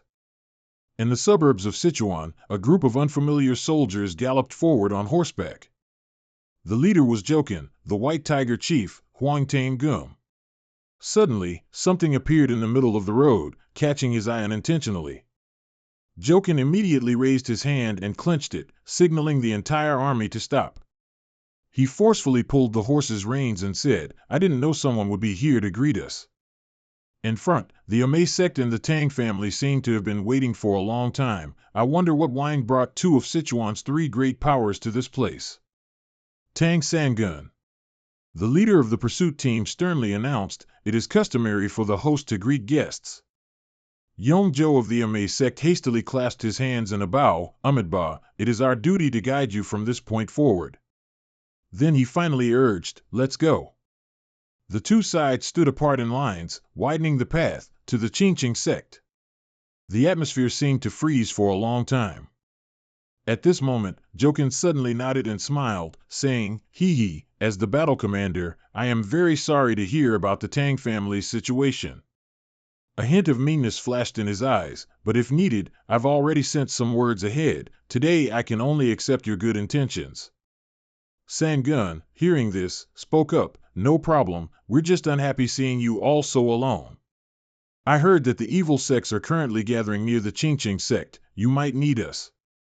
Jokin slightly furrowed his brows. "The people of the Shandong evil sect won't be able to run wild before me, unless they're playing tricks. I need to get there quickly, so I'd be very grateful if you two would make way." It was then that Yuzo slowly pressed, "Are you sure you'll be all right? Sichuan is full of unforeseen dangers." The other side quickly dismissed, "I've heard of Sichuan's vast lands, but I really hope you'll step aside." Saying this, he immediately whipped the horse's reins. "Let's go." Jokin thus sped through the two lines of people. Sangun calmly watched. "It's only because we are people of Sichuan that we offer to help." Yuzo, feeling extremely annoyed, replied, I'm not at all pleased with how the Muram Alliance is handling this. Jokin told us not to interfere with the Chinching sect's affairs with an attitude as if he considered us fools. He closed his eyes tightly, seemingly helpless. The Muram Alliance always schemes to eliminate the three great powers of Sichuan. And the Chinching sect is the first target. Using the word naive is most appropriate for this, because first and foremost. As soon as he finished speaking, Sangun stopped, opening his eyes and looking straight ahead with a serious expression. The blood-red sky created a terrifying atmosphere. Our Sichuan is not so easily devoured. At the foot of Chinching Sect Mountain, someone's voice shouted from inside, what the hell is going on? It can't be like this. Amidst the chaotic group of soldiers, two men were arguing, for unknown reasons. Quickly call the sect leader out here. All the rumors you've heard are false. How could we betray the sect leader? Those are just baseless rumors. One of them, Paon Box, could no longer hold back and roared, those are all traps set by others. I can't believe you fell for such rumors. You're all fools. The sect leader is still safe and sound. Suddenly from a distance, a deep voice rang out, cutting through the tense atmosphere. Is there some misunderstanding? Gorian, with a wrinkled face, approached the two men. The sect leader lost an arm and was poisoned with the Tang family's deadly venom, and you say he's all right? Bayan Box suddenly gritted his teeth, speechless for a moment, cold sweat pouring down. That matter. Gorian didn't give him a chance to explain, immediately asserting, it's because the sect leader is surrounded by cowards like you. That's the real problem. The people around, as if emboldened, collectively shouted, hey, you're going too far now. We almost died fighting those big families. Where were you then? What were you doing? Gorian angrily swung his arm, pushing Paon Box aside, then yelled, shut up, I don't trust you anymore. Only by meeting the sect leader directly can I confirm anything. He ignored the indignation that filled his mind, quickly turned his head to look at him and stammered loudly, hey, right now the sect leader is. Suddenly noticing something strange ahead, it turned out to be Taoist Muam. Everyone present there stared at him in astonishment, mouths agape. Muam simply stood there, utterly silent. Sangun bit his lip, looking straight at the young man as a warning, move aside, we must protect the sect leader. Muam revealed a cold face, calmly replying, try to push me out of your way. Sangun quickly reached behind him, intending to draw a weapon, you think I can't? Just as the situation became critical, Jietsong appeared, bringing strong allies to dissuade them. Stop, now is not the time to fight each other like this. He seriously pointed towards the small house on top of the hill, feel the temple over there. The aura inside belongs to Lady Qi, although she is injured, she is unharmed, just as Pyong said. Jietsong took another step forward, but the Muram Alliance could arrive and attack at any moment. Lady Qi's current condition is so serious that even a small disturbance will have a significant impact. She cannot leave this area for the next few days. In the meantime, we should discuss a plan to protect that temple. The Storm Warrior saw this and showed doubt. What is it? A kid? The dangerous nun standing right beside him also added, I've never seen him before. Bayan Boc, realizing the situation was not good, quickly roared in protest, hey, this kid risked his life to help us while you weren't here. He didn't hesitate to announce, he is the Poison Dragon. The chatter around them started to grow lively. Poison Dragon? Is he the culprit who ignited the conflict between the Jigo sect and the Tang family? But why does he look like just a child? The dangerous nun, standing among the soldiers, suddenly smiled with interest. He's quite handsome, isn't he? Heron, nearby, had heard most of the remarks and glared irritably at Gyojak. The storm swordsman suddenly walked up to Jietsong, crossed his arms and said, Poison Dragon, I'll call him the cheater. The boy quietly bowed his head. I've heard rumors about you in Shandong. They say you're a god and came from a river. At this, Sangun made a dismissive gesture. Humph, I won't take orders from someone inferior to me, so you. As the four words, know your place echoed, he swung his massive fist rapidly towards Jietsong. The terrifying pressure momentarily stunned Jietsong. Heron and the others, witnessing everything, were utterly shocked by this sudden situation. Unable to intervene in time, they could only watch as the enemy charged at Jia Tsam like a savage beast. But then, he suddenly stopped, looking quite surprised, and softly said, "All right." Sengen's hand was just a hair's breadth from Jia Tsam's face, but he showed no intention of continuing. "You, I admit, have the courage to step up and give us orders." Bayan Boc was completely horrified, shouting in resentment, "What the hell is wrong with you?" Sangun maintained his initial posture, gravely examining Jia Tsam. "Are you from the demonic sect?" "No?" "Then why do you always want to protect our sect leader?" Under the astonished gazes of everyone in the sect, the boy replied, "Because she helped me with many things." Sangun seemed to have never anticipated such a thing happening, so he unconsciously felt a little stunned.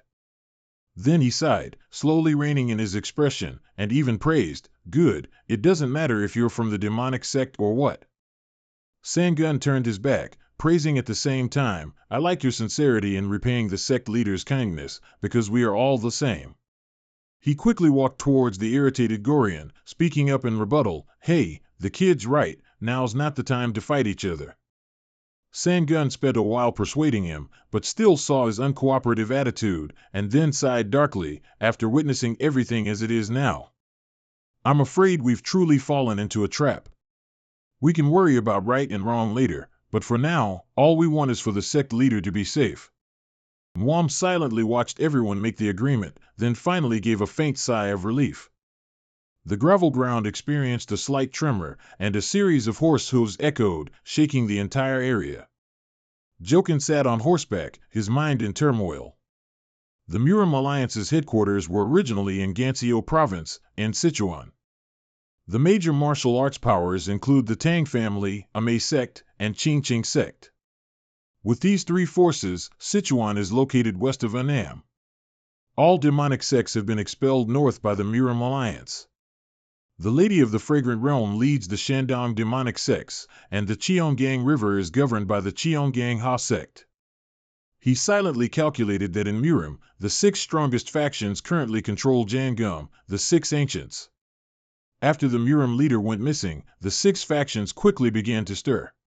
He finally concluded, "A violent storm has disrupted the entire Murim, but it's only a stepping stone for someone to rise higher."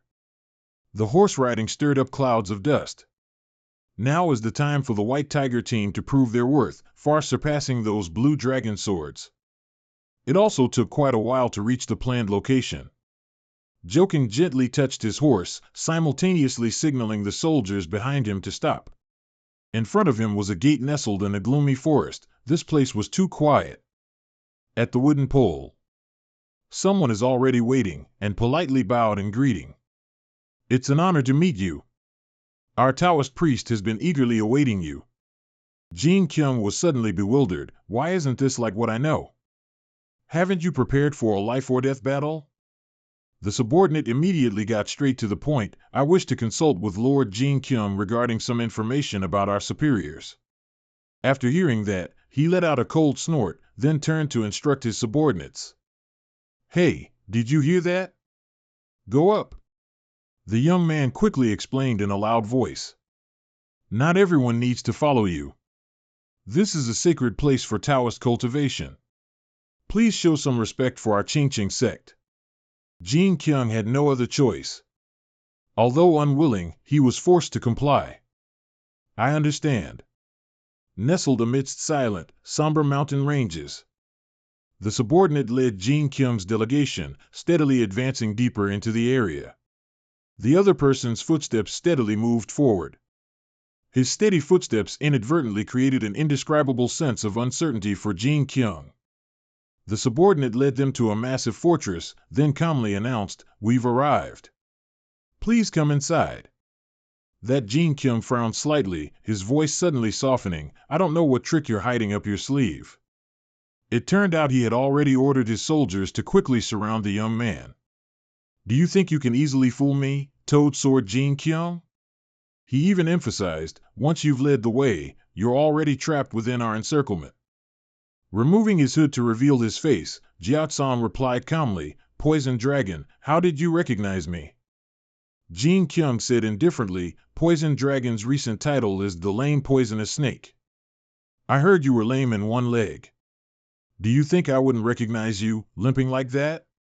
He announced, I will now arrest the suspect in the assassination of your Murim Alliance leader. If you resist, without letting the enemy finish his sentence.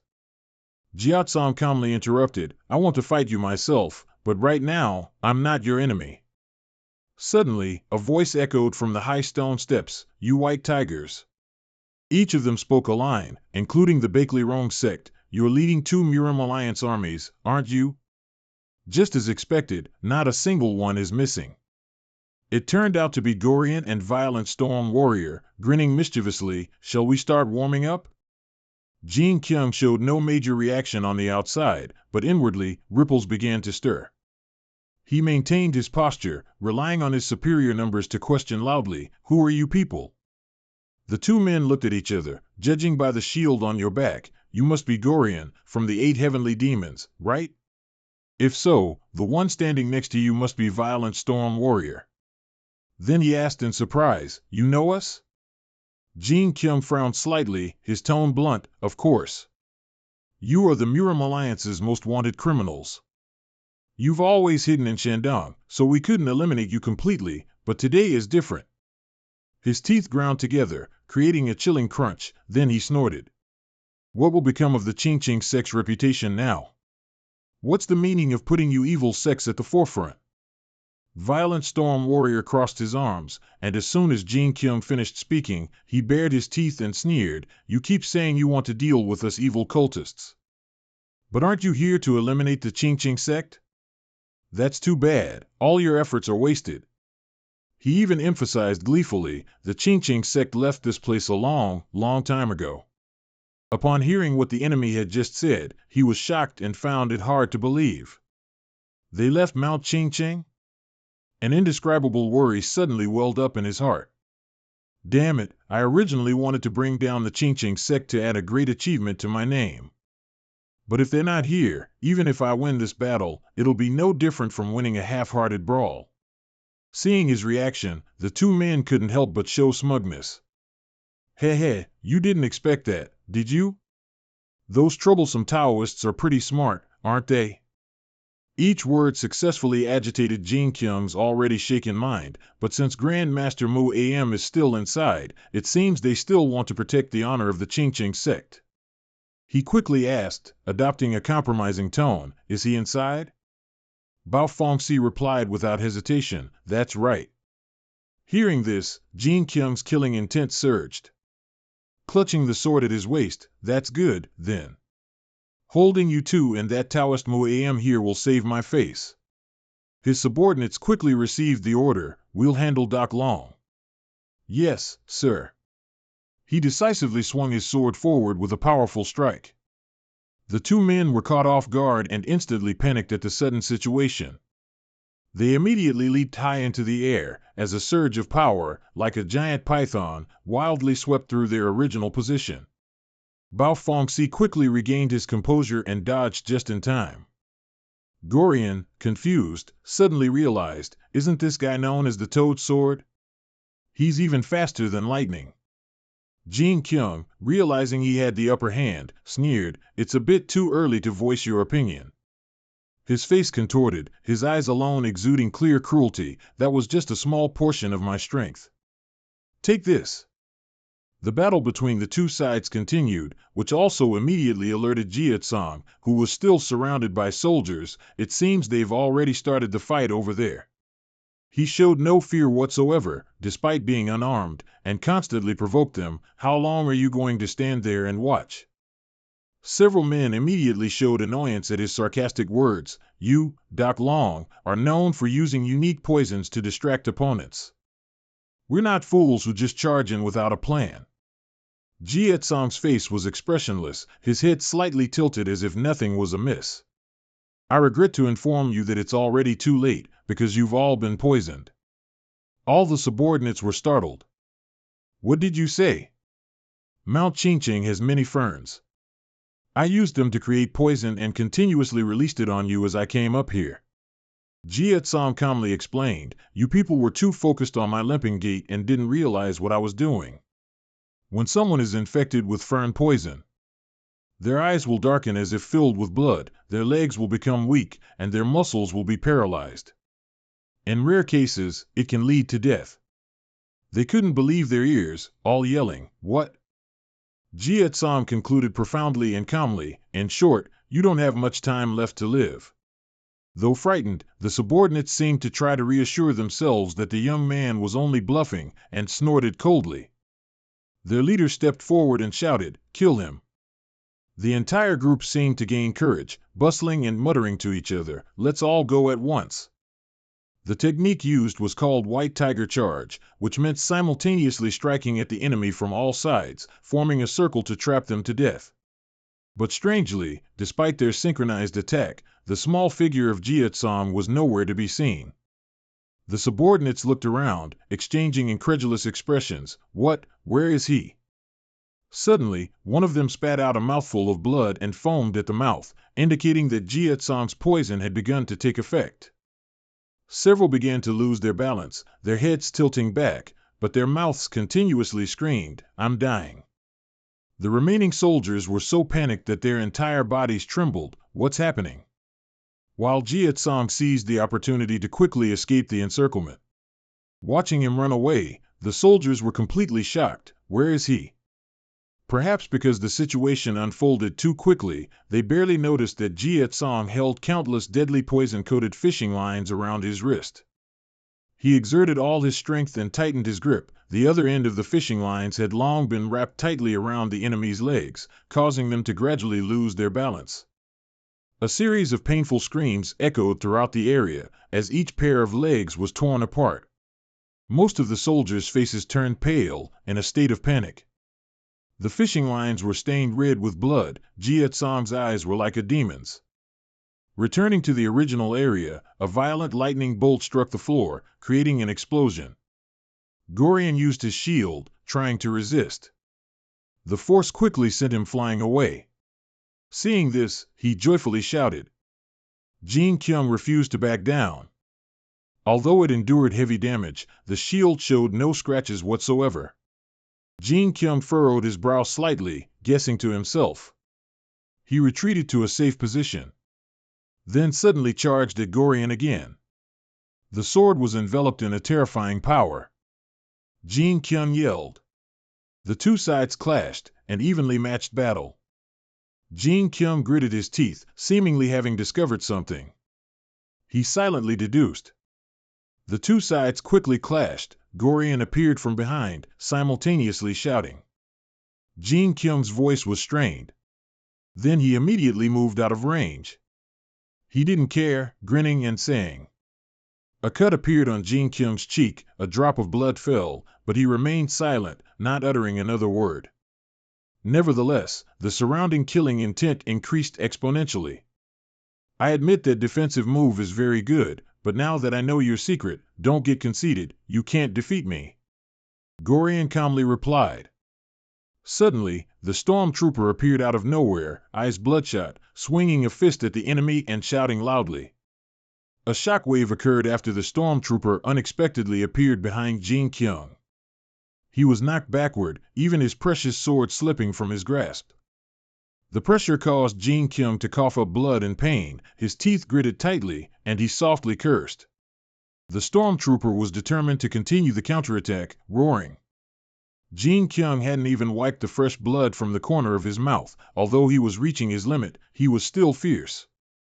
The stormtrooper got closer and closer, now only a small distance away. But he was immediately sent flying by the power Jin Kyung had just unleashed. While he was wondering what to do next, suddenly, the shield flew from a distance.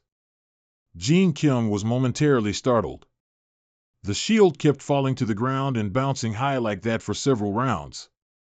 Jin Kyung was completely surprised, unable to dodge in time. His entire body was forcefully dragged a long distance across the ground. He used all his strength to force himself up, but in front of him, Gorian and the stormtrooper didn't stop, instead charging towards him simultaneously. Jin Kyung showed no panic at all, quickly clenching his fist. And boom, a huge explosion occurred right there. Jin Kyung's arm hung loosely by his side, while the other two retreated to a safer position. Gorian then spoke mockingly, "Don't tense up like that, aren't you Lai Dung's man?" The stormtrooper followed up, "Doesn't look like it. Or did you expect us, evil cultists, to treat you well?" Ignoring Jin Kyung's expression, which was gradually turning dark. His anger erupted with small bolts of lightning, and he growled like a madman, "Don't get ahead of yourselves, that was just a slip-up." Jin Kyung's knees suddenly gave out uncontrollably, and now, with all my strength. The incident left him utterly shocked and overwhelmed. "What? My legs?" Seeing this, Gorian burst out laughing gleefully. "What are you doing? There's no need to kneel before us like that." Meanwhile, Jin Kyung had almost fallen into a state of extreme despair. "No, it's not like that." The stormtrooper stood by, arms crossed, assessing, it seems to be the effect of one of the poison dragon's poisons. Did he really do this? Hearing his words, he unconsciously looked up and wondered, what poison? Why don't I feel anything? He raised his arm confidently. The fact that his methods of using poison are unlike anyone else's, isn't that why you call him the poison dragon? Jin Kyung sank completely into helplessness. My will is starting to grow numb. The paralysis in my legs is getting worse.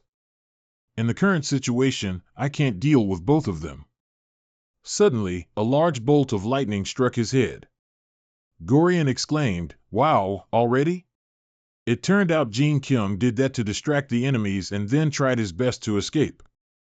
The stormtrooper was startled to realize this and chased after him, yelling, "He's trying to escape.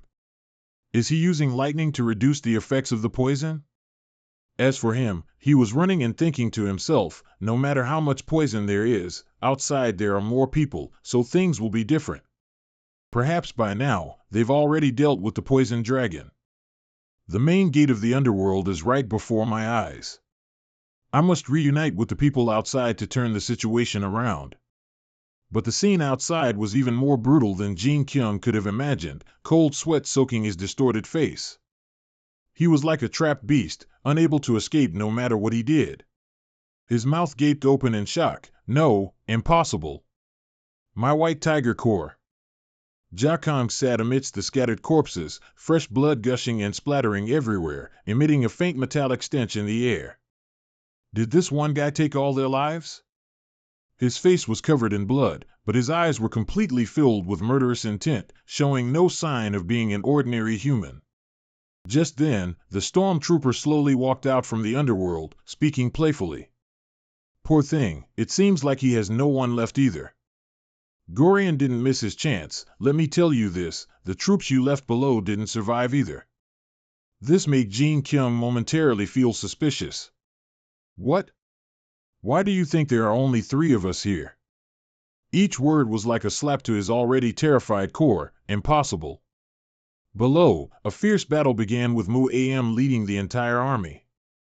Heron was also there, fighting together, weaving through the enemy ranks with his Zen Earth Palm technique. The dangerous Autumn Woman participated fiercely, using gentle magic to disrupt some of the soldiers. Mu Am gave a mysterious smile, then calmly drew his sword. His movements were as swift as a gust of wind, repelling countless squads in the blink of an eye, raising a cloud of thick dust. A few realized the critical situation and frantically shouted to announce, "Damn it, we've been ambushed." They deliberately took advantage of the commander's absence. "We'll be defeated here." The leader didn't want to hesitate any longer and immediately blew the horn to signal everyone, "Retreat immediately." The sounds of battle echoed throughout the mountains and forest. Of course, it also alerted the area where the dazed Jin Kyung was standing. He gritted his teeth, the retreat horn. The 2 men behind him looked scornful. It seems the battle's over. Did they decide to abandon the leader and flee for their lives? TSK. Only Jin Kyung remained silent, his mind full of tangled thoughts. "It's all my fault. I was too eager to prove myself and underestimated my enemy." He slightly lowered his head, a sense of guilt consuming his mind. "I should have brought in other forces from Sichuan." Below, his fingers slowly curled, encompassing a strange power, but it was too late for regret. Engulfed in despair, suddenly, a voice cut through, startling Jin Kyung. "You can leave too." Jakong spoke with a calm tone. "What do you mean?" "I want you to escape alive." His pride touched. Hearing this, the man roared, "Are you mocking me?" "Ah, Jin Kyung doesn't need an enemy's pity. Even if I risk my life, I won't beg you." Jakong stood up, a resolute expression on his face. "We've achieved our goal of driving you people away. Those who must die are formidable enemies. We don't need to force you to your death like this." His words were like steel. "If you want to take revenge later instead of dying here, isn't that what you wished for?" It took Jin Kyung a long time to regain his composure. "I apologize for denying the truth, but next time, it won't end like this." He frowned, firmly warning, "If you fall into a similar situation, don't think I'll show even a shred of pity." As soon as he finished speaking, he instantly vanished from the spot, under the gaze of everyone present. Gorian walked towards Jakong, wondering aloud, "If we had the chance, wouldn't it be better to just eliminate him?" He responded frankly, "If we kill him, the Muram Alliance will send an even more elite army." He further emphasized that, "Our sole purpose right now is to buy time for Ta Nuong, so it's best not to make things worse." Jakong finally turned his back. "Now, let's go down the mountain. I need to check the situation below." The two men watched the determined young man's retreating figure and suddenly fell into contemplation. They exchanged glances. "He's clearly not the kind of friend you prefer." Bien Bok said the sect leader had invited him to join the demonic sect quite a few times before. Jia Kang's body gradually disappeared behind the main door amid a choked call, "Poison dragon, the sky is now turning to dusk."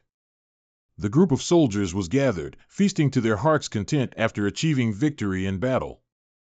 Bien Bok joyfully draped his arm around the person who had once grabbed his collar, singing and swaying. Heron sat on the ground, tiredly enjoying freshly baked, still hot steamed buns. Jakong observed from a distance, couldn't help but feel a little happy. Fortunately, everyone performed beyond expectations. The person next to him quickly added, "They're not so weak that they need you to watch over them. IWA has trained them for a long time." Muam said seriously, "From now on, we'll have peace for a while. We defeated the Muram Alliance members in Sichuan and even took care of Jin Kyung's White Tiger Army, the one from Guizhou." He assessed that since the White Tiger Army ran into trouble, the Muram Alliance will have to be cautious when fighting us from now on, and extending the time until IWA recovers seems more feasible. Jakong blandly agreed, "You're right, this might be the best time for you to leave this place." Muam suddenly changed the subject, pressing Jakong, "You fought in the name of avenging the medicinal factions, didn't you? But I promised to keep an eye on them." The conversation seemed to have lightened. "What I'm about to say isn't that you'll abandon them. Whether for revenge or protection, power is still very necessary. Please explain further." Muam unconsciously recalled, "It seems I've already told you about the White Tiger Army in Guizhou. Now that the White Tiger Army and the Qingqing faction are gone, the Muram Alliance will have difficulty with surveillance." His voice suddenly dropped low. "As for Guizhou, right now, in a dark, damp dungeon, there's him." Muam recounted, "That guy not only completed the Azure Cave 9 Radiance and 5 Thunder Toad Arts with me, but also discovered the final mystery behind them, the strongest warrior of the demonic faction. Zhu Wania." As soon as he finished speaking, young Jakong was startled, a cold shiver running down his spine, his whole body trembling. Muam turned to the person next to him, "As a reminder, go meet him, it will help you achieve your goal." Looking at the fiercely burning campfire, Muam sighed with emotion. "It's a pity you have to leave so suddenly." Jakong stood straight and said to all his allies, "I'm very sorry for leaving at such a crucial time." Payan Bok alone laughed heartily, waved his hand, and replied, "It's all right, you must have your own troubles after carefully considering this decision. You've shown your loyalty to our sect leader many times."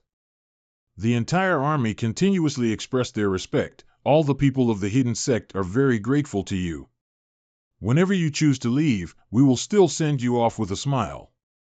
He quickly replied in a gentle voice, but I will try to complete what needs to be done as quickly as possible and return here. The storm warrior walked over from a distance with his arms crossed, calmly advising, you don't need to worry too much. Gorian, standing next to him, also chimed in. As soon as the sect leader steps out, we'll leave this place. This place might be deserted when you return. Before their farewell, they were all very relaxed. Lone Dragon, we will certainly meet again. After a brief farewell and perfunctory instructions, Jakang returned to pack his belongings.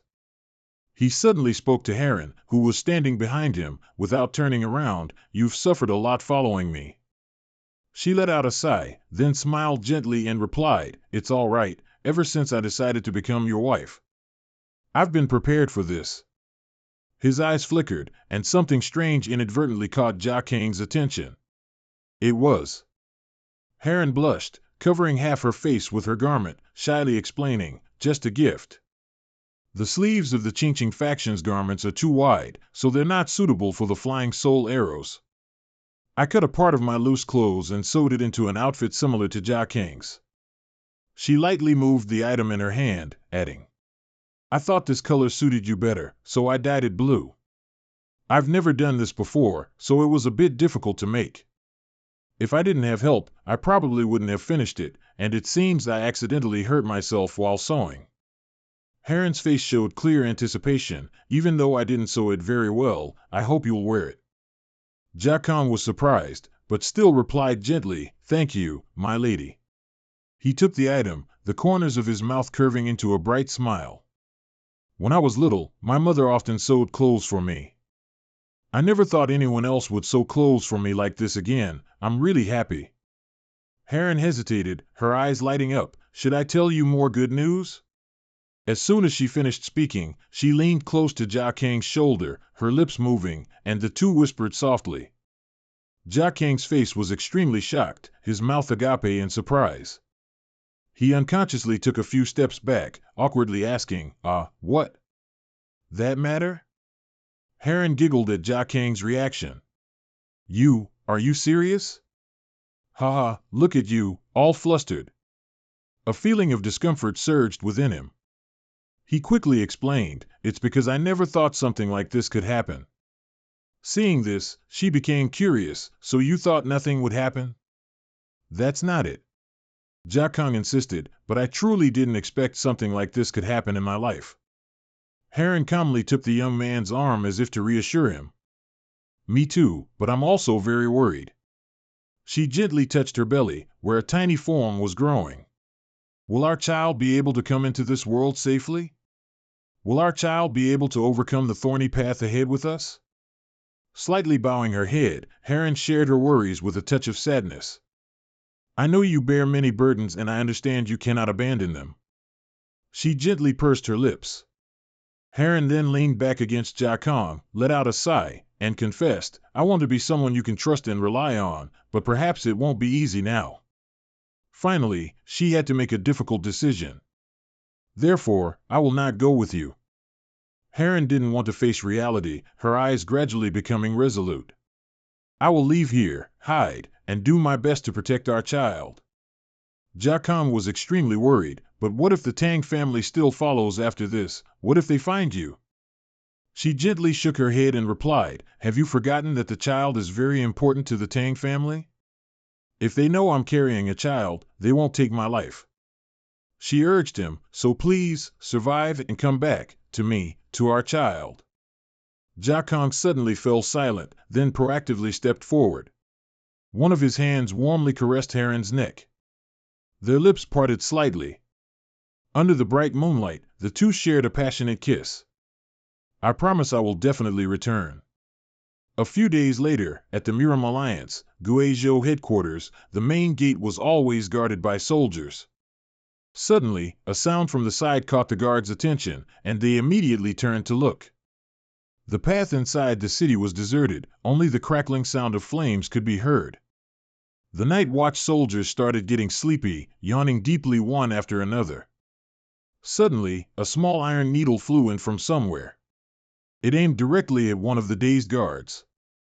The sudden situation left the guard next to him unable to even comprehend what was happening, staring as his comrade's body fell. While he was confusedly humming, Jie Tsong's dark silhouette seized the opportunity and rushed in. Slow footsteps echoed through the silent space. Jie Tsong walked past several damp prison cells. While he was searching, he suddenly flinched. In the room to his right, a sturdy back sat facing away from the front. In front of the man was a black and white Go board. He seemed to be playing against himself. Jie Tsong carefully placed his bag on the ground, a poisonous technique already at the ready in his hand. The lock was immediately cut into 2 pieces. The man didn't seem too surprised. In fact, he was quite amused. A flying soul dart, it's been a long time since I've seen one. You're no ordinary person, my friend. He spoke frankly. Why break a lock that wasn't locked to begin with? Jie Tsong opened the door and walked in, replying, "Oh? I didn't know that." The man got straight to the point, breaking in here in the middle of the night and even breaking the lock. You are indeed no ordinary person. Why have you come to find me? Jie Tsong suddenly slumped down. His offer was a bit strange. Shall we play a game of Go? The man stirred slightly. Before he could agree, someone in the opposite cell loudly warned, "You're too arrogant, kid. Do you even know who he is?" Jie Tsong replied in a casual tone, "I just came to play Go." "Do I need to know who he is?" This quickly angered the prisoner. "You brat, do you want me to crush your bones and flesh? Get lost." 2 sets of teeth gnashed together, creating a clanking sound, accompanied by a shout, "Shut up! You're too noisy." The frightened prisoner stammered in compliance, "Yes, sir. As you command." The man forcefully took the stone board and placed it between them. "Go, huh? All right." Jie Tsong observed for a long time, then praised, "What a unique Go board, indeed." Zilu happily explained, "It's made from the bones of those who weren't afraid to challenge us to a game of Go." Upon hearing his threat, Jie Tsong's face turned serious. They wagered their lives to play Go? Zilu grinned menacingly, "If you want to possess something that others spend their whole lives trying to obtain, you should at least wager your life, shouldn't you?" His face looked utterly triumphant. "So, do you still want to continue? If you're scared, then leave." Jie Tsong didn't respond, but immediately placed a stone on the board as his answer. He said, "I told you I wanted to play." Zilu seemed very excited because it's been a long time since I've had a match. A few small magical lightning bolts enveloped his body. "I hope you'll entertain me." The dark night enveloped the cold prison. Zilu continued talking to Jie Tsong, "You have quite a few tricks for emergencies. And this?" He just placed a white stone into the black encirclement, still maintaining a triumphant smile on his lips. "Is it really okay for someone who snuck in to be this calm? The sun's about to rise." Jie Tsong examined the board, then blurted out, "I intend to finish the game before then." This made Zilu excited and eager to tease, "Hey, what if I stall for time?" The young man confidently declared, "Then I'll make sure you can't stall for time." Zilu then burst into a hearty laugh, "Ha ha." The prisoner opposite continued to try and intervene, "Don't fall for this kid's trap." The reminder, "He looks very suspicious," didn't make him listen but instead made him even angrier, "You lot." Zilu's shout was like thunder, powerfully striking the cell opposite, "Shut up, all of you," successfully returning the space to its original state. Although unseen, one could still feel the prisoner trembling in fear. "Please forgive me, sir." The white ghost stone in his hand was crushed into fragments. Zilu asked curiously, "Surprised?" Jie Tsong calmly replied, "No, I just think I've come to the right place. Let's begin." Seeing this, he also changed to a serious posture, "Hey, let's go." Time gradually passed. Both sides were silent, only the continuous sound of ghost stones being placed could be heard. Zilu was feeling smug. After all, of all the people who had challenged him, none had ever won. Jie Tsong, however, remained calm, his face showing no emotion. Suddenly, the man's eyes widened in utter shock. The current situation on the Go board was a stalemate. You brat. Only then did Zilu vaguely realize, is this what you meant when you said you wouldn't let me stall for time? Who taught you Go? Jietsong smiled and said, the head Taoist of the Tan sect. Aren't you curious about who aided me? Those words, just as predicted, successfully shocked him. After a long moment, he suddenly bared his teeth in a sinister smile, he. The two continued to contend. Those words seemed to have agitated Zilu even more. Jietsong was no less skilled, blocking every move his opponent made. Suddenly, Zilu happily shouted, still the same. At this moment, a thought unexpectedly flashed across Jietsong's mind. The event simultaneously made Zilu recall old memories. It's just like the days he used to spend here playing Go with me. The Go stones quickly filled the stone board, all right. After observing the board for a long time, Zilu finally uttered a casual remark, that's enough. But just 1 second later, his face turned black with fury. Next, the move I've been waiting for. Jietsong tightly gripped the Go stone in his hand at his opponent's urging, go on. He recalled a past image of Muam in his mind. I heard he was imprisoned at the Muram Alliance's Guizhou headquarters. Here, take this Go stone there. Zilu immediately focused on the object Jietsong was about to place on the Go board. Then he suddenly screamed like a madman, go on. Zilu's entire body transformed into a bizarre shadow, engulfing a part of the dark and damp cell. The Go stone was placed neatly in the center position. Zilu's complexion suddenly paled at this sight, and he quickly warned, kid, stop messing around. Countless blood vessels popped up in his eyes, and his teeth ground together, creating a soft grinding sound. Are you sure about that? Do you know what that move means? Jietsong remained absolutely serious. Yes, I am completely sure. Hearing the affirmation, Zilu couldn't help but feel annoyed, scolding, how shameful. Are you using a meaningless move to admit defeat? His voice echoed through the cold stone corridor. Clearly, you were in a good position. If that friend of mine were here, he would never do something so shameful. But the words suddenly caught in his throat. But, this is definitely it. Zilu took the game piece Jietsong had just brought, his expression grimacing badly, created by Jietsong's own hand. Trying to regain his composure, he then began to investigate what happened to the Tan sect. The boy replied frankly, they've abandoned the Tan sect. That Muam guy must have foreseen his end was near. Jietsong frowned slightly, full of doubt. Why do you think that? At this point, Zilu didn't want to hide anything further and confirmed, I'm a member of the Near Light Army. He explained irritably, sending you here means revealing our friendship to the world. So that's the most logical reason. That means the issue of revealing our friendship to the whole world is no longer a big deal. Looking down at the current board, and our Go game, that's how our 20-year game comes to an end. As soon as Jietsong heard this, he immediately questioned, do you mean Taoist Muam won't be able to play Go with you anymore? Zilu fell silent, lowered his head slightly, and said, Muam threw this stone away because he didn't want me to resent him. My best Go friend is no more. Jietsong also fell silent for a moment, gently ruffling his messy hair. Zilu suddenly sighed, forcing himself to stand up. Oh right, you must be here for the 9 Light 5 Thunder Toad art of the Jade Cave as well. If he risked sending you to his only friend, then he must have thought you'd accept it, right? Pulling up the corner of his mouth, he concluded, then, I will fulfill Muam's last wish. Stand up, and come stand next to me. Jietsong obediently followed the instruction, pulling up his right sleeve. Give me your hand. Zilu firmly grasped the boy's arm. His entire body then exuded a terrifying surge of power. His spiritual energy was transmitted into Jietsong through skin-to-skin contact. I will show you what the 7-9 Light 5 Thunder Toad art of the Jade Cave is like.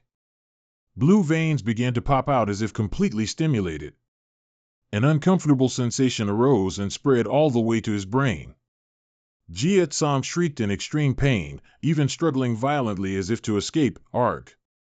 Zilu was forced to steady himself with all his strength.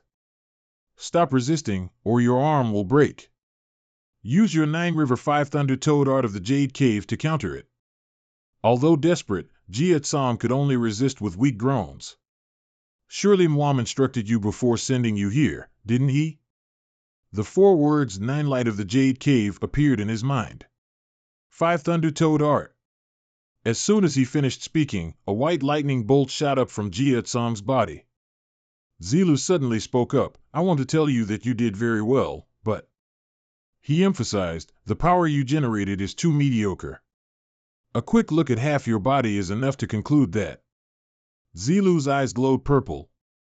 Let my power surge and fill every corner where poison resides in your body. The intensified burst of power made Jia Tsam convulse and throw his head back. His mind was in turmoil with thoughts. It feels like my meridians are about to burst. The blocked meridians in my body can't contain such a huge source of power. Zilu looked on with delight, grinning. I have reached the realm of the origin. It is a great river, and also a wide open road. The skill of convergence, power like water. Even if muddy water flows into the river, it cannot taint the stream. A great river contains all types of water, just as a wide open road encompasses all paths. That is the origin. Jia Tsam's entire body felt as if it were being torn apart from deep within, and he screamed, Aarg. His mind spun, the origin? From what I understood after Taoist Muam's teaching. Jia Tsam's face was drenched in cold sweat. Yin and Yang harmonization, no matter what, is about moving impure energy out of the body to create space for a massive flow of internal power. Veins on his neck stood out prominently. Every drop of pure water turned into blood, coupled with his screams, made the scene even more chaotic. A few agonizing sounds echoed with difficulty as Jia Tsam opened his mouth wide and continued to scream. The surrounding space was filled with the murderous aura of both of them. Zilu noticed something unusual and was astonished. This is... Both sides separated at the same time. He looked at Jia Tsam, who had fallen to the ground, and said, You truly are interesting. Jia Tsam gritted his teeth and listened. Now I understand why you couldn't reach the origin realm. Blood flowed like a spring from Zilu's mouth and eye sockets, as he casually scoffed, What has that Muam sent to me? His expression was utterly nonchalant. It's unbelievable that someone like me, who's immune to all poisons, has been poisoned. All poisons. Fresh blood dripped, forming a large puddle on the floor. Zilu calmly spoke, The energy sealed in your left body isn't just impure energy. The corners of his mouth stretched to his ears, revealing his perfectly white teeth. That's poisonous energy, and it's a top-tier kind. You've created a poison that can break even my immunity to all poisons. Jia Tsang's eyes showed clear tension. Where on earth did you get that poison from? He suddenly unconsciously remembered the past. The fire-consuming green elixir that old man gave me before I left caused my energy and blood to harden, preventing the 5-colored worm poison from spreading in my body. And he realized, that's why I have poison resistance. Jia Tsang looked down at his arm, covered in dark black cracks, but isn't that all there is to it? Perhaps some poisons that entered my body got trapped in the hardened energy and blood, and then they were cured. Suddenly, a thought flashed through his mind, meaning. Jia Tsang finally vaguely realized, starting from the 5-colored worm poison, all the poisons Manryu injected into me. First, the time I was poisoned in the cinnabar pit, the divine water from the anaconda, the pure bloodline green serpent. Next, and countless other types of poisons I've ingested, all have combined into one top-tier poison. Astonishment turned into overwhelming fear. All those poisons have become poisonous energy and filled my left body? Zilu maintained his posture, simply observing the boy's expression and said, It seems you didn't realize it either, did you? Heh. The person in the opposite cell suddenly shouted, Leader, are you all right? Upon hearing this, he retorted, You call me over here, I don't have the strength to speak anymore. He then turned back to Zakam, saying, But in this condition, I'm afraid I can't use the previous method to teach you the 9 Luminance 5-Thunder Toad art of the Azure Grotto anymore, because the poison will spread throughout my body before you fully understand how to perform the 5-Thunder Toad art. The boy stared blankly at his outstretched hand. It was as if both sides had just established some kind of agreement. All right.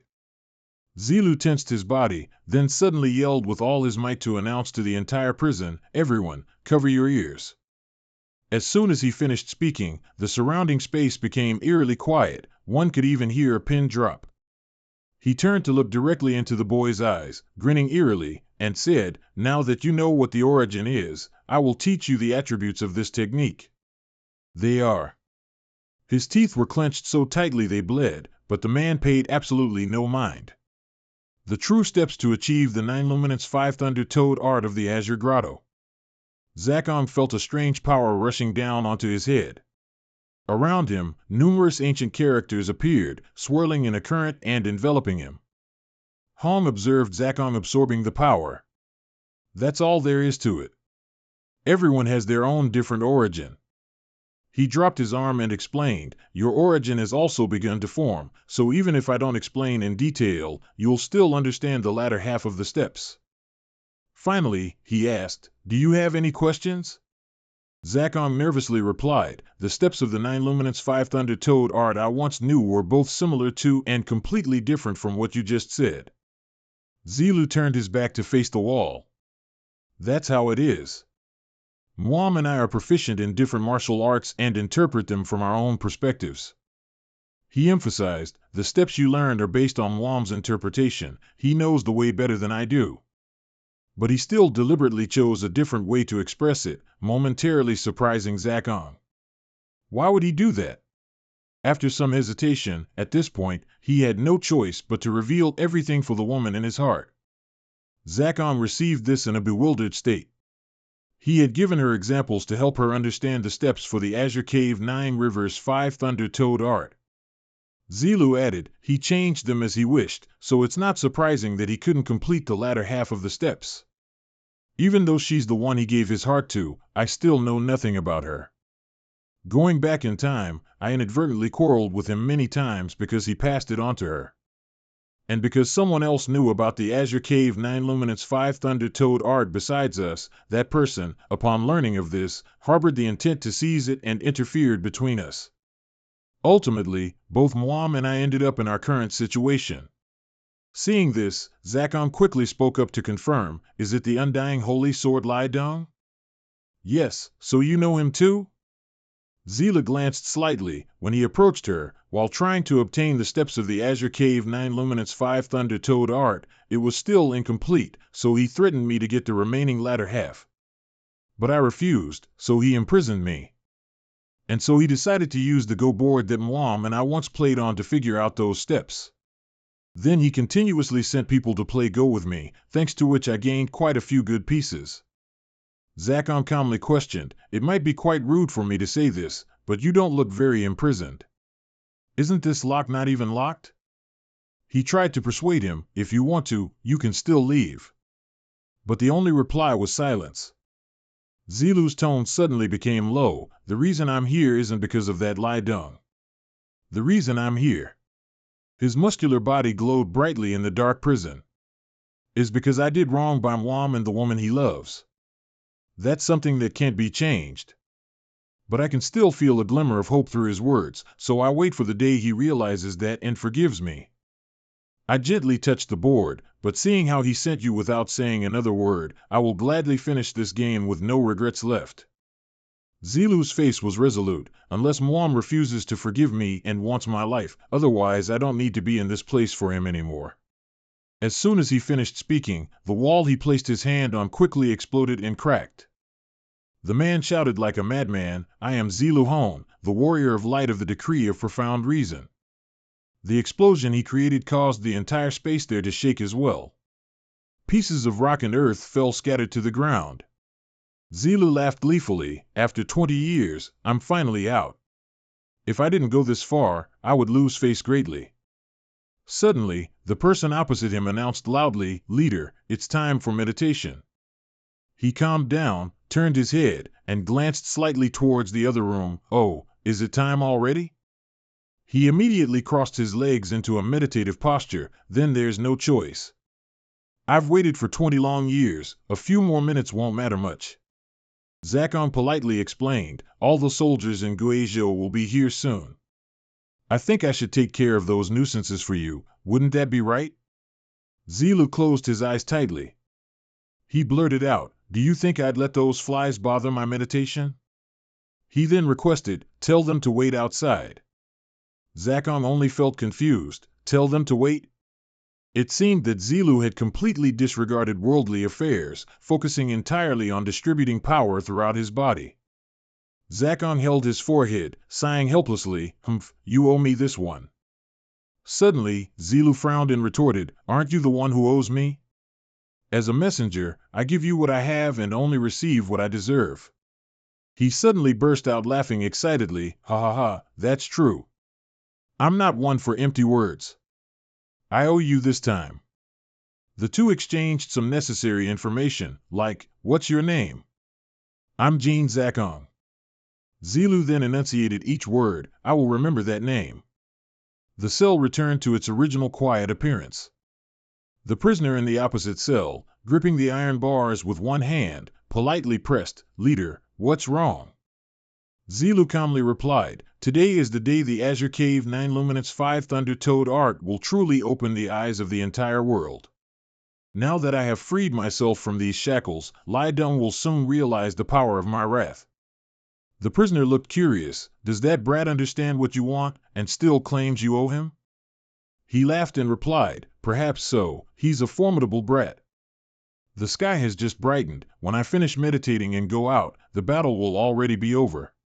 At this moment, there was a group of people, everyone holding swords pointing forward, their faces filled with anger, looking in the same direction, because I had given him the power to do it. Someone's footsteps were slightly limping, yet firm and strong, moving forward. It was none other than Zakon, lightning bolts shot from his hands and eyes. Killing intent filled the air as he walked straight towards the soldiers. Zakon's face was grim, but his voice was resolute. I don't have much time, all of you, come at me. Not far from there, a man was silently witnessing everything. He suddenly reached out and caught a bird, a scroll tied to its leg. Slowly opening it and reading the content, there's a brat who's a spy. I guess Mom released that brat, didn't he? Then he unleashed flames to burn everything. You've provoked the wrong person, but even that. A light breeze blew a few strands of hair across Lai Dong's face. Will end today. At the entrance of the Tan sect, 4 people were basking in the sunlight inside the mountain. The man with a scar across his nose noticed something and spoke up. Oh, look. Someone's coming. Everyone followed his gaze, discussing curiously, who is it? I heard we wouldn't be attacked during this time. There's only one person, surely someone wants to cultivate as a Taoist. Just as he shouted to warn, hey, we are. One of them suddenly spat blood, his head snapped back, and he died. His ally exclaimed, huh, in confusion. Suddenly, something slashed across his neck. He only managed to utter 2 words, what is? His head flew from his neck. Lai Dong appeared out of nowhere, holding a sharp blade with a trailing streak of blood. Everyone present stared wide-eyed at what had just happened, while he spoke in a terrifying tone, you evil sect members, tremble with fear. Chilling killing intent enveloped the space, because I am here. Lai Dong looked at the soldiers with terrifying eyes, his foot on the bloody head of the man from earlier. The storm guards seemed to have heard the screams and began to panic. Outside the forest, at the main gate, someone was sitting, and it was none other than Wam. The dangerous nun, storm guard, and Gorian quickly rushed towards the source of the sound. The screams came from the guards below. Something must have happened. They panicked, urging each other, we must hurry. Suddenly, Gorian discovered something and grunted. Before him was the figure of a person standing proudly amidst countless corpses. That's.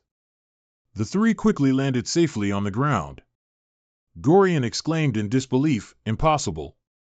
A difficult groan echoed, foam at the corners of his mouth, combined with the man's deep voice, I didn't expect you to come here in person. Lai Dong, the undying sacred sword, gently snapped the man's neck, making him only able to grunt before he died. Looking towards Gorian and his group, he pressed, where are Iua and Wam? The dangerous nun angrily waved her hand and shouted, looking for him? Do you think we'd let you do that? He replied calmly, I'm here to find my wife. Why would I need your permission? Upon hearing that, she became furious. I know exactly what you did to him. How can you shamelessly say that? Lai Dong looked up with an expressionless face. Those who stand in my way mean nothing to me. With that, he rushed towards the storm guard. The unexpected situation greatly surprised everyone. He gritted his teeth, eyes wide, muttering in disbelief, he's too fast. Lai Dong frowned, stressing each word like a warning, because I'm not here for her. The storm guard took the full force of the Chow and Kuk Hong palm, his entire body feeling as if it was shattering. This palm strike seemed light, but it could send a tall man like him flying far away. Hing Tu Nu covered her face with one hand, screaming in alarm, Storm Guard. In the critical situation, she blurted out a curse, damn you, then quickly used the Ghost Roar spell. Lai Dong turned to Hing Tu Nu as if looking at an animal. His lips moved as he said scornfully, such a malicious sound. Blood immediately spurted from both her ears, and her mouth gaped open in shock and pain. Hing Tu Nu glanced at the fresh blood gushing from her body, a series of terrifying thoughts flashing through her mind. He struck with just a whistle. While still bewildered by Lai Dong's power, he inexplicably appeared right behind her, his eyes indifferent as he raised his sword high. He slashed straight down onto Hing Tu Nu's back. But someone immediately appeared and pushed her away. It was Gorian. He quickly pulled Hing Tu Nu away from the fatal blow and used his shield to block Lai Dong's sword strike. At this moment, he loudly warned his companions, retreat. Lai Dong frowned, looking at him and saying, you. Despite struggling to block the sword strike, Gorian still smirked lightly, I am one of the 8 flying ghosts, Gorian. Hearing that, Lai Dong resolutely confirmed, you're the soldier who joined the evil sect, aren't you? His face calm, he replied, you know me? Lai Dong maintained his stance, merely shifting his eyes slightly and saying, I've heard of you. You should have lived the quiet life of a barbarian after retiring, instead of wasting your life hiding in this martial arts world. The two sides met in a fierce, decisive battle. Get out of the way. If you keep wanting to rush in, try to break my shield. Even a divine sword couldn't break it. Lai Dong flatly refused to lose. How dare you compare me to that obscure piece of trash? Emperor's Sword Shadow. Gorian watched in astonishment as a stream of light flashed on the other side of the shield. Lai Dong performed a swift rising attack, and his shield was sliced in half by a single sword stroke, even accidentally grazing his body, causing blood to splatter. Gorian vomited blood, stammering in shock, how can this be? He simply collapsed to his knees, his mind ceaselessly wondering, we are all generals of the Murim Alliance. Lai Dong raised his arm, as if to declare he was always the winner. The pain made Gorian's mind hazy, how can our strengths be so different? Suddenly, a flurry of swords flew in from somewhere. Yet, Lai Dong calmly used 2 fingers to gently pinch the blade tip. It turned out that the flurry of swords was thrown by Payon Boc, who also had a group of people following behind him. With a worried face, he shouted, are you all right? We're here to help. Gorian, ignoring his pain, quickly roared a command, Payon Boc, go to the sect leader, hurry. No sooner had he uttered those 3 words and moved to run than Lai Dong bisected his body with a single slash. Payon Boc was stunned, unable to believe what had just happened, and wailed, Gorian. As for Lai Dong, after killing the general, he coldly turned and walked towards the remaining group of enemies. Payon Boc trembled with rage, his teeth grinding, only able to whisper Lai Dong's name in resentment. Elsewhere, on the edge of the vast forest, Mu Am was concentrating on meditating right beside the gate. On the other side, Lai Dong was savagely slaughtering without mercy, the sounds of screaming echoing throughout the area. Despite such loud noises, Mu Am seemed completely unaware. The Storm Knight, filled with hatred for his fallen comrade, quickly charged to attack, Lai Dong. But in the end, his swinging punch was stopped. The pain from his arm shot to his brain, and the Storm Knight's eyes widened in shock, you monster. The massacre continued, leaving a part of the forest drenched in the smell of blood. Just then, Muam suddenly forced himself to stand up, sighing sadly, "It seems I won't see you come out again." He braced one hand on the gravelly ground. "Everyone is risking their lives to protect you. I must lend them a hand." Before actually leaving, Muam stood still for a long time, as if reminiscing about his past. Turning his head to look back, the corner of his mouth curved into a proud smile as he slowly uttered two words, "Take care." On Payon Boc's side, their bodies were now covered in wounds and exhaustion, yet they remained defiant. "You want to pass? You'll have to go over our dead bodies." Lai Dong just stood there, surrounded by layers upon layers of the slaughtered Storm Knight's corpses. Always wearing an expressionless, cold face, he mocked, "Truly a stubborn and useless bunch. You already know your fate." Suddenly, a strange and incredibly powerful aura of killing intent appeared. The sky also turned gloomy, making him exclaim, "Ah, a supreme celestial being." Payon Boc gaped in surprise, "The one who sits proudly on the throne surrounded by gods." This voice. Lai Dong listened calmly, "The one who asked us to understand the scriptures and doctrines thoroughly. It seems he is calling me." He continued to ignore everything, turning his back and walking towards the source of that sound. By the time Payon Boc's group noticed, Lai Dong had already gone quite a distance. "Stop him." Payon Boc was so furious he gnashed his teeth, "Truly infuriating, I can't believe we couldn't even hold him back for long." Swiftly moving through large branches, Lai Dong gradually advanced towards the direction he had set for himself. Each movement was an exercise of power. Ahead was a large mountain peak that offered a panoramic view of the entire forest below. The stomp made the entire ground shake, followed by clouds of dust flying everywhere. Lai Dong stood calmly amidst the mist, when suddenly, right in front of him, a small aura swept past. Lai Dong suddenly smirked and asked, "Are you afraid of me?" From the opposite side, a voice hastily replied, "Me? Afraid of you? I remember defeating you once, but I don't remember you ever doing that to me." Muam gripped the sword tightly in his hand. "After that time, you were sick for months, don't you remember?" When Lai Dong heard him mention that, he slightly lowered his head and eyes in warning, "Therefore, you should be wary." No sooner had he finished speaking than Muam's blindfold was sliced in two. Lai Dong's face, like a raging demon from hell, pointed his sword directly at him and snarled, "Because I'm here to etch that into your memory now."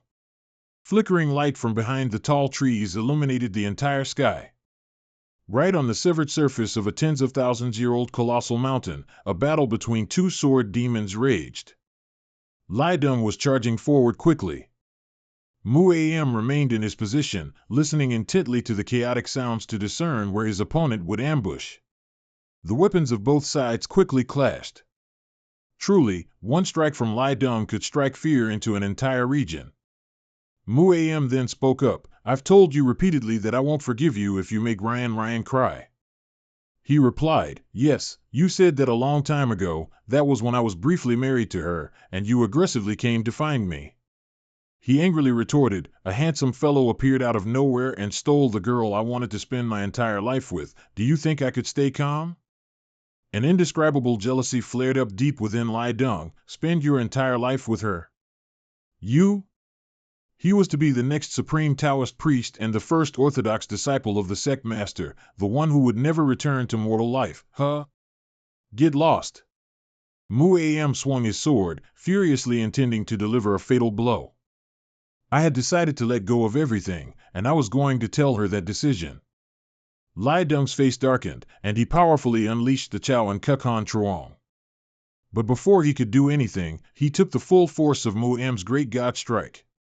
His eyes widened in astonishment. Lai Dong gritted his teeth, letting out a painful grunt. Suddenly, a dazzling flash of light appeared before his eyes, followed immediately by an explosion. His clothes were stained, his strength depleted. Lai Dong gritted his teeth, breathing heavily with exhaustion.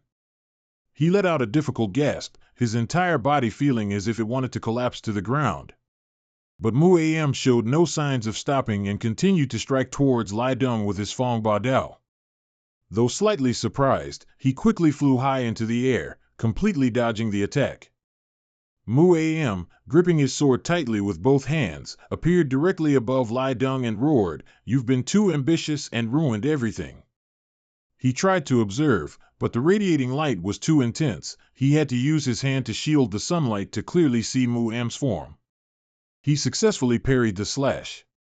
Mu-Am put all his strength into both arms, trying to force the blade down. "That's why I will never forgive you." Applying continuous attacks, he seemed able to oppress the enemy to the point of being unable to breathe. Landing safely, Mu-Am regained his composure and said, "Perhaps you chose to come find me, but I myself have been waiting for this day for a very long time." Pointing his weapon forward, he declared, "You will pay for what you have done." The space was covered in thick dust and smoke, and no sound of a reply could be heard. After a long while, Lai Deng gradually reappeared, asking loudly, "Pay the price." Facing the question, wasn't Dan Jia also allied with the demonic sect, Mu-Am was extremely furious. "You clearly know that's not the truth." The series of actions that followed quickly made him notice the unusual situation. It turned out that Lai Deng had deftly seized the opportunity, using the Heavenly Sun Sword Shadow technique, Bakmut Koi. Mu-Am gritted his teeth, his body initiating a counterattack. He used the Tan Van Phi Ha Palm to block Lai Deng's move. As he resisted, he wondered, "So, you mean, I made all of it up?" A hint of worry flashed across Lai Deng's face. "Do you really think so? The one who caused all this destruction is her." Mu-Am, naturally not believing his enemy, roared back, "Nonsense." Lai Deng seemed not to have expected today's events to escalate to this point, that he was always on the brink of death. Mu-Am unleashed the 72 Shadow Sword, inadvertently altering some fragments of space. Lai Deng used his robe to cover half his face. "Thank you for thinking so highly of me, but even I, the master of the Bak Lai clan and former executive official of the Miram Alliance." He unleashed the Heavenly Sun Sword Shadow, Van Fong Dao, along with a shout, "We're talking about the Dan Jia, a clan no one would dare deny is the second strongest in Miram. Imprisoning them and making them fall is not easy." Lai Deng emphasized, "The reason for their clan's destruction is the truth. Even if you don't want to believe it, the evidence is clear." Mu-Am could do nothing but accept. That's because of the telegram between her and the demonic sect. Mu-Am firmly believed in himself, utterly unable to accept the accusations. He angrily gritted his teeth. The two faced each other once more, swords clashing, creating jarring sounds. The ground around them shattered simultaneously, as if an earthquake had just occurred. Mu-Am angrily roared, "Who sent them?" Lai Deng achieved his goal, laughing sinisterly as he replied, "You know that person very well." At the same time, he quickly spun the hilt, "Your friend." Mu-Am was startled and moved swiftly, "And the one who created Bich Dong Q Quang, Nguloi Tame Thuit with you." Because of this, he let down his guard and was cut in half by Lai Deng's sword. Blood continuously gushed out. Lai Deng arrogantly inquired, "Have you guessed who it is yet?" "None other than the warrior of light, Yellow Home." The cloth wrapped around Mu-Am's eyes broke, and he said in a low tone, "What did you say?" It finally fell silently to the ground, "Yellow Home?" Lai Deng withdrew his weapon, his tone clearly sarcastic. "One of the 6 sect leaders of the Blood faction confessed as such. This is the clearest evidence." Blood from his nose flowed, covering Mu-Am's mouth. "No, it's all lies. There's no way he would do such a thing." Lai Deng did not want to give his enemy another chance, frankly kicking him in the stomach. Mu-Am was helplessly thrown far away, inadvertently enveloped in a cloud of dust. He braced himself with his hand, planting his sword into the ground to keep from falling. Across from him, Lai Deng continued to prod at his pain, "You've been betrayed by Yellow Home." He casually stated, "Even now, you're still so angry at me, aren't you? But the truth is, the downfall of the woman you love." Suddenly, the scene before his eyes blurred strangely. Mu-Am braced himself, regaining his strength. Lai Deng tilted his head slightly, smirking as he said, "It's because of your trusted friend." A long cut appeared clearly on Mu-Am's shoulder. "I can sense you're wavering, aren't you?" Although he remained silent, his heart was in turmoil. Now I've seen through everything, is that the reason? Recalling a few words from Tai Nuam earlier, is that why you left me like that? And her indifferent face, is that why I had to go through that tragedy? The hand holding the sword slightly drooped.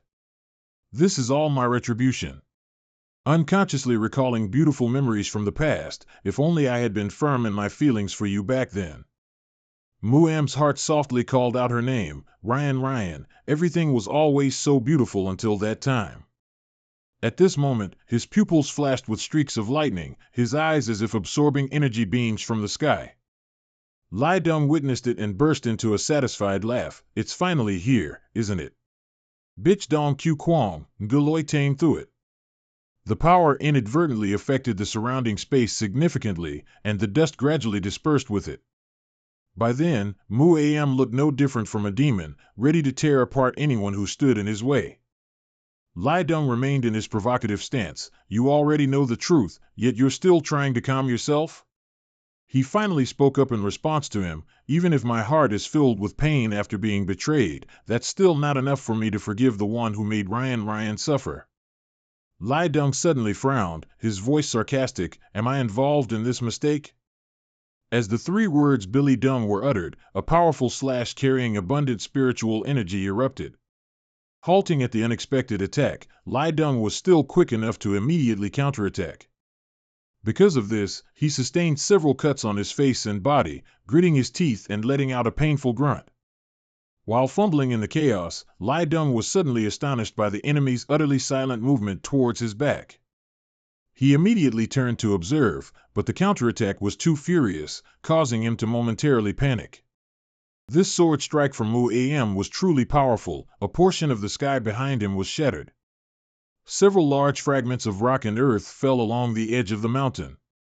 The previous blow successfully caused Lai Dong considerable injury. Mu Am seized the timing, shouted, and thrust his sword forward with great force. Lai Dong's weapon was instantly knocked away. His face clearly showed astonishment. He must have never imagined he would be defeated so quickly. Mu Am's hand rested firmly on Lai Dong's chest. With just a little force, he could completely take his life. He coldly announced, "It ends here." A burst of light flared up. Mu Am focused his power to execute the heart-shattering palm, which could both crush internal organs and inflict horrifying pain on the enemy. The mist now erupted like a sandstorm. Mu Am calmly stated, "Whether it was before or now, you are still not on my level." Before him, Lai Dong's mouth was overflowing with fresh blood. "Die and repent for what you did to Ryan. He bared his teeth, laughing, and let out faint groans. Humph, ha.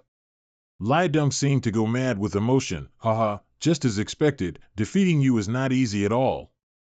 Mu Am's hand, resting on the enemy's body, was grabbed and tightly squeezed with great force. Have you forgotten? Lai Dong's face darkened, his dark, fierce eyes wide open, his tone becoming mocking, that I also know this technique just like you. Upon hearing this, Mu Am immediately retorted without hesitation, it's useless. Have you forgotten who created Bitch Dong Q Quang Guloi Tang through it?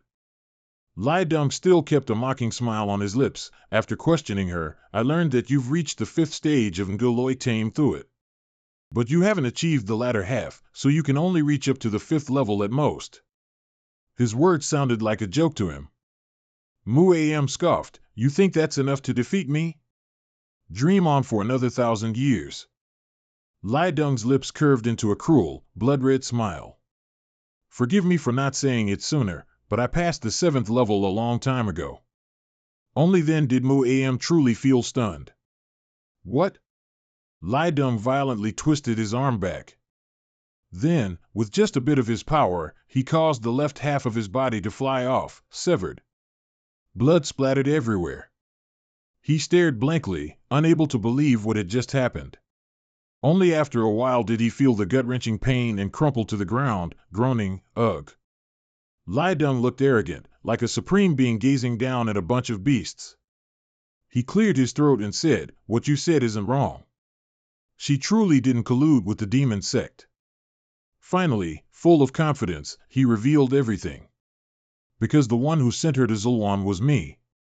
According to his explanation, I threatened to tell everyone that you met with Zolwan if I didn't get the steps of the Azure Grotto 9 Light 5 Thunder Toad technique.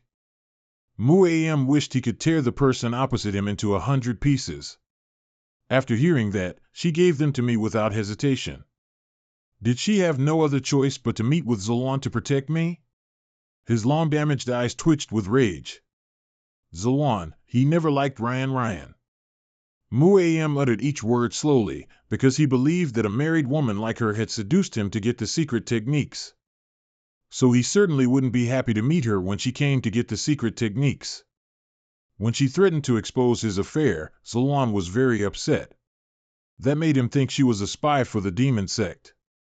Muam seemed to be in so much pain he was about to faint, cold sweat pouring down, even his breathing was difficult. He continued, 20 years ago, he suddenly came to me and said he would never appear in this world again, unless I forgave him and left. He must have realized the truth about her then. Lidum glared back. Yes, after finding out who sent her to him, he went mad and wanted to take my life, but that doesn't change the fact that he accused her. He smiled and recounted. I asked him this, did you want the Tauntaun sect to be annihilated like the Dan family for colluding with the demon sect? Or did he want his friends to know that he was the one who ruined that woman's life? After that, he came to us himself.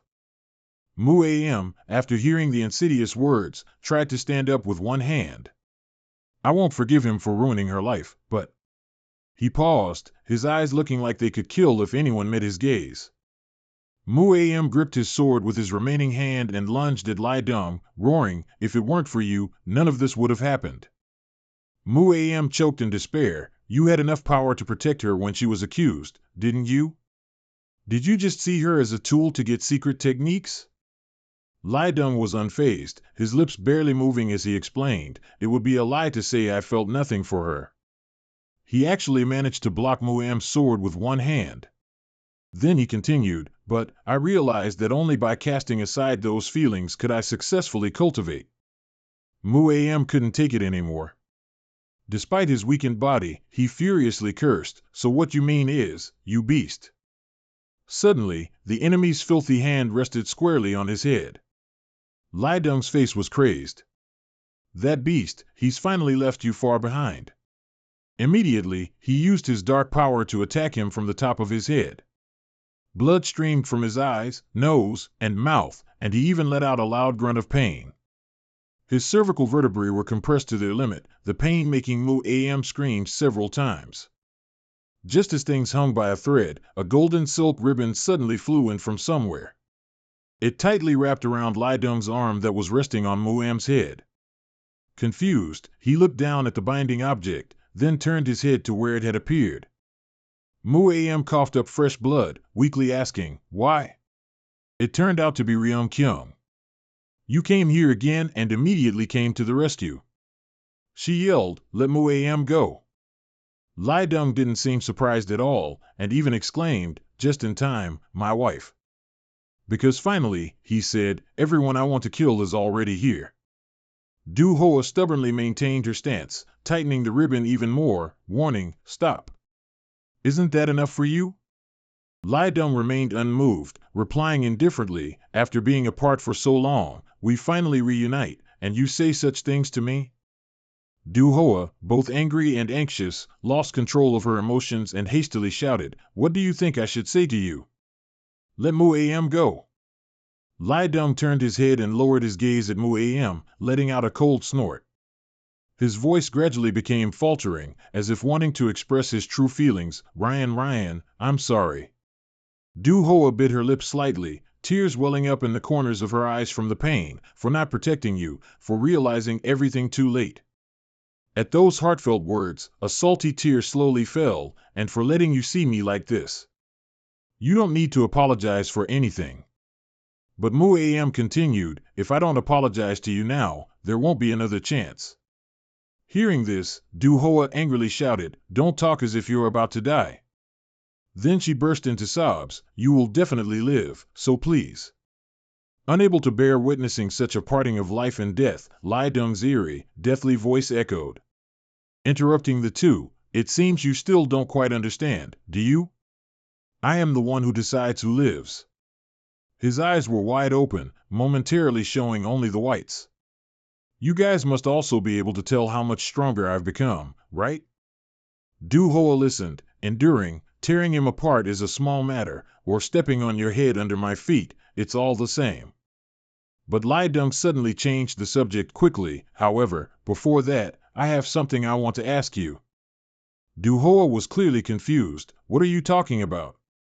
Lai Dong didn't let her finish her sentence and quickly interjected, that poison dragon has gone to the Guizhou division and met the Warrior of Light.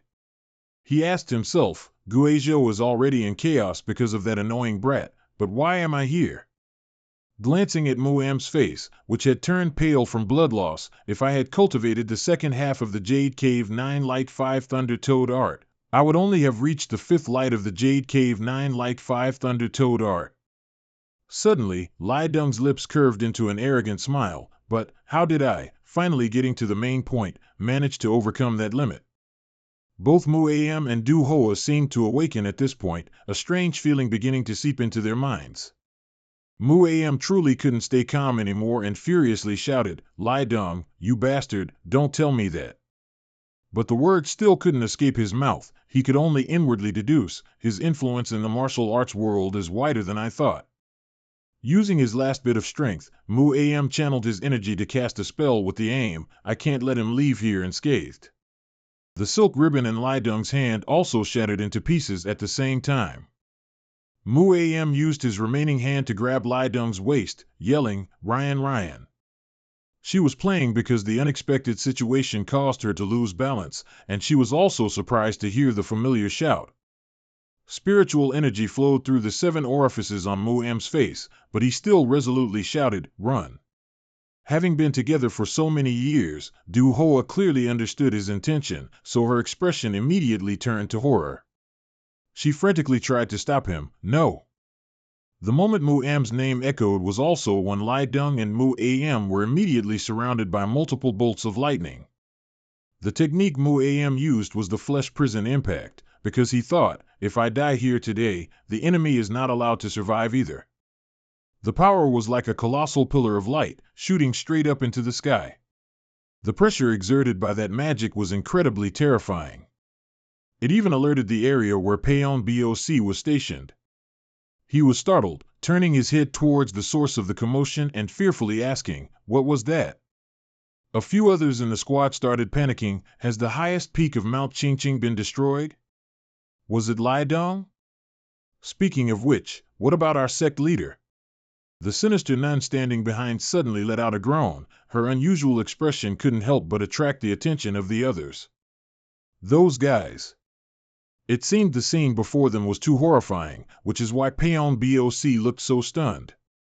The ground looked as if a monster from the deep was squirming and tearing it up. Piece by piece, the earth shattered and flew out of its original place. Lai Dong's clothes were disfigured, revealing a body riddled with large and small wounds. Useless resistance, are you going to keep this up until your last breath? Suddenly, at this moment, he realized something. This surge of killing intent. As soon as he looked up, he spotted Du-Hoa. She cursed with indignation, die, you demon. Du-Hoa's palm strike successfully sent Lai Dong flying several meters away. He spat out a mouthful of blood, glaring with disdain, you lowlives. Although his body was slowly being buried deep under the rubble, he remained extremely defiant. How dare you do this to me? Several colossal objects fell, finally burying the cruel demon. No more sounds could be heard. Du-Hoa landed safely. She began looking around, as if searching for a familiar figure. Amidst the hazy mist, Du-Hoa seemed to discover Muam's battered, blood-soaked body, free-falling. She rushed towards him with all her might. She went to him, uttering heart-wrenching sounds of pain, Muam. But there was no flicker of emotion on his pale face, his lips barely moved. Du-Hoa's eyes welled up with tears as she heard, Ryan Ryan, memories of the past rushing back like a gust of wind, hurry, leave. Muam's cold turn of his back then, I told you. To my deeply hurt face, when the time is right, I will find you. Muam smiled, I have what I wanted. His heart churned, but he was too weak to speak, so, Ryan, please leave and live happily. He resolutely used his last bit of strength to push Du Hoa's hand away. No, how can I be happy by myself? He let her stand by, watching her beloved's body slowly leave this world, ignoring her desperate cries. She couldn't accept the reality, but Du Hoa herself couldn't do anything else. A few short minutes felt like a long year as the misty dust began to dissipate. Du Hoa painfully collapsed to the ground, weeping uncontrollably. Suddenly from above, a piece of blue cloth flew down. It was a relic Mu Am left behind, gently touching her bruised hand as if to offer comfort. Du Hoa's eyes widened, astonished to the point of disbelief. A few tears soaked the cold ground. In the chaotic space, only sobs could be heard. Du Hoa couldn't accept the sorrow, nor did she care how pathetic she looked. She screamed out mournful sounds, crying for the hatred, for her beloved she had to say goodbye to, for the love that wouldn't blossom. At this moment, at the place where Payan Boc's group was waiting, another group of people arrived. Before saying goodbye, I already told you. Jinkyung led his entire army, with an expression of extreme fury. Next time we meet, I won't hold back. Bayan was terrified by the killing intent, that Billy Dung went to great lengths to create this mess himself. So we had the opportunity to rebuild our army. Why is the White Tiger army appearing now? Jinkyung didn't hesitate to draw his sword, saying with annoyance, it seems our greatest triumph was snatched away, so we'll settle with you instead. Suddenly, a loud sound interrupted their conversation. Adding to the groans, surprising Jinkyung, what's wrong? Under the skirt were scattered bloodstains, slow footsteps. If I do this, I'll surely catch the poison dragon, won't I? Next, a husky voice confidently said, of course. I knew the guy only had revenge on his mind. Everyone in Payan Boc's group was astonished. As long as they're alive, he will show up. Even Jinkyung was extremely flustered.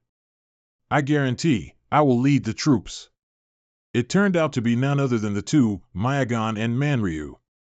Each with a different appearance but a shared intention. Today, there are too many words to offer in prayer.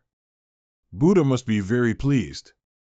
Jinkyung, full of apprehension, gritted his teeth, then observed the two men and quickly yelled in anger, you lot. First, you are the main suspect in the assassination of the Murim leader, great advisor Manryu, and next, Masabun, you are the outcast Mayagon. While Jinkyung was accusing them, we never had any enmity with you. The two soldiers standing nearby were suddenly cut in half. The unexpected situation caught him off guard. Of course, the culprit was none other than Mayagon, who spoke with contempt, his face ghastly. Amitabha Buddha, a Buddhist monk like me needs no reason to do this. Jinkyung let out a cold snort of indignation, momentarily unsure how to act.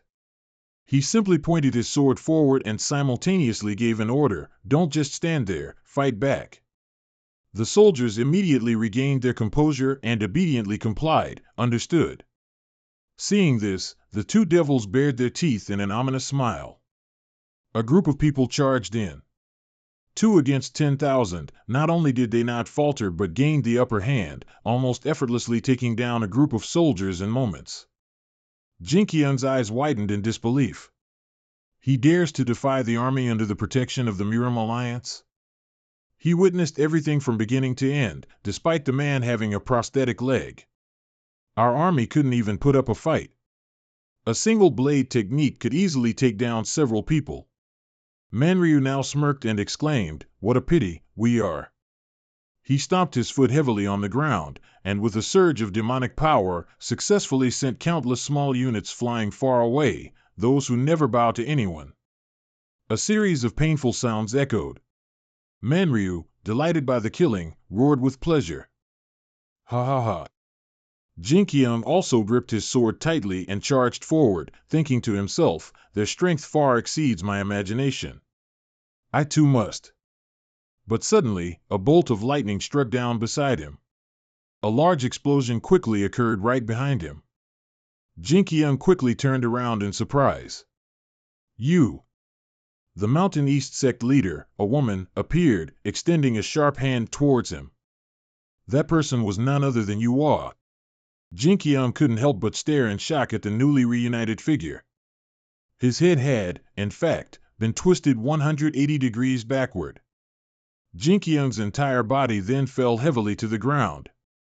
His soldiers, pale with fear, screamed. The battle quickly halted at the horrific sight. Leader! All that could be seen were bewildered eyes.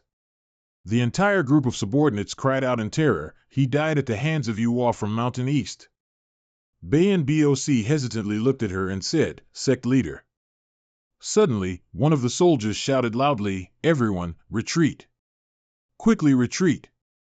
Some were so terrified that their legs wouldn't hold them. We have to retreat. Duo remained in position with a defiant face. Where should I go now? Manryu smiled sinisterly, looking at the people's shattered expressions as if for amusement. Then he snorted, saying, as expected, Long time no see, Hong Sak Tai Nuang. She coldly replied, You're here too? Manryu said nonchalantly, You saw us coming to help the evil sect out, didn't you? You could even say we're worried about you. Duo frowned slightly, You call that helping? I don't care, your wicked heart is well known. Don't think I'll be fooled by your words again.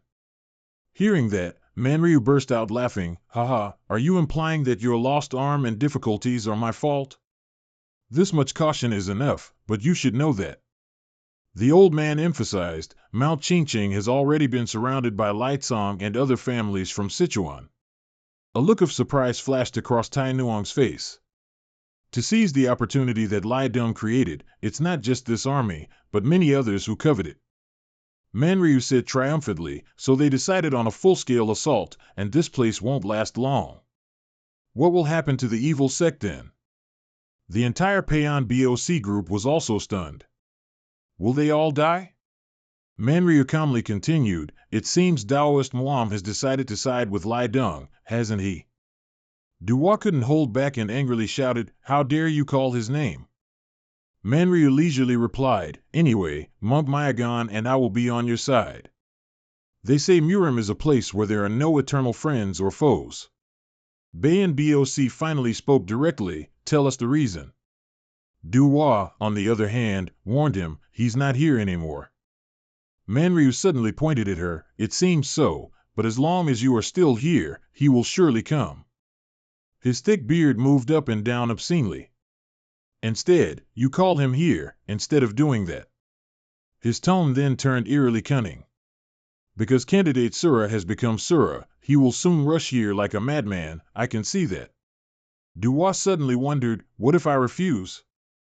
Manryu clasped his hands behind his back and replied without hesitation, Then you'll have to fight both me and Monk Mayagon. Make sure you have enough ability and time. Deep in Duo's heart, extreme indignation surged. I really want to tear these two apart right now, but I can't defeat them. She clenched her fists, secretly thinking, Now I can only accept this absurd demand. If I continue to resist, I will only lose more precious loved ones, so. In the Murim Alliance, Guizhou Division, someone's voice rang out contemptuously, They are such trash. It turned out to be Zilu Hong, walking out and complaining, It's shameful that you had to use the Bai Dong Q Quang Galoi Tame technique to deal with them. He stopped right behind Jia Kong, at whose feet lay scattered corpses. Slowly turning his face, he calmly spoke, I've heard of your name, but... Zilu Hong casually explained, Those are the skills you need to have. You should have reached the flow by now, shouldn't you? Making Jia Kong slightly surprised, the flow? He worriedly argued, but currently I've only built 3 dams. I have to completely release the blocked power in my left half to go further. Foolish. Zilu Hong began to explain. What is Hong 1? Hong 1 is yin and yang. They are different but not different, similar but not similar. Hearing that, Jia Kong exclaimed, thinking to himself, So it's blocked but not blocked, it's blocked energy but it's also like Xianji's internal power. He looked at his arm. Yes, the blocked energy is poison, but I can use that poison to clear the left meridians and let the power flow in. Hone reminded him, I only taught you the Bai Dong Q Quang Galoi Tane technique out of friendship with Wang, but if we meet again, it will be a different story. He looked serious. Whether as an opponent or a temporary ally. Jia Kong just listened in silence. I also don't wish to meet you again. The sun slowly receded behind the mountain range. Jia Kong walked on the path covered with flowers and grass. Finally, I have been enlightened to become better. He silently calculated, now it's just a struggle with myself to build all 9 dams. He mumbled to himself, even if I don't get the chance to reach the peak in this lifetime, I still won't give up. His figure flared up amidst the sunset sky, the people who put their trust in me and passed down these techniques to me. A small, pretty house stood right at the edge of the large river. Jia Kong was extremely surprised. That's... His wife's voice echoed in his head. Do you still remember the lakeside where we immersed ourselves after escaping from the clan?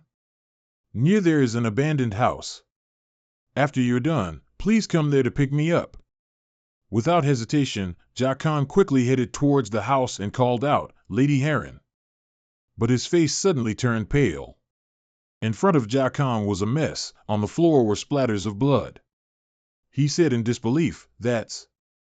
Carefully reaching out to examine what remained, the blood hadn't completely dried yet. This wasn't an old stain. Jia Kong began to worry for his wife's safety. Who is it? Lady Heron. As for Heron, at this moment she was tied to a tree, her face full of wounds at the corner of her mouth and on her forehead. The cunning mastermind stated, I intentionally left some bloodstains along the way. He'll reveal himself soon when he finds them. But Big Brother Billy Dung has changed a lot, even though she's no pushover either. His voice was even somewhat sarcastic, but you also agreed to take her hostage. This person is none other than the third devil dragon, Long Lac Long, Zhang Xian. As for the person he called brother, he was sitting on a rock right in front of him. You're mistaken, she's not a hostage. In a low tone, he said, I will finish off Tang Heron right in front of him. The third devil dragon, Billy Kuan, his eyes fierce and filled with resentment, that way he'll understand a bit of my hatred. Zhang Xian listened and wondered, are you planning to take the life of Lady Tang? He showed his concern, are you sure that's okay? Tang Heron might have turned her back on her clan, but one wrong move could cause a huge conflict between the Tang family and the Billy clan. Billy Kuan showed anger on his face. Clenching his hands together, he gritted his teeth and said, that bastard cruelly struck down Xian. How dare he live happily with this woman? I will never let that happen. Zhang Xian pondered for a moment, then curiously asked, has your foster father given you permission to act? He bowed his head and softly replied, I'll just get another lecture. He has no intention of avenging Xian, so I have to take matters into my own hands. Zhang Xian rubbed his chin, grunted, then said, originally, I came here to fight that poison dragon, but it seems the situation is more interesting now. But this guy... He curled his lips, revealing his white teeth, full of excitement. If you want to avenge her, isn't there a better way? Zhang Xian's face darkened, a sinister smile. Will he still be able to keep his composure when he sees the one he loves torn to pieces before his eyes? At this moment, Heron seemed to be slowly regaining consciousness, accompanied by groans of pain. She spoke in a calm voice, I can't believe you spineless wretches are part of the 3 dragons and 4 phoenixes, representing the entire martial world. You have skills, but you're still not as good as dogs. Despite being held captive, Heron showed no signs of submission, or was it from dragon to dog? Zhang Xian couldn't hold back anymore and angrily kicked Heron hard in the face, causing her to spit out a mouthful of blood. He glared as if to warn, Tang Heron, do you still not know what situation you're in? He even calmly beat Heron a few more times. Even now you dare to put on that arrogant face? I've heard that aside from being arrogant, Tang family women are useless. It seems the rumor isn't far from the truth, is it? Helpless, she could only grit her teeth and endure. Deep down she kept telling herself, no, I can't let him harm the child. Kuan finally intervened, stop. Under Zhang Xian's astonished gaze, Li Kuan coldly inquired, are you going to finish her off before the poison dragon even gets here? Just when it was getting good, the string broke. He pouted mockingly, then this is useless. Finally turning away, he shrugged and said, all right then, I'll go wander around and see if that poison dragon has arrived yet. Watching his disheartened figure leave the area, Heron suddenly called out weakly, Tin Long, doing this won't bring Dong Feng back. Li Kuan didn't seem surprised, even indifferently agreeing, I already know that. His eyes had always shown fatigue from the start, but can you do it? Li Kuan sadly recalled, your beloved, who you promised to grow old with, returned as a cold corpse. You can't do anything to bring them back. Can you forget? I can't. Then his eyes suddenly widened. People tell me I'm blinded by hatred, but I don't care. To me, living as if nothing happened is true blindness.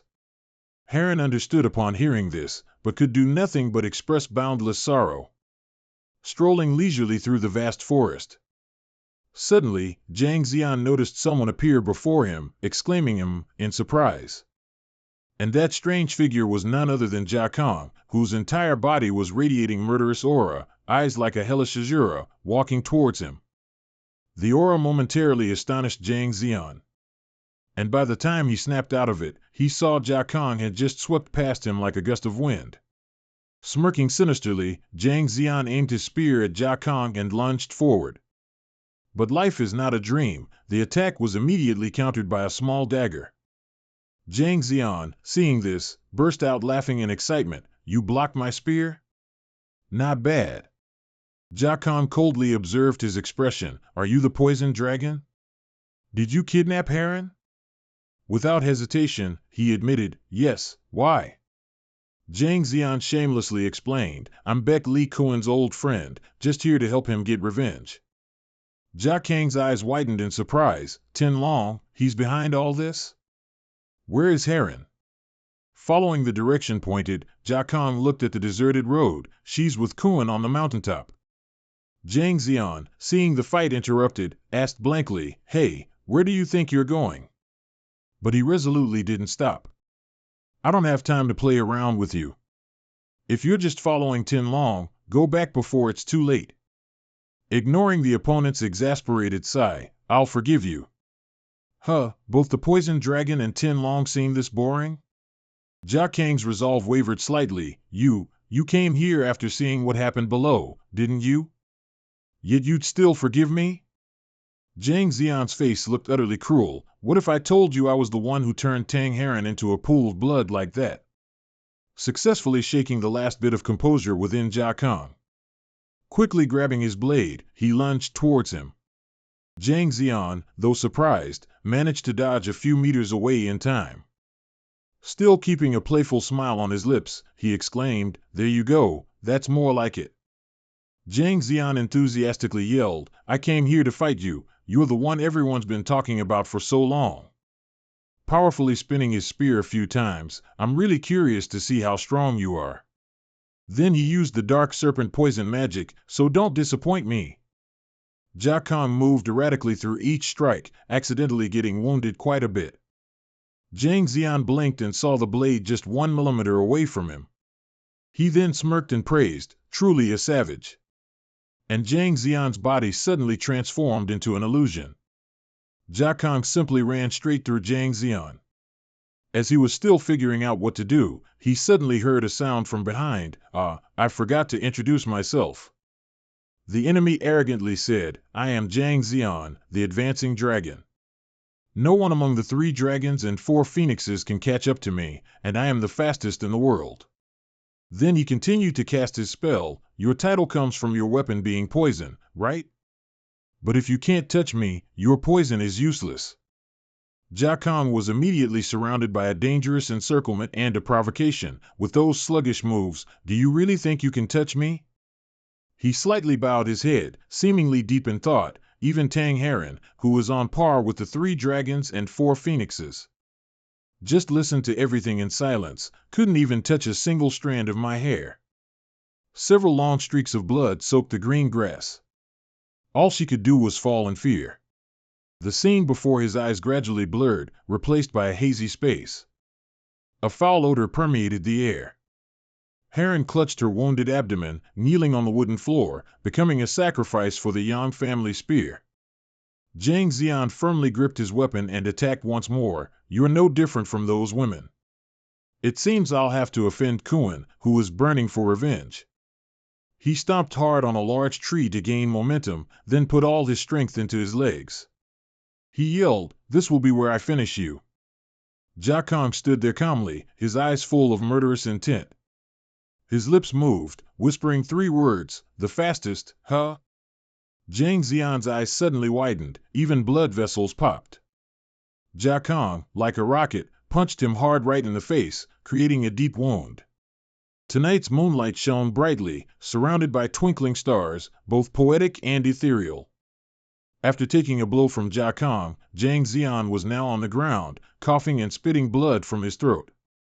It turned out he had just woken up from a daze, then struggled to sit up in confusion. "What? Why am I here?" Suddenly, a sharp pain from his throat shot up to his brain. Zhang Xian frowned deeply, thinking, for a moment, I couldn't even see his attack. This guy is truly a monster. He's on a completely different level compared to what Brother Li Kuan said. He anxiously looked around, searching for the familiar figure. Humph, he's gone. The worry made Zhang Xian gradually realize he needed reinforcements. Fighting that monster, Brother Beck Li would have a hard time surviving. At the same time, Beck Li Kuan stared straight ahead and said, "You've arrived." Jia Kong had reached his destination, Poison Dragon. Li Kuan initiated the conversation first. "It's been a while, hasn't it? From a little poison snake to a poison dragon?" He replied indifferently, "Call me whatever you want." When Heron saw Jia Kong appear, she no longer had her strong demeanor. Instead, tears welled up, and she trembled as she called out, "Sir Jean." He turned to look at her, smiling gently as if to comfort her. "I'm here, you don't need to worry anymore." Heron softly pressed her lips together and nodded in agreement. Changing the subject, Jia Kong calmly said to Li Kuan, "Pure Dragon, your actions are now exceeding my limits. Release Miss Heron." His lips curled into a smirk, and he sighed, "Exceeding limits? Weren't you the one who exceeded limits first?" Jia Kong emphasized, "I already gave you the answer, that I did not kill Red Phoenix Xian. According to the evidence he carried, Xian, while fighting me, suddenly collapsed after taking an antidote pill. There must have been poison in that antidote pill. After Miss Xian fainted, there was also an assassin sent to eliminate her." Li Kuan obviously couldn't accept what Jia Kong had just explained. "You think I'll believe that nonsense of yours?" Although Heron was tied up, she quickly chimed in, "It's true. My clan developed that potent poison as a weapon against the Murim Alliance." She spoke loudly. "The strategist Man Ryu assisted in this. He said it was the right time to test it on Jago. Before coming to Hunan, he gave her those potent poison pills." Finally, her tone became choked. "I know nothing about the assassins, but I think my grandfather sent assassins to make sure all evidence related to this poison was eliminated." Li Kuan neither agreed nor refuted, he only pressed, "Do you two have any proof?" Heron seized the opportunity to try and persuade him, "No, we don't, but trust me, Sir Jean is not your enemy. But these proofs also have some validity. Miss Xian has a retainer who has served her for a very long time. His name is Ion Sin, and he claims to have seen Miss Xian die while fighting the poison dragon." A thought flashed through Jia King's mind. "It seems he's convinced I'm the culprit." Li Kuan explained, "That's why I concluded that Miss Xian died from your poison, you little venomous snake. Who do you think I'd trust more? A retainer who dedicated his life to serving Miss Xian?" He glared, "Or you, who claims he betrayed and murdered her?" Jia King's hand tightened slightly. "It seems I have no other choice. It's been like this from the beginning." Kuan angrily gritted his teeth, drew his sword, and warned, "If you want to save Tang Heron, you'll have to step over my dead body. But if you lose, I'll make you watch the one you love die in despair." He suddenly attacked, just like I was back then. Jia Kong remained completely calm, simply raising his hand to block the slash. At the same time, he halted Li Kuan's movement. Li Kuan observed his wrist in surprise. "That's Li Kuan cleared his throat mockingly. After marrying into the Tang clan, you got a good dowry, didn't you? Jia Kong stretched his legs, reminding him seriously, don't worry, this won't end like last time. Li Kuan snorted, stomping his feet hard against the tree trunk to lunge forward. He yelled, Moon God Sword Art. Slash! The ground cracked. Jia Kong quickly dodged. But Li Kuan was relentless and continued to use the Moon God Sword Art. The two exchanged blows, one counterattacking, the other resisting, ducking to escape the horizontal slice. Li Kuan, as if driven mad, counterattacked without pause, regardless of whether he was exhausted. From Moon God Sword Art to Ghost God, he utilized everything he possessed. Jia Kang's lips moved slightly as he whispered a spell, Jade Cave 9 Lights, 5 Thunder Flashing Technique. His entire body transformed. Li Kuan looked on in horror. What is this? Jia Kang swiftly targeted his neck and struck. Li Kuan coughed up blood, but still suspiciously asked, this move. Zhang Xian maintained his posture, hand extended forward, how could you? Before he could fall to the ground, Jia Kang quickly unleashed a second attack. All his power flowed into his arm. Li Kuan's broad back took the full force of the attack, feeling as if his entire spine shattered, sending him flying forward to crash into a wooden tree trunk. A long trail of blood stretched from above down to the grass where Li Kuan lay collapsed. Li Kuan's body was drenched in fresh blood. This move. He realized it. This move is exactly like my master's. Jia Kang didn't refute after hearing that. He calmly explained that this secret technique didn't belong to Li Yong at all. He immediately accused him, saying he stole it from Miss Du Hoa and others, and because of it, he falsely accused his wife of treason and caused countless others to die for his selfish ambition. He continued, that's the whole truth about the one you call your adoptive father. Li Kuan's voice trembled, after killing my wife, you still dare to insult my adoptive father? Jia Kang resolutely shouted, you're just running away from the truth right now. Li Kuan couldn't hold back anymore. He quickly opened his blood-filled mouth and cursed, shut up. Then he lunged forward. Li Kuan completely refused to accept reality, you're lying. Jia Tsang had no choice but to use his move.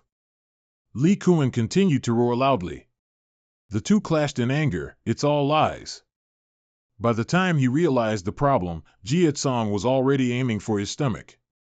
His punch was so powerful it sent Li Kuan's internal organs into disarray. His eyes were wide open, blood vessels bulging. In his subconscious mind, he recalled the previous scene when he faced Lai Deng's sadness and Xian's death. Jia Tsang calmly advised, he only used sweet words to lure you. Remembering Xian's happy expression in his arms, Li Kuan swung his sword, I won't be fooled by you. Die. The 3 words it's over echoed, signaling the end of the battle. Before Li Kuan's disbelieving expression, Jia Tsang said loudly, I win. Several strands of poisonous wire quickly encircled his neck. With just a little force, it could be severed. Tin Long, looking at Heron's incredibly astonished expression. Amazing, when we trained a few months ago, he wasn't this strong. Her heart was in turmoil, now he has defeated Tin Long, the strongest among the 3 dragons and 4 phoenixes. This change is unbelievable. Li Kuan raised his hand, wanting to touch his neck, you've really changed so much, to the point where I have to admit you're a completely different person.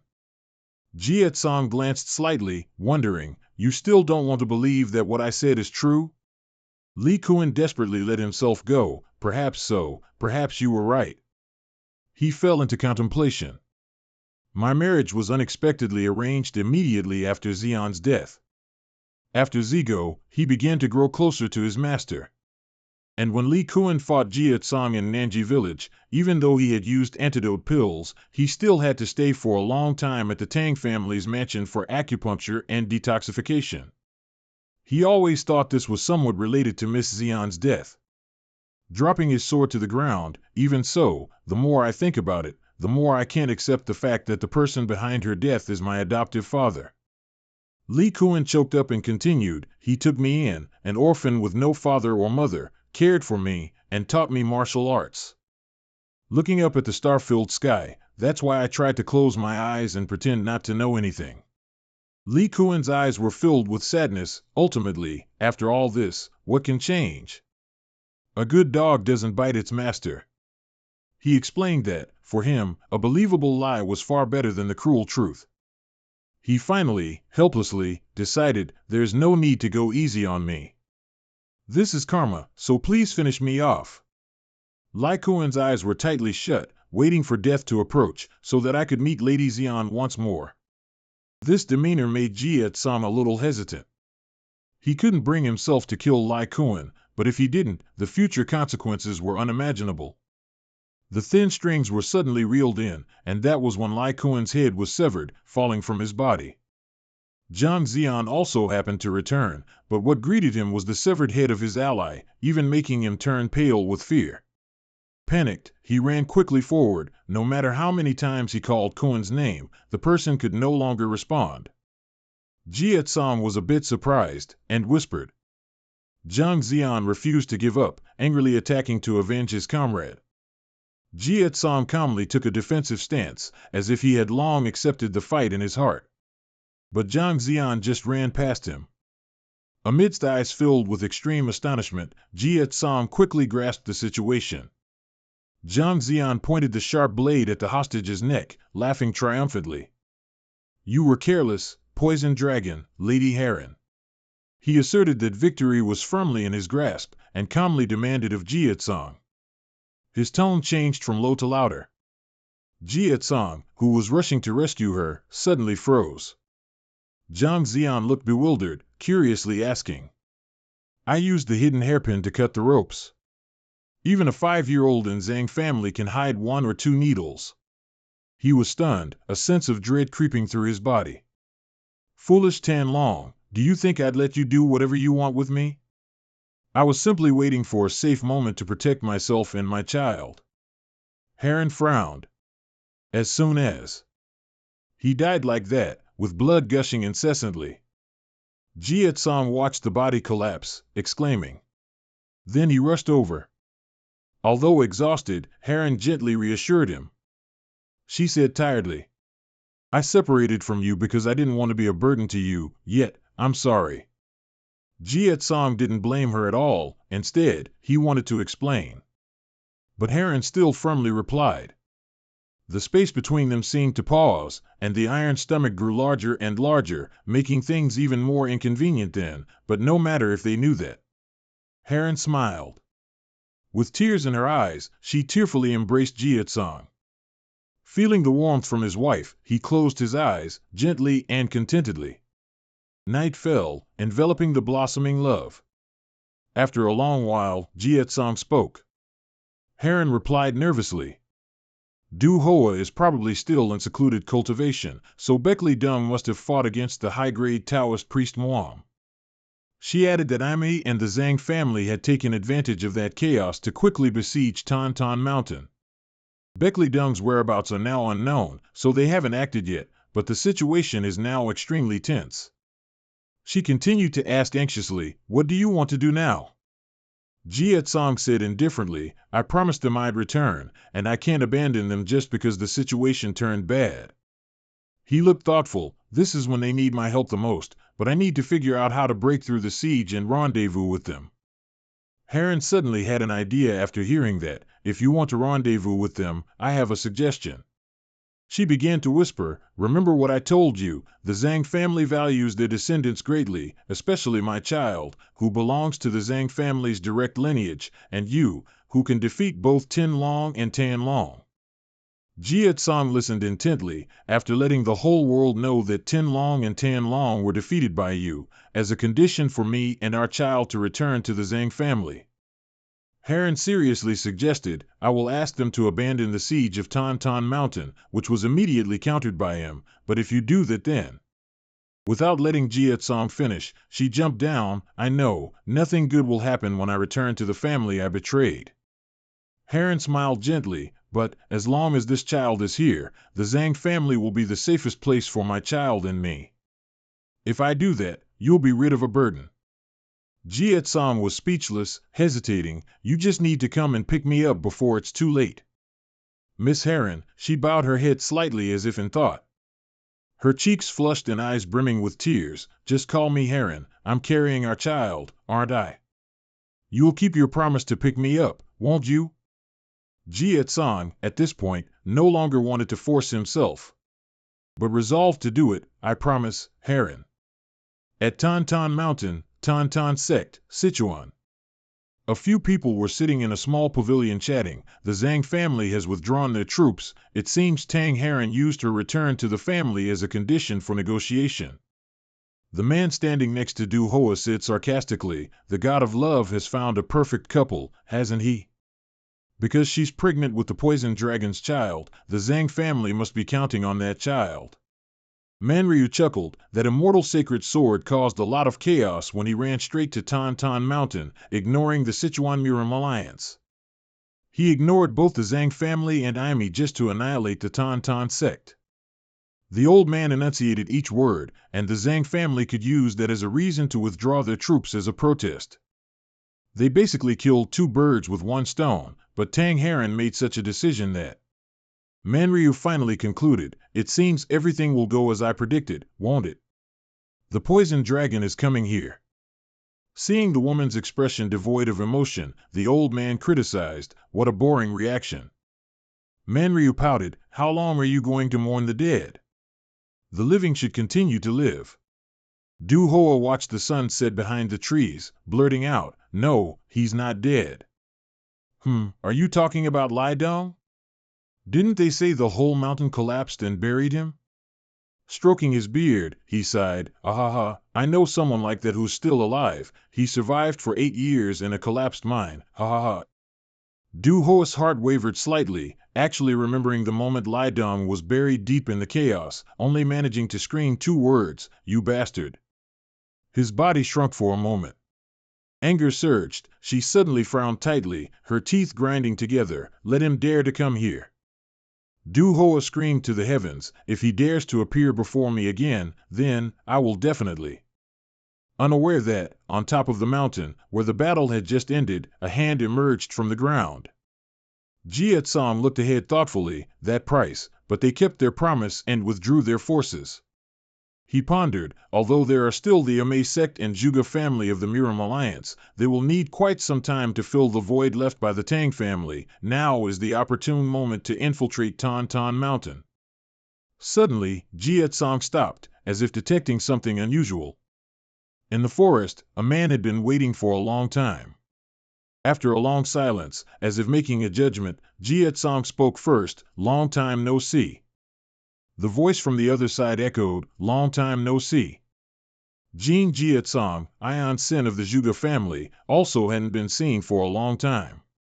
Jie Tsang was about to ask what he was doing here, but was cut off. That's right, my family has issued an order to prioritize your capture.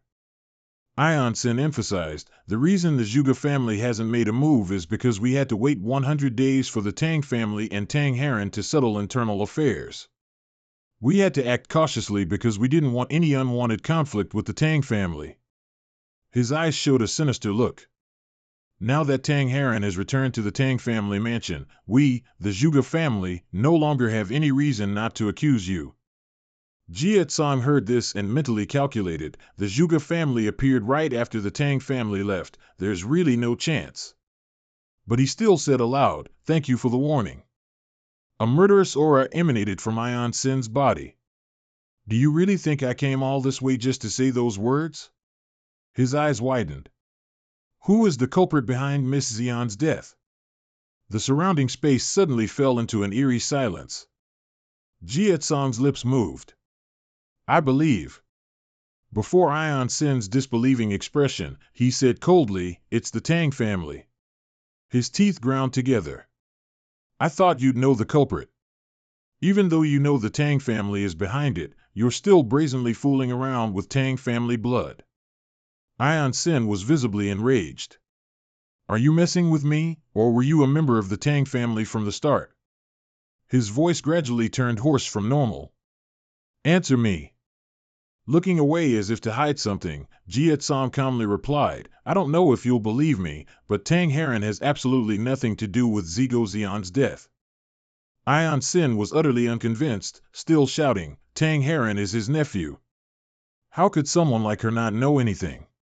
No, it doesn't matter if she knows or not, because she's still a member of the Tang family anyway. Jie Song firmly reminded him, you can't accuse everyone just because they have Tang family blood in them. His skin was flushed, as if he was losing control. The last time we met, you said you had someone more important than your own life. I tried to understand what you meant back then. Finally, Jie Song sighed helplessly, I have nothing more to say to you. Ignoring the opponent who had begun to draw his sword, you hypocrite. His voice trembled, clearly agitated. You say you understand me, so why did you kill Tin Long? You say one thing and do another. He charged forward fiercely, I can't understand what kind of person you are. Jie Song looked at the approaching enemy with disdain. He used one hand to touch the blade, trying to stop the counterattack. The sudden and perplexing situation astonished him. What? Jie Song's serious demeanor was displayed. Stop it, you're not strong enough to defeat me. Standing before the suppression, his resentment had long since surged more than before. He yelled a warning, don't mess with me, then wildly swung his sword. Jie Song calmly evaded each slash. As soon as the enemy charged forward, he would retreat, trying to keep himself in the safest position possible. His actions almost bordered on impatience, his sword strokes began to become chaotic. Just then, the cord from Jie Song's wrist weapon shot out. He watched as his sword was cut, then felt a slight push from his chest. Jie Song and he faced each other without a word, a huge explosion immediately occurred. He was thrown far back, slamming into a large tree, and was in so much pain that he coughed up blood. Jie Song casually said, don't die so easily. Marrying a Tang family daughter doesn't mean I've given up my revenge. He warned, if you die here, you won't get to see me take my revenge. He used all his strength to force himself to stand up. She's carrying your child. He frowned. Your connection with the Tang family is closer than ever. Will you be able to take revenge? Facing all the contemptuous remarks, all your words proved to be hollow. John could only hug his head in frustration, stop it. Only a hazy look was visible between his fingers. Raising the broken sword, he called out irritably, John. Didn't you say you understood how I feel? I lost the most important person to me. Then his expression gradually turned frantic. I no longer have a reason to live, and I'm not strong enough to avenge her. He pointed the sword straight at his own neck. He seemed not even to realize how foolish his actions were. Then what's the point of living? A world without the one I love is nothing but hell to me. He looked at John, who was in a state of panic. I'll wait for you down there. Ignoring a series of pleas to stop, stop. He frantically ran towards him, but it seemed too late. A stream of fresh blood flowed, signaling that a life had just departed the world. He looked at the corpse that collapsed in front of him. Zhang's steps gradually slowed, the complexity between emotions and relationships. He mused, after all, everyone has their own stories and burdens. Deep down, Zhang told himself, now the burden I carry is no longer just revenge. Recalling his expression, his eyes became vacant. I'll probably have to carry it for the rest of my life. Take care, I'll see you in hell. At Qingqing Mountain, inside the tent, voices were discussing, have you received any news from the Murim Alliance? The orange-haired man with a wrinkled face pouted and said, the Snow Manor troops from Shaanxi and Heguang will take quite some time to get here. How did the Amei sect respond? The Amei sect remains silent and maintains its stance that it will not be the first to attack the Qingqing sect. Vice Commander Zhuge family speculated coldly, that means we have to advance on the Qingqing sect ourselves. The orange-haired man standing beside him worriedly said, it seems that's the situation. We'll have a grand celebration if we win, but... A few others chimed in, Fairy Yuhua is still alive. It's too dangerous to advance alone if it's just our Zhuge family. And closed his paper fan and concluded, I need more time to decide. Can't we just stay camped in this area indefinitely? The old master quickly retorted, "No, sir, supplying food for hundreds of camps in this area is an extremely difficult problem." The elder behind him also fell silent. Although the Muram Alliance said they would provide anything we need, news that the poison dragon annihilated all Muram Alliance troops in Guizhou must have reached your ears. Amidst the commotion, because of that, transportation takes quite a while. I can't believe no one in the Muram Alliance could have foreseen this. What's the point of us sitting here not knowing how he didn't die? And remained silent. His heart began to churn. Our troops' morale after these disagreements has nearly hit rock bottom. This battle will be difficult. Just then, someone was approaching from outside. The guards at the gate spotted him and hastily questioned, "You there, state your name." But then one of them suddenly paled. He awkwardly turned back into the tent and loudly said, "Sirs, please come out here." The tent door quickly opened, and everyone's eyes became fearful, though they didn't know what they were looking at. Anne's voice faltered, "That is the immortal holy sword." Only then did they notice the stranger's gaze intently observing the group with a complex expression. Tauntaun Mountain, the main camp of the factions allied with the Martial Arts Alliance.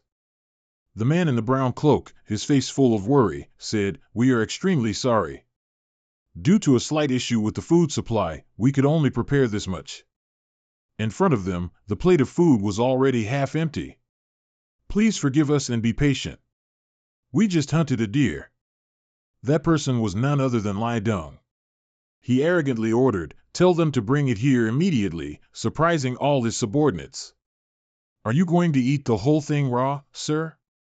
Unbelievable as it was, they actually brought a live deer and threw it onto the table in front of him. They watched as Lai Dong tore at the animal's flesh, as if savoring a delicacy. The man in the brown cloak turned pale with fear. Only An remained calm and said, "Please tell us what happened." Lai Dong bit into a piece of meat, complaining irritably that damned Taoist Muam was stubborn until the very end. He self-destructed and brought the whole mountain down with him, and I was trapped in that rubble. He let out a long sigh. It was a bit difficult to get out. And was puzzled upon hearing this. "That's almost impossible." Lai Dong's mouth curved into an arrogant sneer. "I killed that Taoist Muam with these very hands." The people standing behind him immediately started flattering him. "Oh, one of the 3 emperors of the martial world. He's too strong. With the immortal holy sword here, we have nothing to fear anymore." Lai Dong grumbled irritably, "I'm hungry right now, so I can't do anything. Once I'm full, I'll clean up those evil factions." He suddenly regained his serious demeanor. "Alliance leader, we have something to report to you." "What is it?" He spoke with utmost politeness. "Tin Long is dead." But the words had barely left his mouth before Lai Dong became furious. A terrifying silence fell among the group. The elders were terrified, their faces ashen, sweating profusely. After a moment, Lai Dong pressed on, "Who killed him?" He answered with clear reluctance, "Doc Long." Lai Dong's hand, covered in deer blood, suddenly froze. He lowered his head, looking at the spilled blood. "He was more like a good son than a good successor of mine. But at the same time, he was also a foolish and unreliable child." His eyes were distant. "He wasn't cunning enough to survive in this cruel world." Lai Dong sighed with emotion, "He always worried me." He could do nothing but express sympathy. "We are very sorry to hear this sad news." Lai Dong suddenly fell silent, his expression becoming placid without a ripple. It was hard to tell what he was thinking. He stared intently at the deer on the table and softly uttered 2 words, "Doc Long." Veins bulged everywhere, and the scene before him blurred with rage.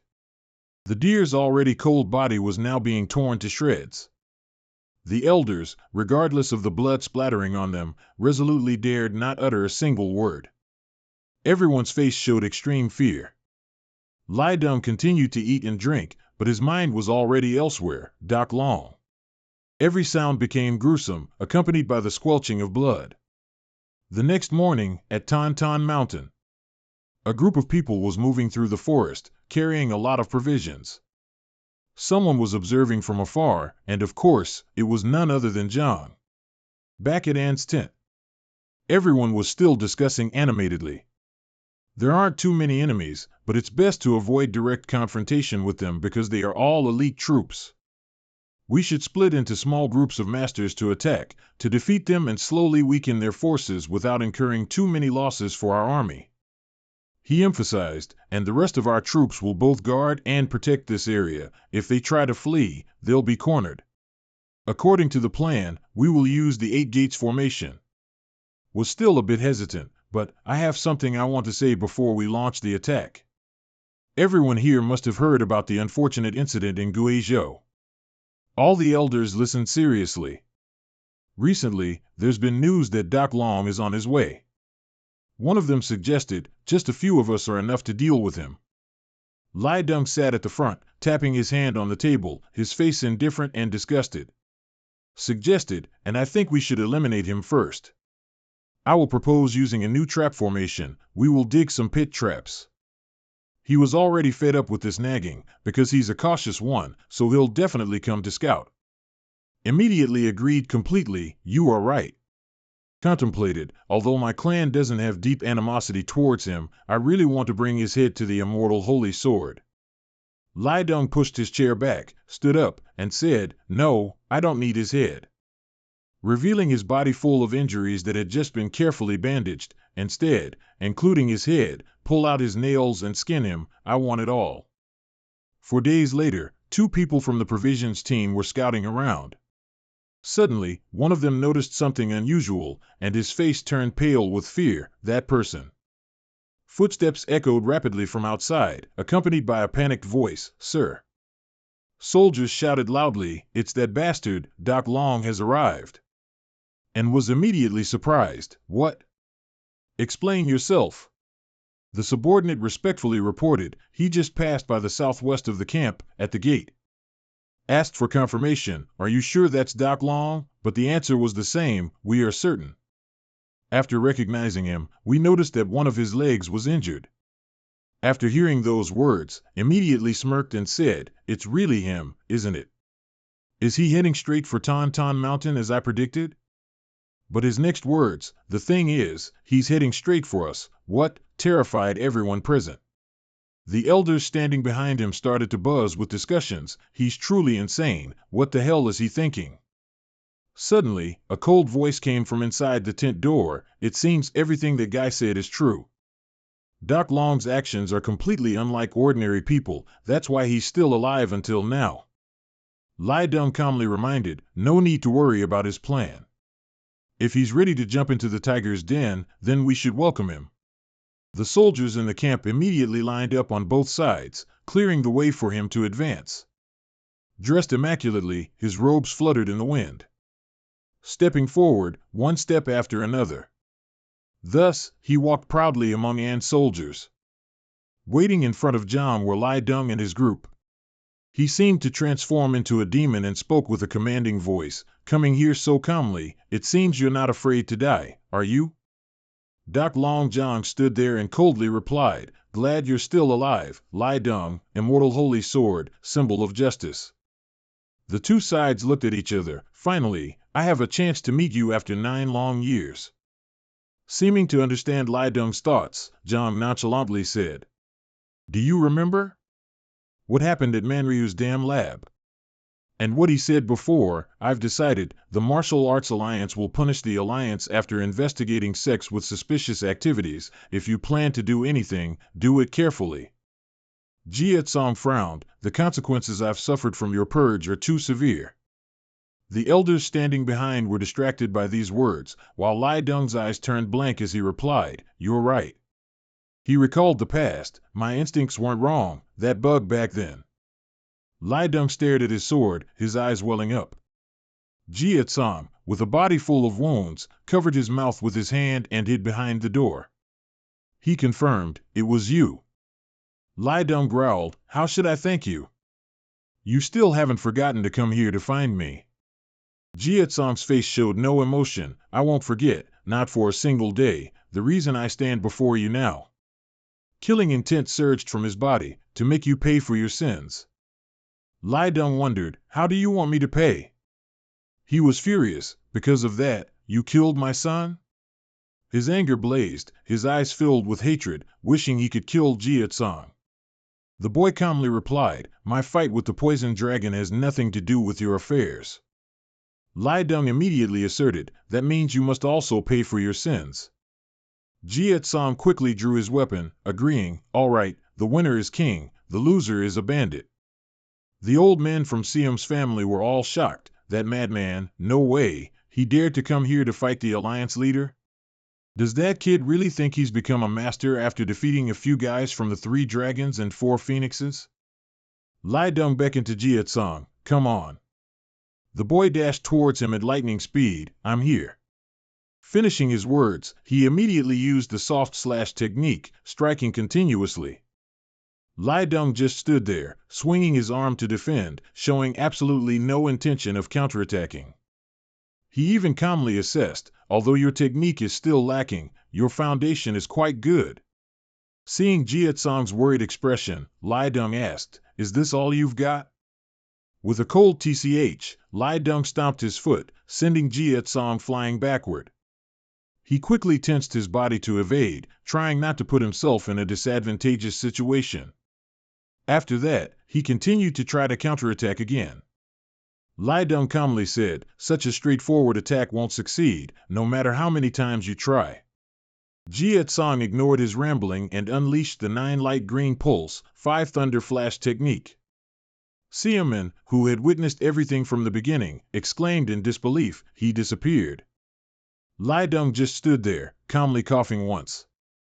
Then his eyes suddenly widened as he glanced to the side. Jia Tsang had appeared right in his line of sight, intending to strike, but Lai Deng quickly parried with his sword. Amidst the chaotic scene, 3 words echoed, of course. Gently breaking through each move, Lai Deng said, yours meets the standards to be called the 9 light green pulse, 5 thunder flash technique.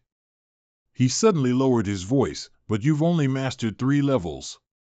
His sword pointed towards the charging Jia Tsang, then you are too weak. The boy tilted his head slightly, panicked by the imminent death right beside him. Although he managed to dodge, Jia Tsang still took a cut to the face, bleeding, and stumbled to the ground. Lai Deng's arrogant gaze swept over him as if looking at nothing more than an animal. Warm blood flowed down Jia Tsang's forehead. A bit shallow? Ah! He raised his arm, and a strand of silk shot out. This sight also caused Lai Deng a slight surprise. That strand of silk wrapped around in a circle on the ground, but that's not the point. Jia Tsang pulled his hand back, and Lai Deng followed by jumping high. He was full of confidence, you can't dodge this. And indeed, that strand of silk could still wrap around Lai Deng's ankle. He was so surprised that his astonishment was clearly visible in his eyes. Jia Tsang gritted his teeth, seizing the opportunity to charge forward. First, he delivered a powerful slash at Lai Deng. The elders cried out in alarm, what, Lord Bok Lai? Jia Tsang's strand of silk flew back, retracting into his wrist. Without stopping, he immediately launched himself towards the dust cloud in front of him. But Lai Deng suddenly spoke, making all of Jia Tsang's movements halt. Right now you can only use a small part of the Jade Cave 9 Light 5 Thunder Flash technique. A few small lightning bolts erupted from within the dust cloud. Let me show you. Lai Deng appeared with cold, somber eyes. What is the true Jade Cave 9 Light 5 Thunder Flash technique? Jia Tsang ignored the blood flowing down his cheek, gritted his teeth, and simultaneously used the Jade Cave 9 Light 5 Thunder Flash technique. He shouted loudly for momentum, go! He gripped the sword tightly in his hand and thrust it forward forcefully. Lai Deng stared blankly at Jia Tsang advancing towards him. Even though he dodged, he still received a cut on the back of his hand. Jia Tsang used his foot to halt temporarily, then abruptly spun his entire body, changing direction. And at this moment, his face was almost completely enveloped in Lai Deng's hand. He mumbled something, and based on his senses, Jia Tsang immediately realized this was the Quangjiang Mansion Valley Palm. And finally, he took the full force of Lai Deng's palm strike. More and more smoke and mist rose, significantly reducing visibility. Lai Deng broke through the dust and stepped forward to announce, the battle ends here. His expression was cold. The reason you only used the 5 Thunder Flash technique when fighting me, your purpose was just to make me lower my guard, but now I've figured it out. Jie was slumped over. The gap between our strengths is so vast that nothing can compensate for it. He tried to push his hands against the ground to lift his body. Completely different from Lai Deng's imagined desperate face, he suddenly squinted and smiled excitedly. It doesn't matter, because I've already achieved my goal in coming here. He felt extremely surprised. What? Jie swiftly pulled something out. While Lai Deng was still engrossed in mockery, useless, his eyes gradually filled with fear. The object from Jie pocket flew towards Lai Deng, then boom, it exploded.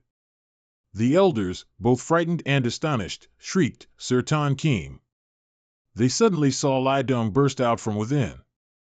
Flying towards them, they immediately rushed forward and asked loudly, "Sir Tan Keem, he's all right." The old, white-haired elder was shaken. What did that poison dragon hide? Lai Deng remained silent for a moment before gesturing, "Find him." There was a strange red mark on the back of his hand. He thought, I can't move anymore. Was that stick poisoned? And his heart began to stir. Was this his purpose for coming here? Lai Deng was calculating, anyway, this poison. When he suddenly heard someone cry out, "Ugh!" The people below had mouths full of blood, some even collapsed to the ground, screaming in fear. What? Poison, it's poison, run. Lai Deng stared straight ahead, when a figure suddenly appeared faintly beside him. His intuition warned him of something unusual. Jie stood amidst the dust, his eyes streaming with blood, but his face remained resolute, proving that all his actions up until now were correct. In the chaotic scene, only his voice could be heard. This time, I only came to say hello. He pursed his lips and decided, but next time I come here, I will definitely take your life. Lai Deng frowned deeply and said, "You're being too arrogant." Jie stood in the smoke and replied, "We'll see if that's arrogance or not." With that, he vanished right before their eyes. Seeing this, those people immediately shouted, that bastard ran away. What do we do? Siam covered his mouth with his fan, then slowly spoke, "The sword, the wind is blowing towards the mountain." Jie moved through the battlefield. It seems he. Siam stated his deduction. Is he trying to hide in the poisonous smoke to escape towards the mountain? Thinking so, he couldn't hesitate any longer. He ordered his entire group of subordinates, "Catch him. He's in that smoke." But the entire army seemed to be exhausted by the potent poison. "Impossible, sir, this smoke is too thick for us to approach." Hearing this, Siam loudly retorted, "Then shoot him with arrows. Do whatever it takes, as long as he doesn't reach Tan Thatch Sun." Only Lai Deng remained silent all this time. The dust gradually cleared. Manri raised a hand to block the sunlight. Cough, why are my eyelids twitching all of a sudden? The old man's lips stretched into a wide smile. Yes, that's right. My intuition about it has never been wrong, has it? Sunset at the Tan Tan sect. Du Hoa looked surprised by someone's voice echoing from afar. It's finally time. Manryu leisurely approached. I heard there was some commotion here. Who caused it? It seems the poison dragon just paid a visit, didn't he? The injured people standing nearby suddenly gasped in surprise. What? Is that true? Among them was Mayagon, who also happened to overhear. He immediately rushed out just as Manryu announced, "The poison dragon has arrived, so Monk Mayagon and I will temporarily leave as discussed." What? Ada angrily roared, "You bastard, Manryu. You said something different before. You know what I've been waiting for." The old man turned his head and sighed. "It's true I said I'd help you get revenge on the poison dragon, but I never specified a time. Moreover, his face was smug, so it's not really breaking my word, is it? Anyway, wouldn't it be a great pity if your long-standing vendetta ended so quickly?" His words seemed to provoke Mayagon, who fiercely drew his sword with the intent to kill. A large tree trunk was sliced through by the passing force, breaking in half and falling to the ground. Fortunately, no one was seriously injured after the collision. Mayagan gritted his teeth and warned, "You've driven this monk mad." Manryu was completely nonchalant. "Stop worrying, I'll take care of it." He placed a hand on his chest, showing his resolve. "I've carefully planned for Monk Mayagan to make him wish he were dead." Ada turned around upon hearing this, letting out a cold snort. "Remember to keep your word." Only after the monk left did the atmosphere become a little more peaceful. Manryu cheerfully said to the young lady standing beside him, "Oh, please excuse our private matter. I didn't want him to get angry and ruin my escape plan." Duhoa frowned and asked, "What is your plan?"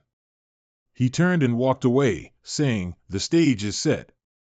I just need to choose a good seat to watch, perhaps from the front row." She silently watched Manryu's retreating back, a sense of foreboding suddenly rising within her. Far away, the mountain where the sun was slowly setting. Jietsong solemnly ascended the steps, when he suddenly noticed something. It turned out there was a crowd of people in front, all injured but their faces full of joy as they cheered. "It's really true, he's here, coming in through the main gate. We knew you'd return." Duhoa stood there, smiling kindly at Jietsong and said, "You've arrived." The young man politely replied, "Om." The campfire flared, the quiet space broken by lively chatter. "I've heard about Venerable Wyam. What's more, apart from the key members, everyone's morale seemed to have hit rock bottom." Om. A few people sat around the yard, happily recounting the events of the past few days. "If only I'd been here, I wish I had been too, but that Lai Deng, who'd have thought he'd act so impulsively?" Duhoa exclaimed, "I didn't think he'd be that strong either." Jietsong stood beside her, arms crossed, and replied, "I know." He calmly explained, "Actually, on my way here, I fought with Lai Deng." Duhoa's eyes were filled with hatred. "He's still alive?" She whispered, "Anyway, I'm surprised you're still safe and sound here after fighting Lai Deng." She added, "What's more, if I'm not mistaken, during the fight with Lai Deng, it felt like he had mastered more than 7 levels of the Jade Cave 9 Light 5 Thunder Flash technique. But it's different from the Jade Cave 9 Light 5 Thunder Flash technique I learned." Jietsong was surprised. "Is that so?" He couldn't have gotten the content of the latter half, but... Duhoa shook her head. "I don't know either, but it seems Venerable Wyam realized it before he died, but didn't have time to tell me in that situation." Her expression was clearly thoughtful. The meeting with him must have gone smoothly. Jietsong listened, and since he knew about the latter half of the secret technique, he calmly agreed, "You're right." Duhoa suddenly became curious. "Did he impart everything to you?" Then she sighed. "In life, there are times we must accept realities, no matter how cruel, including pain and hardship."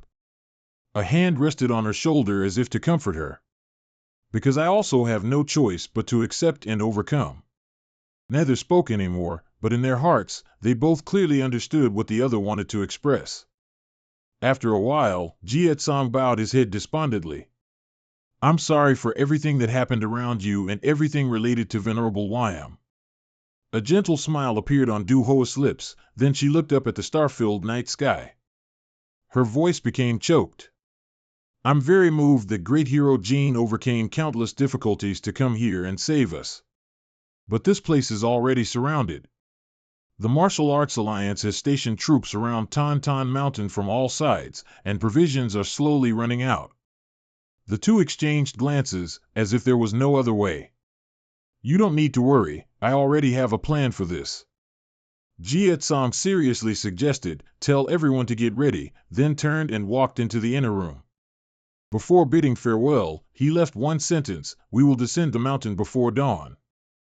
The headquarters of the sects allied with the Martial Arts Alliance. Lai Deng sat in the center, and Medic performing acupuncture beside him. He coldly asked, "Any new information?" Siaman annoyedly replied, "Although we were able to pursue him to the cliff, we had to retreat due to heavy casualties." He looked worried. "It seems he mixed various potent poisons to create that new type of poison. Although I don't know what's different about it, it's certain that my ordinary soldiers can't withstand it." Lai Deng still didn't respond. "So he must have arrived safely at the Tan sect." But that doesn't mean my plan failed, because I succeeded in making him retreat in time. Seaman concluded, this is just the beginning, the battle could happen at any moment, so I must go prepare some things. With that, he turned and left. Lai Dung's mind had already determined, he must just be flaunting his power and taking advantage of me. Because these rats cannot get involved in the battle of the masters, if they attack me, their leader. Then my subordinates will not be able to interfere in the battle. His real goal is to create a situation where he can face me alone and somehow poison me. Looking at the handful of acupuncture marks, it's because poisoning me would make my troops fearful and not dare to attack. That's why he attacked a spot easily visible to everyone. His real goal is to lower my troops' morale and poison me. Recalling Jia Tsong's arrogant demeanor, he jumped right into the enemy's heart and risked everything for the plan to succeed. Is that confidence or arrogance? Finally, he frowned and exclaimed, anyway, facing him will be interesting. Suddenly, Seaman ran in from outside with a loud scream, Alliance leader. He slightly pursed his lips, as if awaiting further reports. Then he pulled back the curtain and stepped outside, calmly calling out, everyone. Just then, a familiar voice echoed in his ear, oh, Alliance leader, I'm glad you're still safe and sound. Manryu stood surrounded by soldiers, but his expression was full of excitement. It seems our fate isn't severed yet. It's an honor to meet you again. As swords were simultaneously pressed against the old man's neck, Seaman spoke up, you finally showed your face. He angrily shouted, you dared to attack the Alliance leader, and you still dare to show your face here. Manryu raised an eyebrow, his tone casual, does surrendering and admitting guilt also require courage? Just as Seaman grumbled, wanting to retort, you bastard. Lai Dong waved his hand, stopping him. The others immediately lowered their swords. Seeing this, the old man exclaimed, oh, thank you, sir. Manryu sneered, but I don't think I'm grateful to those who mocked me earlier. Suddenly, he opened his eyes wide, looking down, his prosthetic leg had inexplicably shattered. Lai Dong, with soulless eyes, darkly commanded, kneel. And of course, Manryu couldn't stand firm with his shattered prosthetic leg, collapsing to the ground with an annoyed groan, ugh. Lai Dong continued, using that hellish voice, because of your damned obsession with him, he's escaped death countless times. My son also died. Manryu put on an earnest expression, this servant also heard about it. My condolences, sir. Nguyen Mak, out of longing for his wife, followed her. The old man stubbornly tried to explain, but the reason he acted selfishly and went alone. Before he could finish, he was met with a brutal punch from Lai Dong. The pain shot through his mind, and his heart felt like roaring. Lai Dong's eyes were wide with resentment, veins bulging on his hands. He clenched his fist again and threw another punch at Manryu. The old man's body now looked no different from a sandbag, allowing Lai Dong to vent his fury. Groans echoed through the wide courtyard. The elders witnessing everything turned pale and quickly intervened, Alliance leader, please stop. Hitting him will only dirty your hands. Suddenly, someone approached and grabbed Lai Dong's blood-soaked arm, shouting, Pavilion Master Bailey. He angrily glared at the person who had just interrupted. Seaman, in his capacity as a leader, couldn't stand by and watch injustice. He tried to use the calmest tone possible to persuade, please spare his life so we can escort him to the camp. And interrogate him to find the culprit of this incident. Leave him here to us, we will handle everything thoroughly. Manryu, lying on the ground, suddenly propped himself up, letting out cackling laughter. His tone was slightly contemptuous, don't you know why I still came here, even knowing I was sure to die? Manryu opened his mouth wide, full of fresh blood, because this is the perfect place to watch his performance. After speaking, he continued to laugh like a madman, oblivious to the puzzled stares directed at him. At the same time, in the dark forest, Jia Tsong's group was quietly moving. Bayan Boc spoke to him. I know you have some secret method, and because it's you, we blindly followed, but I really can't contain my curiosity anymore. He wondered why he wanted to act at dawn instead of during the night. After hearing this, he nodded and replied. Juga family has set up the 9 palaces and 8 trigrams formation, covering the entire Tan Mountain. Even if we act stealthily at night, I still can't escape here safely. Bayan Boc showed his surprise. You're right, but isn't it the same during the day? Jietsong emphasized, no, it's not the same at all. What do you mean? He said, a few days before coming here, I secretly observed them. They're hunting for more food. It seems the food rations the noble families sent them aren't enough. After that, I also poisoned the food bags from Tu Vu Mon, Tai Han Mon, and Vong Lai Jia. Bayan Boc couldn't help but be startled and terrified. What, really? You poisoned that? Jietsong agreed, but the type of poison I used is only effective when it's bright outside. Him Tunu pushed someone standing in front of her aside and asked, why go through so much trouble? Instead, you could just use a potent poison and kill them all at once. Jietsong just glanced at her and replied, their small teams have different meal times. And do you think they'll continue eating if one of them gets poisoned? I chose this method because I want to take down as many of them as possible. Ryung Kyung slightly bowed, also joining the conversation. What about Bok Laitrung? Jietsong deduced, Bok Laitrung will need a lot of time to recover and return to peak condition for this battle. Because before I came here, I also used a special kind of poison on him. Special? It's from my own body. Then suddenly, he waved his hand, signaling everyone to stop. Some of the subordinates whispered to each other, why stop, completely unaware that ahead, a fishing line was stretched across, requiring keen observation to spot. Jietsong was pondering which sect the culprit belonged to. Then suddenly, his dark eyes widened. He swiftly caught an arrow that was flying rapidly towards him. The archers hiding behind the dark bushes, realizing the situation was bad, quickly tried to escape. Jietsong broke the bow in his hand and announced, from now on, I am in their territory. He loudly told all his worried allies around, this is just the beginning. Everyone, stay alert. At Siaman's camp, he gently touched the map, his face grave, and said, he's made his move. His teeth unconsciously ground together with a soft hiss due to his anxiety. Poison dragon, I will make you pay for the humiliation you caused me in Nam Suang. All areas within the region had been tightly guarded by soldiers. But in the distance, hidden behind the lush trees on the mountain, caught in the keen gaze, like that of an owl, was Jietsong's group, surrounded in panic. Bayan Boc watched his allies fall, hopelessly lamenting, it's over. In the dark night, countless specks of light flashed, signaling an endless battle. Thousands upon thousands of arrows began to rain down on them. Jietsong and those with special abilities proactively took on the responsibility of deflecting attacks. Bayan Boc screamed in fear, there are too many of them. I don't think it's a good idea to fight while protecting so many people. I can't break through their encirclement either. Jietsong remained resolute, the sun will rise soon. We just need to hold out until then. Suddenly, he detected something strange and immediately warned, watch out above. Not only arrows, but there were even bombs.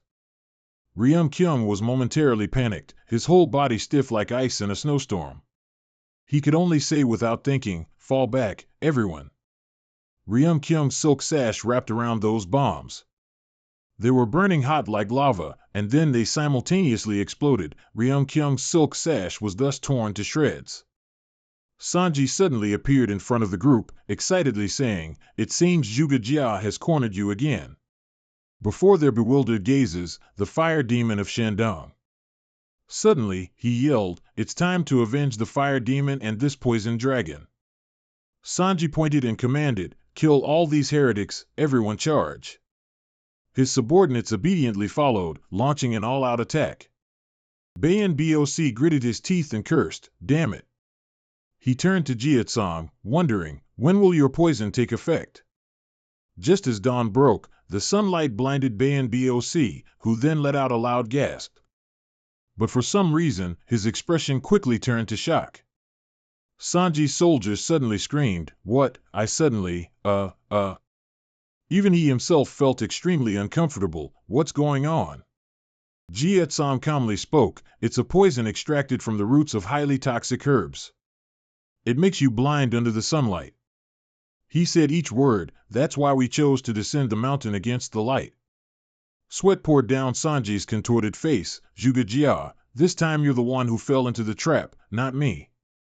The two words poison dragon echoed resentfully throughout the mountains. Sanji's men yelled, "My eyes can't see, what's happening?" Sanji's subordinates quickly covered their eyes from the sunlight. They were in such pain that tears streamed down their faces. Jie Tsong stared at them, thinking, since they've lost their sight, they won't be able to follow me anymore. Before him was a winding path. In other words, a complex route from here to the Death Gate. The dark, winding path before Jie Tsong transformed into a bright and direct route to the destination. He thought it had become an easy, straight path. Bayan Boc and the cult members rejoiced. "Great, it's time for a counterattack." Hearing this, Jie Tsong looked over and warned, "Don't celebrate too soon, don't you remember what I said earlier?" Bayan Boc looked confused. "Of course, the only remaining escape route is the Death Gate, yes, even though we succeeded in causing confusion with the Kentai Hoa poison. And the Death Gate is within the Metal Gate, isn't it? But this will only buy us a little time. Daylight will make them more cautious and find countermeasures." Du Hoa and the others looked at him, listening to what he said. "While they are held up there, we must quickly run to the Death Gate. My primary strategy is to run, not to fight. I ask everyone to always stay in formation and not get left behind." The wind howled in the mountains, and time slowly passed. Everyone in the cult rushed forward. They ran past Sanji's subordinates and moved forward. Sanji, feeling uneasy, shouted, "You wicked bastards!" Tears streaming down his face, he wailed. "By any means, just charge. Anyone who breaks formation will be killed without mercy." The others obeyed, but said, unable to open their eyes, "My eyes, I can't see anything." Sanji cursed upon hearing this, "Damn it." In front of him, a hand shot out. Boom, the younger brother of the Shadow Chamber martial artist, who had lost his elder brother, just punched him in the face. He lifted his fist, blood from the old man stained his fist and dripped down. He was in such pain he lost consciousness. "Finally, I have a chance to avenge my brother." He looked extremely angry. Splat, blood splattered everywhere. At the headquarters camp of the factions allied with the Martial Alliance, Jigo Miang stood on a city wall, looking into the distance. He thought, strange. According to the plan, after the ambush, he should have headed to the next gate with those guys, right? But there's no new news at all. It's been quite a while. He placed his hand on the map. The troops deployed to those flags seemed to be overwhelmed. Is something happening there? Dawn gradually broke, and the sun slowly illuminated the mountains. Suddenly, Jigo Miang raised his hand to shield his eyes, in pain. "What is this?" Lai Deng spoke up. "It seems to be his trick again. I can also feel some poison in my body." Lai Deng walked out of the tent and said, "Although it's not dangerous, our troops must have been affected. Your plan was ruined by him from the start." He said, "I have to go to the battlefield myself." Alliance leader Bitch Lai, "There's still another way. If I reorganize the formation and deploy soldiers strong enough to resist the poison's effect, then..." He heard that and refused. "We can't keep relying on Raga Raga to let them escape again. I'm leaving." As soon as he finished speaking, he disappeared. Jigo Miang wanted to say more, but he was gone, so he couldn't say anything. Then he angrily cursed, "Damn it," and slammed his hand hard on the table, which cracked in front of him. Then it completely split in two and lay on the ground, dust flying everywhere. Based on his fighting style yesterday, he angrily recalled.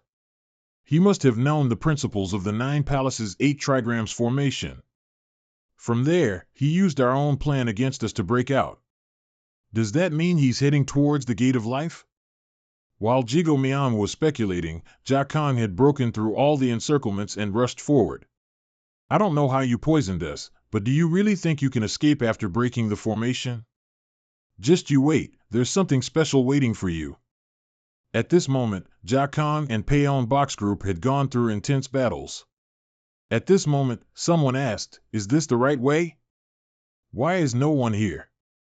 Where are the elite troops of the trap?" He also took deep breaths and silently thought, strange. He probably hasn't entered the gate of life yet, right? Suddenly, Jakong noticed something. "Watch out, everyone!" A slash came from the forest. Everyone shouted, "Whoa, whoa!" He immediately grabbed the sword in his hand, full of caution. Then Jakong concentrated the power in his hand into the sword. Boom! He and his sword blocked the attack. Seeing this, the others all panicked and turned to find cover. Ugh! Jakong painfully braced himself. Ugh! Suddenly, he noticed something else. A beam of light shone down from above, and Jakong immediately deflected it with his sword. Payon Bok watched, his mouth agape. As for Du Hoa, she was a little worried. Ha! He let out a breath. After blocking the attack, his sword also blazed with power. Jakong looked ahead and said, "You all." In front of him, monks in yellow robes asked, "Is that Shaolin Temple? Is that the Shaolin Temple? What is the Shaolin Temple doing here?" Everyone shared the same question. Suddenly, a clear and steady voice rang out, "Amitabha Buddha. We are here at the request of the Wulin Alliance. Although we no longer care about Qing Shan after losing our Taoist masters. But our relationship with the Wulin Alliance still stands. Is that the sect leader? Come." Inun drew her sword and said, "Poison Dragon. This is the first time I've seen you since the wedding." She looked at him and asked, "Are you doing well?" At the headquarters camp of the sects allied with the Wulin Alliance, a tent was being strictly guarded. Man Ryu, tied up inside, cried out in pain. Ugh! I'm going to die anyway. At least bury me somewhere I can see the beautiful mountain scenery. How boring. Suddenly, he overheard a conversation. Then the other person exclaimed, "What?" The two soldiers outside were slashed by a shadow. Blood splattered everywhere as they cried out, "Ah! You! Aha!" The shadow pulled back the tent flap and entered. Mayagon looked at him. Man Ryu then spoke, "I was worried I was about to miss the fun." He looked at her and smiled sinisterly. "Well then, it's time to act. The light piercing through the forest canopy right now, it's truly pathetic. A Mei sect, unlike the other sects gathered below, doesn't need to worry about food." Jakong gritted his teeth and thought. They showed no symptoms at all. The nuns, with extremely rosy faces, stared at them.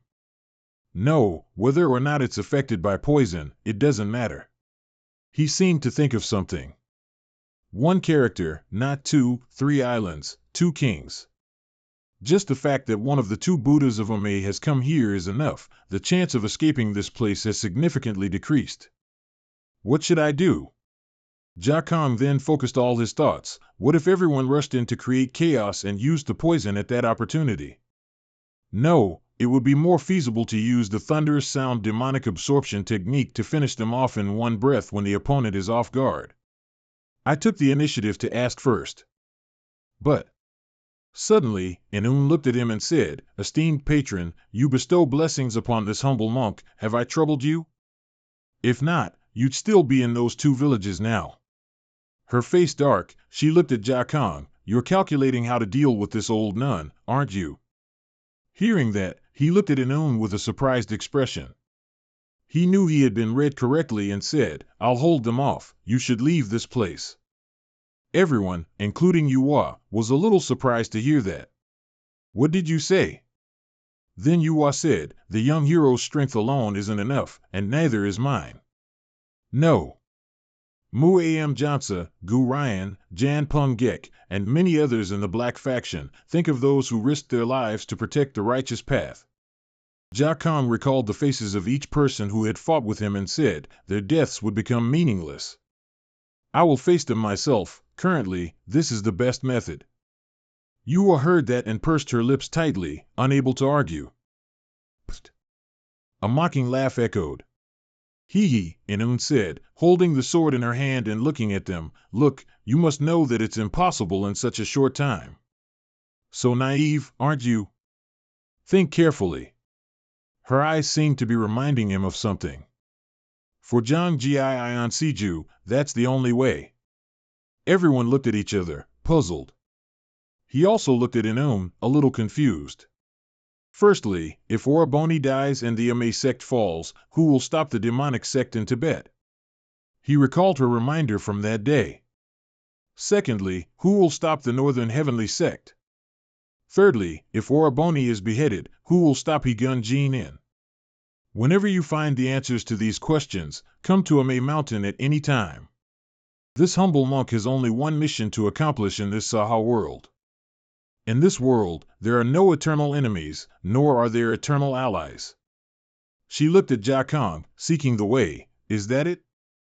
He looked at Inun, thinking, does the Ame sect leader want an answer to the question she asked me back then? Jia Kong was silent for a few seconds, then spoke, my answer is still the same as back then.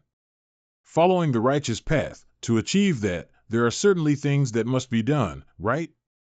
Inun heard that answer again, and a slight smile appeared at the corner of her lips as she replied, someone will certainly become a hero.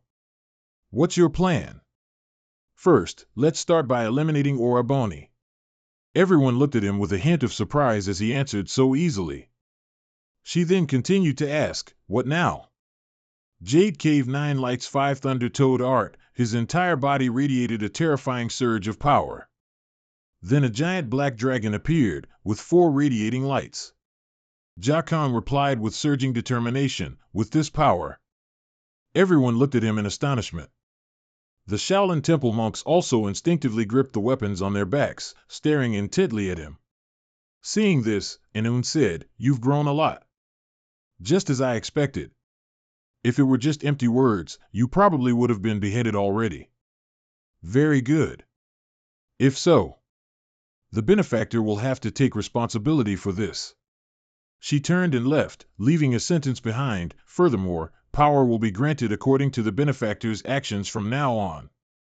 Before I go, I want to remind you of one more thing. A hero's power comes from reputation. One who wishes to wield reputation must understand the rules. One who holds reputation must know the rules. Before facing Oraboni, clarify the rules first. Amitabha Buddha. Then the Ame sect monks disappeared. One of them spoke up, honestly, I was shocked. What on earth was that making such a sound? Payon Bok exclaimed. Hearing him, Jia Kong replied, I will explain that in detail. It's a technique. He looked in the direction where the nun and Un had left, contemplating, just those rules. What was that sound? Jigo Miang also looked in the direction of the sound. Did Buddha appear? Why would that happen? Ugh. He clutched his head, thinking. I once felt reassured by Amitabha, but now, I can't believe they betrayed us. There's nothing left to concede to these people. No way. From now on, I'll also join the front lines. Behind him, drops of blood splattered continuously. At this moment, those drops of blood were getting closer and closer. At this moment, Jigo Miang also noticed, then looked behind him. Mayagon had unexpectedly stabbed through his chest at this moment. Jigo Miang looked on furiously, spitting blood.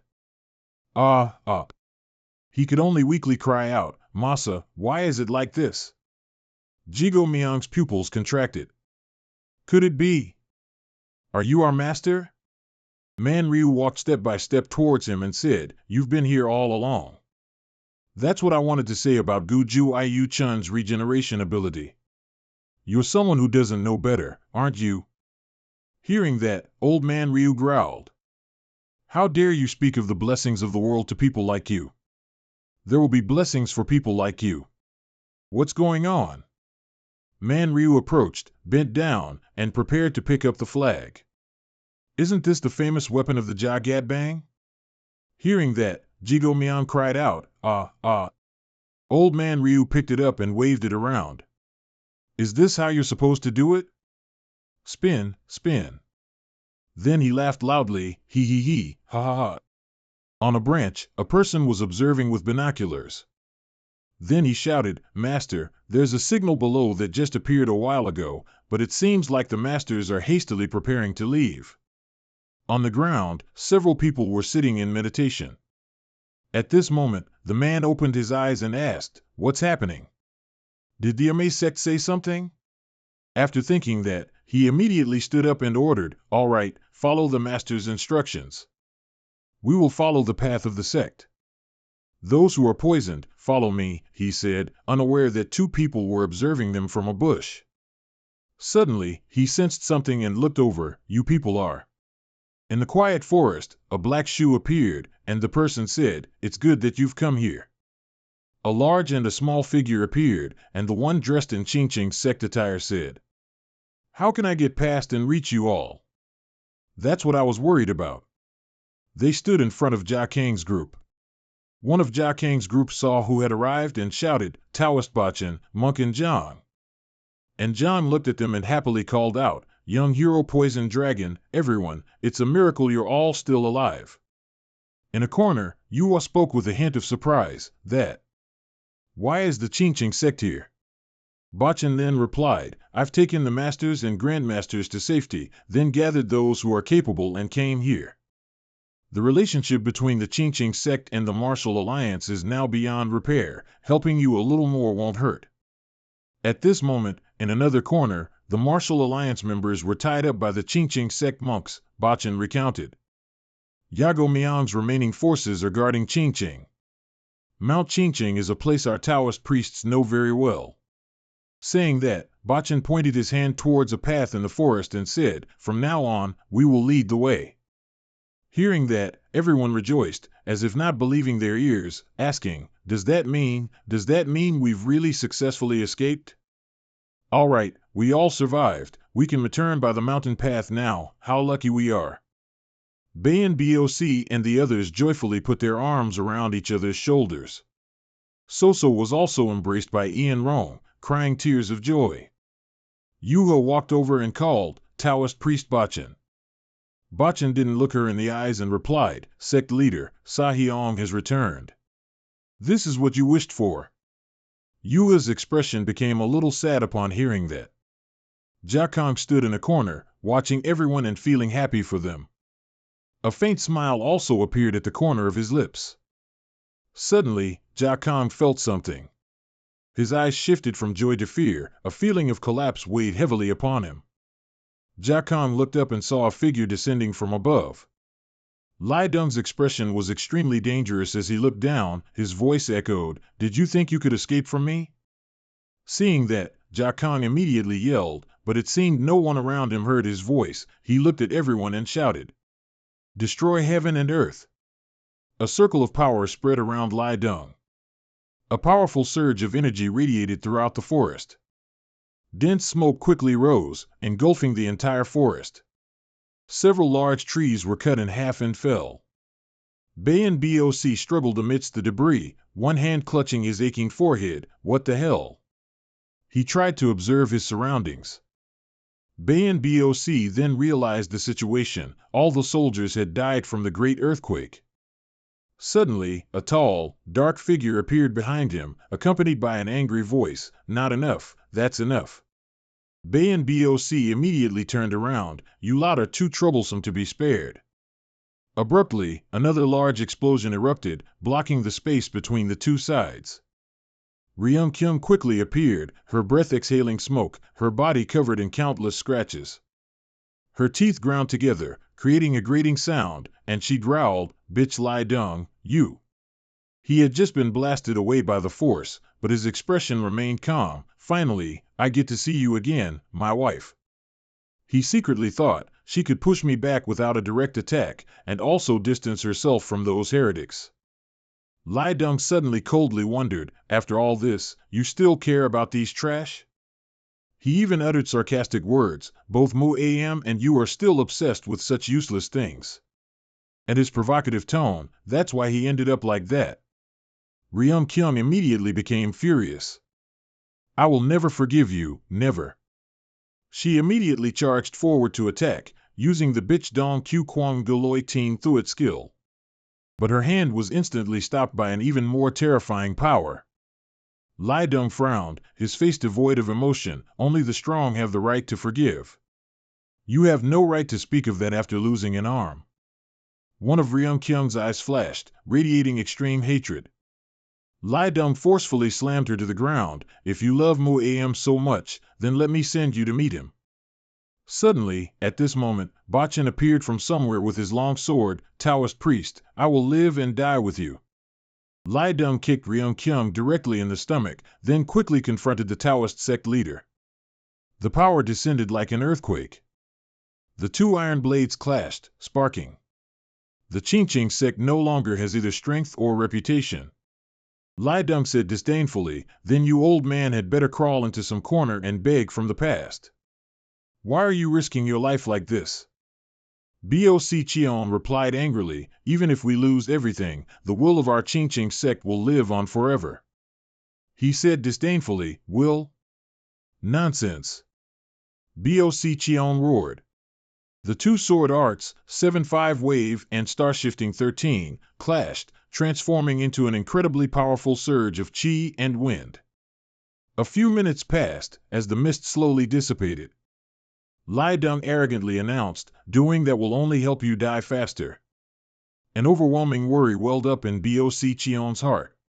That monster, even after I raised my skill from 2 swords to 75, my demonic aura was still blown away by him like that. The sword blade swept past indifferently. Lai Dong stabbed through Boc Cheon's lower abdomen, causing blood to splatter, and then exclaimed, "You're a worthy opponent." His tone was low. Even your senior brother died by my hand, yet you still think you can defeat me? He suddenly coughed up blood from his mouth and replied shakily, even if I die, I must find a way to kill you.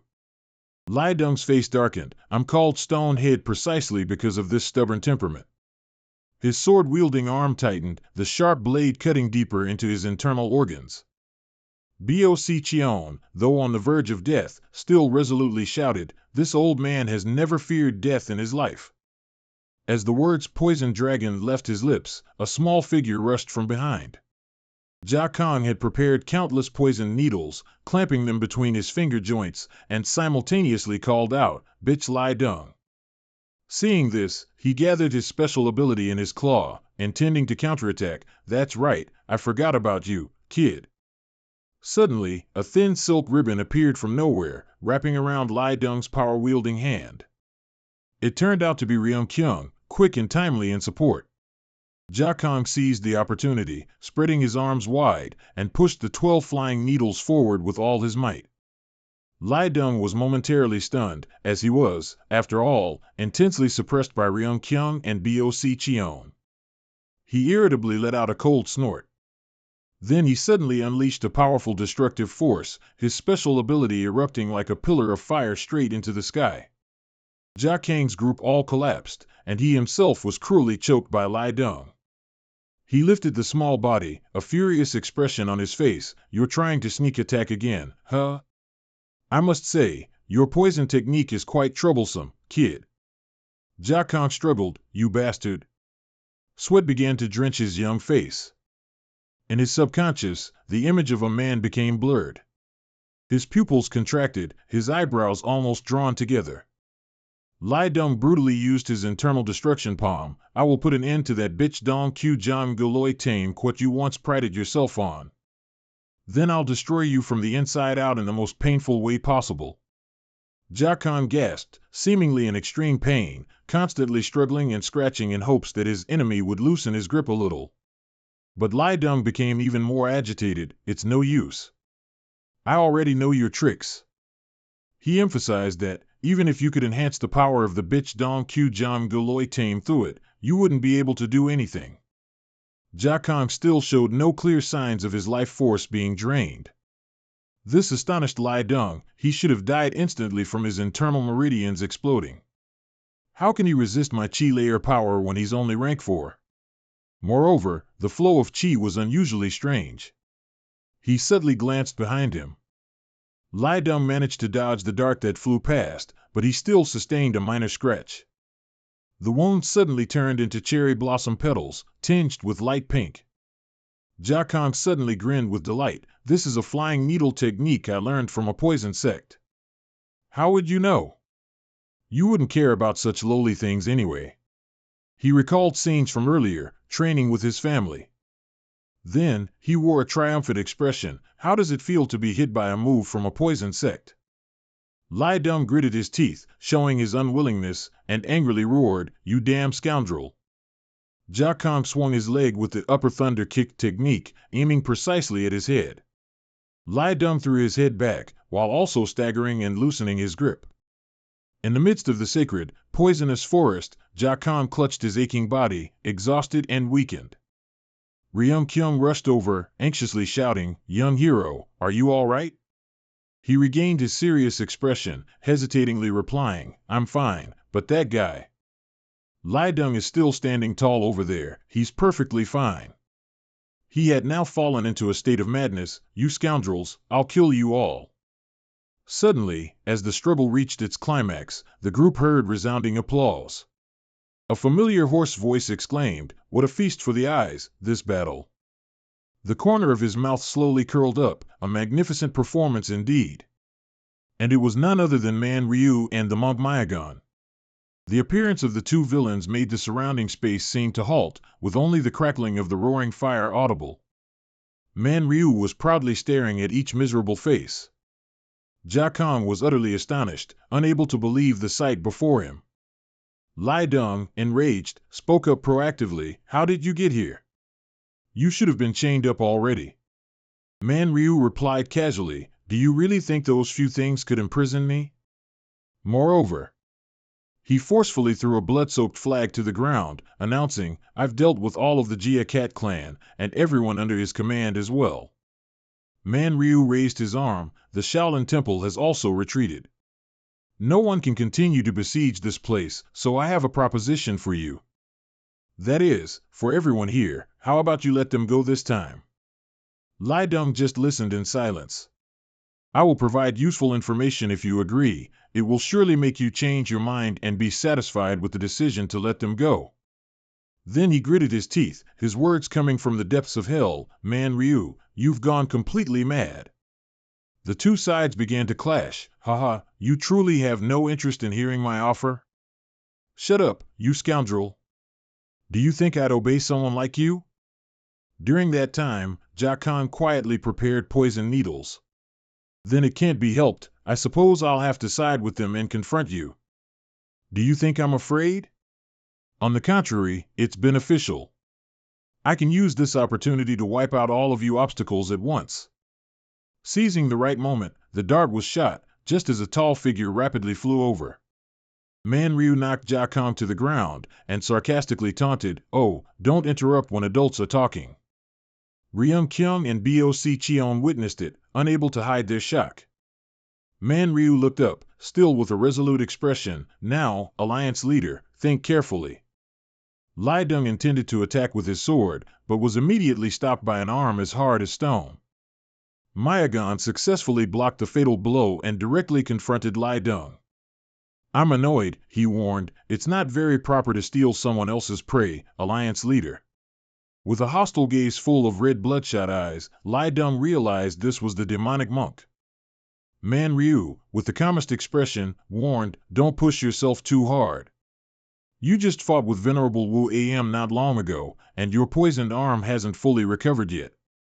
Lai Deng was in utter chaos. Furthermore, that guy's recent attack couldn't be underestimated.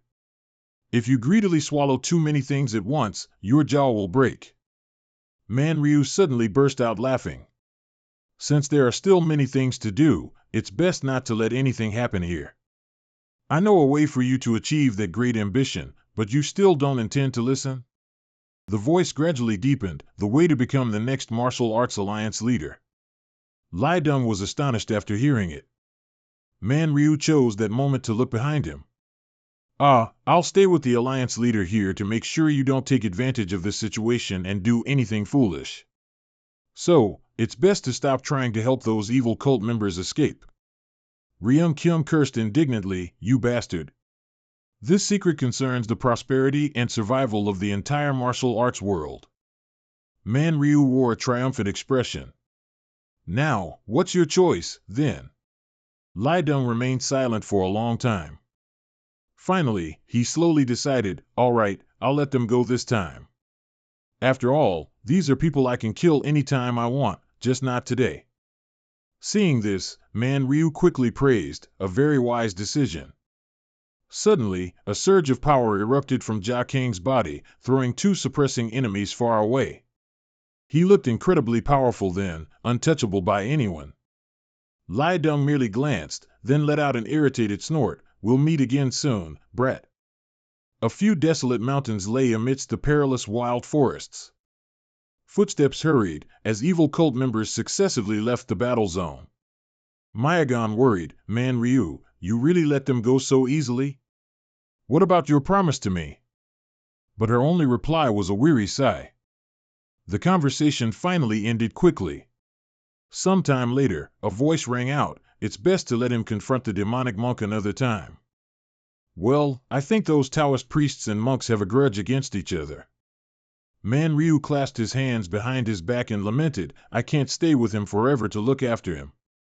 Lai Deng stepped forward. From this incident, he has managed to bring the Tang clan, the Qingqing sect, and even Shaolin Temple to his side. He pulled out the sword that had been plunged into the ground. He's becoming more and more an eyesore, it's best to eliminate him now. Man Ryu suddenly asked curiously. Didn't you agree to let them go? Lai Deng subtly twirled his weapon. Now it's just you and me here. He suddenly made a surprising strike. The sword's blade rested right against Man Ryu's neck as a threat, spit out whatever makes me have to agree with you. The old man firmly refused, it's not time yet. The alliance leader will only hear the answer once all of them have left, not just him. Lai Deng furrowed his brows. Shaolin Temple, Tang Clan, Qingqing Sect, Poison Dragon, and the entire martial arts world. Man Ryu's eyes gleamed with excitement. The alliance leader is still alive and extremely healthy. He's feigning death, secretly observing everything. He explained, this means he won't interfere in anything, then someone will step up to rectify and stabilize the order of the martial arts alliance, and that person is none other than will become the next alliance leader. Lai Deng was surprised, seemingly still not fully understanding the meaning of the words. Man Ryu lightly touched the sword's blade. First, there needs to be chaos before it can be rectified. These people will be the necessary ingredients for you to become the next alliance leader. He walked past Lai Deng. Your great ambition, to climb to the pinnacle of the martial arts world, I can completely help you achieve that. The hand holding the weapon slowly loosened, swish. Finally, it rested neatly in its sheath. Lai Deng changed direction and commanded, let's go back. Man Ryu followed contentedly. Not far from them, a lament echoed from the other side, he's stronger than I thought. The group was working hard to treat their injuries, but couldn't avoid casualties, bodies lay scattered all around. Bachan sat on one side, lamenting, he's no longer the belly dumb I once knew. Behind him, Zong was wrapping bandages, facing that guy is no different from suicide. He mused to himself, although I was able to land a few attacks by exploiting the situation, it's completely insufficient to defeat Belly Dung. A thought flashed through his mind, the gap in power between me and the enemy is too vast to overcome. And he can also use the 9 Light 5 Thunder Toad technique of Jade Cave. There are no other options left, I must cultivate further and become stronger. Zong suddenly wondered, after leaving this place, can we rely on the Tan sect for care? He placed his hand on Bachan's back, I've also learned quite a few things from the venerable Void Shadow. To avenge his death, I must defeat Belly Dung. Zong emphasized, I want to learn the martial arts of the Tan sect to prepare for the battle with Belly Dung. He glanced at him softly, this kid, he's already planning for the future even though he just narrowly escaped death. Then he sighed, for someone like you, inheriting the 9 Light 5 Thunder Toad technique of Jade Cave is my dream, and you already possess it, yet you still want to learn more from the Tan sect. Ryum Kyung smiled gently, observing the agreement between the two sides. All right, I will teach you, but remember to get proper rest. Suddenly, at this moment, a figure approached with a threat. you're celebrating a bit too early. Everyone immediately felt dread. They say the most beautiful stage is when hope turns into helplessness.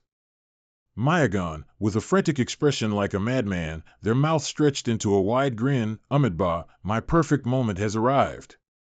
All the soldiers of the evil sect were now startled, realizing, did he follow us? Mayagon's hands were already stained with fresh blood, a smug expression on their face. You were dealing with that Manryu fellow, not me. This humble monk has been waiting for this opportunity for a long time. Ryung-kyung heard this and indignantly retorted, the Shaolin Temple has already decided to cease hostilities, hasn't it? Aren't your actions now going against the abbot's directive? Mayagon replied casually, you're right, but what I do has nothing to do with the Shaolin Temple, does it? Listen here, those who witnessed this humble monk's actions today, their voice grew deeper and deeper, carrying a cruel expression, once dead, how can you tell anyone? A bad premonition arose in Ryung-kyung's heart, we haven't recovered yet. In this state, fighting this demonic monk would be. Suddenly, Zong from behind stepped forward and requested, everyone, step back 20 paces. I will face him. Ryung-kyung couldn't help but worry, but the young boy remained firm, everyone hasn't fully recovered, so they can't fight. Only I can withstand him. Mayagon calmly observed, then put on a very surprised expression. Zong gripped his weapon tightly, I won't be able to become stronger if I lose this battle. His small back glowed under the scorching sun, so I must fight. Ryung-kyung had no choice but to accept, I understand. Those words made Mayagon laugh derisively, tears streaming down their face, haha. They then raised their sword high, defeating that old monk will make you stronger. You think you can do it? Zong didn't respond, just stood silently, awaiting the start of the battle. Mayagon's eyes sharpened, that arrogant attitude of yours, one foot stomped firmly on the ground to gain momentum. Then they quickly leaped high, simultaneously yelling, I absolutely hate that look on your face. Don't you dare go crazy. Several small lightning bolts appeared, surrounding Zhang's body due to the technique called 9 Light 5 Thunder Toad technique. The two blades clashed, immediately causing a huge explosion that hurled Mayagon backward. They probably didn't expect to be defeated by the very first attack. Zong quickly seized the opportunity, if you think I'm still the same as before, then you're wrong. He charged forward, Mayagon blinked and saw a punch appear right before their eyes. But years of combat experience weren't useless. One of her feet immediately hit Zhang's stomach. Because of this, the battle became evenly matched. Mayagon plunged her sword into the rocky ground to avoid falling into a critical situation, and still cursed defiantly, you brat should have been burned to ashes by hellfire until your soul dissipated. Next, using Lone Fong Fa DM, as long as you're alive, how can this old monk gather in peace? The abilities interlinked, forming a massive net. Zong skillfully moved through the large tree trunks, temporarily unaffected by the force of the attack. If one looked closely, one could see a thin thread attached to the boy's arm. Mayagon gradually lost patience, angrily shouting, do you think those tricks can withstand this old monk's continuous attacks? Wherever Zong moved, the ability followed him. Suddenly, Mayagon was startled. In the area of the forest she had destroyed, Zong was nowhere to be seen. What? While frantically searching around, where is he? A soft whistling sound suddenly echoed from a tree branch above. Mayagon looked up and noticed Zong. He's using a string to fly? The boy swept out poisonous needles from between his finger joints. Mayagon was extremely panicked. She hastily jumped back, trying to maintain the safest distance possible. But of course, she still couldn't escape Zhang's attack. A brilliant purple light erupted. The knife slash created a beautiful arc, and all the convective airflow began to shift. Sweat trickled down, drenching Zhang's face. Below, Mayagon struggled to fend off the attack. A child from the heretical sect watched the battle, greatly excited. This time, the tables have completely turned compared to before. Poison Dragon isn't at a disadvantage anymore, he's even pressing that monk. Bachan, standing beside him, frowned and replied, really, I don't think so. The junior was surprised, what? He solemnly explained, although Poison Dragon is indeed much stronger than before, that Monk is not an opponent he can easily defeat after just a few months of training. Due to her previous advantage, Mayagon is currently being complacent.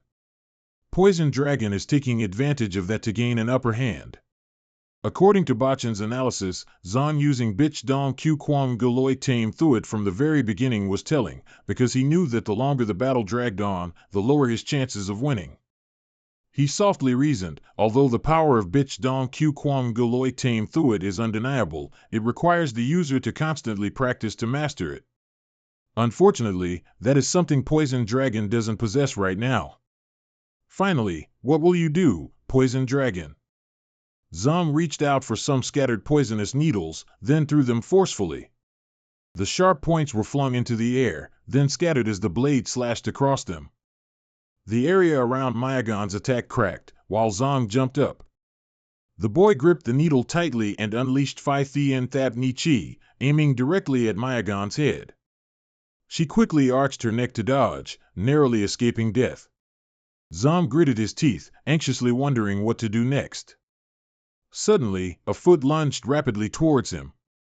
Mayagon attacked head-on with Hoa on Makuak. Zong was sent flying, rolling several times on the gravelly ground. His body slammed into a large tree trunk, spitting blood. His life force rapidly drained for a moment, then suddenly reawakened. In front, the lone Fong tramnet created by Mayagon was advancing at a terrifying speed. Zong felt himself freeze up. In the dense forest, a massive earthquake erupted. A dense white smoke rose, a slender figure appeared faintly. Mayagon stood tall, arrogantly saying, "No trick you use will work. I know your intention is to target my blind spot." She looked at the countless scattered debris, "But I can easily avoid those poisoned needles." Zong was kneeling. "I'd only be cautious if I didn't clearly understand my opponent's abilities." Her two purple pupils flashed, smoke escaping her lips, targeting my weakness, but that very act became counterproductive. Mayagon raised her blade high. "Now, I'll finish you." Light burst forth from the converging power, and a scorching whirlwind enveloped almost the entire area. Zong stubbornly resisted on his own, despite the pain throbbing in his brain. Outside, everyone was rushing to help, and Mayagon let out a triumphant smile. She roared with great delight. But life isn't a dream. Just when everyone thought Zong would die from the pressure, he was standing firm like a rock wall. His face was dark, his skin covered in countless wounds. Mayagon was truly surprised. Is he still alive? All the soldiers of the evil faction were also in a panic. Mayagon was about to announce. Zong interrupted. To her disbelief, countless thin threads, already set up, glowed with a bright purple light. At Zhang's command, and the target was none other than Mayagon. The unleashed power, also known as Soul Lock, coldly descended.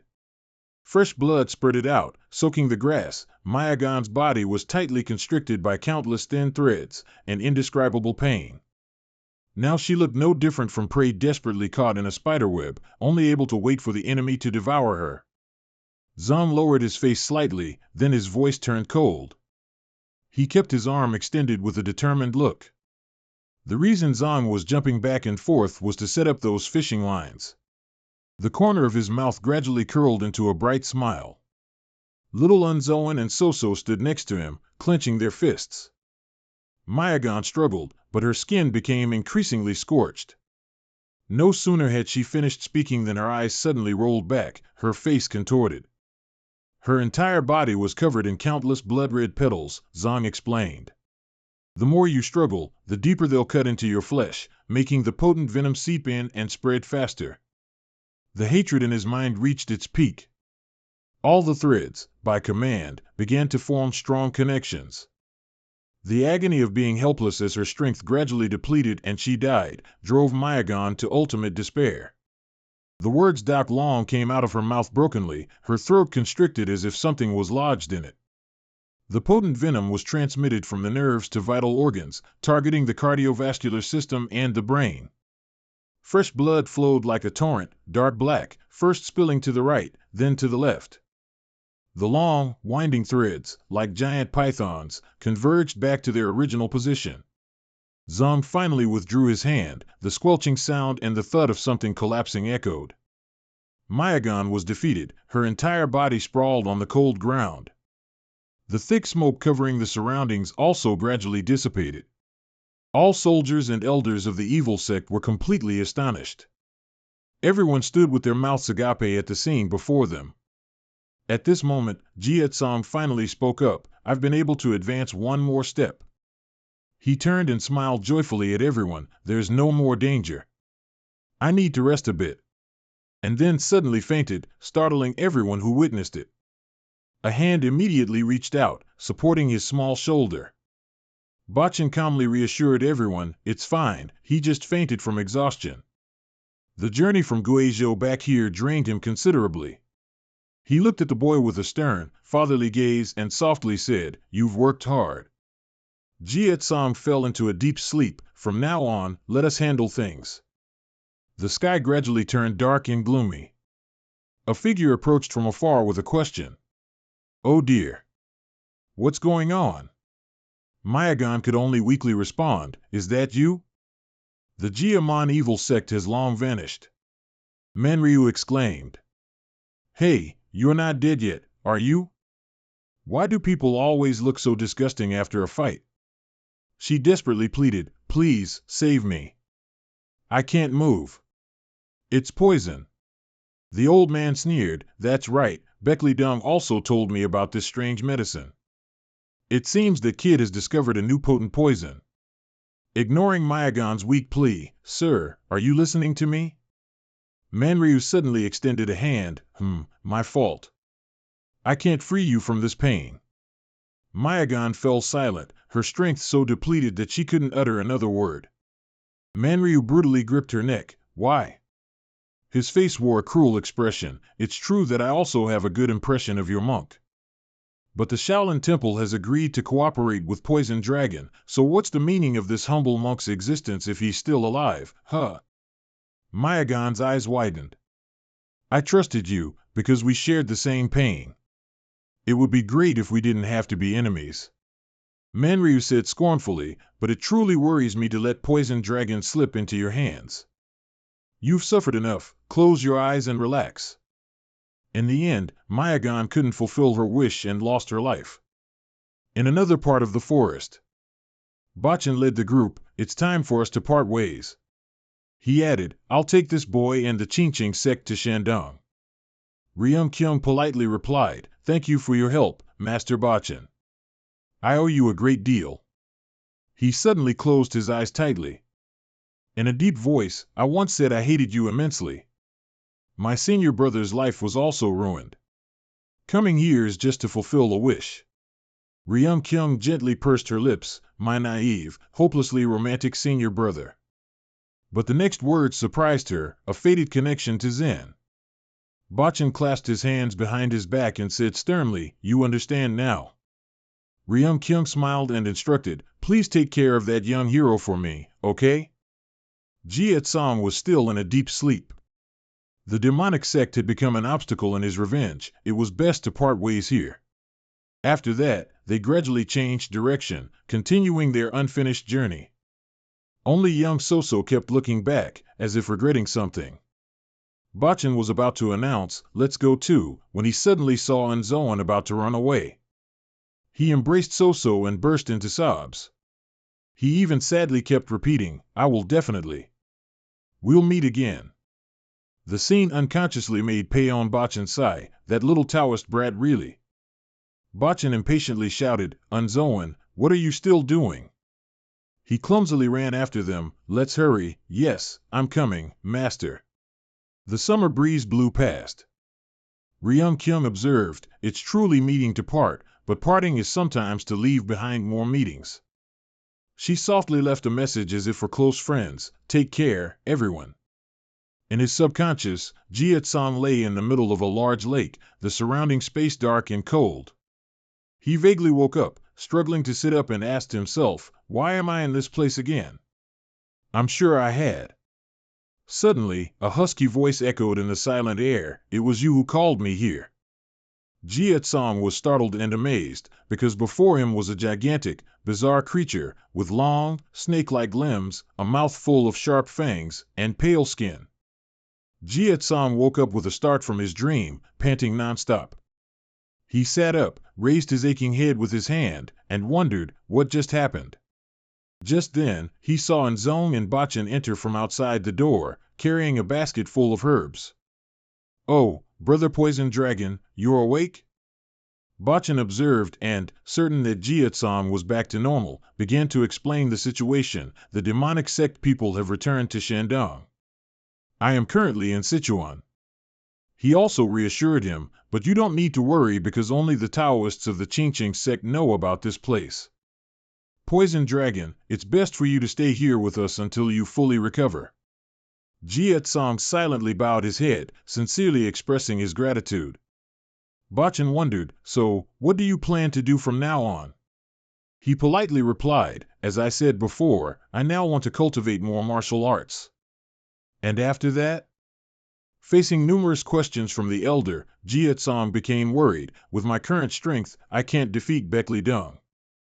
I also need to return to the Tang Clan Manor to rescue Miss Heron. At that time, a confrontation with King Yama will be unavoidable." He looked dejected. He's also a difficult opponent. After hearing this, Bachin couldn't help but sigh in exasperation. "Are you miscalculating, young man?" Jia Tsong hesitated. "Before, I thought I had to kill my enemy even if it meant sacrificing my life, but now," he emphasized, "after my revenge, I still have a reason to live." Bachin sternly advised, "The path you must take has now changed. You must act cautiously to preserve your life, right?" He concluded, "The abbot of Shaolin Temple also gave you advice. The current situation of the martial world has changed due to some underlying cause. And the one who solves it must first understand the whole picture." From his words, it can be inferred that you haven't fully understood the entire truth about this matter.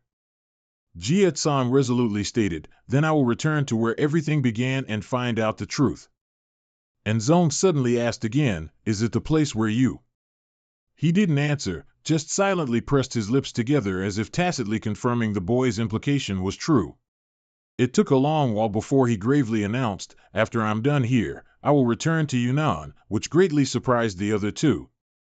Bachin looked at Jia Tsong like a stubborn child. After waking up, he could converse freely, seeming to have recovered somewhat.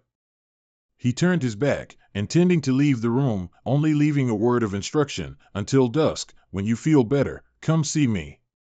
I will teach you a few things before you leave." Jia Tsong nodded in agreement, indicating he understood. Time flew by until dusk. Jia Tsong, dressed in neat attire, sat seriously on a tall rock, facing Bachin, who was explaining, "First, let's begin with circulating vital energy and regulating your breath."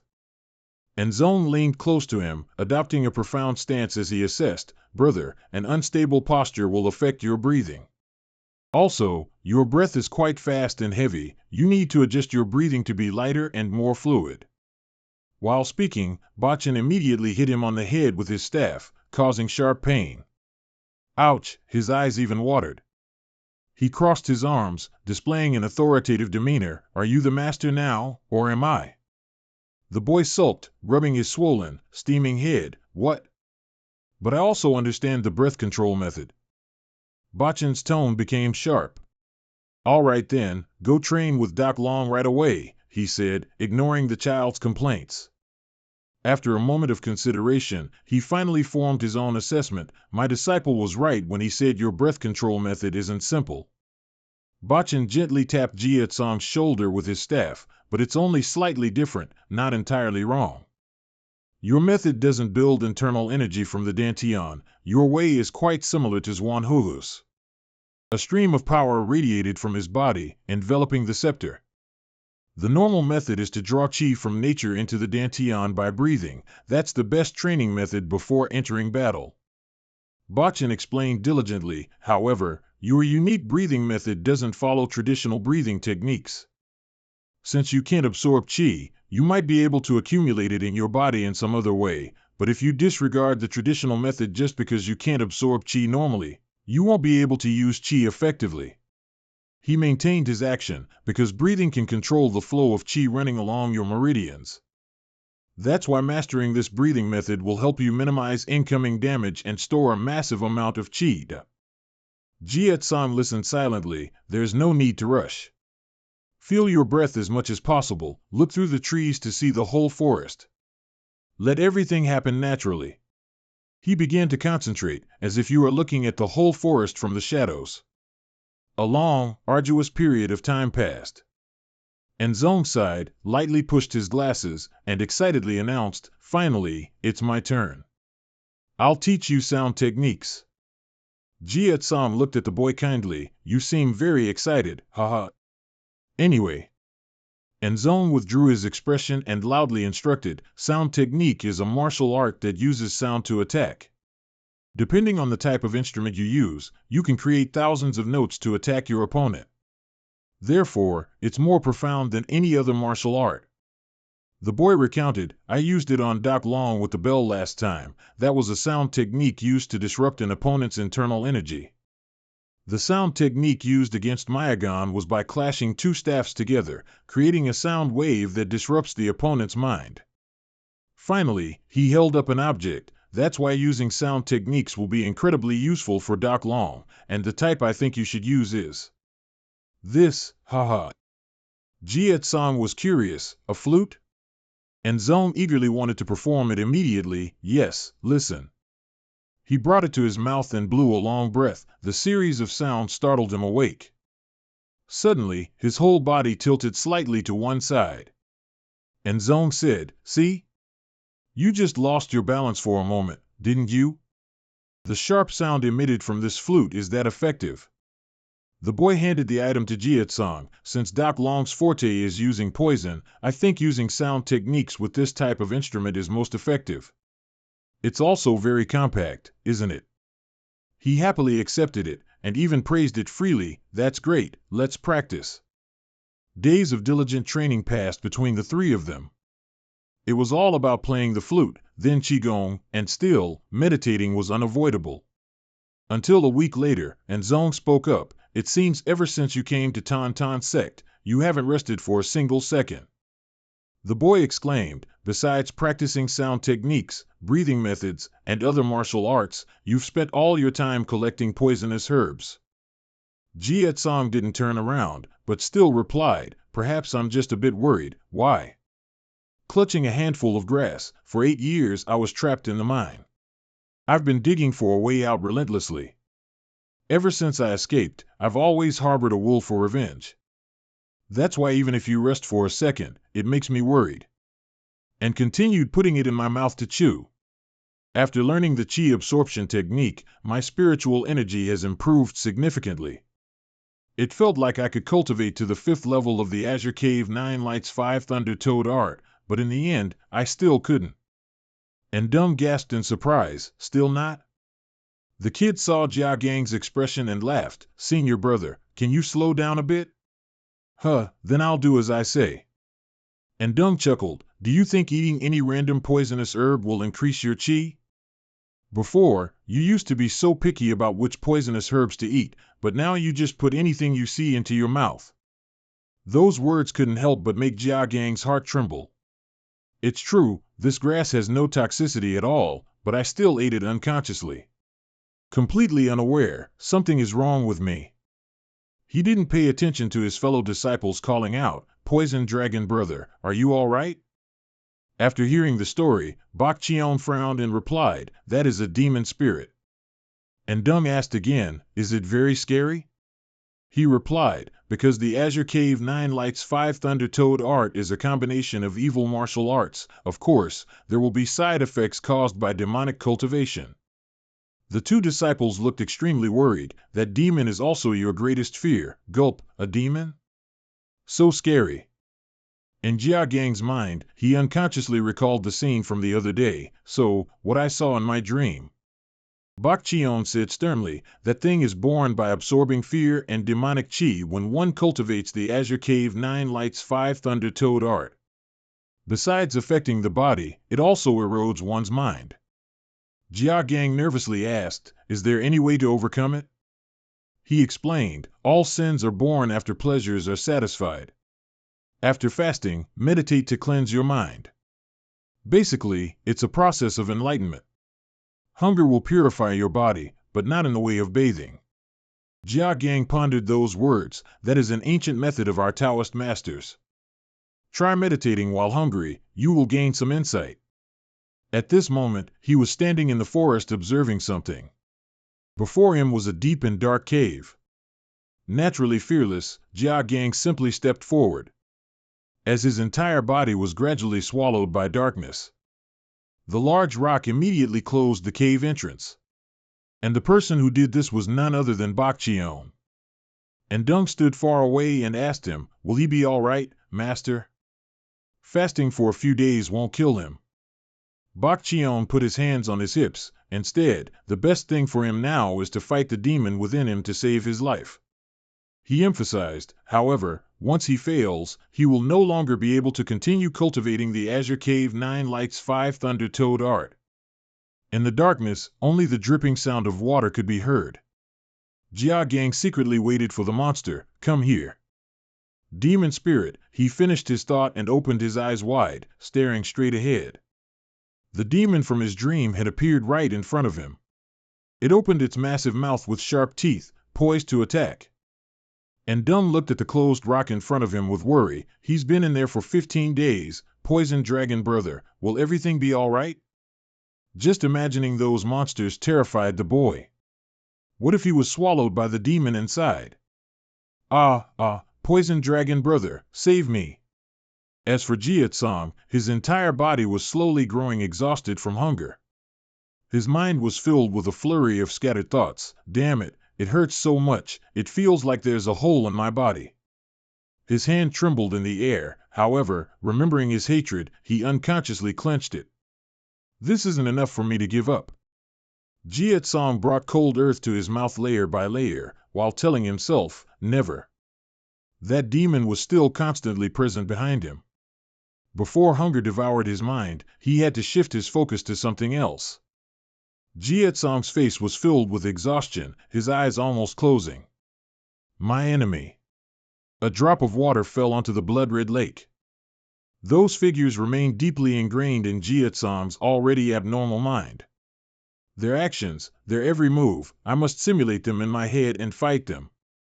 Amidst the soft whistling sound coming from the monster behind him, he tried to focus as much as possible. It is said that many great masters can achieve breakthroughs by fighting in their imagination. He cast those images out of his head. His entire body obeyed the call of his mind, and his chi flowed with his mind. Outside the cave, and Dung suddenly cried out as the large rock showed signs of movement.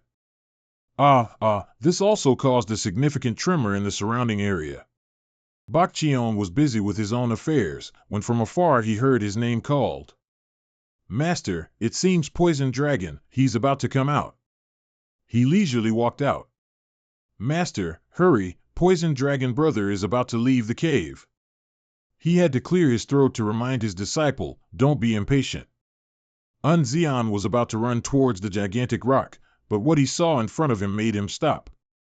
He stammered out Poison Dragon, then saw Jiatsong standing tall at the mouth of the cave, his clothes dirty and torn, his body visibly thin. And what's more, how could his chi burst forth like that? But he merely remained silent, with no other action seen. Bak Cheon noticed the abnormality and, holding his staff, stepped forward. Who are you? As their eyes met, he truly felt a chill run down his spine. Bak Cheon immediately used the Azure Cloud Slash, striking towards Jiatsong. And Dung cried out in alarm, Master. His staff was gently blocked by the boy's hand. Dust and smoke billowed all around. Jiatsong moved his lips as if to say something. Then the corner of his mouth curved into a satisfied smile. Come on, it's me, Jin Jiatsong. Bak Cheon's face gradually softened. That immense amount of chi made me mistakenly think the demon had possessed you. Xian, standing behind, let out a sigh of relief. I succeeded. Bak Cheon approached, slapping Jiatsong firmly on the shoulder, clearly scolding him but unable to hide his pride. This little monster. Returning to the room, he began to inquire about the situation. You've achieved a breakthrough to the 5th stage, haven't you? Jiet Song respectfully bowed to Bak Cheon. Thank you, sir. So, you are ready. Then he handed the boy a piece of paper along with a proposal. Take this is a letter sent from the Tang family. It must be from your wife. Jiet Song took the item, whispering 4 words choked with emotion, my wife. But inside were not sweet words of longing, but merely 2 words, lower water. Bak Cheon was slightly bewildered. We don't understand its message. Do you know what it means? It seems it was sent very urgently, so there are only 2 characters. Jiet Song gently shook his head. I'm sorry, I don't understand what it means either. He calmly tucked the letter into his pocket. Although I don't understand, I don't think she would send a meaningless message. But one thing is certain, I must prepare something before the lower water arrives. The next morning, voices echoed from the edge of the mountain. Are you really planning to leave already? Yes, I'll probably admire the forest for a bit and then disappear. Hearing that, Bak Cheon sighed deeply, bidding farewell to the forest. Now I understand why my senior brother likes you. In the end, still somewhat reluctant, he said goodbye, go, the vast world awaits you. In the Yunnan region, the sign that should have been hanging on the door was now on the ground, even cracked in a few places.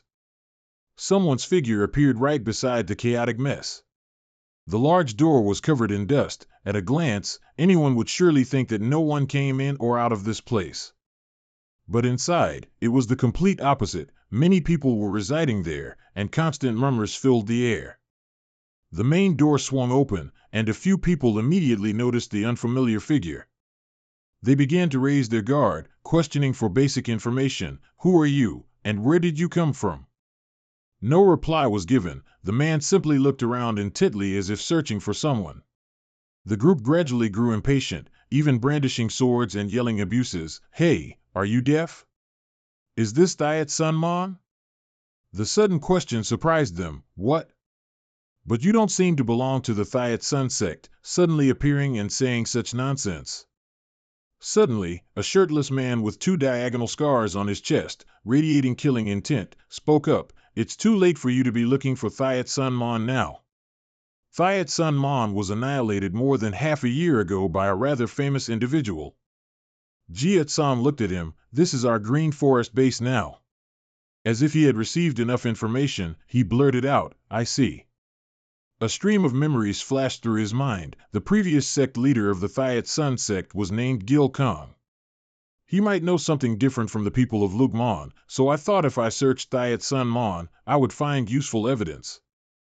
Jiet Song wondered, what about the sect's artifacts and records?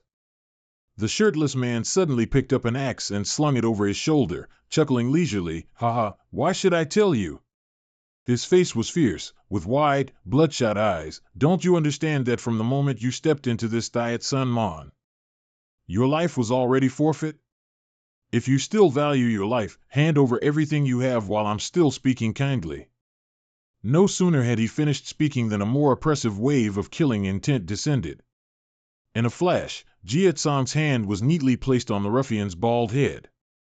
Blood flowed continuously from his nose and mouth as he stammered, we sold everything in the black market. Around them now, stiff corpses lay strewn everywhere. Black market? Is there any way to get them back? Everything related to the righteous martial arts sects is in Chongqing. You'll find clues if you visit the black market there. Upon hearing this, Jiet Song muttered 2 words, Chongqing. Seeing this, the ruffian became curious. Are you on their side too? A few people came looking for Thiat Sun sect's relics before. He demanded harshly, who were they? He obediently replied, they said they were from Bac Tian. Jiet Song's mind reeled, Bac Tian? Why would people from Bac Tian come all the way to Yunnan to look for this abandoned sect? His anxiety grew noticeably. There's definitely something else hidden about this place. As night fell, the sky suddenly poured down rain. At a distant, luxurious mansion, a person in a straw coat silently walked down the corridor, surrounded by echoing voices. It seems you've all gathered. You're the closest, yet you're always late. Perhaps next time we should arrange to meet in Guangdong instead. Inside the warm room, a clear, exasperated voice rang out, "Have you forgotten that among everyone here, I'm the busiest?" The person who had just appeared in the corridor was none other than King Yama, or Aboni. The whole world knew how obsessed King Yama was with work.